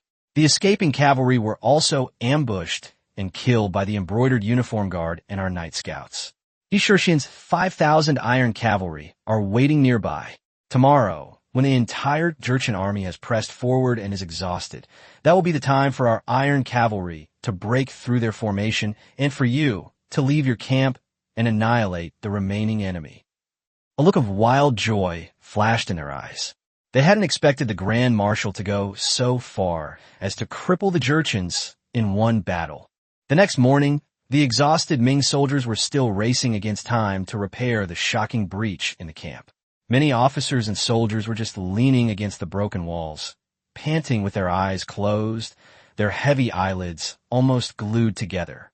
But the death knell of the Jurchens once again ripped apart the deathly silence of the sky. Nurasai's face was so gloomy in the morning light that it seemed almost dripping with water. Yesterday's heavy losses, coupled with today's renewed setbacks in the offensive, far exceeded his worst expectations. "We can't wait. We can't afford to waste any more time." A fierce glint flashed in his eyes, like a gambler who had lost everything. "Give the order. Mangultai, take your plain blue banner and bordered white banner. Press them down. Tear them apart. Smash them. Crush this tortoise shell. Today I, the Khan, will stand atop the walls of Shenyang." Before the Ming army's camp, the fierce battle of yesterday had not yet cooled down, and a new storm had already arrived. The trenches of the front camp were almost filled with corpses, and many sections of the stockade walls were damaged like gaps in the teeth. Worse still, the continuous high-intensity defensive battles had rapidly depleted the Ming army's reserves of gunpowder and lead pellets. Many musketeers had already run out of ammunition pouches and were anxiously watching their comrades beside them. "Commander, we're out of gunpowder. Our ammunition pouches are empty." A young gunner stared palely at his empty ammunition pouches. "Musketeers, the barrels are going to explode if you fire any more. Water, quickly, bring in cooling water," the officer roared. "Arrows, we don't have many arrows left." Urgent calls echoed across the smoke-filled camp walls. Despite the officers' desperate efforts to maintain order, the Ming army's firepower was visibly weakening and thinning out. This change was immediately noticed by the Jurchens. The Ming dogs are out of firearms. Charge! Crush them!" The soldiers of the plain blue banner and bordered white banner were greatly encouraged, like a pack of wolves that had smelled blood, and their offensive suddenly became even more ferocious. Braving the remaining fire from the Ming army's cannons and arrows, they began to charge in tighter formations, and the fighting skills of the Jurchen soldiers were on full display at this moment. The frontline soldiers wore 2 or even 3 layers of heavy armor, with thick cotton armor as the inner lining and fine chainmail, or iron inlaid cotton armor as the outer layer.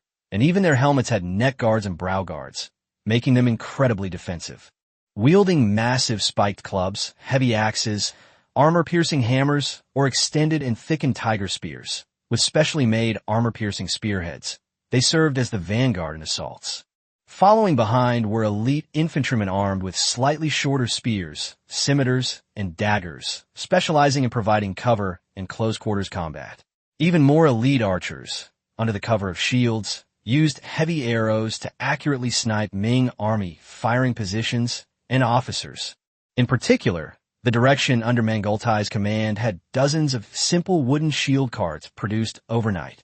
These carts were made of thick wooden planks nailed together and covered with wet cowhide or several layers of thick felt to protect against musket fire and light arrows.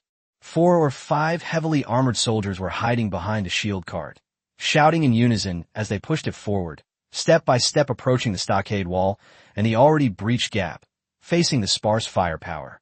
The pressure increased dramatically. A breach that had been temporarily blocked with sandbags and carts was suddenly breached again under the fierce attack of several shield carts and dozens of heavily armored Jinlu soldiers following closely behind. "Charge in. The Khan will reward you." The Jurchen soldiers roared as they surged in. The Ming army garrison guarding the area had already suffered more than half its casualties, and now, facing the Jurchen heavy infantry charging like wolves and tigers, they were putting up an extremely difficult resistance. Their spears clanged against the Jurchen's multiple layers of heavy armor, but they were not effective at killing them. Their swords either bounced off the armor plates, or, even if they pierced the flesh, did not reach vital organs. In contrast, the barbarian soldiers' maces and heavy axes carried immense force with each swing, instantly breaking bones and tendons in those struck. Hold your ground. Hold the shields. Fire. Fire now. The Ming army officer's eyes were bloodshot with rage. The soldiers behind him struggled to turn the muzzles of more than a dozen still warm Tiger crouching cannons and breech-loading cannons around, and with the last of their gunpowder, they lit them almost against the surging crowd of Jurchens. Boom, boom, boom. The volley of iron shot caused devastating damage in the confined area. The 40-odd heavily armored Jurchen soldiers at the forefront were struck as if by an invisible giant hammer, their bodies spurting blood as they were sent flying backward. The soldiers behind them were also affected, and their offensive was halted. However, while the Ming army's desperate volley temporarily halted the breakthrough, it also completely exposed their inability to sustain the attack. More heavily armored Jurchen troops surged in from other directions. The gaps were widening, and the entire front camp defense line was in dire straits and on the verge of collapse. Wah!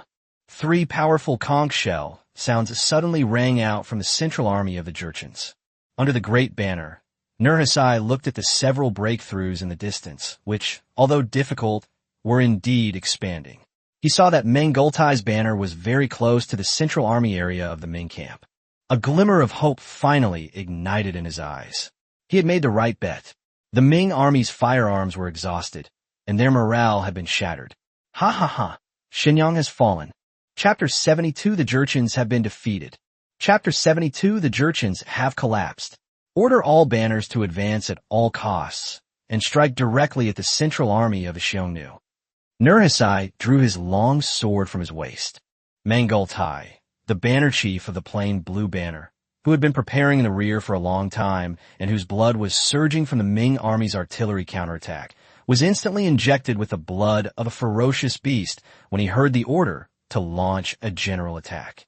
Bayala, follow me, he roared and threw off his cumbersome robe, revealing a hideous double-layered iron armor with scales, and even half of his face was covered by an iron shield. Behind him stood 100 of the strongest Bayera white armor soldiers, the very core of the Zhonglan banner. These were the most elite warriors of the entire later Jin 8 banners, chosen from among the best, each possessing the merit of killing more than 10 people. Clad in 3 layers of armor, wearing helmets adorned with red tassels, and wielding specially made heavy spears thicker than child's arm, thickened and lengthened swords with blood grooves, or heavy, finely crafted steel maces, they were truly the spearhead of the later Jin army's assault force. Ming dogs, D. Mengultai, as if possessed, brandished his heavy iron mace, and personally led his 100 Bayera, who were like an iron fortress, in a final and fierce charge towards a breach in the Ming army's vanguard camp, where they were still putting up a desperate resistance. These 101 men were like unstoppable iron spikes. The Bayaras protected Mengultai, forming an assault formation, completely ignoring the sporadic bricks, stones, and arrows thrown by the Ming army and their desperate close quarters hacking and slashing. Their heavy spears, like venomous snakes spitting their tongues, accurately pierced through the gaps in the shields, killing the Ming army officers who were still forming ranks. With a swift swing of the heavy blade, the Ming army standard shield was severed along with the arm. The iron mace crashed down, and the helmet and skull exploded like a watermelon. In an instant, the narrow space within the breach ruthlessly blocked the layers upon layers of Ming soldiers rushing to plug the leak. Blood and corpses paved their path forward. Their only target was Xiong Tingbai's central command flag. Witnessing this devastating Bayera charge, many Ming soldiers who was on the verge of collapse were filled with fear. Under the combined attack from both inside and outside, and the strangulation of this invincible blade, the Ming army's defensive line near the breach finally showed obvious and irreversible signs of wavering and retreat. The scales of victory seemed to have tipped heavily in favor of the Jurchens. At this critical moment, on the high slope of the Ming army's central camp, Xiong Tingbai, who had remained unmoved and whose cold eyes were like those of a hawk, watched the entire battlefield. He looked at Meng Gultai's figure, which resembled a raging giant bear, and at the Jurchens who were pressing forward with their entire army. The time has finally come. A cold glint flashed in his eyes, and with a wave of his hand, several messengers who had been waiting nearby ignited the giant firework shell on the ground. Boom! A huge red signal firework exploded violently in the clear winter sky. The moment the signal flare went off, north of Shenyang, less than 5 li from the chaotic rear of the main Jurchen force on the hillside, He Shixian suddenly drew a long, narrow saber and raised it high to the sky. The 5,000 Imperial heavy cavalrymen who had just arrived from the battlefield of Dongzhou Fort had rested and recuperated all night and were now unstoppable. Beneath the iron masks, only pairs of cold, bloodthirsty eyes were visible. They simultaneously raised their lances and silently spurred their heavily armored warhorses, like a dormant volcano beginning to stir. Kill! He Shixian didn't say much, just shouted in a low voice. Boom! It is exactly the same as Dongzhou Fort. First came a muffled rumble, like a thunderclap from the depths of the earth. Then, the sound amplified rapidly, like the drums of 1,000 armies. The earth began to tremble violently. The Jurchen soldiers who had just erupted in thunderous cheers and exhilarated slaughter after breaking through the main camp, especially the surrendered Mongol and Han soldiers and some Jurchen bannermen in the rear, froze instantly. They turned back in surprise and disbelief. A moving torrent, gleaming with the cold luster of steel under the pale autumn sun. It was rapidly rising, spreading, and crushing in from the horizon behind them. Nearly 5,000 heavy cavalrymen, all clad in heavy armor, with even their warhorses adorned in fine horse armor.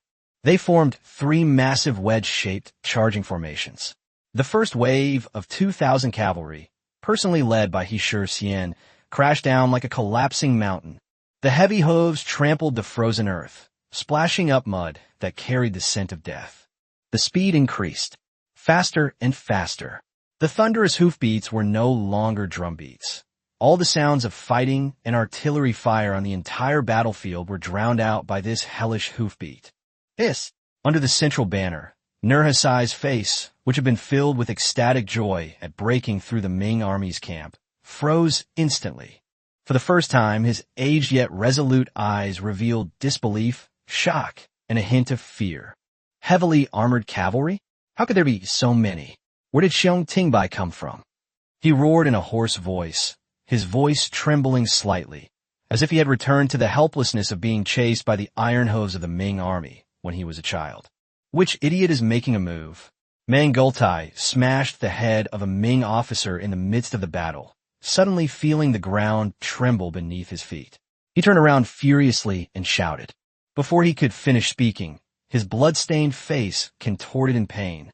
His pupils reflected the steel forest surging from the horizon, gleaming with a deadly chill. It's too late. It's all too late.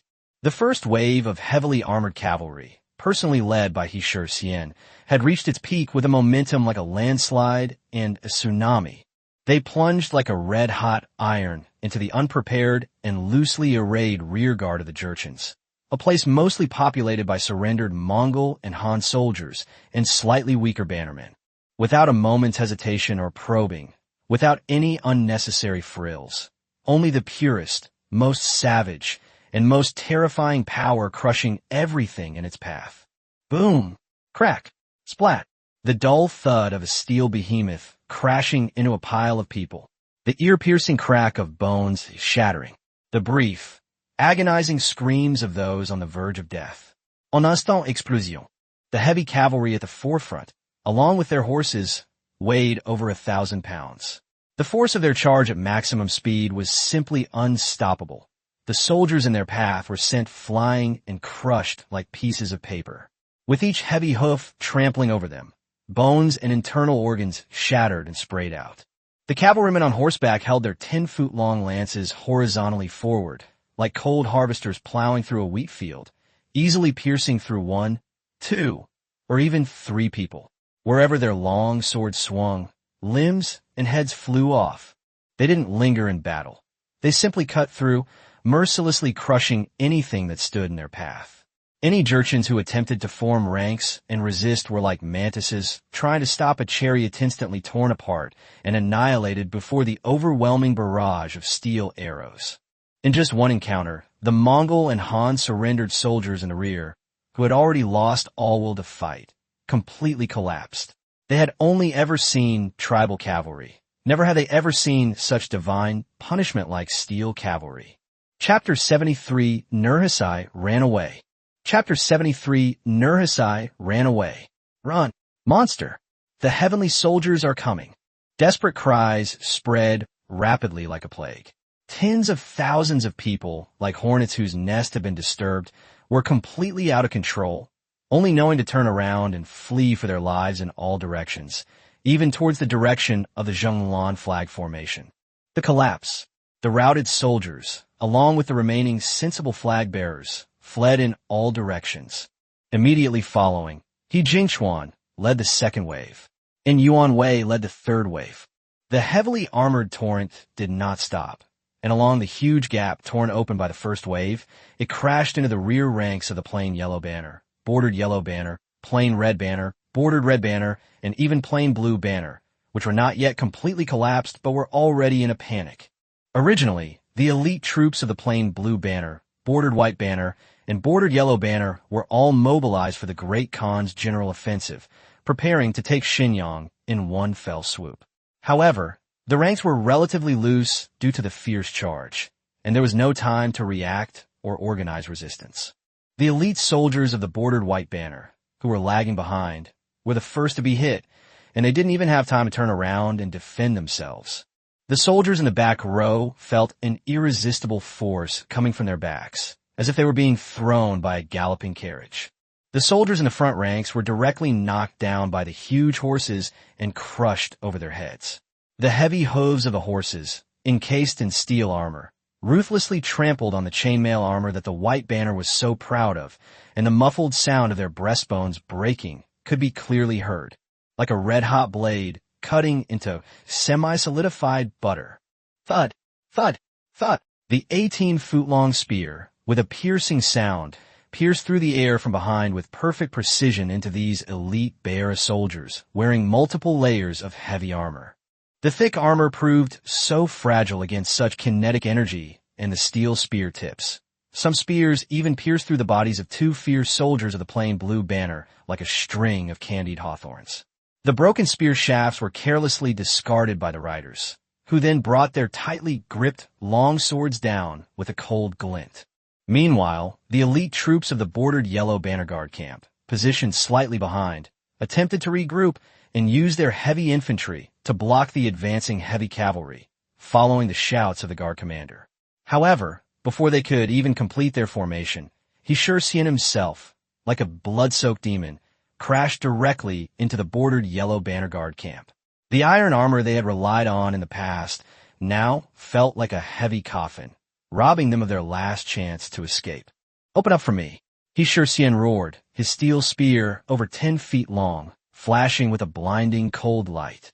The tiger spear that a Niru Zhongjing of the bordered yellow banner had hastily raised was smashed in half by the spear, the spear tip continuing its momentum, pinning the man and his armor to the ground.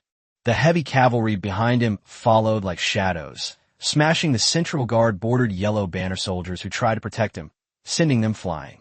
Swords flashed, and limbs and shattered pieces of yellow banner armor flew everywhere. The bordered yellow banner, known as one of the 3 most elite banners of the 8 banners, was also instantly torn apart at the core of its line under this absolute crushing force, and the iron cavalry headed straight for Nurhaci. Without a moment's hesitation, without any unnecessary frills, it's pure, savage physical force that crushes everything. The entire Jurchen army, which had been charging towards the Ming army with great momentum, was cut in half by He Shurxian's fatal blow. Like a venomous snake whose spine had been suddenly severed, Its movements instantly froze and convulsed. The front was experiencing inertial impact, while the rear was collapsing in destruction. The entire massive attack arrow was instantly paralyzed from its midpoint. Mangultai watched as his proud heavy armored chariot soldiers in Beira were smashed and cut down like paper, his blood and courage instantly extinguished by the steel storm before him. Looking at the direction of Hishurtian's final attack, he roared in a distorted tone, "Protect the Khan." He turned his horse around to organize a defense, but was swept away by the fleeing soldiers and involuntarily moved backward. Beneath the great banner, Nurhaci, protected by the remaining plain yellow banner, watched as his elite 8 banners, which had dominated Liaodong for 10 years without a single defeat, melted away like ice and snow thrown into boiling water under the repeated crushing force of that steel torrent. Defeated? Great Khan, run! Dayasan, Mangultai, and other Baal grabbed Nurhaci in a panic, forcibly turned his horse around, and the central guard desperately protected the banner, retreating like a tide towards Fushun. The army collapsed like a house of cards. The Khan has run away. The Khan has run away. As Nurhaci's banner disappeared into the distance, someone finally shouted out. After their rear was completely shattered by Hishurtian's heavily armored cavalry, and they witnessed the Khan's escape, the entire attacking Jurchen army, from the surrendered soldiers at the vanguard to the elite bannermen at the core, finally lost all will. The hope of victory was instantly transformed into boundless fear. The soldiers who were still fighting in the front camp, and those who were blocked from advancing from the rear, scattered and fled like headless flies. Inside the Ming army camp, the Ming soldiers, who had been fighting and retreating, were suddenly met with a thunderous roar of cheers as they witnessed the dramatic reversal of the situation. They seized the opportunity and charged out from within the camp walls and through the gaps in the walls like tigers, descending a mountain. Beat the drums. The whole army counterattacks. Pursue them for 30 li. Xiong Tingbai shouted to the messenger, his face flushed. Thump, thump, thump, thump. The powerful war drums of the counterattack rolled across the land like thunder. The other 2 camps also witnessed the heavy cavalry charge. At the same time, they opened their tent doors, and the Ming dynasty's elite troops, who had been resting for a long time, instantly transformed into fierce tigers. Kill the slaves and avenge our shame. May the great Ming dynasty be victorious. The fields north of Shenyang were completely transformed into a battlefield where the Jurchens fled in disarray. A complete rout, with soldiers fleeing in disarray and cries of despair echoing across the land. Nurhaci's carefully laid plan for conquest crumbled under the strategic maneuvering of Xiong Tingbai and the relentless crushing force of Hishurtian's imperial cavalry. The brocade banner, symbolizing the fate of the later Jin dynasty, fled north in panic, surrounded by its guards, disappearing into the dust and despairing cries. At the eastern camp, Tong Zhongkuei's fierce White Spear soldiers and Zhou Dunji's elite Sichuan troops, like unsheathed blades, charged forward with all their might along the Han River, brandishing their signature 10-foot-long white spears and wielding thick-backed machetes. The target was the routed White Banner soldiers, terrified by the heavy cavalry charge and attempting to escape across the Han River. The White Pole spearmen formed a charging formation, swarming forward upon encountering the enemy, their spears thrusting like a forest, tearing the already chaotic White Banner soldiers to shreds. The icy river water was quickly stained crimson with blood. On the other side, Zhang Mingshi's Zhujiang army swordsmen and musketeers, along with Ran Yuelong and Ran Tianlin's fierce Yuyang chieftain soldiers, pounced like wolves on the flank of the retreating Zhenglan Banner heavy infantry. The Zhujiang army swordsmen coordinated skillfully, using shields to slash and swords to kill isolated enemy soldiers.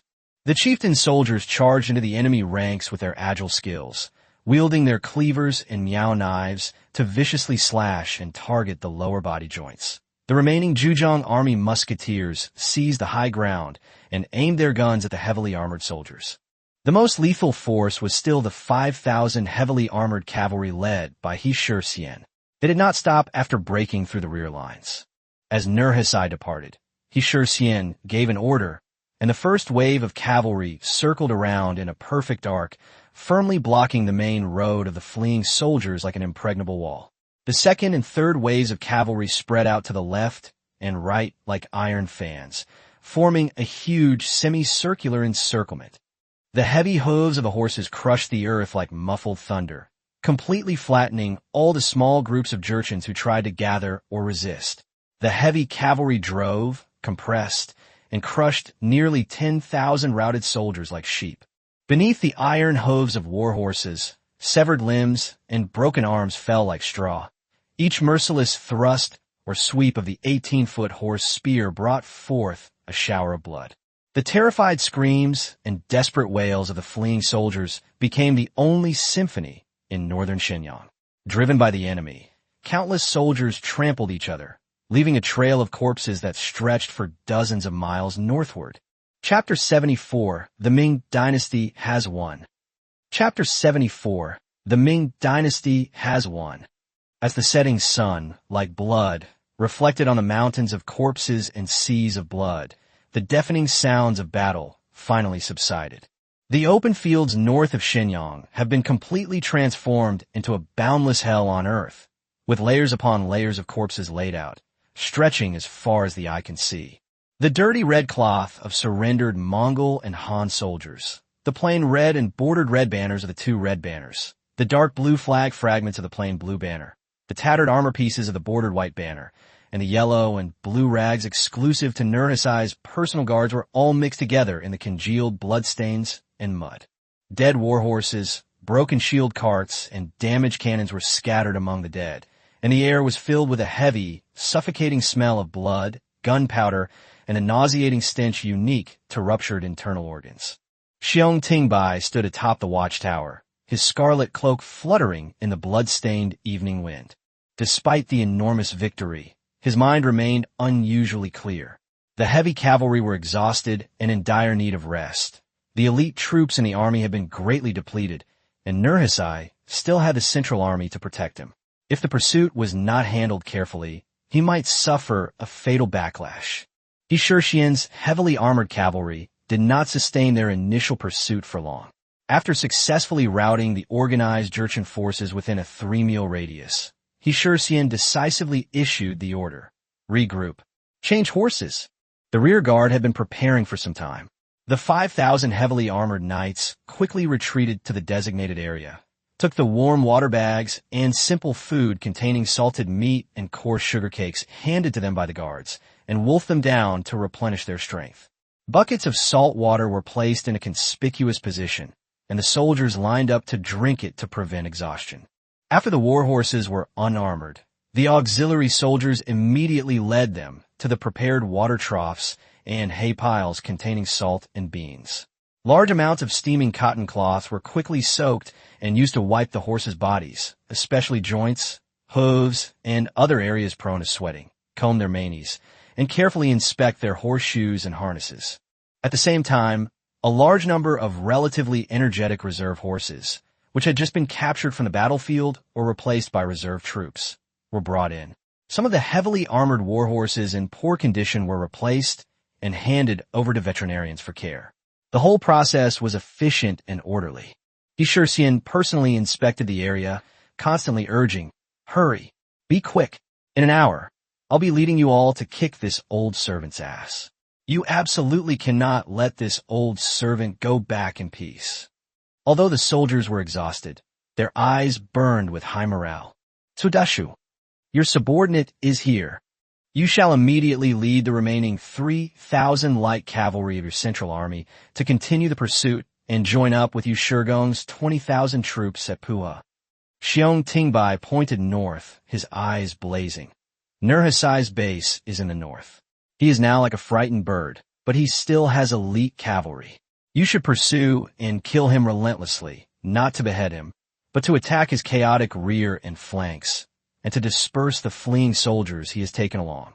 You and Yushigong work together to take Tiling City as quickly as possible and recover all the occupied fortresses south of Kaiyuan. Rebuild the border defense line. Zhang Mingshi, your subordinate is here. Your main force has suffered few casualties and is still highly motivated. Immediately advance eastward and join Zhu Wanliang's 5,000 troops at Dongzhou Fort.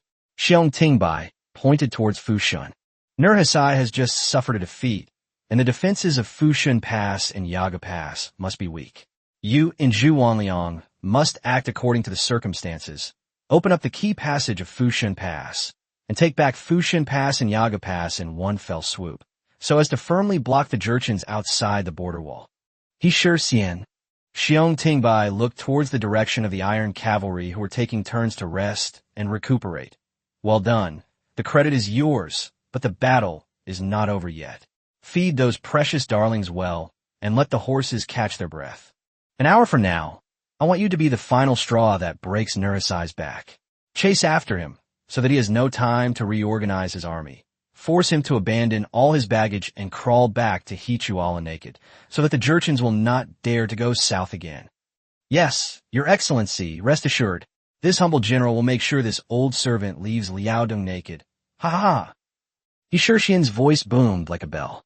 Several generals reorganized their troops and pursued the enemy relentlessly, while the remaining soldiers, under the command of their officers, mustered their strength to clean up the battlefield and count the number of soldiers. Ming army doctors and auxiliary soldiers carried makeshift stretchers, carefully searching the battlefield for their groaning comrades. Regardless of the severity of their injuries, as long as they were still breathing, they were immediately carried back to the city camp. Cries of agony, the squeak of bandages being wrapped, and the smell of wound medicine filled the area around the makeshift medical tent. Kneel down. Traitors, get to the left. Mongol Tartars and Jurchens, kneel on the right. Some Ming army squads that were still capable of fighting were using spears and the backs of their swords to drive away and gather the dejected prisoners who had lost their weapons. The military officer in charge of registration, pen and ink in hand, nervously separated the Han Chinese soldiers who had defected to the Ming dynasty from the Jurchen prisoners of war, keeping them in different prisons with vastly different fates. Horses. These uninjured Tartar horses are treasures. Hold them tight. The soldiers searched through piles of corpses and corners of the battlefield with shining eyes. Intact war horses, discarded swords, spears, bows, and arrows, even pieces of fine iron armor made in the style of the Jurchens, and thick leather boots, studded with copper, were carefully collected. One by one, breech-loading cannons and general cannons were pushed back to the Ming army camp. Treatment of prisoners was minimal, and wounded Jurchens were mostly executed with a final blow. On the other side, the atmosphere was solemn and mournful. Ming soldiers silently lifted the bodies of their fallen comrades from the pile of corpses, carefully wiped the blood from their faces, cleaned them with water, and gently wrapped them in straw mats or white cloths. A commissar, his voice trembling with barely concealed elation and sorrow, reported to Xiong Tingbai, who was gazing intently at the battlefield from the watchtower. My lord, according to the preliminary count, we have captured over 18,000 Jurchen heads.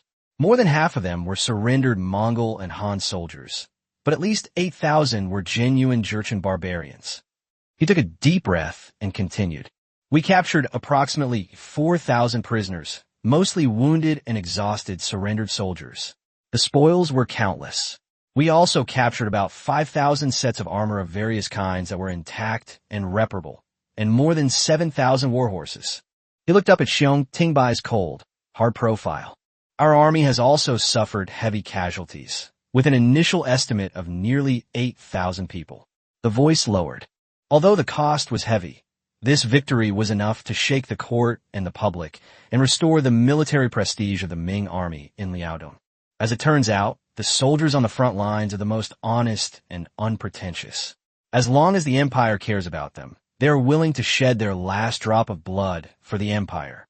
Xiong Tingbai stood atop the watchtower, the evening wind carrying a strong stench of blood and acrid smells, causing his scarlet cloak to flutter loudly. His deep gaze slowly swept over this hellish landscape, the embers of war still burning in the distance. The rising black smoke from the cremated corpses, the struggling and groaning wounded soldiers, and the remains of his comrades being collected. Finally, his gaze settled on the bare banner that still stood stubbornly in the cold wind in the center of the battlefield. On the old strategist's utterly exhausted face, a bittersweet smile, like a rock cracking open, finally appeared. He did not cheer, but instead gazed at the northern horizon where Nurhaci had retreated, where night had fallen and the stars seemed to be stained with blood. Shenyang has held. Xiong Tingbai's voice was low and hoarse, like the scraping of rusty swords. The Ming dynasty has won. Exhausted to the point of being almost unable to stand, Xiong Tingbai slowly descended the watchtower with the help of his personal guards. Looking up, he saw Zhou Yingchun, his face flushed, staggering towards him. "Brother Fei Bai." Zhou Yingchun, unable to contain his emotions before even exchanging pleasantries, suddenly grabbed Xiong Tingbai's dusty arm. His hands trembled violently with excitement, his voice choked with sobs, and he spoke incoherently. "We won. Heaven has smiled upon us. We've won. Shenyang and Liaodong are safe." The usually composed old governor was now flushed with excitement. The pressure of defending the city and strategizing for days, the perseverance in despair, and this sudden but costly and glorious victory had made him somewhat unable to contain himself. Xiong Tingbai gripped Zhou Yingchun's cold, trembling hand tightly. The rock-solid coldness in his bloodshot eyes finally melted away, revealing deep weariness and relief, as well as unspeakable regret. His voice was hoarse but unusually firm. "Mingtai," Zhou Yingchun's courtesy name, "I have fortunately fulfilled my mission. Where's Shenyang now? This victory is due to the bravery of the soldiers, the unity of the people, and especially His Majesty's invincible cavalry. You and I have finally lived up to His Majesty's grace and are worthy of the elders of Liaodong." He paused, looked towards the busy laborers and the wounded, and added, "However, this word victory was written with the blood and flesh of countless loyal souls, a truly heartbreaking story." Zhou Yingchun nodded vigorously, his eyes resolute. "Rest assured, General, I, Zhou Yingchun, am duty-bound to handle the aftermath, comfort the dead, treat the wounded, and stabilize the lives of the people. Even if it costs the last penny of the governor's treasury, I will ensure that the loyal bones are laid to rest, the wounded are healed, and the nation is at peace. Once the battlefield is cleared, I will submit a report of victory tomorrow and request commendations for the soldiers." Two pillars supporting the collapsing Liaodong, on the edge of a battlefield strewn with corpses, their tightly clasped hands conveyed their surging emotions and heavy responsibilities.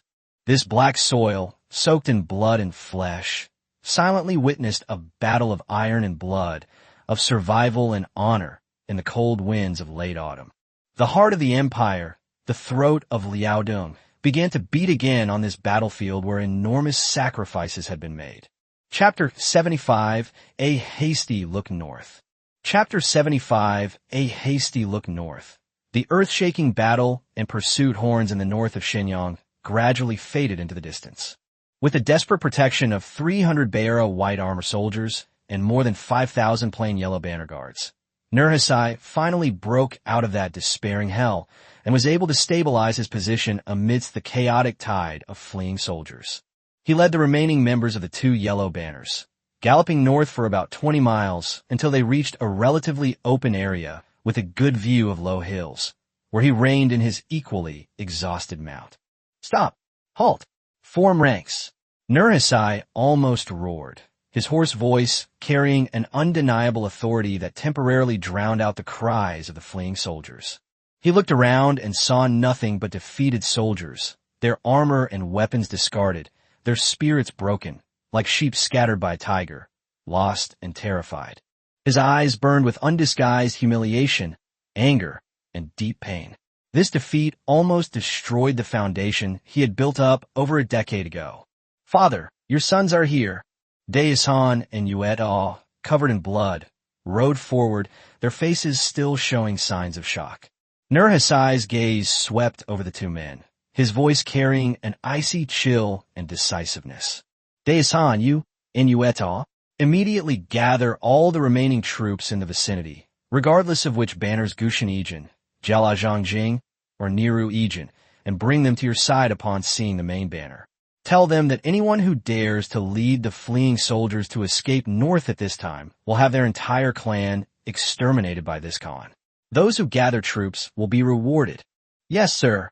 Daison and his son responded with a roar, immediately leading their respective Gasha, personal guards, to rush into the fleeing tides in different directions. While shouting, they conveyed the Khan's strict orders and promises of rewards, and forcibly gathered the panicked officers together. The sound of horns echoed among the fleeing soldiers, and some lower-ranking leaders, driven by their survival instincts, began to restrain the subordinates they could see. Seeing that Daison and his son's actions were beginning to show results, Nurhaci suppressed the metallic taste surging in his chest and turned to another trusted general beside him, whose expression was panicked. "Fast horse. Urgent dispatch. Travel 600 li at breakneck speed to the battlefield at Puha Fortress and inform Huang Taiji." His voice was urgent.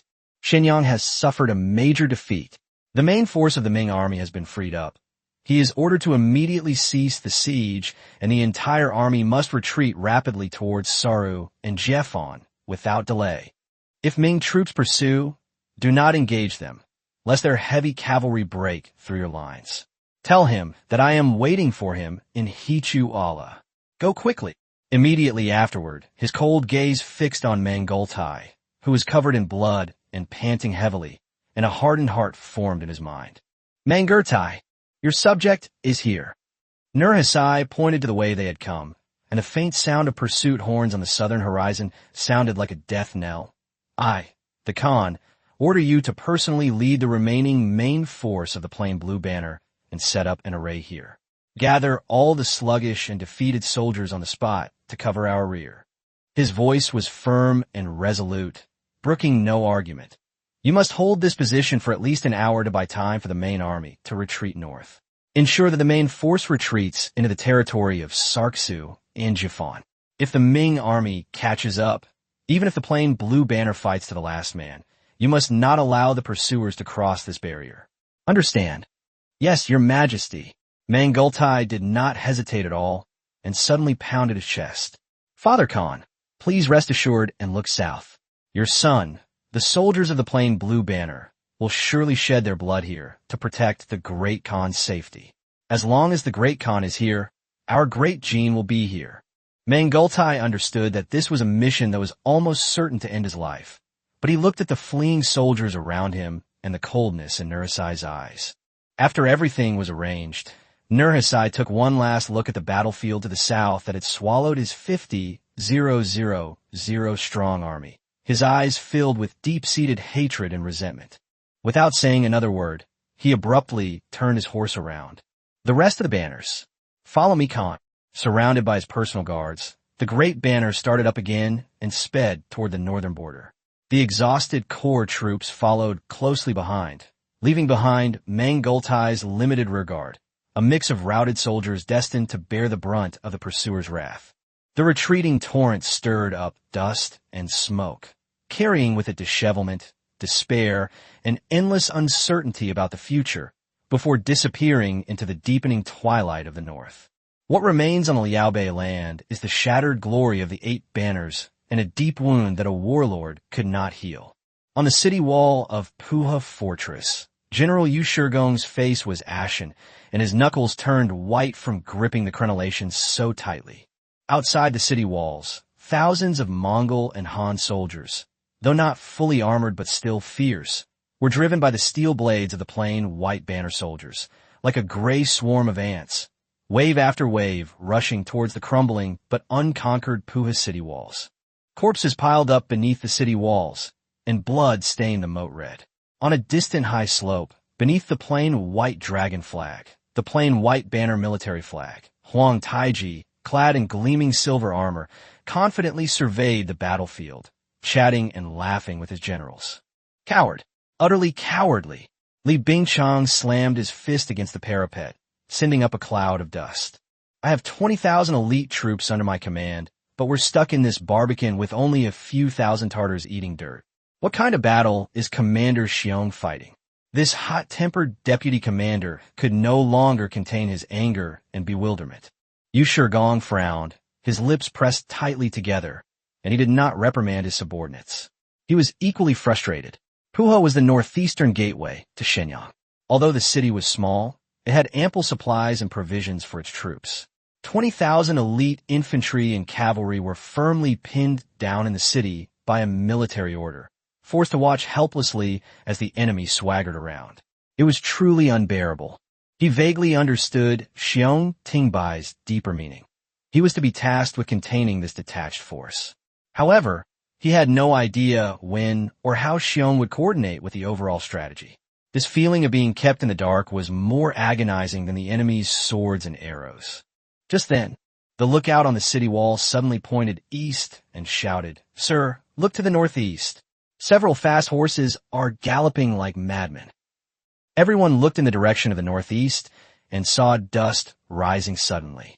Several riders dressed as Jurchens were whipping their foaming-mouthed mounts at an almost self-destructive speed, and they charged straight through the outer group of surrendered Mongol and Han soldiers, rushing towards Huang Taiji's main force on the high slope.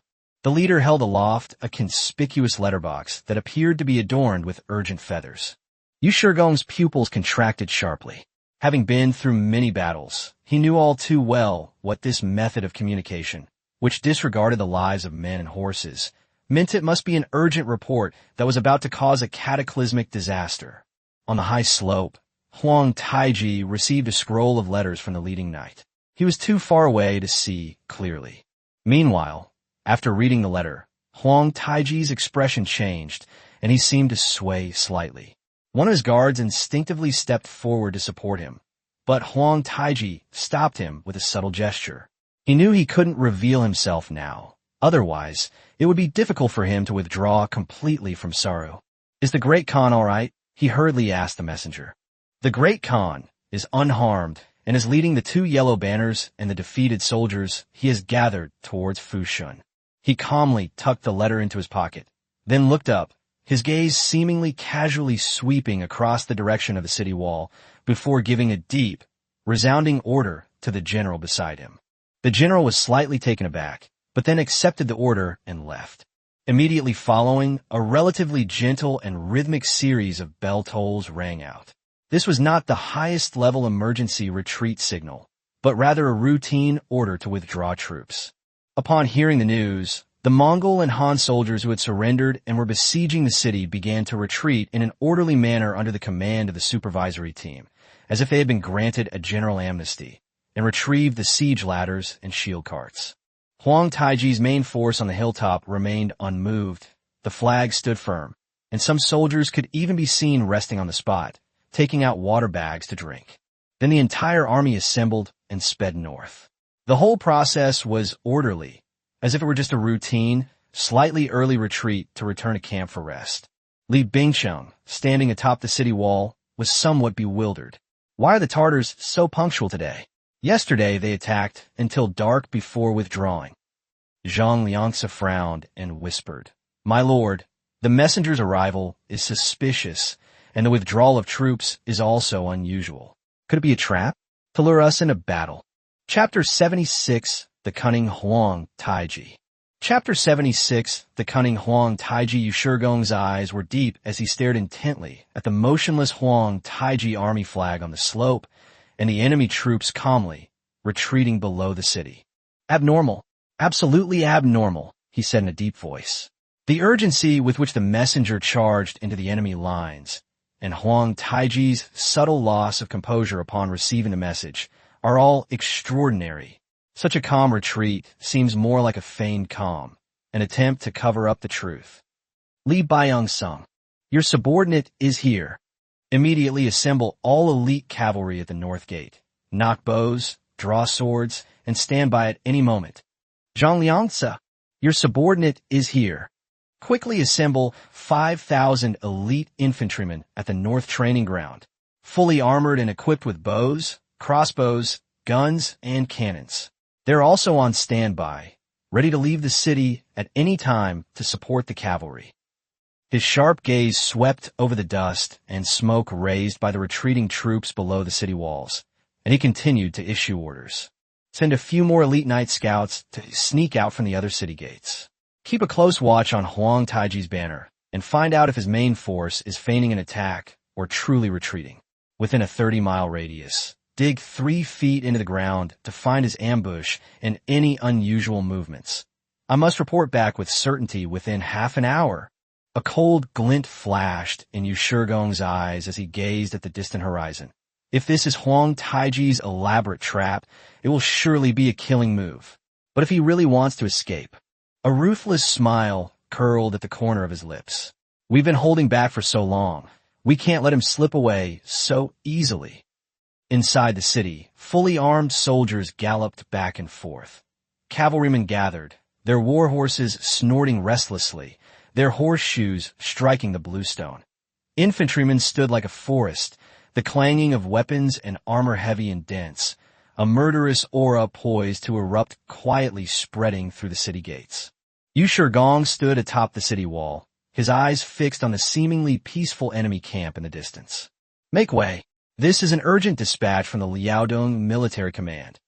A troop of Ming courier soldiers, weary from their journey, practically burst forth from the dust and smoke, charging straight towards the west gate. The leading messenger shouted hoarsely, while the banner bearing the character Xiong, belonging to the military governor, fluttered wildly behind him. The basket rose swiftly, and the messenger, upon landing, immediately knelt before Yu Shigong, holding aloft a bronze plaque and a triple-sealed letter, his voice barely a whisper. General Yu, urgent order from Commander Xiong. Yu Shigong snatched the letter, his fingernails instantly prying open the sealing wax, and the sealed letter was abruptly unfolded. The moment his eyes fell upon the first few lines, the ink-black characters transformed into a thunderous roar, crashing heavily upon his mind. North of Shenyang, Nurhasai's main force has been utterly defeated, with tens of thousands beheaded. Flags and banners have been burned and destroyed. The rebel chieftain has fled north in panic. Upon hearing this news, Huang Taiji's Jurchen forces will surely flee. I hereby order Yu Shigong, Li Bingsheng, and Zhang Liangse to lead the entire army northward at breakneck speed. Seize the strategic passes of Fushan Pass and Tiling, cutting off the retreat route of the Jurchen chieftain's remaining forces. Together with the forces of Zhu Dasho and He Xian, we will annihilate the remaining enemy forces at the gates and reclaim the lost territory. Your achievements will be remembered for generations to come. The defeated Tartar troops are about to arrive. This is an opportunity not to be missed. Do not hesitate.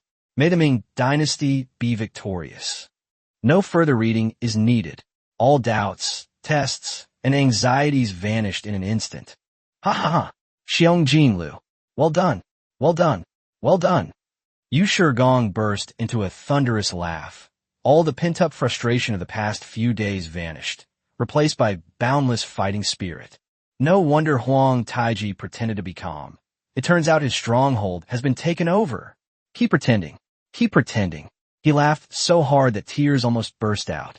Li Bingsheng, Zhang Liangse, and the others were puzzled, but seeing the general's wild behavior, they knew that there must be some earth-shattering joy.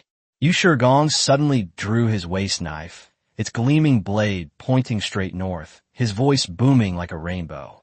All troops, listen up. Open the gate. Li Bingsheng, cavalry vanguard. Charge straight into the enemy's rear, drive them out, and wipe out the remaining enemy. Zhang Liangse led your 5,000 elite infantrymen, closely following the cavalry, to sweep away the remaining enemy forces and seize Fushan Pass and Tiling when the opportunity arises. Capture the cities, hold them, build fortifications, and establish strongholds. Firmly block the Jurchen's escape route to the north. I will personally lead the main force of infantry, along with siege equipment, artillery, supplies, and civilian laborers to follow soon.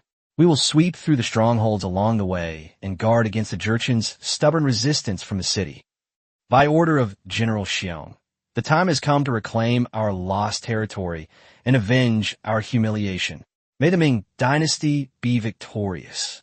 The 20,000 strong army, having held their breath for a moment, burst open the city gates like a flood bursting its banks. Li Bingsheng's 3,000 iron cavalry instantly transformed into unstoppable arrows of revenge. piercing fiercely into the Jurchen infantry, who had just stabilized their formation and were attempting to orderly cover the rear. Blood blossoms and screams erupted in an instant. Zhang Liang's elite infantry followed closely behind, like rolling iron rollers, flattening the hastily abandoned tents and grain carts of the plain White Banner. Spears and halberds were like a forest, and they were invincible. Yu Shigong stood atop the open city gate tower, watching the troops rolling northward. His gaze swept across the battlefield to the white dragon flag that had once been considered a great threat on the hilltop, not far away. It had vanished without a trace, leaving only a desolate scene of deserted hills and ruins. A slow smirk crept onto his lips as he watched Huang Taiji flee north in panic, a hint of satisfaction playing on his lips. Huang Taiji, no matter how cunning you are, you can't save your father's life. Go back to your homeland and lick your wounds. Huang Taiji, as expected of a renowned general of the Jurchens, abandoned more than 3,000 Mongol and Han remnants without hesitation in order to create a false impression and deceive the Ming army. He left behind a Niru organization to cover the rear and led the remaining 2,000 cavalrymen straight to Sancha Fortress to join forces with Nurasai. On the other side, He Xian, having finished his rest, divided his heavy cavalry into two. Thanks to the war horses captured from the Jurchens, the heavy cavalry had more horses and auxiliary troops. He Xian and his deputy He Jingchuan led the two groups, each with 3 horses. One group headed north towards Tiling to prevent a Jurchen counterattack. The other group headed towards Fushun to pursue Nurasai. The west gate was wide open, and the roar of the iron torrent rushing north still echoed in their ears. On the walls of Shenyang, the exhausted soldiers did not relax. They leaned against the crenellations and parapets, letting their heavy bodies slide to the ground, their helmets askew, revealing faces covered in blood and grime. Their heavy armor was riddled with sword wounds, and the congealed blood gleamed dark red in the setting sun, like heavy metals worn through fierce battles. At this moment, no one cared about tidying up their gear. They only wanted a moment to catch their breath. The city survivors, having survived the calamity, could no longer contain themselves. Women, the elderly, and even young children, carrying rough wooden bowls and earthenware pots, climbed the smoke-blackened city walls. Inside were freshly cooked, still steaming thin porridge, mixed with dumplings made from bran and chaff, and a small handful of dark-colored pickled vegetables. "Sir, have a bite while it's hot." We held on. Shenyang held on. "Eat more." The soldiers reached out their rough hands to take the food, and, ignoring its scalding heat and saltiness, greedily devoured it. As the coarse food slid into their stomachs, a warm current, mixed with the relief of surviving a close call, quietly rose within them. Their gaze pierced through the thinning smoke and dust, looking out of the city at their comrades, fierce as wolves, chasing after the fleeing enemy like a whirlwind. Their eyes also fell back on the surviving neighbors inside the city, who were spreading the news, and the innocent cheers of children echoed through the narrow streets. A faint smile finally spread across his numb face. It was a genuine, blood-stained smile, utterly exhausted yet incredibly real. He had survived the hellish battle. Seeing those once ferocious Tartars now being driven out of their armor and weapons, the pent-up anger in his chest seemed to burst forth with the shouts of his comrades. The thrill of victory, combined with the warmth and coarseness of the food, flowed through my body, temporarily masking the burning pain of my wounds and the deep-seated exhaustion. Finally, the sunlight pierced through the clouds that had shrouded the city for days. Chapter 77, The Great Ming Dynasty is Victorious. Chapter 77, The Great Ming Dynasty is Victorious. As night fell, the Shenyang City Military Governor's office was brightly lit. Xiong Tingbai, the Liaodong military commissioner, was stationed in the central government.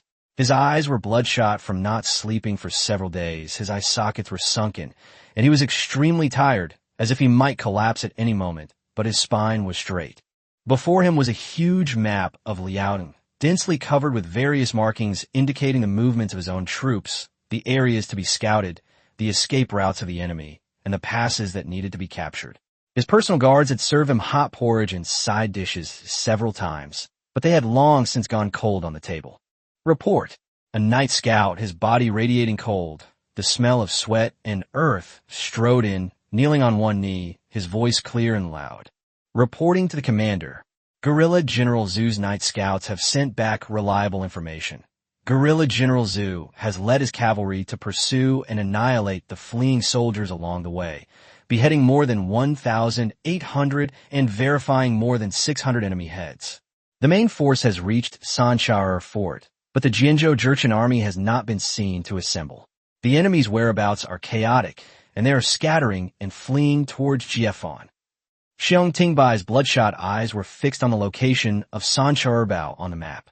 He nodded slightly, but did not look up, and quickly circled the location on the map with his vermilion pen. Report. The swift horses dispatched by Generals Zhang and Zhu have pursued the enemy for over 50 li today, beheading more than 1,100 enemy soldiers along the way, including over 400 genuine enemy heads. They have now joined forces with General Zhu Wanliang, and the vanguard is marching day and night. They will surely reach Fushun Pass and Yago Pass before dawn tomorrow. They are determined to reclaim the strategic passes for the general. Report. General, he has won a victory. The third rider practically burst through the hall door, his voice trembling with excitement. 20 li southeast of Fushun. General, he personally led the main force of heavy cavalry and rammed into a large rearguard of the Jurchens. He killed Mangultai, the son of the rebel chieftain Nurhisai, and one of the four Great Baal, captured one of the plain blue banners, and beheaded 1,500. General, he is personally leading his elite troops and relentlessly pursuing the defeated army of the Jurchen chieftain Nurhisai. Bravo! A short, powerful shout finally burst from Xiong Tingbai's throat. The biggest weight that had been hanging over his heart for days was finally lifted. As reports of victories and military intelligence poured in, Xiong Tingbai's taut nerves finally relaxed, and the heavy fatigue that had accumulated over the past few days seemed to dissipate. The battle has reached this point, and the outcome is no longer in doubt. All the generals need to do is advance steadily and relentlessly, and the Liaodong border will surely be restored to its pre-Surus state. Moreover, a glint flashed in Xiong Tingbai's eyes, revealing a calm and strategic mind beneath his weariness. Not long after Nurhisai annexed the Haishi Jurchens, the remnants of the Yeha, Huifa, and Ula tribes within them still existed, and a lingering influence of the Ming dynasty remained. The Jianzhou elite forces were wiped out under the walls of Shenyang. The court only needs to send capable officials with some food and weapons to penetrate deep into the old Jurchen territory and contact the leaders of various tribes. This would be enough to make Nurhisai, who is beset by internal and external troubles, extremely anxious and unable to recover his strength. Moreover, and most importantly, Xiong Tingbai's gaze involuntarily turned toward the capital, filled with deep awe and gratitude, for these 5,000 elite troops were like a pillar of strength, deterring Liaodong. Before Nurhisai could muster the courage to face this iron cavalry again, he could only cower in the shadow of his lair like a wounded beast, daring not to make the slightest move. Liaodong already had a chance to revive. After calming his surging emotions, Xiong Tingbai suppressed the exhaustion that was almost overwhelming him and sat down at his desk again. The oil lamp that the personal guard had replaced cast flickering flames that cast interplay of light and shadow on his deep wrinkles and resolute lips. He took a deep breath, dipped his brush in thick ink, and wrote the first line, carrying immense weight, on a specially made, urgent memorial. Your subject, Xiong Tingbai, the military commissioner of Liaodong, respectfully reports, thanks to your majesty's wise decision and the imperial decree granting the Iron Cavalry to twice defeat the Jianzhou Jurchens in Shenyang, killing the false prince in battle, recovering lost territory, and annihilating the enemy, a great victory has been achieved in Liaodong. He paused slightly, as if preparing words powerful enough to shake the court, or perhaps condensing the smoke of every bloody battle, the fierce cries of every drumbeat, and the unwavering resolve of every moment fought on the city walls into his writing. Then his pen moved swiftly and powerfully. Your Majesty, the Emperor, is renowned for your divine wisdom and military prowess. You first dispatched 5,000 elite cavalry to my command. These are truly the sharpest blade to defeat the enemy and the cornerstone to pacify Liaodong. With these divine troops, I have not dared to be negligent day or night, and have diligently followed your Majesty's plans, dividing our forces to strike at the enemy's fierce advance, thus achieving this series of victories. I humbly submit this account of the battles to your Majesty for your perusal. The first defeat of Amin and Dongzhou. It is secretly discovered that the cunning chieftain Nurhaci divided his forces and ordered his nephew, the pseudo-Biel Amin, to lead more than 10,000 elite cavalry to launch a surprise attack on Dongzhou Fort, intending to cut off our army's supply lines and besiege Shenyang. Your Majesty's intentions are clear. The primary goal is to defend the territory and fortify the city. He has repeatedly issued edicts urging caution and prudence, and warning against reckless warfare. However, after discussing with the commander of the Embroidered Uniform Guard, we believe that the Jurchens are weakened by dividing their forces and have used the surrender of supplies to lull the Jurchens into complacency. This presents us with an excellent opportunity. If we wait for them to join forces with the Jurchen chieftain, Shenyang will be in grave danger. Although I know I am going against your Majesty's strict instruction to maintain a steadfast defense, the situation at the front is constantly changing. In order to relieve the siege of Shenyang and break the enemy's momentum, I have dared to make a decision based on the circumstances. I will follow your Majesty's special decree that the personal guards should have the authority to act expediently in battle, and order the elite cavalry to travel stealthily under the cover of night, gagged and concealed, hiding by day and moving by night, like a dragon hidden in the abyss, quietly approaching the side of Dongzhou. Taking advantage of the enemy's surprise, we will launch a sudden attack, like a mountain collapsing beside us, and the earth splitting open in front of us. The torrent of iron cavalry will penetrate straight into the heart of the enemy's formation. In this battle, the false Biel Amin and more than 6,000 genuine soldiers were killed in battle, and as more than 10,000 defeated bandits were wiped out, leaving corpses strewn across the fields. The crisis in Dongzhou was immediately resolved, and the left wing of the slave chieftain was defeated. The second defeat of the slave chieftain in Shenyang. Nurhaci, the slave chieftain of Jianzhou, thought himself to be a master strategist. He led the main force of the Eight Banners and launched a fierce attack on Shenyang. The camp stretched for dozens of miles, and the attack continued day and night. I feigned a state of isolation and danger, urging my soldiers to defend the fortified city and wear down the enemy's morale. The valiant cavalry of Dongzhou had just finished their bloody battle, and without even removing the dust of their campaign, they galloped over 100 miles back in secret. Taking advantage of the enemy's exhaustion and arrogance after days of fighting, I ordered General He Shixian to lead this unstoppable heavy cavalry to charge into the enemy ranks like a thunderbolt from the sky, directly attacking the enemy chieftain's central army from the flank. The enemy chieftain's main force was suddenly struck by this fatal blow and immediately collapsed. The elite cavalry charged in as if they were in an empty field. They killed the chieftain's own son, the false Biel Mangultai, and burned the Eight Banners banners. The elite forces of the plain blue and border blue banners were almost completely wiped out. Chieftain Nurhaci was left with only the double yellow banner guards, who fled north in panic, abandoning their armor and weapons. Less than half of the Eight Banners remained. However, in these two fierce battles, more than 300 of the elite cavalrymen bestowed by your Majesty also unfortunately perished on the battlefield. Such a loss of elite troops was all due to my poor decision-making on the battlefield, which prevented me from achieving the full merit. I am heartbroken and filled with remorse. I deserve to die 10,000 times for this crime. I humbly beg your Majesty to punish me for disobeying your Majesty's orders and engaging in reckless battles, resulting in a loss of soldiers and generals. Although there were minor flaws, the great success was ultimately achieved thanks to the divine might of the heavenly army. The siege of Huang Taiji at Puha was broken 3 times. Huang Taiji, the self-proclaimed fourth prince of the Jianzhou Jurchens who was besieging Puha, was terrified upon hearing that his father's main force had collapsed. He abandoned Puha, which he had been besieging for a long time, and abandoned all his rear infantry and supplies, hastily leading his remaining troops in a flight.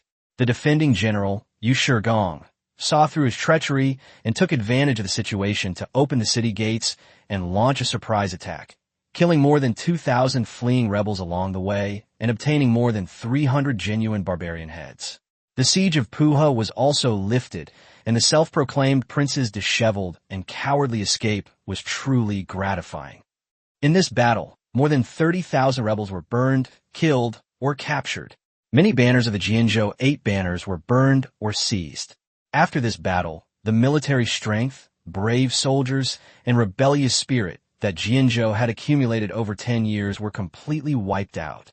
Our army has already recovered more than 300 li of territory. The old territories of Fushun, Yagu, and Chaihe are within sight, and the gates and keys will soon be recovered.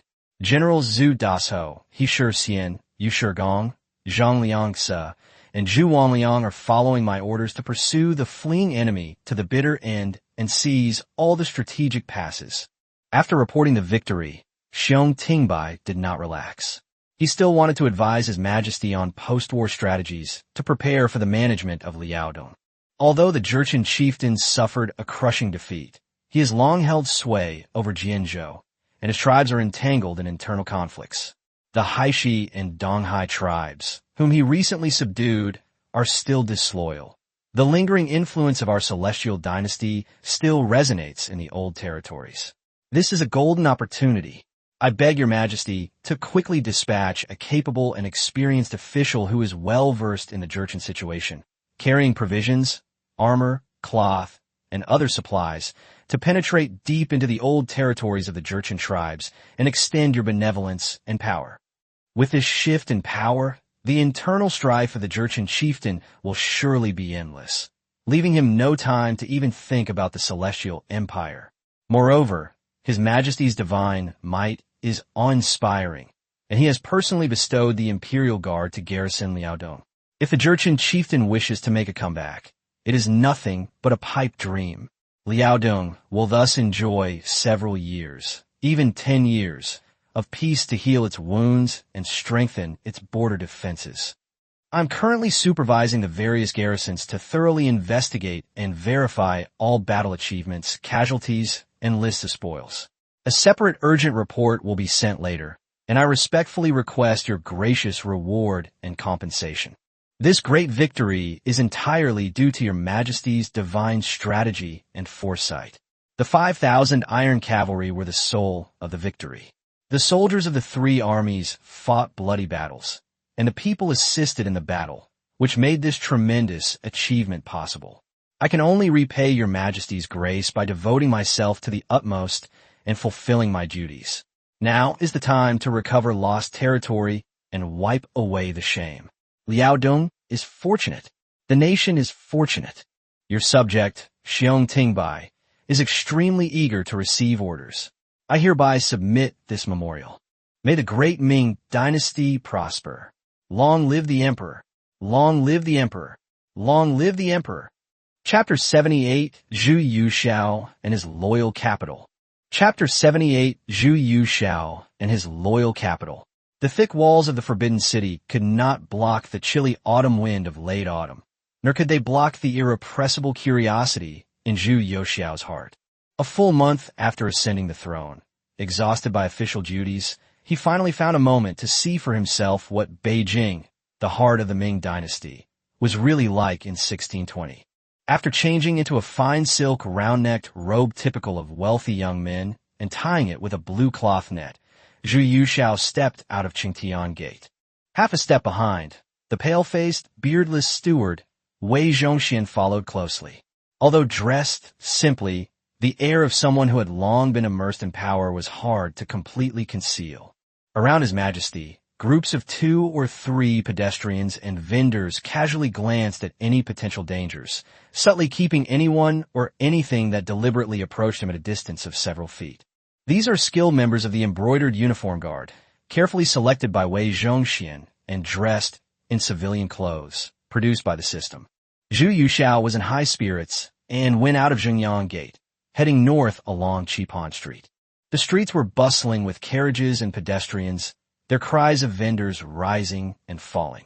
Silk shops, porcelain stores, restaurants, and tea houses were packed with customers, and the tall archways displayed the merchant strength.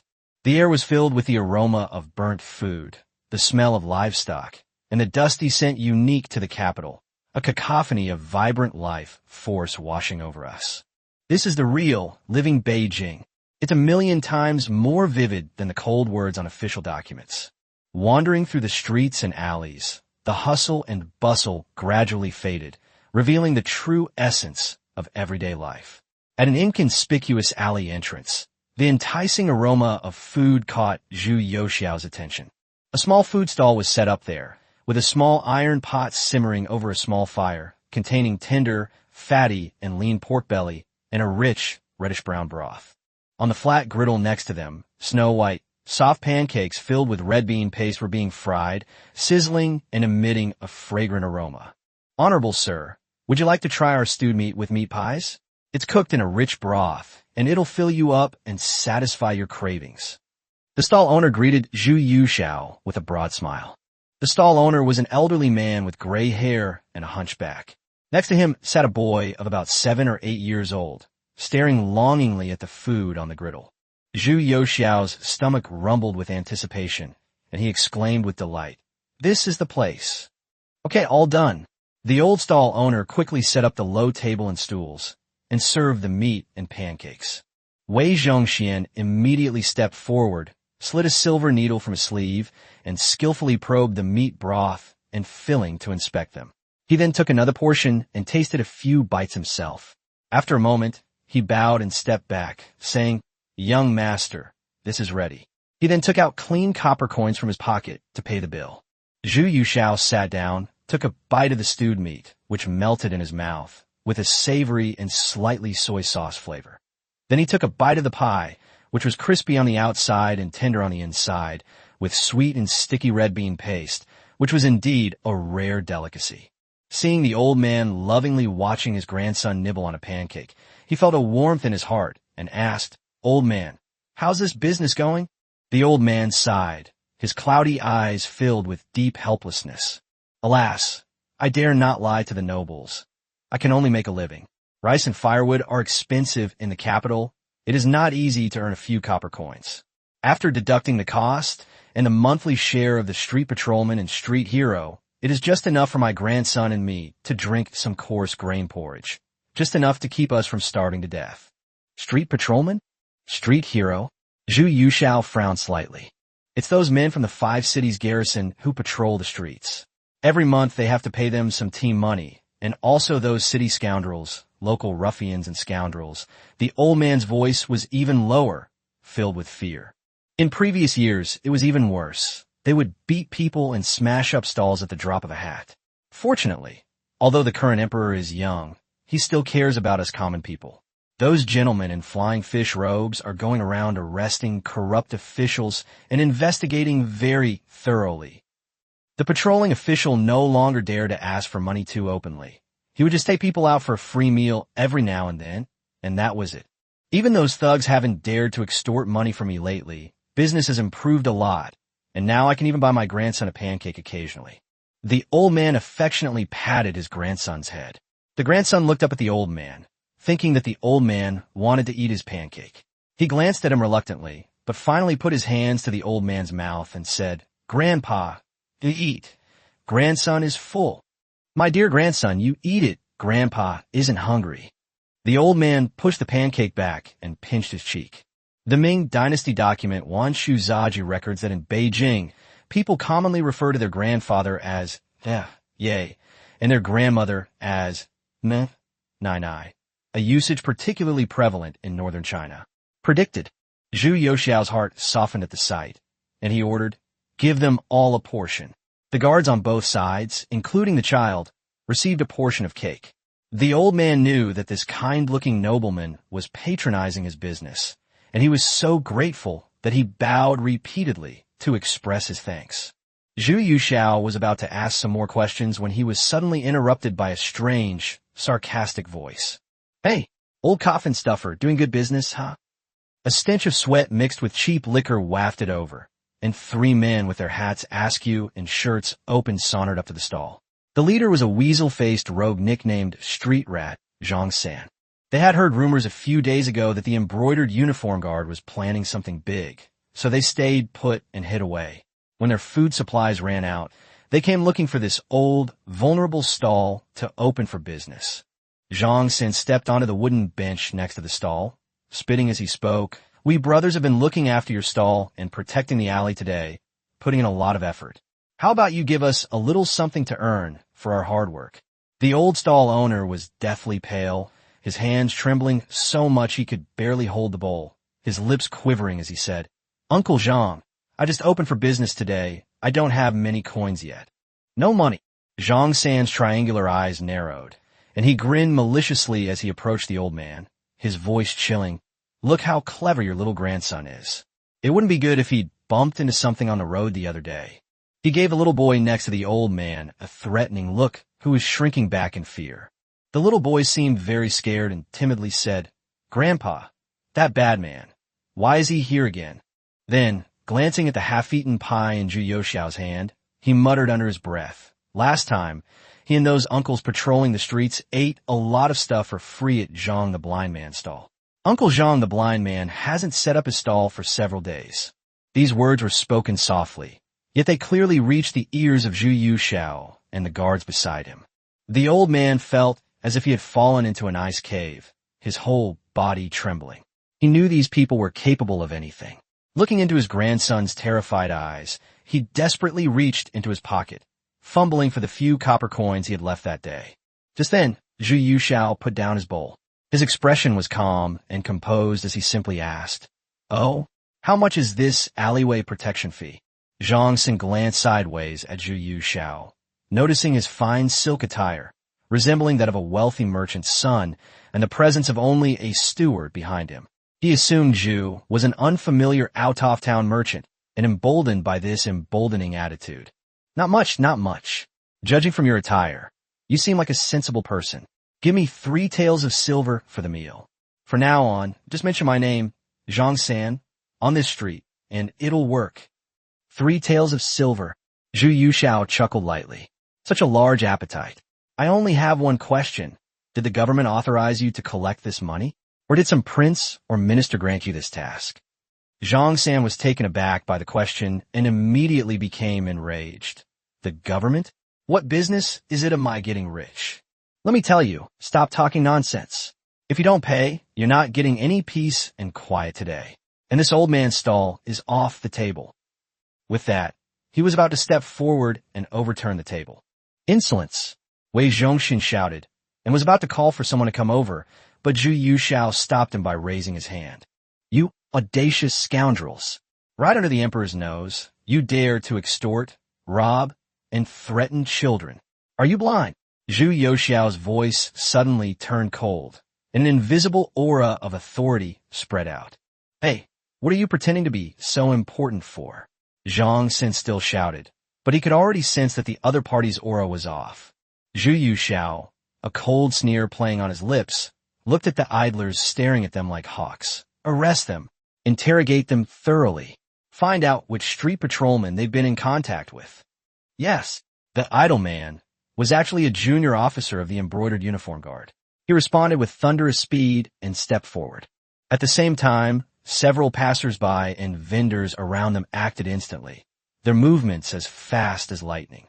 Before Zhang San and his group could react, their hands were tied behind their backs. They were swiftly pinned to the ground, their jaws were dislocated, and their mouths were gagged.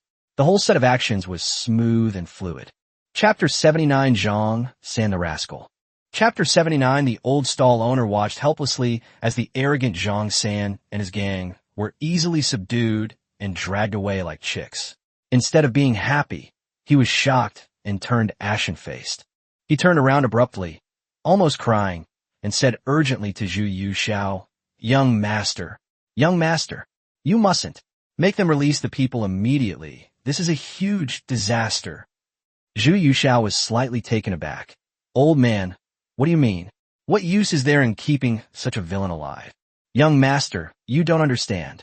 The old man stamped his feet anxiously, his voice extremely low, constantly glancing towards the alley entrance, afraid of being overheard. This Zhang San, nicknamed Street Rat, is a notorious troublemaker in this area. Coco heard he has connections, that he's related to a steward in the Duke of Cheng's mansion. The Duke of Cheng's mansion? That's an incredibly powerful, noble family. How can we commoners afford to offend them? Hitting Zhang San is a slap in the face to the Duke of Cheng's mansion. I don't care about my old bones when they retaliate, but what about my little grandson? As the old man spoke, he looked fearfully at his grandson, who was clutching his clothes tightly and whose face was pale with fright. The rest of his words were stuck in his throat. Zhu Yuxiao understood the old man's worries. He glanced at the overturned low table, the half-bowl of meat soup spilled on the ground, and the dusty pies. The interest he had just had in enjoying the food and observing the people's conditions vanished instantly, as if doused with cold water. In its place was an indescribable sense of annoyance and heaviness. He took a deep breath, suppressed his anger, and put on a calm expression. He spoke gently to the worried and fearful old stall owner. "Old man, there's no need to panic. Now that I've taken charge of this matter, I will see it through to the end." He leaned forward slightly, his voice not loud, but carrying a strange certainty. "To be honest, my surname is Zhu, and my family has connections with some big shots in the capital. Someone will investigate this Steward Zhang's matter. If he is really, as you say, relying on the name of the national government to indulge his evil servants or these scoundrel relatives in bullying the villagers, then someone will definitely go to that manager or even the mansion behind him to speak up and seek justice for everyone." The old stall owner was stunned. A surname Zhu? Someone who could talk to important figures in the capital? Someone who could even talk to the person behind the steward of the Duke of Cheng's mansion? This young master seems to have a more arrogant tone than the manager. Zhu Yuxiao didn't explain further. He simply walked up to the old man, took out a small silver ingot of about 5 taels from his sleeve, and gently placed it in the old man's rough palm. "Please keep this money. Consider it compensation for the damaged tables and chairs, as well as for the fright you experienced today. This is unacceptable, young master. It's too much." The old stall owner's hand felt like he was holding a hot coal, both shocked and anxious. "Take it." Zhu Yuxiao pressed down on the old man's hand that was pushing away, his tone leaving no room for doubt. "Take good care of your grandson. The wicked will be punished by the wicked. Those who do evil will eventually pay the price. As for today's matter," he raised his eyes, his sharp gaze sweeping over the marks left on the ground where the stall had been dragged away. "No one will dare to bother your stall again. I, young Master Zhu, am making this clear." After he finished speaking, he stopped looking at the agitated old man and turned his gaze to Wei Zhongxian beside him. His voice carried a hint of barely perceptible fatigue. "Old Wei, it's getting late. There are still matters to attend to at the manor. Go back." Wei Zhongxian, being extremely shrewd, immediately understood. He bowed deeply and replied, "Yes, sir. The carriages and horses are ready outside the alley." He then turned to the guards and said, "Keep a close watch on them and don't make a sound. We'll deal with them after the young master returns. Leave a few more men to protect this grandfather and grandson. His Majesty has spoken on this matter, but I fear that some fools might be courting disaster. If His Majesty takes his anger out on them, Wei Zhongxian will also suffer the consequences." Several imperial guards disguised as bodyguards understood the situation and quietly retreated into the depths of the alley, escorting Zhang San and his 2 companions, who were like dead dogs with their own plans. Zhu Yuxiao nodded slightly to the old stall owner, glanced at the timid boy, and ultimately said nothing more. With a dejected expression, surrounded by Wei Zhongxian and 2 other guards, he turned and walked out of the narrow alley. The old stall owner, holding the heavy silver ingot, stood blankly in place, watching Zhu Gongzi's disappearing figure. His grandson clung tightly to his clothes. The alleyway returned to its original hustle and bustle and tranquility. However, the cold touch of the silver ingot in his hand and the resolute tone of the young master's calm words gave rise to a vague and unrealistic hope for the first time in his heart. Perhaps the world in the capital was really changing. Zhu Yuxiao quickly boarded the carriage that was parked at the street corner not far away. Wei Zhongxian personally lowered the carriage curtain to shut out the noise of the street. The carriage was dimly lit. Zhu Yuxiao leaned against the cushions, eyes closed and silent. Wei Zhongxian walked beside him, hands at his sides, holding his breath, not daring to disturb him. The wheels rumbled along the stone-paved streets of Beijing, heading towards the Forbidden City. Inside the carriage, all was silent except for the rhythmic, monotonous sound of the wheels. After a long while, Zhu Yushao slowly opened his eyes.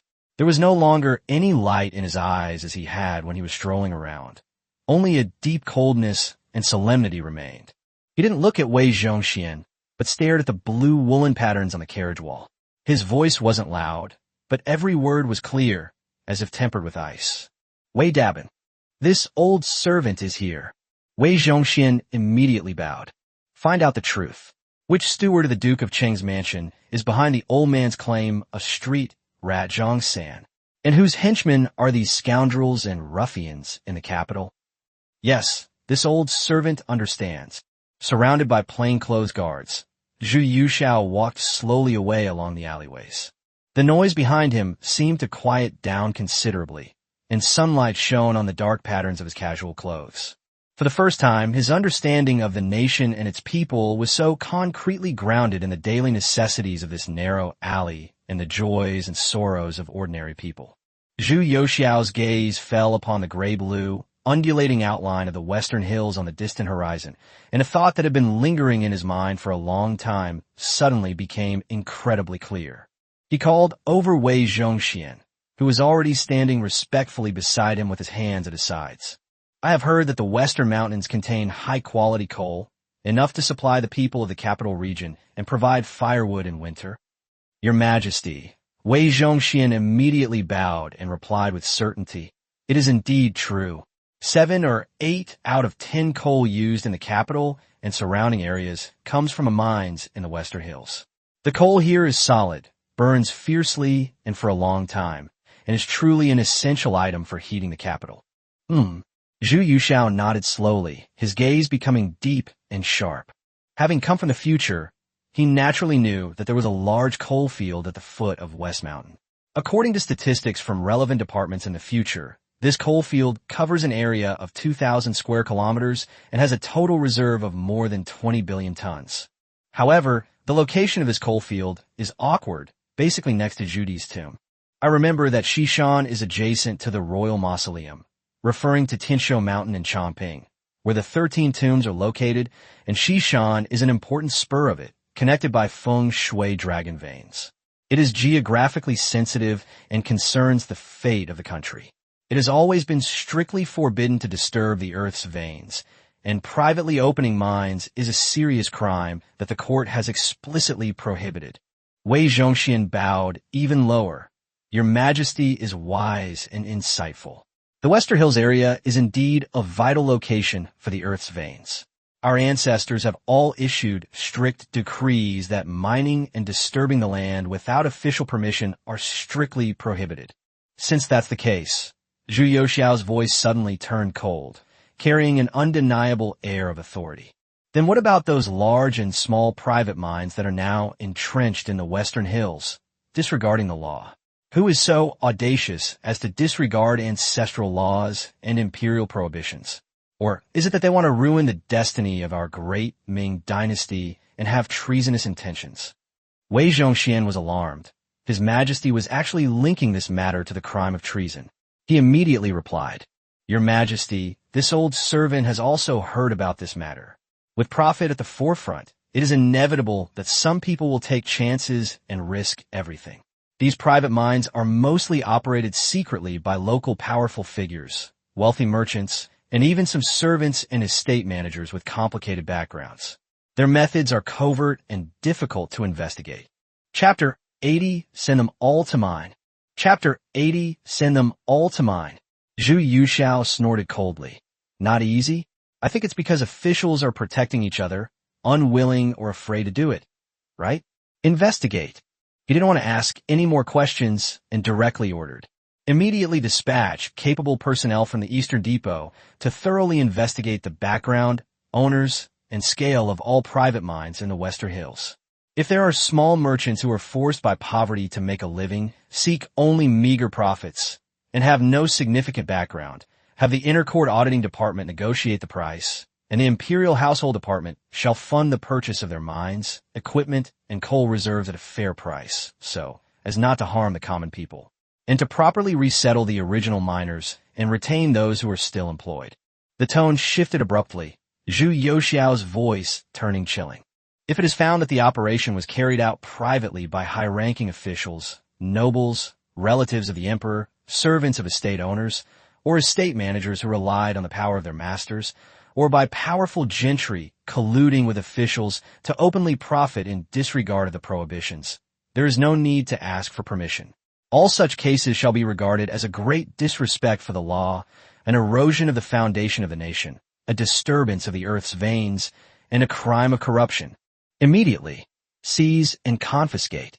All mines, property, and coal reserves shall be confiscated. Those in charge, and the heads of families and powerful figures behind them shall be ordered to recover their illegal gains from previous years and be fined 10 times the amount. If they fail to do so, they shall be treated as having the intention to undermine the fortunes of the Ming dynasty and harboring treasonous intentions. Furthermore, the Imperial Household Department is hereby ordered to establish a new bureau, the Xishan Coal Bureau, to be managed by merchants from Nanhazi.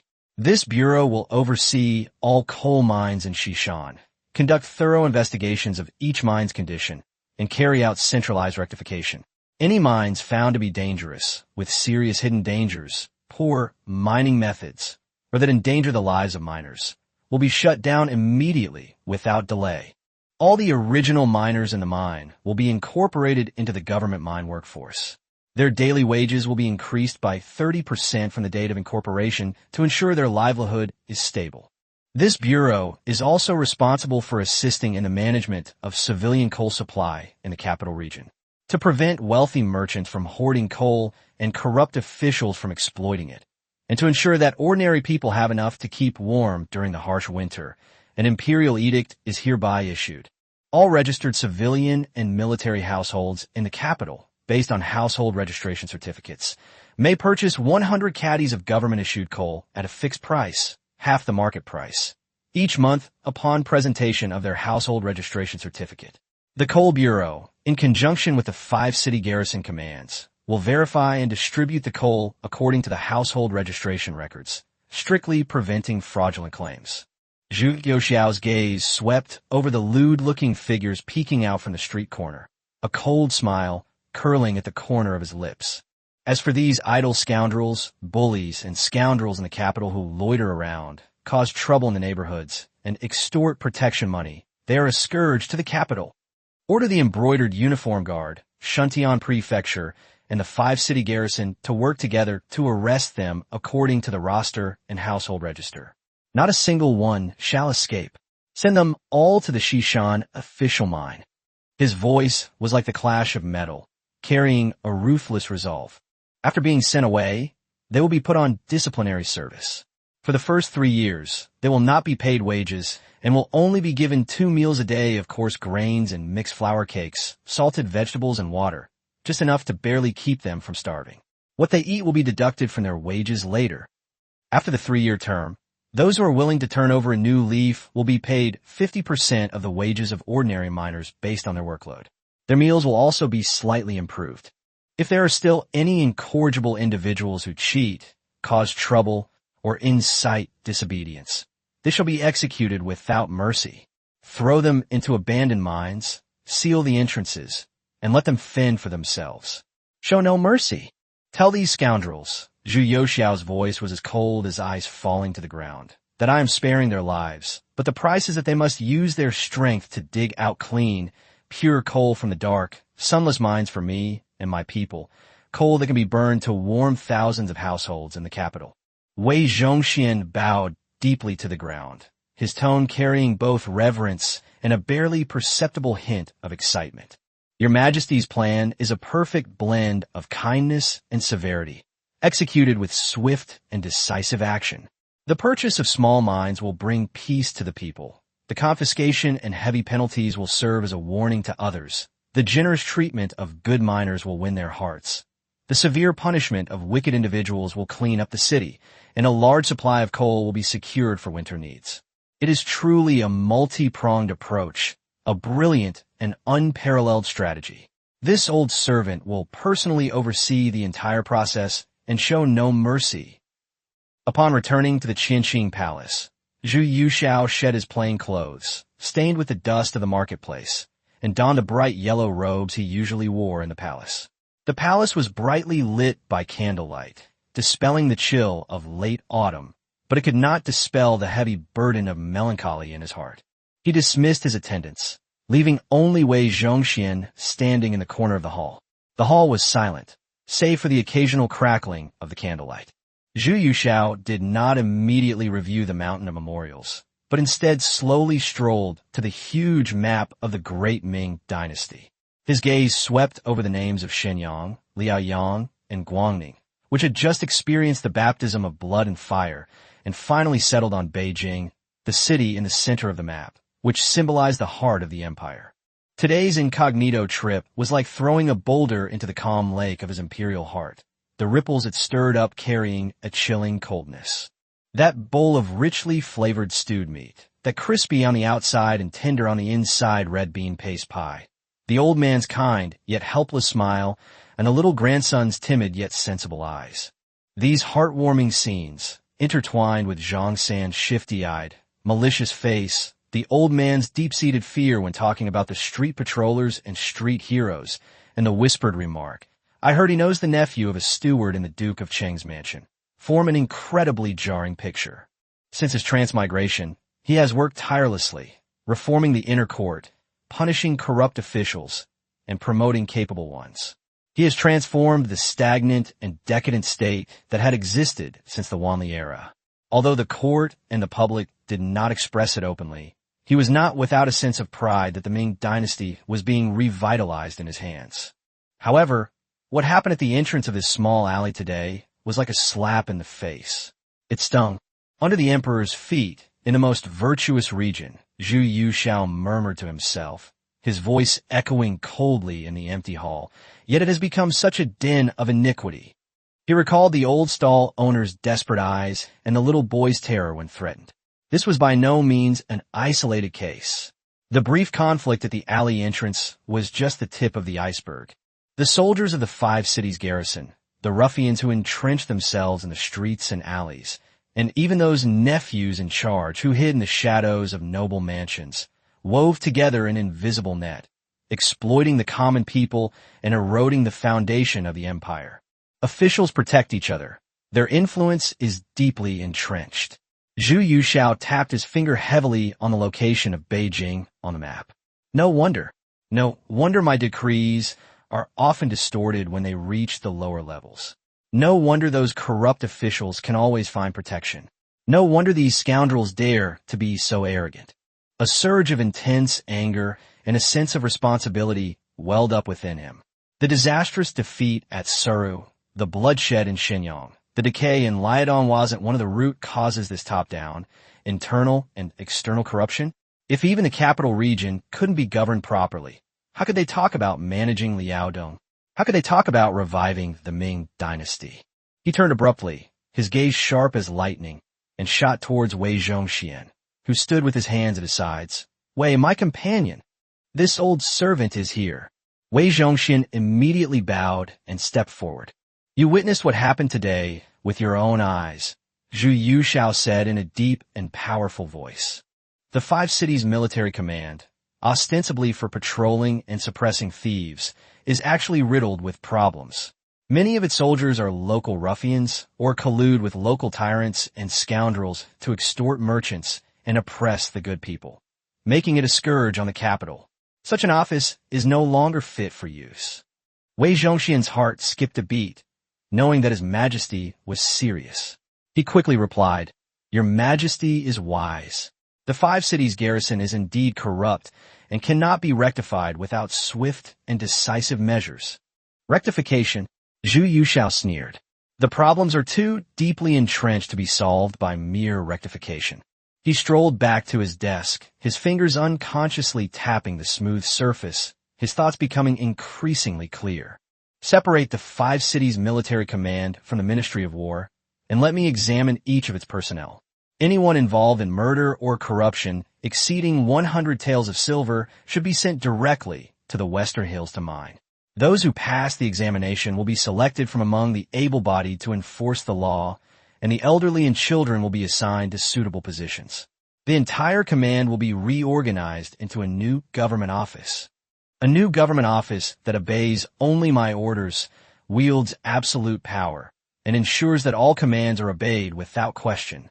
It is solely responsible for maintaining order in the capital's streets and alleys, maintaining the city's appearance, prohibiting extortion, and investigating and punishing lawless officials and soldiers. Chapter 81, the Urban Management Officers of the Ming Dynasty.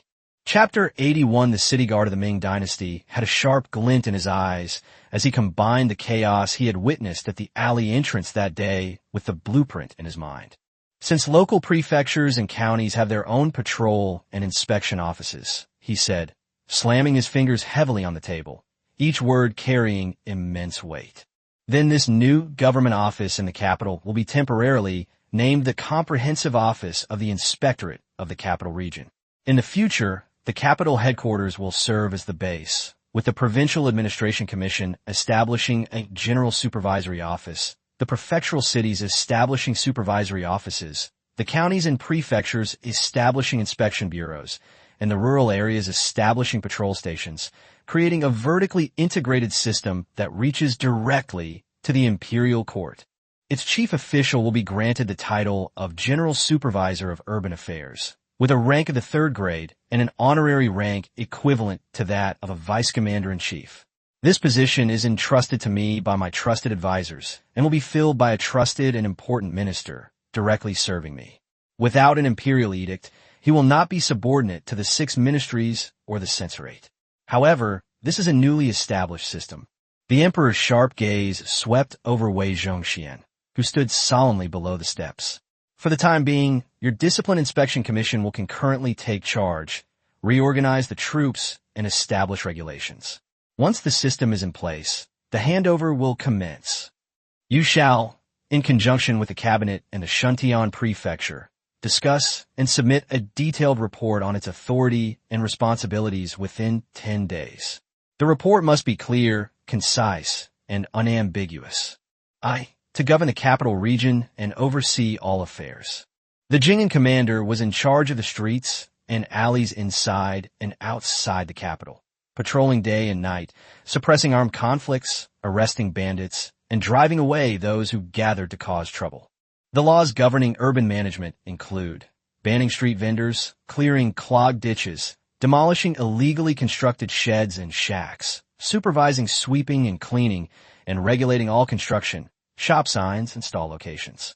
To completely eradicate the evils of extortion and harassment, regardless of whether they are officials, constables, local thugs, guild brokers, or pimps, anyone who forcibly demands land money, peace money, or regulations from merchants shall be immediately arrested and severely punished. Anyone who resists the law with weapons shall be killed without exception. Thoroughly investigate the corrupt and wicked among the clerks, soldiers, and other officials.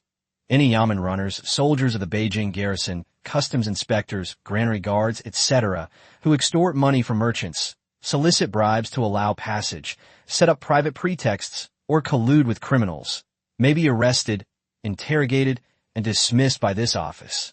Unify the fire service in the capital region. Reorganize the existing fire and water bureaus. Distribute standard equipment. Establish a dedicated fire brigade. Supervise fire prevention in markets and warehouses, and punish those who neglect their duties and cause fires to spread as if they were arsonists. 2. Exclusive authority and efficient adjudication. Independent authority. Investigation, detention, interrogation, and adjudication for criminals receiving less than 100 strokes of the cane are all within its jurisdiction. Major criminal cases must be promptly transferred to the Ministry of Justice and the Censorate for review. Regarding matters of public order, city appearance, and corrupt practices of local officials, it has the authority to inspect the Shuntian Prefecture, the Ministry of Revenue's customs offices, the Ministry of Work street offices, and the Beijing garrison areas. In cases of shirking responsibility or delay, it can seal registers, seize official seals, suspend the responsible officials, and report directly to the emperor. the authority to clean up and eliminate officials. Newly recruited clerks and soldiers in Shuntian Prefecture and Military Command must undergo a background check by the General Administration before they can be employed. Current officials will be evaluated by the General Administration, and those who are incompetent will be dismissed. 3. Customized legislation connecting the world. The General Administration was located inside the Zizaman Gate of the Imperial City. After its completion, each city would have a branch of the Provincial Surveillance Commission, with the chief official being a 5th-rank official, and each ward would have a patrol station, with an 8th-rank official. Subordinate officials and elite soldiers would be recruited and trained by the backbone of the Nanhai Zi, without relying on outsiders. The imperial laws for the regulation of markets and neighborhoods in the capital region were promulgated, clearly defining laws concerning public security, city appearance, vendors, and fire prevention, so that all people have rules to follow and no officials can malfeasance. To set an example for all important cities in the country, after achieving remarkable results in the capital, key cities such as Nanjing, Chengtan, Suzhou, Hangzhou, and Linqing should, according to regulations, establish prefecture-level supervisory offices, 4th rank, and county-level patrol bureaus, 7th rank, selecting officials to train and practice at the central government headquarters, ultimately becoming the pillars of my personal rule over the localities. Zhu Yuxiao spoke faster, with an undeniable determination. Their personnel are the key to success or failure. We must never repeat the mistakes of the 5 cities garrison. Recruitment. Priority will be given to selecting elite soldiers from the Beijing garrison or border armies who were wounded in battle for the Ming dynasty and whose families are of good standing. The core force will be selected from the Nanhai camp, consisting of 300 men. Secondly, we will recruit respectable young men from good families who are of good character, physically strong, and have some literacy, and we must strictly prohibit the inclusion of ruffians from the streets. Training. Instructors selected from the Nanhai camp conducted rigorous drills, focusing not only on grappling and combat skills and the use of weapons, but also on strict discipline. The principle of protecting the people and securing the territory was instilled in them, ensuring they knew why they were fighting. Attire. Uniform. Sharp-fitting uniforms with waist tags, distinctive clothing and armor, unified command, strict obedience, and an imposing presence. Salary. Provide generously. Ensure they can support their families without worry, to prevent them from developing greed. However, Zhu Yuxiao's voice suddenly turned stern. Anyone who dares to extort, oppress the innocent, harbor criminals, or break the law while enforcing it will be punished 3 times more severely. They will be executed without mercy. Their superiors will also be held accountable. What I want is an army of urban management officers who can truly serve the people and are honest and upright, not another pack of wolves in sheep's clothing. He paused, then added, You must carefully discuss and agree upon the law enforcement authority, the division of responsibilities between the Ministry of Justice and the Shuntian Prefecture, and the system for reviewing appeals. This must be clearly defined to avoid any shirking of responsibility or obstruction. Once the regulations are drafted, submit them to me immediately. Wei Zhongxian bowed deeply, his heart churning with turmoil. He immediately replied, This old servant obeys the decree. Your Majesty's proposal is insightful and far-sighted.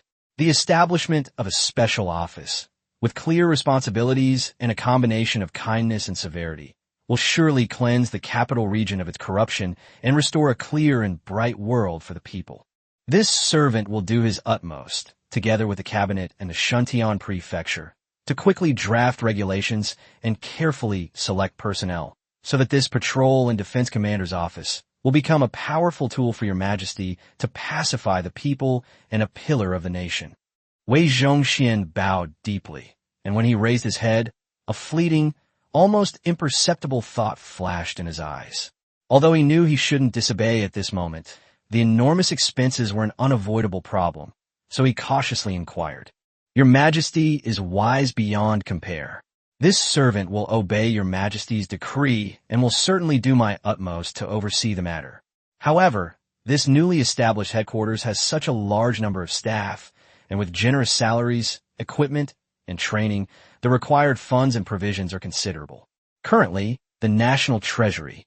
Furthermore, if, according to His Majesty's will, the relevant duties and personnel of the five cities military command are gradually merged into this office, what will become of the funds and provisions originally allocated by the Ministry of War? If this continues, the amount will be considerable, and without a stable source of funding, it will eventually become too powerful to control. Zhu Yuxiao seemed to have anticipated this question, a slight smile playing on his lips. Your concerns are quite valid. Money and provisions are the foundation of an army. How can I be without a budget? He tapped his fingers lightly on the imperial desk again, his voice not loud but crystal clear. You shall discuss and agree on the procedures for this matter with the Ministry of War. If the Ministry of War is willing to transfer the relevant funds and provisions of the five cities military command to the new office for use, then a portion of the specific revenues collected by the new office in the future may also be allocated to the National Treasury as a form of assistance. If the Ministry of War is not willing, then it is none of its business, and all subsequent expenses shall be raised and borne by the government itself, and the Ministry of War shall not raise any further objections. Profit sharing? Wei Zhongxian was slightly taken aback upon hearing this, and a genuine look of confusion appeared on his face. Your Majesty, please forgive my ignorance, but how can an office that patrols the city and maintains its order generate revenue? Zhu Yuxiao's gaze was deep and his mind was clear. The wool comes from the sheep's back. In my opinion, all shops in the capital that open for business must abide by the law and also enjoy the benefits of a peaceful government office and a clean market. From the day the new government office begins operation, the General Administration will establish a special department to calculate and reasonably grade the city appearance improvement and peace management fee from all merchants in the capital based on the actual area occupied by the shops and their monthly revenue. This fee is not for embezzlement, but rather for commercial use. Firstly, it is specifically used to pay the salaries of the officials and soldiers of this government office, maintain equipment, repair and dredge streets and ditches, and replenish firefighting equipment. Secondly, it ensures the daily operation of the government office. All income and expenditure accounts must be made public to ensure transparency and prevent clerks from extorting money privately. I have considered this. The capital is a hub for merchants from all over the world. If we establish rules and regulations that are broad but not harsh, this income will be substantial. It will not only cover expenses but also generate a huge surplus. This is what I mean by income, and is the foundation of profit sharing. If the Ministry of War is wise, it should know what to do. A glint flashed in Wei Zhongxian's eyes, and he suddenly understood. It turned out that the emperor had long ago placed the strategy of increasing revenue on this seemingly huge expense. It can not only eradicate the evils of the old government's fees and turn the covert into the open and seize the power of civil officials, but also openly support the operation of the new government. What's even more ingenious is the huge room for maneuver it contains. He immediately suppressed the turmoil in his heart and bowed even deeper. Your Majesty's wisdom is as deep as the ocean, and you have seen through the deep-seated problems. This proposal to use commerce to support the government is beneficial to both the public and private sectors. It can not only cleanse the capital region of corruption and purify the bureaucracy, but also increase revenue and reduce expenditure. It is truly a long-term strategy for governing the country and ensuring the well-being of the people. This servant is utterly impressed. With such a dedicated office, clear responsibilities, and a combination of kindness and severity, it will surely restore peace and order to the people. This servant will do his utmost to work with the cabinet, Shuntian Prefecture, and other relevant officials to draft detailed regulations, strictly define the levels of donations, clearly list prices, and widely publicize them to gain public support. We will also carefully select personnel to ensure that this patrol and defense commander's office becomes a powerful tool for His Majesty to pacify the people, a pillar of the nation, and a new channel for clean water and purifying the flow of resources.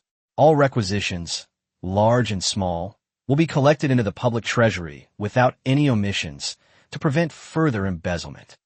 Zhu Yuxiao nodded slightly, his gaze once again turning to the deep night outside the palace. He knew that establishing urban management officers and solving their funding problem was only the first step. What he saw today, that the servants of noble families could disregard the law and become a crutch for hooligans, was the deeper, more malignant tumor. It's easy to remove Zhang San, but shaking the power of the Duke of Qing's mansion behind him, or even the entire nobility of the Ming dynasty, is not so easy. The roots of this group have been deeply embedded in the court and the streets for over a century. However, we can't condemn them all at once. We should punish one group after another. This is what our teachers taught us. It's just the beginning of a new institution.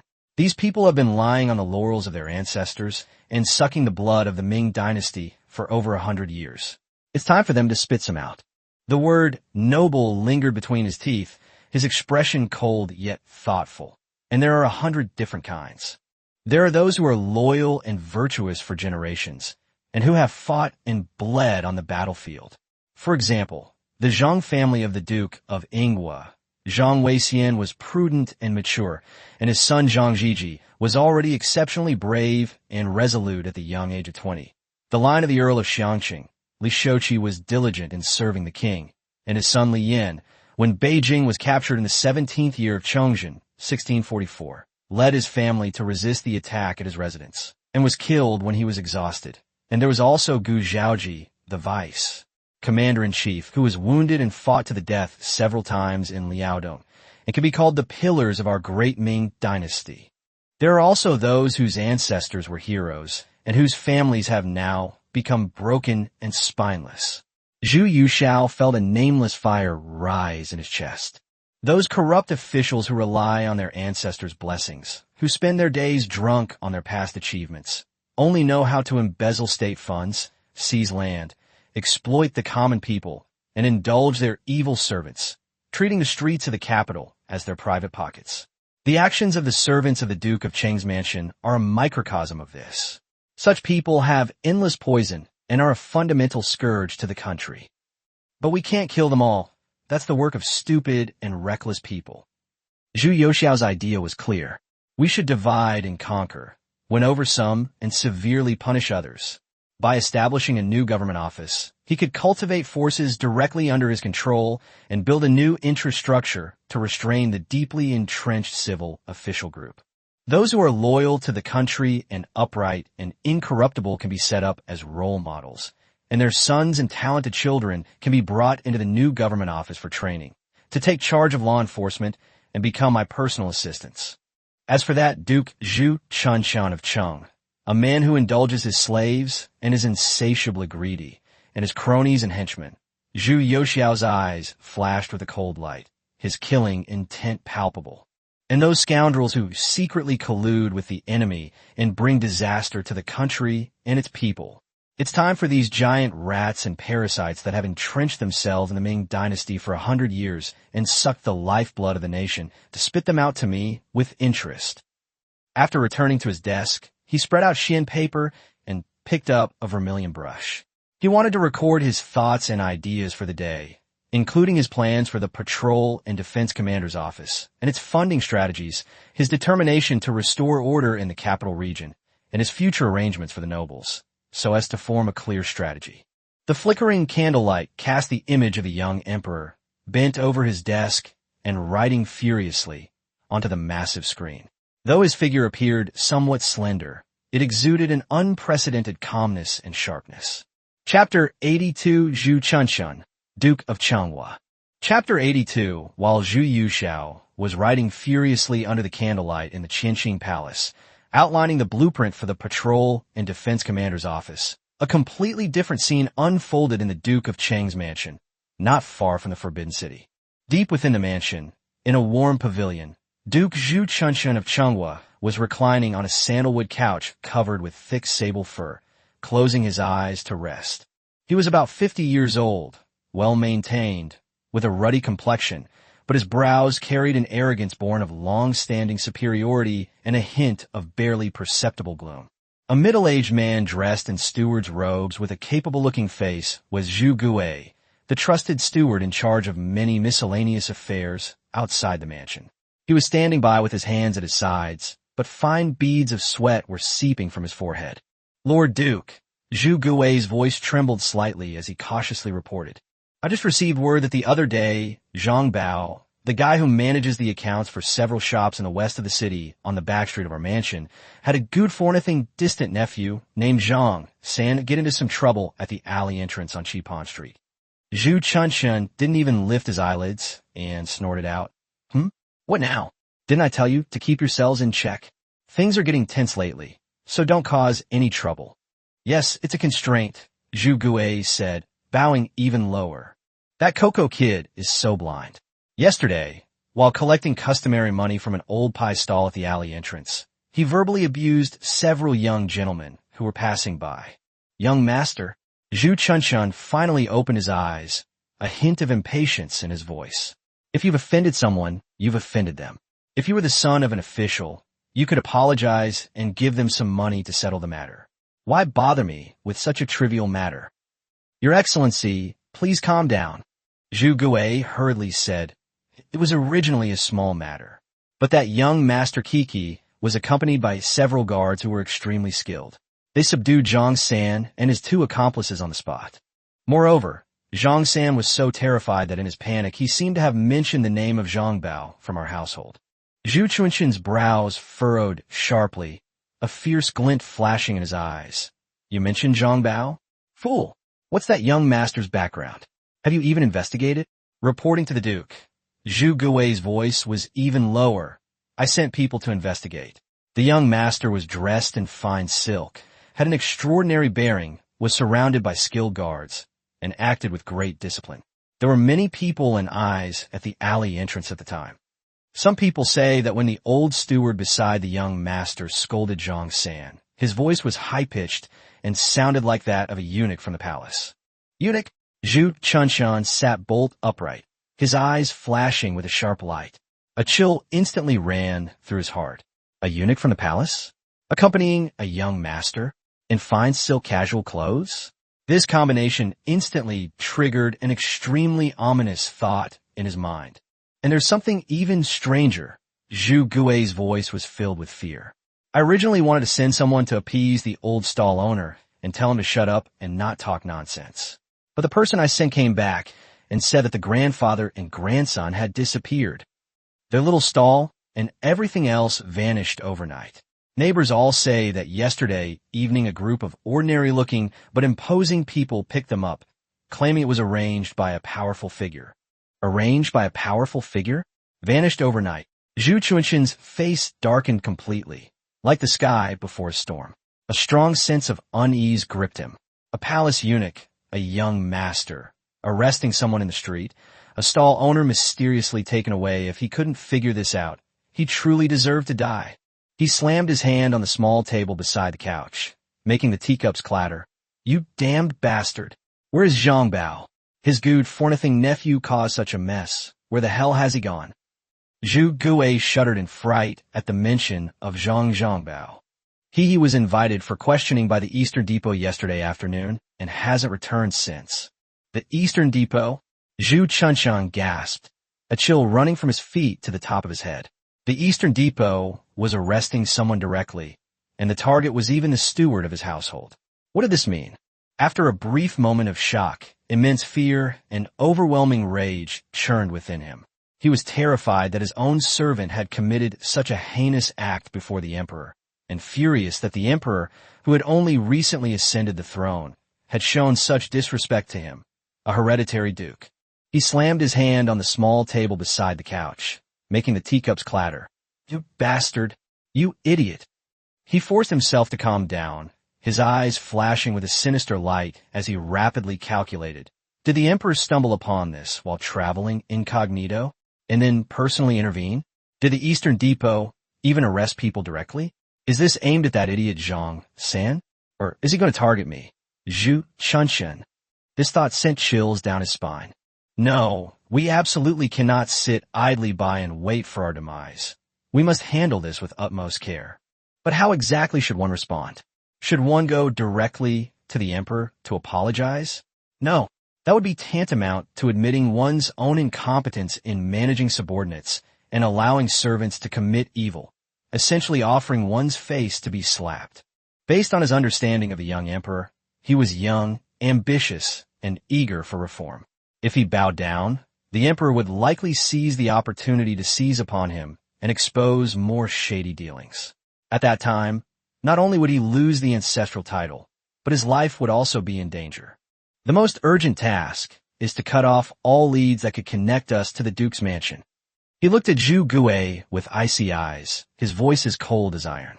Especially those two commoners, we must find them. We must see them alive or dead. In Zhang Bao and Zhang San, find a way to send a message in, telling them that when they can't control their mouths, they should think of their wives, children, and elderly mothers. But, he stared intently at Zhu Gui, enunciating each word with unprecedented gravity. Things aren't that simple anymore. We might have stumbled upon a major disaster. The search must be conducted with utmost secrecy. Send our most capable, reliable, and tight-lipped veterans. We must act quickly. We absolutely cannot let anyone discover that it is someone from our household who is investigating. Once we find the person, we must not act rashly. Zhu Gui was terrified by the Duke's unprecedentedly stern gaze and the implication that he had bumped into the sky, and hurriedly replied, "Yes, yes. I understand. I will definitely use the most suitable person." Furthermore, Zhu Chunchen took a deep breath and added the most crucial point. Prepare generous gifts immediately. I'm going to the residences of the Duke of Yinghua and the Duke of Dinghua to meet with some old relatives and elders to learn about their methods of succession. Go quickly. Zhu Gui accepted the order and left the warm pavilion. The immense pressure in the Duke's words, "You've hit the jackpot," completely threw him into a panic, causing him to lose all his usual meticulousness and experience. He dared not imagine that it was the current emperor traveling incognito. Shouldn't the emperor be high above all others? How could he have time to care about the lives of those lowly commoners? In Zhu Gui's view, this must be Wei Zhongxian of the Eastern Depot trying to target and suppress the Duke of Cheng's mansion. Thinking about his own secret affair with Zhang Bao that he had kept from the Duke, he decided to take a two-pronged approach. On the one hand, he sent people to secretly track them, as the Duke had asked, and, on the other hand, he acted on his own initiative. That idiot nephew Zhang Bao, it's all his fault. Zhu Gui growled viciously when no one was around. The Duke must be too cautious, fearing that silencing them directly would leave too obvious a trace. But things have come to this point, and these two commoners are a source of trouble if they live. What if the Duke's nobles smooth things over, and they are interrogated and start talking during this time? No, we must act swiftly and decisively while they are still in the hands of the Eastern Depot or the embroidered uniform guard, and are not yet under strict surveillance. The more he thought about it, the more reasonable he felt, and he was determined to eliminate this major threat to the head of the family before the Duke could indecisively make a great contribution. As long as they are all killed, there will be no way to prove anything. Even His Majesty would not make things difficult for the current Duke because of two lowly commoners. He ordered a few clean-cut, tight-lipped night scouts. Investigate. Dig 3 feet into the ground. Find that old bastard and his grandson. Zhu Gui's voice was like a poisoned ice pick. Once found, there's no need to report it. Clean it up on the spot. Be quick and efficient. Make it look like an accident. Drown, set on fire, or let the wild dogs outside the city eat it all. His eyes flashed with a fierce light, carrying a condescending cruelty. Let those blind fools see this. In this Beijing, even the Eastern Depot has to give way to my Duke Cheng's mansion. Not just any Tom, Dick, or Harry can ride roughshod over us. Anyone who dares to reach out should be prepared to have their claws chopped off. Kill two commoners as a warning to others. Let's see who dares to gossip then. Chapter 83, stripped of title and reduced to commoner status. Chapter 83, stripped of title and reduced to commoner status. Zhu Gui thought his actions were discreet. But little did he know that from the moment he sent people to inquire about the old stall owner's whereabouts, an invisible net had already been quietly cast. The Eastern Depot's agents lurked around the Duke of Cheng's mansion like ghosts, closely monitoring its every move. The few groups of night scouts sent out by Zhu Gui had barely left the mansion when their whereabouts were already spotted by the Eastern Depot and the embroidered uniform guard. That night, in the dead of night, when all was quiet, Zhu Gui personally led 4 of his most capable night scouts, and based on the vague clues gathered during the day, someone saw the grandfather and grandson being taken to the west of the city, quietly made their way to a relatively secluded, ordinary courtyard in the west of the city, which was suspected to be a resettlement site. They moved with agility, scaling the wall and entering the courtyard silently. However, the moment they stepped into the courtyard, several extremely faint sounds, like the hiss of a venomous snake, pierced the air with crossbow bolts. The 4 night scouts didn't even utter a sound before their throats or hearts were precisely pierced by specially made 3-edged armor-piercing crossbow bolts, and their bodies collapsed to the ground like tattered sacks. Zhu Gui was terrified. Just as he was about to draw his sword, he felt a numbness in the back of his neck, and a tremendous force instantly slammed him to the ground. The cold blade was already pressed against his neck. At the same time, several dark figures pounced out of the darkness like ghosts, instantly dislocating his jaw, gagging him, and binding him like a dumpling. The entire operation was swift and efficient, as if it had been rehearsed 1,000 times. From start to finish, it took only a few breaths, and not a single decent fight broke out. The courtyard door was gently pushed open, and a Jinui commander, dressed in a flying fish robe and with a stern face, slowly walked in.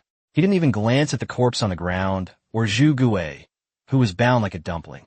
His gaze swept over a dimly lit room in the courtyard, and he bowed slightly towards it. "Old man, you've been frightened. The thief has been caught. Rest assured." From inside came the old stall owner's suppressed, fearful sobs and his grandson's bewildered words of comfort. Inside the deepest torture chamber of the imperial prison of the northern garrison of the embroidered uniform guard, the crackling embers and the brazier cast shadows of various gruesome torture instruments on the walls. Zhu Gui was awakened by being splashed with cold water. His jaw had just been reattached when he saw the icy face of the Imperial Guard commander in front of him and the branding iron glowing red in the charcoal fire beside him. "Speak. Who instructed you to break into a private residence at night with the intention of committing murder?" The centurion's voice was as cold as ice. Zhu Gui still tried to hold on, gritting his teeth and saying, "You don't know what you're talking about. I'm the steward of the Duke of Cheng's mansion. How dare you?" Slap.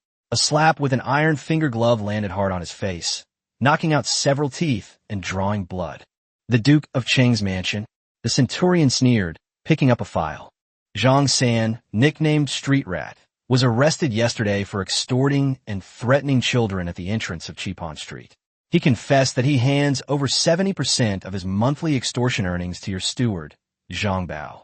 "Furthermore, I'm also responsible for abducting and trafficking young children for you, Zhu Gui, selling them to brothels and keeping them to entertain wealthy patrons."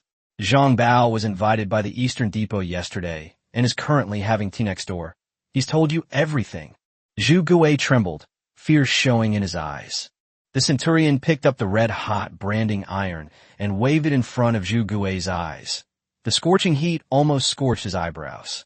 "Zhu Gui, you are the steward of the outer courtyard of the Duke of Cheng's mansion, in charge of managing the miscellaneous income and expenditure outside the mansion, and you keep 30 night watchman assassins. Tonight, you will personally lead a team to number 3, Bing, Yushu Hadong in the western city, intending to kill the old stall owner Wang Laoshi and his grandson Wang Xiao to silence them. The evidence is irrefutable." He leaned closer to Zhu Gui, his voice as cold as the winds of hell. "I'll ask you one more time. Who ordered you? Was it Zhang Bao or the Duke of Cheng himself?" Looking at the red-hot branding iron so close to him, exuding the aura of death, and listening to Zhang Bao's inhuman screams coming from next door, Zhu Gui's last bit of psychological defense completely collapsed. "It's the Duke! It's the Duke!" he cried out, tears streaming down his face. "Your Excellency said that the old bastard was being hidden away and was going to bite people. You said even the Emperor would have to give him some leeway. You order me to lead men to kill them as a warning to others. I was just following orders. Spare me. Spare me."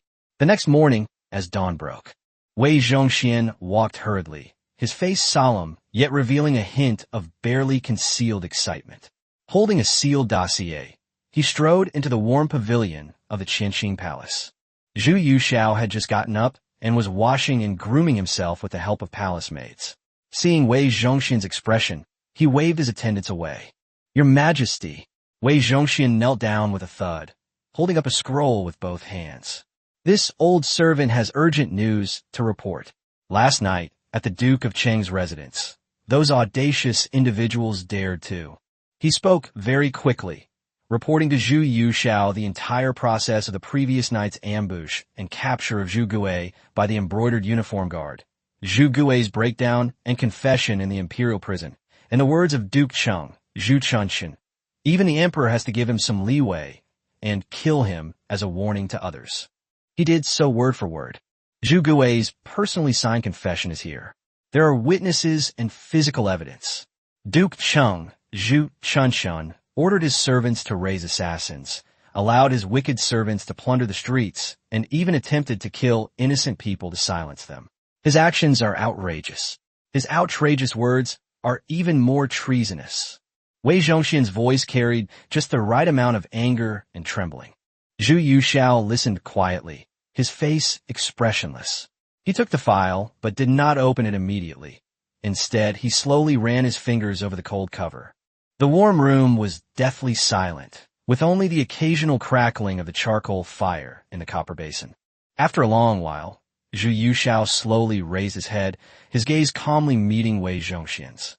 Beneath that calm, however, lay the potential to erupt like a volcano. What a find! Even the emperor has to give her some leeway. Zhu Yuxiao's voice wasn't loud, but it was like an icicle hitting the ground, each word clear and carrying a chilling edge. What a fine! Kill her as a warning to others. He slammed the scroll in his hand heavily onto the imperial desk. Bang! A loud bang startled all the writing implements on the desk. Issue the decree.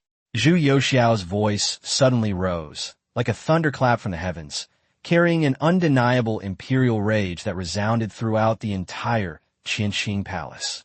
Duke Zhu Chunxian of Changhua has received the emperor's favor for generations, yet he does not think of repaying it. Instead, he allows his servants to commit violence, exploits the common people, raises assassins, and harms the innocent. Furthermore, he speaks arrogantly and disrespects the emperor. His crimes are heinous and too numerous to mention.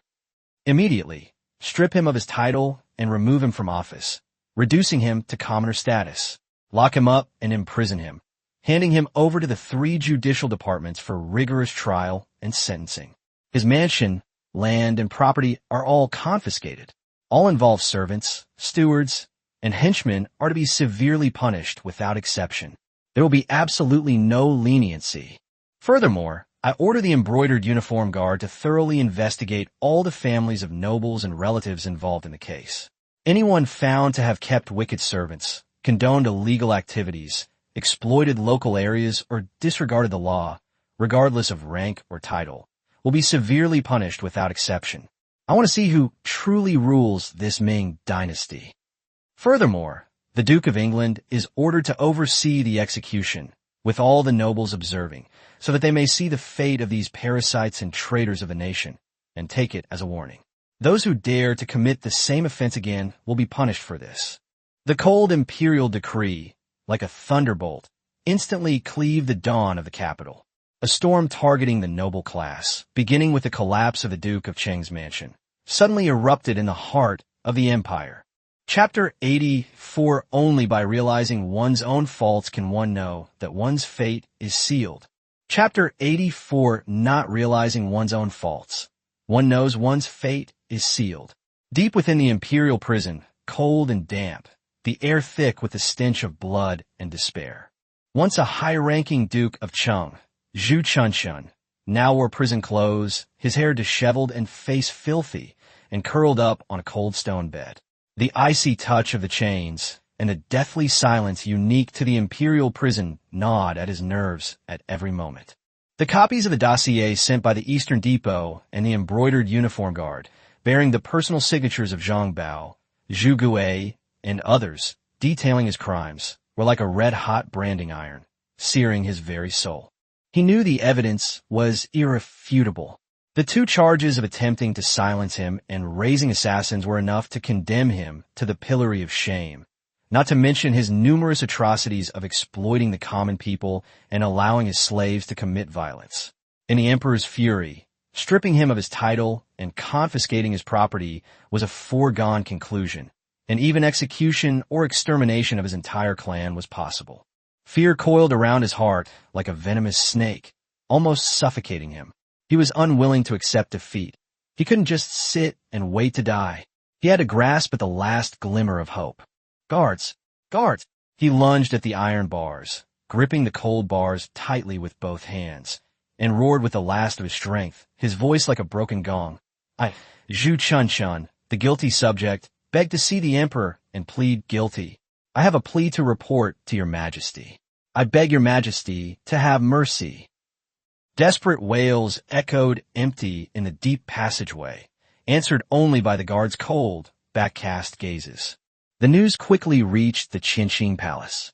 Your Majesty, Wei Zhongxian reported with his head bowed, his voice extremely low.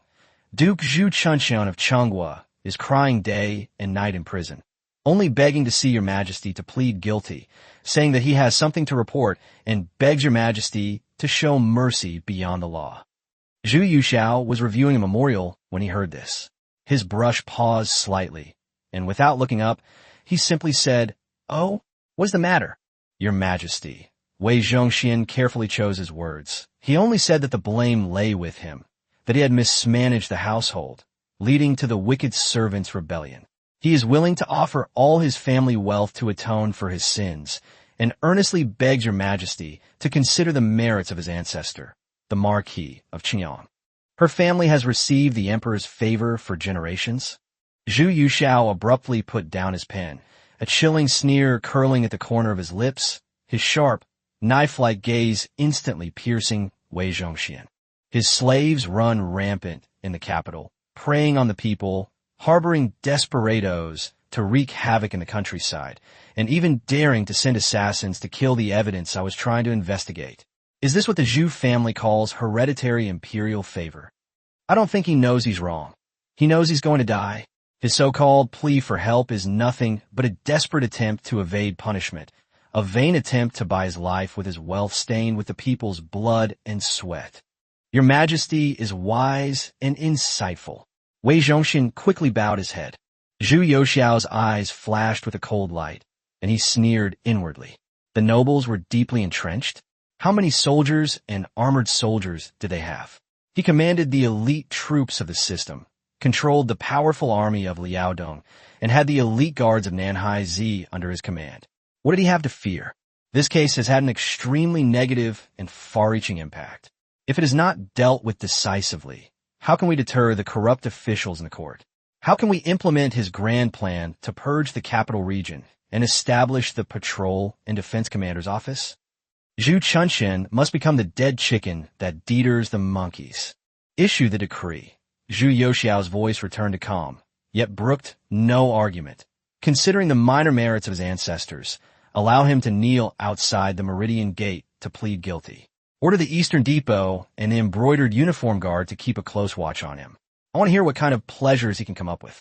The Meridian Gate Square, once a solemn and sacred place, now resembles a desolate battlefield. The biting autumn wind cuts like knives against the face.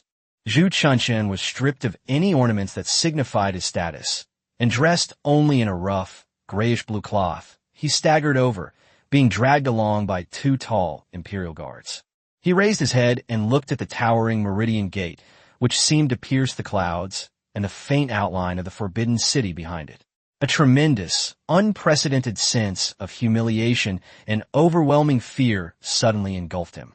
His knees buckled, and he fell heavily to his knees on the cold, hard imperial bricks with a thud, his forehead hitting the ground hard with a dull thud.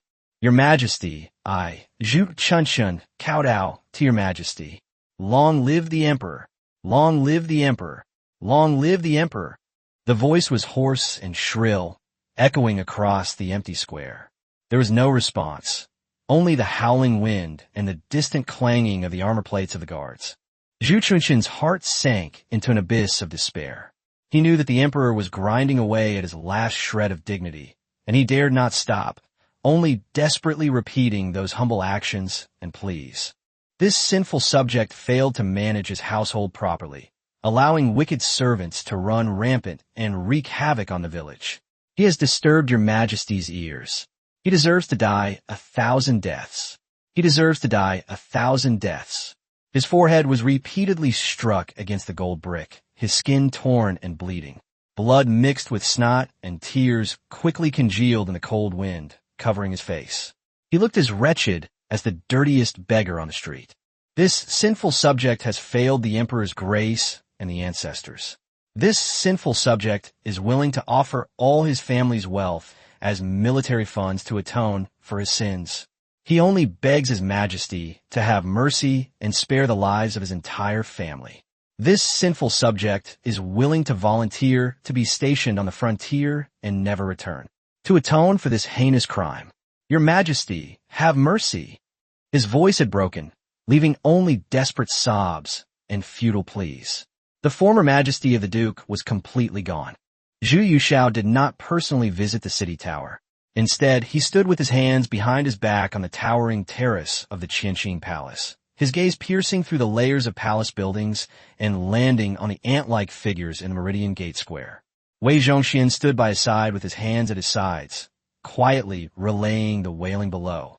Offer up your family fortune. Request to serve on the frontier. Zhu Yushao let out a cold, icy snort, his eyes devoid of any warmth, only filled with resolute determination and murderous intent. To raise assassins and plot assassination is an unforgivable crime of treason. It is a crime deserving of death. How can mere money and exile compensate for it? I command 1,000,000 soldiers as easily as my own limbs. Why should I fear the plight of a few nobles? If this villain is not eliminated, the laws of the land will be worthless. How can the people's grievances be appeased? Wei Banban, this old servant humbly awaits your majesty's decree. Reveal my imperial edict. Yes. Wei Zhongxian strode towards the Meridian Gate Tower, looking down at the now-dead Zhu Chunchen. His shrill voice was exceptionally clear and piercing in the cold wind. Zhu Chunchen, His Majesty's imperial edict has arrived. The figure curled up on the ground trembled violently, jerking like a dying fish. Its blood-stained face strained to lift itself up, its murky, desperate eyes fixed intently on Wei Zhongxian. His Majesty's decree. Zhu Chunchen, having inherited the emperor's favor for generations and holding a high position of merit, should have been mindful of his conduct and served as a model for the vassal states. However, you disregarded the emperor's grace, allowing your servants to commit heinous acts, exploiting them to the bone, and causing chaos in the capital region.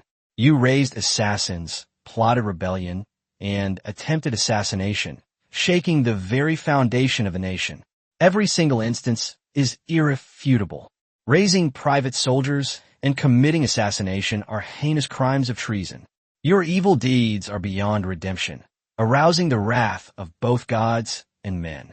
The laws of the land are clear. How can such treasonous acts be tolerated? Each word struck Zhu Chunchen's heart like a heavy hammer. His face turned ashen, his whole body trembled violently, and the last glimmer of light in his eyes was completely extinguished. Wei Zhongxian's voice suddenly rose, like a vengeful ghost snatching away souls. Zhu Chunchen is hereby stripped of his title of Duke of Changhua. His hereditary title is revoked, and he is stripped of his official position and reduced to commoner status. His family property is to be confiscated, and all his assets are to be confiscated. Zhu Chunchen himself is guilty of heinous crimes and is unforgivable. He is sentenced to immediate execution. His adult sons and nephews, Zhu Tingrui and Zhu Tingsong, knowingly aided their father in his treasonous plot, not only failing to report it, but also assisting him in his evil deeds. Their crimes are equal to those of the ringleaders, and they are to be executed as well. His unmarried sons and daughters, in consideration of his ancestors' merits, are exiled to Liaodong. Zhu Ning's lineage is removed from the imperial genealogy, and his lineage is permanently severed. All the evil servants, stewards, and assassins involved in the case, and the 3 ringleaders Zhang Bao and Zhu Gui, shall be executed by slow slicing. The rest shall be beheaded and their heads displayed to the public. This is the imperial decree.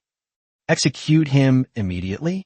My son too. Zhu Chuanxin's mind exploded. The world spun around him, as if all his bones had been removed, and he collapsed completely onto the cold gold bricks, his blood staining the small area red. It's all over, all over.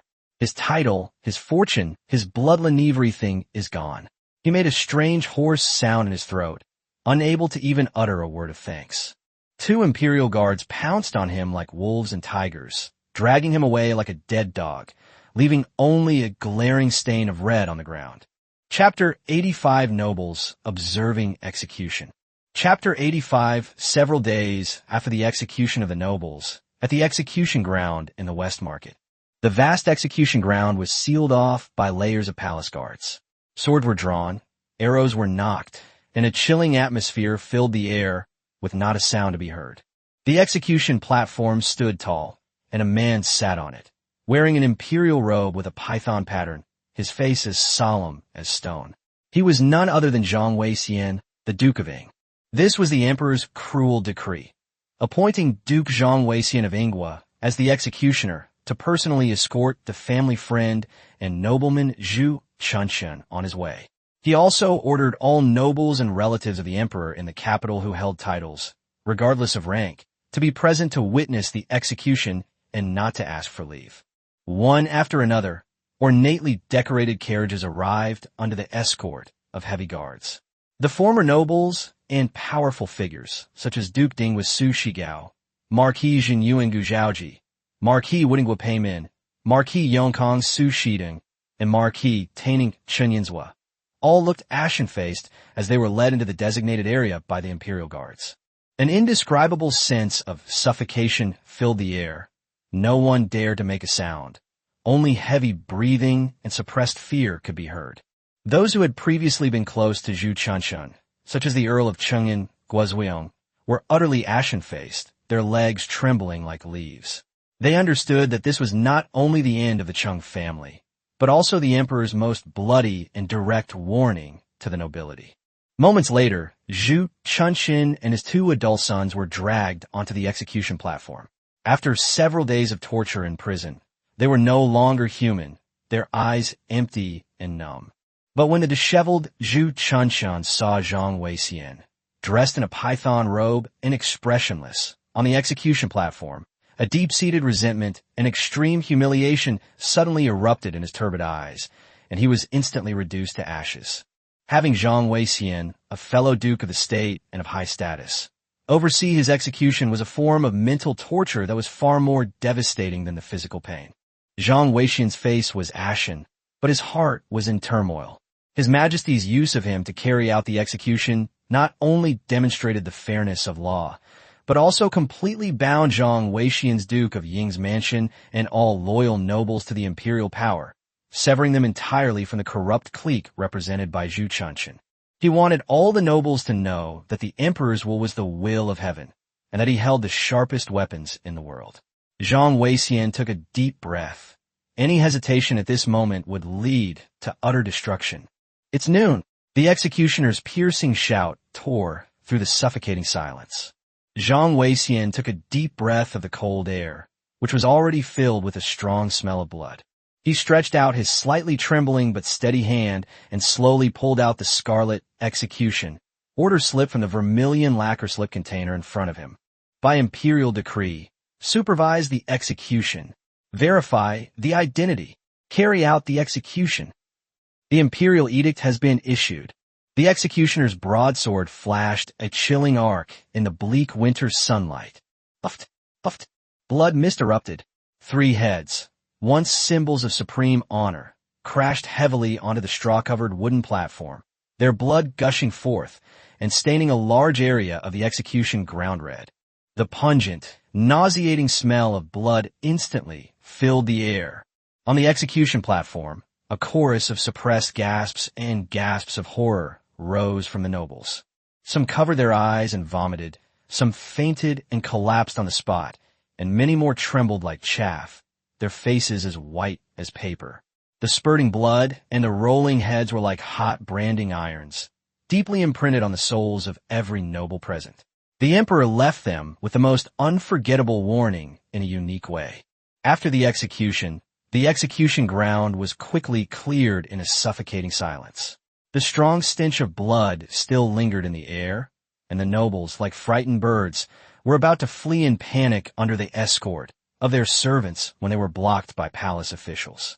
His Majesty has decreed that all the meritorious officials who were executed today must immediately enter the palace for an audience. This imperial decree, like an invisible dark cloud, instantly loomed over the hearts of all the nobles. They looked at each other, seeing a deeper fear and bewilderment in each other's eyes. Having just witnessed the complete annihilation of the Duke of Cheng's lineage, what is the Emperor's intention in summoning me now? But no one dared to be negligent in the slightest, and they had no choice but to drag their heavy steps toward the Forbidden City, which symbolized supreme power once again. Inside the Qinqing Palace, the atmosphere was as heavy as lead. Zhu Yuxiao sat upright behind his desk, his expression calm, as if what had just happened was merely an insignificant storm. His gaze, as deep and cold as a pool, slowly swept over the nobles kneeling below, who dared not utter a sound. Your subject Zhang Weixian was ordered to oversee the execution of the traitor Zhu Chunxin and his accomplices' sons. Now that the matter is concluded, I have come to report back. Zhang Weixian knelt on the ground as if a mountain of gold and a jade pillar had collapsed. His voice was steady, but it also revealed a hint of hoarseness that he was trying his best to suppress. Rise, all of you. Zhu Yuxiao's voice wasn't loud, but clearly reached everyone's ears, carrying an invisible pressure. Thank you for your trouble, my dear minister. Thunder and rain, all are the Emperor's grace. I dare not complain of my hardship. Zhang Weixian rose, stood with his hands at his sides, his posture extremely respectful. Rise, all of you. The nobles rose tremblingly, stood with their hands at their sides, and none dared to look directly at the Emperor's face. You all witnessed the fate of Duke Cheng, Zhu Chunxin. Zhu Yuxiao's voice suddenly turned cold, like an ice pick piercing to the bone. They have raised assassins, plotted rebellion, and allowed their slaves to commit violence, causing chaos in the capital. Such behavior not only disgraces the illustrious name of our ancestors, but also shakes the foundation of the nation. Their crimes are unforgivable. I have already shown leniency beyond the law by considering the minor merits of their ancestors and allowing their unborn bloodline to remain. This is already an immense grace. He paused, his gaze sweeping across the crowd like lightning. You have all received the nation's favor for generations, sharing its fate. You should remember the hardships your ancestors endured to establish the nation, and how difficult it was to maintain it. If anyone again emulates Zhu Chunxin, indulging their servants, exploiting the people, or even harboring rebellious intentions, don't blame me for being ruthless. The laws of the land are strict, and the sword in my hand that can behead Zhu Chunxin today can behead others tomorrow. These words were like knives, each sentence drawing blood. The nobles were all drenched in cold sweat and knelt down again in unison. Your Majesty, we will obey your decree. We will strictly discipline our families and servants, be loyal to the king, and never dare to fail the Emperor's grace. Zhu Yuxiao looked at the nobles below, who were now silent and trembling with fear, and knew that the time was right. He changed the subject, softening his tone slightly. However, I also know that your mansions have huge expenses and your children are numerous. If you do not have stable property, some of you will inevitably have ulterior motives and engage in despicable acts such as exploiting the people and seizing land, which will only arouse public resentment and damage the reputation of the nobles and relatives. These words stirred the hearts of the nobles, who wondered what the Emperor was up to. I intend to establish the Grand Ming Commander-in-Chief's office for the inspection of the capital's markets and neighborhoods, specifically responsible for maintaining order in the capital, tidying up the city, and ensuring peace in the surrounding areas. Zhu Yuxiao's voice regained its calmness, yet carried an undeniable authority. This office is no ordinary place, and you're already aware of its powers and responsibilities. However, I have something else to tell you today. He glanced at the crowd and said slowly, this government office is not only for protecting the people and ensuring peace, but also for generating revenue. I will authorize it to collect city appearance improvement and peace management fees from all merchants in the capital in accordance with regulations. This fund is collected from merchants and used for merchants, earmarked for its specific purpose, with transparent accounting.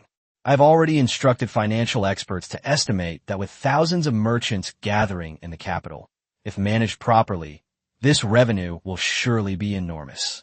The nobles pricked up their ears, a barely perceptible glint of shrewdness flashing in their eyes. Money? Huge profits? When it comes to discussing national affairs and military matters, these people really don't know anything, but when it comes to making money, they're all seasoned veterans. Chapter 86, Imperial Military Academy. Chapter 86, Imperial Military Academy, my intention, Zhu Youxiao's voice carried a hint of guidance, is that this academy is newly established and requires financial support. Although I can allocate funds from the Imperial Treasury, it is difficult to sustain it alone. You are all nobles, your families have held high office for generations, and your wealth is substantial. Rather than letting your money sit idle or be used for undesirable purposes, wouldn't it be better to invest in this government office? Investment. The nobles exchanged bewildered glances. The term was unfamiliar to them, and they couldn't help but wonder if His Majesty was trying to take advantage of the situation involving the Duke of Cheng. That's right, Zhu Youxiao explained. I grant you permission to voluntarily subscribe to a share of this government office with your respective financial resources. The money and grain you contribute will be recorded as share capital. Once the government office is operating smoothly and profitable, profits will be distributed according to shares. This is a perfectly legitimate way to make money, far better than your despicable acts of seizing land and exploiting shops. Why not make money with dignity? He paused, then emphasized, this government office will be personally managed by me, with Wei Zhongxian temporarily in charge. Elite personnel will be selected from the Nanhazi military camp to serve as key personnel, ensuring fairness and impartiality. After you invest, you may elect several highly respected and accounting-savvy representatives to form a supervisory board. They will have the right to inspect the government's accounts, supervise profit distribution, and ensure that everything is transparent and there is absolutely no underhanded dealing. This is the dignity and guarantee that I bestow upon you. The nobles' hearts began to stir. The emperor himself guaranteed the profits, and they could even send someone to supervise the accounts. This sounds much better than risking execution to seize land and allow enslaved people to extort money. Although the risks were unknown, with the emperor's golden words and Zhu Chunshan's bloody end as examples, who would dare not respond? Your Majesty is wise. This is a brilliant strategy that benefits both the meritorious officials and the private sector. We, your subjects, are willing to do our utmost to participate in this grand undertaking, and I am willing to contribute 50,000 taels of silver. Duke Zhang Weixian of England was the first to react and immediately bowed to receive the imperial decree. The other nobles, as if waking from a dream, knelt down and echoed, "We are willing to do our utmost to help make this a great undertaking." Your Majesty, I will purchase 50,000 taels, Duke Su Shigao declared loudly, hoping to leave an impression on His Majesty. My family's resources are not comparable to those of the Dukes, so I will only purchase 20,000 taels. Your subject subscribes to 8,000 taels. Minister, the eunuch in charge of recording was already writing furiously, and the donation amounts pledged by each nobleman were quickly listed on the thin sheet of rice paper. In just a short while, the registered amount of silver had already exceeded 1 million. Zhu Youxiao's gaze swept over the astonishingly high number that was still increasing, and he couldn't help but sigh inwardly. Who says the Ming dynasty is poor? Just look at these nobles before us, spending tens or hundreds of thousands of taels of silver at a time. They are extremely generous. He was fairly satisfied with the reactions of the crowd. This unexpected windfall would allow him to build hundreds of sturdy ships, train tens of thousands of elite troops, and launch an expedition against the Japanese pirates to avenge past grievances. The day when he could control the South Seas and open up trade routes seemed to be one step closer. But this was only one of his objectives for the day. He summoned these still frightened nobles to the emperor's presence with a deeper intention, to take this opportunity to completely regain control of the Beijing garrison. The veteran generals Chun, Su, and Qi Jin, whom he urgently recalled from Liaodong, have already secretly arrived in Beijing. The millions of bushels of grain and tens of thousands of live sheep piled up in the system warehouse, along with the various kinds of seafood that were continuously transported from Tianjin every day, provided him with ample confidence to reorganize the already corrupt Beijing garrison. The time was ripe. His gaze swept over the silent nobles below, and he spoke again, his voice deliberately drawn out, carrying a heavy sense of reminiscing about the past. Your ancestors, he said slowly, either followed the great ancestor Gaozu, wielding a 3-foot sword to drive out the barbarians and restore the sacred treasures of China, or served the Qingzu Wenzu, riding at his side, conquering the northern deserts 5 times and subduing the barbarians. They all fought their way out of mountains of corpses and seas of blood, amidst flashing swords and glints of blades, earning this hereditary and inalienable title and glory for you. Such loyalty and courage, such achievements in expanding territory, are the very foundation upon which you are able to secure your livelihood and enjoy wealth and honor. The nobles held their breath, listening intently as the emperor recounted the illustrious achievements of their ancestors. Their hearts were filled with mixed emotions, a blend of nostalgia for past glories and a touch of indescribable shame. Indeed, Zhu Youxiao's tone suddenly turned sharp, his gaze sweeping across the entire room like lightning. With prolonged peace, military preparedness has gradually declined, and discipline has weakened. You sons of noble families, born into wealth and raised by women in seclusion, how many of you still know how to archery and horsemanship? How many of you are knowledgeable in military strategy? How many of you can, like your ancestors, wield swords and ride horses to defend the borders of the Ming dynasty? This piercing question struck like a heavy hammer, hitting the hearts of every nobleman hard, making their cheeks burn and preventing them from looking directly at the emperor. Since the Tumu crisis, a large number of capable and experienced commanders died in battle, leaving a gap in the ranks of the Ming dynasty's nobility, which never recovered. Lying on the laurels of our ancestors, indulging in a life of debauchery, holding a position without performing its duties, and even exploiting the very lifeblood of the nation and its people. Zhu Youxiao's voice was resolute and icy. Such behavior will inevitably lead to the depletion of their wealth and the extermination of their clan. The blood of Zhu Chunxin and his son has not yet dried. He paused, then raised his voice, carrying an undeniable air of authority. I desire to revitalize the martial spirit of the Ming dynasty and forge a new iron-willed army. I hereby decree the establishment of the Great Ming Empire Military Academy, with myself serving as its president. All instructors will be drawn from the Dragon Cavalry, the Embroidered Uniform Guard, and the Ministry of Works. This academy is dedicated to cultivating pillars of the military. It will teach the methods of troop deployment, the art of firearms training, the skills of horsemanship and archery, the geography and maps, and even the science of astronomy and calendrical calculations. All officers of the rank of centurion and above, and generals of the rank of captain and above, in the Ming army must undergo rotational training at the military academy in batches. Those who fail the military academy's assessment will not be promoted without significant military achievements. His gaze, like a sharp razor, swept across the heads of the nobles once more. You sons of noble families, who have inherited the titles of your ancestors, are the bulwark of the nation. You should set an example in the army.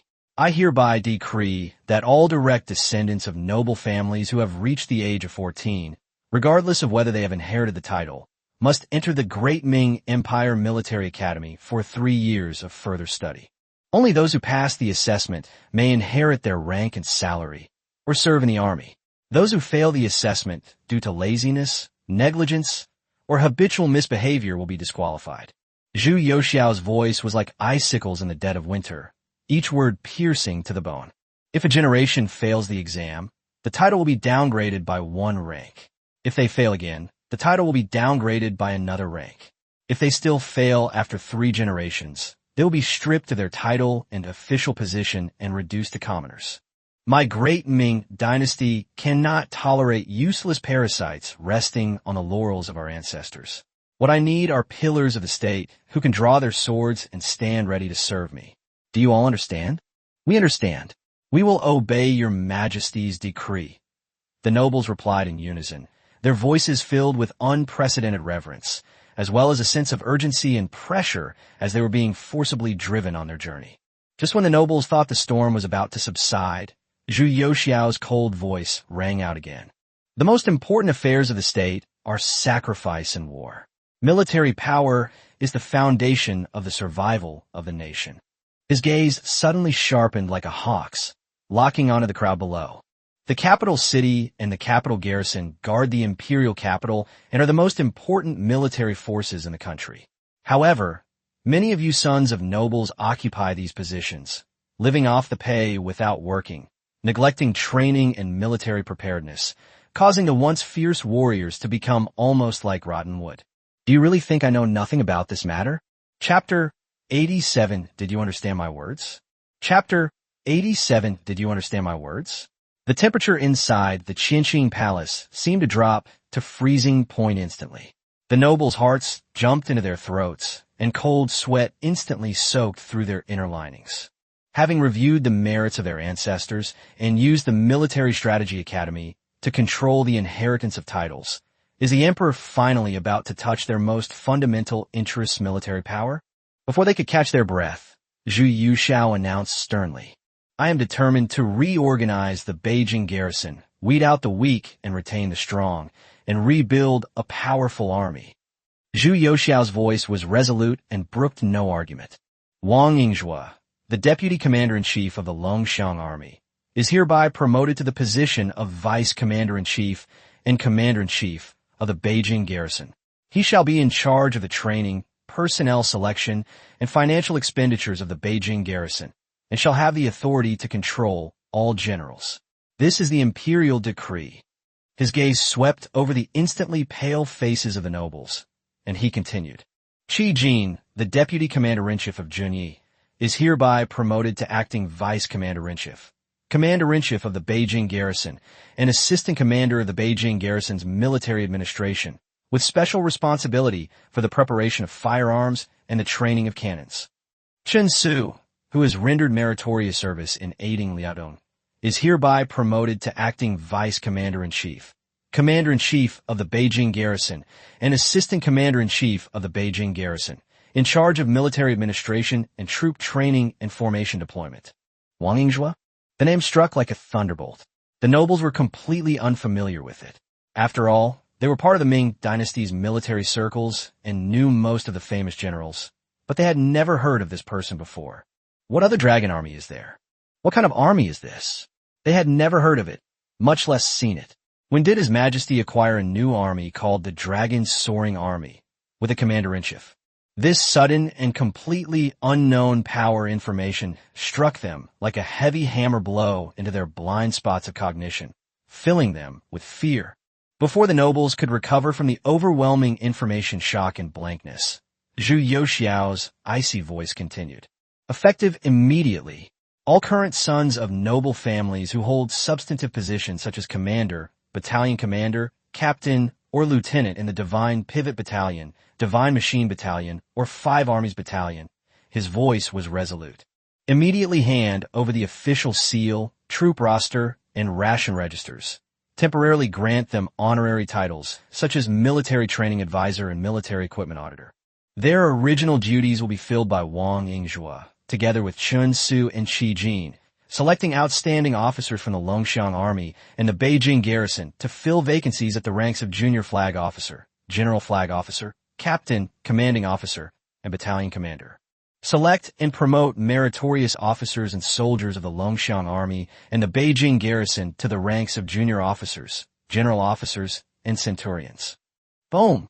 The nobles felt a chill run from their feet to the top of their heads, and their brains buzzed. This is not simply a matter of transferring a few officers. It means that His Majesty has a fully organized and mysterious army, the Longxiang Army, and the Nanhazi camp that operates around it. This also means that this army has a huge number of grassroots backbones to support the entire middle and lower-level officer system of the Beijing garrison. How many people are needed from small flag to company commander? What a sophisticated training system it would take to produce such a large number of junior officers. When and how was this dragon soaring army established? How large was it exactly? Why were there elite group spies throughout the capital region completely unaware of this? At this moment, the fear brought by the immense, unknown, even surpassed the anger at having their military power stripped away. Only now did the nobles realize with absolute clarity how terrifyingly inadequate their understanding was of the power wielded by this young emperor who had only been on the throne for a year. Behind the heavily guarded gates of Nanhazi, there lay not only provisions and supplies, but also a force completely unfamiliar to them, a force capable of overturning the entire chessboard. I will order the new army from the Nanhazi camp to be stationed in the capital garrison. Zhu Youxiao's voice was flat, yet carried a chill even more severe than the dead of winter. If anyone dares to stir up trouble for me now, or to outwardly comply while inwardly defying me, his gaze, like two cold swords, swept over the pale, almost transparent faces of the hereditary dukes and marquises in the front row. My blade is never stingy in severing the heads of those who get in my way. Even the heads of dukes and marquises are displayed on the city walls, so that the world can see what the consequences are for defying the emperor's will. The threat of death was blatant, and what supported this threat was no longer the ethereal imperial power, but the emperor's personal army, known as the Dragon Soaring Army, whose mystery had just been partially unveiled. They suddenly realized that they were not irreplaceable, and that His Majesty seemed to have the power to leave them behind and go it alone, which was more despairing than an open power grab. You must understand that in this imperial court, being worthless means you can be discarded at any time. At this moment, they had no choice but to put aside their last bit of pride and self-esteem and wait for His Majesty's decision. Once the Imperial Martial Arts Academy is completed and begins operations, all of these individuals, regardless of their background or social status, will be among the first to undergo further training as students. Zhu Youxiao's voice carried an unyielding resolve. After he completes his studies at the military academy, I will personally assess his skills and character and then assign him a military post according to his abilities. The appointment and removal of new military posts shall be decided by the Ministry of War, the 5 military commissions, Wang Yingzhua, Chen Su, and Qi Jin, and then reported to me for my personal decision. The last trace of color drained from the faces of the nobles. The emperor's methods were intricately linked. He not only used Zhu Quanxin's bloody and to intimidate them, but also used the dividend from investing in the patrol and defense commander's office to appease them. They even resorted to the Military Strategy Academy, a whip that forced them to return to archery and horsemanship. At this moment, the most fatal blow struck, severing all their control over the capital garrison. The names Chen Su and Qi Jin have nothing to do with their noble families. They're generals who have risen through the ranks by fighting on the battlefield.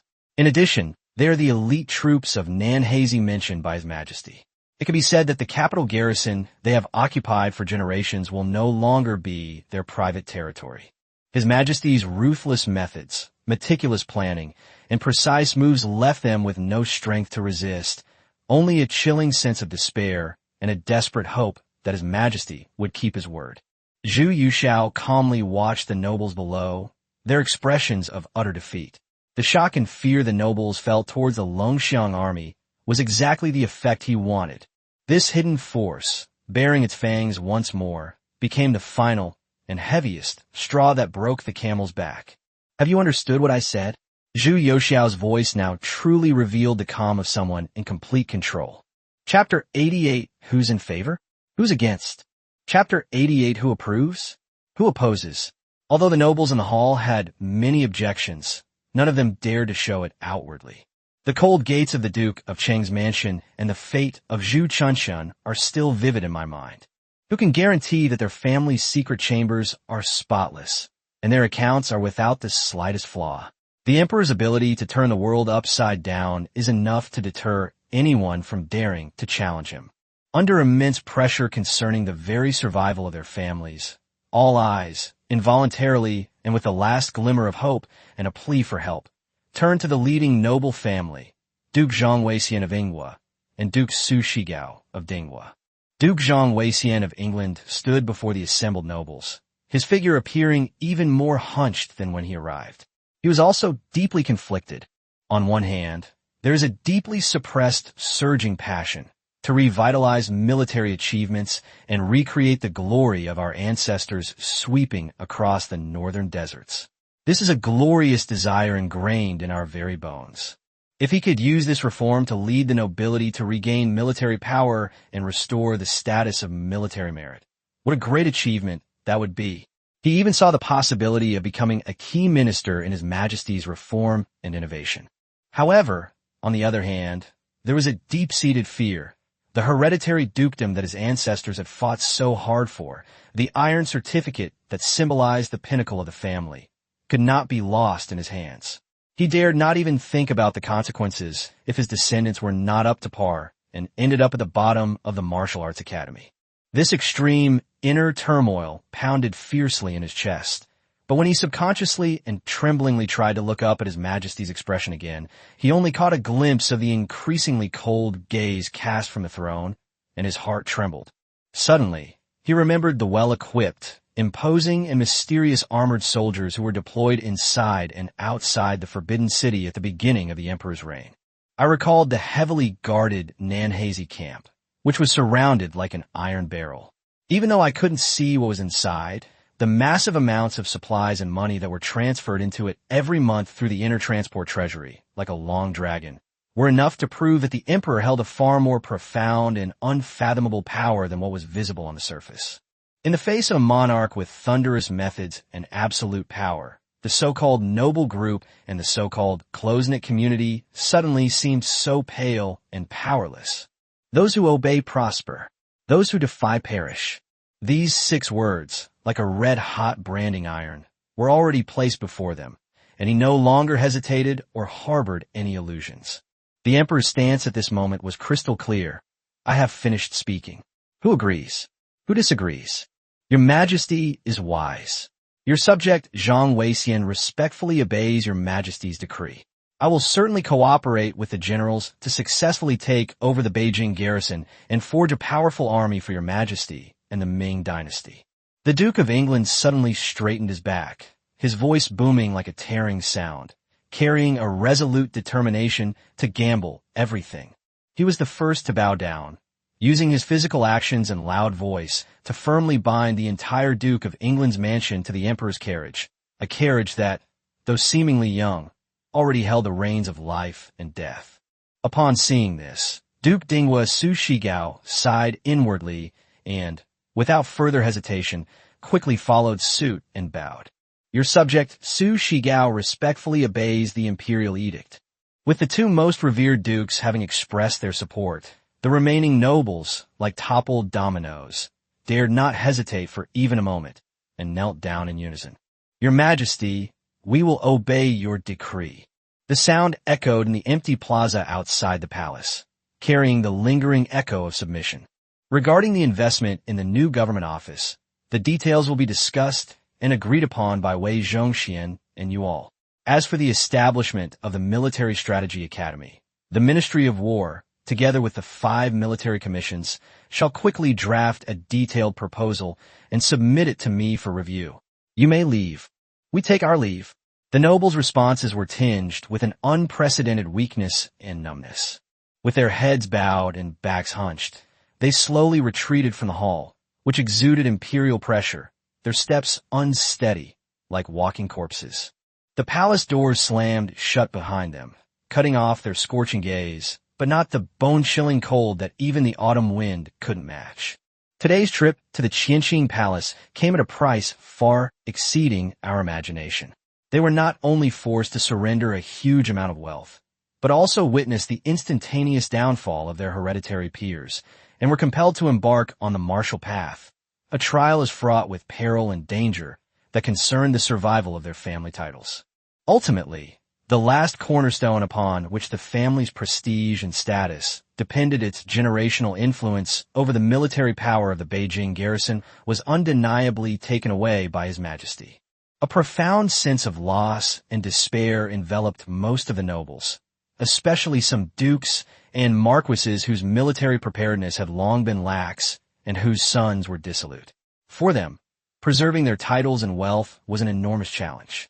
However, the crowd was not entirely silent.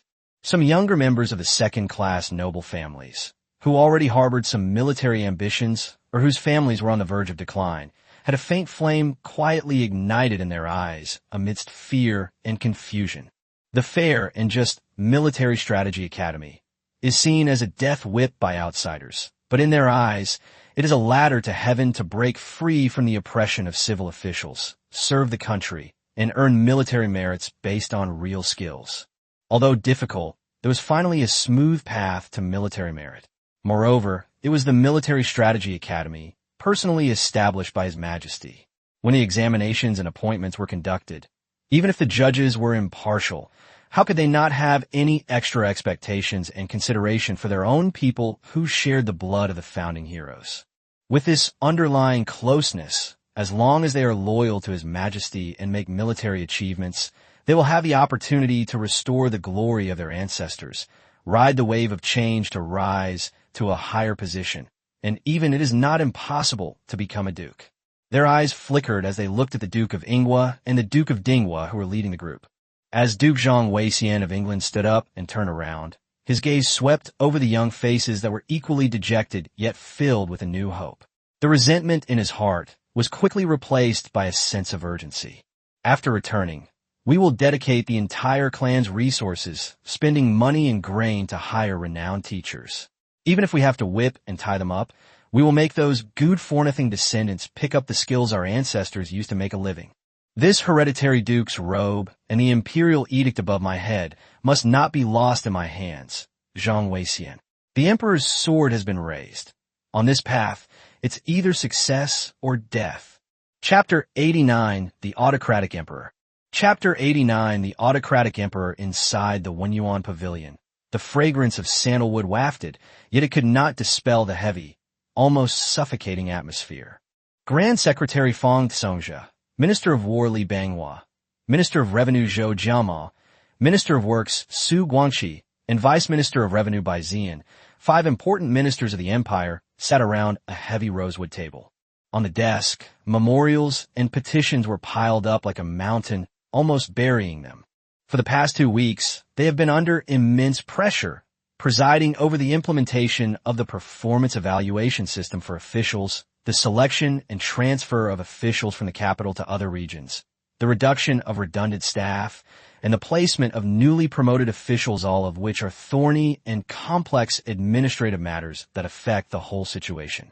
Although the emperor set an example by working tirelessly day and night to approve documents, and a group of ambitious young officials were promoted to key positions, which improved efficiency considerably, it only managed to untangle the tangled mess and create a barely visible outline.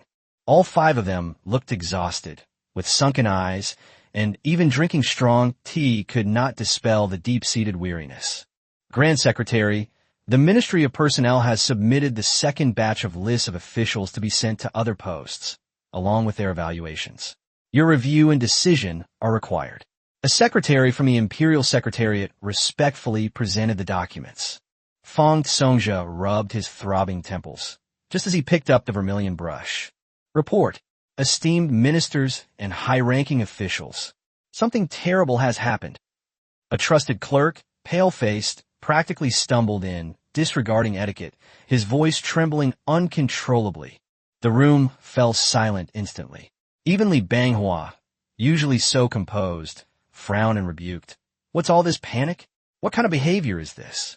The clerk took a deep breath, forcing himself to remain calm, and quickly recounted the explosive news that had just come from the inner court.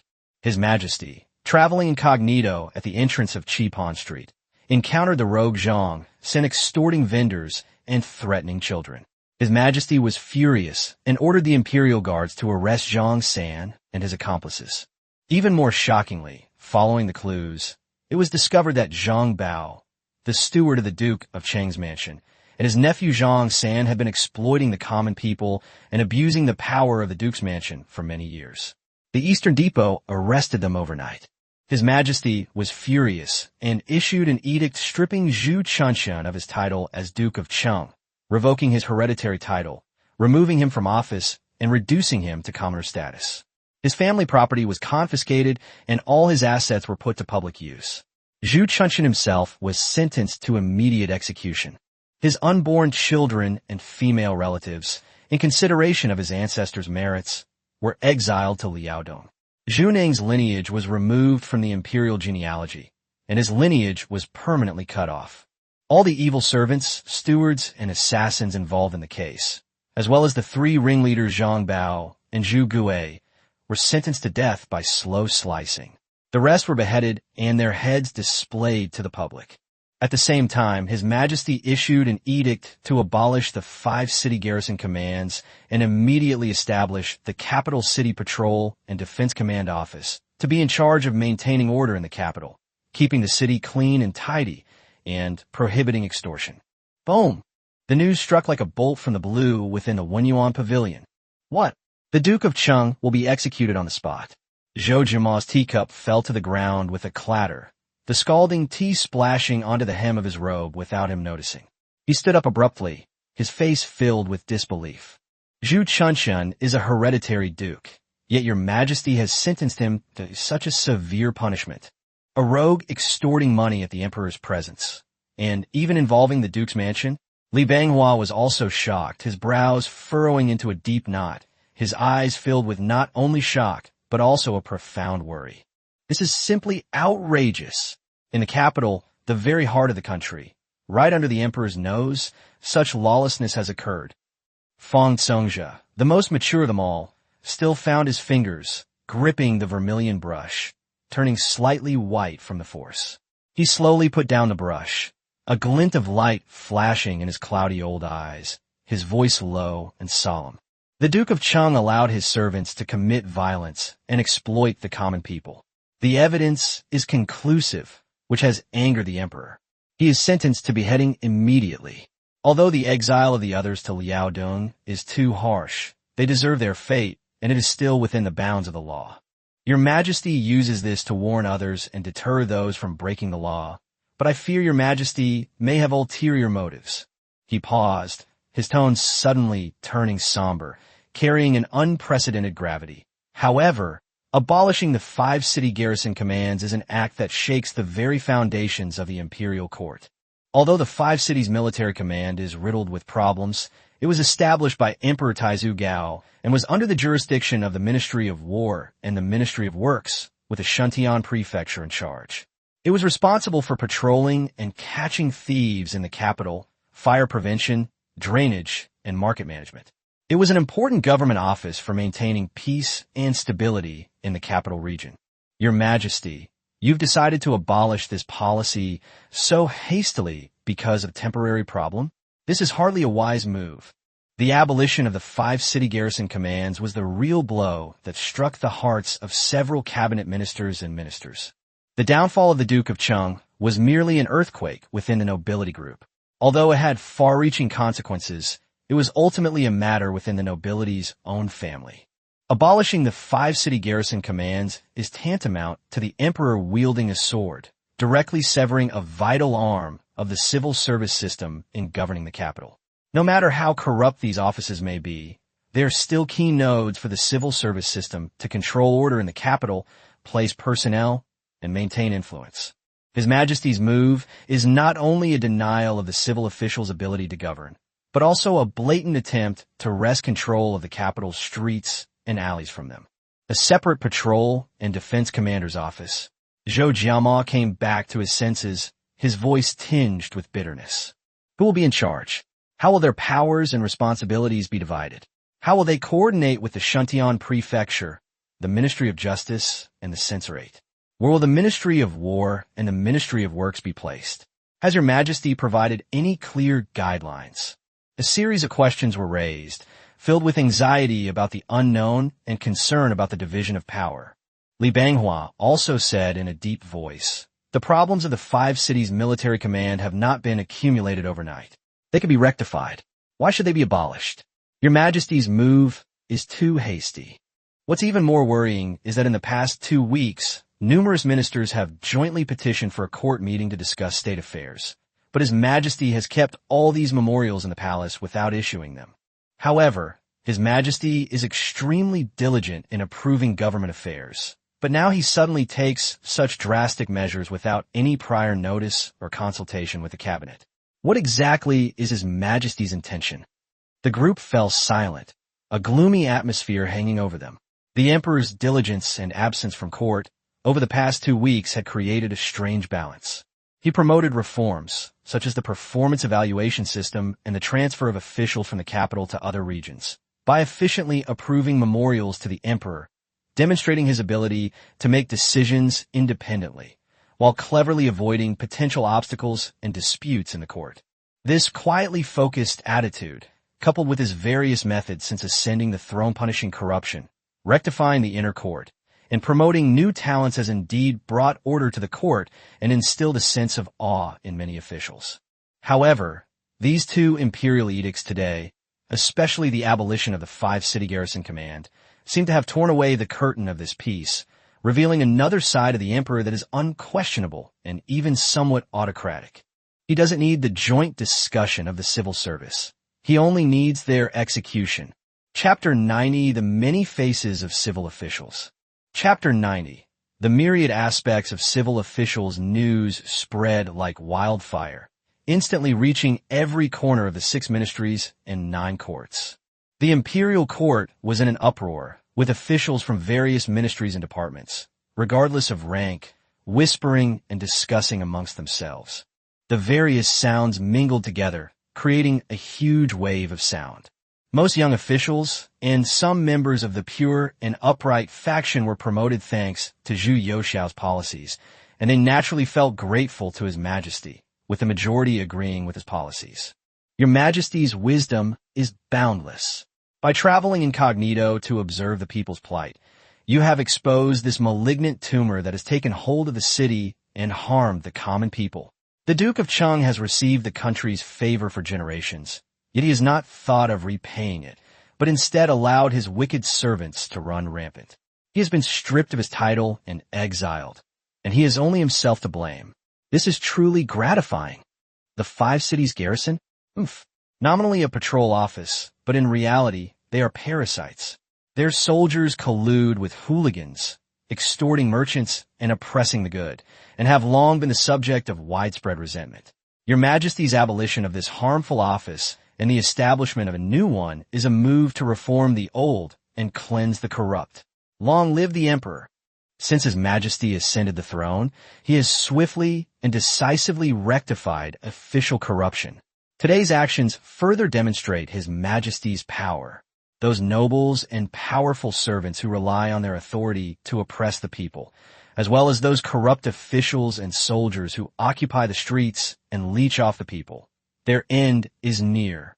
Meanwhile, other seasoned and prudent officials, those with ties to noble families, and some officials who controlled the interests of the 5 cities military command were secretly worried. Although they dare not say anything openly, they continued to criticize from the sidelines. Absurd. Even if the Duke of Cheng has committed a crime, the Ming Dynasty law and the 3 judicial departments will jointly review and determine the verdict. How can Your Majesty use your thunderous power to bypass the judicial departments and directly sentence him to death? If this precedent is set, where will the dignity of the national law be? The nobles will be filled with fear, which is not a blessing for the country.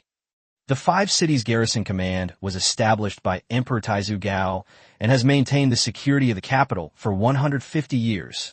Although it has accumulated problems, how can we throw the baby out with the bathwater and lightly abolish it? This would shake the foundation of the country. The newly established office has unclear powers and responsibilities and a mixed group of personnel. If problems arise again, who will take responsibility? Your Majesty's move is too hasty. Your Majesty's diligence in governing is commendable, but you make all decisions unilaterally, without consulting the cabinet or discussing matters in court. If this continues, channels of communication will be blocked, and there will be a rift between the ruler and his ministers. This is not the way of a wise ruler. The most worrying thing is the newly established Patrol and Defense Commander's office. Who will be the commander? If it is headed by an eunuch or a close confidant of the Emperor, wouldn't it become another Eastern Depot or embroidered uniform guard? With too much power, it will encroach on the duties of ministries and departments, and there will be endless troubles in the future. Look, these are the corrupt and bureaucratic officials who shirk responsibility and stick to old ways. When mistakes are made, Instead of reflecting on their own shortcomings and thinking about how to rectify and reform, they immediately jump out and wield the big sticks of ancestral system, national law, and speaking channels to accuse His Majesty of being impulsive and shaking the foundation of the country. It seems that as long as they cling to the rotten wood of ancestral laws, they can cover up the fact that they are incompetent and ineffective in governing. Their eloquent pronouncements of not to be touched lightly are often nothing more than protecting their own petty interests and their already corrupt power. Let them rectify the situation. They'll just make excuses like deep-seated problems, and it can't be solved overnight, and ultimately nothing will come of it. Now that His Majesty has overturned the table, they're as if they've lost their parents, living in constant fear and anxiety. Just as this heated debate reached its peak. Report. Urgent dispatch. Military intelligence in Liaodong. A shrill, piercing scream, filled with boundless terror, tore through the oppressive air above the forbidden city like a ripping cloth. Immediately afterwards, the deafening sound of horses' hooves and the shouts of the guards came from outside the palace gates. A courier, covered in blood and mud, almost unrecognizable, fell from his horse, holding aloft a letter tube stained with mud and sealed with 3 blood-red, urgent characters, and staggered toward the palace gate. His eyes were bloodshot, and his voice was hoarse as a broken gong. Urgent dispatch. Liaodong Military Headquarters. Shenyang. Shenyang is in dire need of help. The officials of the Office of Transmission on duty were terrified. They scrambled to grab the letter tube, checked that the seal was correct, and rushed to the Wenyuan Pavilion at the fastest speed they had ever been. Bang! The doors of Wenyuan Pavilion were violently kicked open. Your Excellency! Your Excellency! The Liaodong Military Commissioner Xiong Tingbai and the Governor Zhou Yingchun have jointly signed this. Urgent! Shenyang is in grave danger. The messenger's voice was heavy with breath, and his hands trembled as he presented the letter. Li Banghua strode forward, snatched the letter tube, examined the sealing wax and seal, and with trembling hands tore open the seal and pulled out the thin letter paper, stained with blood. Xiong Tingbai's handwriting is hurried yet vigorous, while the content is well-written and composed. Your humble servants, Xiong Tingbai, the military commissioner of Liaodong, and Zhou Yingchun, the governor, respectfully submit this report. Nurhisai, the chieftain of Jurchens, personally led the main force of the 8 banners of Jurchens, claiming to number 100,000, and 3 days ago marched south to Fushun, pressing onto Shenyang. Their momentum was overwhelming, and they were determined to win. To protect our borders and people, and to prevent the Jurchen invaders from trampling our lands, plundering our supplies, and slaughtering our inhabitants, we have strictly ordered all our forces to rely on the fortified city of Shenyang and the fortified camps outside it, to build deep moats and high walls, to fight for every inch of land, and to defend it to the death. We must keep the Jurchen chieftain's army outside the city walls, blunt their advance, and safeguard the peace of our Liaodong heartland. However, the enemy's forces are overwhelming, and their offensive is relentless. The replenishment of reinforcements, provisions, and ammunition has been severely depleted. We earnestly request the court to consider Shenyang's strategic importance as the throat of Liaodong and to dispatch reinforcements immediately, along with urgently allocated provisions and military equipment. Shenyang is in imminent danger. Liaodong is in imminent danger. Your subjects, Xiong Tingbai and Zhou Yingchun, bow again. 100,000 Jurchen troops? At the gates of Shenyang? Shenyang is 1,500 li from the capital. Even with the fastest courier service, it would take 3 days. So, the Jurchen troops might already be at the gates of Shenyang. Zhou Jiamu exclaimed in shock, his vision blurred, and he almost lost his balance. Relying on fortified villages to repel the enemy? Li Banghua's face was ashen, his knuckles white as he gripped the letter. How dare Xiong Tingbai make such a decision to rely on strong, fortified cities and camps to fight a decisive battle against the enemy's main force without receiving an imperial edict or consulting the Ministry of War? This was no ordinary defense of a city. It was a desperate gamble against the Jurchen chieftain, relying on Shenyang as our stronghold. If Shenyang fell, Liaodong would be lost, Shanhaiguan would be shaken, and the capital would be in grave danger. Fang Tsongzhi forced himself to remain calm, but his voice trembled slightly.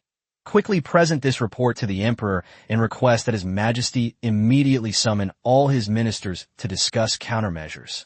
The intention behind Xiong Tingbai and Zhou Yingxuan's joint memorial to the throne, namely, relying on fortified cities to defend against the enemy, and its implied meaning.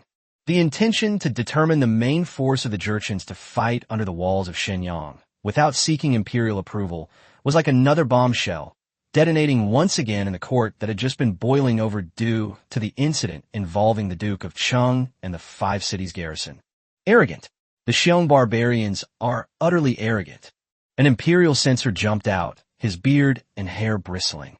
Relying on fortified cities to defend against the enemy? That sounds nice. This is clearly gambling with Shenyang, engaging in a decisive battle with the main force of the slave chieftain. The decisive battle to defend the city concerns the fate of a nation. How can a border official act on his own? Without imperial decree or notification to the Ministry of War, this perilous move has been undertaken. If Shenyang falls, even 100 deaths cannot atone for it. He should be immediately arrested and brought to the capital for trial. Yes, they must be severely punished. This trend must not be allowed to continue. Otherwise, if all the border generals follow suit and use protecting the borders and ensuring the safety of the people as an excuse to start wars, where will the dignity of the court be? Where will the authority of the Ministry of War be? Another official from the Ministry of War also agreed. Xiong Tingbai and Zhou Yingxuan are despicable. Under the guise of keeping the enemy at bay, they are actually placing the vital city of Shenyang in a perilous position. If the city falls and Liaodong is devastated, who will bear the responsibility? If we question the guilty now, who will defend Shenyang? The most urgent task is to send reinforcements and supplies immediately. Protecting Shenyang is of paramount importance. Reinforcements? Supplies? How easy is that? The Beijing garrison has just been reorganized, and the military preparations in various places are weak. The transportation of supplies is difficult. Since Xiong Tingbai has already decided to fight a decisive battle under the walls of Shenyang, reinforcements at this time may be too far away to reach them. Chapter 91.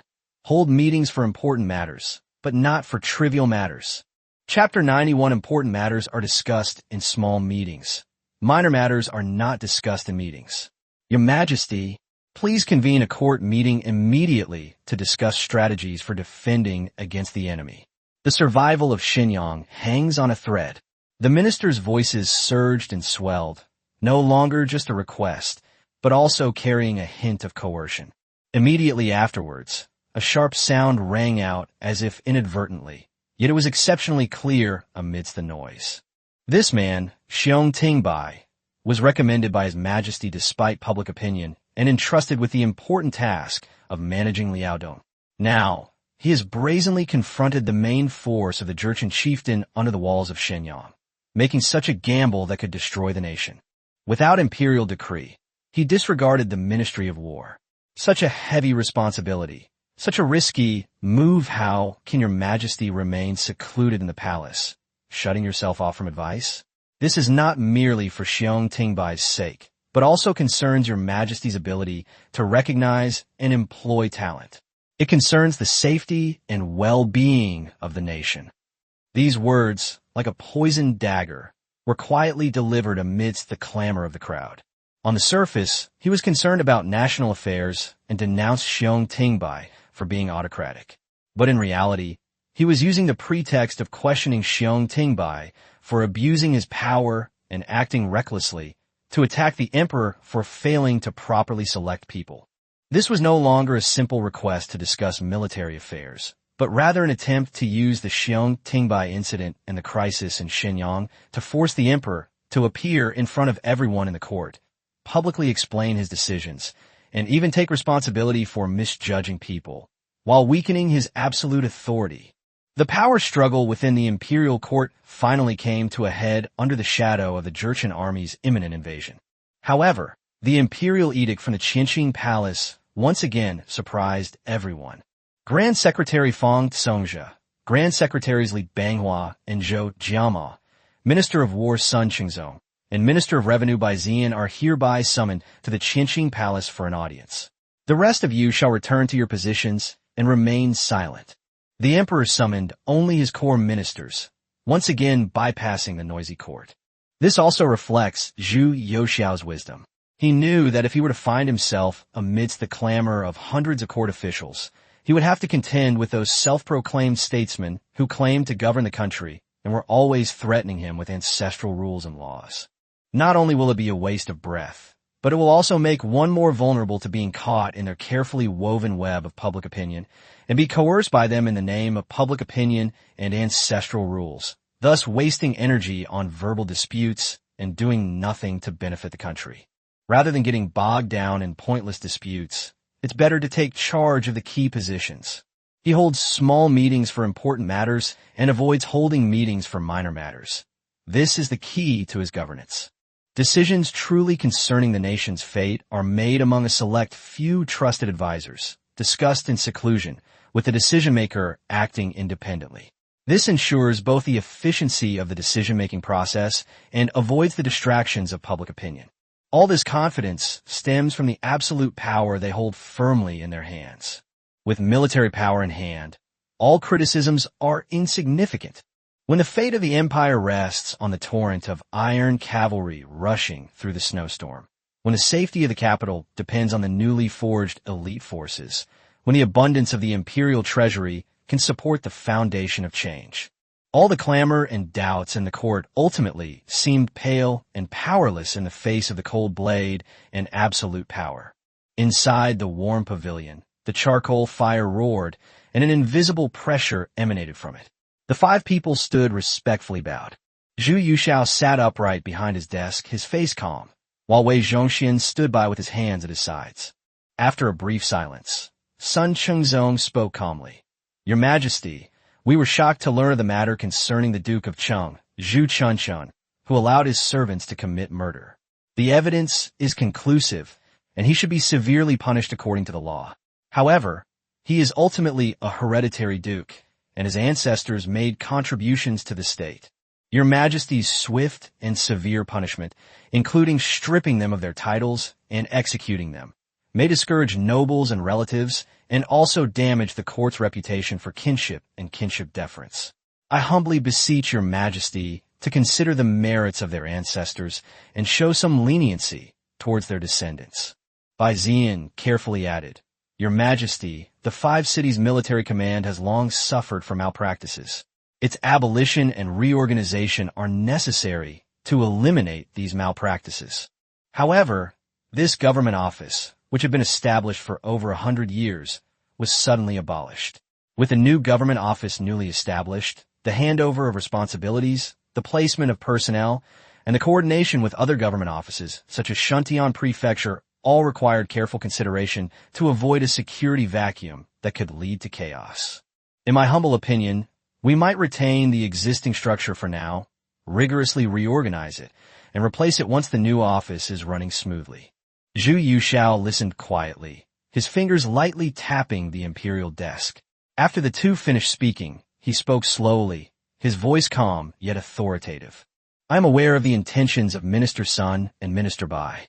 However, Duke Zhu Chunchun of Cheng's transgressions are not limited to indulging his servants. His steward Zhang Bao, relying on the power of his master, has been illegally operating mines and even trafficking young children. His nephew Zhang San is a tyrant in the marketplace, extorting and blackmailing, and even threatening me. Such behavior is not merely the fault of a servant, but rather the result of the master's indulgence of evil, which is eroding the foundation of the nation. If I do not punish them severely, how can I deter others from following suit? How can I uphold the law? As for their descendants being exiled to Liaodong, that is already an act of leniency outside the law. If they were to be punished according to the great Ming Code for treason, their entire clan would have been executed long ago. His gaze shifted to Bai Ziyan, his tone turning cold.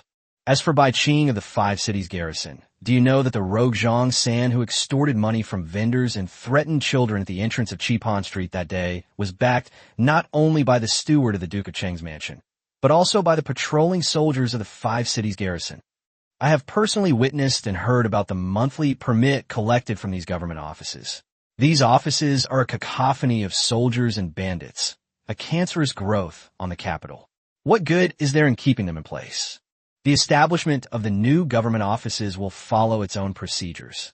My only wish is to create a clean, orderly capital city free from extortion and blackmail. If the old system is rotten to the core, then demolishing it and rebuilding it is the right path. These words left Sun and Bai speechless. Fong and Li were deeply alarmed. The emperor's attitude was clear. The old system was rotten to the core, and he was going to overturn the old system and start fresh. After all, His Majesty has the financial resources of the imperial treasury, controls the new army in Nanhai, and possesses the decisive and uncompromising spirit to govern. Li Banghua cut to the chase. Your Majesty, please calm your anger. The matter of the Duke of Chung and the five cities garrison can be discussed later. The most pressing issue right now is Liaodong. Xiong Tingbai sent an urgent message. The Jurchen army of 100,000 was launching a fierce attack on Shenyang. Without receiving the imperial order, Xiong Tingbai decided to defend the city and fortress to the death. This battle was crucial to the survival of Liaodong. Your Majesty, we humbly request that you quickly decide on a grand plan. Should we fight, or should we make peace? How will we procure reinforcements and provisions? And how should we punish Xiong Tingbai for his unauthorized actions? The warm pavilion fell silent instantly, all eyes focused on the emperor. Zhu Yuxiao rose, walked to the map of Liaodong, and gazed at Shenyang. After a moment, he turned and looked at the five men. How could I not know your concerns? I have carefully reviewed Xiong Tingbai's report. However, he abruptly changed the subject, a sharp glint in his eyes. What you gentlemen have seen is probably not the whole picture. Wei Zhongxian immediately took out a thick letter with intricate sealing wax and special secret marks from a locked sandalwood box next to the imperial desk and presented it to him. Zhu Yuxiao personally opened the letter and spread the folded silk map on his desk. This is a secret report that Xiong Tingbai presented to me to prevent the information from leaking out. His entire strategy is contained here. All of you, come forward and take a look. The five men gathered around, and their eyes fell on the text map markings. Even seasoned officials couldn't help but gasp, and their pupils contracted sharply. On the silk map, Shenyang was besieged. Outside the city, the main force of the Jurchen army was closing in from all sides. However, Dongzhou Fort, dozens of miles northeast of Shenyang, was circled again in red ink. Side note, He Shi Xian has 5,000 heavily armored cavalry lying in ambush here.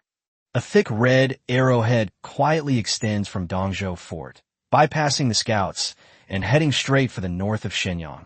Chapter 92, Xiong Tingbai's Secret Report. Chapter 92, Xiong Tingbai's Secret Report. The secret report details.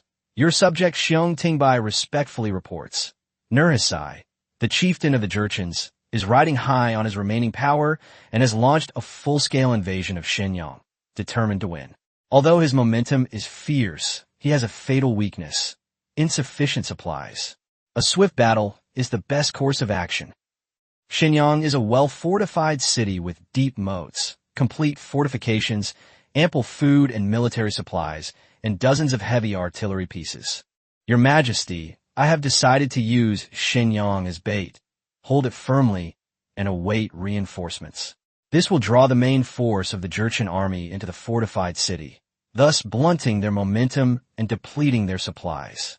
His Majesty personally bestowed upon us 5,000 heavily armored cavalry, an unparalleled weapon for breaking through enemy lines. I have secretly ordered He Shi Xian to lead this elite force to Dongzhou Fort to lie in wait and await an opportunity. First, we will defeat the Jurchen detachment, then return to reinforce Shenyang. Once the Jurchens have been unable to conquer the city for a long time, their troops are exhausted, and their supplies are running low. He Shi Xian will lead his iron cavalry to strike like thunder, attacking the enemy chieftain's central army from the flank and rear, and breaking through the enemy formation in one fell swoop. At that time, the garrison in Shenyang will launch a counterattack from their camp, attacking from both inside and outside. They will surely crush the main force of the Jurchens beneath the walls of Shenyang, achieving victory in one decisive battle. This, the five people gasped, their hair standing on end. Using Shenyang as bait, Zhou Jiamu's voice trembled. How dangerous! What if the city falls? 5,000 heavy cavalry stealthily marched to Dongzhou Fort and struck at the heart of the enemy. Li Banghua stared at the red arrow, his breathing rapid. What precise timing! What covert march! Can he Shurxian succeed? Of all those present, only Sun Chengzong's eyes gleamed with a sharp light. But if this plan succeeds, the situation in Liaodong will be reversed in an instant, and the court can save countless expenses every year. Zhu Yushao pointed heavily at Dongzhou Fort. My ministers do not doubt. Minister Xiong's plan is incredibly audacious, yet it strikes directly at the heart of the Jurchens. I have granted his request, and He Shurxian's 5,000 iron cavalry have already secretly arrived at Dongzhou Fort. Presumably by now, they have already decisively defeated the Jinlu bordered Blue Banner Amin tribe stationed there, and with the momentum of their great victory, they are rushing back to Shenyang day and night. His gaze was sharp as lightning. This battle strategy concerns the fate of the nation. From this day forward, it shall be top secret. It shall not be disclosed to anyone except those present and those who are absolutely necessary to handle it. In the imperial court, you only stated that Xiong Tingbai was determined to defend Shenyang and blunt the enemy's advance. The Ministry of Revenue and the Ministry of War must exert all their efforts to provide the necessary provisions, supplies, firearms, and ammunition. Any delays will be severely punished by me. The Emperor has laid out everything, offering his support and already investing decisive resources. At this point, arguing about unauthorized actions is meaningless. The Emperor's battlefield command, trust in Xiong Tingbai, and daring to take a desperate gamble shocked and moved the five men. The Ming dynasty had not produced such a powerful and courageous ruler for a long time. It was truly a blessing from heaven for the Ming dynasty. Bai Ziyan bowed deeply.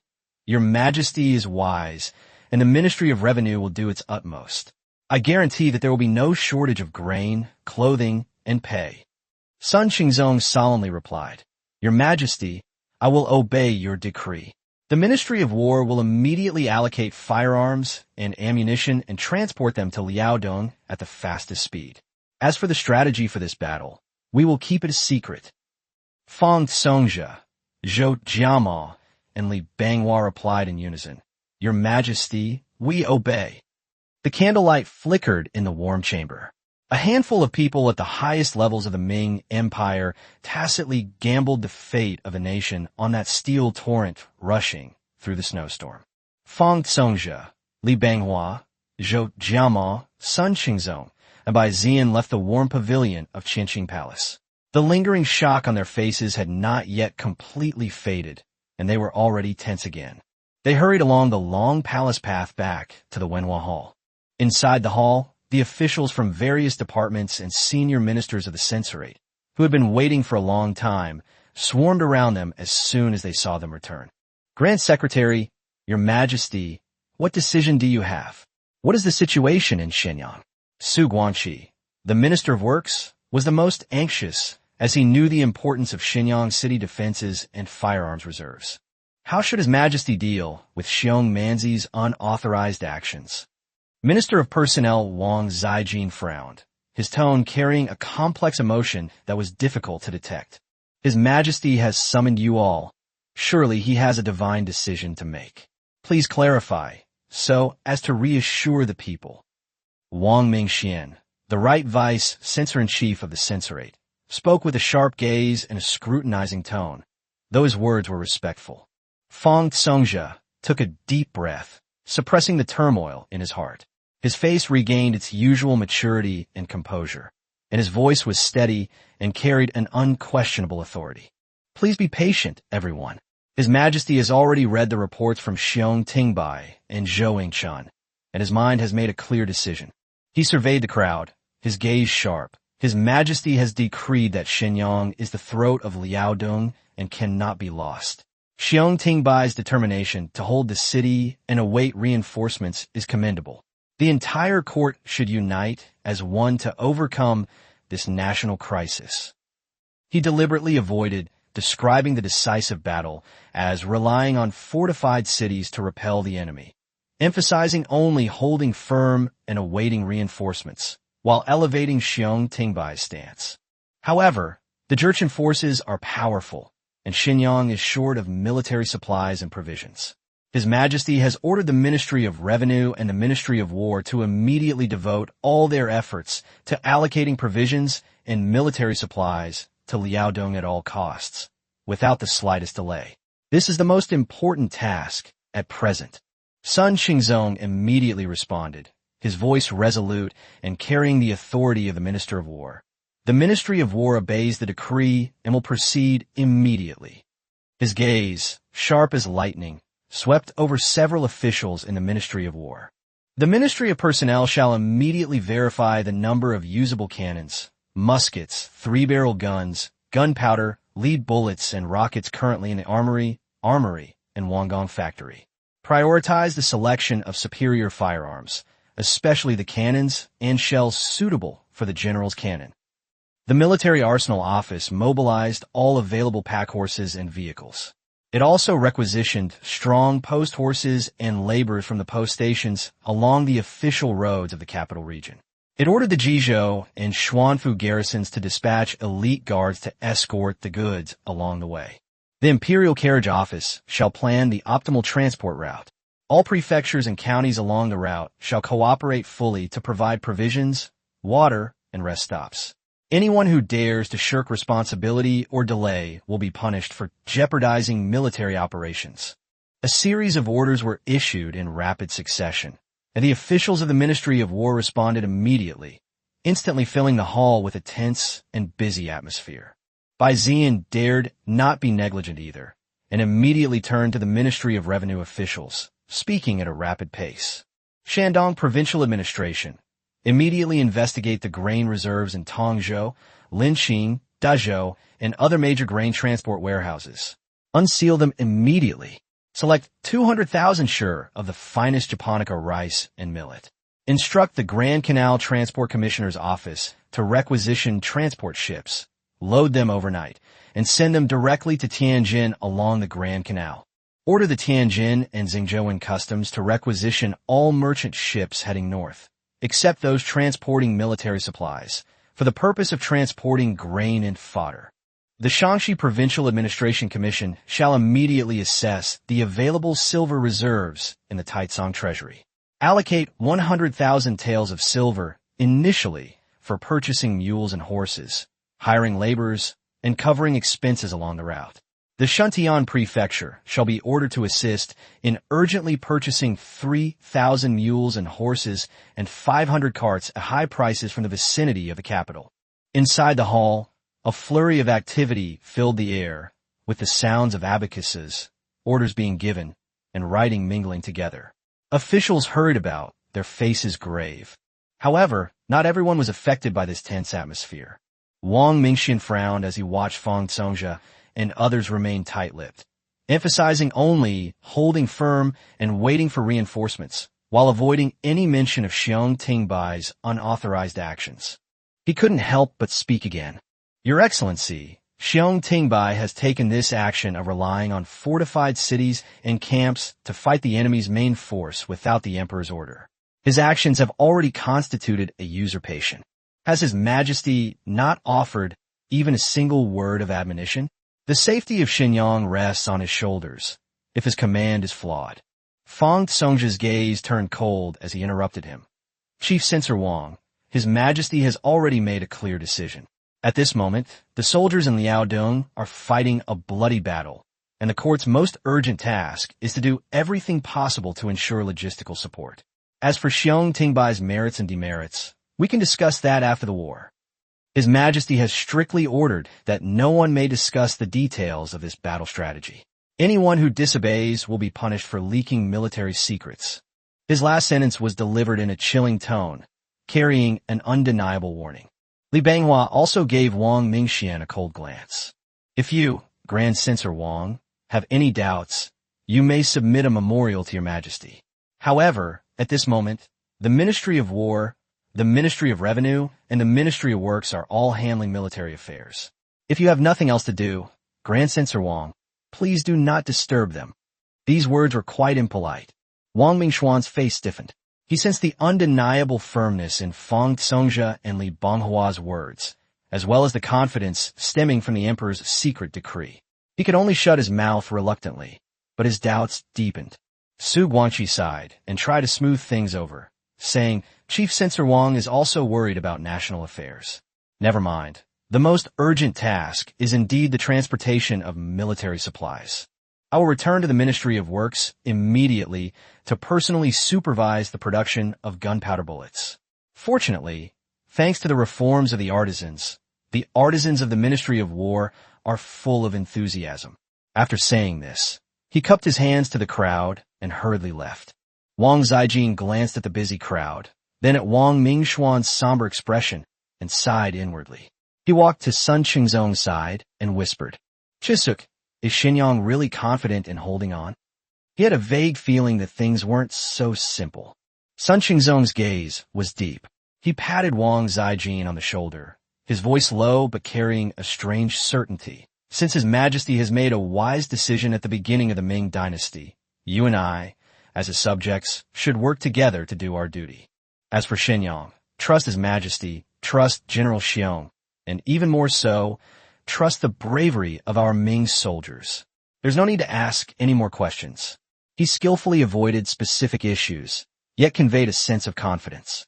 Chapter 93, The Imperial Machine in Operation. Chapter 93. The Imperial machinery at work allocates provisions and weapons, which are quickly transported to the Wenhua Hall in Liaodong. Documents are exchanged and orders are frequently issued. Teams of messengers, carrying command tokens and tallies, sped out of the palace gates, heading towards the Tongzhou granaries, armory factories, and canal wharves. Under the emperor's secret decree and the strong impetus of the cabinet ministers, the entire empire's war machine began to operate with unprecedented efficiency. Countless sacks of grain were carried onto the grain barges, heavy cannons were loaded onto carts, and boxes of gunpowder and lead bullets were escorted by elite soldiers. The embroidered uniform guard and the Eastern Depot conducted strict checks at various checkpoints to prevent anyone from embezzling funds or misappropriating rations. On the official road leading to Liaodong, carts and horses rumbled, raising clouds of dust. The empire's provisions and weapons were pouring into the isolated city, besieged by 100,000 Jurchen troops. At this moment, no one knew that the 5,000 heavily armored cavalry, on whom high hopes were placed and who would decide the outcome, had already achieved an unprecedented victory and were now pursuing the Jurchens on the land north of Shenyang. Inside the warm pavilion, Zhu Youxiao's gaze did not leave Xiong Tingbai's weighty memorial, but a smile with iron-blooded heroism curled at the corner of his mouth. That Xiong Manzi truly has the heart of a bear and the courage of a leopard, he murmured, tapping his knuckles lightly on the report. If I give him 5,000 iron cavalry, he dares to plot this national annihilation scheme, wanting to achieve his goal in one battle. If I give him 30,000 elite Longxiang troops, wouldn't he want to flatten Hechuala and expand the territory of the Ming Dynasty by 1,000 miles? His courage and military strategy impressed him greatly, and it fueled his burning desire to revitalize the military. Liaodong needs Xiong Tingbai, but the emperor's entourage needs an iron army that is as responsive as an extension of his own arm, absolutely loyal and capable of fighting. His thoughts raced, and he turned to Lu Ryu, who stood to his side. Is the court still peaceful? Your Majesty, Lu Ryu replied respectfully. Under the guidance and intervention of the cabinet ministers, all ministries are working together with all their might. The transport of grain and fodder and the supervision of the manufacture of military equipment have already begun, and the Ministry of Revenue, the Ministry of War, and the Ministry of Works are also making preparations. Although there are some dissenting voices and complaints, they do not affect the overall operation. Zhu Yuxiao nodded slightly, feeling relieved. Under his pressure and guidance, the massive machine of the Ming Dynasty finally managed to mesh and start turning again amidst this crisis. Although the gears are still somewhat sluggish and far from being able to obey orders, they are no longer the listless and shirking responsible entities they once were. A soft call to the system in my mind. He silently recited in his mind, System. Byte. Age of Empires. Asian Dynasty System. Host, Zhu Yuxiao. Age, 15. Identity, Emperor of the Ming Dynasty. Era, Colonial Era. Gold, 400,000. Silver, 3.32 million. Population limit, 73700/113228. Town center, China. Other countries can be selected upon completion of the achievement. Producible farmers production cost 5 taels, basic unit. Build the following structures. Barracks, 10 tents. Arsenal, 3/3. Village, 5/5. Shipyard, 5/5. Consulate, 1/1. Villagers, 15,000. Equipment, 8,000 sets of mountain-patterned armor, 25,000 sets of fish-scale armor, 54,000 sets of iron-inlaid cotton armor, 90,000 goose feather swords, 150,000 fine iron spears, 6,000 bows, and 1.2 million arrows. Army, infantry, 21,800, cavalry, 11,300, support, 3,000, 1,000 cuirassiers, 1,000 grenadiers, 20 long cannons, Imperial Guards, 5,000, Mongol cavalry, 5,000.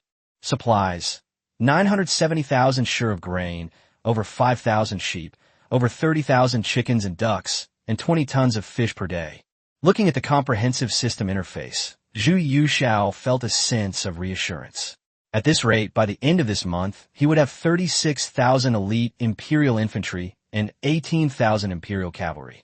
Only then could his words truly be considered lawful and effective. Moreover, with the confiscation of Xishan coal mine, the Chunghwa Duke's family fortune, and the investments of nobles in the past few days, the savings that had previously decreased to a dangerous level have begun to become abundant again. However, this is far from enough. With the subsequent reorganization of the Beijing garrison and the Imperial Guard, not only is there a shortage of weapons, but also a shortage of elite soldiers. We are still short of money. It seems we need to urge Su Xianshun and Wu Cong to take action quickly. I have never relied solely on the court for provisions and military supplies, Zhu Yuxiao said softly, regaining his composure. Lu Ryu, understanding the implied meaning from the song, immediately replied in a low voice, Your Majesty's wisdom shines through. As per the secret edict of the day before yesterday, Huang Ziluan, the guerrilla general of the Longxiang army, has led 3,000 elite troops, escorting 100,000 sure of grain and 200,000 taels of silver allocated by the Imperial Treasury, on a naval escort from Tianjin, heading directly to Gaizhou in Liaodong.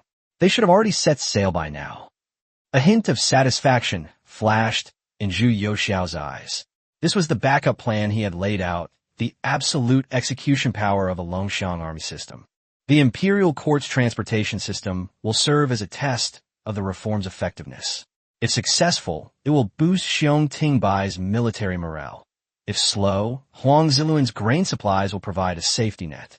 The subsequent management and development of Liaodong will require a massive amount of resources, and no amount of supplies can be transported away to fill the void. So it seems that at least the Ming dynasty can still be saved. Zhu Yuxiao was immediately in a good mood. Since the court officials were working so hard, he couldn't just sit idly by. He could use the urgent report from Liaodong to draw the court's attention, which would be the perfect time for him to reorganize the Beijing garrison and the Imperial Guard. Since returning from his last inspection of the Longxiang army in Nanhazi, Zhu Yuxiao had been immersed in the vast sea of old documents from the Ministry of War and the dusty archives of the Imperial Treasury, attempting to clarify the true nature of the central military force of the Ming dynasty, especially the so-called Emperor's personal army. After a thorough examination, what he saw was truly shocking. The military system of the Ming dynasty placed particular emphasis on the Beijing garrison and the Imperial Guard. When Emperor Taizu established the dynasty, he set up the 5 military commissions to command all the garrisons and outposts throughout the country.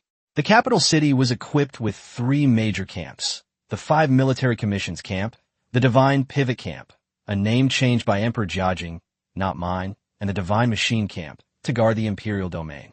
In addition, there was a personal guard of the emperor, which could not be mobilized without an imperial edict. The development of the Ming dynasty's imperial guards was quite complex. It originated in the 10th year of the Longfeng era, 1364, when Zhu Yuanzhang proclaimed himself king of Wu. At that time, the imperial guards of the upper guard were established and were subordinate to the governor-general's office.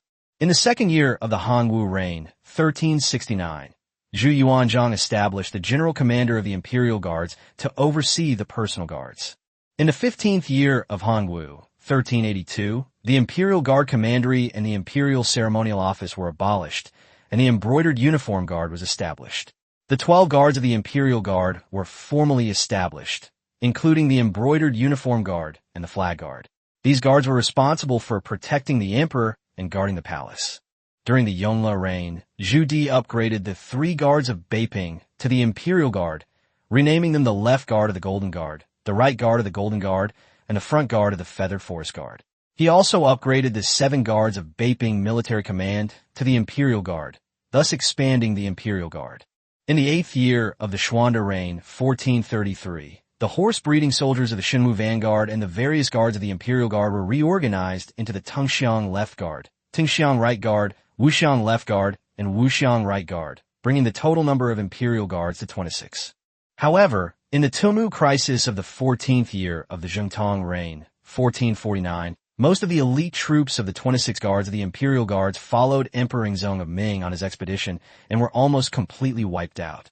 After that, apart from the embroidered uniform guard and the Tengxiang left guard, Tingxiang right guard, Wuxiang left guard, and Wuxiang right guard, the remaining guards of the 26 imperial guards gradually merged into the ordinary troops of the Beijing garrison and were managed by the Ministry of War. They were no longer the imperial guards personally commanded by the emperor. Today, the 26 imperial guards are still nominally in place, but in reality, the only ones that the emperor can directly mobilize and that are of any significant size are the Tingxiang 4 guards and a portion of the inner cavalry trained by eunuchs. The former could still serve as ceremonial guards and maintain order in the streets. The latter were despised by the literati as eunuch soldiers, and their combat effectiveness was questionable. As for the other imperial guards, which were severely understaffed and practically non-existent, they had become a breeding ground for civil and military officials to place their cronies and draw salaries without working. The grandeur of the 22 imperial guards protecting the capital during the Yongle era and the imperial decree of the Xuande emperor to establish the Tengxiang 4 guards specifically to select elite troops stirred up a storm in his heart. Thinking of this, Zhu Yushao couldn't help but feel excited.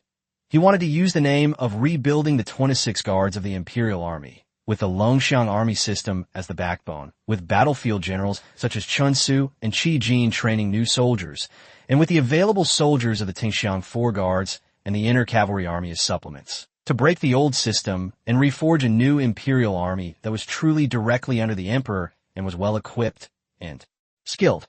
Lu Dabin. Zhu Youxiao's voice suddenly became resolute. Yes, sir. Have Chun Su, Qi Jin, Shen Yurong, Chao Wenzhao, and other generals arrive in the capital yet? Your Majesty, the generals arrived in the capital the day before yesterday by imperial decree and are now awaiting summons at the post station. Summon them. They must enter the palace immediately for an audience. Zhu Yuxiao abruptly stood up, his eyes sharp as swords. After a brief pause, he added, Issue the decree. Wang Yingzhua, Deputy Commander-in-Chief of the Longxiang Army, and Wang Zhongyi, Sun Tai, and Zhou Mingyuan, commanders of the Imperial Guards, must proceed to the Qianqing Palace immediately. These 3 men are all junior officers and promising new talents in the Imperial Guard. They have made meritorious contributions to the reorganization of the palace during this period, and they can be used to reorganize the Imperial Guard. Watching Liu Ryu hurriedly leave to receive his orders, Zhu Yuxiao slowly walked to the huge general map of the Ming dynasty, his heart surging with emotion. The case of the Duke of Cheng was like a swift knife severing the tentacles of the nobility reaching into the capital. The sudden outbreak of war in Liaodong was like a giant curtain obscuring the suspicious gazes of the civil officials. The generals he recruited included veterans of the battlefield, such as Chun Su and Qi Jin, as well as capable ministers like Shen Yurong who were proficient in coastal defense, and elite backbones recruited by the system, such as Wang Yingzhua and Wang Zhongyi. At this moment, they all gathered under the Forbidden City. This was the opportunity he had painstakingly awaited, a chance he couldn't afford to miss. Chapter 94, A Gathering of Stars. Chapter 94, A Gathering of Stars. After a short while, Zhu Yushao sat upright behind his desk, his gaze calmly sweeping over the several generals who filed in under Lu Riyu's guidance. Chen Su, Qi Jin, and Xin Yurong led the way. They were weary from their journey, having just arrived from the flames of war in Liaodong in the south. Their faces bore the dark tan, an unwavering resolve honed by years of exposure to the harsh winds of the north or the tides of the southeast. Although their armor had been repaired, it could not conceal the blood and fire beneath. They knew full well that their summons to the Forbidden City from different places by special imperial decree was not merely for the purpose of recognizing their achievements. They had their own suspicions, so they came to the audience with a deep-seated expectation and caution. They had already sensed the young emperor's ruthless methods and grand ambitions when they received the imperial decree in Liaodong. How could an emperor who could train such an elite cavalry be an incompetent ruler? Furthermore, their toughness and methods displayed in the recent capital region turmoil, including the disbandment of the five-city garrison and the execution of the Duke of Cheng, have made them even more wary of this 16-year-old young emperor. Therefore, after the three entered the hall, they all bowed down, their posture respectful and cautious. Your subjects Chen Su, Qi Jin, and Xin Yurong pay their respects to your majesty. Long live the emperor! Long live the emperor! Their voices were loud and clear, their postures respectful, and their composure, honed by years of battle, carried a hint of tension as they faced a new emperor. In these turbulent times, facing this unfathomable monarch who intends to reshape the world, a low profile and pragmatism are the only way to survive. My lords, you must be weary from your journey. Please rise and take a seat. Zhu Yuxiao's voice was gentle, yet carried an air of authority. A eunuch quickly brought over several embroidered stools. The three men thanked the emperor profusely and then sat down on the stools somewhat awkwardly. Zhu Yuxiao looked at them and said with a hint of emotion, "You have served on the frontiers and fought on the seas, protecting our land with your hard work and great achievements. Especially in Liaodong, Minister Chen and Minister Qi fought bravely against the enemy and defeated the fierce enemy chieftain, achieving remarkable feats. Shen Qing is even more remarkable. In the Fujian Sea, he used a small boat to fight against the enemy's warships, which enhanced our national prestige and was also a great achievement.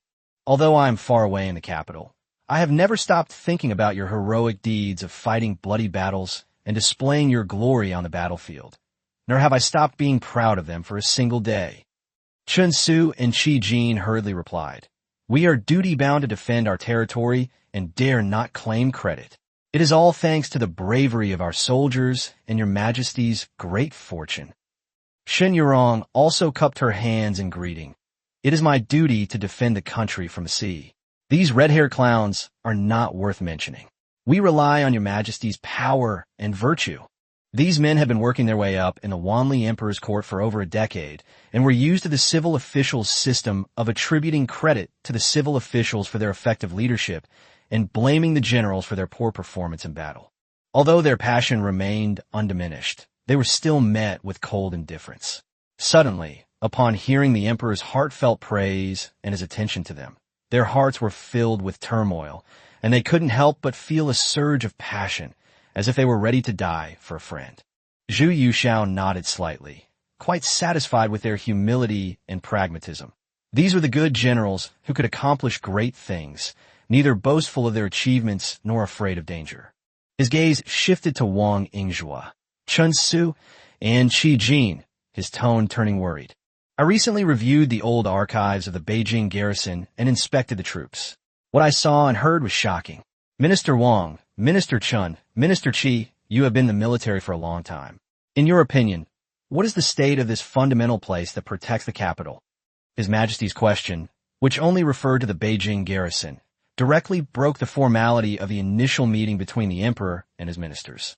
It seems that the rumors circulating among the people that our emperor values efficiency are not entirely untrue. Chen Su and Qi Jin felt a chill run down their spines.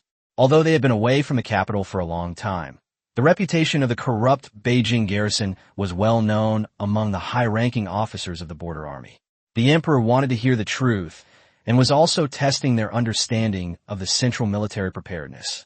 Chen Su took a deep breath, his expression solemn, and clasped his hands in a fist salute, saying directly, "Your Majesty, the problems of the Beijing garrison are not new. Although I am far away in the Liaodong, I have heard about them. In short, the problems lie in three aspects: empty quotas, wasteful spending of funds, and neglect. A fraudulent scheme involving tens of thousands, with collusion between superiors and subordinates." Qi Jin immediately interjected, his words carrying a deep sense of regret and barely perceptible anger. The roster lists more than 100,000 personnel, but the actual number is probably less than 70%. The empty salaries have been embezzled at every level, and it has become a chronic problem. All departments of the Beijing garrison, from the officers in charge of the camp to the clerks and officers, have all profited from it. They are thieves who steal the country. He had served briefly in the Beijing garrison during the Mid-Wanli period and knew the tricks of the trade. Chen Su added, "We squander resources on supplies, but fail to maintain our soldiers. Even among the registered troops, the old, weak, and sick fill the ranks. Weapons are rotten, armor is incomplete, and horses are thin and weak. Some are even being used as horses.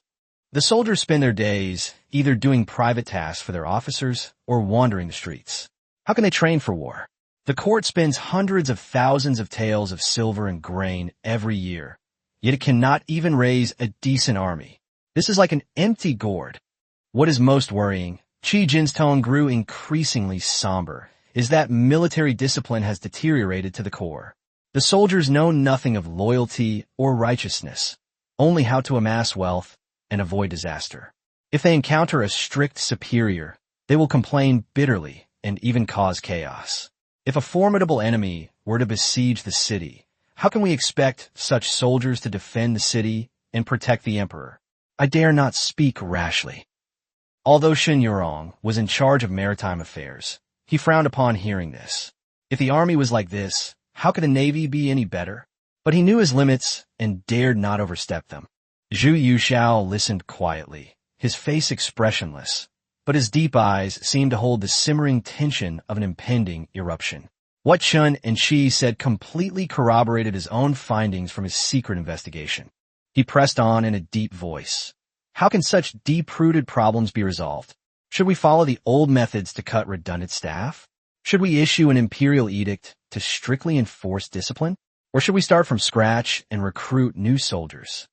Your Majesty, Chen Su cupped his hands, his eyes gleaming. The problems within the Beijing garrison are deeply entrenched and cannot be cured by minor repairs.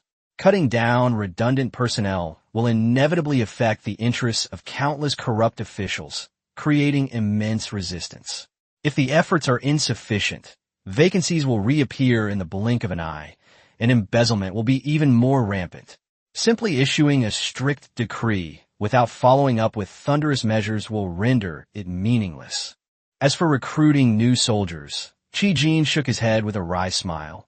Recruiting soldiers can certainly solve the immediate problem, but rice is expensive in the capital, and maintaining a combat-ready army is extremely costly. Moreover, the old system of the Beijing garrison is deeply entrenched. If new soldiers enter the garrison, they will inevitably be corrupted and assimilated by the old habits. It will be old wine in new bottles, and they will inevitably repeat the same mistakes. A silence fell over the warm pavilion. What Chen Su and Qi Jin said was precisely the most difficult dilemma. There was no way forward and no way back. Destruction was necessary to rebuild, but the cost was too high and the implications were too far-reaching. In particular, if the elderly and weak who are eliminated are left unattended, they may cause the problem of displaced people or even bandits, which would harm the security of the capital.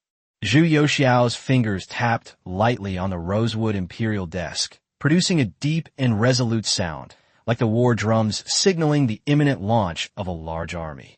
Zhu Yuxiao tapped his fingers lightly on the rosewood imperial desk, the sound deep and resolute. A knowing glint flashed in his eyes as he directly revealed the hidden worry that Chun and Qi had dared not voice. What you two ministers have considered is very true. The problems in the Beijing garrison are not something that can be solved by a single camp or a single day. They are a complex web that is deeply entrenched and affects people's livelihoods. While the reduction of redundant personnel has cleared out some local areas, many of the old and weak soldiers who are eliminated are also people who are forced by the need to make a living and are simply going with the flow. If they lose their livelihood and become destitute, wandering the streets of the capital, or are lured by wicked people into gathering and causing chaos, then not only will the country not be at peace, but disaster will be added. These words were both reasonable and insightful, and they also highlighted the hidden worries in Chun Su and Qi Jin's hearts. Shen Yurong couldn't help but nod slightly. The emperor's considerations were indeed far-sighted. Chapter 95, Revitalizing the Beijing Garrison. Chapter 95, Revitalizing the Capital Garrison. Zhu Youxiao's voice rose, carrying an undeniable resolve and a rare hint of benevolence. Therefore, my intention is, the elimination of the weak must be carried out, but it must be accompanied by appeasement. The process of breaking down and rebuilding must also be done in a comprehensive manner. His sharp gaze swept over Chun Su, Qi Jin, and Wang Yingzhua. The decree to eliminate the weak is hereby issued. Those who are over 35 years old, suffering from injuries and illnesses, or whose skills are no longer suitable for battle, are to be eliminated. This is not their fault. They have served our great Ming dynasty all their lives. Even if they have no battlefield merits, they have still worked hard. I cannot bear to see them old and helpless, nor can I bear to see them causing trouble for the capital. We will establish a separate workers' battalion for you. This battalion will not be included in the combat order of the Beijing garrison. It will be responsible for all kinds of miscellaneous work and engineering matters, such as the transportation of grain and fodder, the construction of camps, the repair of roads, the maintenance of equipment, and the care of mules and horses. Its salary will be paid at 50% of that of the regular soldiers of the Beijing garrison. Although the allowance is meager, it is sufficient to provide for their basic needs, and more importantly, it gives them work and a place to settle down, preventing them from becoming homeless. When they are truly unable to work anymore, the camp will allocate funds for their care and send them back to their hometowns for resettlement. This is the way I have found a way for these veterans to make a living. Chun Su and Qi Jin's eyes immediately revealed admiration and excitement. Your Majesty is benevolent, and this plan is comprehensive. The establishment of this labor camp is truly a good way to stabilize people's hearts and eliminate future troubles. We will certainly handle it properly so that the disqualified soldiers can all find their proper place. Zhu Youxiao nodded slightly, then returned to the core iron-fisted governance strategy. Naturally, we will use the old and weak to fill the labor camps as a means of resettlement and compensation. However, I will show absolutely no leniency towards those strong and healthy scoundrels who squander military funds and hold positions of power without doing their jobs due to their connections. I grant you the power to execute first and report later. With my elite personal guards as the backbone, thoroughly purge the parasites in the camp. All those who commit embezzlement and illegal acts, no matter who is implicated, shall be publicly tried and punished according to the law. The ringleader shall be executed immediately, and the accomplices shall be severely punished. Then, I will rigorously train and reorganize the old army, while simultaneously recruiting strong and capable young men from the capital region. These men will be trained using new methods, with my elite troops forming the core, thus completely transforming and integrating the old army. With this two-pronged approach of destruction and reconstruction, is there any hope of survival? Upon hearing this, Chun Su and Qi Jin looked up abruptly, their eyes blazing with unbelievable joy and determination. With such unprecedented power and boldness, the emperor was about to overturn the table, completely eradicate the rotten foundation, and rebuild it anew. Your Majesty, if we could obtain this power and reliance. Chun Su's voice trembled slightly with excitement. We, your humble servants, are willing to serve your Majesty. Even if condemned by 1,000 men, we would not hesitate to die 10,000 times. With such severe punishment, perhaps we can eradicate these deep-seated evils. With elite troops as the backbone and good men as the flesh and rigorous training, given time, the Beijing garrison will surely be transformed. Qi Jin abruptly stood up and knelt on one knee.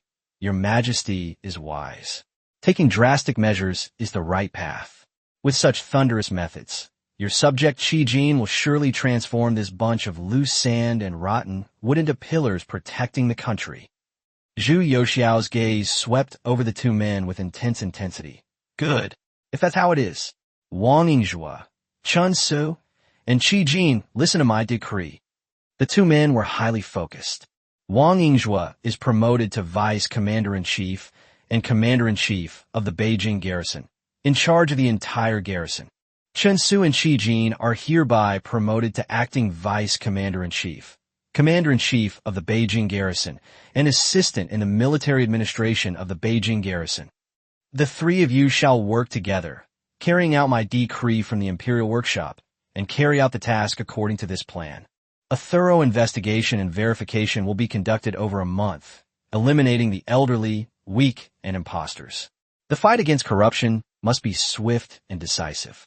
Those with conclusive evidence of wrongdoing will be executed, regardless of kinship or status. All family property will be confiscated and used to pay military expenses. I will send 5,000 elite troops from my Longxiang army in the South China Sea to the camp as the backbone of the junior and middle-ranking officers. Vacancies will be filled by recruiting good men from good families. They will be trained strictly according to the Longxiang Army's regulations. The total number of personnel will be 100,000, including 60,000 regular soldiers and 40,000 scouts. And Chao Wenzhao, who came with you, I have heard of his bravery, so I will appoint him as the Deputy General of the Divine Pivot Camp. Military supplies reporting. For all firearms, armor, war horses, and provisions needed in the camp, prepare a detailed list and immediately report it to the Ministry of Revenue and the Ministry of Works. I hereby grant you special permission to use the reserve military equipment stored in the South Sea to supply you. The first batch will consist of 10,000 sets of iron-plated cotton armor, fish scale armor, and mountain pattern armor, as well as other items such as goose feather sabers, spears, bows, crossbows, and arrows. You need as much as you want, and I will give you as much as you need. Subsequent military supplies will be allocated by the Imperial Household Department in conjunction with the Ministry of Revenue and the Ministry of Works, as needed, without any stinginess. In addition to the allocation from the Ministry of Revenue, I will allocate an additional 200,000 sure of grain, 5,000 sheep, and unlimited supply of fish every month. Zhu Youxiao's gaze was sharp as lightning as he spoke each word clearly. The Beijing garrison is the foundation of the nation. I have granted you the power to execute first and report later, and I have entrusted you with an immense responsibility. I have 6 months to give you the opportunity to see a new army that is disciplined, orderly, and capable of fighting. Do not disappoint me. We obey the decree. We will repay it with our lives. Chen Su, Qi Jin, and Wang Yingzhou knelt down in unison, their voices resounding and firm. Zhu Youxiao finished speaking in one breath, staring intently at the three men. The problems within the Beijing garrison are deeply entrenched and complex. This is no ordinary rectification. It is a tough battle. Are you afraid or not? Chen Su and Qi Jin exchange a glance, both seeing a long-lost sense of fighting spirit and excitement in each other's eyes. Your Majesty, we will certainly live up to your trust. We will return to your Majesty a highly skilled and capable army. Qi Jin and Chen Su clasped their hands in a fist salute, their voices resolute. Wang Yingzhua silently knelt and accepted the decree. As someone who came from the system, the composure and loyalty in his eyes were the best answer. Zhu Youxiao nodded, his gaze turning to Shun Yurong, who had been standing silently and respectfully. Shun Qing, your subject is here. You have long been stationed on the coast and are well-versed in maritime affairs. The Dengzhou and Laizhou naval forces have been in a state of decline for years and are practically non-existent. Zhu Youxiao leaned forward slightly, his tone carrying an undeniable determination.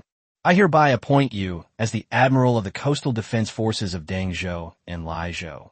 the Commander-in-Chief of the Navy, and the Vice Commander of the Vanguard Military Commission.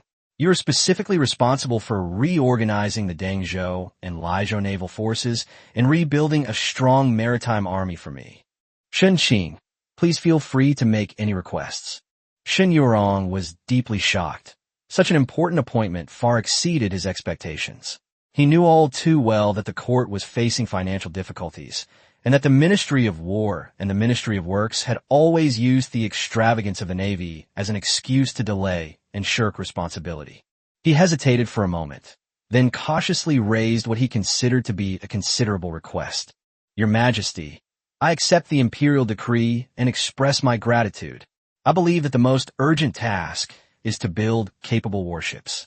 I humbly request Your Majesty's permission to construct 10 new 500-ton Fujin-style ships in Dengzhou and Laizhou, equipped with breech-loading cannons and large-caliber cannons. He thought that having 10 decent ships would be better than having those dilapidated boats, small warships, and bird boats in the Navy. 10 ships of 1,500 liang. Upon hearing this, Zhu Yuxiao raised an eyebrow slightly, then let out a hearty laugh. Minister Shun, are you trying to save me money? His laughter subsided, and his voice suddenly rose like a crashing wave. What I want is not patching things up, but an invincible fleet at sea. I will order the Tianjin shipyard to provide the Dengzhou Navy with 30 large Fujin-style warships of 3,500 liters each. These will be the flagship and main force. At least 10 gun positions must be pre-installed at the bow, stern, and both sides of the ship, mainly large-caliber improved breech-loading cannons, with a crew of 140. In addition, 60 light gunboats of 3,000 tons, 600 tons, each will be provided, equipped with 12 improved breech-loading cannons, with a crew of 160, to serve as the vanguard and eyes and ears of the fleet. Ships, I'll give you the best. Cannons, I'll give you the biggest. People. Zhu Yuxiao's eyes burned with determination. I have selected 2,000 of the most elite officers and soldiers, well-versed in naval warfare, from the Tianjin Navy and the Reserve Naval Camp. Using these as the backbone, I grant you the authority to recruit and train soldiers at your discretion, so that you can quickly build an elite force. Shen Yurong was completely dumbfounded. 3,500 tons of large ships, a full 30? That's equivalent to the total tonnage of 90 ships he requested. 60 more light gunboats, plus 2,000 elite personnel, and this unprecedented grant of authority over smuggling and espionage. This is an incredible undertaking. This immense trust, this boundless ambition. You should know that back in Fujin, with only a few repaired old-fashioned Fujin ships and a few dozen small patrol boats, he dared to go head-to-head with the Dutch colonists, Red Barbarians, who had strong ships and powerful cannons. He relied on sheer courage and a sense of responsibility for the sea frontier. He never dared to dream of having such a powerful fleet. He felt a surge of heat rush from the bottom of his heart to the top of his head, and his nose tingled slightly. He fell heavily to his knees again with a thud, his voice trembling slightly. Your Majesty's grace is boundless. Such a weighty trust has been placed upon you. Your subject, Shen Yurong, will serve your Majesty with his life, even unto death, and will ensure that all that the sun and moon shine upon under the rule of the Ming dynasty will be guided by the royal army. If I fail in your grace, I will offer my head to you. This shock and emotion stemmed not only from the emperor's generosity, but also from the profound and unforgettable gratitude for his recognition and favor. The emperor not only gave him ships and soldiers, but also trust, power, and a stage to go down in history. For a veteran like him who had dedicated his life to pacifying the seas and securing the borders, this was undoubtedly the kind of recognition he had dreamed of. Chapter 96 Seizure of Maritime Smuggling. Chapter 96 Seizure of Maritime Smuggling Operations. Inside the warm pavilion, military officials' hearts were won over. Zhu Yuxiao looked at the general he had personally selected, his gaze then falling upon the huge maritime and land map hanging to his side.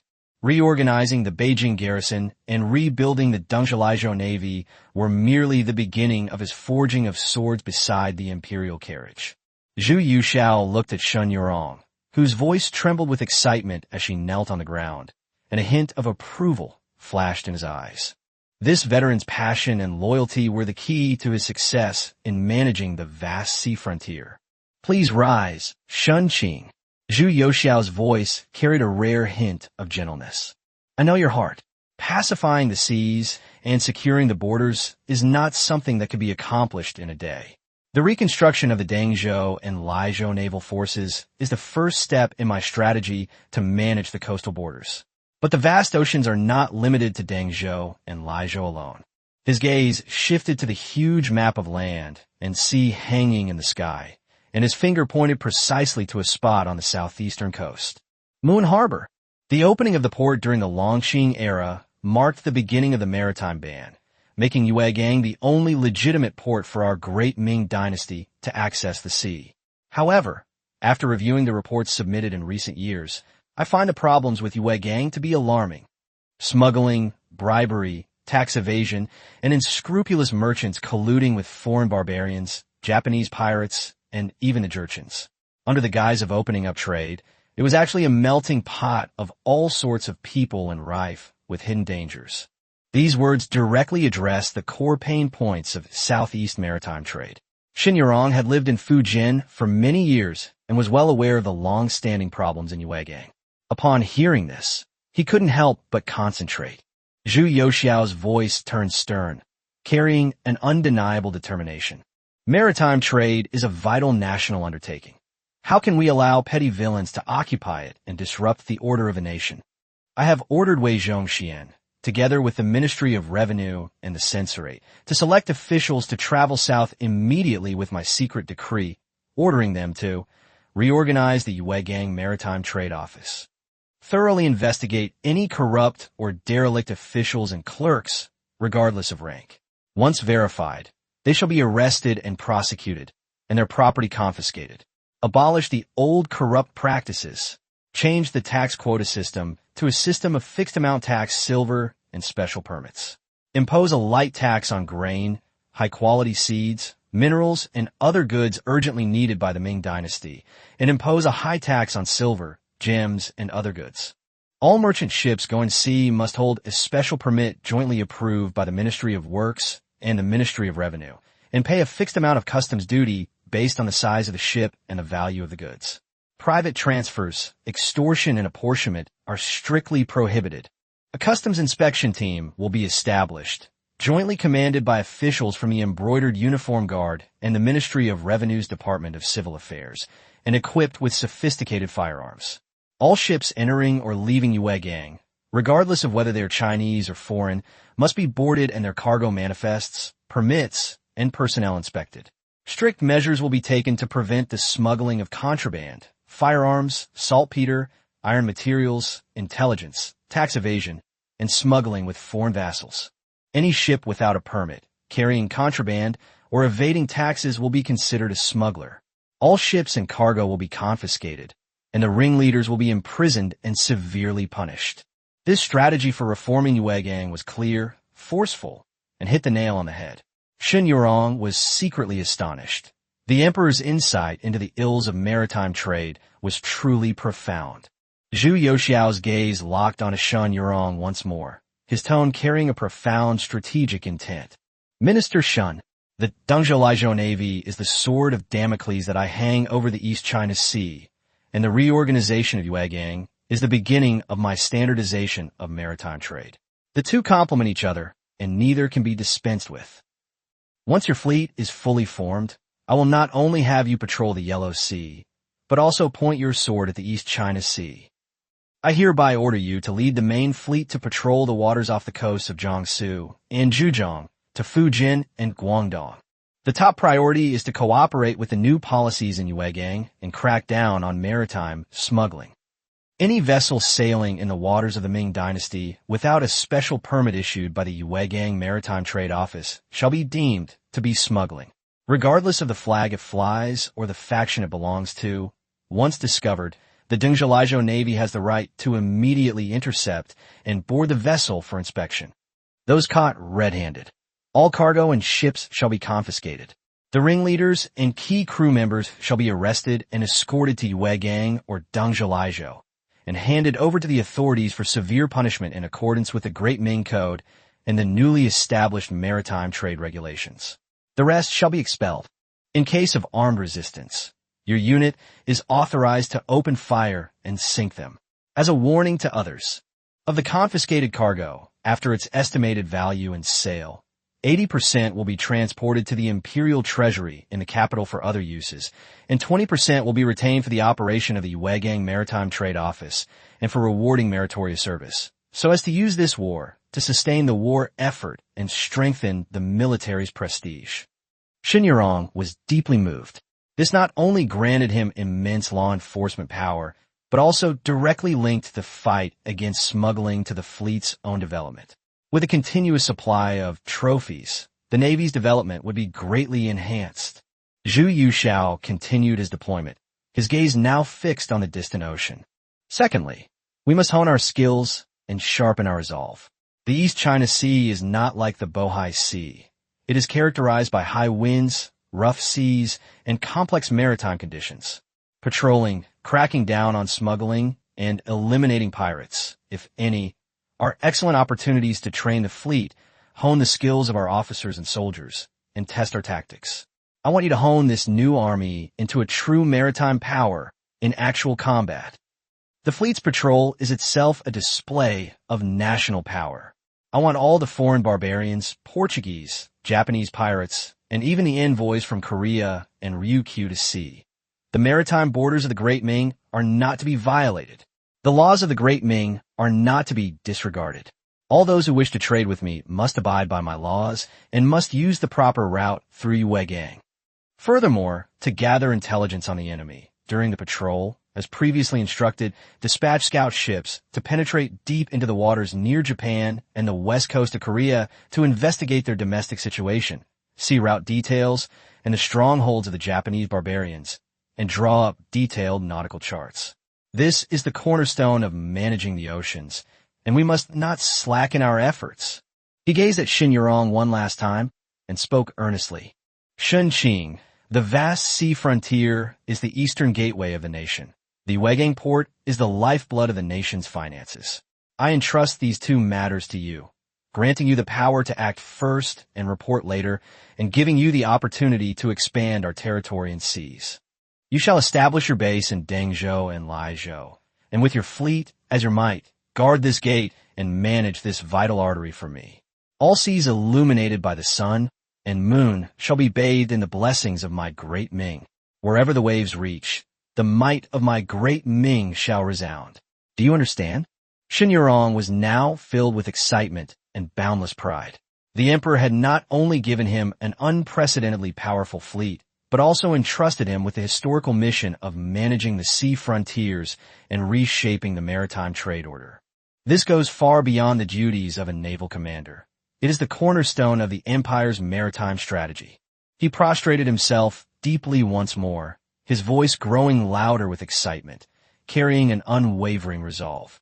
Your Majesty's grace is boundless. You have entrusted me with such a weighty responsibility and bestowed upon me such power. How could I, Shen Yurong, not be willing to die for you? Your subject hereby swears. I will use the Dengzhilizhou Navy as my spearhead to sweep away the turbid waves of the East China Sea. I will take the new policies of Yuegang as my standard to clean up the discipline of maritime trade. All ships without a rudder are stolen goods. All barbarians who invade our borders are enemies. I shall lead the fleet to patrol thousands of miles, apprehend those who steal, annihilate those who invade, and deter those who are barbarians. We will ensure that the banners of the Ming dynasty, bearing the sun and moon, will display their might on the distant seas. We will ensure that the laws of the Celestial Empire will prevail on the waves. We will ensure that all nations know that the seas illuminated by the sun and moon are the territory of the Ming dynasty. If I fail to live up to His Majesty's grace, I will offer my head in retribution. This vow is powerful and inspiring. Shen Yurong seemed to see the massive fleet that was about to take shape cutting through the waves, to see Yue Gang regain its order and prosperity, and to see the unprecedented vastness and majesty of the Ming Dynasty's maritime frontier. Looking at the veteran general who seemed 10 years younger, Zhu Yuxiao was also filled with turmoil.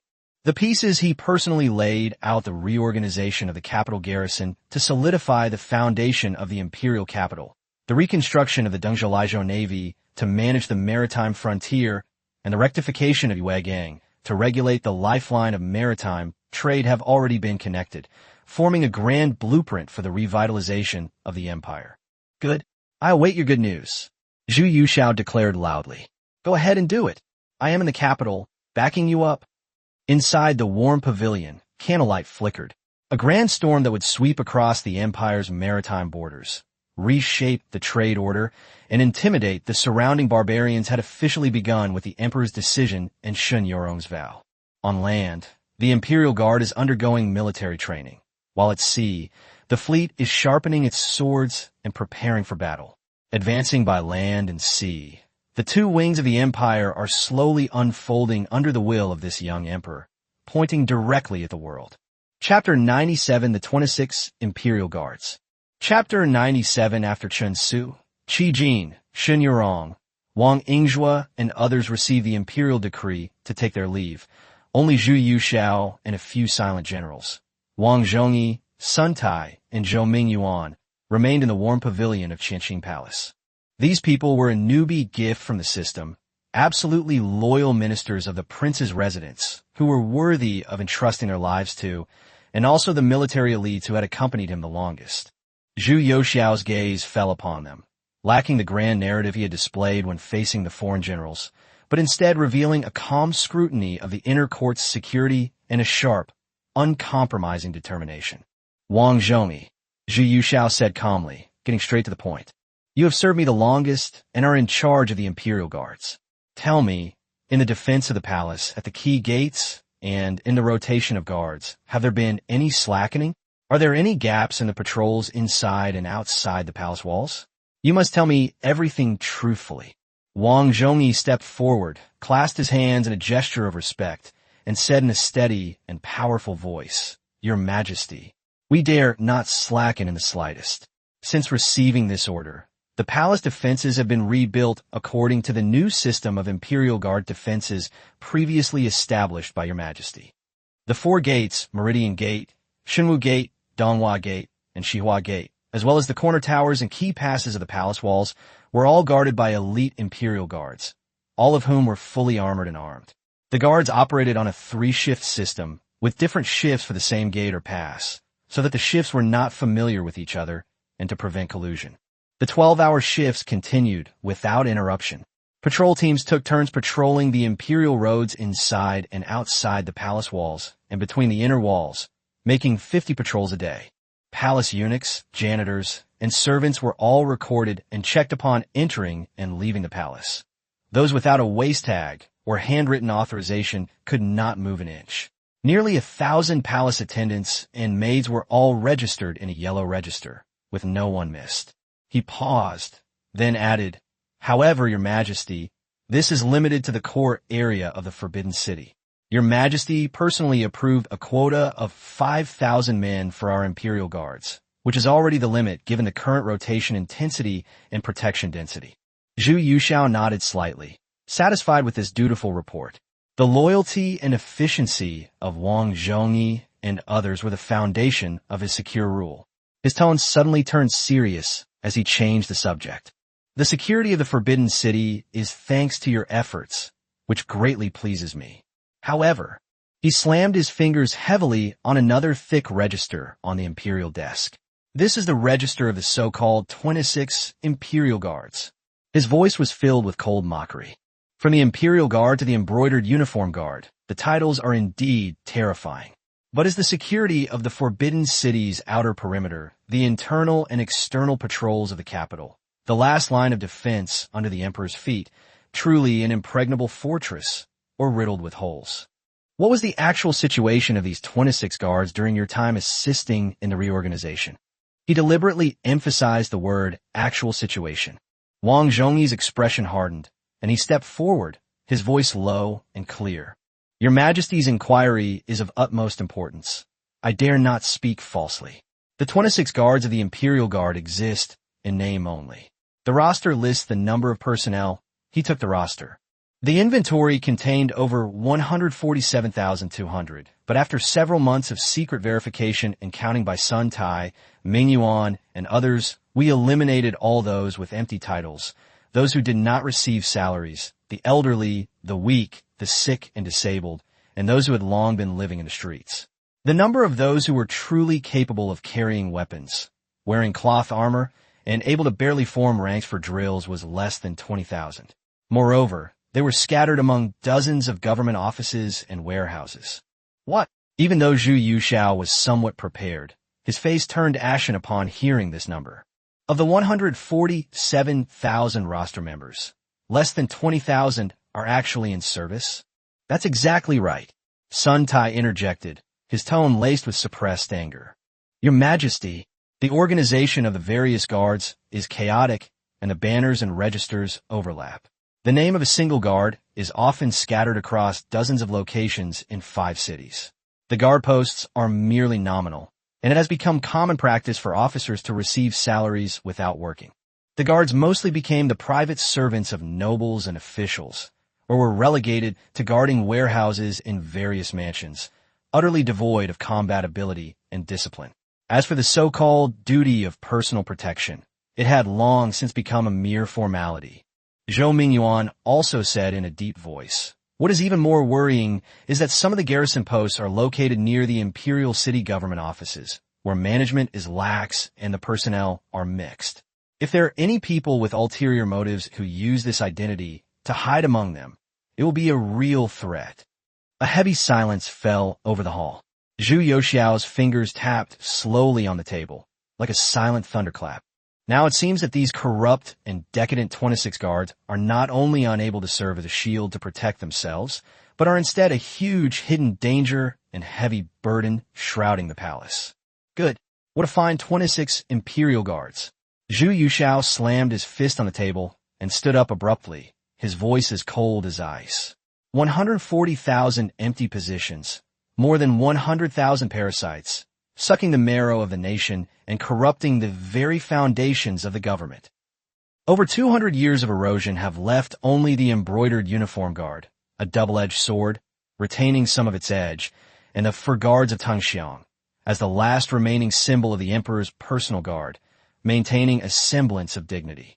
The other guards, long since, it has become a rotten corpse, with civil officials relegated to sinecure, nobles occupying and robbing, and generals engaging in corruption and self-dealing. A sharp glint of pain and coldness flashed in Zhu Yuxiao's eyes. The illustrious reputation of our ancestors has fallen to such a state. The false 140,000 vacancies on that roster, coupled with the fact that Wang Zhongyi discovered the actual number of usable troops was less than 20,000, further confirmed his judgment. Within this vast swamp of silt, the only things with potential for excavation and worth saving are the 4 guards. The Tangxiang Left Guard, the Tangxiang Right Guard, the Wuxiang Left Guard, and the Wuxiang Right Guard, as well as the remaining inner cavalry army, which was managed by eunuchs of the inner court and, though ridiculed by the literati, was beginning to take shape. Well, the imperial treasury is currently insufficient, and it is unrealistic to transform all 26 guards into elite troops in a short time. Besides, the military camps in Nanhazi are still continuously training elite troops, and he doesn't care about these mediocre people. Wang Zhongyi, Sun Tai, Zhou Mingyuan, Your Majesty, we are here. Zhu Yuxiao's gaze was piercing and penetrating. The corruption of the 26 guards has deeply pained me. However, the ancestral system cannot be easily abolished, and restoring the prestige of the emperor's personal guards is not something that can be accomplished overnight. Now we should concentrate our available resources and prioritize the rectification of the foundation. His gaze swept over Wang Zhongyi, Sun Tai, and Zhou Mingyuan, who stood solemnly below the steps. His voice was deep and resolute, carrying an undeniable determination. The 3 of you are my former ministers from my time as a prince, my trusted and reliable advisors. Today, I entrust you with this heavy responsibility concerning the safety of the nation and the very foundation of the imperial palace. You are hereby ordered to make immediate arrangements, using the elite imperial guards under your personal command as the backbone, and prioritize the reorganization of the four guards, the Tingxiang left and right guards, and the Wuxiang left and right guards. Eliminate the weak and redundant, retain the best, and reorganize them into the imperial guards of the great Ming Empire. This army is directly under the emperor's command. Not a single soldier may move without my personal edict. There is no permanent commander-in-chief in the army. In the event of a campaign, a grand review, or a special mission, the general appointed by me or one of the four of you will temporarily assume the command, carrying my tiger tally and secret edict. This order is intended to ensure that military power is always firmly in the emperor's hands, and that there is absolutely no risk of it falling into other hands. The Imperial Guard is divided into 4 battalions: Wuxiang Battalion, Wuyi Battalion, Zhongwu Battalion, and Jinwu Battalion. The names of the 4 battalions are derived from the meaning of illustrious martial virtue, loyalty, courage and fortitude, and awe-inspiring prestige throughout the world, reflecting the high hopes I have placed on the new army. Each battalion is to have 15,000 men, forming the foundation for independent combat and defense. Chapter 98, The Organization of the Imperial Guard of the Ming Dynasty. Chapter 98, The Organization and Battalion Structure of the Imperial Guard of the Ming Dynasty. The battalion is headed by one commander-in-chief, rank 2, who is in charge of the entire battalion's combat, training, and defense, and 2 deputy commanders-in-chief, rank 2, who are in charge of the left and right guards of the battalion respectively. 3 merit recording advisors, rank 5, were in charge of recording the merits and demerits of the entire camp and managing the military register. Their merit and demerit records were sealed and presented directly to the emperor for review every month. Anyone who dared to tamper with them would be executed on the spot. There are 2 military law chiefs, rank 4, appointed by the Embroidered Uniform Guard, who are in charge of military discipline and investigation and can secretly report serious misconduct to the emperor. The camp is divided into 2 guards, each with a quota of 5,600 men. Each guard is headed by a commander with full authority and 2 deputy commanders to assist in the management of the guard. The guard's merit recorders and military judges are appointed by the camp level, each performing their respective duties. Another 3,000 elite troops will be established under the direct command of the admiral and general, serving as a surprise force, a supervisory team, and the emperor's personal attendants. A military law department of 800 will be established, independently under the military law chief, specializing in patrolling, arresting, interrogating, and executing criminals, carrying out executions with military law flags, and displaying heads at the gate as a warning to others. Zhu Youxiao's voice was like thunder, resounding and powerful. This new system is my strategy to eradicate long-standing abuses and rebuild the imperial palace's formidable defenses. You 3 are the ones who will forge it. Sweep away the tarnished reputation of the 26 guards, and let the names of Wu Xiang, Wu Yi, Zhong Wu, and Zhen Wu resound throughout the capital region, forming an impregnable fortress for me. Do you dare to shoulder this heavy responsibility? The 3 generals knelt down abruptly, their voices echoing through the palace beams. We, your humble servants, swear that we will devote ourselves wholeheartedly to forging a new path, and if we fail to achieve anything within a year, we will bind ourselves at the West Garden drill ground and beg your majesty to use the imperial sword to behead this useless person and hang their head beneath the military flag. Very well, proclaimed the imperial decree. Wang Zhongyi was promoted to the position of Deputy Commander of the Imperial Guards, in charge of the reconstruction of the Imperial Guards, and was granted the official seal of Admiral of the Military Affairs of the Ming Imperial Guards. Sun Tai was promoted to Vice Commander-in-Chief, and was put in charge of the training and defense of the Imperial Guards. Zhou Mingyuan was promoted to Vice Commander-in-Chief, and was put in charge of military law and patrol duties for the Imperial Guard. The 3 men exchanged a glance, their eyes flashing with a sharp light, and replied in unison, "Your subjects obey the decree." Zhu Yuxiao took a deep breath and issued a series of swift and decisive orders. According to the newly established examination regulations for the Imperial Guards that I previously entrusted to you, examine each of the 4 guards one by one. Those who are over 30 years old, physically weak, injured, or ill, or whose skills are inadequate shall be dismissed. Some of these personnel shall be transferred to the labor service camps in accordance with the regulations of the Beijing garrison. Any officer or clerk involved in fraudulent activities, reselling military equipment, or embezzling military pay shall be investigated and arrested. Wang Zhongyi, holding the imperial decree, may establish a military law headquarters at the Shiyuan drill ground, where the ringleaders shall be executed on the spot, and their property shall be confiscated to fund military pay. Those who are coerced into submission will be punished with caning or exile, depending on the severity of the offense. I order you to bring 10 heads and hang them at the camp gate as a warning to others. The remaining number after the elimination will be based on 5,000 Imperial Guards as the backbone. On the basis of the original barracks of various guards, key barracks will be selected, reorganized and expanded, and concentrated forces will be used to reorganize them into the new Ming Dynasty Imperial Guards.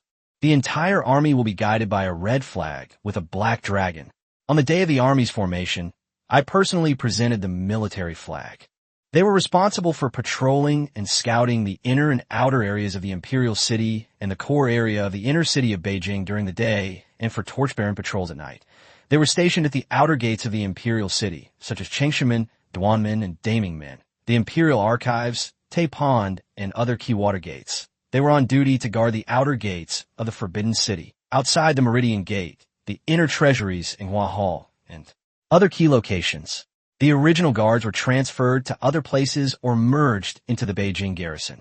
The Imperial Guards of the Ming Dynasty were rigorously trained according to the Imperial Guards Manual, with veteran instructors from the original Imperial Guards serving as their instructors. What I want you to train is an army as solid as a mountain, as strong as an iron wall, whose orders are obeyed without question, and which will never delay. The required armor for 1,000 sets of mountain-pattern heavy armor, 6,000 sets of fish-scale armor, and 4,000 sets of cloth-covered iron armor, 6,000 war horses, 5,000 fine muskets, matching gunpowder and lead bullets, and countless spears, broadswords, and rattan shields should be listed immediately. Zhou Mingyuan was in charge of coordinating with the Nanhazi Arsenal and the Imperial Household Department's horse farm to allocate production based on this list. Monthly rations, pay, and provisions for fish and meat were directly allocated by the Imperial Household Department, supervised by the Discipline Inspection Commission, and verified by the Audit Office. These rations were 30% higher than those for regular soldiers in the Beijing garrison, ensuring that the Imperial Guards had no worries about their supplies and could focus entirely on defense. Zhu Youxiao's gaze, sharp as lightning, swept across the resolute faces of the 4 generals. These 60,000 men are the very foundation of my life and the very basis of a nation. You 4 are the key figures who will steer this shield of the imperial palace. With a 1-year deadline, I want to see a royal guard of the Ming Empire, stationed in various locations, with clear responsibilities, excellent equipment, high morale, able to advance at the sound of the drum and retreat at the sound of the gong, and as attuned to the command of its own limbs. Can you all do it? Wang Zhongyi, Sun Tai, and Zhou Mingyuan all knelt on one knee, their voices resolute and firm, carrying the unique killing intent and loyalty of iron-blooded generals. Your Majesty, we pledge our lives. If we cannot return to Your Majesty a personal guard that is as solid as a rock and as swift as thunder within a year, we will bind ourselves before the palace gates and be executed by Your Majesty according to military law. Looking down at the 3 most loyal and earliest followers of his system, Zhu Yuxiao finally showed a hint of genuine relief in his weary eyes. Very well. I trust you all. Go ahead and do it. He waved his hand. You may leave. We take our leave. The 4 men rose solemnly and silently withdrew from the warm pavilion. The warm pavilion fell silent once more. Principal Zhu Yu let out a long sigh and slowly walked to the enormous palace window. Outside, dusk had fallen, enveloping the sleeping Forbidden City. In the distance, the lights of the government offices flickered. The Beijing garrison is undergoing reform. The navy is being established, and Yuegang is being reorganized. Now, the last hidden danger in the imperial palace the 26 guards of the Imperial Guard, has finally been rebuilt by him with the Imperial Guard as its backbone. In this way, after 6 months, he will be able to have 100,000 combat-ready troops in the capital garrison, 60,000 Imperial Guards, not to mention 18,000 system Imperial Infantry and 9,000 system elite fully armored cavalry, who could be trained every month with sufficient funds. If this continues, he will be able to command nearly 400,000 elite troops in 6 months. Even if the whole world rebels, he will be able to raise an army to quell them one by one, thus surpassing the achievements of the Ming Dynasty's restorer and founding emperor, the Tianqi Emperor. At this moment, he had the power to determine the direction of the great ship of the Ming Empire in the deep sea of turbulent currents, directing it to break through the waves where the storm was strongest. Chapter 99, The Belated Conspiracy. Chapter 99, The Belated Conspiracy, the urgent military report from Liaodong, delivered with great speed, stirred up huge waves in and around the seemingly quiet capital city, like a boulder thrown into stagnant water. Xiong Tingbai's initiative to gather troops and confront the enemy outside Shenyang to prevent the later Jin army from plundering grain supplies became the spark that ignited the ambitions of all sides. Those who understood him praised his loyalty in speaking out for the people. General Xiong is considerate of the people's feelings and protects the borders and the people. He is truly a model of a border official, but for many more, it was a long-hidden undercurrent that found an outlet to pour out. This was undoubtedly a golden opportunity, especially for the remnants of the Donglin faction who had suffered setbacks due to the emperor's support for Xiong Tingbai. Back then, it was this young emperor who overcame all opposition and supported Xiong Tingbai to ascend to the throne. For this, he even went so far as to imprison important officials such as Han Kuang and Zhuo Guangdou, who jointly advised against it. He also took the opportunity to uncover a major corruption case involving the imperial treasury, which shook the foundation of the Donglin Party and severely damaged its vitality. Today, the political landscape of the imperial court has undergone a complete transformation. The censorate, once the stronghold of the Donglin Party, has been almost entirely overhauled, with only a handful of its members remaining. Of the once glorious Donglin faction, only a handful, including Minister of Right Sun Ruyo and Supervising Secretary of the Ministry of War Yang Lian, can still barely maintain a semblance of legitimacy. Yuan Yingtai, whom they supported, has also been transferred away from his central position by the emperor. Now, Xiong Tingbai's report on his unauthorized campaign in Shenyang has been sent back. Liaodong is on the verge of collapse. In the eyes of the Donglin Party members, wasn't this irrefutable evidence that the emperor's initial choice was a complete mistake? Their long-suppressed resentment, interrupted political ambitions, and losses of interest and reputation due to the internal treasury scandal finally found a seemingly irreproachable moral high ground to launch a counterattack. Isn't this the perfect opportunity to regroup and organize resistance against the emperor's dictatorial rule and those harsh new policies and laws? The night was as dark as ink. In a secluded flower hall of the residence of Sun Ruyo, Minister of Rights, the lights were deliberately dimmed. More than 10 figures sat around, the air so heavy it seemed you could wring water out of it, with only the occasional clinking of teacups indicating the undercurrents of oppression. Those present were all stalwarts of the Donglin Party remnants. Wei Dazhong, the supervising secretary of the Ministry of Personnel, Li Sankai, a veteran official who had weathered many storms, Zhou Yuanbiao and Yang Lian, the pillars of the Donglin Party, as well as Wang Huazhen, Yuan Huazhong, Gu Dezhong, and others. They gathered here with only one purpose: to use this intelligence from Liaodong to launch a political offensive that could shake the emperor's heart. Gentlemen, Sun Ruyo broke the silence, first with a gloomy expression. Urgent report from Liaodong. Xiong Tingbai has taken it upon himself to gather troops outside Shenyang to confront the Jurchen army of 100,000. This is a gamble that will cost the entire nation. Victory would be a great blessing, but defeat would lead to the devastation of Liaodong, the imminent danger of Shanhaiguan, and the upheaval in the capital.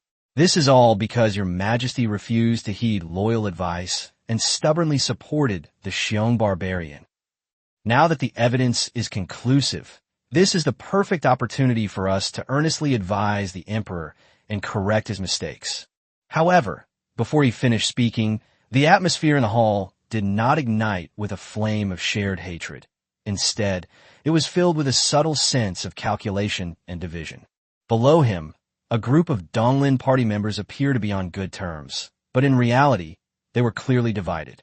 Among them, the salt merchant faction represented by Wang Wenyan and Zhou Qiuan were backed by major salt merchants in the Jiangsu and Zhejiang regions.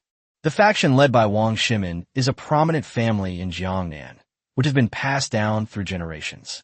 And then there are the idealists Yang Lian and Wei Dazhong, who are single-mindedly focused on purging the court and restoring order to the country, so as to achieve a so-called just and righteous court. They each have their own agendas.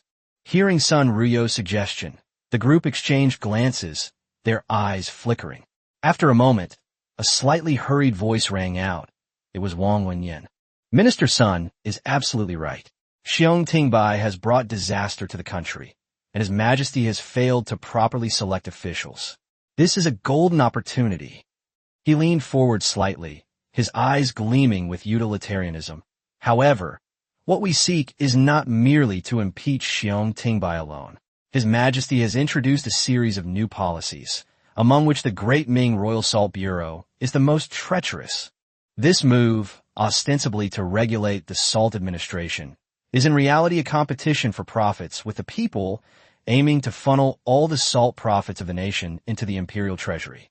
If this becomes the established practice, how will the countless salt producers and merchants in the Huai River region and Jiangsu and Zhejiang provinces cope? Countless families will lose their livelihoods. This is a policy that shakes the very foundation of the nation. It must be used as a pretext to abolish it. These words immediately received a response from Zhou Qiuan, who also belonged to the salt merchant faction. Brother Wang is absolutely right. Salt is the lifeblood of the Southeast.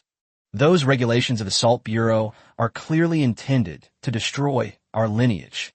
The events in Liaodong are precisely the opportunity to force His Majesty to change course. My intention is that this attack should be launched under the pretext of opposing oppressive policies and protecting the people's livelihood, directly targeting the new policies of the Salt Bureau. They represent a large group of salt merchants whose interests have been severely damaged by the impending implementation of the salt monopoly policy. Absurd. A clear, cold voice with a strong Jiangnan accent rang out, belonging to the veteran minister in chiffon. He stroked his white beard and said slowly and deliberately, "How can the harm caused by salt profits be compared to Your Majesty's actions of pursuing the accumulated debts of the nation and strictly investigating mergers and acquisitions, which are fundamentally detrimental to the state? The case of the imperial treasury has unjustly implicated countless honest gentry in Jiangnan. The land tax reform and the investigation of hidden land ownership are digging up the very foundation of our ancestral property. Regarding the Liaodong matter, the most pressing issue should be to force His Majesty to suspend the collection of outstanding arrears and postpone the land survey. This is the most urgent matter at present. As for the salt affairs, they can be dealt with gradually." Wang Shimin and others, who were also representatives of the Jiangnan landowning gentry group, repeatedly agreed. Meanwhile, Wei Dazhong and the others felt a strong sense of unease as they watched the two groups of people constantly talking about personal gain and ancestral property. He couldn't help but raise his voice. "Lord Wang, Lorden, isn't our original intention in gathering here precisely to plead for the country and correct the emperor's mistakes? Xiong Tingbai's actions concerned the rise and fall of the nation. This was a matter of great principle. If everyone only cared about their own land and salt profits, using national affairs for personal gain, wouldn't they be no different from those corrupt eunuchs? If this continues, wouldn't our pursuit of a clean and upright officialdom, a court filled with righteous people, become nothing but empty talk?" A brief silence fell over the hall. Yang Lian sat in a corner, his brow furrowed, saying nothing. This remonstrating official, known for his unyielding integrity, was experiencing a fierce internal struggle. He watched as Wang Wenyan and Shi Fan and others openly used the military situation in Liaodong as leverage to bargain for the vast interest groups behind them, while Sun Ruyo seemed to be trying his best to maintain the situation. The righteous and prosperous court that he once fought for now seems somewhat unreal to him. Was I truly too naive? Was the infighting in the court ultimately nothing more than a naked exchange of interests? But what about justice? What about pointing out the emperor's oversights and expressing concern for the future of the nation? Zhou Yunbiao, Gu Fuzhong, and others had different expressions. Some remained silent, while others hesitated to speak. Although everyone was sitting together, their apparent goal was to use the situation in Liaodong to undermine the emperor's prestige, but the underlying rifts and disagreements were already laid bare in this debate. Seeing this, Wang Wenyin quickly stepped in to smooth things over. Gentlemen, why argue? With a formidable enemy at hand, we should all work together with one heart. Minister Sun's words are of great righteousness, and the concerns of Lord Wang and Lord Gu are also perfectly reasonable. The most urgent task is to work together to force the emperor to admit his mistake and acknowledge his improper appointment of Xiong Tingbai. Once this door is opened, the problems we care about regarding the new policies and the salt and land issues could be addressed one by one and gradually corrected. If we fight amongst ourselves, wouldn't that just allow the petty people of the Zhujiang and Hubei factions to prosper? These smooth and worldly words temporarily suppressed the direct argument, but could not bridge the fundamental differences. Chapter 100 Fong, Songzhi's Wisdom. Chapter 100 Fong Songzhi's Wisdom. Sun Ryo took a deep breath, forcibly suppressing the sense of powerlessness in his heart, and summarized, Mr. Wang is absolutely right. The current consensus is, His Majesty must realize his mistake of misjudging people. This is the key fulcrum to shift the situation. As for the rest, he glanced at the group of people, each with their own distinct expression. We can discuss this further once we've overcome this hurdle. Then what strategy should be adopted? Yuan Huazhong asked. Another round of discussion ensued. Some suggested impeaching Xiong Tingbai for his crimes and requesting an imperial decree to have him arrested and brought back to the capital. Some suggested submitting a joint memorial to denounce the emperor's stubbornness and self-will. Others with restless minds proposed seeking out nobles and even members of the Nandonglin faction in the outer court to conspire together. Ultimately, the solution proposed by Wang Wenyin and accepted by the majority emerged. If we, the court officials, were to rashly launch a collective attack, we risk repeating the mistake of our previous joint remonstrance and falling into prison once more. It would be better for us to utilize our strengths and appeal to the opinions of the literati. Quickly contact the knowledgeable people within the Imperial Academy and the students of various prefectural schools in the capital. Explain to them the serious consequences of Xiong Tingbai's usurpation of power in Liaodong affairs and the emperor's flawed decisions. If Liaodong collapses, we will be in dire straits. Also, contact the literary societies in Jiangnan and renowned scholars and literati in various academies to write articles to create momentum. Organize students and academy students to gather at the Meridian Gate to petition, in the name of loyalty to the emperor and love for the country, and with the momentum of the people's concern for the nation. We earnestly request Your Majesty to face up to the perilous situation in Liaodong and examine the merits and demerits of your personnel appointments. This is the righteous and honorable way. Although Your Majesty is young and impetuous, if you see the public's indignation and are pressured by public opinion, perhaps you will make some concessions first. He paused, a glint of shrewdness flashing in his eyes. As long as His Majesty shows the slightest remorse or hesitation in public, that will be the beginning of us turning the tide and winning back a point. The rest can be dealt with gradually.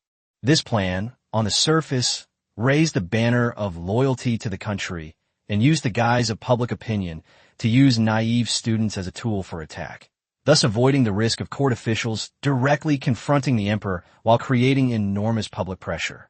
More importantly, it opened up a breakthrough for subsequent actions without directly threatening the core interests of the salt merchants faction and the Jiangnan faction.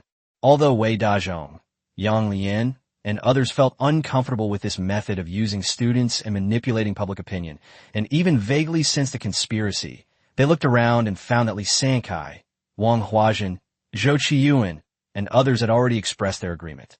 This seems to be the only consensus that the various forces can barely reach at present. That's all we can do. Sun Ryo nodded wearily. The most urgent task is to make secret contacts and act cautiously. We must use concern for the country and its people as our rallying cry, and speak earnestly so as not to give anyone a handle to use against us. In the dimly lit flower hall, a preliminary agreement was reached for a conspiracy ostensibly for public opinion and remonstrance, but in reality, for forcing the emperor to abdicate. Several faces representing different interests flickered in the candlelight, each harboring their own thoughts. They were like a group of belated hunters who had caught a whiff of their prey's weakness and were trying to seize this long-awaited opportunity to reclaim a few lost chips in the game of imperial power. However, will the young emperor, who lives deep in the Qianqing Palace, really be swayed by public opinion, as they predicted? Or will this deliberately ignited flame of public opinion lead this already unpredictable political game? The undercurrents of the Sun family's conspiracy did not stop in that flower hall. The news spread like wildfire, quickly trembling in the hidden corners of the court, reaching the ears of Grand Secretary Fang Tsongjia. A trusted Zhujiang official hurriedly sought out Fang Tsongjia, who was on duty, unable to hide his excitement. "Your Excellency, Sun Ryo has made a move.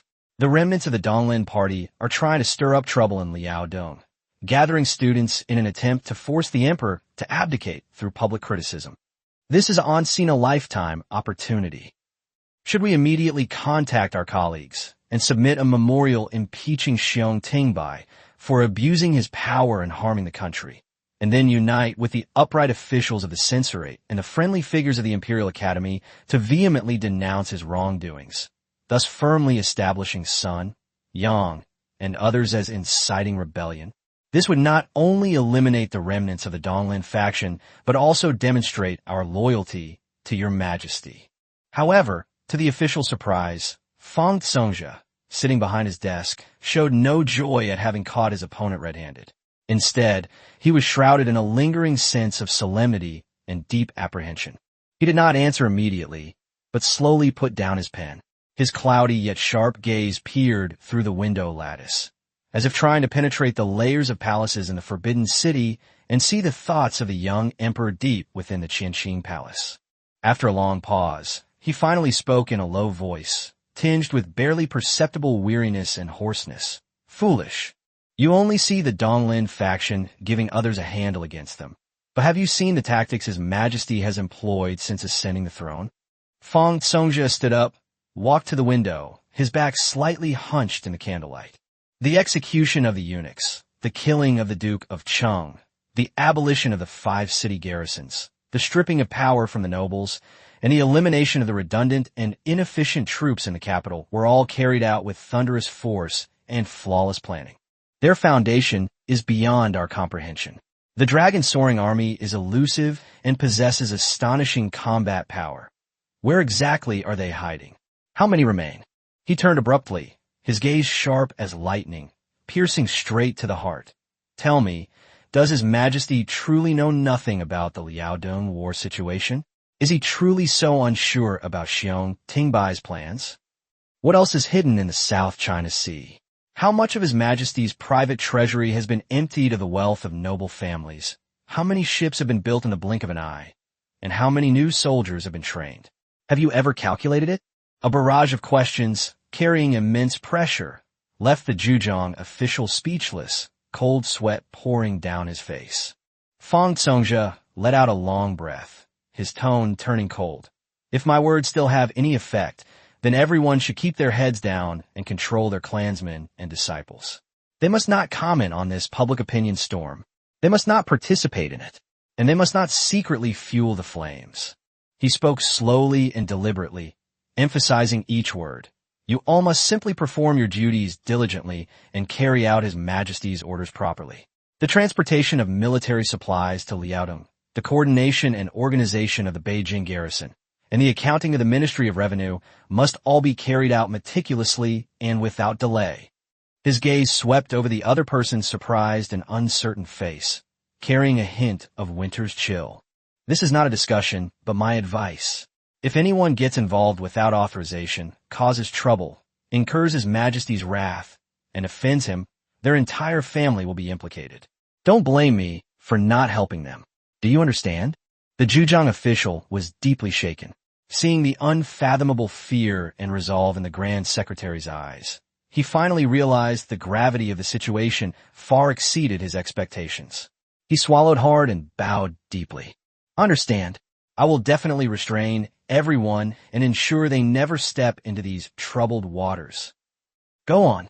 Fang Songjia waved his hand and sat back wearily in his armchair. The flickering candlelight illuminated his wrinkled face, and this seasoned chief minister, who had weathered decades of ups and downs in the political arena, felt a chill run down his spine.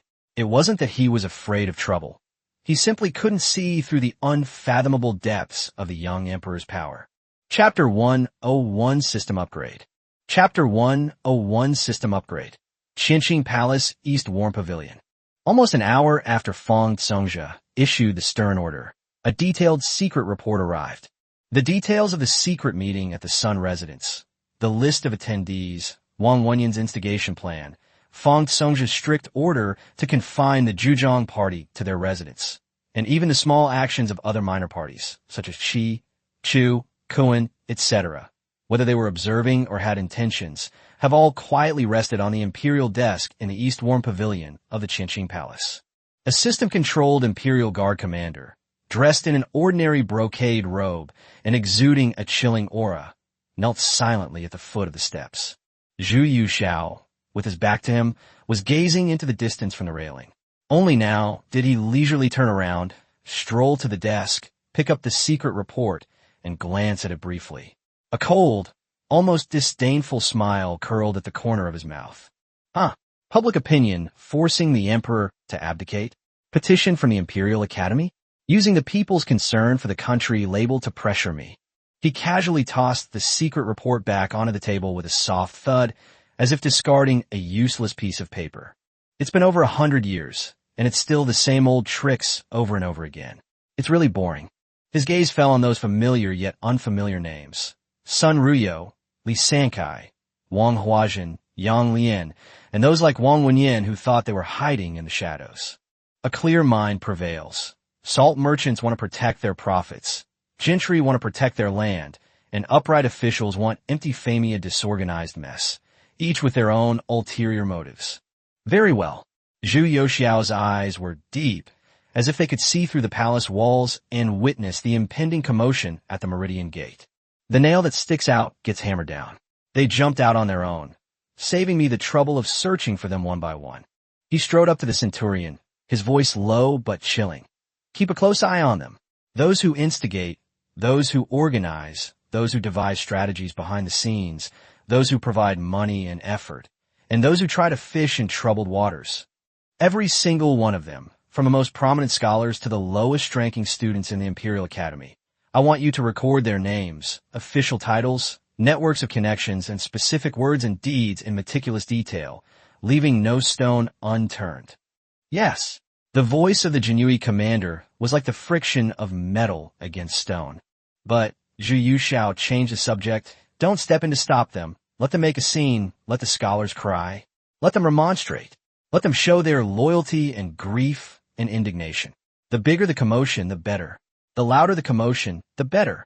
I want to see just how many monsters and demons will emerge from this grand spectacle. He paused, then added in a chilling tone, sent a secret message to Su Xianshun and Wu Tsong, instructing them to mobilize their forces and speed up the operation. The net of the Shangxi merchants will have to be tightened. The commander of the embroidered uniform guard agreed again and silently retreated into the shadows. Zhu Yuxiao's composure was not arrogance.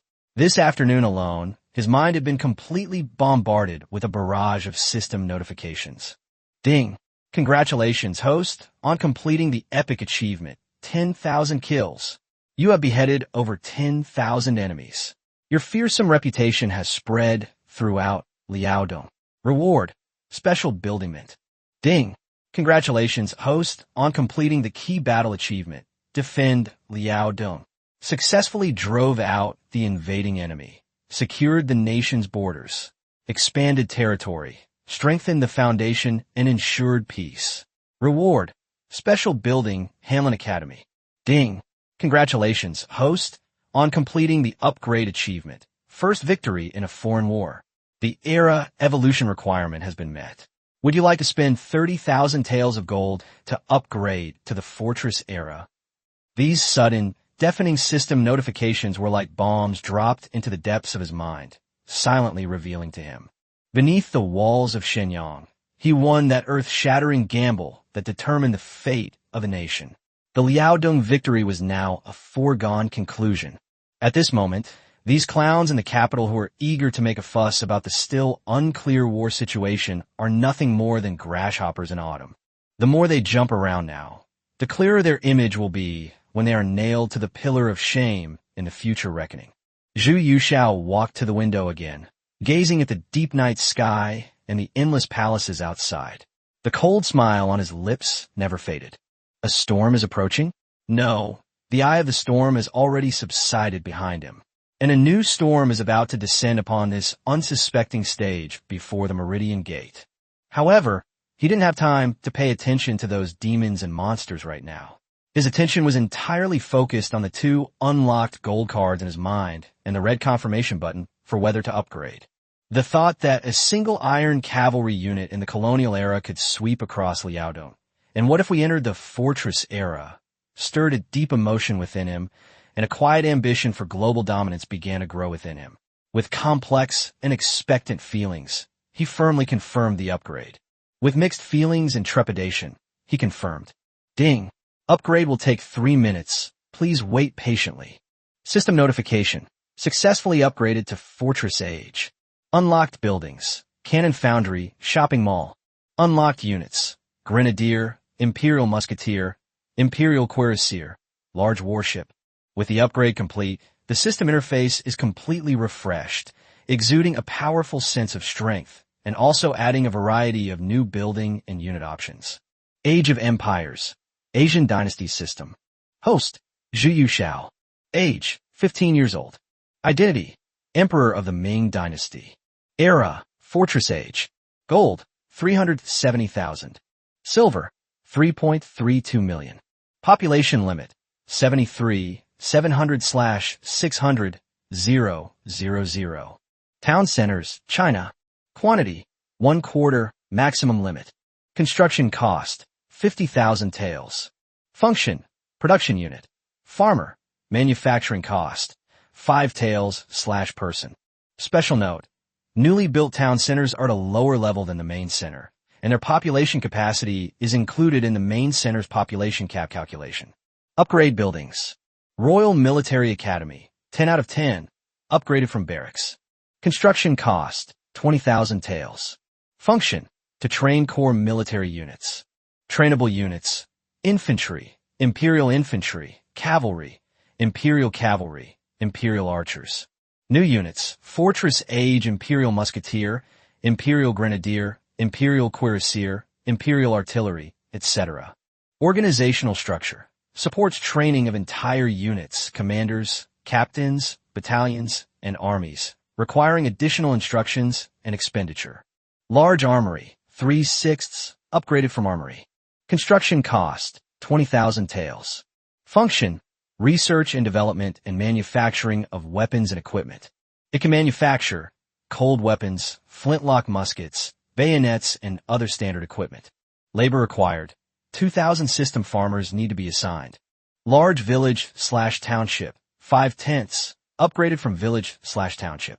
Construction cost, 50,000 taels. Function, provides basic food supplies. Resource output, farmland, 50,000 mu, yield per mu. 10 sure, livestock, 10,000 sheep, 500 cattle, and a number of chickens and ducks. Growth cycle, 1 month. Labor required. 2,000 system farmers need to be allocated. Large dock, 5/10, upgraded from dock. Construction cost, 10,000 taels. Function, to build ships and train naval units. Ships that can be built, fishing boats, transport ships, zhujiang ships, and light frigates. New ship types to build, Fortress Age large warships, treasure ships, etc. Consulate 1 first. Construction cost, 10,000 taels. Function, form alliances with European countries in another time and space. Effect, Receive equipment or resource support from designated allies. Cannon Foundry 0/5. Construction cost 50,000 taels/factory. Function: mass production of artillery and ammunition. Production list: artillery, light, Tiger crouching cannon, Frankish cannon. Heavy, general cannon, long barrel naval gun, red barbarian cannon. Shells: iron bullets, lead bullets, grape shot, incendiary shells, explosive shells, etc. Technology to be unlocked requires TNG Pavilion rifle mortar, breech-loading field gun. Production efficiency per factory required labor, 2,000 system farmers at full capacity. Daily output, full capacity / per factory light artillery, 50 pieces, heavy artillery, 10 pieces, shell load, 100 rounds / type / piece, based on 100 rounds, gunpowder, 3,000 gene / piece. Mint, 0/5. Construction cost, 50,000 taels/factory. Function: to uniformly mint high-quality, anti-counterfeiting currency. Equipment includes hydraulic furnace, bellows, rolling mill, stamping machine, and spiral coin press. Effect: ensures the purity of the currency metal and its anti-counterfeiting features. Required labor: 500 system farmers / factories. Hanlon Academy, 0/1. Construction cost, 30,000 taels. Function: to cultivate and train administrative management personnel, capable of training 200 people per month. Effects: trains junior officials with some management experience. Allows for systematic official training. Special effects: has a chance to produce senior officials with exceptional talent. New economic buildings. Shopping mall, 0/5. Construction cost, 10,000 taels per unit. Function: promotes commercial trade. Effect: can train trading caravans. Enables large-scale commodity trading, buying / selling basic resources such as grain, timber, and meat. Textile factory, 0/20. Construction cost, 20,000 taels / factory. Function: utilizing new technologies for large-scale textile production. Equipped with advanced hydraulic spinning machines capable of producing a full range of fabrics from cotton, linen, silk, wool, and other fibers, covering all specifications from coarse cloth to fine fabrics. Personnel structure. Each factory is equipped with a management and technical backbone, including 1 factory director, 3 deputy factory directors, 10 middle-level managers, and 20 technicians, responsible for equipment debugging, process control, and quality inspection. Local residents can be recruited for production, 2,000 people / factory. The division of labor according to the process is as follows. Raw material processing worker, cleaning and combing fibers. Spinning worker, operating spinning machine. Weaving worker, monitoring the operation of weaving machine. Dyeing and finishing assistant, assisting in subsequent dyeing and drying, etc. Through pre-job training, they can quickly master basic operations and achieve large-scale production efficiency. Steel mill, 0/3. Construction cost, 50,000 taels / factory. Function: large-scale iron and steel smelting and processing. Relying on the mature traditional iron smelting technology of 18th century China, it constructs a complete production system of mining, smelting, forging, and casting to realize the large-scale output of pig iron, wrought iron, steel, and iron utensils to meet the needs of agriculture, handicrafts, military, and people's livelihood. Staffing: 1 factory director for deputy factory directors and 30 management and technical backbone personnel, 6 furnace operators, general blast furnace control, 15 forging heads, forging process, 10 mold makers, mold making, and 3 accountants, responsible for technical guidance and production scheduling. Ordinary craftsmen, divided into 5 groups: mining, smelting, forging, casting, and logistics. They are subject to a work card system, receiving tools and materials with a card, and can recruit local residents for production, 2,000 people / factory. Daily production capacity: pig iron, 2,050 tons, wrought iron / steel, 58 tons. Looking at the brand new system interface before him, Zhu Yuxiao felt a surge of excitement.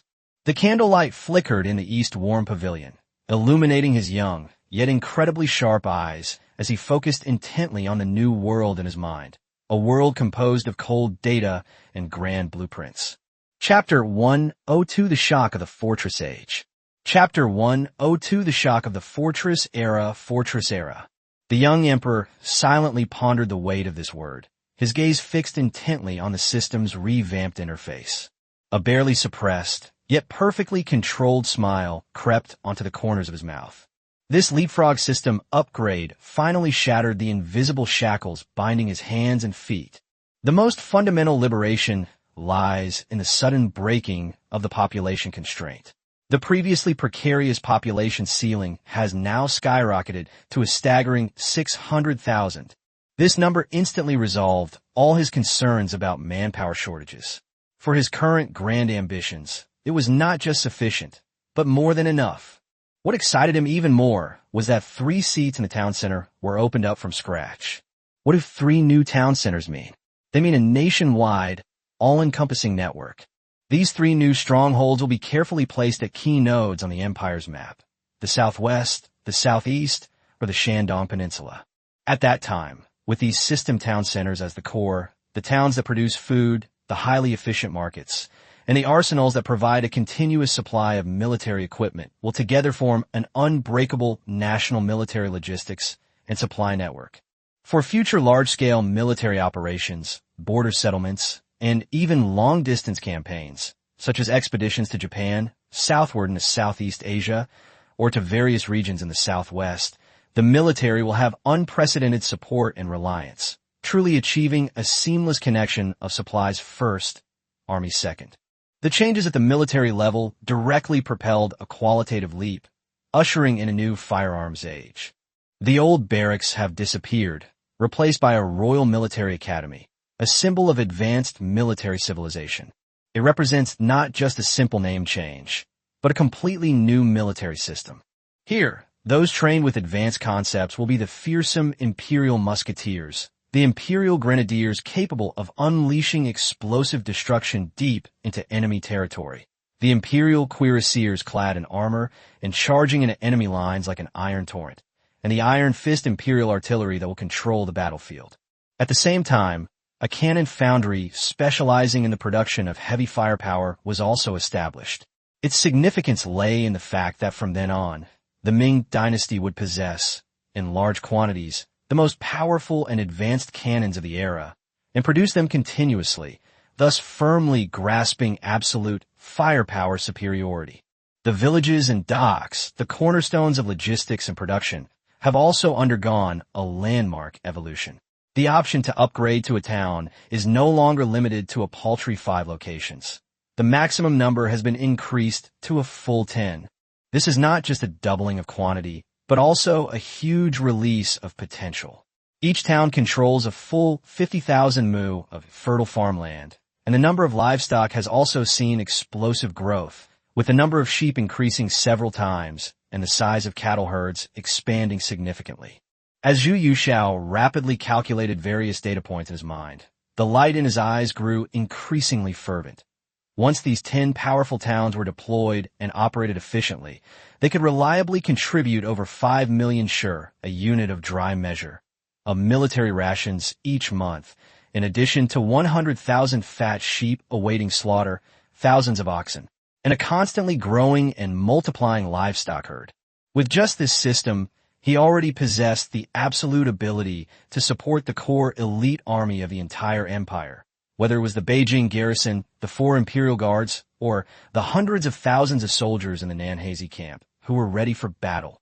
The newly established market perfectly resolved his last concern about financial operations. He had previously worried that the massive amounts of silver consumed by the system's operation and the armed forces would drain the national treasury and the people's wealth like a black hole, ultimately leading to an uncontrollable economic collapse. Now, these concerns have vanished. The market acts as a highly efficient conversion center, providing a direct channel for converting vast amounts of grain and fishery products into cash. It allows you to continuously exchange surplus system-generated resources, such as food, wood, stone, fish, and even beef and mutton, for silver, the hard currency of this dimension. This not only supports the system's self-circulation and upgrades, but can also become an important source of profit growth, injecting a powerful blood transfusion capacity into the national treasury. This will create a virtuous cycle that snowballs. The system produces resources to support troops, the market trades to generate profits, more resources are invested to accelerate system development, stronger war machines are obtained. Zhu Yuxiao continued to scan the system interface, and when that unusually familiar building logo came into view, he even had a slightly mocking feeling that even the system has completely given up on these Ming Dynasty officials. That symbol was none other than the Hanlin Academy. It represented a completely new, efficient, and absolutely loyal bureaucratic system for generating and cultivating talent. Although the number of officials directly generated by the system may still be limited in absolute terms, this is not a problem at all. As long as these loyal, reliable, and outstanding system talents are placed in key official positions as the core or a nationwide system oversight channel reaching directly to the imperial power is established, countless buck passing, shirking of responsibility, and double dealing can be cut off instantly, just like a sharp blade cutting through a rotten rope. The empire's administrative efficiency and governance capabilities will be elevated to a level that transcends the times. All notions of imperial power not reaching the countryside, and the emperor is far away, will become worthless pieces of paper and a laughingstock. The will of the imperial power will be like an inescapable shadow under the sun, clearly covering every inch of the Ming Dynasty's territory. Finally, the system upgrade filled the gaps in his system, which were also two crucial cornerstones, the steel mill and the textile mill. With steel mills, the Ming Dynasty was finally able to independently, on a large scale, and with high quality produce the most crucial strategic material, steel. This was the fundamental guarantee for building a fearless fleet, forging new cannons, mass-producing muskets, and creating new armor and military equipment. The arrival of textile factories directly impacted clothing and market trade. It greatly enhanced the processing capacity and efficiency of raw materials such as cotton, linen, and silk, producing large quantities of cloth, silk, and other essential and strategic materials. This will not only stabilize domestic livelihoods and improve people's quality of life, truly realizing the ideal of universal harmony where everyone is clothes to wear, but also work in synergy with the market to transform these industrial products into huge economic benefits and trade surpluses. More importantly, advanced textile capabilities can provide soldiers with standardized and more durable uniforms and logistical supplies, thereby enhancing the Army's logistical support capabilities. He planned to operate by recruiting local skilled craftsmen and managers, and combining advanced technical templates and efficient management methods. Once these two modern factories are operational, they will completely change the passive situation of the Ming Dynasty in the production of basic industrial products, and become a powerful engine to promote the budding of the Industrial Revolution and build a solid economic foundation for the fortress era. The establishment of this rudimentary industrial system will provide him with truly inexhaustible material support for his grand ambitions. Coming to his senses, Zhu Yuxiao took a deep breath, looked at his balance, and began to arrange the system buildings that could currently help him. The town center project must be postponed for now, as his current financial resources are insufficient to establish so many bases. Once the town center's revenue, the naval anti-smuggling operations, the 8 prominent families of Shangxi, and the mastermind behind the coup at the Meridian Gate are all apprehended this month, my treasury will have no shortage of funds. Moreover, with talented scholars from the Hanlin Academy serving as my protectors, I cannot tolerate those incompetent and useless parasites in the court for even a moment. 5 more large villages and towns will be built, and 10,000 farmers will be trained. The funding will be 300,000 taels of silver, which is essential for the logistics and revenue of the subsequent troops. 3 more large arsenals will be built, along with 6,000 farmers and 90,000 taels of silver, to expand production and equip the 4 battalions of the Emperor's personal guard and the Beijing garrison, which are currently being formed. A market is essential. Click to build one, costing 10,000 taels of silver. The other 4 must be deployed in the town center. 2 cannon foundries are enough. The remaining 3 can be deployed to other locations along with the towns. The The supporting system provides 4,000 villagers and costs 120,000. Then click to manufacture 500 Tiger crouching cannons, 20 tails/cannon, 200 Frankish cannons, 50 tails/cannon, 100 muzzle field guns, 1,000 tails/cannon, 30 red barbarian cannons, 1,000 tails/cannon, costing 150,000 tails. Chapter 103 The Ming Empire's Army Suffering from a Fear of Insufficient Firepower. Chapter 103 The Ming Empire's Army, plagued by a fear of insufficient firepower, naturally relied heavily on the Royal Military Academy. After all, political power grows out of the barrel of a gun. Learning from past lessons, he would definitely choose to train them directly into organized units. He clicked on a battalion-level unit's organizational structure and examined it closely. Battalion-level unit of the Ming Dynasty Army. Training cost, 2.3 million taels. Training duration, 10 battalions undergoing full load training for 1 month. Unit structure, over 28,000 personnel at full strength, comprising 2 Ming Dynasty Army commanderies, battalion-level directly subordinate units, and battalion-level directly subordinate heavy artillery. Battalion-level directly subordinate units. More than 3,500 personnel at full strength, including 5 Night Scout Centurions, 3 Messenger Centurions, 3 Heavy Cavalry Centurions, 3 Army Medical Corps, 8 Imperial Flintlock Centurions, 5 Cuirassier Centurions, 3 Military Law Inspector Centurions, and 3 Personal Guard Centurions. Battalion-level directly subordinate heavy artillery. 6,600 personnel at full strength, 200 muzzle-loading field guns, 1,015 personnel per gun crew, 80 Hongyi cannons, 15-20 personnel per gun crew, capable of firing grape shot, solid shot, and incendiary shells, with over 1,600 support personnel, capable of inflicting massive damage on enemy troops and buildings. Command structure: 1 general commander, with the authority to deploy troops with the Tiger Tally and make final decisions on campaigns. 2 deputy general commanders, assisting in military command. For chief of staff, formulating overall strategy and controlling the general staff, except for orders personally issued by His Majesty the Emperor. Any military action can only be carried out if more than half of the 7 general commanders and chief of staff agree. The department consisted of 3 inspectors responsible for verifying records of combat achievements, 24 staff officers divided into 3 sections: operations, intelligence, and logistics, 3 chief messengers coordinating messengers at all levels, and 24 logistics officers in charge of provisions, weapons, and pay. Army Commandery of the Ming Empire. Full strength 9,120 people. Training cost 1 million taels. Training duration. For battalions underwent full load training for 1 month. Command structure: 1 commander-in-chief, responsible for overall military operations. 2 deputy commanders-in-chief, responsible for frontline combat command. 2 assistant commanders-in-chief, in charge of provisions, weapons, and pay, and supervising military discipline. 8 secretaries of the operations department, formulating campaign plans, deploying fire networks, and commanding multi-service coordination. And 6 magistrates of the intelligence department, analyzing intelligence gathered at night, interrogating prisoners, and drawing enemy situation maps.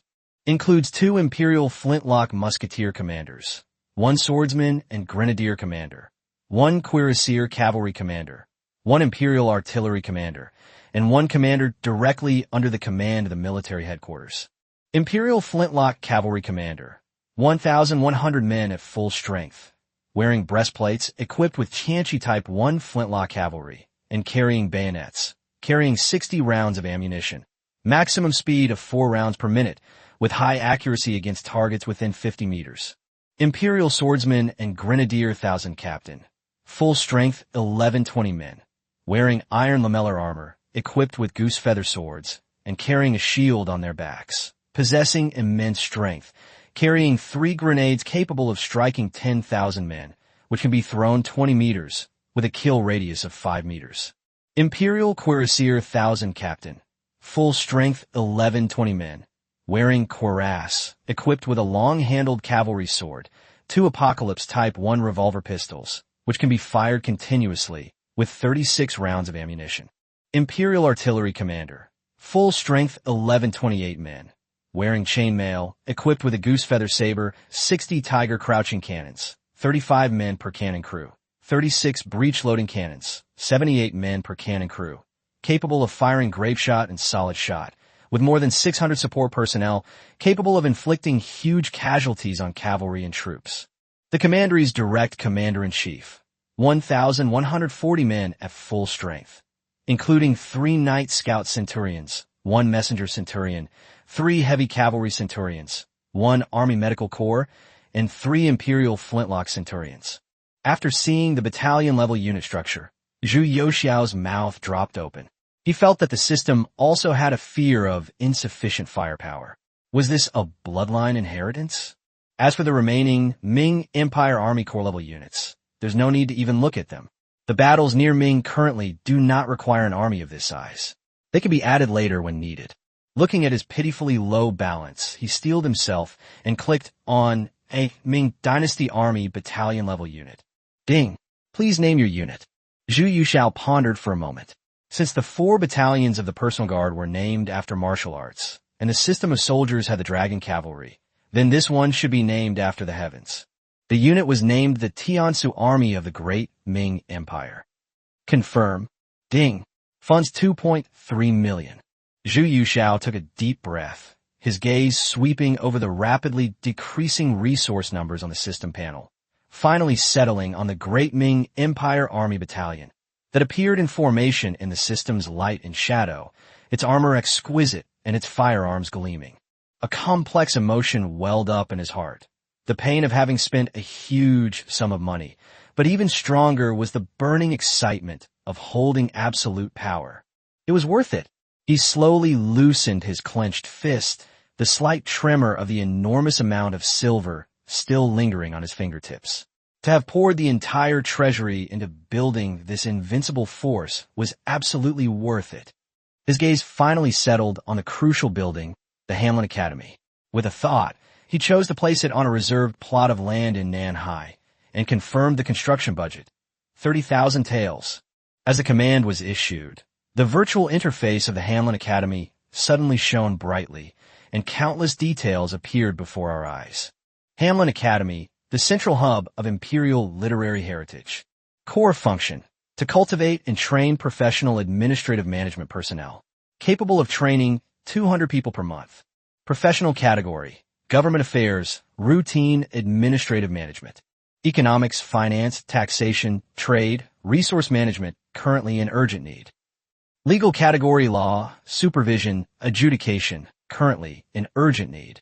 Technical research, engineering, manufacturing, and Ministry of Industry Affairs officials. Hierarchical system, reflecting the official system of the Ming Dynasty. Central cabinet officials, core decision-making team, training fee, 5,000 taels/person. Mid-level officials in the capital. Key personnel in the 6 ministries, the censorate, etc., 2,000 taels/person. High-ranking officials in prefectures and provinces, provincial administration commissioner, provincial surveillance commissioner, and other high-ranking officials, 3,000 taels per person. Mid-level officials in prefectures and counties, prefects, assistant prefects, and other principal officials, 1,000 taels/person. Local officials in the county government, county magistrate, county assistant magistrate, registrar, etc., 100,300 taels per person.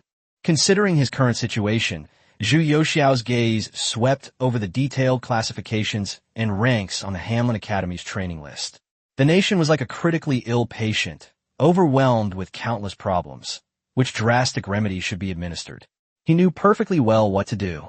The most urgent needs right now are to oversee officials and economic talents. Supervisory officials are used to pierce through the intricate and layered network of corruption, restore integrity to the government, and restore the authority of the law.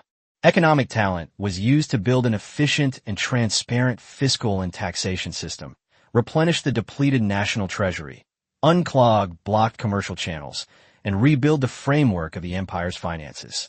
As for the regular government officials, although Zhu Youxiao disliked the current group of incompetent officials, he also knew that the operation of the vast Ming Empire could not be separated from the support of the grassroots. For now, he would be patient, allowing the imperial examination system to continue supplying personnel, filling gaps, and maintaining the basic framework. He was not a cruel and ungrateful ruler like Zhou Bapi. On the contrary, he knew better than anyone else that the meager salaries of Ming dynasty officials, along with the paper-thin allowances for maintaining integrity, were a system that forced good people into prostitution and was a breeding ground for corruption. This unhealthy trend stems from the system, not entirely from the evil in people's hearts. Therefore, a three-pronged approach must be taken to eradicate the root cause of the problem. High salaries to encourage integrity. Significantly increase the monthly salaries of officials across the country, along with sufficient funds to support their decent lives, thus eliminating their worries and strengthening oversight. Leveraging the talent cultivated today, we will build an independent, efficient, and authoritative oversight system that reaches directly to the highest levels of government, leaving no room for corruption and rebuilding the tax base. We will completely abandon outdated regulations and thoroughly reform the tax system. Establish a new fiscal and tax system that is fair, efficient, transparent in collection, and has a stable tax base. Taxes taken from the people should be used to protect the people and strengthen the nation. Zhu Yuxiao firmly believed that only by using these three powerful tools simultaneously, combining kindness and severity, could the filth and corruption be cleansed, the atmosphere of officialdom be renewed, and all officials in the world be made aware of loyalty, integrity, and fear. With a thought, he quickly operated the system. Training. 2 high-ranking officials in the central government, economics category, 30 mid-level officials in the capital. 2 high-ranking officials in the central government, judicial category, 30 mid-level officials in the capital. Funds 160,000 taels. In an instant, the silver figure symbolizing wealth on the system panel shrank rapidly like melting snow, finally freezing starkly at silver, 160,000 taels. Zhu Yuxiao checked his system panel balance, then looked at the remaining buildings, especially the mint. However, he was currently short of a considerable amount of silver, so he had no choice but to harden his heart and close it. He breathed a sigh of relief. He was still too poor, but it didn't matter. He had only been on the throne for a little over a month, yet he already possessed military power that previous emperors of the Ming dynasty had never dared to dream of. Then, thinking of those Donglin party members and the Western robbers who plundered the world, I couldn't help but grit my teeth in hatred. All that money belonged to me. All of it belonged to me. Chapter 1-0 for the Palace Coup at the Meridian Gate. Chapter 1-0 for the Palace Coup at Meridian Gate since the mid-Wanli period, when Gu Xianchang hung the couplet, the sound of wind, rain, and reading, all sounds enter the ear. Family affairs, national affairs, and world affairs, all are of concern at Donglin Academy in Wuxi. This seed has grown wildly in the rotten soil.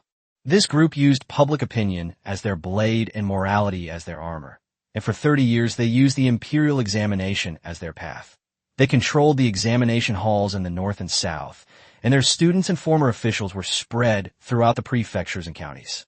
Using public opinion as a tool, manipulating the official gazette and printing collections of essays, instilling the idea that either Donglin members or treacherous officials into the marrow of the literati, using death as a pretext for remonstrance.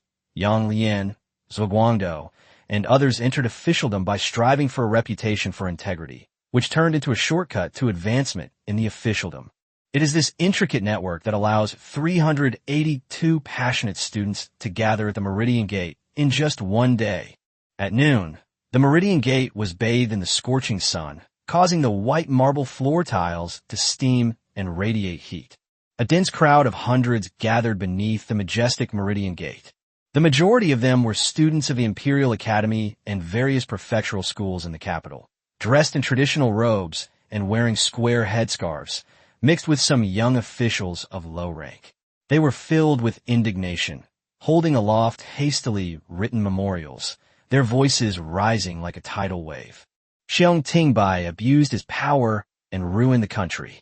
He recklessly provoked border conflicts and caused chaos in Liaodong. Your Majesty is wise. Retract your order. Punish Xiong Man. The Governor-General of the Metropolitan City and War Inspection Office is competing with the people for profit, exploiting merchants. This has angered both the people and the heavens. The Shishan Mine case. They're implementing the old policies of Emperor Shinzong. Their oppressive rule is more ferocious than a tiger. The people are suffering terribly. If your majesty does not heed loyal advice, the nation will cease to exist. The state will be in grave danger. Slogans rose and fell, filled with a self-righteous sense of justice and arrogance. They seemed to embody justice, believing that the emperor must heed their loyal advice. Otherwise, he would be incompetent and tyrannical, inevitably leading to the downfall of the empire. Guarding the Meridian Gate were the Wuxian Battalion's personal guards, who were still undergoing reorganization. The soldiers wore brand-new fish-scale armor, held long spears, and carried goose feather sabers at their waists. They stood solemnly like a forest with sharp eyes. They looked at the group of noisy scholars in front of them and felt a surge of anger rising within them. These soldiers were mostly from good families in the capital region or selected from elite border troops. They despised these pedantic scholars who knew nothing about military affairs, only knew how to talk nonsense, and even slandered the emperor and the soldiers on the front lines whom they admired. However, military discipline was strict, and their superiors had given strict orders not to act without permission. They could only suppress their anger and form a human wall to block the students who were trying to storm the palace gates. It was this restraint that fueled the other party's arrogance. The students who were leading the most trouble became even bolder when they saw that the soldiers were only blocking them and did not dare to take action. One of the students, a tall and imposing figure, was extremely arrogant, relying on his family background from a prominent family in Jiangnan. While shouting, "Treacherous officials are in power, deceiving the emperor," he forcefully shoved a young soldier who was blocking his way. "Get out of my way! You soldiers! How dare you stop us from speaking up for our country?" He spat as he spoke, his expression arrogant. After saying this, he took 3 steps forward, pointed at the nose of a soldier from the Wuxian Battalion, and spat at him. "You worthless scoundrels! Do you know that my uncle is the Vice Minister of Rights in Nanjing? You dare touch my clothes, and I will surely send you to the border regions." Caught off guard, the soldier stumbled and his helmet tilted to one side. Seeing this, the surrounding soldiers' anger intensified. They gripped their weapons tightly, but still managed to restrain themselves from retaliating. Just then, a young officer dressed in the colors of a small flag, who came from the Imperial Guard, strode over. He was none other than Chun Feng, the junior officer in charge of this section of defense. "What's going on?" Chun Feng's voice was as cold as ice, and his gaze swept over the student who had pushed the man and the soldier with a resentful expression. The soldier who had been pushed, his face contorted with humiliation, pointed at the student and cried, He pushed me." Chun Feng's gaze was fixed on the student who still looked disdainful, his eyes so sharp they seemed to pierce through him. He did not immediately lash out, but instead turned to his soldiers, his voice suddenly rising like thunderclaps before the Meridian Gate. "Who are you?" The soldiers instinctively straightened their backs and roared in unison. "The Emperor's personal guard." "Very good." Chun Feng turned around abruptly, pointing his halberd at the student who had pushed the man, his voice carrying a murderous aura like the clang of metal. "The Emperor's personal guards must act like the Emperor's personal guards. This man has openly attacked the Emperor's personal guards, which is tantamount to treason. Seize him." "Yes." 2 fierce-looking guards immediately pounced on him, and without saying a word, they pinned the prisoner who was still shouting, "You dare!" to the ground and dragged him in front of Chun Feng. The Meridian Gate fell silent instantly, everyone stunned by the sudden turn of events. The student, pinned to the ground, still struggled and shouted, "Let me go! You soldiers! Do you know who I am? I'm going to file a complaint with the Emperor. I'm going to sue you." Chun Feng looked down at him, a cruel smile playing on his lips. "What is the Nanjing Vice Minister of Rights? We only have one person behind us, and that is His Majesty the Emperor of the Great Ming Empire. Didn't you ask us if we dare to touch the hem of your clothes? Of course, it's more than that." Before he finished speaking, his right hand swiftly pressed down on the hilt of the knife. Clang! A bright, white blade flashed through the air like a bolt of lightning. A head wearing a square scarf flew into the air, and scalding blood splattered on the bluestone slabs in front of the Meridian Gate. A shocking sight. Dead silence. Absolute silence enveloped Meridian Gate Square. The students and officials who had just been indignant and making a deafening commotion fell silent, like ducks with their necks being choked. Their faces were deathly pale, their eyes wide with terror as they stared at the headless corpse on the ground, the head that had rolled to the side with a look of astonishment on its face, and Chun Feng, who stood with a knife in hand, covered in blood. A strong, pungent smell of blood filled the air, making one want to vomit. "There's been a murder." After a brief silence came even more chaotic screams and wails. The loyal ministers and righteous men who had just been so passionate and fearless were now, like frightened quails, their legs weak. Many people collapsed to the ground, and some even knelt down, kowtowing repeatedly toward the palace gate, tears streaming down their faces. Your Majesty, please have mercy." Injustice. The student was merely concerned about national affairs. "Your Majesty, please do justice for us. The palace guards are indiscriminately killing innocent people." The scene instantly transformed from a generous petition to a mournful pleas for mercy. The spirit and backbone of these intellectuals, faced with true, brutal slaughter, proved as fragile as paper, easily torn apart. All that remained in front of the Meridian Gate were terrified cries and an overwhelming stench of blood, resulting in an extremely awkward stalemate. Amidst the chaos and fear, a resolute glint flashed in the eyes of an elderly man with white hair and beard, dressed in the robes of a seventh-rank official. He abruptly shoved away the person supporting him, staggered towards the massive stone pillar on one side of the Meridian Gate, and shouted at the top of his lungs, Your Majesty, if we do not heed the loyal advice of our scholars today, Liaodong will surely suffer a crushing defeat in the future. The Ming dynasty is in grave danger. This old minister is willing to die to prove my loyalty." Before he could finish speaking, under the watchful eyes of countless terrified people, he rammed his head hard into the incredibly hard white jade pillar. A deep, chilling bang. The old man's head shattered, and blood and brain matter splattered onto the white stone pillar.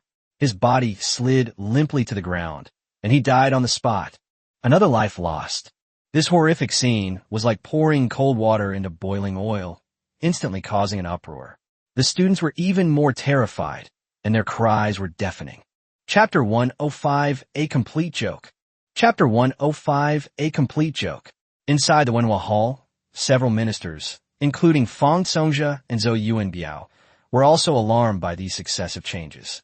The hurried footsteps and faint cries made them uneasy. Bang!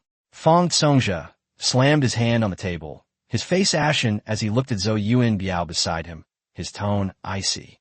"Lord Zhou, isn't this going a bit too far? Threatening to kill yourself. Are you trying to put His Majesty in an unjust position?" Zhou Yuanbiao was also startled. This act of crashing into the pillar was clearly beyond the scope of their conspiracy. However, he reacted quickly, immediately standing up with an expression of shock and innocence. "Your Excellency, I truly know nothing about this matter. Although I am also concerned about the affairs of the country and feel that Your Majesty may have made some oversights, I have absolutely no intention of being so vehement. This must have been caused by some students acting recklessly in a fit of anger. I am terrified." He completely absolved himself of any responsibility. Fang Songjia snorted coldly, his eyes flashing with a cold light. How could he not know that Zhou Yuanbiao was pretending to be stupid? But now was not the time to pursue the matter. Let's go quickly to the Meridian Gate. If this continues, what kind of behavior will this be? He stood up first and led several cabinet ministers, hurrying towards the Meridian Gate in an attempt to calm the situation and clean up the mess. Just as Fang Songjia and others stepped out of the Wenhua Hall, amidst the deafening cries and utter chaos in front of the Meridian Gate. Clang, clang, clang, clang, clang, clang. A rapid, popping sound of horses' hooves came from afar, penetrating the hustle and bustle of the capital from the direction of Xingyang Gate, striking the hearts of everyone like a war drum. The voice carried an undeniable sense of urgency, instantly drowning out the wailing and chaos in front of the Meridian Gate. Everyone's attention was unconsciously drawn to it, and there came a magnificent horse covered in sweat and foaming at the mouth, charging from the end of Chipon Street like an arrow released from a bow. On horseback, a courier covered in dust and sweat, his helmet askew, his face smeared with sweat and dirt, his uniform torn by thorns, seemed oblivious to the pain. He clung tightly to his horse, his right hand holding aloft an urgent document with 3 blood-stained pheasant feathers stuck in it. Report.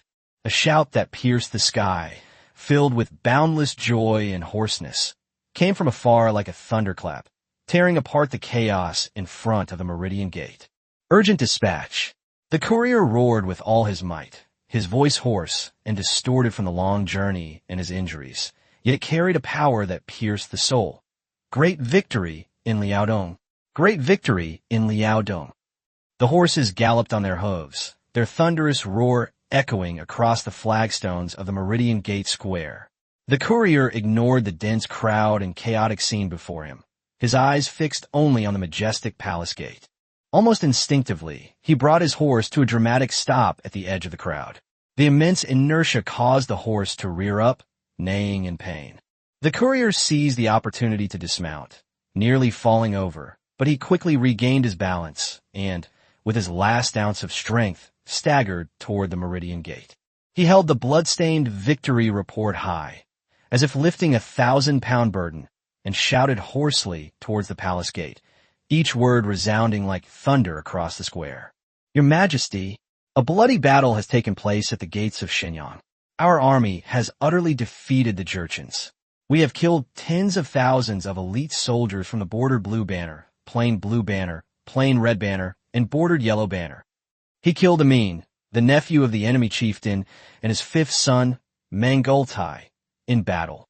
He also killed 37 officers of the rank of Jiala Ijin and above in battle. 103 officers of the rank of Niru Ijin and above were killed in battle. 18,000 heads of the Jurchens were slain in battle. Countless supplies were captured. General Xiong personally led a large army to pursue the victory and has recovered important towns in Liaodong, such as Fushun and Kaiyuan. The crisis in Liaodong has been resolved.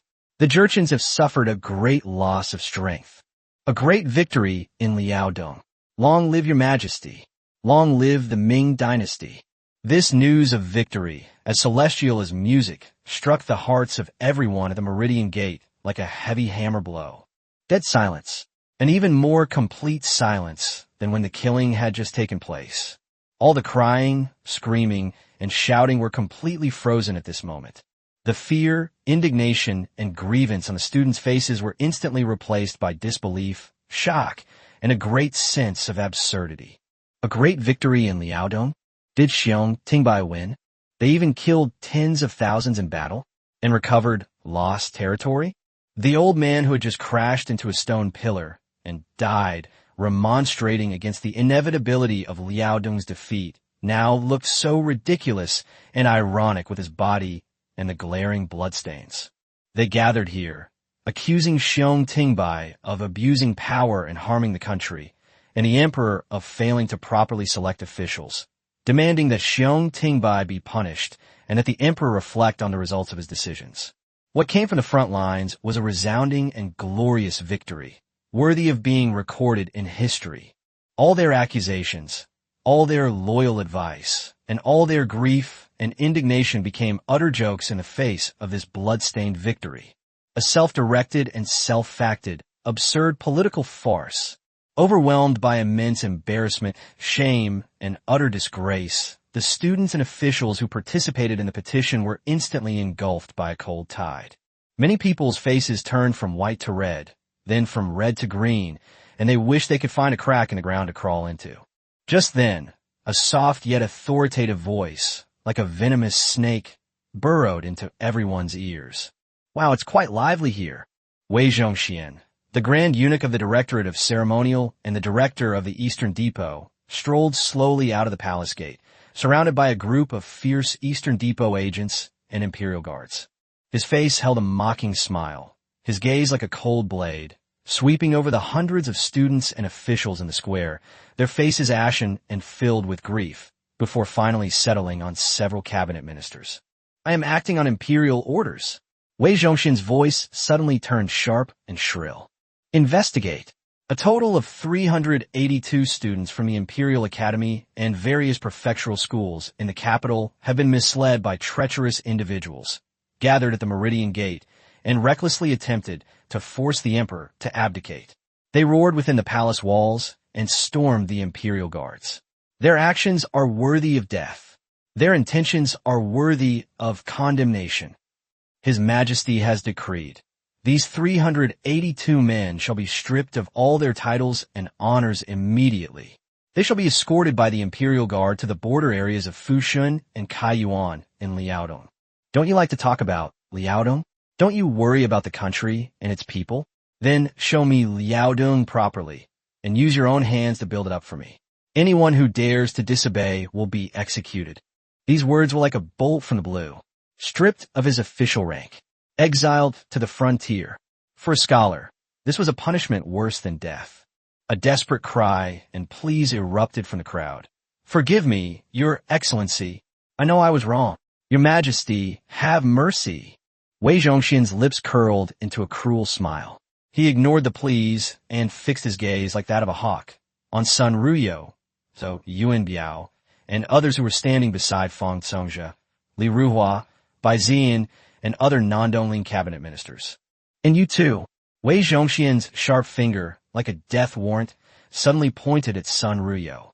Upon investigation, it has been found that Sun Ruyo, Minister of Rights, Li Sankai, former Grand Canal Transport Commissioner, Zhou Yuan Biao, Censor of the Censorate, Yang Lian, Supervising Secretary of the Ministry of War, Wei Dazhong, Wang Huazhen, Zhou Qiyuan, and other supervising secretaries of the Ministry of Personnel, along with others, formed cliques for personal gain, incited students, manipulated public opinion, and attempted to force the emperor to abdicate through despicable means, thereby shaking the foundations of the nation. Their crimes are heinous and unforgivable. The person whose name was called turned deathly pale instantly. Chapter 106, How to Bestow Rewards. Chapter 106, How to Reward. You eunuch, you're spouting lies. Sun Ruyo, as if a cat whose tail had been stepped on, jumped up suddenly, pointing at Wei Zhongxian and screaming shrilly. We are loyal to the country. How could we be accused of forming factions? How could we be accused of forcing the emperor to abdicate? It is clearly you eunuch, who falsely conveyed the imperial edict and framed loyal officials. I want to see His Majesty. I want to meet the emperor. Yes, falsely claiming imperial edicts, framing loyal officials. Zhou Yuan Biao hurriedly echoed, his voice trembling slightly. Your Majesty, you are wise. Our loyalty is unwavering. Sincerity? Wei Zhongxian let out a sharp sneer, as if he had heard the biggest joke in the world. He slowly pulled a thin booklet from his sleeve, casually flipped to a page, and read it aloud, word by word, in his distinctively effeminate tone. On the 11th day of the 10th month of the first year of Taichung, at the third quarter of the hour of Yu, 5:45 p.m., in the secret room of the backyard of the private residence of Zhou Charuwei, the assistant director of the Personnel Selection Department of the Ministry of Personnel. Attendees included Sun Ruyo, Li Sankai, Wang Wenyin, Zhou Yuan Biao, Yang Lian, as well as Wang Huazhen, Yuan Huazhong, Gu Dezhong, and others who secretly plotted a strategy to use the Liaodong affair to force the emperor to abdicate at the Meridian Gate. Minister Sun declared eloquently, Xiong Tingbai is His Majesty's henchman. Removing Xiong is like cutting off the emperor's arm. We should use the scholar's righteous criticism as a weapon to force him to reflect on his actions. Wei Zhongxian closed the booklet, looking at Sun Ruyo, who was pale and trembling all over, with a half-smile. Minister Sun, you haven't forgotten the time, place, and people involved, have you? Should I bring Zhou Charuwei out of the imperial prison and confront him with you face to face? You... Sun Ruyo pointed at Wei Zhongxian, his fingers trembling violently, his lips quivering, but he couldn't utter a single word. Finally, his eyes rolled back and he fainted. 2 guards dragged him up like a dead dog. His Majesty has decreed that the Eastern Depot and the embroidered uniform guard be immediately arrested and brought to justice. Their residences be sealed off. Their crimes be thoroughly investigated. Take them down. Wei Zhongxian gave the order, and the Eastern Depot agents and embroidered uniform guards pounced on them like hungry wolves. The eunuch faction is a scourge to the country. They are persecuting loyal officials. Your Majesty, please investigate. Yang Lian struggled and tried to crash into the stone lying beside him, but was held down firmly by the guards. I want to see His Majesty. You're framing me. Framing me. Wei Dazhong roared, but his mouth was gagged. I'm a censor. Reporting based on hearsay is not a crime. Not a crime. Zhou Yu and Biao cried out, his face ashen, collapsing to the ground as the guards seized him, muttering, It's all over, all over. Fang Congzhe, Li Ruhua, Bai Ziyan, and several other non-Donglin cabinet ministers looked at the sudden and brutal arrest with complex expressions. A deep, expectant look flashed in Fang Congzhe's eyes, while Li Ruhua's expression of reluctance ultimately turned into a sigh. Bai Ziyan frowned, staring thoughtfully at the blood-stained victory report. They didn't say anything to stop it, but simply watched the farce come to an end in silence. His Majesty has decreed that the Eastern Depot and the embroidered uniform guard be immediately arrested and brought to justice. Their residences be sealed off. Their crimes be thoroughly investigated. Seal off the Donglin Academy in Wuxi, all Donglin rebels on the official register, and their associates in Jiangnan and Lianghuai, whoever has provided financial assistance, colluded with, or protected them, shall be considered accomplices. Their property shall be confiscated. The ringleaders shall be imprisoned. Anyone who dares to resist. Wei Zhongxian's voice, like a pronouncement from hell, echoed throughout the Meridian Gate. Execute. 9. Clans. Wei Zhongxian paused, his gaze sweeping over the terrified faces, his voice cold and clear, ensuring every word reached the ears of everyone present. His Majesty's decree. The Donglin Academy in Wuxi, which claims to be a place of pure and upright conduct, is in reality a breeding ground for corruption, factionalism, and undermining of the foundation of a nation. Under the guise of lecturing and discussing philosophy, they secretly gather followers and stir up trouble in the court and among the people, debating politics, slandering the emperor, and interfering in military affairs. The embroidered uniform guard and the Eastern Depot have obtained irrefutable evidence that people like Lin Biao from Shandong used the Liaodong affair to spread rumors, obstruct the flow of speech, form cliques to attack loyal officials, and even plot to gather a crowd to coerce the emperor. Such behavior is no longer a matter of public opinion, but is in fact treason. His Majesty is furious. Therefore, the director of the Eastern Depot, Wei Zhongxian, together with the governor of Yingtian and the prefectural government of Changzhou, hereby order that they proceed immediately. First, seal off the Donglin Academy in Wuxi. Immediately close its doors, destroy its lecture hall and inscriptions, and confiscate all its documents, books, and accounts. Second, all the Academy's land, houses, deposits, and donations from students shall be confiscated and turned over to the government. They shall be used as military funds for Liaodong to atone for its crimes. Third, all those whose names are on the list of traitors in the Donglin General's Register, as well as those who are hiding in the Academy and have been misled and funded by them, regardless of their official rank or position, shall be arrested and severely interrogated to find out the truth about their collusion, framing of loyal officials, and slander of the government. Fourth, anyone in the Jiangnan and Lianghuai regions who shelters the families of Donglin rebels, transfers embezzled funds and goods, or informs them of wrongdoings, shall be regarded as a member of the rebels and shall be punished with the same crime as the principal offenders. After Wei Zhongxian finished speaking, a cruel smile appeared on his face, and his voice suddenly rose, like a sharp steel knife scraping bone. With the issuance of this imperial edict that solidified the charges of treason, forming a clique to harm the country, framing loyal officials, obstructing Liaodong affairs, and slandering the government, along with specific orders to seal up, arrest, and confiscate property, the situation became clear. The square in front of the Meridian Gate was completely transformed into a battlefield, with cries, the clanging of chains, shouts, and pleas for mercy all mingling together. The officials and students who had just been praising themselves as upright and honest were now being dragged away roughly like pigs and sheep waiting to be slaughtered. The Donglin Party, This seemingly lush and powerful tree collapsed in the face of the iron fist of imperial power and the blatant charge of treason. The Imperial Guard from the capital have already ridden south, accompanied by 3,000 elite cavalry. The Donglin Academy in Wuxi, along with the wealthy gentry and salt merchants involved in this matter, are doomed to perish in an instant. Those behind the scenes were ashen-faced.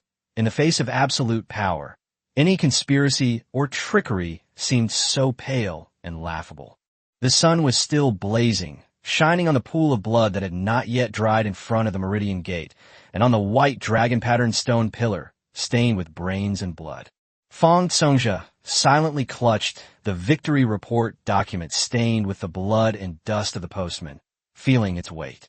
He took a deep breath, no longer looking at the mess behind him, turned around, and walked steadily, but with a hint of imperceptible urgency, towards the Qianxing Palace. A group of officials followed behind him as they went to the Qianxing Palace to report the victory. In any case, the Liaodong campaign was won, which was a good thing.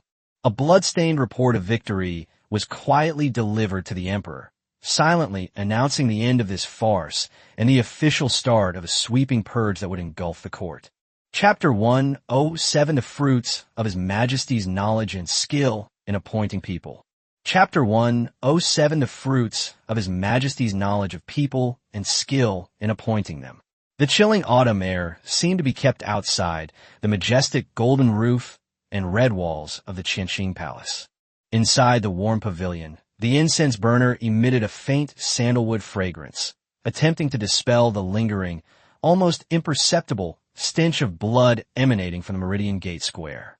The young Tianqi Emperor Zhu Yuxiao leaned back on the dragon bed covered with bright yellow brocade cushions, holding a memorial in his hand, his expression focused, as if the uproar of heads rolling in front of the Meridian Gate had never happened. Wei Zhongxian, the chief eunuch of the Discipline Inspection Commission and the director of the Eastern Depot, stood quietly to the side with his head bowed, like a silent shadow, showing no trace of the arrogance he had displayed moments before.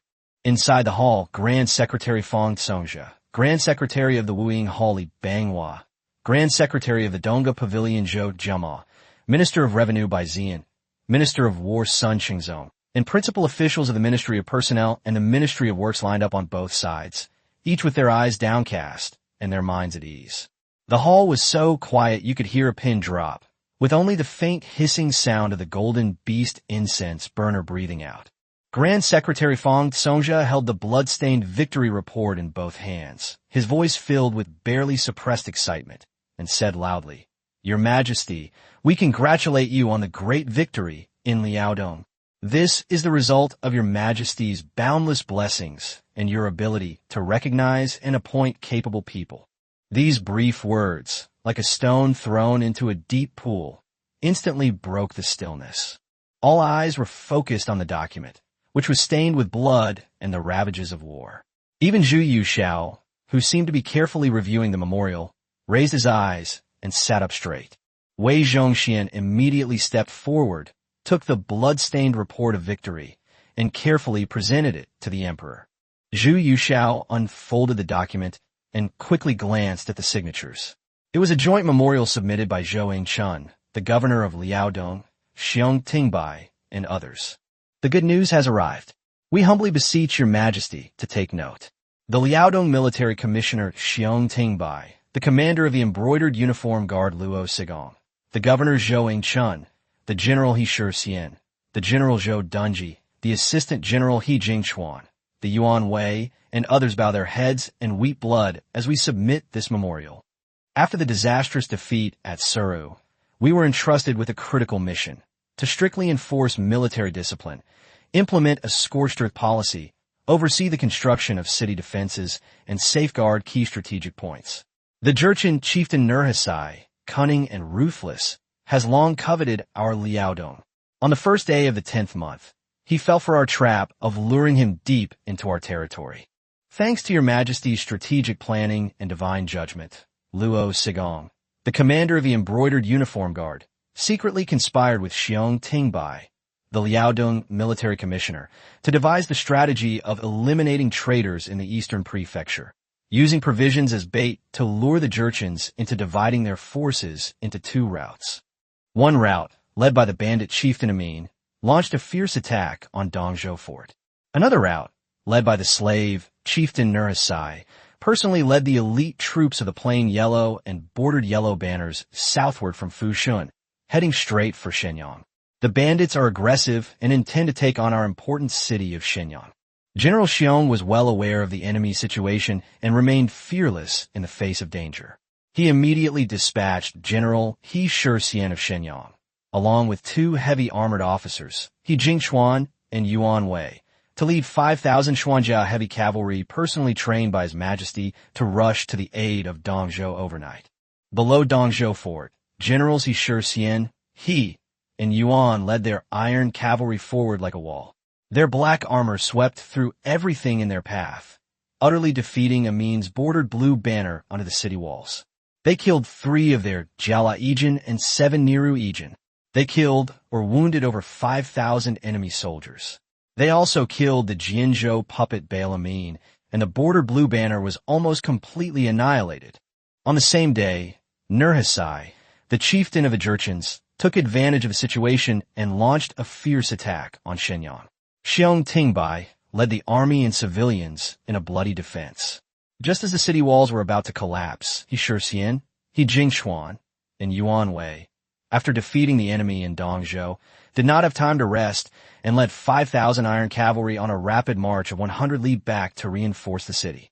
Like thunder from the sky, they struck directly at Nurhaci's main camp. The iron cavalry charged into the enemy lines, 5,000 armored warriors, carrying the might of a great victory, broke through the enemy lines. The main force of the Manchu chieftain was thrown into chaos. The plain yellow banners Gushunajin Idu fought bravely, but was killed, and the elite troops of the bordered yellow banner were routed. Seeing that the situation was hopeless, Nurhaci was terrified and led his remaining troops in a disarray to flee north. General Xiong acted decisively, ordering his troops to pursue the enemy while they were ahead. Within 10 days, they recaptured Kaiyuan, Tiling, Fushun, and other former territories. They burned their stockpiles, destroyed their camps, and are now making every effort to repair the border walls to secure the frontier. In this battle, thanks to His Majesty's divine might and the soldiers' valiant efforts, 11 Jurchen generals of the bordered blue banner, plain yellow banner, and bordered yellow banner were killed in battle. 27 Niru Ijin were killed or wounded. More than 10,000 Jurchen elite armored soldiers were killed or wounded. Countless supplies of grain and fodder were burned. The important Liaodong towns of Kaiyuan, Tiling, and Fushun were recovered. Our loyal and brave soldiers also suffered more than 8,000 casualties, but their loyal souls will never be forgotten, and their spirit will be as strong as mountains and rivers. The Jurchen chieftain has suffered a severe blow, with his elite troops decimated and his morale shattered. Furthermore, with His Majesty's divine cavalry lurking nearby, he will likely not dare to venture south again this winter. Liaodong is temporarily safe. This is all thanks to His Majesty's wise guidance and the personal command of the divine troops. Xiong Tingbai, Zhou Yingchun, Luo Sigong, and others have followed the emperor's strategic plans and commanded the troops skillfully. He Shisian, He Jingchuan, Yuan Wei, Zhang Mingshi, Zhou Dunji, Ran Yuelong, Yu Shigong, and other generals fought bravely and made outstanding contributions. Your Majesty, we respectfully report our victory and humbly hope that Your Majesty may find some solace. However, our soldiers are exhausted, the border walls need repair, and supplies of provisions and weapons are urgently needed. We humbly request Your Majesty's decision. At the end of the document was a list of Xiong Tingbai's generals and soldiers who had been commended for their merits, as well as an abridged list of the fallen soldiers. Excellent. Minister Xiong has lived up to my expectations. Zhu Youxiao's brows furrowed with worry, and he clapped his hands in praise. He had only been on the throne for a short time and lived deep within the palace.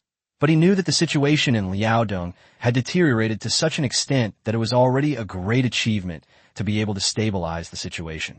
This time, the reconstruction of the enemy and the recovery of lost territories were even more astonishing achievements.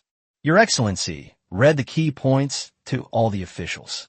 Wei Zhongxian bowed and responded, his voice booming as he read aloud the key contents of the victory report, instantly invigorating the atmosphere in the hall. Even though the bloodshed at Meridian Gate was still fresh in everyone's mind, this heroic feat from beyond the Great Wall was, after all, a piece of good news that dispelled some of the gloom. Zhu Yuxiao put down the document, his eyes sweeping sharply over the assembled officials below, his voice carrying an unprecedented sharpness. The soldiers of Liaodong fought valiantly and achieved unparalleled feats, and they deserve a great reward. Not only should they be rewarded, but the whole world should know of it. Let the world understand that as long as one makes outstanding military contributions to the Ming dynasty, the court will not hesitate to bestow titles, honors, and wealth upon them. Grand Secretary, all the ministers, the Ministry of Revenue, the Ministry of War, you all discuss how to reward them. In particular, Minister Xiong and Minister He have made outstanding contributions. How should they be rewarded? The emperor's words clearly expressed his intention to reward generously and exceptionally, and to set an example to inspire all military men in the land. The atmosphere in the hall instantly became more subtle. Improper rewards and honors can, at best, demoralize the soldiers, and at worst, incite arrogance and recklessness, and even affect whether Liaodong will remain stable or descend into chaos. As the Grand Secretary, Fang Congzhi was well aware of the weight of this matter and cautiously spoke. Your Majesty is wise. General Xiong turned the tide and made great contributions to the country. General He is brave and outstanding in the army, and his deeds will be recorded in history. It goes without saying that he will be richly rewarded. Xiong Tingbai was originally appointed as the left Vice Minister of War and Governor-General of Liaodong. Now, with his outstanding achievements, I believe he should be promoted to the title of Minister of War, with the additional title of Grand Tutor to the Crown Prince, while still serving as Governor-General of all military affairs in Liaodong. He should be granted the special authority to appoint officials by imperial decree, and all civil and military officials of the 5th rank and below in Liaodong should be promoted, transferred, or demoted first, with reports submitted afterward. He should also be bestowed with a python robe and jade belt, and generous rewards of gold and silver. This is already sufficient to demonstrate your Majesty's favor and honor. He paused, glanced at the emperor's expression, and continued, as for General He Shisian of Shenyang, he killed the false Prince Amin in battle, broke through the bordered blue banner, returned to Shenyang to reinforce it, and directly attacked the slave chieftain's camp. His achievements are unparalleled in the world. I believe that he should be promoted to Left Commander-in-Chief of the Left Army Commandery, effectively appointed Commander-in-Chief of Liaodong, and granted the title of Earl of Jinglu to recognize his outstanding achievements. Although this title is a nominal one, it is enough to make all the warriors in the world envious and willing to die for him. Chapter 108 Marquis of Ningyuan in the Ming Dynasty. Chapter 108 The proposal from Fang Congzhi, Marquis of Ningyuan of the Ming Empire, was already very generous, especially the conferment of the title of Earl upon He Shisian, which was an extremely high honor that military generals could obtain in the mid to late Ming Dynasty. However, he did not mention conferring a title upon Xiong Tingbai, which was in line with the custom that civil officials were not easily granted titles. However, Zhu Yuxiao was clearly not satisfied with this. His gaze sharpened as he turned to the others. You all have something to say. The crowd's expressions shifted slightly. His Majesty hadn't directly adopted the Grand Secretary's suggestion, but instead sought their opinions. This meant he wasn't satisfied with the reward. Your Majesty, while Grand Secretary Fang's words are reasonable, General Xiong's achievement is far beyond what is simply stabilizing the situation, said Sun Qingzong, Minister of War, stepping forward. His voice was deep and resonant. After the Battle of Saru, Liaodong was in dire straits. Xiong Tingbai took office for less than a year, and he recaptured Tiling and secured Shenyang. He also inflicted a major defeat on the main force of the Jurchens outside Shenyang, killing more than a dozen generals. This is a rare victory for our dynasty since the rise of the Jurchens. If we only bestow titles and gifts, it may not be enough to show His Majesty's emphasis on military achievements. I believe that his title should be promoted. Sun Xingzong raised his eyes to meet the gazes of the entire court. During the Hongwu era, Wang Bai was enfeoffed as the Marquis of Dingyuan for his merits. During the Jingde era, Wang Yangming was enfeoffed as the Earl of Xinjian for suppressing the rebellion of the Prince of Ning. There are precedents for civil officials to be enfeoffed for their military merits. Xiong Tingbai, as a civil official, wielded the imperial sword to pacify Liaodong and made such a great contribution. He can be granted the title of Earl of Dingliao with a fief of 300 households. This title would not only preserve his dignity as a civil official, but also demonstrate the weight of his military achievements. Grand Secretary Zhou Jima's expression changed slightly, and he immediately stepped forward. Your Majesty, Wang Yu's conferment of the title of Earl is an old matter from the Jingde era, and his merits were in the Hatao region, which is slightly different. Xiong Tingbai's merits are indeed for the benefit of the nation, but his primary duty is to supervise the army as a civil official.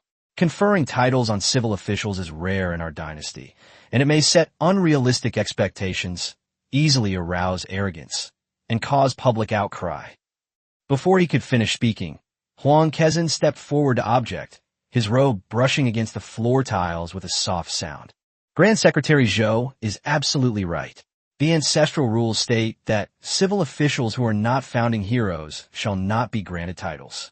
Wang Yangming's conferment of the title of Earl was a special favor from Emperor Shizong, and his role in suppressing the rebellion was pacifying the interior, while Xiong Tingbai's role was defending against external threats. Moreover, the later Jin dynasty has not yet been destroyed, and Liaodong has not yet been recovered. To bestow a title of Earl at this time would be too hasty. What if he achieves further merit in the future? How should he be rewarded then? Noble titles should not be granted lightly. He paused, then said, Moreover, Commander Xiong was originally the left vice minister of the Ministry of War. If we were to discuss additional titles, he could at most be promoted to the rank of Minister of War, which would be the highest he could achieve. Minister Sun Xingzong is currently in office, so we cannot take away his official position. In addition, we can add the title of Grand Tutor of the Crown Prince, grant him a hereditary title, and reward him with gold, silver, and colorful silks, which would be more than enough to reward his merits. Wang Zijin, the Minister of Personnel, sneered and stepped forward to retort. Minister Huang only knows one side of the story. Wang Ji's campaign against Lu Chuan was rewarded with the title of Earl of Jingyuan for his civil service. Wasn't that a meritorious service in defending against foreign enemies? During the Jingde reign, Ma Wensheng was appointed Minister of War and concurrently served as the commander of the regiments. He served in the same court as Lu Yu, the Minister of War at the time. There's already a precedent for this practice of granting titles and holding actual positions concurrently. When Xiong Tingbai took office, more than half of the military households in Liaodong had fled, and there was no armor, weapons, or food. He recruited refugees to form an army, cast firearms, and repaired city walls, thus building 3 lines of defense outside Shenyang. Now we have killed over 10,000 and recovered 100 miles of territory. Such achievements are even more difficult to accomplish than Wang Yangming's suppression of the rebellion. If we are only given an honorary title and some gold and silver as a reward, the soldiers on the front lines will think, even the merits of a military governor are only worth this much. What can we lowly soldiers get? At that time, who will be willing to risk their lives? Li Banghua, a Grand Secretary of the Wuying Hall, also offered a tactful advice. Your Majesty's affection for meritorious officials is evident to all. However, according to ancestral laws, there is a distinction between civil and military officials. Xiong Jinglu has already reached the pinnacle of his position as Grand Tutor of the Crown Prince and Minister of War, and his honors are beyond measure. If we were to bestow upon him a title, he would likely become too powerful and influential, making him difficult to control not only in Liaodong, but also in the imperial court. It would be more prudent to reward him with generous gifts of gold, silver, land, and houses, which would benefit his descendants. Wei Zhongxian had been observing coldly, but at this moment he keenly caught the emperor's resolute gaze and intentions. He knew that this was the perfect opportunity for him to consolidate the emperor's favor and strike at the corrupt officials. If His Majesty wants to promote someone beyond the usual ranks, then he must support the emperor's decision to do so. How can a servant like him let his majesty suffer such a fate? Wei Zhongxian stepped forward, his voice not loud, but exceptionally clear and powerful. Your Majesty, I dare to speak frankly. Your Majesty's desire to revitalize the military to defend against powerful enemies is a blessing for the nation. Commander Xiong's achievements are earth-shattering, far surpassing those of ordinary civil officials. General He's bravery is unparalleled in the entire army, also beyond the reach of ordinary military generals. I believe Your Majesty's words are absolutely correct. Extraordinary achievements deserve extraordinary rewards. He looked around, his gaze sweeping over several cabinet ministers. If Wang Yu could be granted the title of Earl, why can't Xiong Tingbai today? Is it possible that the achievements of our great Ming today are not as great as the merits of Waning in the past? Your Majesty intends to inspire the people with this, so that civil officials who are knowledgeable in military affairs will be courageous in taking on their duties, and military generals who dare to fight will be fearless in the face of danger. This is a do-or-die move to boost the prestige of the nation, or a few criticisms worth.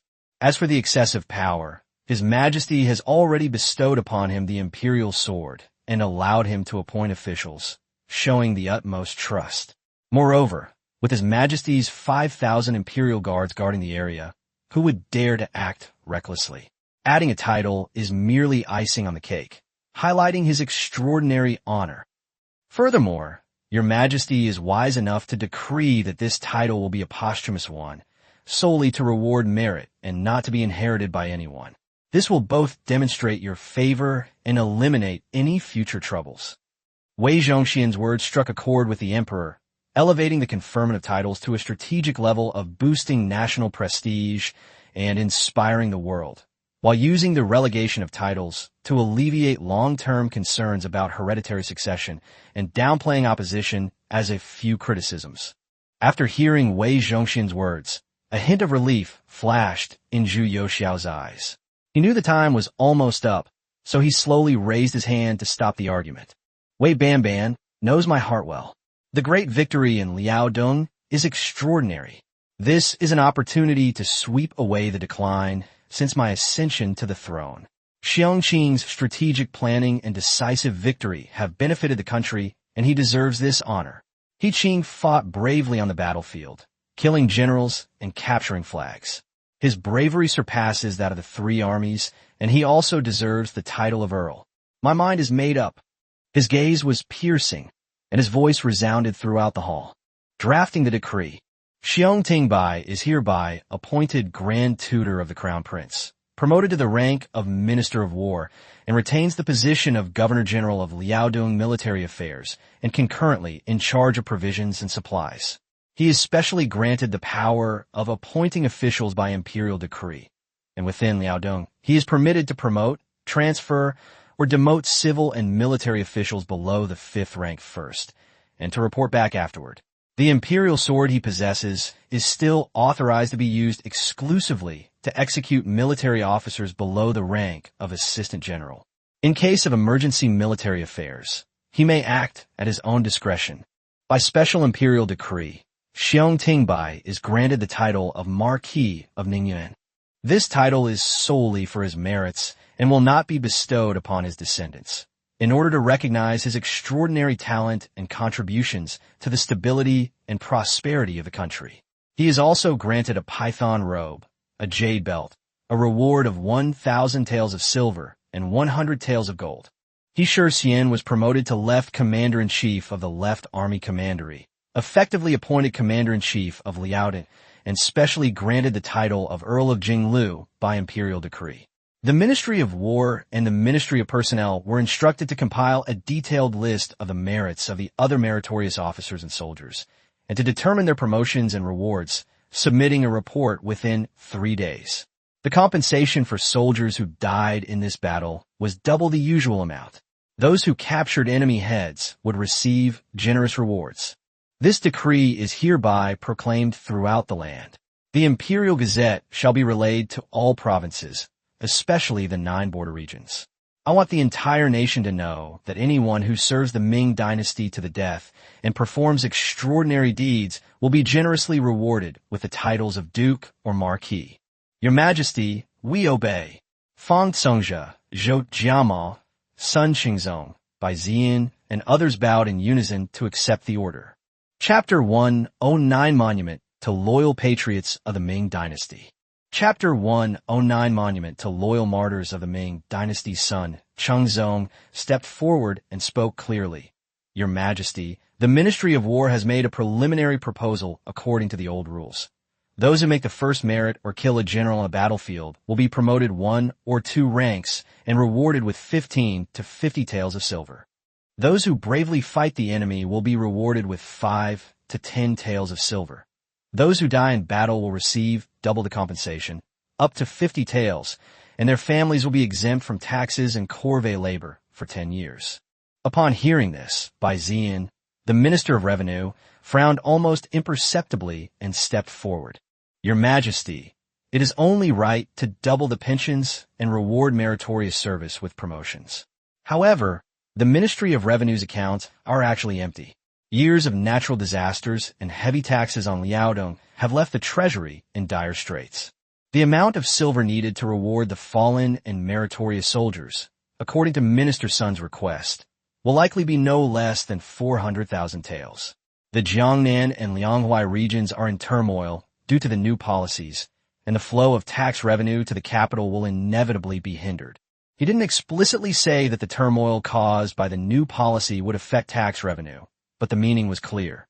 While confiscating property may bring temporary benefits, it also affects the gentry and merchants, and will certainly be a blow to fiscal revenue, especially taxes from Jiangnan, in the short term. Zhu Youxiao's voice was solemn, with a hint of anger in it. Not a single penny less shall be spent on rewarding the 3 armies and comforting the spirits of the fallen soldiers. If the soldiers' victory, won with their lives, is lost due to the court's stinginess and it dampens their morale, then I think I need not sit on this throne. The hall fell silent.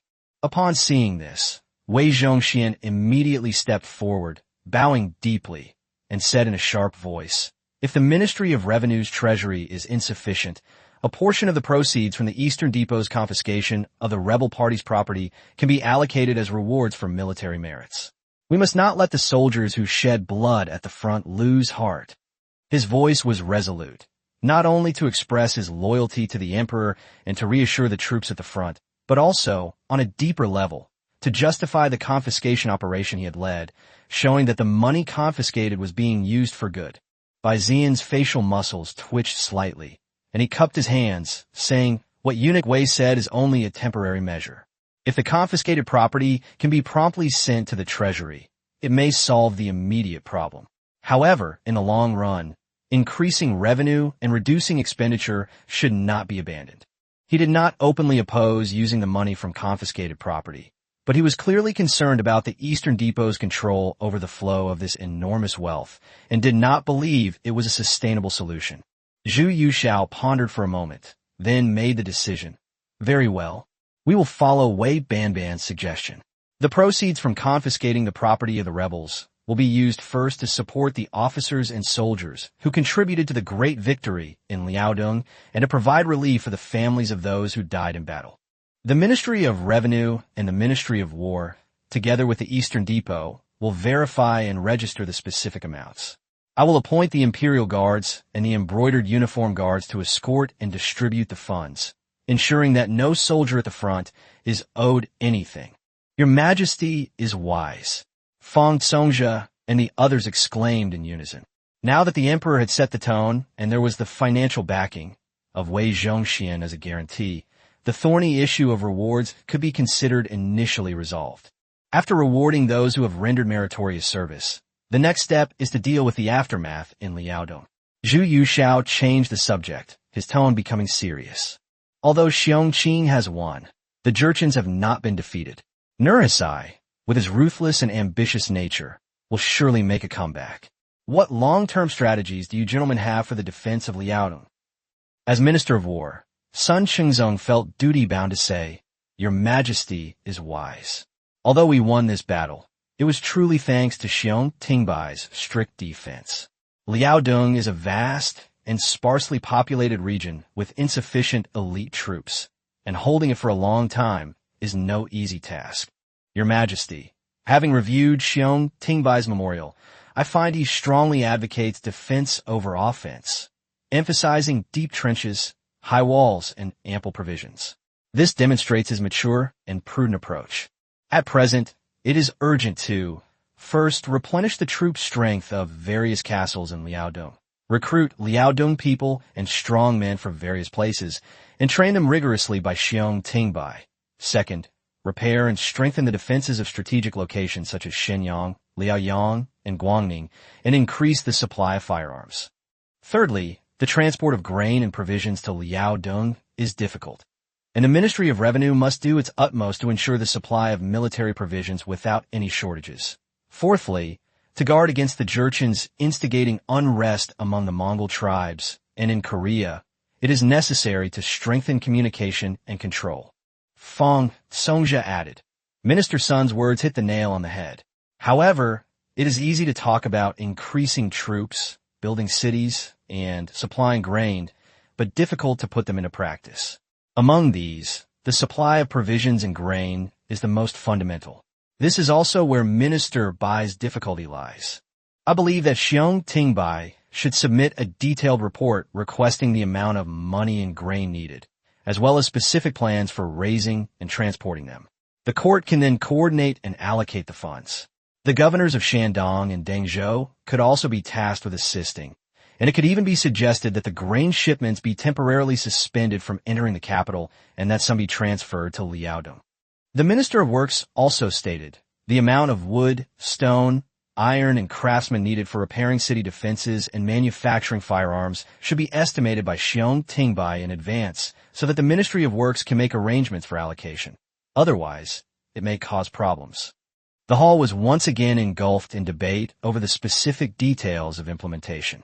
Money, grain, soldiers, weapons, and laborers were all incredibly specific, each involving enormous resources, and behind each lay countless difficulties and potential opportunities for local officials to shirk responsibility and delay.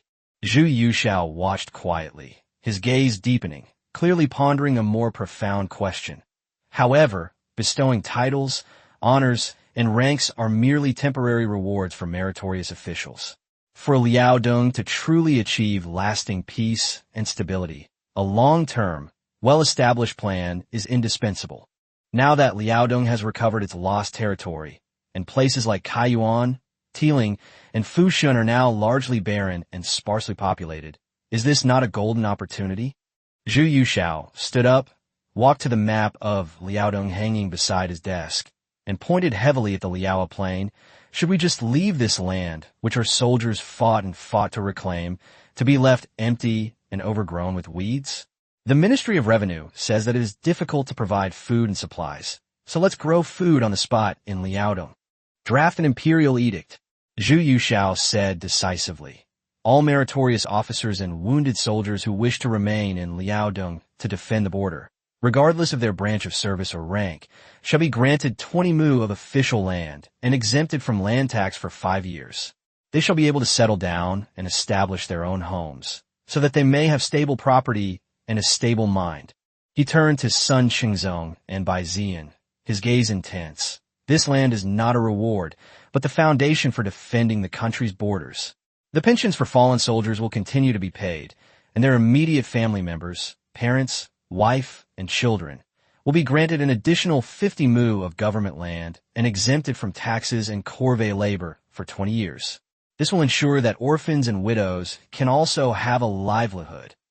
The granted official lands were all allocated near the fortresses of the restored prefectures and cities, registered and recorded by local officials, and jointly supervised by the General's office and the Governor's office. This is a fundamental plan to reclaim wasteland, strengthen the borders, and stabilize the territory. The ministers in the hall looked at each other in bewilderment.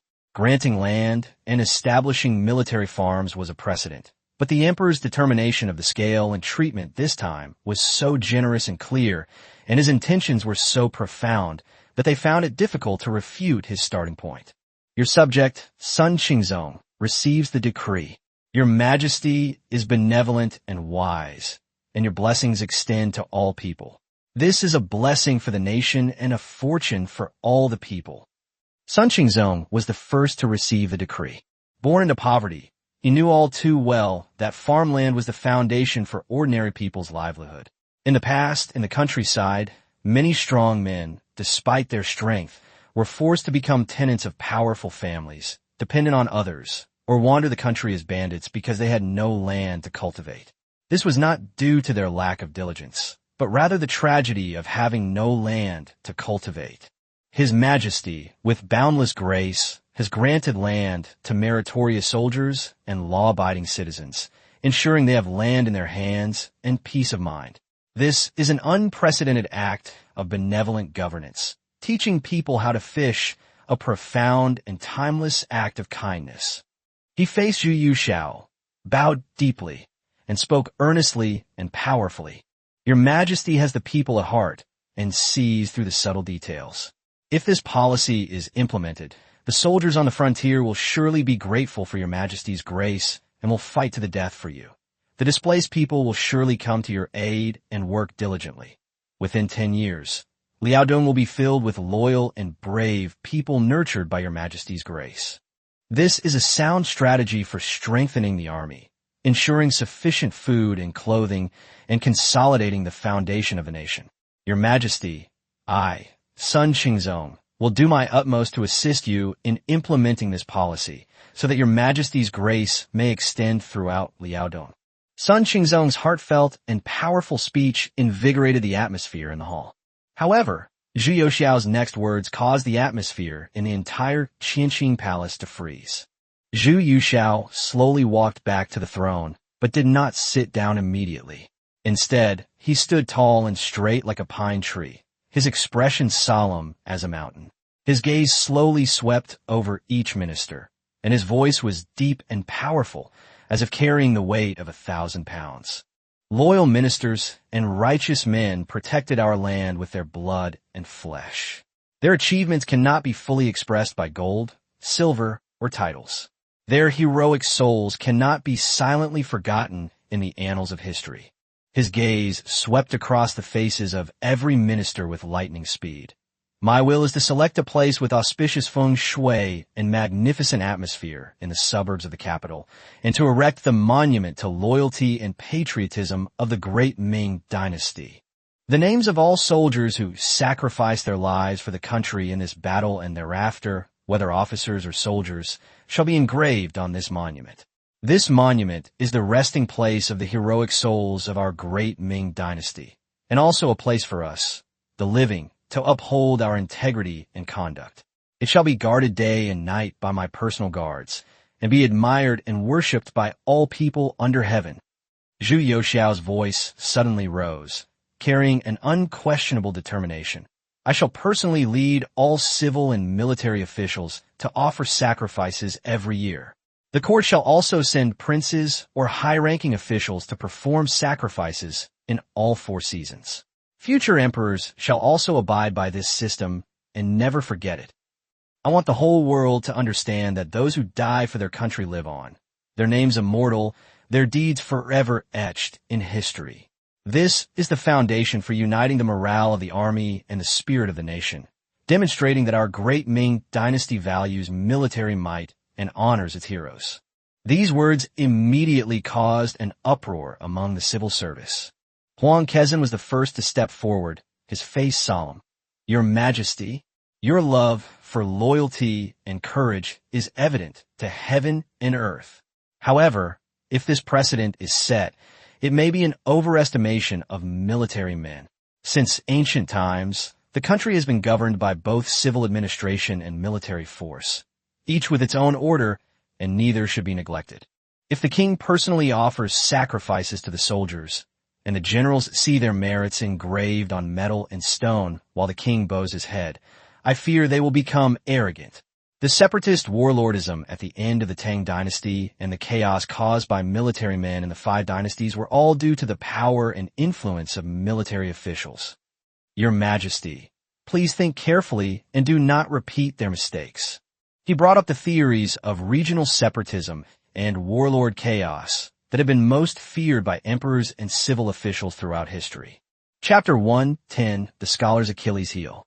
Chapter 1:10, The Scholar's Achilles Heel. Grand Secretary Zhou Jiama of the Eastern Pavilion immediately echoed, "Your Majesty, the Book of Rights says, rights do not extend to commoners.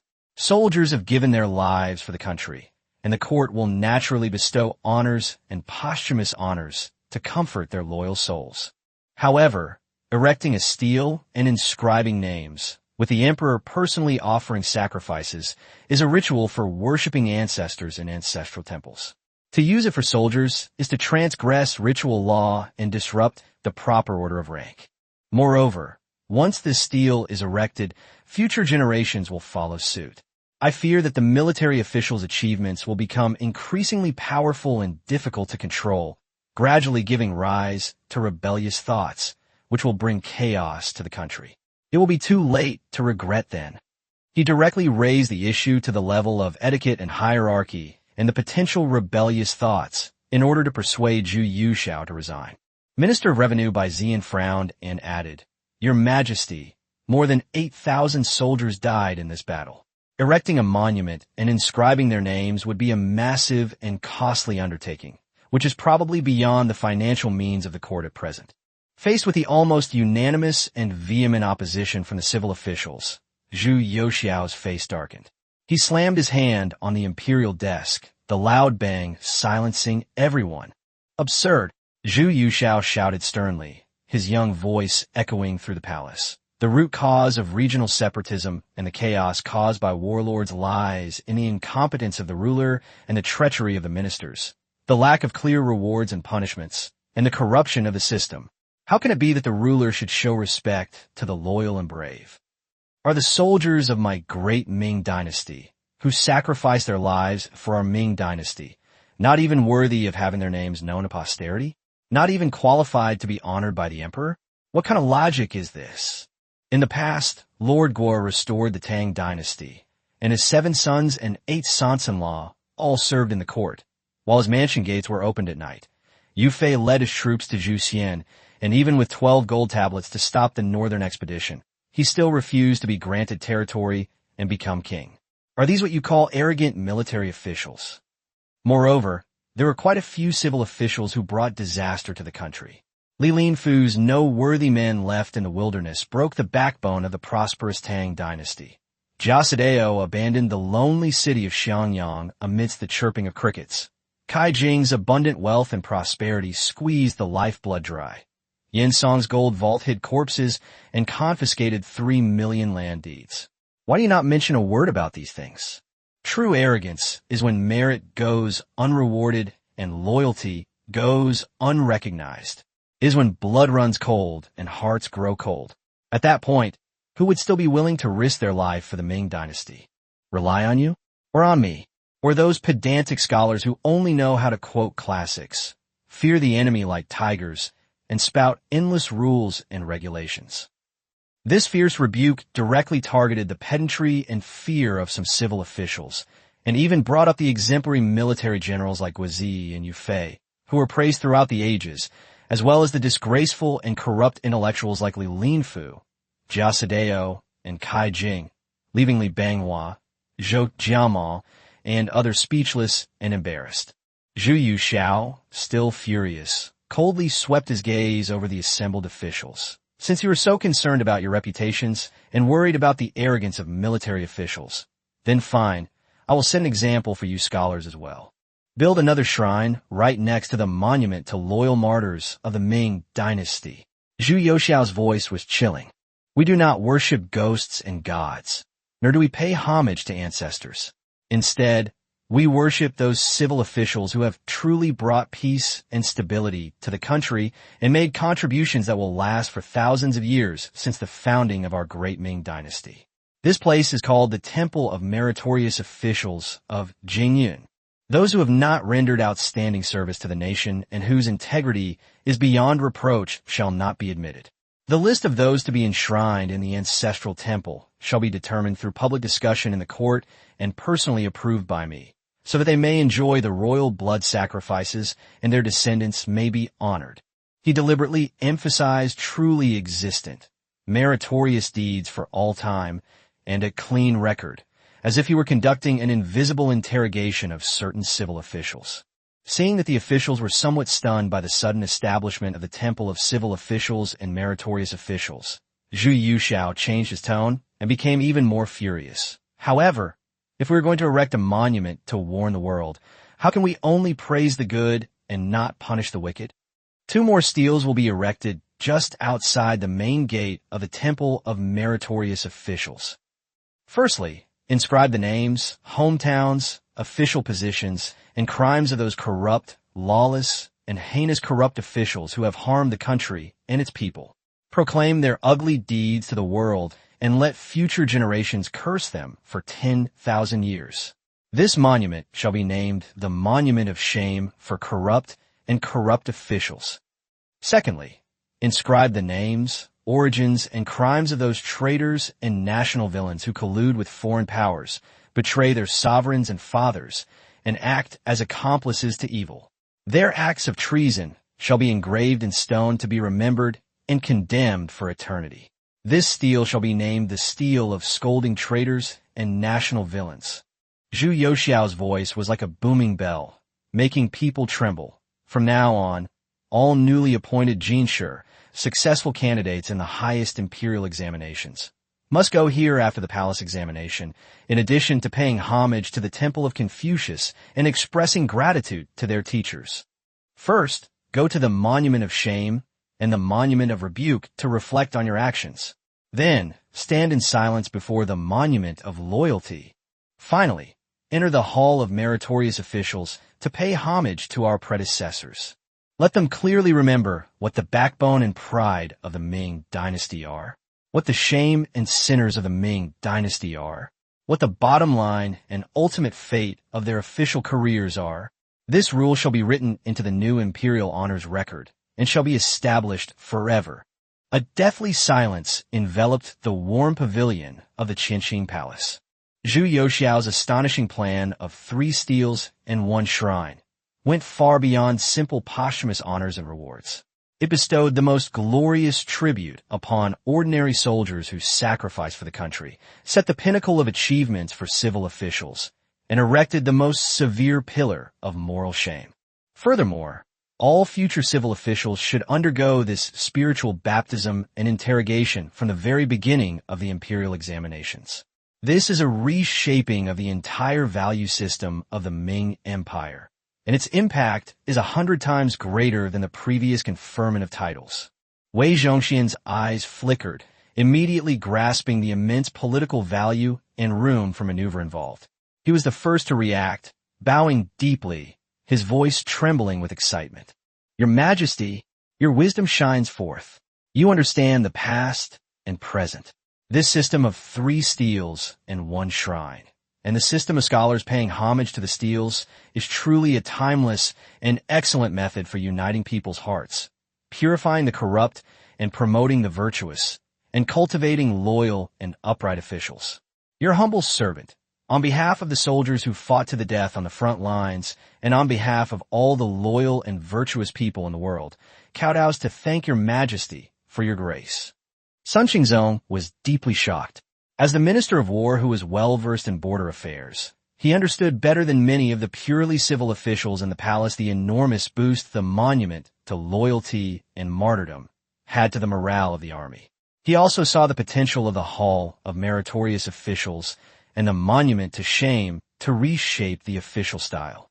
Although he may have felt a slight discomfort with the etiquette in his heart, the emperor's aura and intentions made him feel a power he had never felt before. He remained silent for a moment, then stepped forward and said in a deep voice, "Your Majesty's intentions are profound, and I wholeheartedly agree. If this system is implemented, the morale of the army will surely soar like oil on a raging fire. The integrity of the officialdom can also be expected to be restored." Grand Secretary Fang Songjia looked at the emperor's resolute eyes, then at the pale faces of some of his colleagues and the attitudes of Wei Zhongxian and Sun Xingzong, and sighed inwardly, knowing that the matter was beyond redemption. To oppose further would put oneself in the position of opposing the honoring of the loyal and heroic, opposing meritorious service, and protecting corrupt officials. He bowed slowly, his voice tinged with weariness and a sense of resignation to the prevailing trend. Your Majesty is far-sighted and wise in governing the country. I second that opinion. Seeing this, Zhou Zhima, Li Banghua, and others had no choice but to suppress their immense turmoil and resistance, and bowed woodenly to express their seconding of the motion. Zhu Yuxiao gazed at the scene before him and took a deep breath. He knew perfectly well that this was only the beginning. After the edict was issued, there would inevitably be undercurrents, numerous obstacles, and various forms of hindrance and distortion. But if the Ming dynasty wants to be transformed, it must pay a price and have the heads of corrupt officials and traitors rolled. Should it just sit and wait for the common people to turn into skeletons in hunger and cold? Very well. This matter shall be settled in this manner. The establishment of military farms, the erection of a monument, the construction of a shrine, the engraving of a list of treacherous officials, and the establishment of a system for successful candidates to pay homage at the monument shall be undertaken by the Ministry of Revenue, the Ministry of Works, the Ministry of Rights, the Ministry of Personnel, the Ministry of War, the Censorate, and the Directorate of Ceremonial.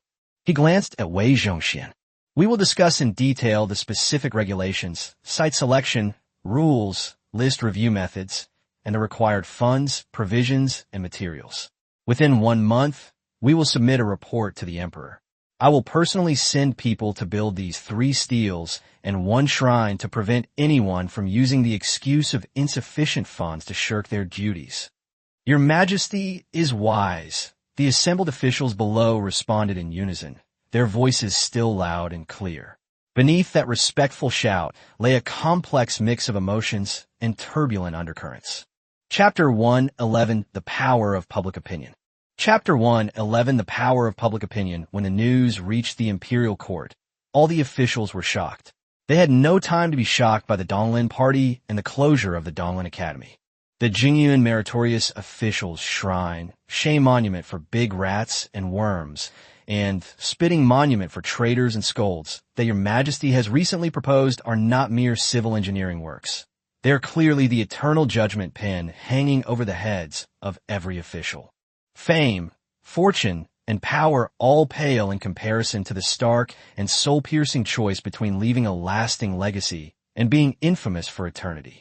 Who doesn't yearn for their name to be enshrined in the thriving Jingyuan Meritorious Official Shrine after their death, to be admired and worshipped by future emperors and ministers? Who isn't afraid of being condemned by thousands and scorned for eternity by those cold shame and spit steels? This imperial decree, though it bestowed no gold or silver, nor granted any power, pierced straight to the heart and soul of all the scholars in the land.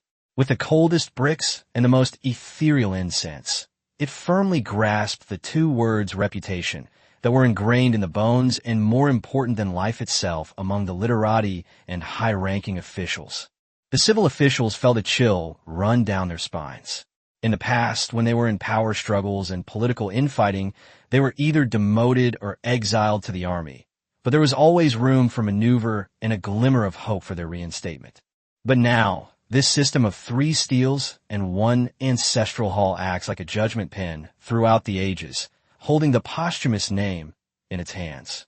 Those enshrined in the ancestral hall will be remembered for generations, while those nailed to the stele will be disgraced, with no room for compromise. Even if someone is powerful and wealthy during their lifetime, if they are listed on a monument of shame after their death, their descendants will bear the stain of their ancestors for generations and suffer endless humiliation. This is more terrifying and trembling than any legal shackles. His Majesty's move was ruthless. Not only did he lure officials with the promise of a shrine to meritorious officials, but he also threatened them with a monument of shame and a monument of scorn. He completely seized the reputation that civil officials relied on for their livelihood, turning it into a sword of Damocles that could be used to cut them down at any moment.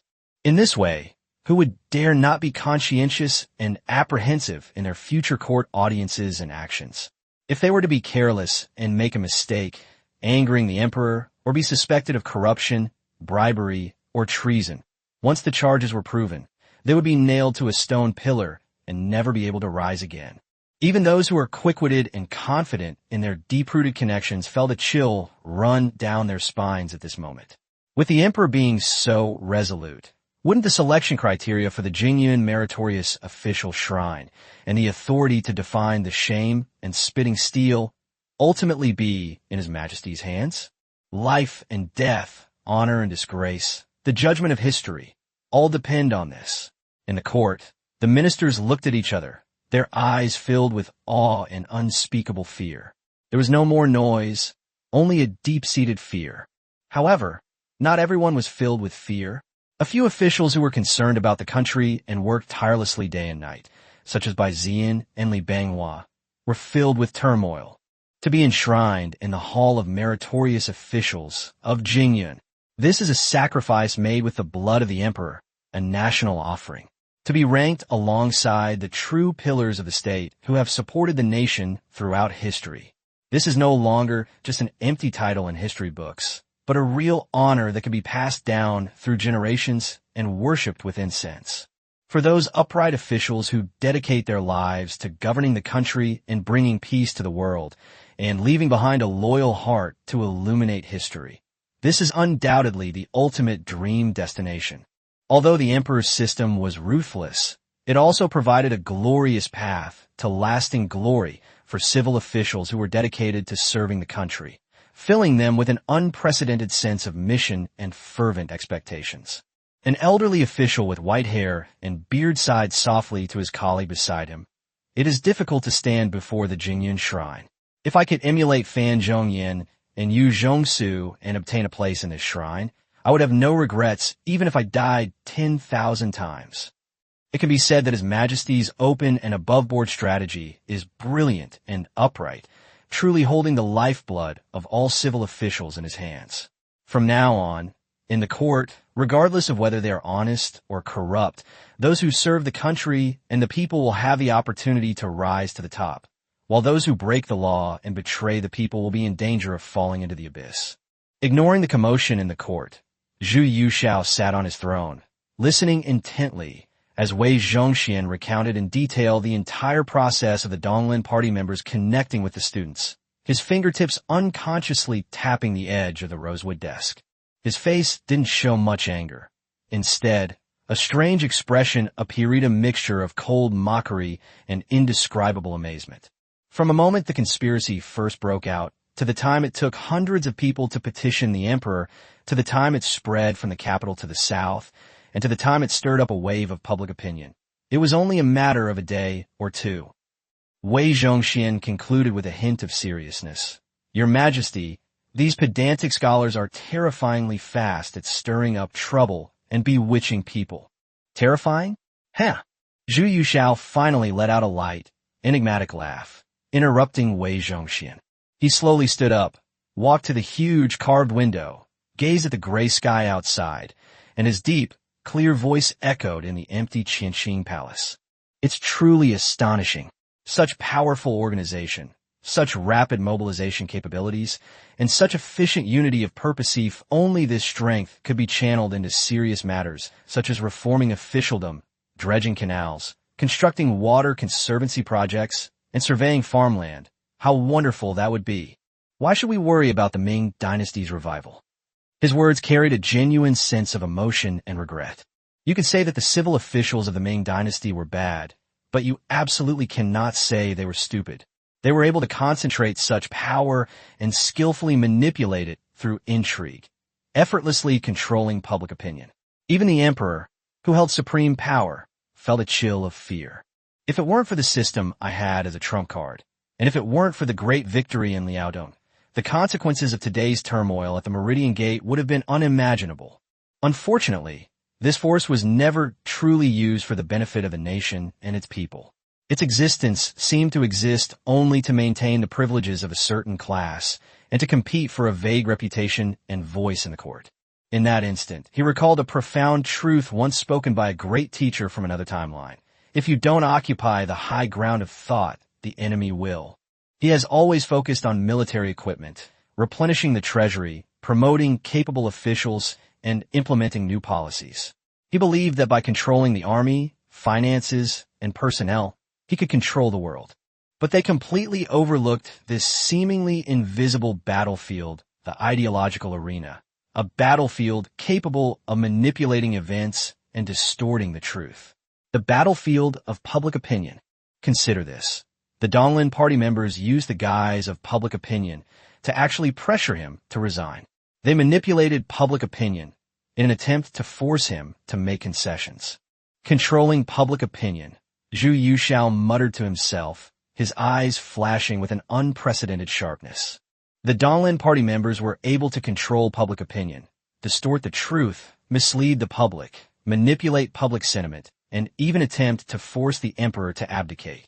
Then why can't I, as the supreme ruler, who holds the power over the world, repay them in kind?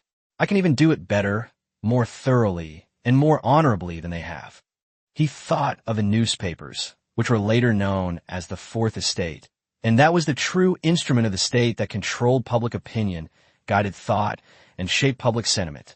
Unlike the Donglin Party's small-circle dissemination model, which relied on academies to lecture, print collections of writings, and manipulate public opinion, it could transmit information and ideas to every corner of the empire with unprecedented breadth, speed, and depth. My lord, Zhu Yuxiao suddenly turned around, his gaze sharp as he looked at Wei Zhongxian. Do you see? This is the root of the reason why I have always felt constrained. I hold the imperial power of life and death, and the iron cavalry that swept across the north, yet I was almost cornered by their manipulated voices. In the past, I was too focused on the reform struggles in the court and neglected this battle of words. Wei Zhongxian quickly bowed. Your Majesty's wisdom is truly remarkable. These pedantic scholars are indeed quite skilled with words. This is not just a matter of words. Zhu Yuxiao said slowly, his tone growing increasingly cold. This is a life-or-death battle that will influence the hearts and minds of the people and determine the foundation of power. I absolutely cannot allow this right to speak, which concerns the foundation of the nation, the hearts of the people, and the future, to continue to be in the hands of those who only quote classics, obstruct change, or even incite confrontation with the court. Using this coup as an opportunity, investigate all those academies in the South for me. Close those that should be closed and arrest those that should be arrested. The Ming Dynasty has no shortage of scholars, and I have no shortage of officials. This servant obeys the decree. Wei Zhongxian quickly bowed his head and accepted the order. I glanced at the countdown timer for the Hanlin Academy training progress in my mind. There are only 2 days left. The first batch of civil officials under the system's special training will have completed their training. Zhu Yuxiao's eyes flashed with a sharp light, and a new and powerful idea emerged in his mind.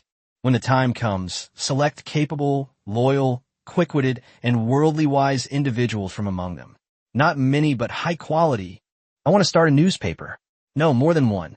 I want to establish an official mouthpiece system that belongs to the court, to the new policies, and to the future of the Ming Dynasty. Chapter 112, The Reaction in the Capital. Chapter 112, The Reaction in the Capital. The bloody storm at the Meridian Gate and the earth-shaking news of victory from Liaodong were like two surging waves that swept through every corner of the capital in just a few days. In tea-houses, taverns, and on the streets, everyone was talking about these two earth-shattering events. And the public's attitude was like a drop of boiling oil thrown into a pot, instantly causing an uproar. At the intersection of Qipon Street, it was the bustling midday hour. Wang Laosan, a peddler carrying 2 baskets of fresh vegetables, stood by the street, his spittle almost landing on Zhao Laohan, the pancake seller across the street, as he pointed north with his finger. What an earth-shattering event. Uncle Zhao, guess what? Liaodong. A great victory in Liaodong. Commander Xiong descended from the heavens, leading 5,000 iron cavalry, personally trained by the emperor. TSK. They swept through the enemy ranks. What Jurchen camp? They charged in like harvesting wheat. I heard they even took back Kaiyuan and Fushun. He slapped his worn-out carrying pole as if it were a charging warhorse, exclaiming, I heard there are hundreds of thousands of Tartar corpses alone. As old Zhao lifted the lid of the steamer, billowing white steam obscured his face, which was creased with laughter, Good heavens. Tens of thousands of bodies? That would turn the Han River red. He handed her a steaming hot pancake. Tell me quickly. I heard that the courier came with an arrow wound. Of course it's true. Old Wong took the steam bun and took a big bite. The courier's arrow, delivered by express horse, was dripping with black blood from the wolf-tooth arrow stuck in his shoulder. It was terrifying to look at, but the way he stood up straight was truly impressive. His Majesty is wise. He has chosen good generals and trained good soldiers. Now, we in the capital can finally close our eyes in peace at night. Just as this heated discussion was taking place, Sun Laowu, a sedan chair carrier waiting for fares under the eaves of a nearby tea house, gave a cold sneer. His eyes, which had seen all sorts of people in the capital, swept over the crowd with deep contempt. Fisk, it's satisfying to kill people in Liaodong, but the chaos in the capital is even more spectacular. He gestured towards the imperial city, lowering his voice, which instantly silenced the surroundings. Hey, guess what? On the very day of the great victory in Liaodong, a whole bunch of those pedantic scholars from the Imperial Academy, along with a few arrogant minor officials, wailed and cried out outside the Meridian Gate. They were shouting things like Xiong Tingbai has ruined the country, and His Majesty has been deceived, forcing His Majesty to kill the meritorious official and remove him from his post. Chun Xiaoshun, who was chatting animatedly with his candied hawthorn target, squeezed in and couldn't help but chime in, "These bookworms, where's their shame?" As soon as the battle started in Liaodong, they all turned into soft gourds. They're so ashamed. He slammed the target on the ground, the candy ball swaying gently, and lowered his voice mysteriously. My great-uncle's sister's brother's son works as a clerk in the Ministry of Justice. He said that many of those Donglin officials who were arrested this time used to be involved with those bastards from the Five Cities garrison, and they caused us a lot of trouble. Oh my, the Five Cities garrison. The old man selling steamed buns suddenly perked up, forgetting all about the buns, and pointed at the street. Those bastards are finally out of here. Our emperor has only been on the throne for a short time, and he's already eliminated these scourges. That's truly a great blessing. Chen Xiaoshun rubbed his hands with lingering fear. That's right. Those bastards, dressed in official robes, are all bandits. What land money and tea money?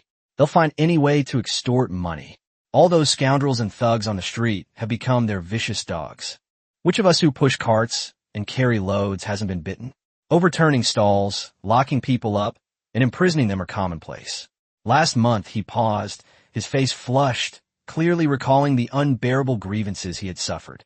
Seeing Chun Xiaoshun's expression, Wang Laosan patted him on the shoulder and said, "Young man, don't worry. You finally made it through. Look at the streets. They're so clean and tidy. What's the name of that newly established government office again?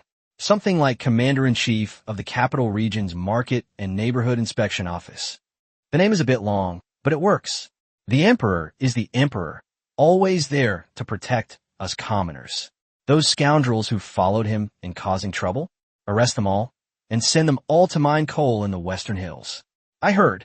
He lowered his voice mysteriously, drawing everyone's heads closer. That Shishan coal mine, it just keeps targeting the areas dug by those who do bad things. It's collapsed several times already.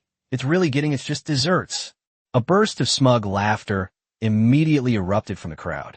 Jin Xiaocai, the accountant in the tea house, who was fanning himself with a palm leaf fan, strolled to the door. Listening to the discussion, he stroked his sparse beard and couldn't help but interject. The Zhuan says, "Those who do many unrighteous deeds will surely perish. Once the demons and monsters are eliminated, the world will naturally be bright and clear." He pointed to the newly appointed patrol officers not far away, dressed in black arrow-sleeved robes with waist badges and standing upright.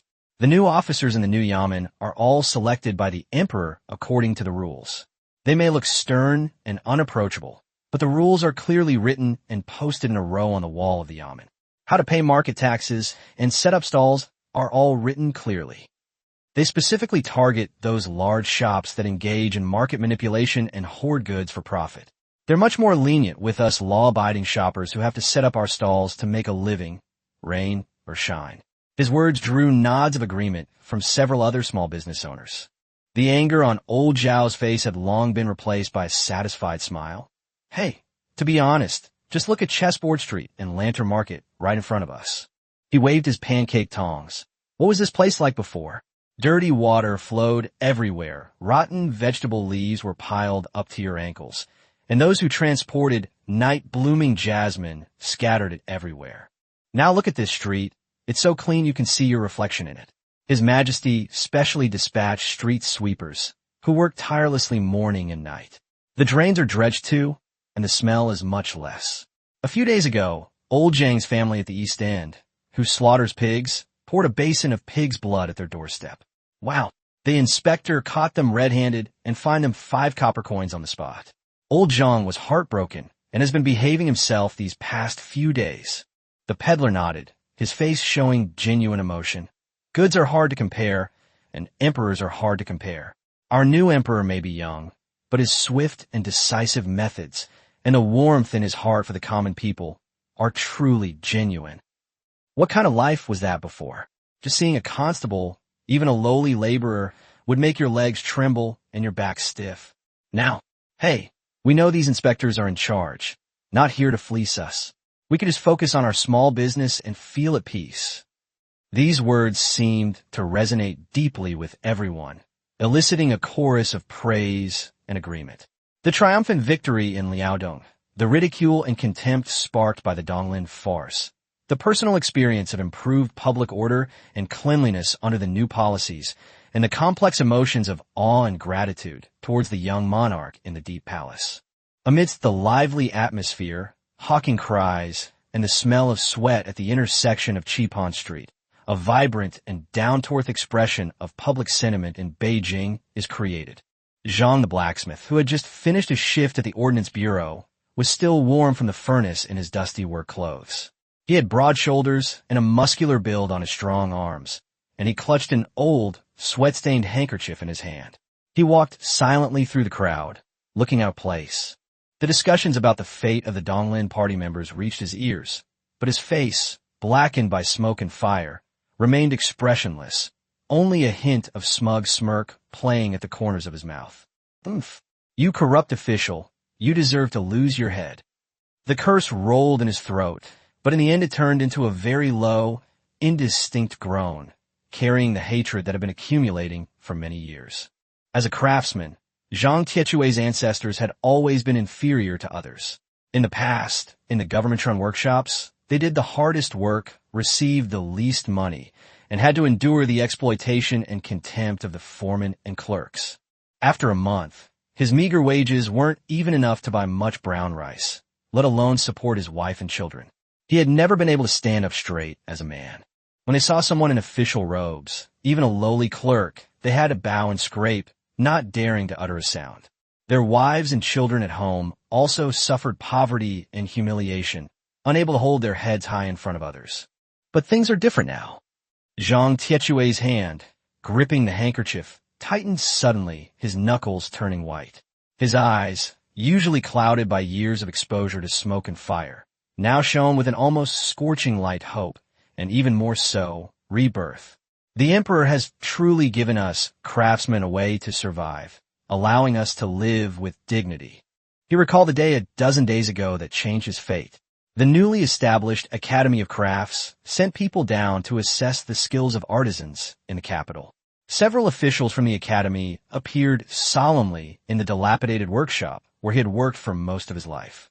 They were no longer looking down on him, but were actually testing his skills by listening to the echo of the hammer and measuring the shape. With his ancestral skills and years of honing his craft, Zhang Tietue excelled in every aspect of blacksmithing, including forging, quenching, and shaping. Ultimately, he was recognized as a level 5 blacksmith by the adults at the Institute of Engineering. Chapter 113, I want to be the Emperor's Soldier. Chapter 113, I want to be the Emperor's Soldier. When the heavy bronze plaque with the 4 square characters Level 5 Blacksmith engraved on it was finally handed to him, the scalding heat instantly washed away his decades of numbness and humility. This is no longer a mark of social status, but a genuine respect and a foundation for one's livelihood. The title of 5th grade blacksmith brings not only a piece of paper confirming one's identity, but also tangible benefits. His monthly salary of 5 taels of silver was an amount he could never have dreamed of before. He also received a shur, a unit of dry measure, of fine rice and 10 salted, juicy bluefish every month. The family no longer had to count the grains of rice before cooking, and the children could finally have meat in their bowls. Most importantly, he is now a registered level 5 blacksmith with the Imperial Academy of Engineering and recognized by the court. When he walks down the street, the way his neighbors look at him is different. They look at him with respect. Even the village headman addressed him politely as Master Zhang. Those clerks who used to boss him around now treated him with respect when they saw his blacksmith badge. The afterglow of the setting sun spilled onto the bluestone slabs of the alley, and Zhang Tietue walked briskly towards the alley entrance. He was no longer the poor blacksmith who was covered in dust and looked dejected after work. He bought half a pound of pork belly with a good balance of fat and lean meat at Wang's butcher shop and a bag of high-quality sesame oil at Li's grocery store. Holding these things in his hands, he felt like he had truly become the pillar of support, enabling his wife and children to live a good life. Pushing open the newly renovated courtyard gate, the enticing aroma of food wafts out. My wife is busy at the stove, the pickled fish and tofu simmering in the pot, while the steamer steams up the fragrance of snow-white rice. The little girl, like a sparrow just released from its cage, with bright, sparkling eyes, opened her little arms and called out, "Daddy! Daddy's back! Daddy, you've worked so hard!" She skipped and jumped into his arms. Zhang Tietue smiled and carefully caught the warm little cannonball. With his calloused but incredibly warm hands, he affectionately ruffled his daughter's dry, malnourished hair, saying, "Daddy's good girl. Daddy, smell it." His daughter nuzzled her head under his nose like a precious treasure. "It's pickled fish. My mom made it. It smells so good it could float to the heavens." Zhang Tietue felt a warmth in his heart. He gently bounced his daughter in his arms, handed the meat and sesame oil to his wife, and said with a smile, "Here, stir-fry some fragrant twice-cooked pork for dinner tonight. Add some sesame oil and some pickled vegetable shreds, so your mother can enjoy the aroma too." The wife took the things, looked at her husband's genuine smile and straight back, her eyes slightly reddening, nodded vigorously, and turned to cut the meat. She knew that all these changes stemmed from the emperor in the Forbidden City. On the dinner table, the glistening twice-cooked pork, the fragrant pickled fish and tofu, the snow-white rice, and the shredded pickled vegetables drizzled with sesame oil created a sumptuous scene that Zhang Tietue could never have imagined in the first half of his life. Under the dim light of the oil lamp, the steam from the food rose and reflected the smiling faces of the whole family. The eldest son, Zhang Xiaochue, shoveled a mouthful of rice into his mouth and asked indistinctly, "Dad, was the Ordnance Bureau really busy today? I noticed you came home later than usual." "Busy? Of course I'm busy." Zhang Tietue's voice was loud and clear, filled with a satisfied air. He put down his chopsticks and gestured. "We won a great victory in Liaodong." As soon as Xiong Jinglu's report arrived, documents from the Ministry of War and the Imperial Procurement Department came in like snowflakes, demanding a huge amount of new military equipment. He counted on his fingers. "Fine iron horseshoes. These are for our newly trained Beijing Cavalry Battalion. The requirements are high and the quantity is large. There are also 20 fine steel goose feather sabers that we urgently need. They specifically requested your father's craftsmanship. These are all urgent orders. The furnaces in the bureau probably won't be able to go out for the next half month." Zhang Xiaochue's eyes lit up. "Dad, you're a level 5 master craftsman now, so you can take on apprentices, right? I see all the new guys in your bureau are fawning over you." Zhang Tietue smiled proudly. "That's right. The Emperor's new policy says that all master craftsmen assessed as level 5 or above by our crafts academy can take on apprentices. For every apprentice who masters the craft and passes the engineering academy's entrance exam, the master receives an extra training bonus. Manager Wang from the bureau said he'll send 2 clever lads to assist me next month. Finally, my father's skills have a successor." He became more and more excited as he spoke, looking at his robust eldest son, thinking to himself, "Hammer, in a couple of years, when you're a bit stronger, I'll pass on my blacksmithing skills and the secrets to getting into the engineering college. The reputation of our Zhang family will depend on you from now on." "Father, Zhang Xiaochue suddenly put down his bowl, interrupting him, his eyes flashing with a light that Zhang Tiechue had never seen before, almost burning with passion. I don't want to learn blacksmithing. I want to join the army, to be the emperor's soldier. What? Zhang Tiechue's smile froze instantly, his brows furrowed, and his voice turned somber. Nonsense. Joining the army? That's a job where you risk your life. Our family's fortunes have just started to improve. Thanks to the emperor's grace, we've been granted the status of artisans in this respectable job. Why are you going to join the army instead of learning your craft properly? Your younger brother is still young. If we don't pass the skill on to you, who will we pass it on to?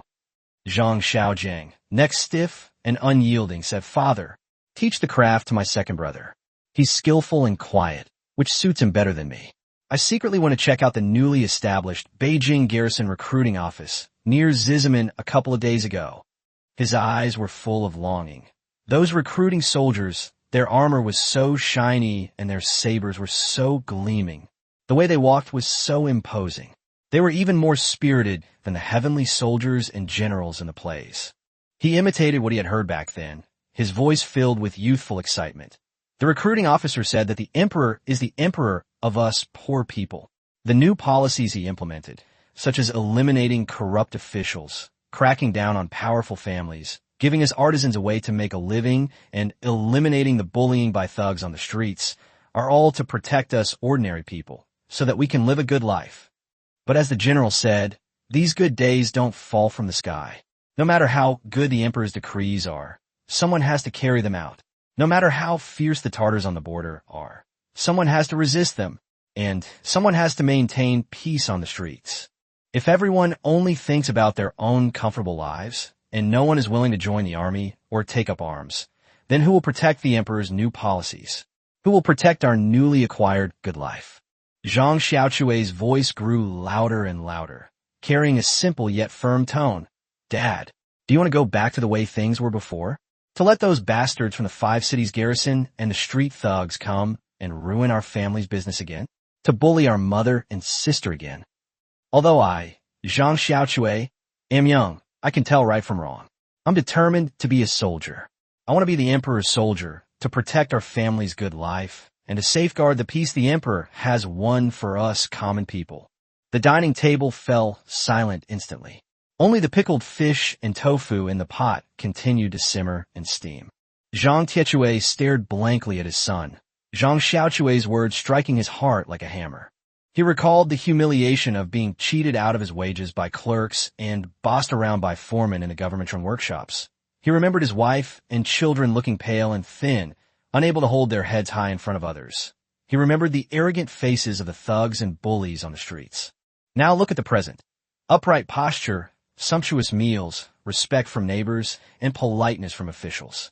Yes, this wonderful life, which has brought about such a transformation, was bestowed upon us by the emperor. But can such a good life really just spring up out of thin air? If no one protects it, will those demons and monsters that have been defeated return with a vengeance? He remained silent for a long time, his gaze shifting from his son's stubborn face to the brand-new waist badge on his waist that symbolized his status as a 5th-level blacksmith, and then to his bewildered youngest son and his wife, whose eyes were red but filled with understanding. Finally, he took a long, deep breath, as if making a decision. He didn't scold him anymore, but instead reached out his rough, calloused hand and patted his son's shoulder firmly. His voice was hoarse, but filled with an unprecedented solemnity. Good lad. You got guts. You're better than your dad.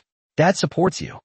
He paused, a spark igniting in his eyes. However, you're still too green. The recruiting officer was right. Give you 2 more years. Train your body until it's strong. When the time comes, your father will work at the Ordnance Bureau and forge you the finest armor and the sharpest sword. Once you're qualified, you can go and serve as a soldier in the emperor's army, bringing glory to the Zhang family. Dad! Zhang Xiaochue exclaimed in surprise, his eyes instantly filling with tears. Under the dim light, the red glow from the stove fire seemed even brighter on Zhang Tiechue's dark face. His spine was ramrod straight, as if he carried not only the future of his family, but also an awareness and determination to protect this hard-won new life. The pickled fish and tofu in the pot were still bubbling away, their aroma filling the entire courtyard and deeply penetrating the hearts of every member of this once humble, but now dignified and responsible artisan family.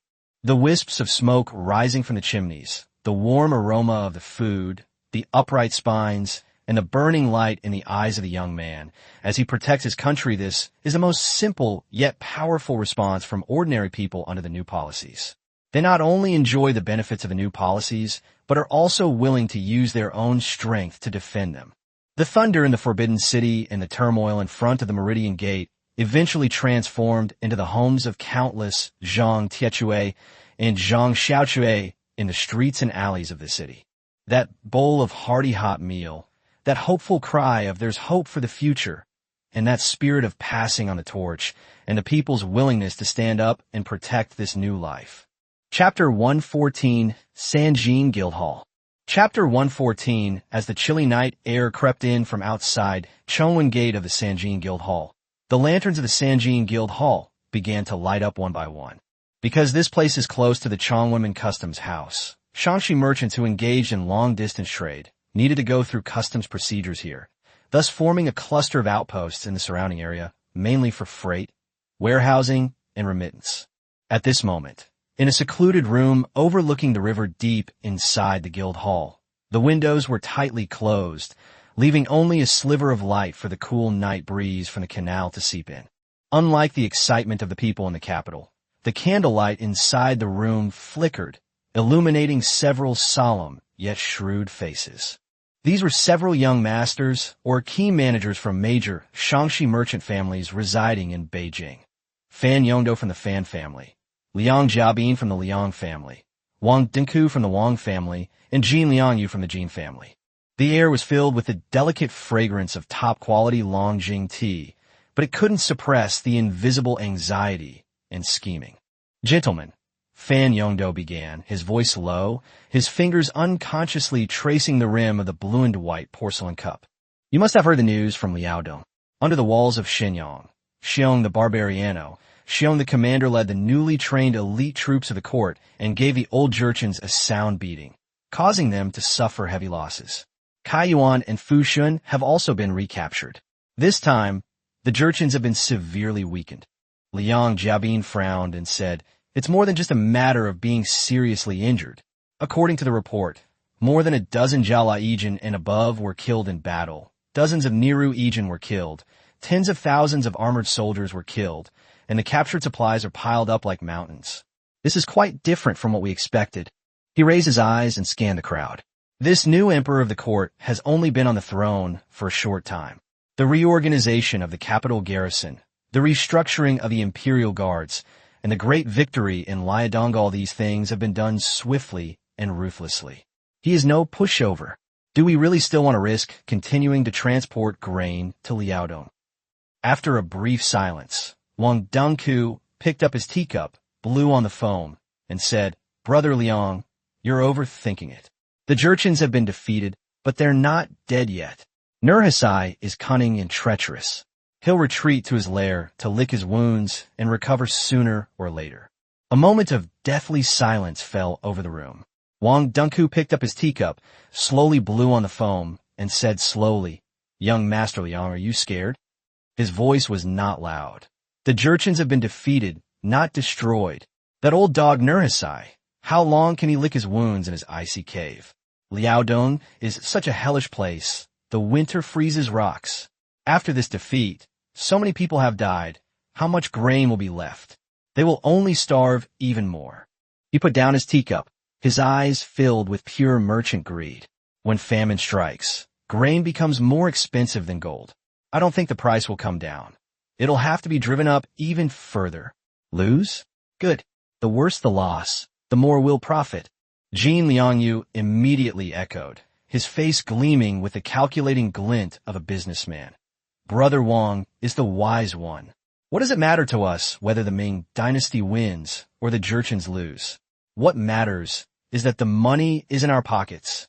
As long as Liaodong is short of grain, it's our treasure trove. Victory is the price. Defeat is the price. It's all business. Trading? What a trading! Fan Yongdo sneered, slamming his teacup down. His voice suddenly rose, carrying an unprecedented severity. Do you think this is just ordinary rice and cloth trading? Aren't all the goods you've transported to Mongolia and Liaodong explicitly prohibited by the imperial court? His sharp gaze pierced everyone. Have you really not seen the new emperor's methods? The imperial treasury case, the Beijing garrison case, the Meridian Gate case each time, heads rolled and blood flowed like rivers. He took a deep breath, forcibly lowered his voice, and his tone became stern. The more critical the moment, the more vigilant we must be. We cannot neglect any of those nobles in the court, those who paved the way for us. We must not skimp on a single tael of silver when it is necessary to use them. News is our lifeline. We must be aware of the winds blowing in the capital, the movements back home, and even the slightest whisper in Liaodong. If anything seems Amos Shi made a stern, cutting Goffwater gesture, we must immediately sever all ties. Remember, money can be earned again, but if you lose your life, you lose everything. Brother Fan is right. Xiao Zhiguang quickly agreed, still feeling a bit scared. My mentors and fellow students in the capital have never missed their monthly allowances, charcoal gifts, and ice gifts. I just had someone add an extra portion yesterday to send over. Their message was that we must keep an extremely low profile. The limelight is tighter than ever before. What about our hometown? Fan Yongdo turned to Jin Liangyu, for that was the foundation of their Shangxi merchants' business. Jin Liangyu puffed out his chest, appearing extremely confident. Brother Fan, rest assured, the granaries in Taiyuan, Datong, and Fuzhou are fully stocked. We're just waiting for your order. One route would depart from Zhangjiago, another from Shahu Pass, and the remaining route would be shipped from Tianjin to Liaodong. As for the passes, checkpoints, and fortresses along the way, he gave a smug smile. With our well-trained brothers, whom we've paid a fortune to take care of, even something that can't fly away can be made to fly safely. Besides, the carrier pigeons will be dispatched to Jin and Beijing every 3 days, rain or shine. The other companies are doing the same thing, so there won't be any problems. Good. A glint flashed in Fan Yongdo's eyes. Remember, safety first. Better to earn less than to be exposed. This batch of grain will be sent in 3 batches, with staggered times and routes. We'll discuss the specific details at the usual place. He made a gesture to gather everyone together. Let's disperse. Everyone be careful. Without another word, the 4 of them, like startled snakes, swiftly and silently slipped from their seats, opened the door, and instantly disappeared into the shadows of the clubhouse's deep corridors. Their footsteps gradually faded into the distance, eventually swallowed up by the night in the capital. The room fell silent again. The leftover tea on the table was still warm, and the candle flames struggled for a few moments before going out with a poof, leaving only a wisp of smoke. However, what no one noticed was that while Fan Yongdo and the others were having their private conversation on the steep roof ridge of the side room, a dark shadow that almost blended into the night was clinging to the cold tiles like a gecko, completely still. The shadowy figure pressed his ear against the crack in the roof tiles, absorbing every word of the hushed conversation inside. Only after the last person had left long ago, and the footsteps had completely disappeared outside the guild hall, did the long frozen shadow slowly, almost like loosening its stiff limbs piece by piece. Without getting up, he glided silently in the shadows of the rooftops like the most agile nocturnal animal, and a moment later landed lightly in the narrow alley outside the back wall of the guild hall, which was piled with clutter and almost completely shrouded in darkness. Deep within the alley, several equally dark and utterly ethereal figures silently gathered around him. Without a word, a few precise and swift hand gestures exchanged information rapidly in the shadows, completing the silent exchange. Once confirmed, the several dark figures vanished like drops of ink falling into water, disappearing into the labyrinthine network of streets and alleys. In the southern part of the city, there was a dilapidated courtyard that resembled a beggar's hut. The withered grass inside was knee-high, and the only broken house had crooked doors and windows. However, upon pushing open the door, a sharp and cold aura, completely different from its appearance, immediately hit you. Under the sole oil lamp in the room, Several newly returned spies stood at attention, like spears drawn.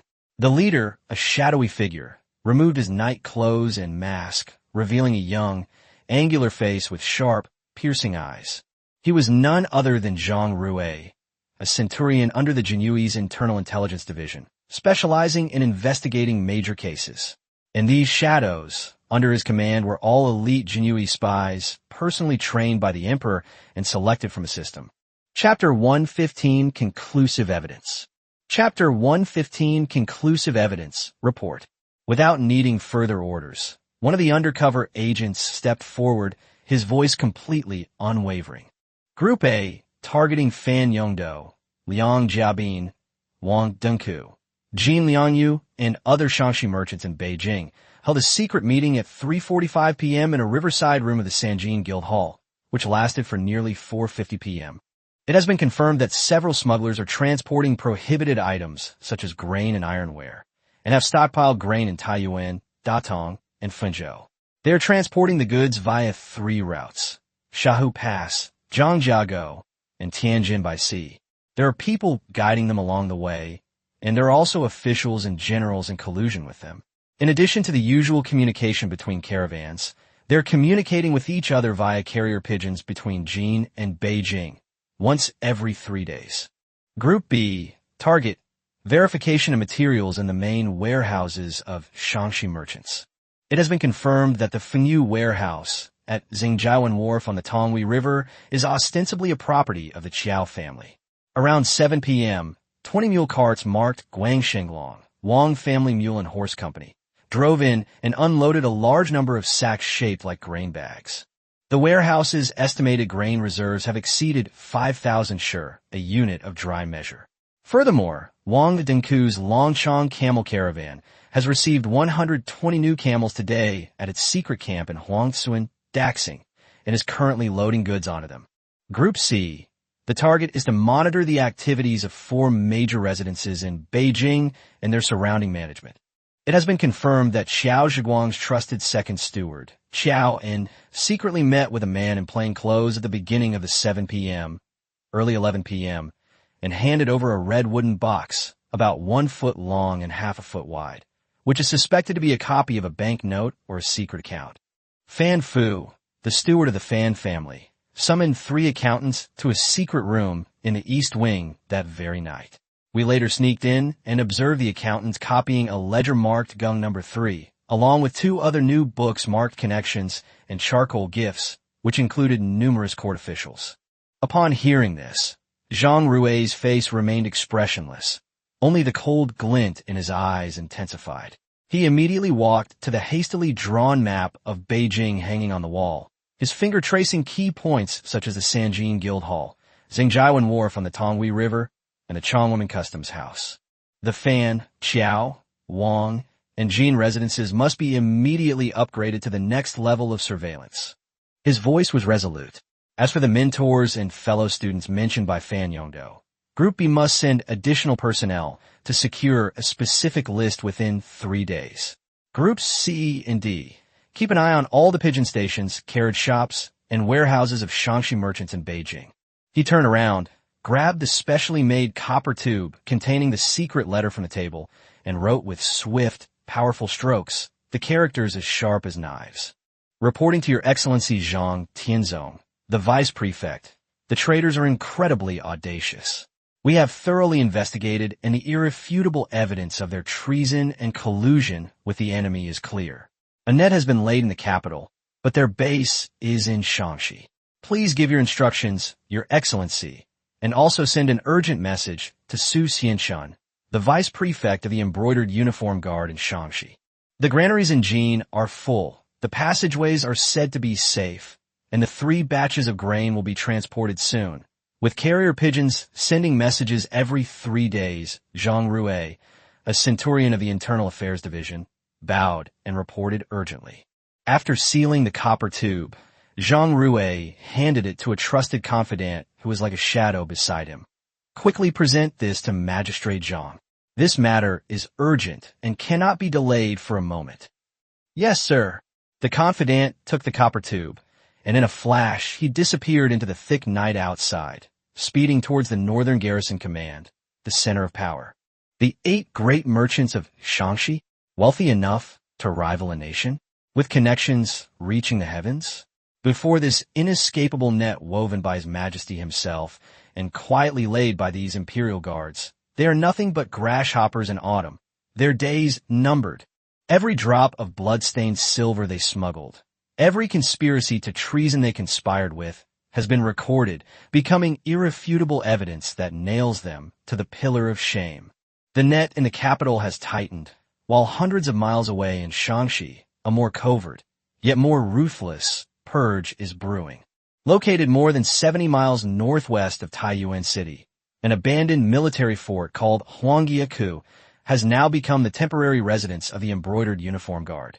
A cold wind swept through the dilapidated fortress walls, making a mournful sound. Inside the fortress, a bonfire roared, illuminating the grim figures. Su Xianchun, the deputy commander of the Embroidered Uniform Guard, stood atop the dilapidated arrow tower, his gaze sweeping over the assembled troops below with the sharpness of a hawk. Beside him was Li Ruoyan, the newly promoted commander of the Embroidered Uniform Guard. This commander, known for his composure and ruthlessness, was talking in a low voice to several cavalry centurions. The latter's fierce face showed the fatigue of a long march, but he could not hide the bloodthirsty excitement in his eyes. Lord Su, a weary-looking Jiui commander, stepped forward quickly and knelt on one knee. All units have arrived at their designated positions as planned. In Shaanxi and other places, the 3,000 elite Jinui Imperial Guards, personally led by Su Xianchun and Feng Ziliang, as well as the 1,000 Mongol cavalry assigned by General Wang, have been dispersed into smaller units. Under the guise of escorting military equipment and provisions and assisting in border defense, they infiltrated Qi County, Taigu County, and Yusi County in Taiyuan Prefecture, Jishou County and Pingyao County in Fenzhou Prefecture, and Linfeng County and Puzhou in Pingyang Prefecture in batches. In addition, Commander Feng led 1,000 Imperial Guards and 500 Mongol cavalry southwards overnight to investigate and control Pingyang Prefecture, an important town in southern Shaanxi, and Puzhou, a key crossing point on the Yellow River, cutting off the channels for Shaanxi merchants to escape south and connect with Hunan and Shaanxi. Another commander led 800 Imperial Guards to control Jiexiu, a key point on the trade routes in central Shaanxi, controlling Taiyuan to the north, connecting Pingyang to the south, and linking Zhili to the east. It was like a wedge driven into the core of the Shaanxi merchant network. Meanwhile, Wu Tsang, the assistant commander of the southern garrison of the Embroidered Uniform Guard, a systematic guard commander known for his meticulousness and expertise in espionage investigations, personally led 1,000 elite Embroidered Uniform Guards and 1,000 iron cavalry to Datong Town to investigate, especially key passes under its jurisdiction, such as Shao Pass. Zhu Yaojia, the commander accompanying him, led the remaining 1,000 Imperial Guards and 1,000 cavalrymen straight to Xuanfu Town, with their sights set on Zhangjiago Fort, Laiyuan Fort, and other vital trade routes. Wang Guojun himself led 2,000 of his most elite Mongol cavalry to garrison in Daizhou. This location, situated within the Yinmen Pass, allowed for strategic deployment northwards to support Datong and Xuanfu, westwards to threaten Taiyuan, and southwards to control the Xinzhou and Daizhou basins, thus preparing for unforeseen circumstances. Good. Su Xianchun's voice was deep. Order all departments. Lower your flags and drums, and go into hiding. Closely monitor all official roads, passes, and ferries. Any large-scale camel caravans, mule caravans, or unusual convoys passing through must be secretly recorded, and do not alert them for the time being. Await final orders. Yes. The centurion accepted the order and left. Li Ruoyan walked to Su Xianchun's side, looked at the vast mountains outside the fortress, and said in a deep voice, "My lord, the investigation is almost complete. However, the waters of Shaanxi are much deeper and more murky than His Majesty anticipated regarding the 8 great families." A cold glint flashed in Su Xianchun's eyes. More than that, they're deeply entrenched and in cahoots, the worst parasites on the nation. During their nearly 1-month trip to Shaanxi, under the guise of inspecting border defenses and supervising the transport of grain and provisions. They combined the secret reports continuously sent from the capital by Zhang Tianzong and others who remained in the Jinhui Imperial Guard. And with the Jinyui's years of covert operations in Shaanxi, they basically uncovered the entire massive network that covered Shaanxi and infiltrated the court. But the situation was far more shocking than the 8 great families the emperor had initially mentioned. Chapter 116, The Wealth of Shaanxi Merchants.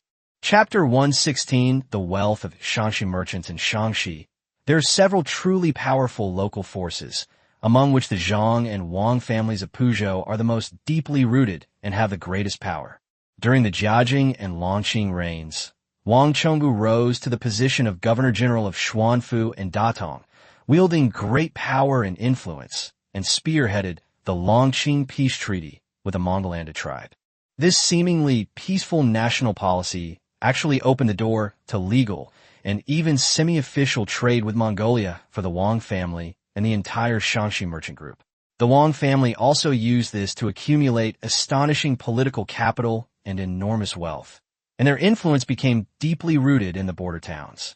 The previous patriarch of the Zhang family, Zhang Siwei, rose to the highest ranks of officialdom during the Wanli era, becoming the Grand Secretary of the Cabinet. The Zhang and Wang families have been linked by marriage for generations, forming an unbreakable government-business integration structure. The Zhang family, based in Puzhou, monopolized the salt profits in Hedong and controlled the silk trade in southern Shaanxi. They made full use of the vast political legacy left by Zhang Siwei, extending their influence to every corner of the border town. Strategic materials, such as salt from Hedong and cotton cloth from southern Shaanxi, which should have been strictly controlled, were brazenly smuggled to the Mongol Andakhans territory, and even further, through the Mongols, were continuously transported to the later Jin in Liaodong. Their granaries were the largest in southern Shaanxi, and their smuggling routes were so smooth that it is said even the soldiers patrolling along the way had to give their camel caravans deference and dared not investigate further. Furthermore, while the names of the Fan, Wang, Jin, Qiao, Liang, Tian, Huang, and Zhai families may differ slightly, the Fan, Wang, Jin, and Liang families, among others, rapidly expanded under the protection and guidance of the Zhang and Wang families, 2 of their prestigious reputations.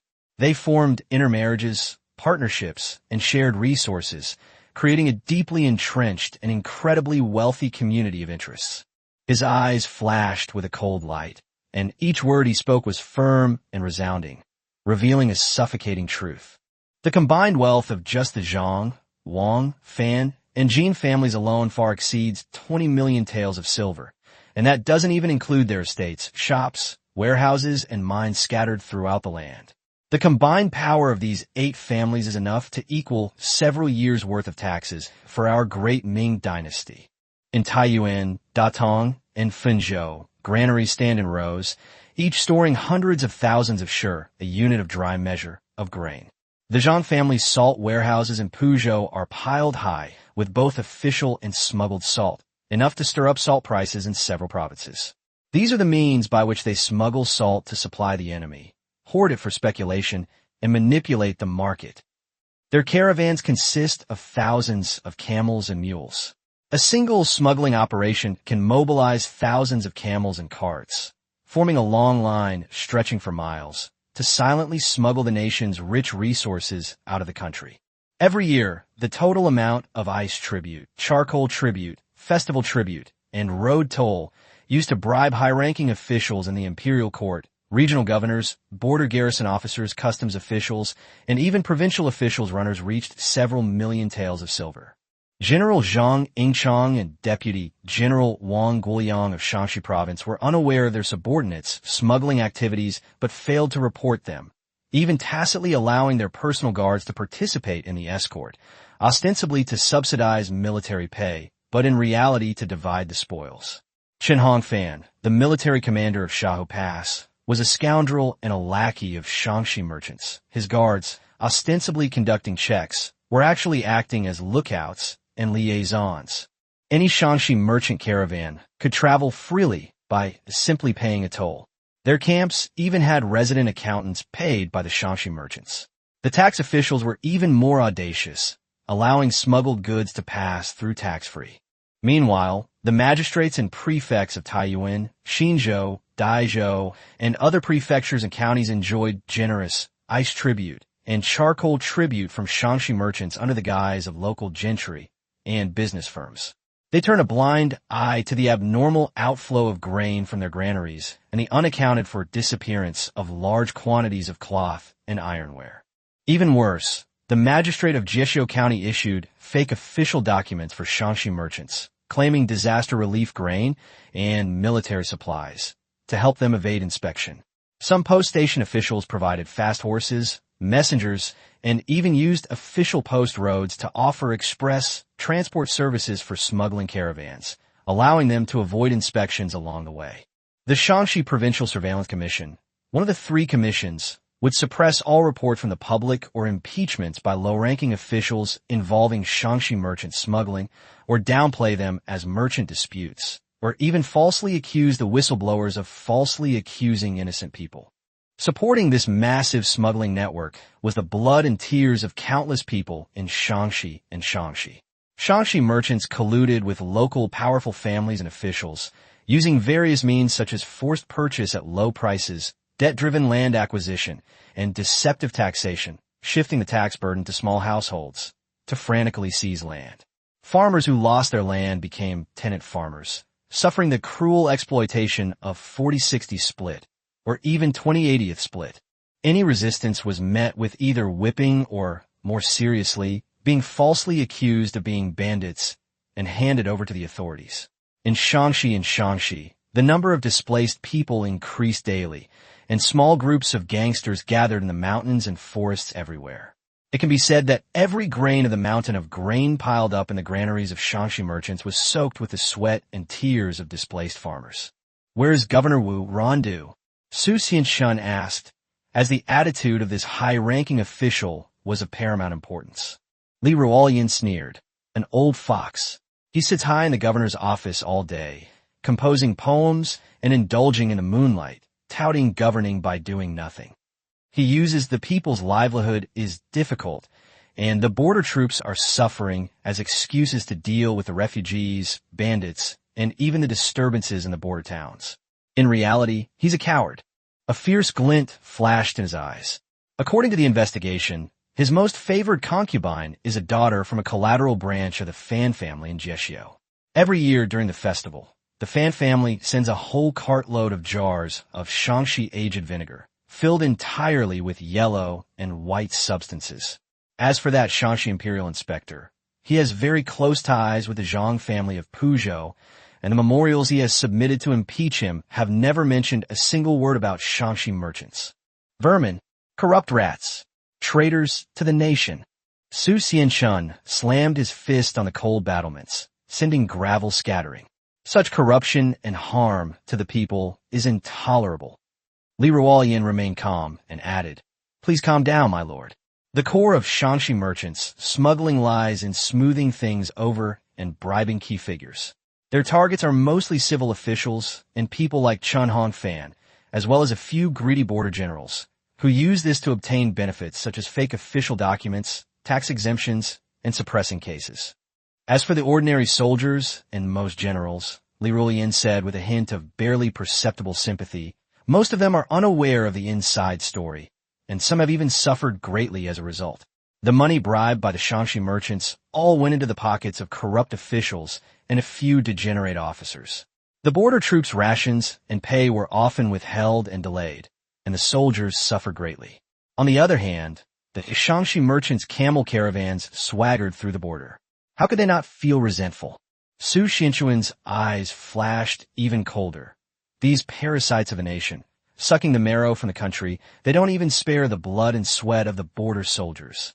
Li Ruolian continued, "That is why, when we take action, if we can quickly control a few ringleaders and present the imperial edict to announce the crime of the Shanxi merchants colluding with the enemy, the vast majority of border soldiers who are unaware of the truth will not only not become an obstacle, but may even help us out of indignation.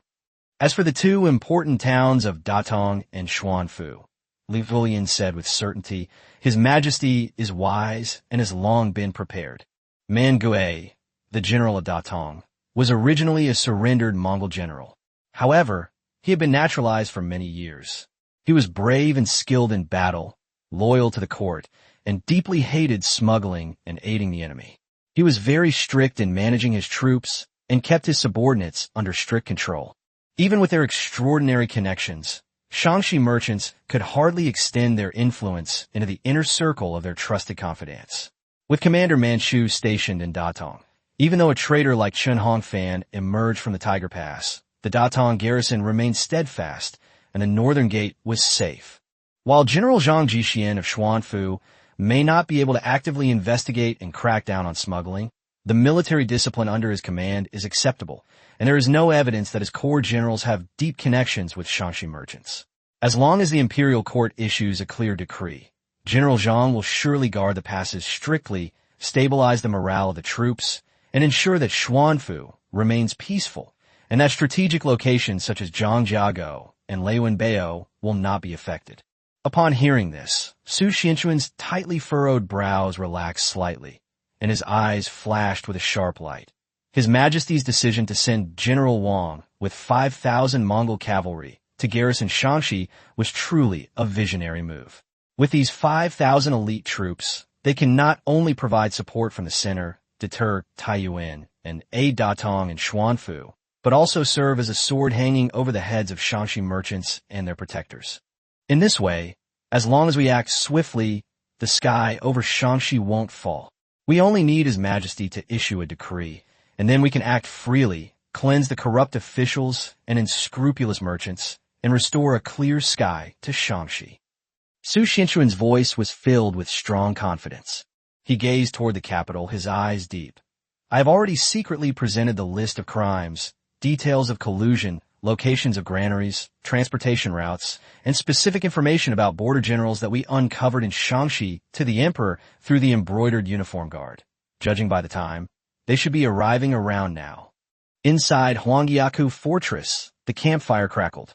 Within Shaanxi province, 5,000 imperial guards and several thousand Mongol cavalry, like lurking tigers, quietly waited in various secret strongholds in Taiyuan, Datong, Xuanfu, and Daizhou, or under the pretext of investigating the military situation of the Mongol tribes on the grasslands.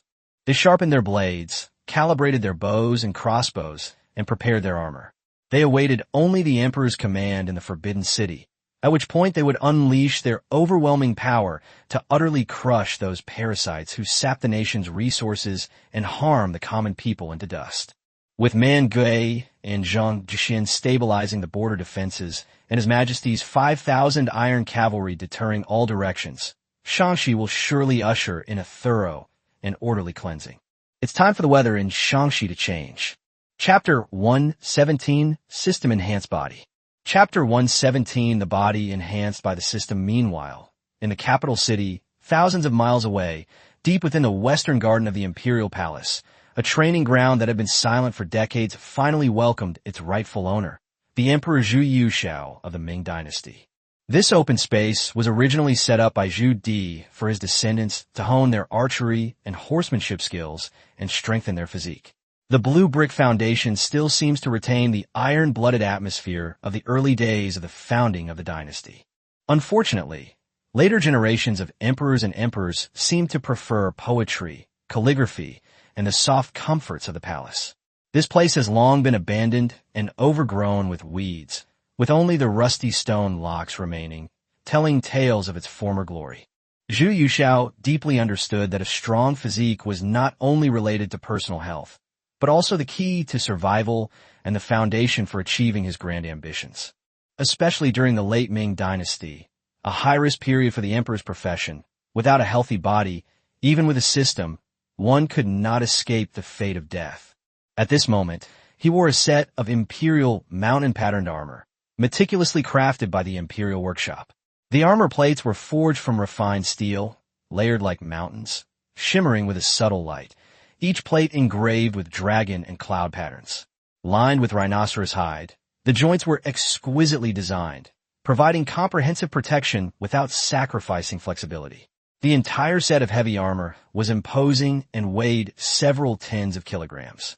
He gripped the imperial spear, over 10 feet long, its shaft crafted from a century-old ashwood core, sturdy and resilient. The willow leaf spearhead, forged from meteorite iron and refined steel, gleamed with a chilling light, incomparably sharp, whistling through the air with a deadly sound as it was swung, exuding a menacing aura. From afar, his upright figure and chilling killing intent made him look exactly like a seasoned general who had been through many battles. Standing opposite him was Fang Zhenghua, a top imperial guard recommended by Lu Ryu, the Grand Eunuch of the Directorate of Ceremonial and the Grand Eunuch of the Imperial Horse Administration. This man was fair-skinned and beardless, with a lean and wiry build, and eyes as sharp as an eagle's. His martial arts skills were unfathomable, and he was rarely matched by anyone in the imperial palace. The legendary Dongfang Bubi, who became famous throughout the martial arts world in later unofficial histories, was often modeled after this man. Fang Zhenghua was meticulously explaining the basic techniques of thrusting, parrying, deflecting, and pressing with a spear to the emperor, his voice not loud but each word clear. His gaze occasionally swept over the emperor's young body and heavy armor, and his usually calm eyes now betrayed a hint of surprise and doubt.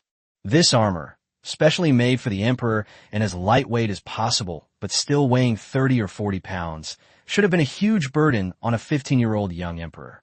Even elite soldiers would find their legs heavy after standing for a long time, and would stagger when moving.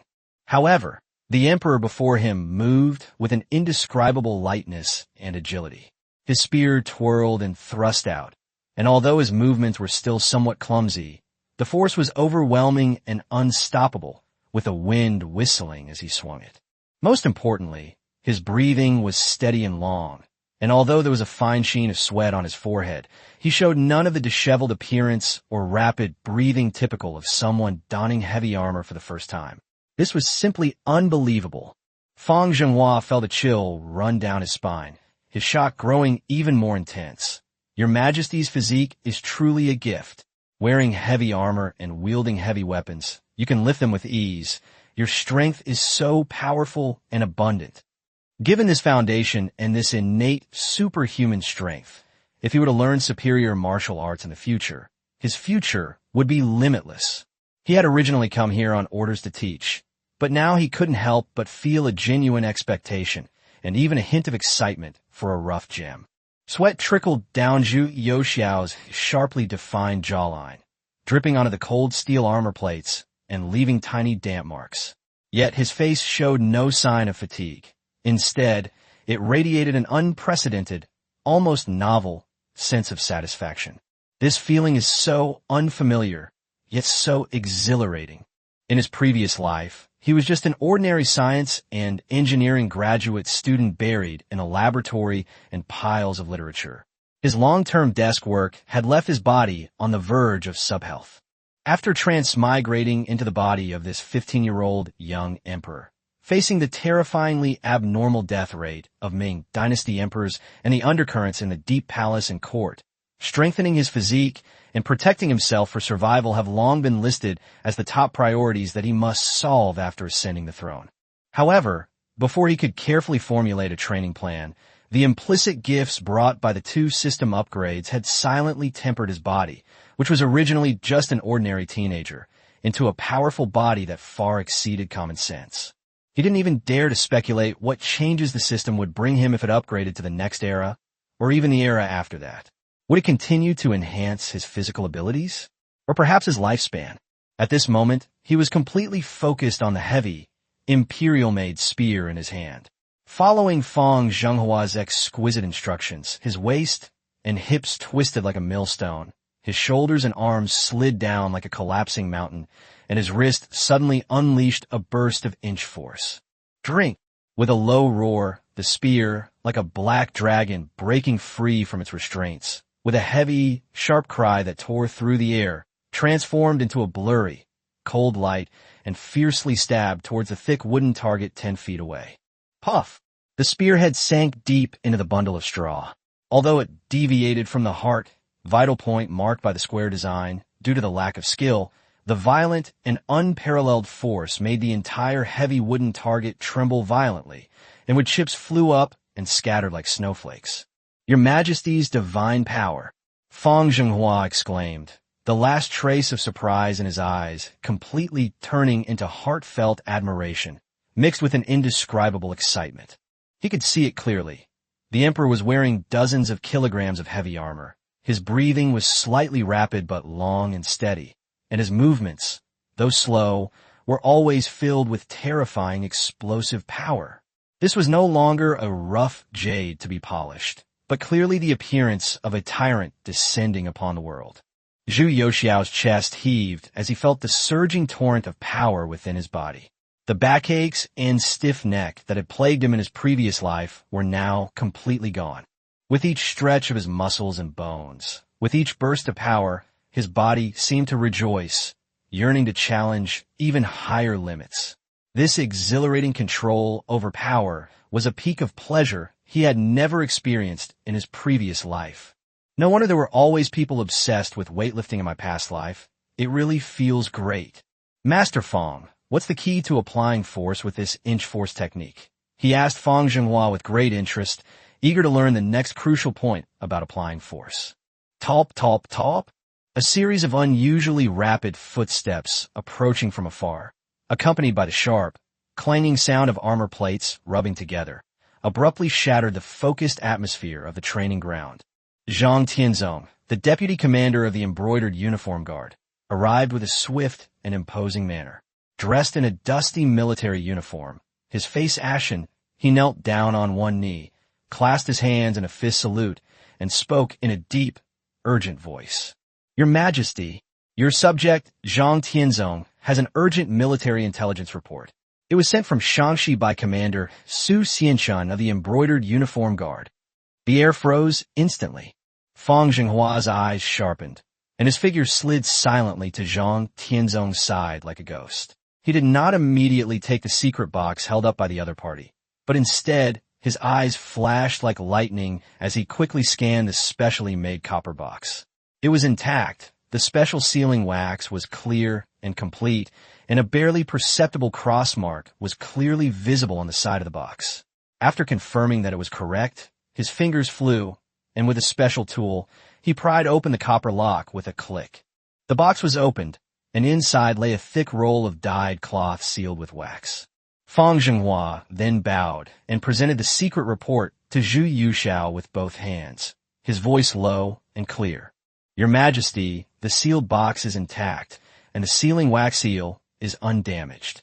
It was indeed opened by Magistrate Su himself. The excitement on Zhu Youxiao's face vanished instantly, his eyes becoming as calm as a deep pool. He reached out and broke the wax seal, which reeked of gunpowder and dust, and unfolded the silk. Su Xianchun's familiar handwriting, writing the blood-stained truth, was like icy water, instantly pouring into his eyes. Chapter 1, 18 Heinous Crimes. Chapter 1, 18 Heinous Crimes. The silk scroll was suddenly unfurled, the ink stains dripping like blood, the words on it seemingly soaked in the cries of the border people and the blood and sweat of the soldiers. Zhu Youxiao's cold gaze swept over the heinous crimes. The letter detailed the monstrous crimes uncovered by Su Xianchun. How did the powerful merchants of Shaanxi collude with the governor, censor, general, and military officers of Shaanxi to obtain large quotas of grain, salt, iron, and customs clearance under the guise of supplying the 9 border regions? These precious strategic resources were brazenly and continuously transported to various Mongol tribes, and even the Jianzhou Jurchens in Liaodong, through secret trade routes beyond the Great Wall. Wealthy merchants and powerful local officials colluded to seize fertile land in Shaanxi and Shaanxi through vicious schemes such as forced purchase at low prices, debt-based land acquisition, and deceptive land transfer. Countless self-cultivating farmers were instantly reduced to abject poverty as tenant farmers, suffering the towaiths, exploitation, or even more brutal exploitation. If they resisted, they were either whipped or falsely imprisoned. Huge sums of money and bribes ended up in the pockets of corrupt officials such as governors and generals, while the soldiers guarding the border suffered from repeated deductions and delays in their pay and rations, leaving them pale and sallow, and the camps filled with complaints. In contrast, Shaanxi merchants' camel caravans, laden with wealth and carrying official travel documents, brazenly crossed the border right under the noses of the border generals, smuggling grain into the enemy's territory. Morale was wavering. How could they possibly stand? This led to numerous peasant uprisings in Shaanxi, with starving people everywhere. Countless starving people were forced to become bandits, and the entire Northwest was like a giant powder keg. Even more alarming is that the secret investigation revealed that the White Lotus sect's sorcerers moved like ghosts among the refugees and wealthy merchants, taking advantage of the surging public resentment to spread their heretical words and incite people to join the sect. Their movements were secretive, and their intentions were far from small, which could sow the seeds of a great disaster that could spread like wildfire. In his letter, Su Xianshun expressed his grief and indignation, stating that if the border situation were not eliminated soon, not only would the border situation be critical, but the overall situation in the Northwest would also deteriorate. Zhu Youxiao's breath hitched almost imperceptibly for a moment, although he had expected it, and although he had already concluded that the Shaanxi merchants were greedy and shameless. But when these bloody crimes were laid bare before him, colluding with foreign enemies, exploiting the common people, and shaking the foundation of the nation, those heinous acts were still like poisoned steel needles, piercing his chest as an emperor and the son of heaven. A surge of fury from the depths of his blood suddenly erupted, his fingers gripping the secret letter so tightly that his knuckles turned white, and even the steel armor plates seemed to groan under his weight. The air in the training ground seemed to freeze instantly. He closed his eyes, forcefully suppressing the murderous intent that was about to burst forth. Although he had only been on the throne for a little over a month, the undercurrents in the court and the superficial compliance in the provinces had already given him a profound understanding of the art of rulership. Wrath can be a weapon, but it cannot be controlled. His gaze fell on the 3 words White Lotus sect, and his heart grew even heavier. This group, designated as a cult by Emperor Taizu Zhu Yuanzhang, was a professional rebel group that persisted in the Central Plains for hundreds of years from the end of the Yuan dynasty to the Qing dynasty, despite repeated attempts to suppress it. It successfully demonstrated that where there is oppression, there is resistance. From the late Yuan dynasty, Han Shantong and Lu Fudong stirred up the Red Turban Rebellion with the saying, "A stone man with one eye incites rebellion across the Yellow River," which dealt a heavy blow to the Yuan court. During the Yongle era, Tang Sai'er in Shandong claimed to be the Buddha mother and gathered tens of thousands of people to attack cities and seize land. And during the Zhengda era, Zhao Sui's uprising swept across several provinces. Every large-scale outbreak of the White Lotus Rebellion was a reflection of the desperate situation of the people suffering and being forced to rebel by the officials. The tragedy that was about to happen in the history books appeared clearly in his mind. Not long after, in the second year of Tianqi, 1622, Wang Haoxian and Su Hongru, the leaders of the Wenxiang sect, a branch of the White Lotus sect in Shandong, launched an uprising in the Yunqing and Zhuyi areas of Shandong because they could not bear the oppression of the government. They called themselves Emperor Fuli of the Restoration, established the reign title Desheng Xingxing Year 1, gathered tens of thousands of people, and captured Yunqing, Zhou County, and Tung County, once cutting off the lifeline of the empire, the Grand Canal. Their slogans of equalizing wealth and resisting the government spread like wildfire, attracting countless starving people who could not survive to join them. Although the imperial court eventually mobilized troops from Shandong, Hebei, and Hunan provinces to besiege and suppress them, and their leader Su Hongru was captured and killed, and Wang Haoxian was captured after fleeing, the land of Shandong was already stained with blood and severely damaged. When a dynasty prospers, the people suffer. When a dynasty falls, the people suffer. Zhu Yuxiao murmured to himself, a deep sense of sorrow and utter anger welling up within him. The tragic situation in Shaanxi described in the secret letter is strikingly similar to the tragedy in Shandong recorded in history. If they hadn't been driven to the brink of despair, how could these Chinese people, who are most attached to their homeland and have amazing endurance, have risked being beheaded and having their clans wiped out to follow the illusory Mithrida's descent into the world? The real culprits who ignited the White Lotus demon flame were these evil Shangxi merchants and those corrupt officials who oppressed the people for their own selfish gain. The reason why Shangxi merchants were able to continue to exist throughout history is that they not only sold grain, salt, and iron to the Jurchens in secret, but they also shouldered the task of transporting salt, iron, and grain to the 9 border regions. The goods sold to the Jurchens were transported to the border under the guise of military supplies for the 9 border regions. The Ming dynasty during the Tianqi era was remarkably similar to the giant in the north that would later rise to power. The wealthy merchants from Shangxi and Anhui were the oligarchs on the body of this vast empire. They monopolized the lifeline, maintaining the illusion of the empire's superficial operation, while greedily absorbing its essence. While it may be satisfying to abruptly cut off these oligarchs, the chain reaction it triggers, such as border troops running out of food, transportation becoming paralyzed, local disorder arising, and even larger-scale mutinies and civil unrest is enough to cause the already crumbling empire to collapse instantly. The equally corrupt and inefficient local transport agencies of the Ming dynasty were simply incapable of instantly taking over such a vast and complex logistics network. Without a timely and effective alternative, the confiscation of property and the extermination of entire families would only bring about an even greater disaster. The plots in those novels where a huge organization occupying several provinces could be wiped out with just a few words and a few casual remarks seemed like pure fantasy to Zhu Yuxiao at this moment.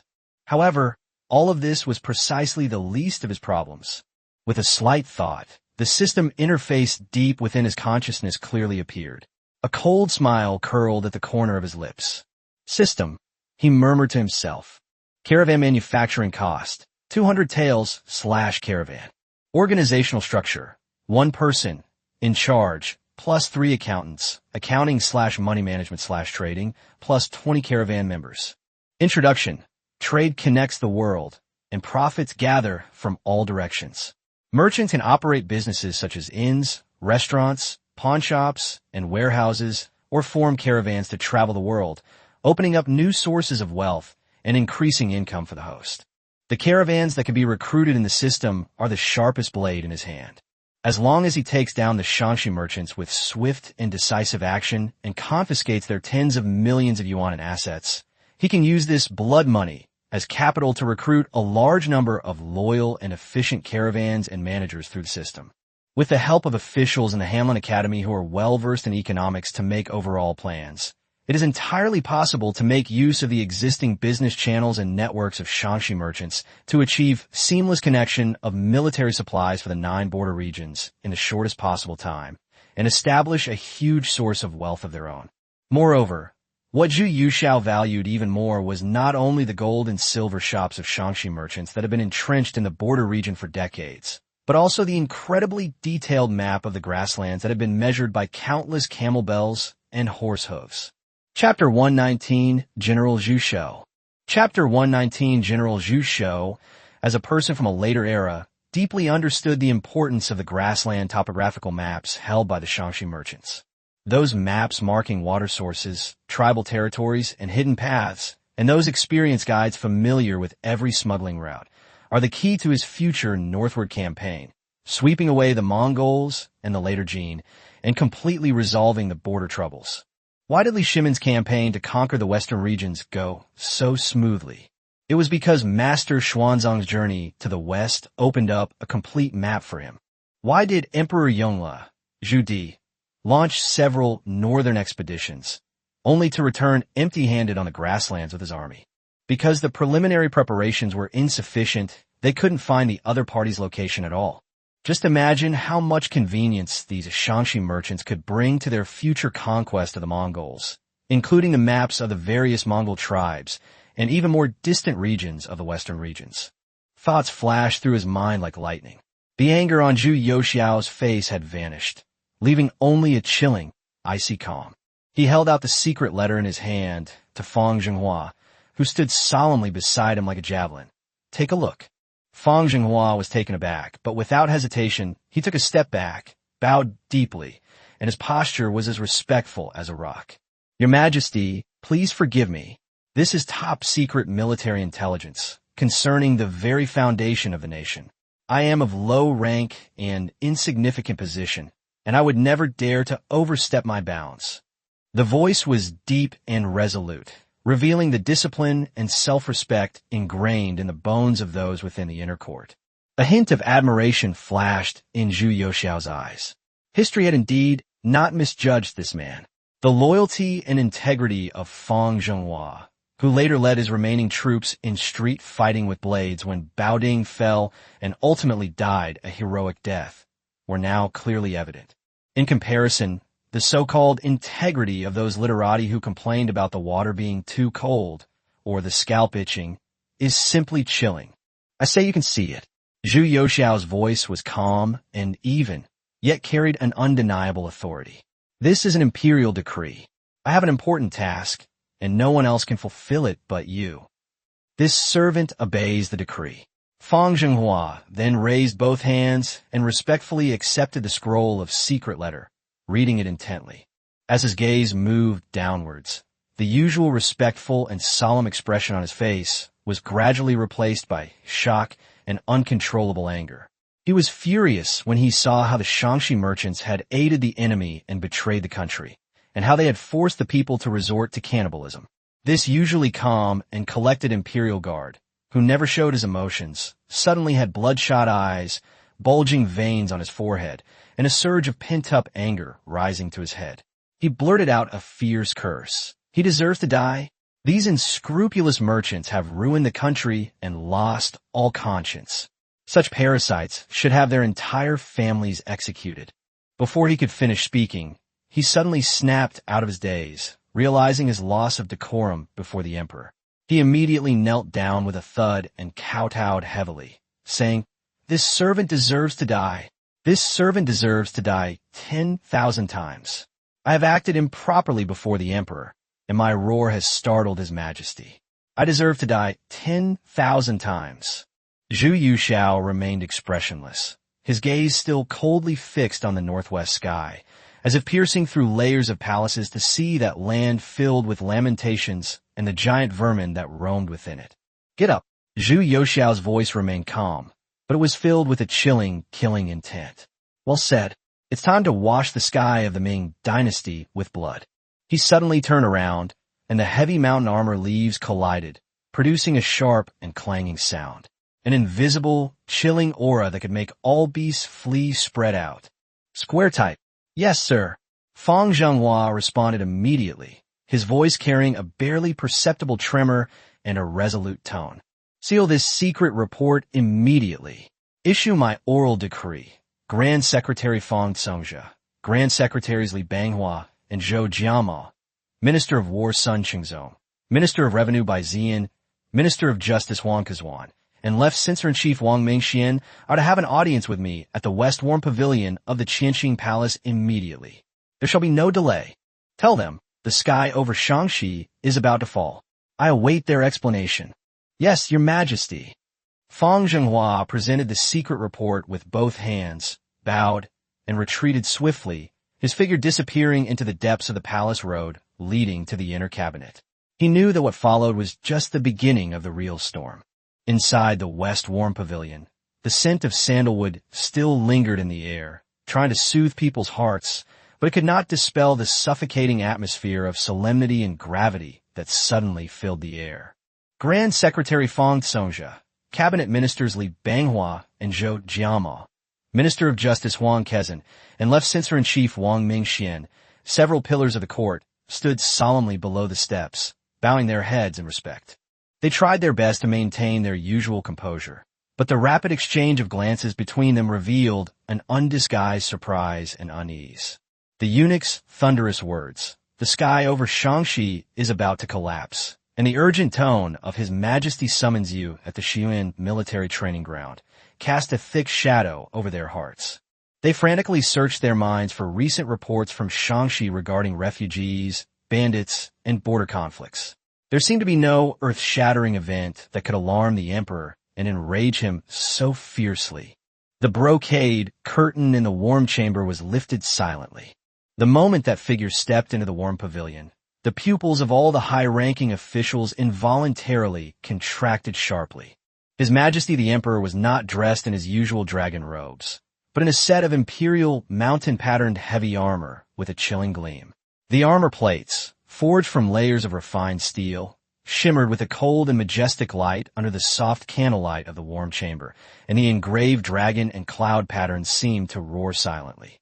The heavy armor made a low, oppressive metallic scraping sound with his steps, which, in the quiet, warm chamber, sounded like the muffled beat of a war drum, striking the heartstrings of everyone present.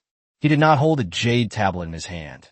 Instead, the imperial iron spear, over 10 feet long, leaned casually against the imperial desk like a battle flag. The cold glint of the meteorite iron at the spearhead and the cold light of the armor complemented each other, exuding a chilling aura. "What is your Majesty doing?" Almost the instant they saw it clearly, a thought that made all the civil officials' scalps tingle, like a cold, venomous snake, burrowed into their minds.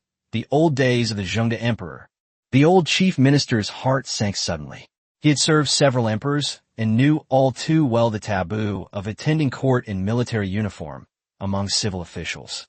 This outfit immediately reminded him of Emperor Wuzong, who acted eccentrically, called himself General Zhu Shou, and frequently patrolled the borders and mobilized troops. Could it be that this young emperor has also begun to emulate Emperor Wuzong, prioritizing martial arts over literature? This is reminiscent of the recent rumors about His Majesty practicing martial arts at the West Garden Training Ground, and a long spear that is now leaning against his desk, a weapon of mass destruction. Fang Congzhe felt a chill run down his spine. He suppressed the advice that almost escaped his lips and lowered his gaze. Li Banghua, Zhou Jiamao, and the others also gasped in shock. Memories of Emperor Wuzong's reign, such as the emperor guarding the country's gates, personally training, internal exercises, and even competing with the Mongol prince in Yingzhou, flooded their minds instantly. Could His Majesty's actions be an attempt to emulate Emperor Wuzong and shift the focus of national affairs to border military campaigns? Is this armor and this long spear some kind of declaration? Recalling the sky collapsing in Shaanxi, could His Majesty intend to wield the power of a military force? This thought filled them with both shock and fear. Wang Mingxian, as the head of the censors, felt a strong shock and discomfort upon first seeing the emperor in full armor in the Hall of State Affairs. This was a direct challenge to the traditional civil administration of ruling by doing nothing, and he almost instinctively stepped forward to offer his remonstrance.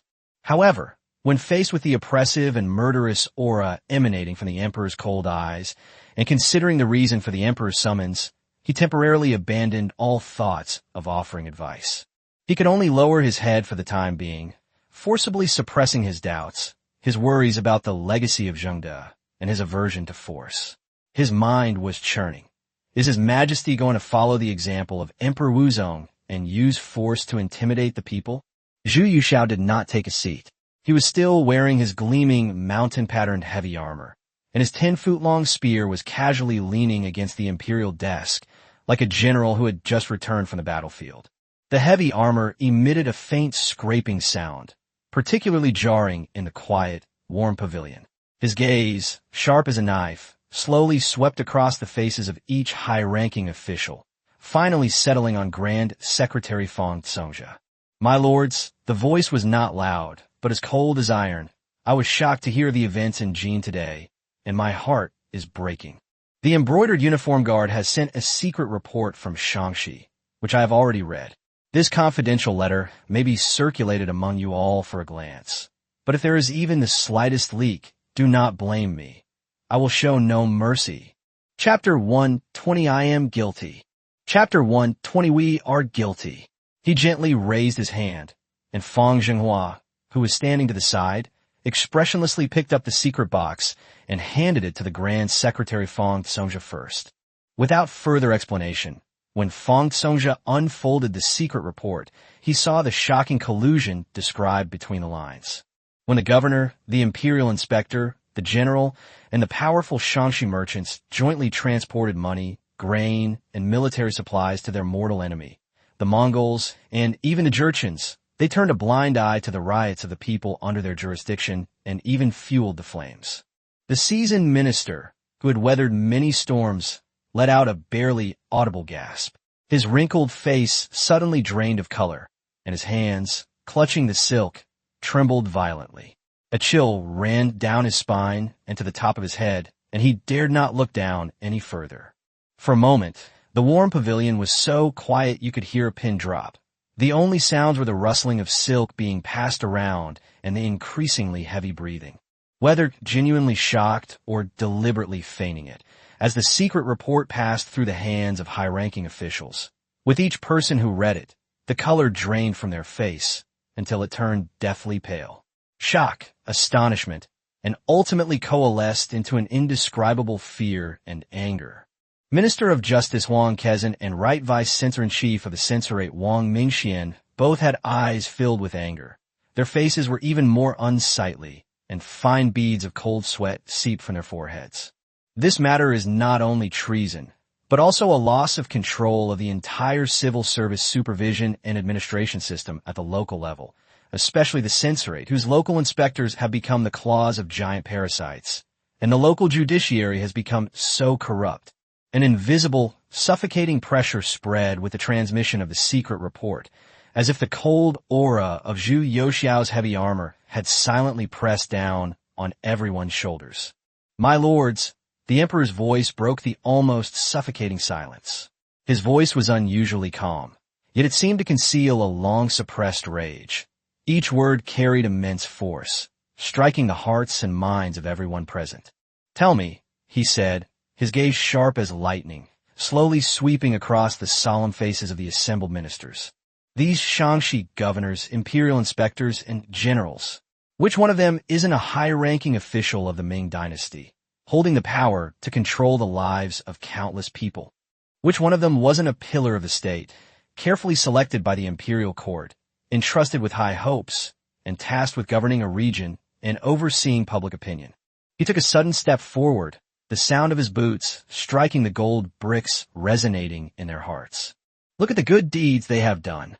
They colluded with unscrupulous merchants and bandits to open border markets and supply the enemy with provisions.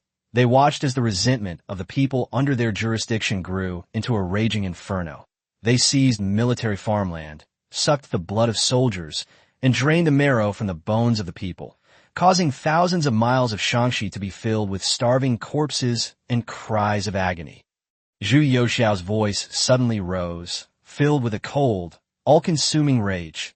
You hold high positions in the imperial court, some serving as cabinet ministers, assisting with important matters, others as heads of the 6 ministries, managing national affairs, others in charge of criminal law, rectifying the order of the nation, still others as chief censors, impeaching officials throughout the land.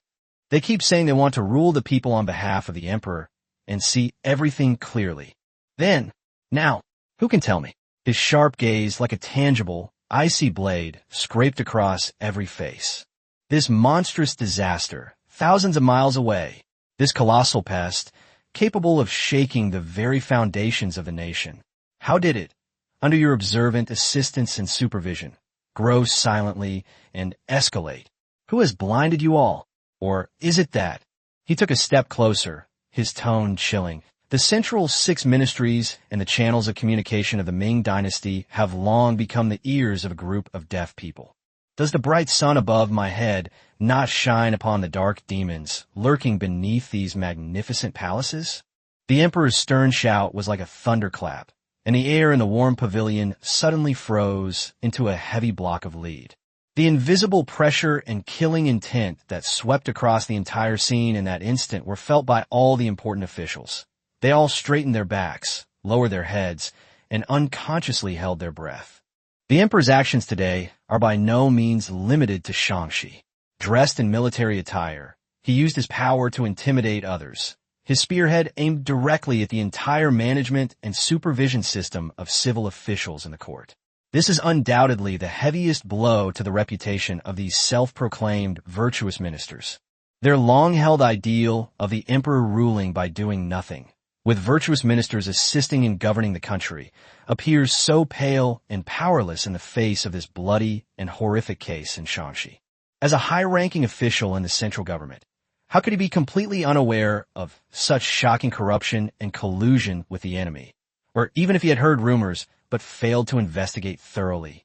No matter how he tries to explain, he cannot escape suspicion of negligence, incompetence, or even collusion. Adding to this, the emperor's unusual appearance in military attire at court today, along with the cold gleam of the spear leaning against his desk, all proclaimed an unprecedented determination and power. A tremendous sense of crisis, like an icy tide, instantly overwhelmed every civil official present. Zhu Youxiao's cold gaze swept over the silent, high-ranking officials below the steps, taking in the undisguised panic and solemnity on their faces. He smiled coldly to himself. Yes, he did it on purpose.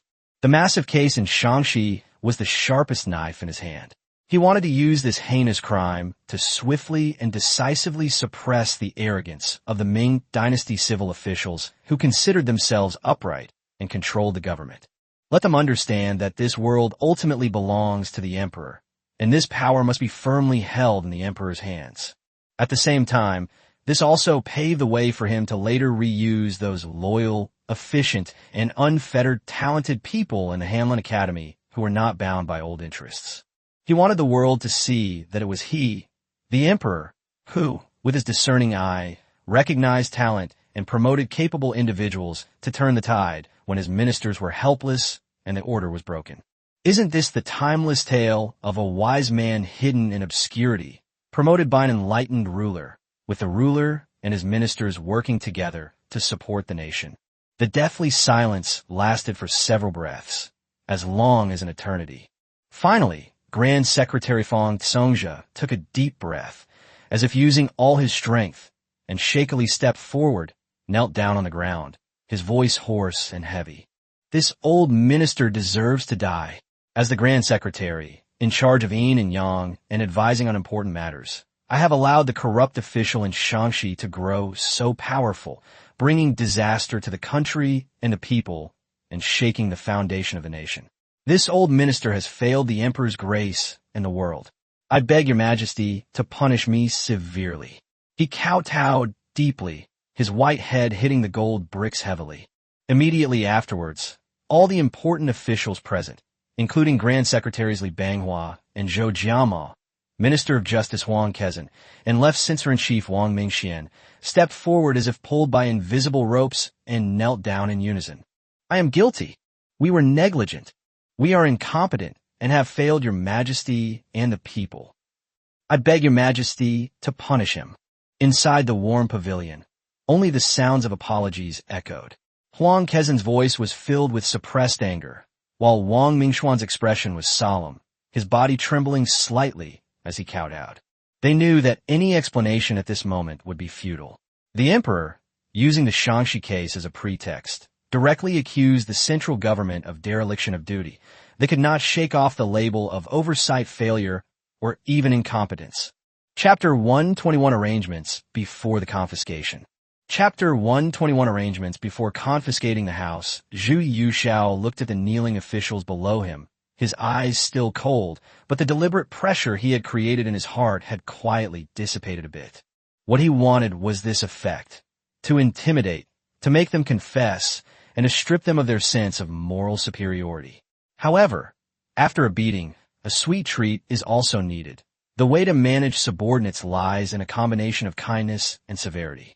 He spoke slowly, his voice still calm, but it lacked some of the previous metallic, murderous aura, and instead possessed a greater sense of composure and solemnity. All right, get up, everyone. Upon hearing this, the ministers felt somewhat relieved, but still dared not rise, only slightly raising their heads. Zhu Youxiao's gaze swept over the crowd, his tone softening, carrying an undeniable air of authority. As your trusted ministers, you have assisted me in governing the country day and night without fail, which I am well aware of. Today's events in Shaanxi are certainly the result of the local corrupt officials' depravity and deception, but the central government's failure to supervise is also a serious fault. He paused deliberately, his gaze lingering for a moment on the faces of several key officials, including Fang Songjia and Wang Mingxian. I'm also aware that, thousands of miles away, petty villains are plotting and deceiving us, and this cannot be detected overnight. This is not the fault of one person or one moment, but the result of long-standing malpractices, collusion between superiors and subordinates, and a deeply entrenched problem. These words not only highlighted the central government's responsibility, but also placed the primary blame on local officials for deception and the difficulty in investigating long-standing abuses, thus giving the officials a way out. The tense nerves of the officials below finally relaxed slightly. Zhu Yuxiao then changed the subject. Indeed, the laws of the land are as imposing as mountains, and the fate of the nation is paramount. The responsibility for oversight cannot be overlooked. His gaze was sharp as he swept across the entire room, his voice clear and powerful. The cabinet's overall planning was flawed, the Ministry of Personnel made mistakes in selecting officials, and the censorate was guilty of negligence. However, considering that you have not been in office for long and may not have fully investigated the local malpractices, I will temporarily impose a lenient punishment, fining you 3 months' salary as a warning. I urge everyone to remember today's mistakes and to be even more dedicated to their duties and vigilant in the future, so that such heinous corrupt elements will never again be found in the heart of our nation. Upon hearing this, the officials below felt relieved. A 3-month salary deduction was merely a symbolic punishment for these high-ranking and powerful ministers, far better than demotion, dismissal, or even more severe penalties. This was undoubtedly a case of the emperor raising the issue high and then gently lowering it, giving them a clear way out. This will not be the first time. Your Majesty, we thank you for your great kindness. We will remember your teachings and work diligently day and night to atone for our past transgressions. The ministers kowtowed in unison, their voices filled with obvious gratitude and a hint of shame. Zhu Yuxiao nodded slightly and continued. The matter in Shaanxi is no ordinary case of corruption. It is a major case of treason that shakes the very foundation of the nation. My mind is made up. We shall use overwhelming force to confiscate the property and exterminate the entire clan, cleansing the country of its corruption. However, these villains have been entrenched for decades, deeply entrenched and with a dense network of traps. We must plan carefully before acting, aiming for a decisive blow to eliminate any future troubles. What good strategies do you gentlemen have? Grand Secretary Fang Songjia stepped forward first and calmly reported, Your Majesty's judgment is wise. This case is indeed a catastrophic disaster, and only swift and decisive measures can deter it. In my opinion, the most urgent task is for the central government to formulate a plan and make a swift and secret decision. The cabinet immediately drafted an edict, issuing it throughout the land, denouncing the Shaanxi merchants for colluding with the enemy and the officials for corruption, stripping the implicated officials of their titles and ranks, and appointing imperial envoys to investigate the matter. This edict must be expedited and sent to Shaanxi and surrounding areas to demoralize the enemy, win popular support, and isolate the ringleaders. We, your humble servants, will be stationed at the Central Command, coordinating with the Ministry of Revenue, the Ministry of War, the Ministry of Justice, and the Censorate to ensure the smooth flow of provisions, military orders, and judicial documents, and to fully support the operations at the front. Anyone involved with Shaanxi merchants' businesses in Beijing or related officials will be immediately and secretly monitored. Once Shaanxi succeeds, we will simultaneously close in. The Ministry of Justice and the Hanlin Academy were ordered to prepare documents for the subsequent publication of evidence of the crimes, publicly announcing the perpetrator's crimes to the world, thus directing public resentment and preventing the White Lotus rebels from using the opportunity to incite unrest. Minister of War Sun Chengzong then spoke up, hitting the nail on the head. Your Majesty, Shaanxi borders the 9 garrisons, and maintaining border stability is of paramount importance. Fortunately, Your Majesty has the foresight to appoint Man Gui of Datong and Zhang Jixian of Xuanfu as loyal and reliable generals. Your Majesty is requested to personally write a secret edict and urgently send it to Generals Man and Zhang, instructing them to reassure them, strengthen their vigilance, and cooperate with the embroidered uniform guard. In the event of Chun Hongfan's execution or any unusual activity, a reliable general should be immediately dispatched to take over the defense, suppress any instability, stabilize morale, prevent unrest at Shahoku, Zhangjiago, and Leiyuanbao, and ensure the safety of the North Gate. During the operation, it is imperative to declare the Shaanxi merchants' crime of colluding with the enemy, using the imperial decree, and to inform the border troops of the truth. To the ordinary soldiers and most officers, explain the greater good and expose the fact that their rations and pay have been embezzled. As for the ringleaders, they must be apprehended with lightning speed. In the heart of Shaanxi, the important towns of Taiyuan, Pingyang, and Fenzhou, as well as the stronghold of Shaanxi merchants, are not surrounded by heavy troops. The Jinyue Imperial Guard can be ordered to control them, conduct a public trial, and execute the ringleaders, and cooperate with the Jinyue to control the treasury, granaries, and mansions of wealthy merchants, arresting the key figures. The operation must be swift and precise to avoid any repercussions. Bai Ziyan then stepped forward with his hands clasped. Although he was not in charge of military affairs, he had a keen understanding of the importance of money and grain. Your Majesty, the grain and salt controlled by Shaanxi merchants are a matter of national importance, but also a source of chaos. Officials from the Ministry of Revenue's Bureau of Civil Affairs may be dispatched to accompany the army, carrying copies of the account books, to immediately seal off official and private granaries in Taiyuan, Datong, Fenzhou, Puzhou, and other places, especially the Zhang family's salt granary and the Fan family's grain granary. A thorough inventory must be made, and troops must be stationed to guard them, strictly preventing looting and burning. After the seizure, depending on the circumstances, the government may open the granaries and sell some of the stored grain at a fair price, or use it to provide relief to local refugees in order to reassure the people and dismantle the foundation of the White Lotus's incitement. As Zhu Yushao listened to the clear and incisive suggestions from his senior officials, he couldn't help but secretly admire them. Those who have climbed to this position are all formidable. With this plan in place, Shaanxi will certainly not be in chaos. However, a hint of coldness flashed in his eyes. But this plan, no matter how you look at it, seems like they're trying to steal my thunder. The money and grain of Shaanxi are the foundation for my military buildup and response to the Little Ice Age disaster in the coming years. How can I allow you to continue to exploit and line your own pockets as before? And that ready-made smuggling network and grassland map are of paramount importance. He knew very well that the existing bureaucratic system of the Ming Dynasty was inefficient and corrupt.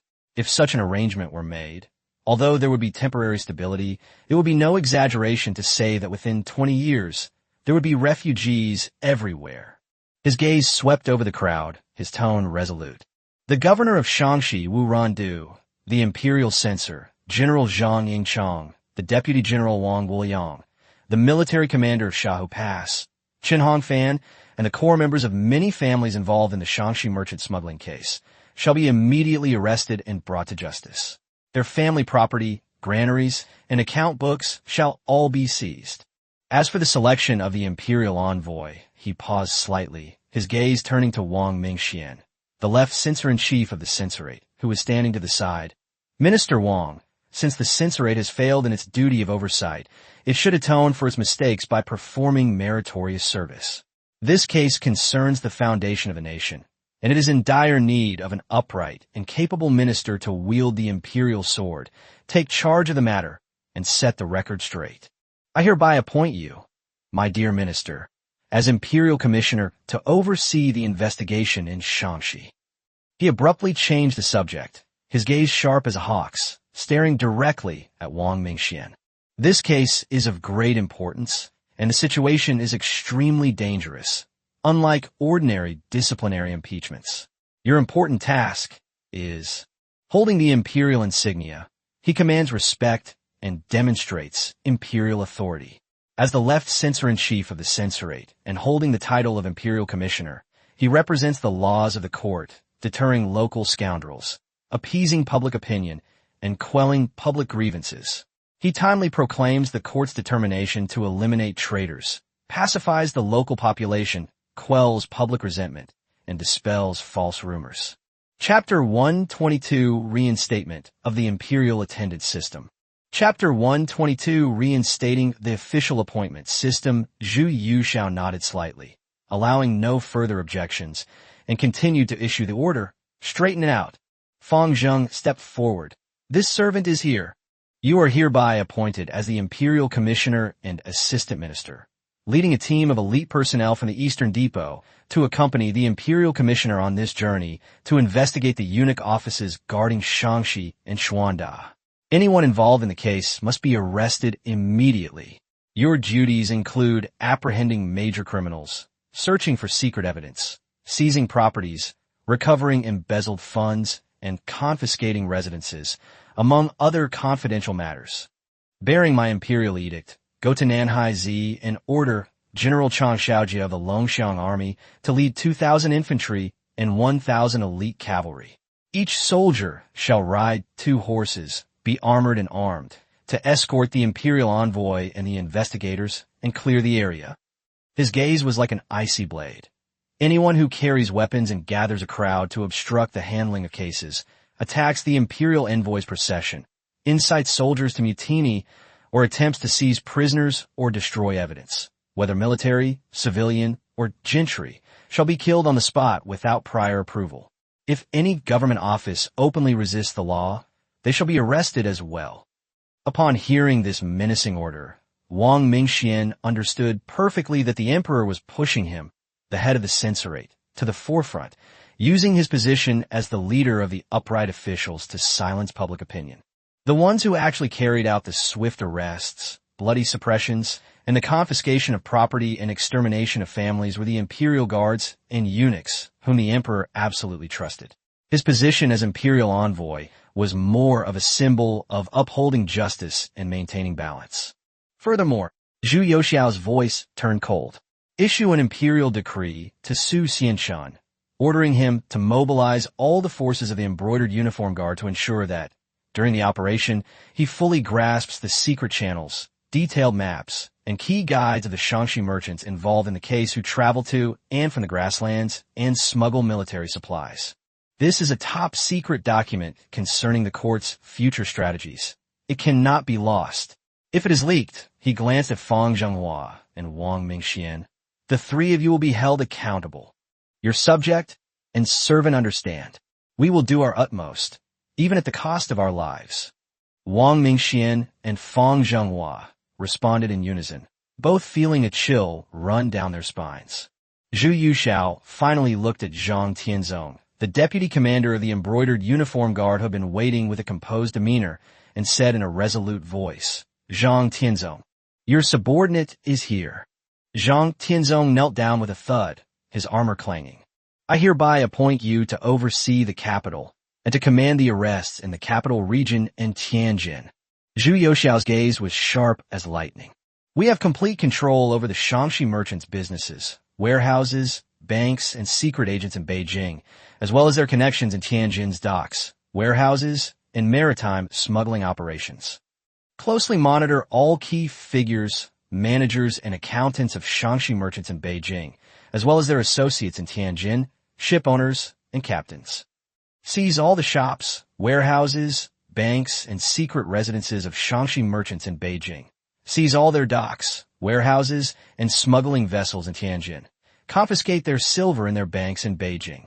All people, property, and goods shall be sealed up. Focus on searching his accounting office and secret rooms, and be sure to find his ledgers and secret letters of bribery of officials in Beijing, as well as irrefutable evidence of his smuggling activities with Tianjin by sea. If there is any resistance or incitement, execute him immediately. Ensure that the capital region and Tianjin remain calm and undisturbed. Zhang Tianzong's eyes flashed with a sharp light. He clasped his hands in a deep voice, his killing intent palpable. This humble general obeys the order. Your Majesty, please rest assured. I've already laid a net to protect the Shangxi merchants' henchmen and spies in the capital and Tianjin. We await your command and will uproot them with lightning speed. No one, no matter how small, will be overlooked. If anything goes wrong, I will bring my head to face you. Very well. Zhu Yuxiao slammed his hand on the imperial desk, his voice echoing throughout the palace. The Grand Secretariat shall immediately draft an edict. The dawn is breaking in Shaanxi. Your Majesty, we obey. The officials below the steps replied in unison, their voices carrying a complex and heavy weight, as if they had survived a calamity. The somber atmosphere in the hall eased slightly, but the oppressive feeling in the air did not dissipate. They knew that, faced with the emperor's powerful stance and overwhelming evidence, the fate of Shaanxi was sealed. All they could do was obey orders and try their best to make up for their oversight in the hope of salvaging some face in the subsequent reckoning. However, Zhu Yuxiao did not announce the end of the court session. He sat upright on his throne, his gaze deep, as if brewing an even greater storm. After a brief silence, he spoke slowly, his voice calm, yet carrying an undeniable penetrating power. This corrupt official in Shaanxi has been entrenched for decades, eroding the foundation of the nation and poisoning the lives of the people. His crimes are heinous, and he deserves severe punishment. However, this case also exposes deep-seated problems in our dynasty's system of selecting, appointing, and inspecting officials. These words instantly tightened the nerves that had just relaxed. Alarm bells rang in the hearts of the officials. The emperor was using this as an excuse to get to the heart of the matter. Zhu Yuxiao's gaze swept over the Minister of Personnel and several other officials, his tone turning cold. The Ministry of Personnel should select officials to recommend virtuous and capable people for the country. However, Wu Rondu, the governor of Shaanxi, the imperial inspector, and many other officials in prefectures, counties, and cities are either corrupt, mediocre, or colluding with unscrupulous merchants, yet they have been able to hold high positions for many years. The Censораte's Department of Justice, responsible for supervising all officials, turns a blind eye to these corrupt officials. Is this not a flaw in the system? Is this not a failure to properly select personnel? The faces of the officials from the Ministry of Personnel and the Censorate who were named changed instantly, but they dared not refute them. After all, the Shaanxi case was irrefutable evidence, and any explanation at this point would be futile. Zhu Yuxiao abruptly changed the subject, his voice rising sharply, carrying an undeniable air of authority. In extraordinary times, extraordinary measures must be taken. In order to cleanse the corrupt practices in the officialdom and recruit talented people to meet the challenges of the times, I have decided to reinstate the system of inherited officials. Boom! It was as if a thunderclap had exploded in the hall. All the civil officials, including the Grand Secretary Fang Songjia, were horrified and their faces paled. Imperial Envoy! These three words were like a curse, instantly stirring up the deepest fears and loathing among the civil service. This was a system specifically established by Emperor Xinzong to deal with them, allowing officials to be appointed directly by imperial decree, bypassing the Ministry of Personnel selection process and the Grand Secretariat's drafting. It violated the ancestral system of court recommendation and departmental selection, giving eunuchs, favored officials, and even commoners the opportunity to advance their careers through improper means. It has always been regarded as a source of corruption and disorder in the court. From the Jiaojing era onward, this system was considered taboo and nearly abolished. Your Majesty, absolutely not. Gu Bingxian, the left vice minister of the Ministry of Personnel, could no longer contain himself. He stepped forward and knelt down, his voice trembling with emotion. The system of receiving official appointments is a major malpractice. It undermines the established laws of our ancestors, opens the door to personal advancement, and makes it easy for the wicked to gain power while the virtuous and capable retreat. If this continues, the administration will collapse and the country will cease to exist. I implore Your Majesty to rescind this decree. I second that proposal. Your Majesty, please reconsider. The laws of our ancestors must not be lightly abandoned.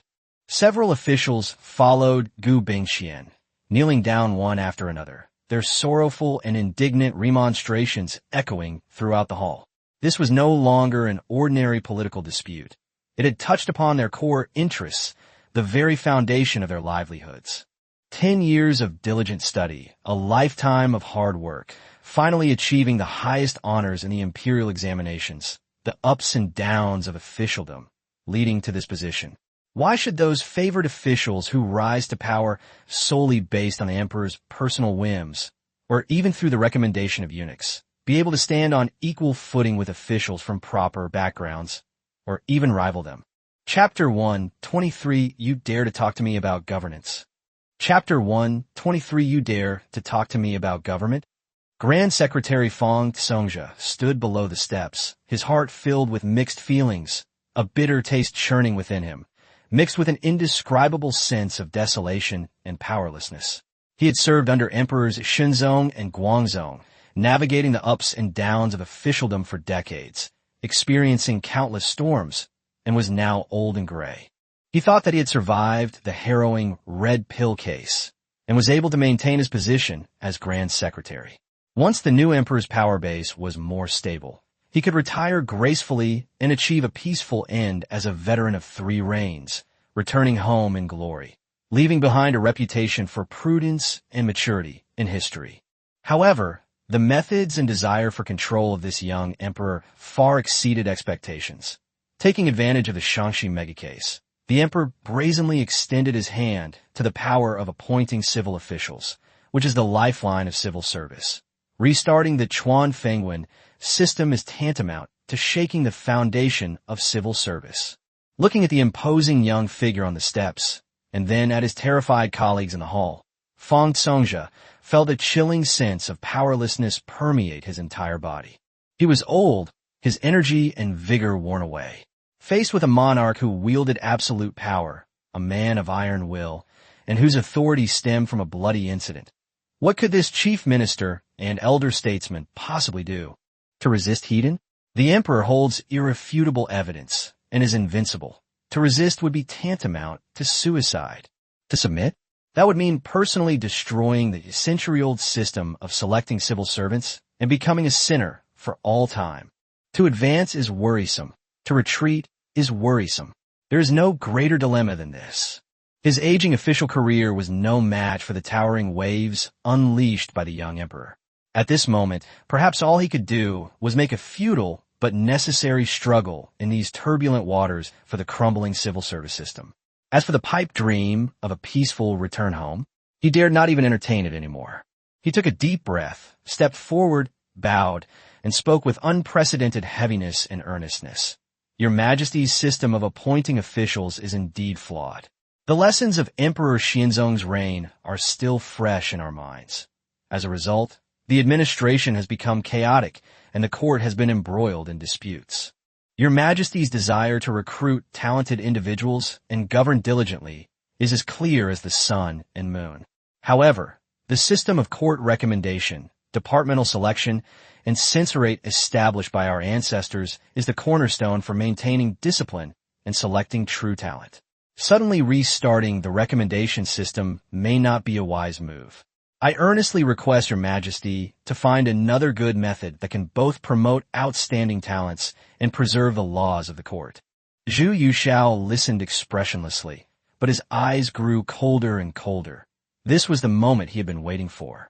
A cold snort, like a bucket of ice water, instantly silenced the voices of advice in the hall. Zhu Yushao slowly stood up, his gaze like a cold, sharp blade, sweeping over the kneeling officials offering their advice, finally settling on Fong Tsongja. His voice was not loud, but every word struck the hearts of the crowd like a heavy hammer. Ancestral laws? The cornerstone of good governance. Mr. Fong, and my esteemed ministers, he said, a cold smile curving his lips. Your proud departmental selection and court recommendation produced a governor like Wu Rondu. The ancestral laws you speak of allowed traitors like Zhang Yingchang and Chen Hongfan to usurp the positions of general and brigade commander. The censors and supervisors you rely on turned a blind eye to the heinous crimes in Shaanxi and even colluded with them. He slammed his hand on the imperial desk, the sound echoing throughout the palace. Is this what you call the cornerstone of good governance? Is this the ancestral law you uphold? Did you elect a bunch of corrupt officials who are draining the foundation of the country? Why are you upholding a mess of collusion between superiors and subordinates, and treasonous acts of betrayal and collusion with the enemy? In Shaanxi, a land stretching for thousands of miles, corpses of the starving are everywhere. Border soldiers have had their provisions and pay seized. The nation's rich resources are being used by the enemy. All of this is happening right under your noses. It is spreading and breeding within the very laws you are so proud of. You're now talking to me about ancestral laws? About the foundation of good governance? He stepped forward, his imposing presence like a mountain, his gaze so sharp it seemed to pierce the soul of everyone present.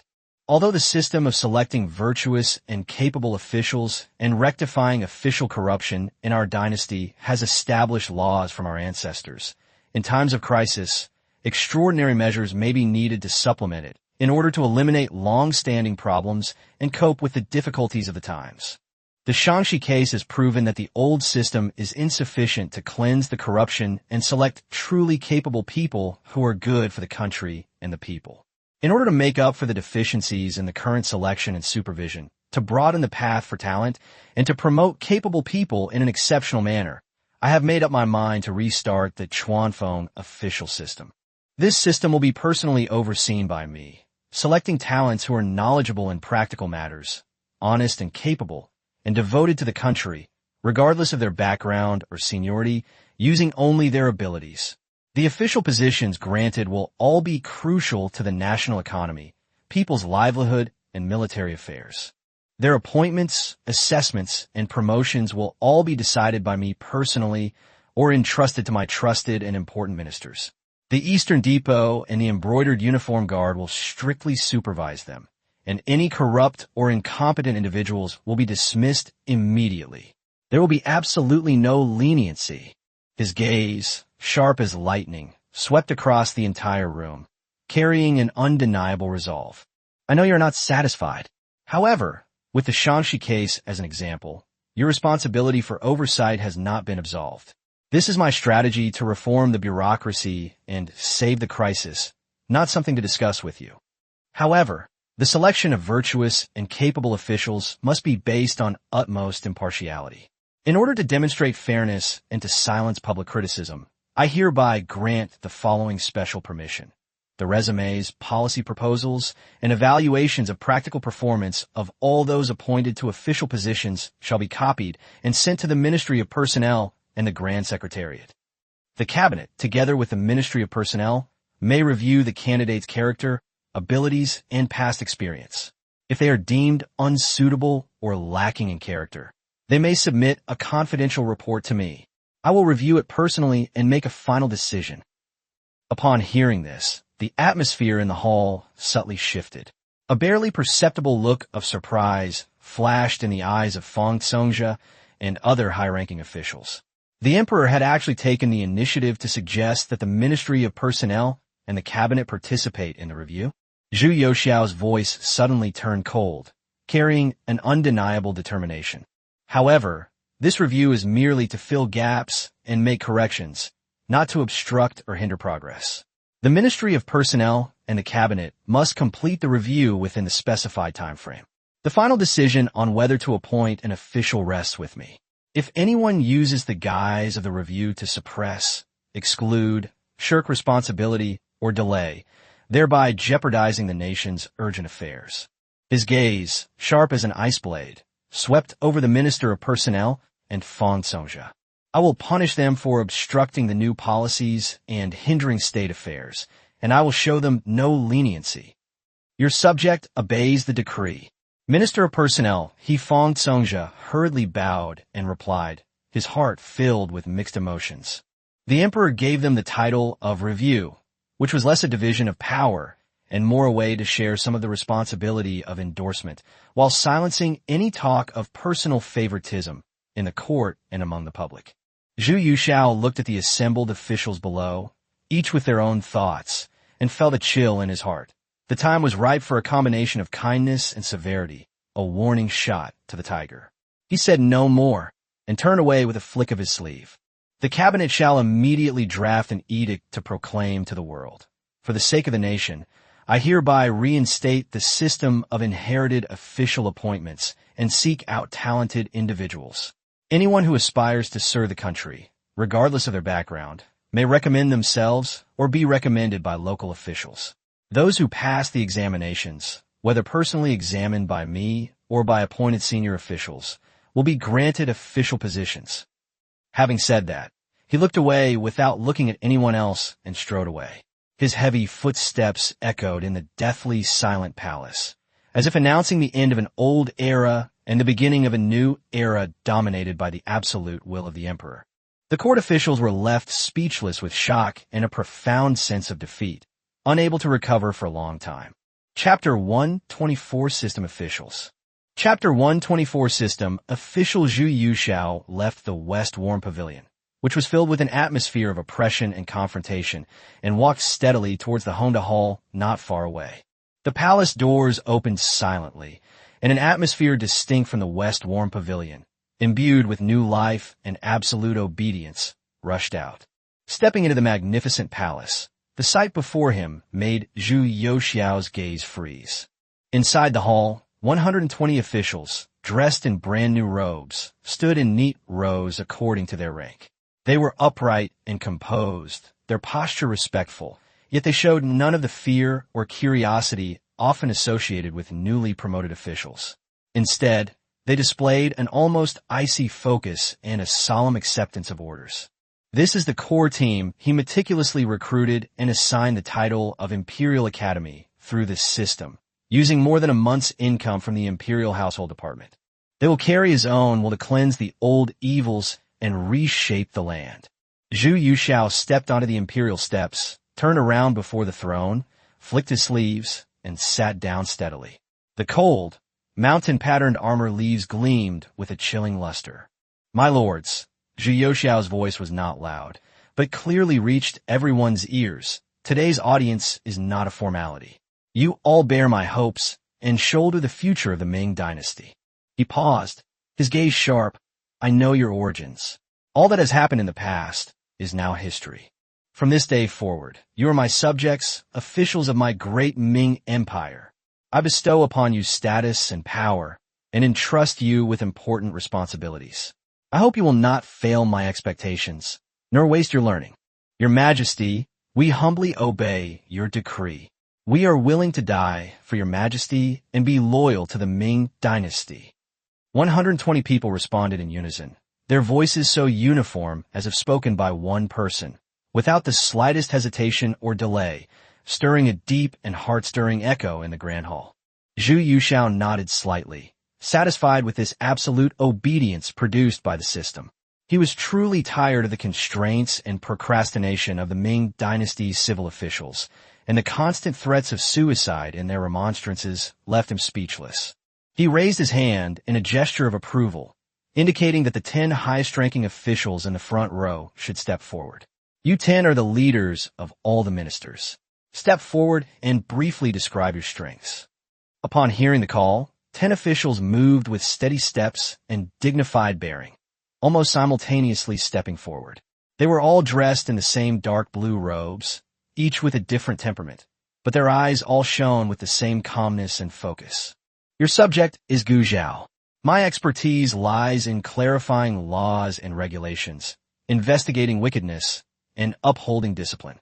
I am willing to wield the sword of law for your Majesty, cleanse the corrupt practices in officialdom, leave no place for greed to hide, and restore the glory of discipline. Your subject is Lu Jiang. My expertise lies in meticulous budgeting, increasing revenue and reducing expenditure, and clarifying accounts. I am willing to help your Majesty manage the nation's finances, replenish the national treasury, and lay a solid foundation for your Majesty's new policies and the revival of the nation. Your subject, Shun Zheng, is well versed in the law, able to distinguish right from wrong, and devoted to the law. I wish to clarify the criminal justice system for your Majesty, revise any loopholes in the law, ensure fairness in criminal matters, and make the world aware that the law cannot be violated. Your subject, Wu Huaijin, Director. He is knowledgeable in the classics, emphasizes practical matters, and is especially skilled in instruction. He wishes to be the source of your Majesty's reform of the bureaucracy, and within the Training Institute, he will instruct new officials in law, economics, politics, and the way of being an official, cultivating new blood for your majesty who understands practical matters and abides by the rules. Your subject is Gu Junyan. His expertise lies in practical matters and clarifying complex issues. He is willing to serve your majesty in restoring order to the capital region, regulating market taxes, cracking down on traders, ensuring orderly trade, stable prices, and peace and security. Your subject, Wang Han, is skilled in commerce, resource management, business acumen, and efficiency. I am willing to manage the salt and iron resources for your majesty, reform the old policies, expand the sources of revenue, and provide a continuous source of support for your majesty's new policies. Your majesty, Wan Wenba, is skilled in government administration, your majesty. Xiang Chun is knowledgeable in law, your majesty. Qi Yonghuai is adept at management and values efficiency, your majesty. Fang Jing. The 10 people presented their arguments like the striking of jade chimes, their words concise and to the point, each one hitting the nail on the head. After listening, Zhu Yushao felt reassured. This empire-era system was indeed miraculous. The people it summoned were not only exceptionally capable, but also perfectly suited to his most pressing needs. He slowly rose, his gaze sharp as lightning, sweeping across the entire room, his voice carrying an unquestionable tone. Very well. I understand what you have said. I now bestow upon you official positions and grant you power. I hope you will live up to my expectations, use your talents to share my burdens, and serve a nation. His gaze first locked on Gu Zhao. Gu Zhao, I hereby appoint you as the left vice censor-in-chief of the censorate, granting you the power to report on hearsay and submit secret memorials. You are here to cleanse the court of corruption and restore order to the court. Anyone who is corrupt, perverts the law, forms cliques, or is outwardly compliant but inwardly defiant, regardless of rank, may be impeached and investigated. I want to see a fresh start in the officialdom. You may select 10 people from the palace to assist you. Your subject, Gu Zhao, accepts the imperial decree and expresses his gratitude. He will certainly not fail your majesty's trust. Gu Zhao bowed, his voice as cold as ice. Lu Zhiong. Zhu Yushao turned his gaze to the second person. I hereby appoint you as the Vice Minister of the Ministry of Revenue, to act as the Minister of Finance. The lifeblood of the nation, the foundation of its finances, is entrusted to you to manage. I grant you special power to revise the tax regulations and strictly investigate deficits. You shall select 10 people from the palace and assign them to your command to make sure that the accounts of the nation's finances are clear and accurate. Your subject, Lu Zhiheng, accepts the imperial decree and expresses his gratitude. He will do everything in his power to replenish the national treasury. Lu Zhiheng's voice was steady and powerful. Shen Zheng, I hereby appoint you as Vice Minister of the Ministry of Justice to assist in revising the laws and regulations. 10 people will be selected from the palace to assist you. Your subject, Shen Zheng, accepts the imperial decree and expresses his gratitude. He will surely ensure that the penal system is transparent and the law is upheld. Shen Zheng's gaze was firm. Wu Huaijin, I hereby appoint you as the director of the newly established Civil Service Training Institute, in charge of instructing new officials. The future of the nation and the foundation of good governance rest on your shoulders. Select 3 individuals from the palace who are proficient in politics, economics, and law, and immediately begin preparations for the Great Ming Civil Service Training Institute and formulate its regulations. All newly appointed Jinshi and Jiren scholars, as well as some current officials with potential, must enter the institute for training. They must be trained in law, economics, politics, and official conduct, so that they can abandon the corrupt Confucian style and be loyal to the emperor and the country. Only those who excel in the graduation assessment will be given actual appointments. This matter concerns the foundation of the country and must be done well. Your subject, Wu Huaijin, accepts the imperial decree and expresses his gratitude. He is determined to cultivate talent and select virtuous officials for your majesty, and to strengthen the foundation of the nation. Wu Huaijin bowed and accepted the order. Gu Junyan and Fang Jing, I hereby appoint you as the Admiral and Deputy Admiral of the Great Ming Imperial City and District Patrol Office, to oversee the security and appearance of the capital. Quickly take over the patrol office and select 5 people from the palace who are proficient in politics, economics, and law. Then, based on this, a general inspectorate will be established in the Provincial Administration Commission. Inspectorates will be set up in the prefectural cities. Inspectorates will be established in the counties and prefectures, and patrol stations will be set up in key rural areas to create a unified system.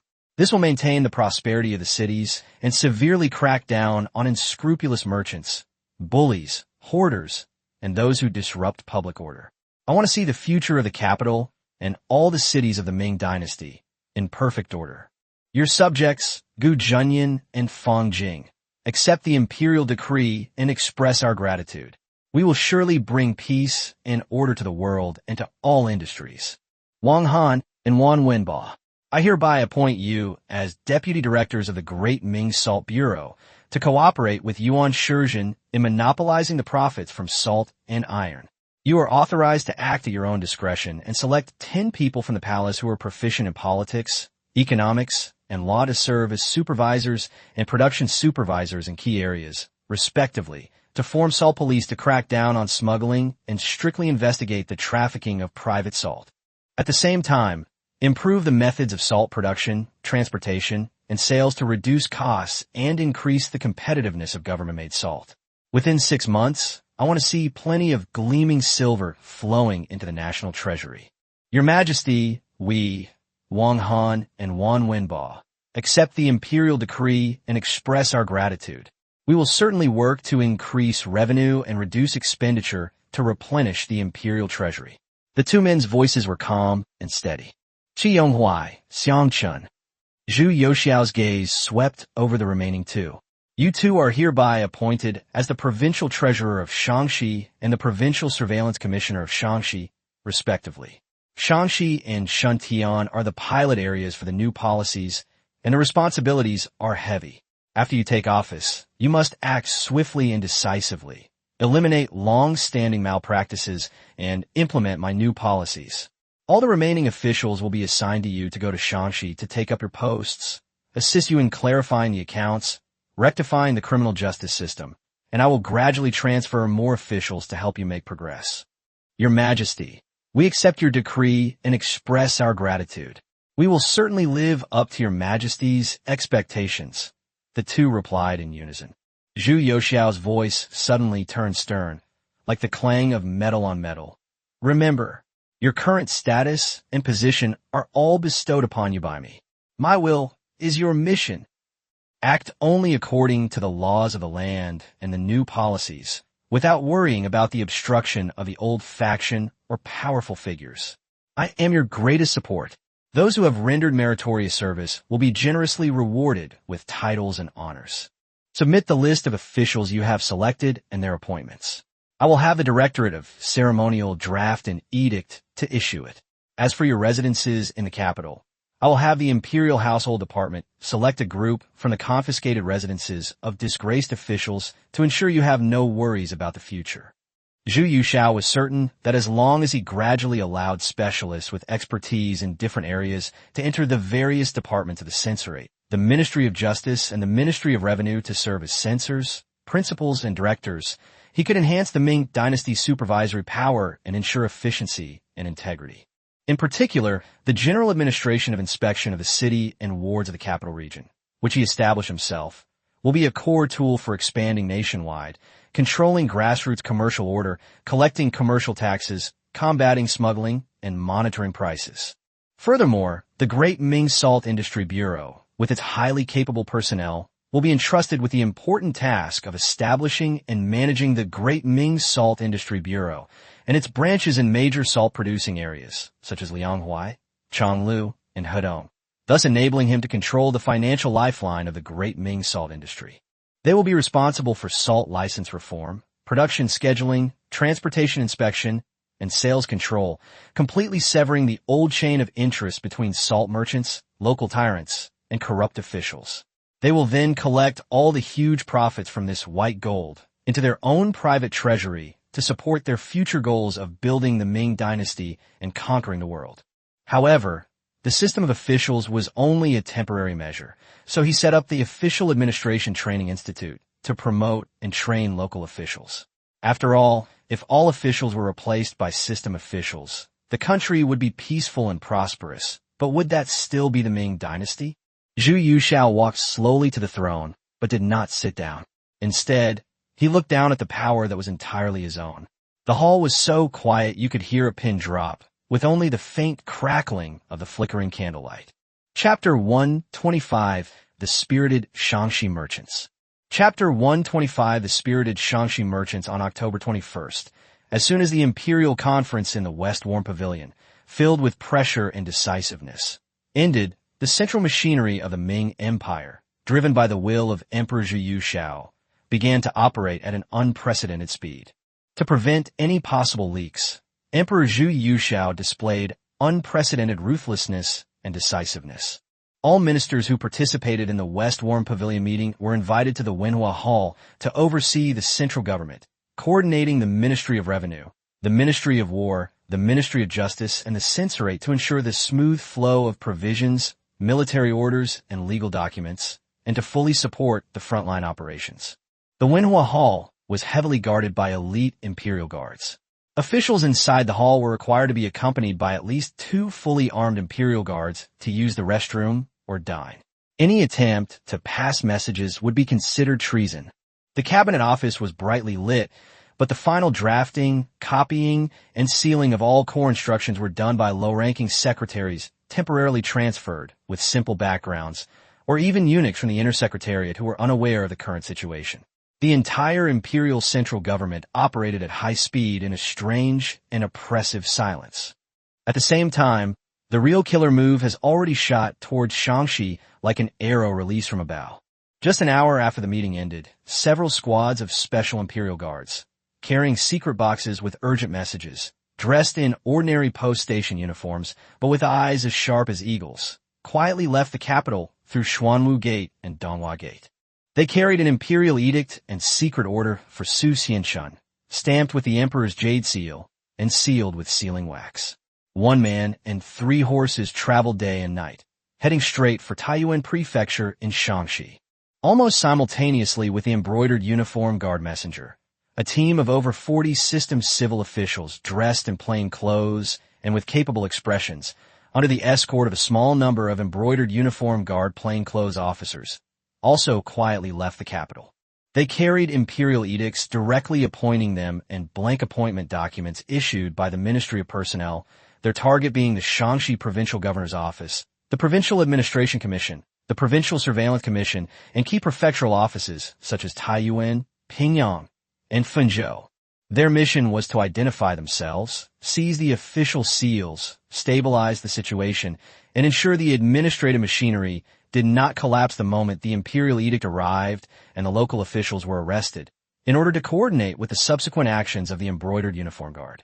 A reserve force composed of absolutely loyal officials was being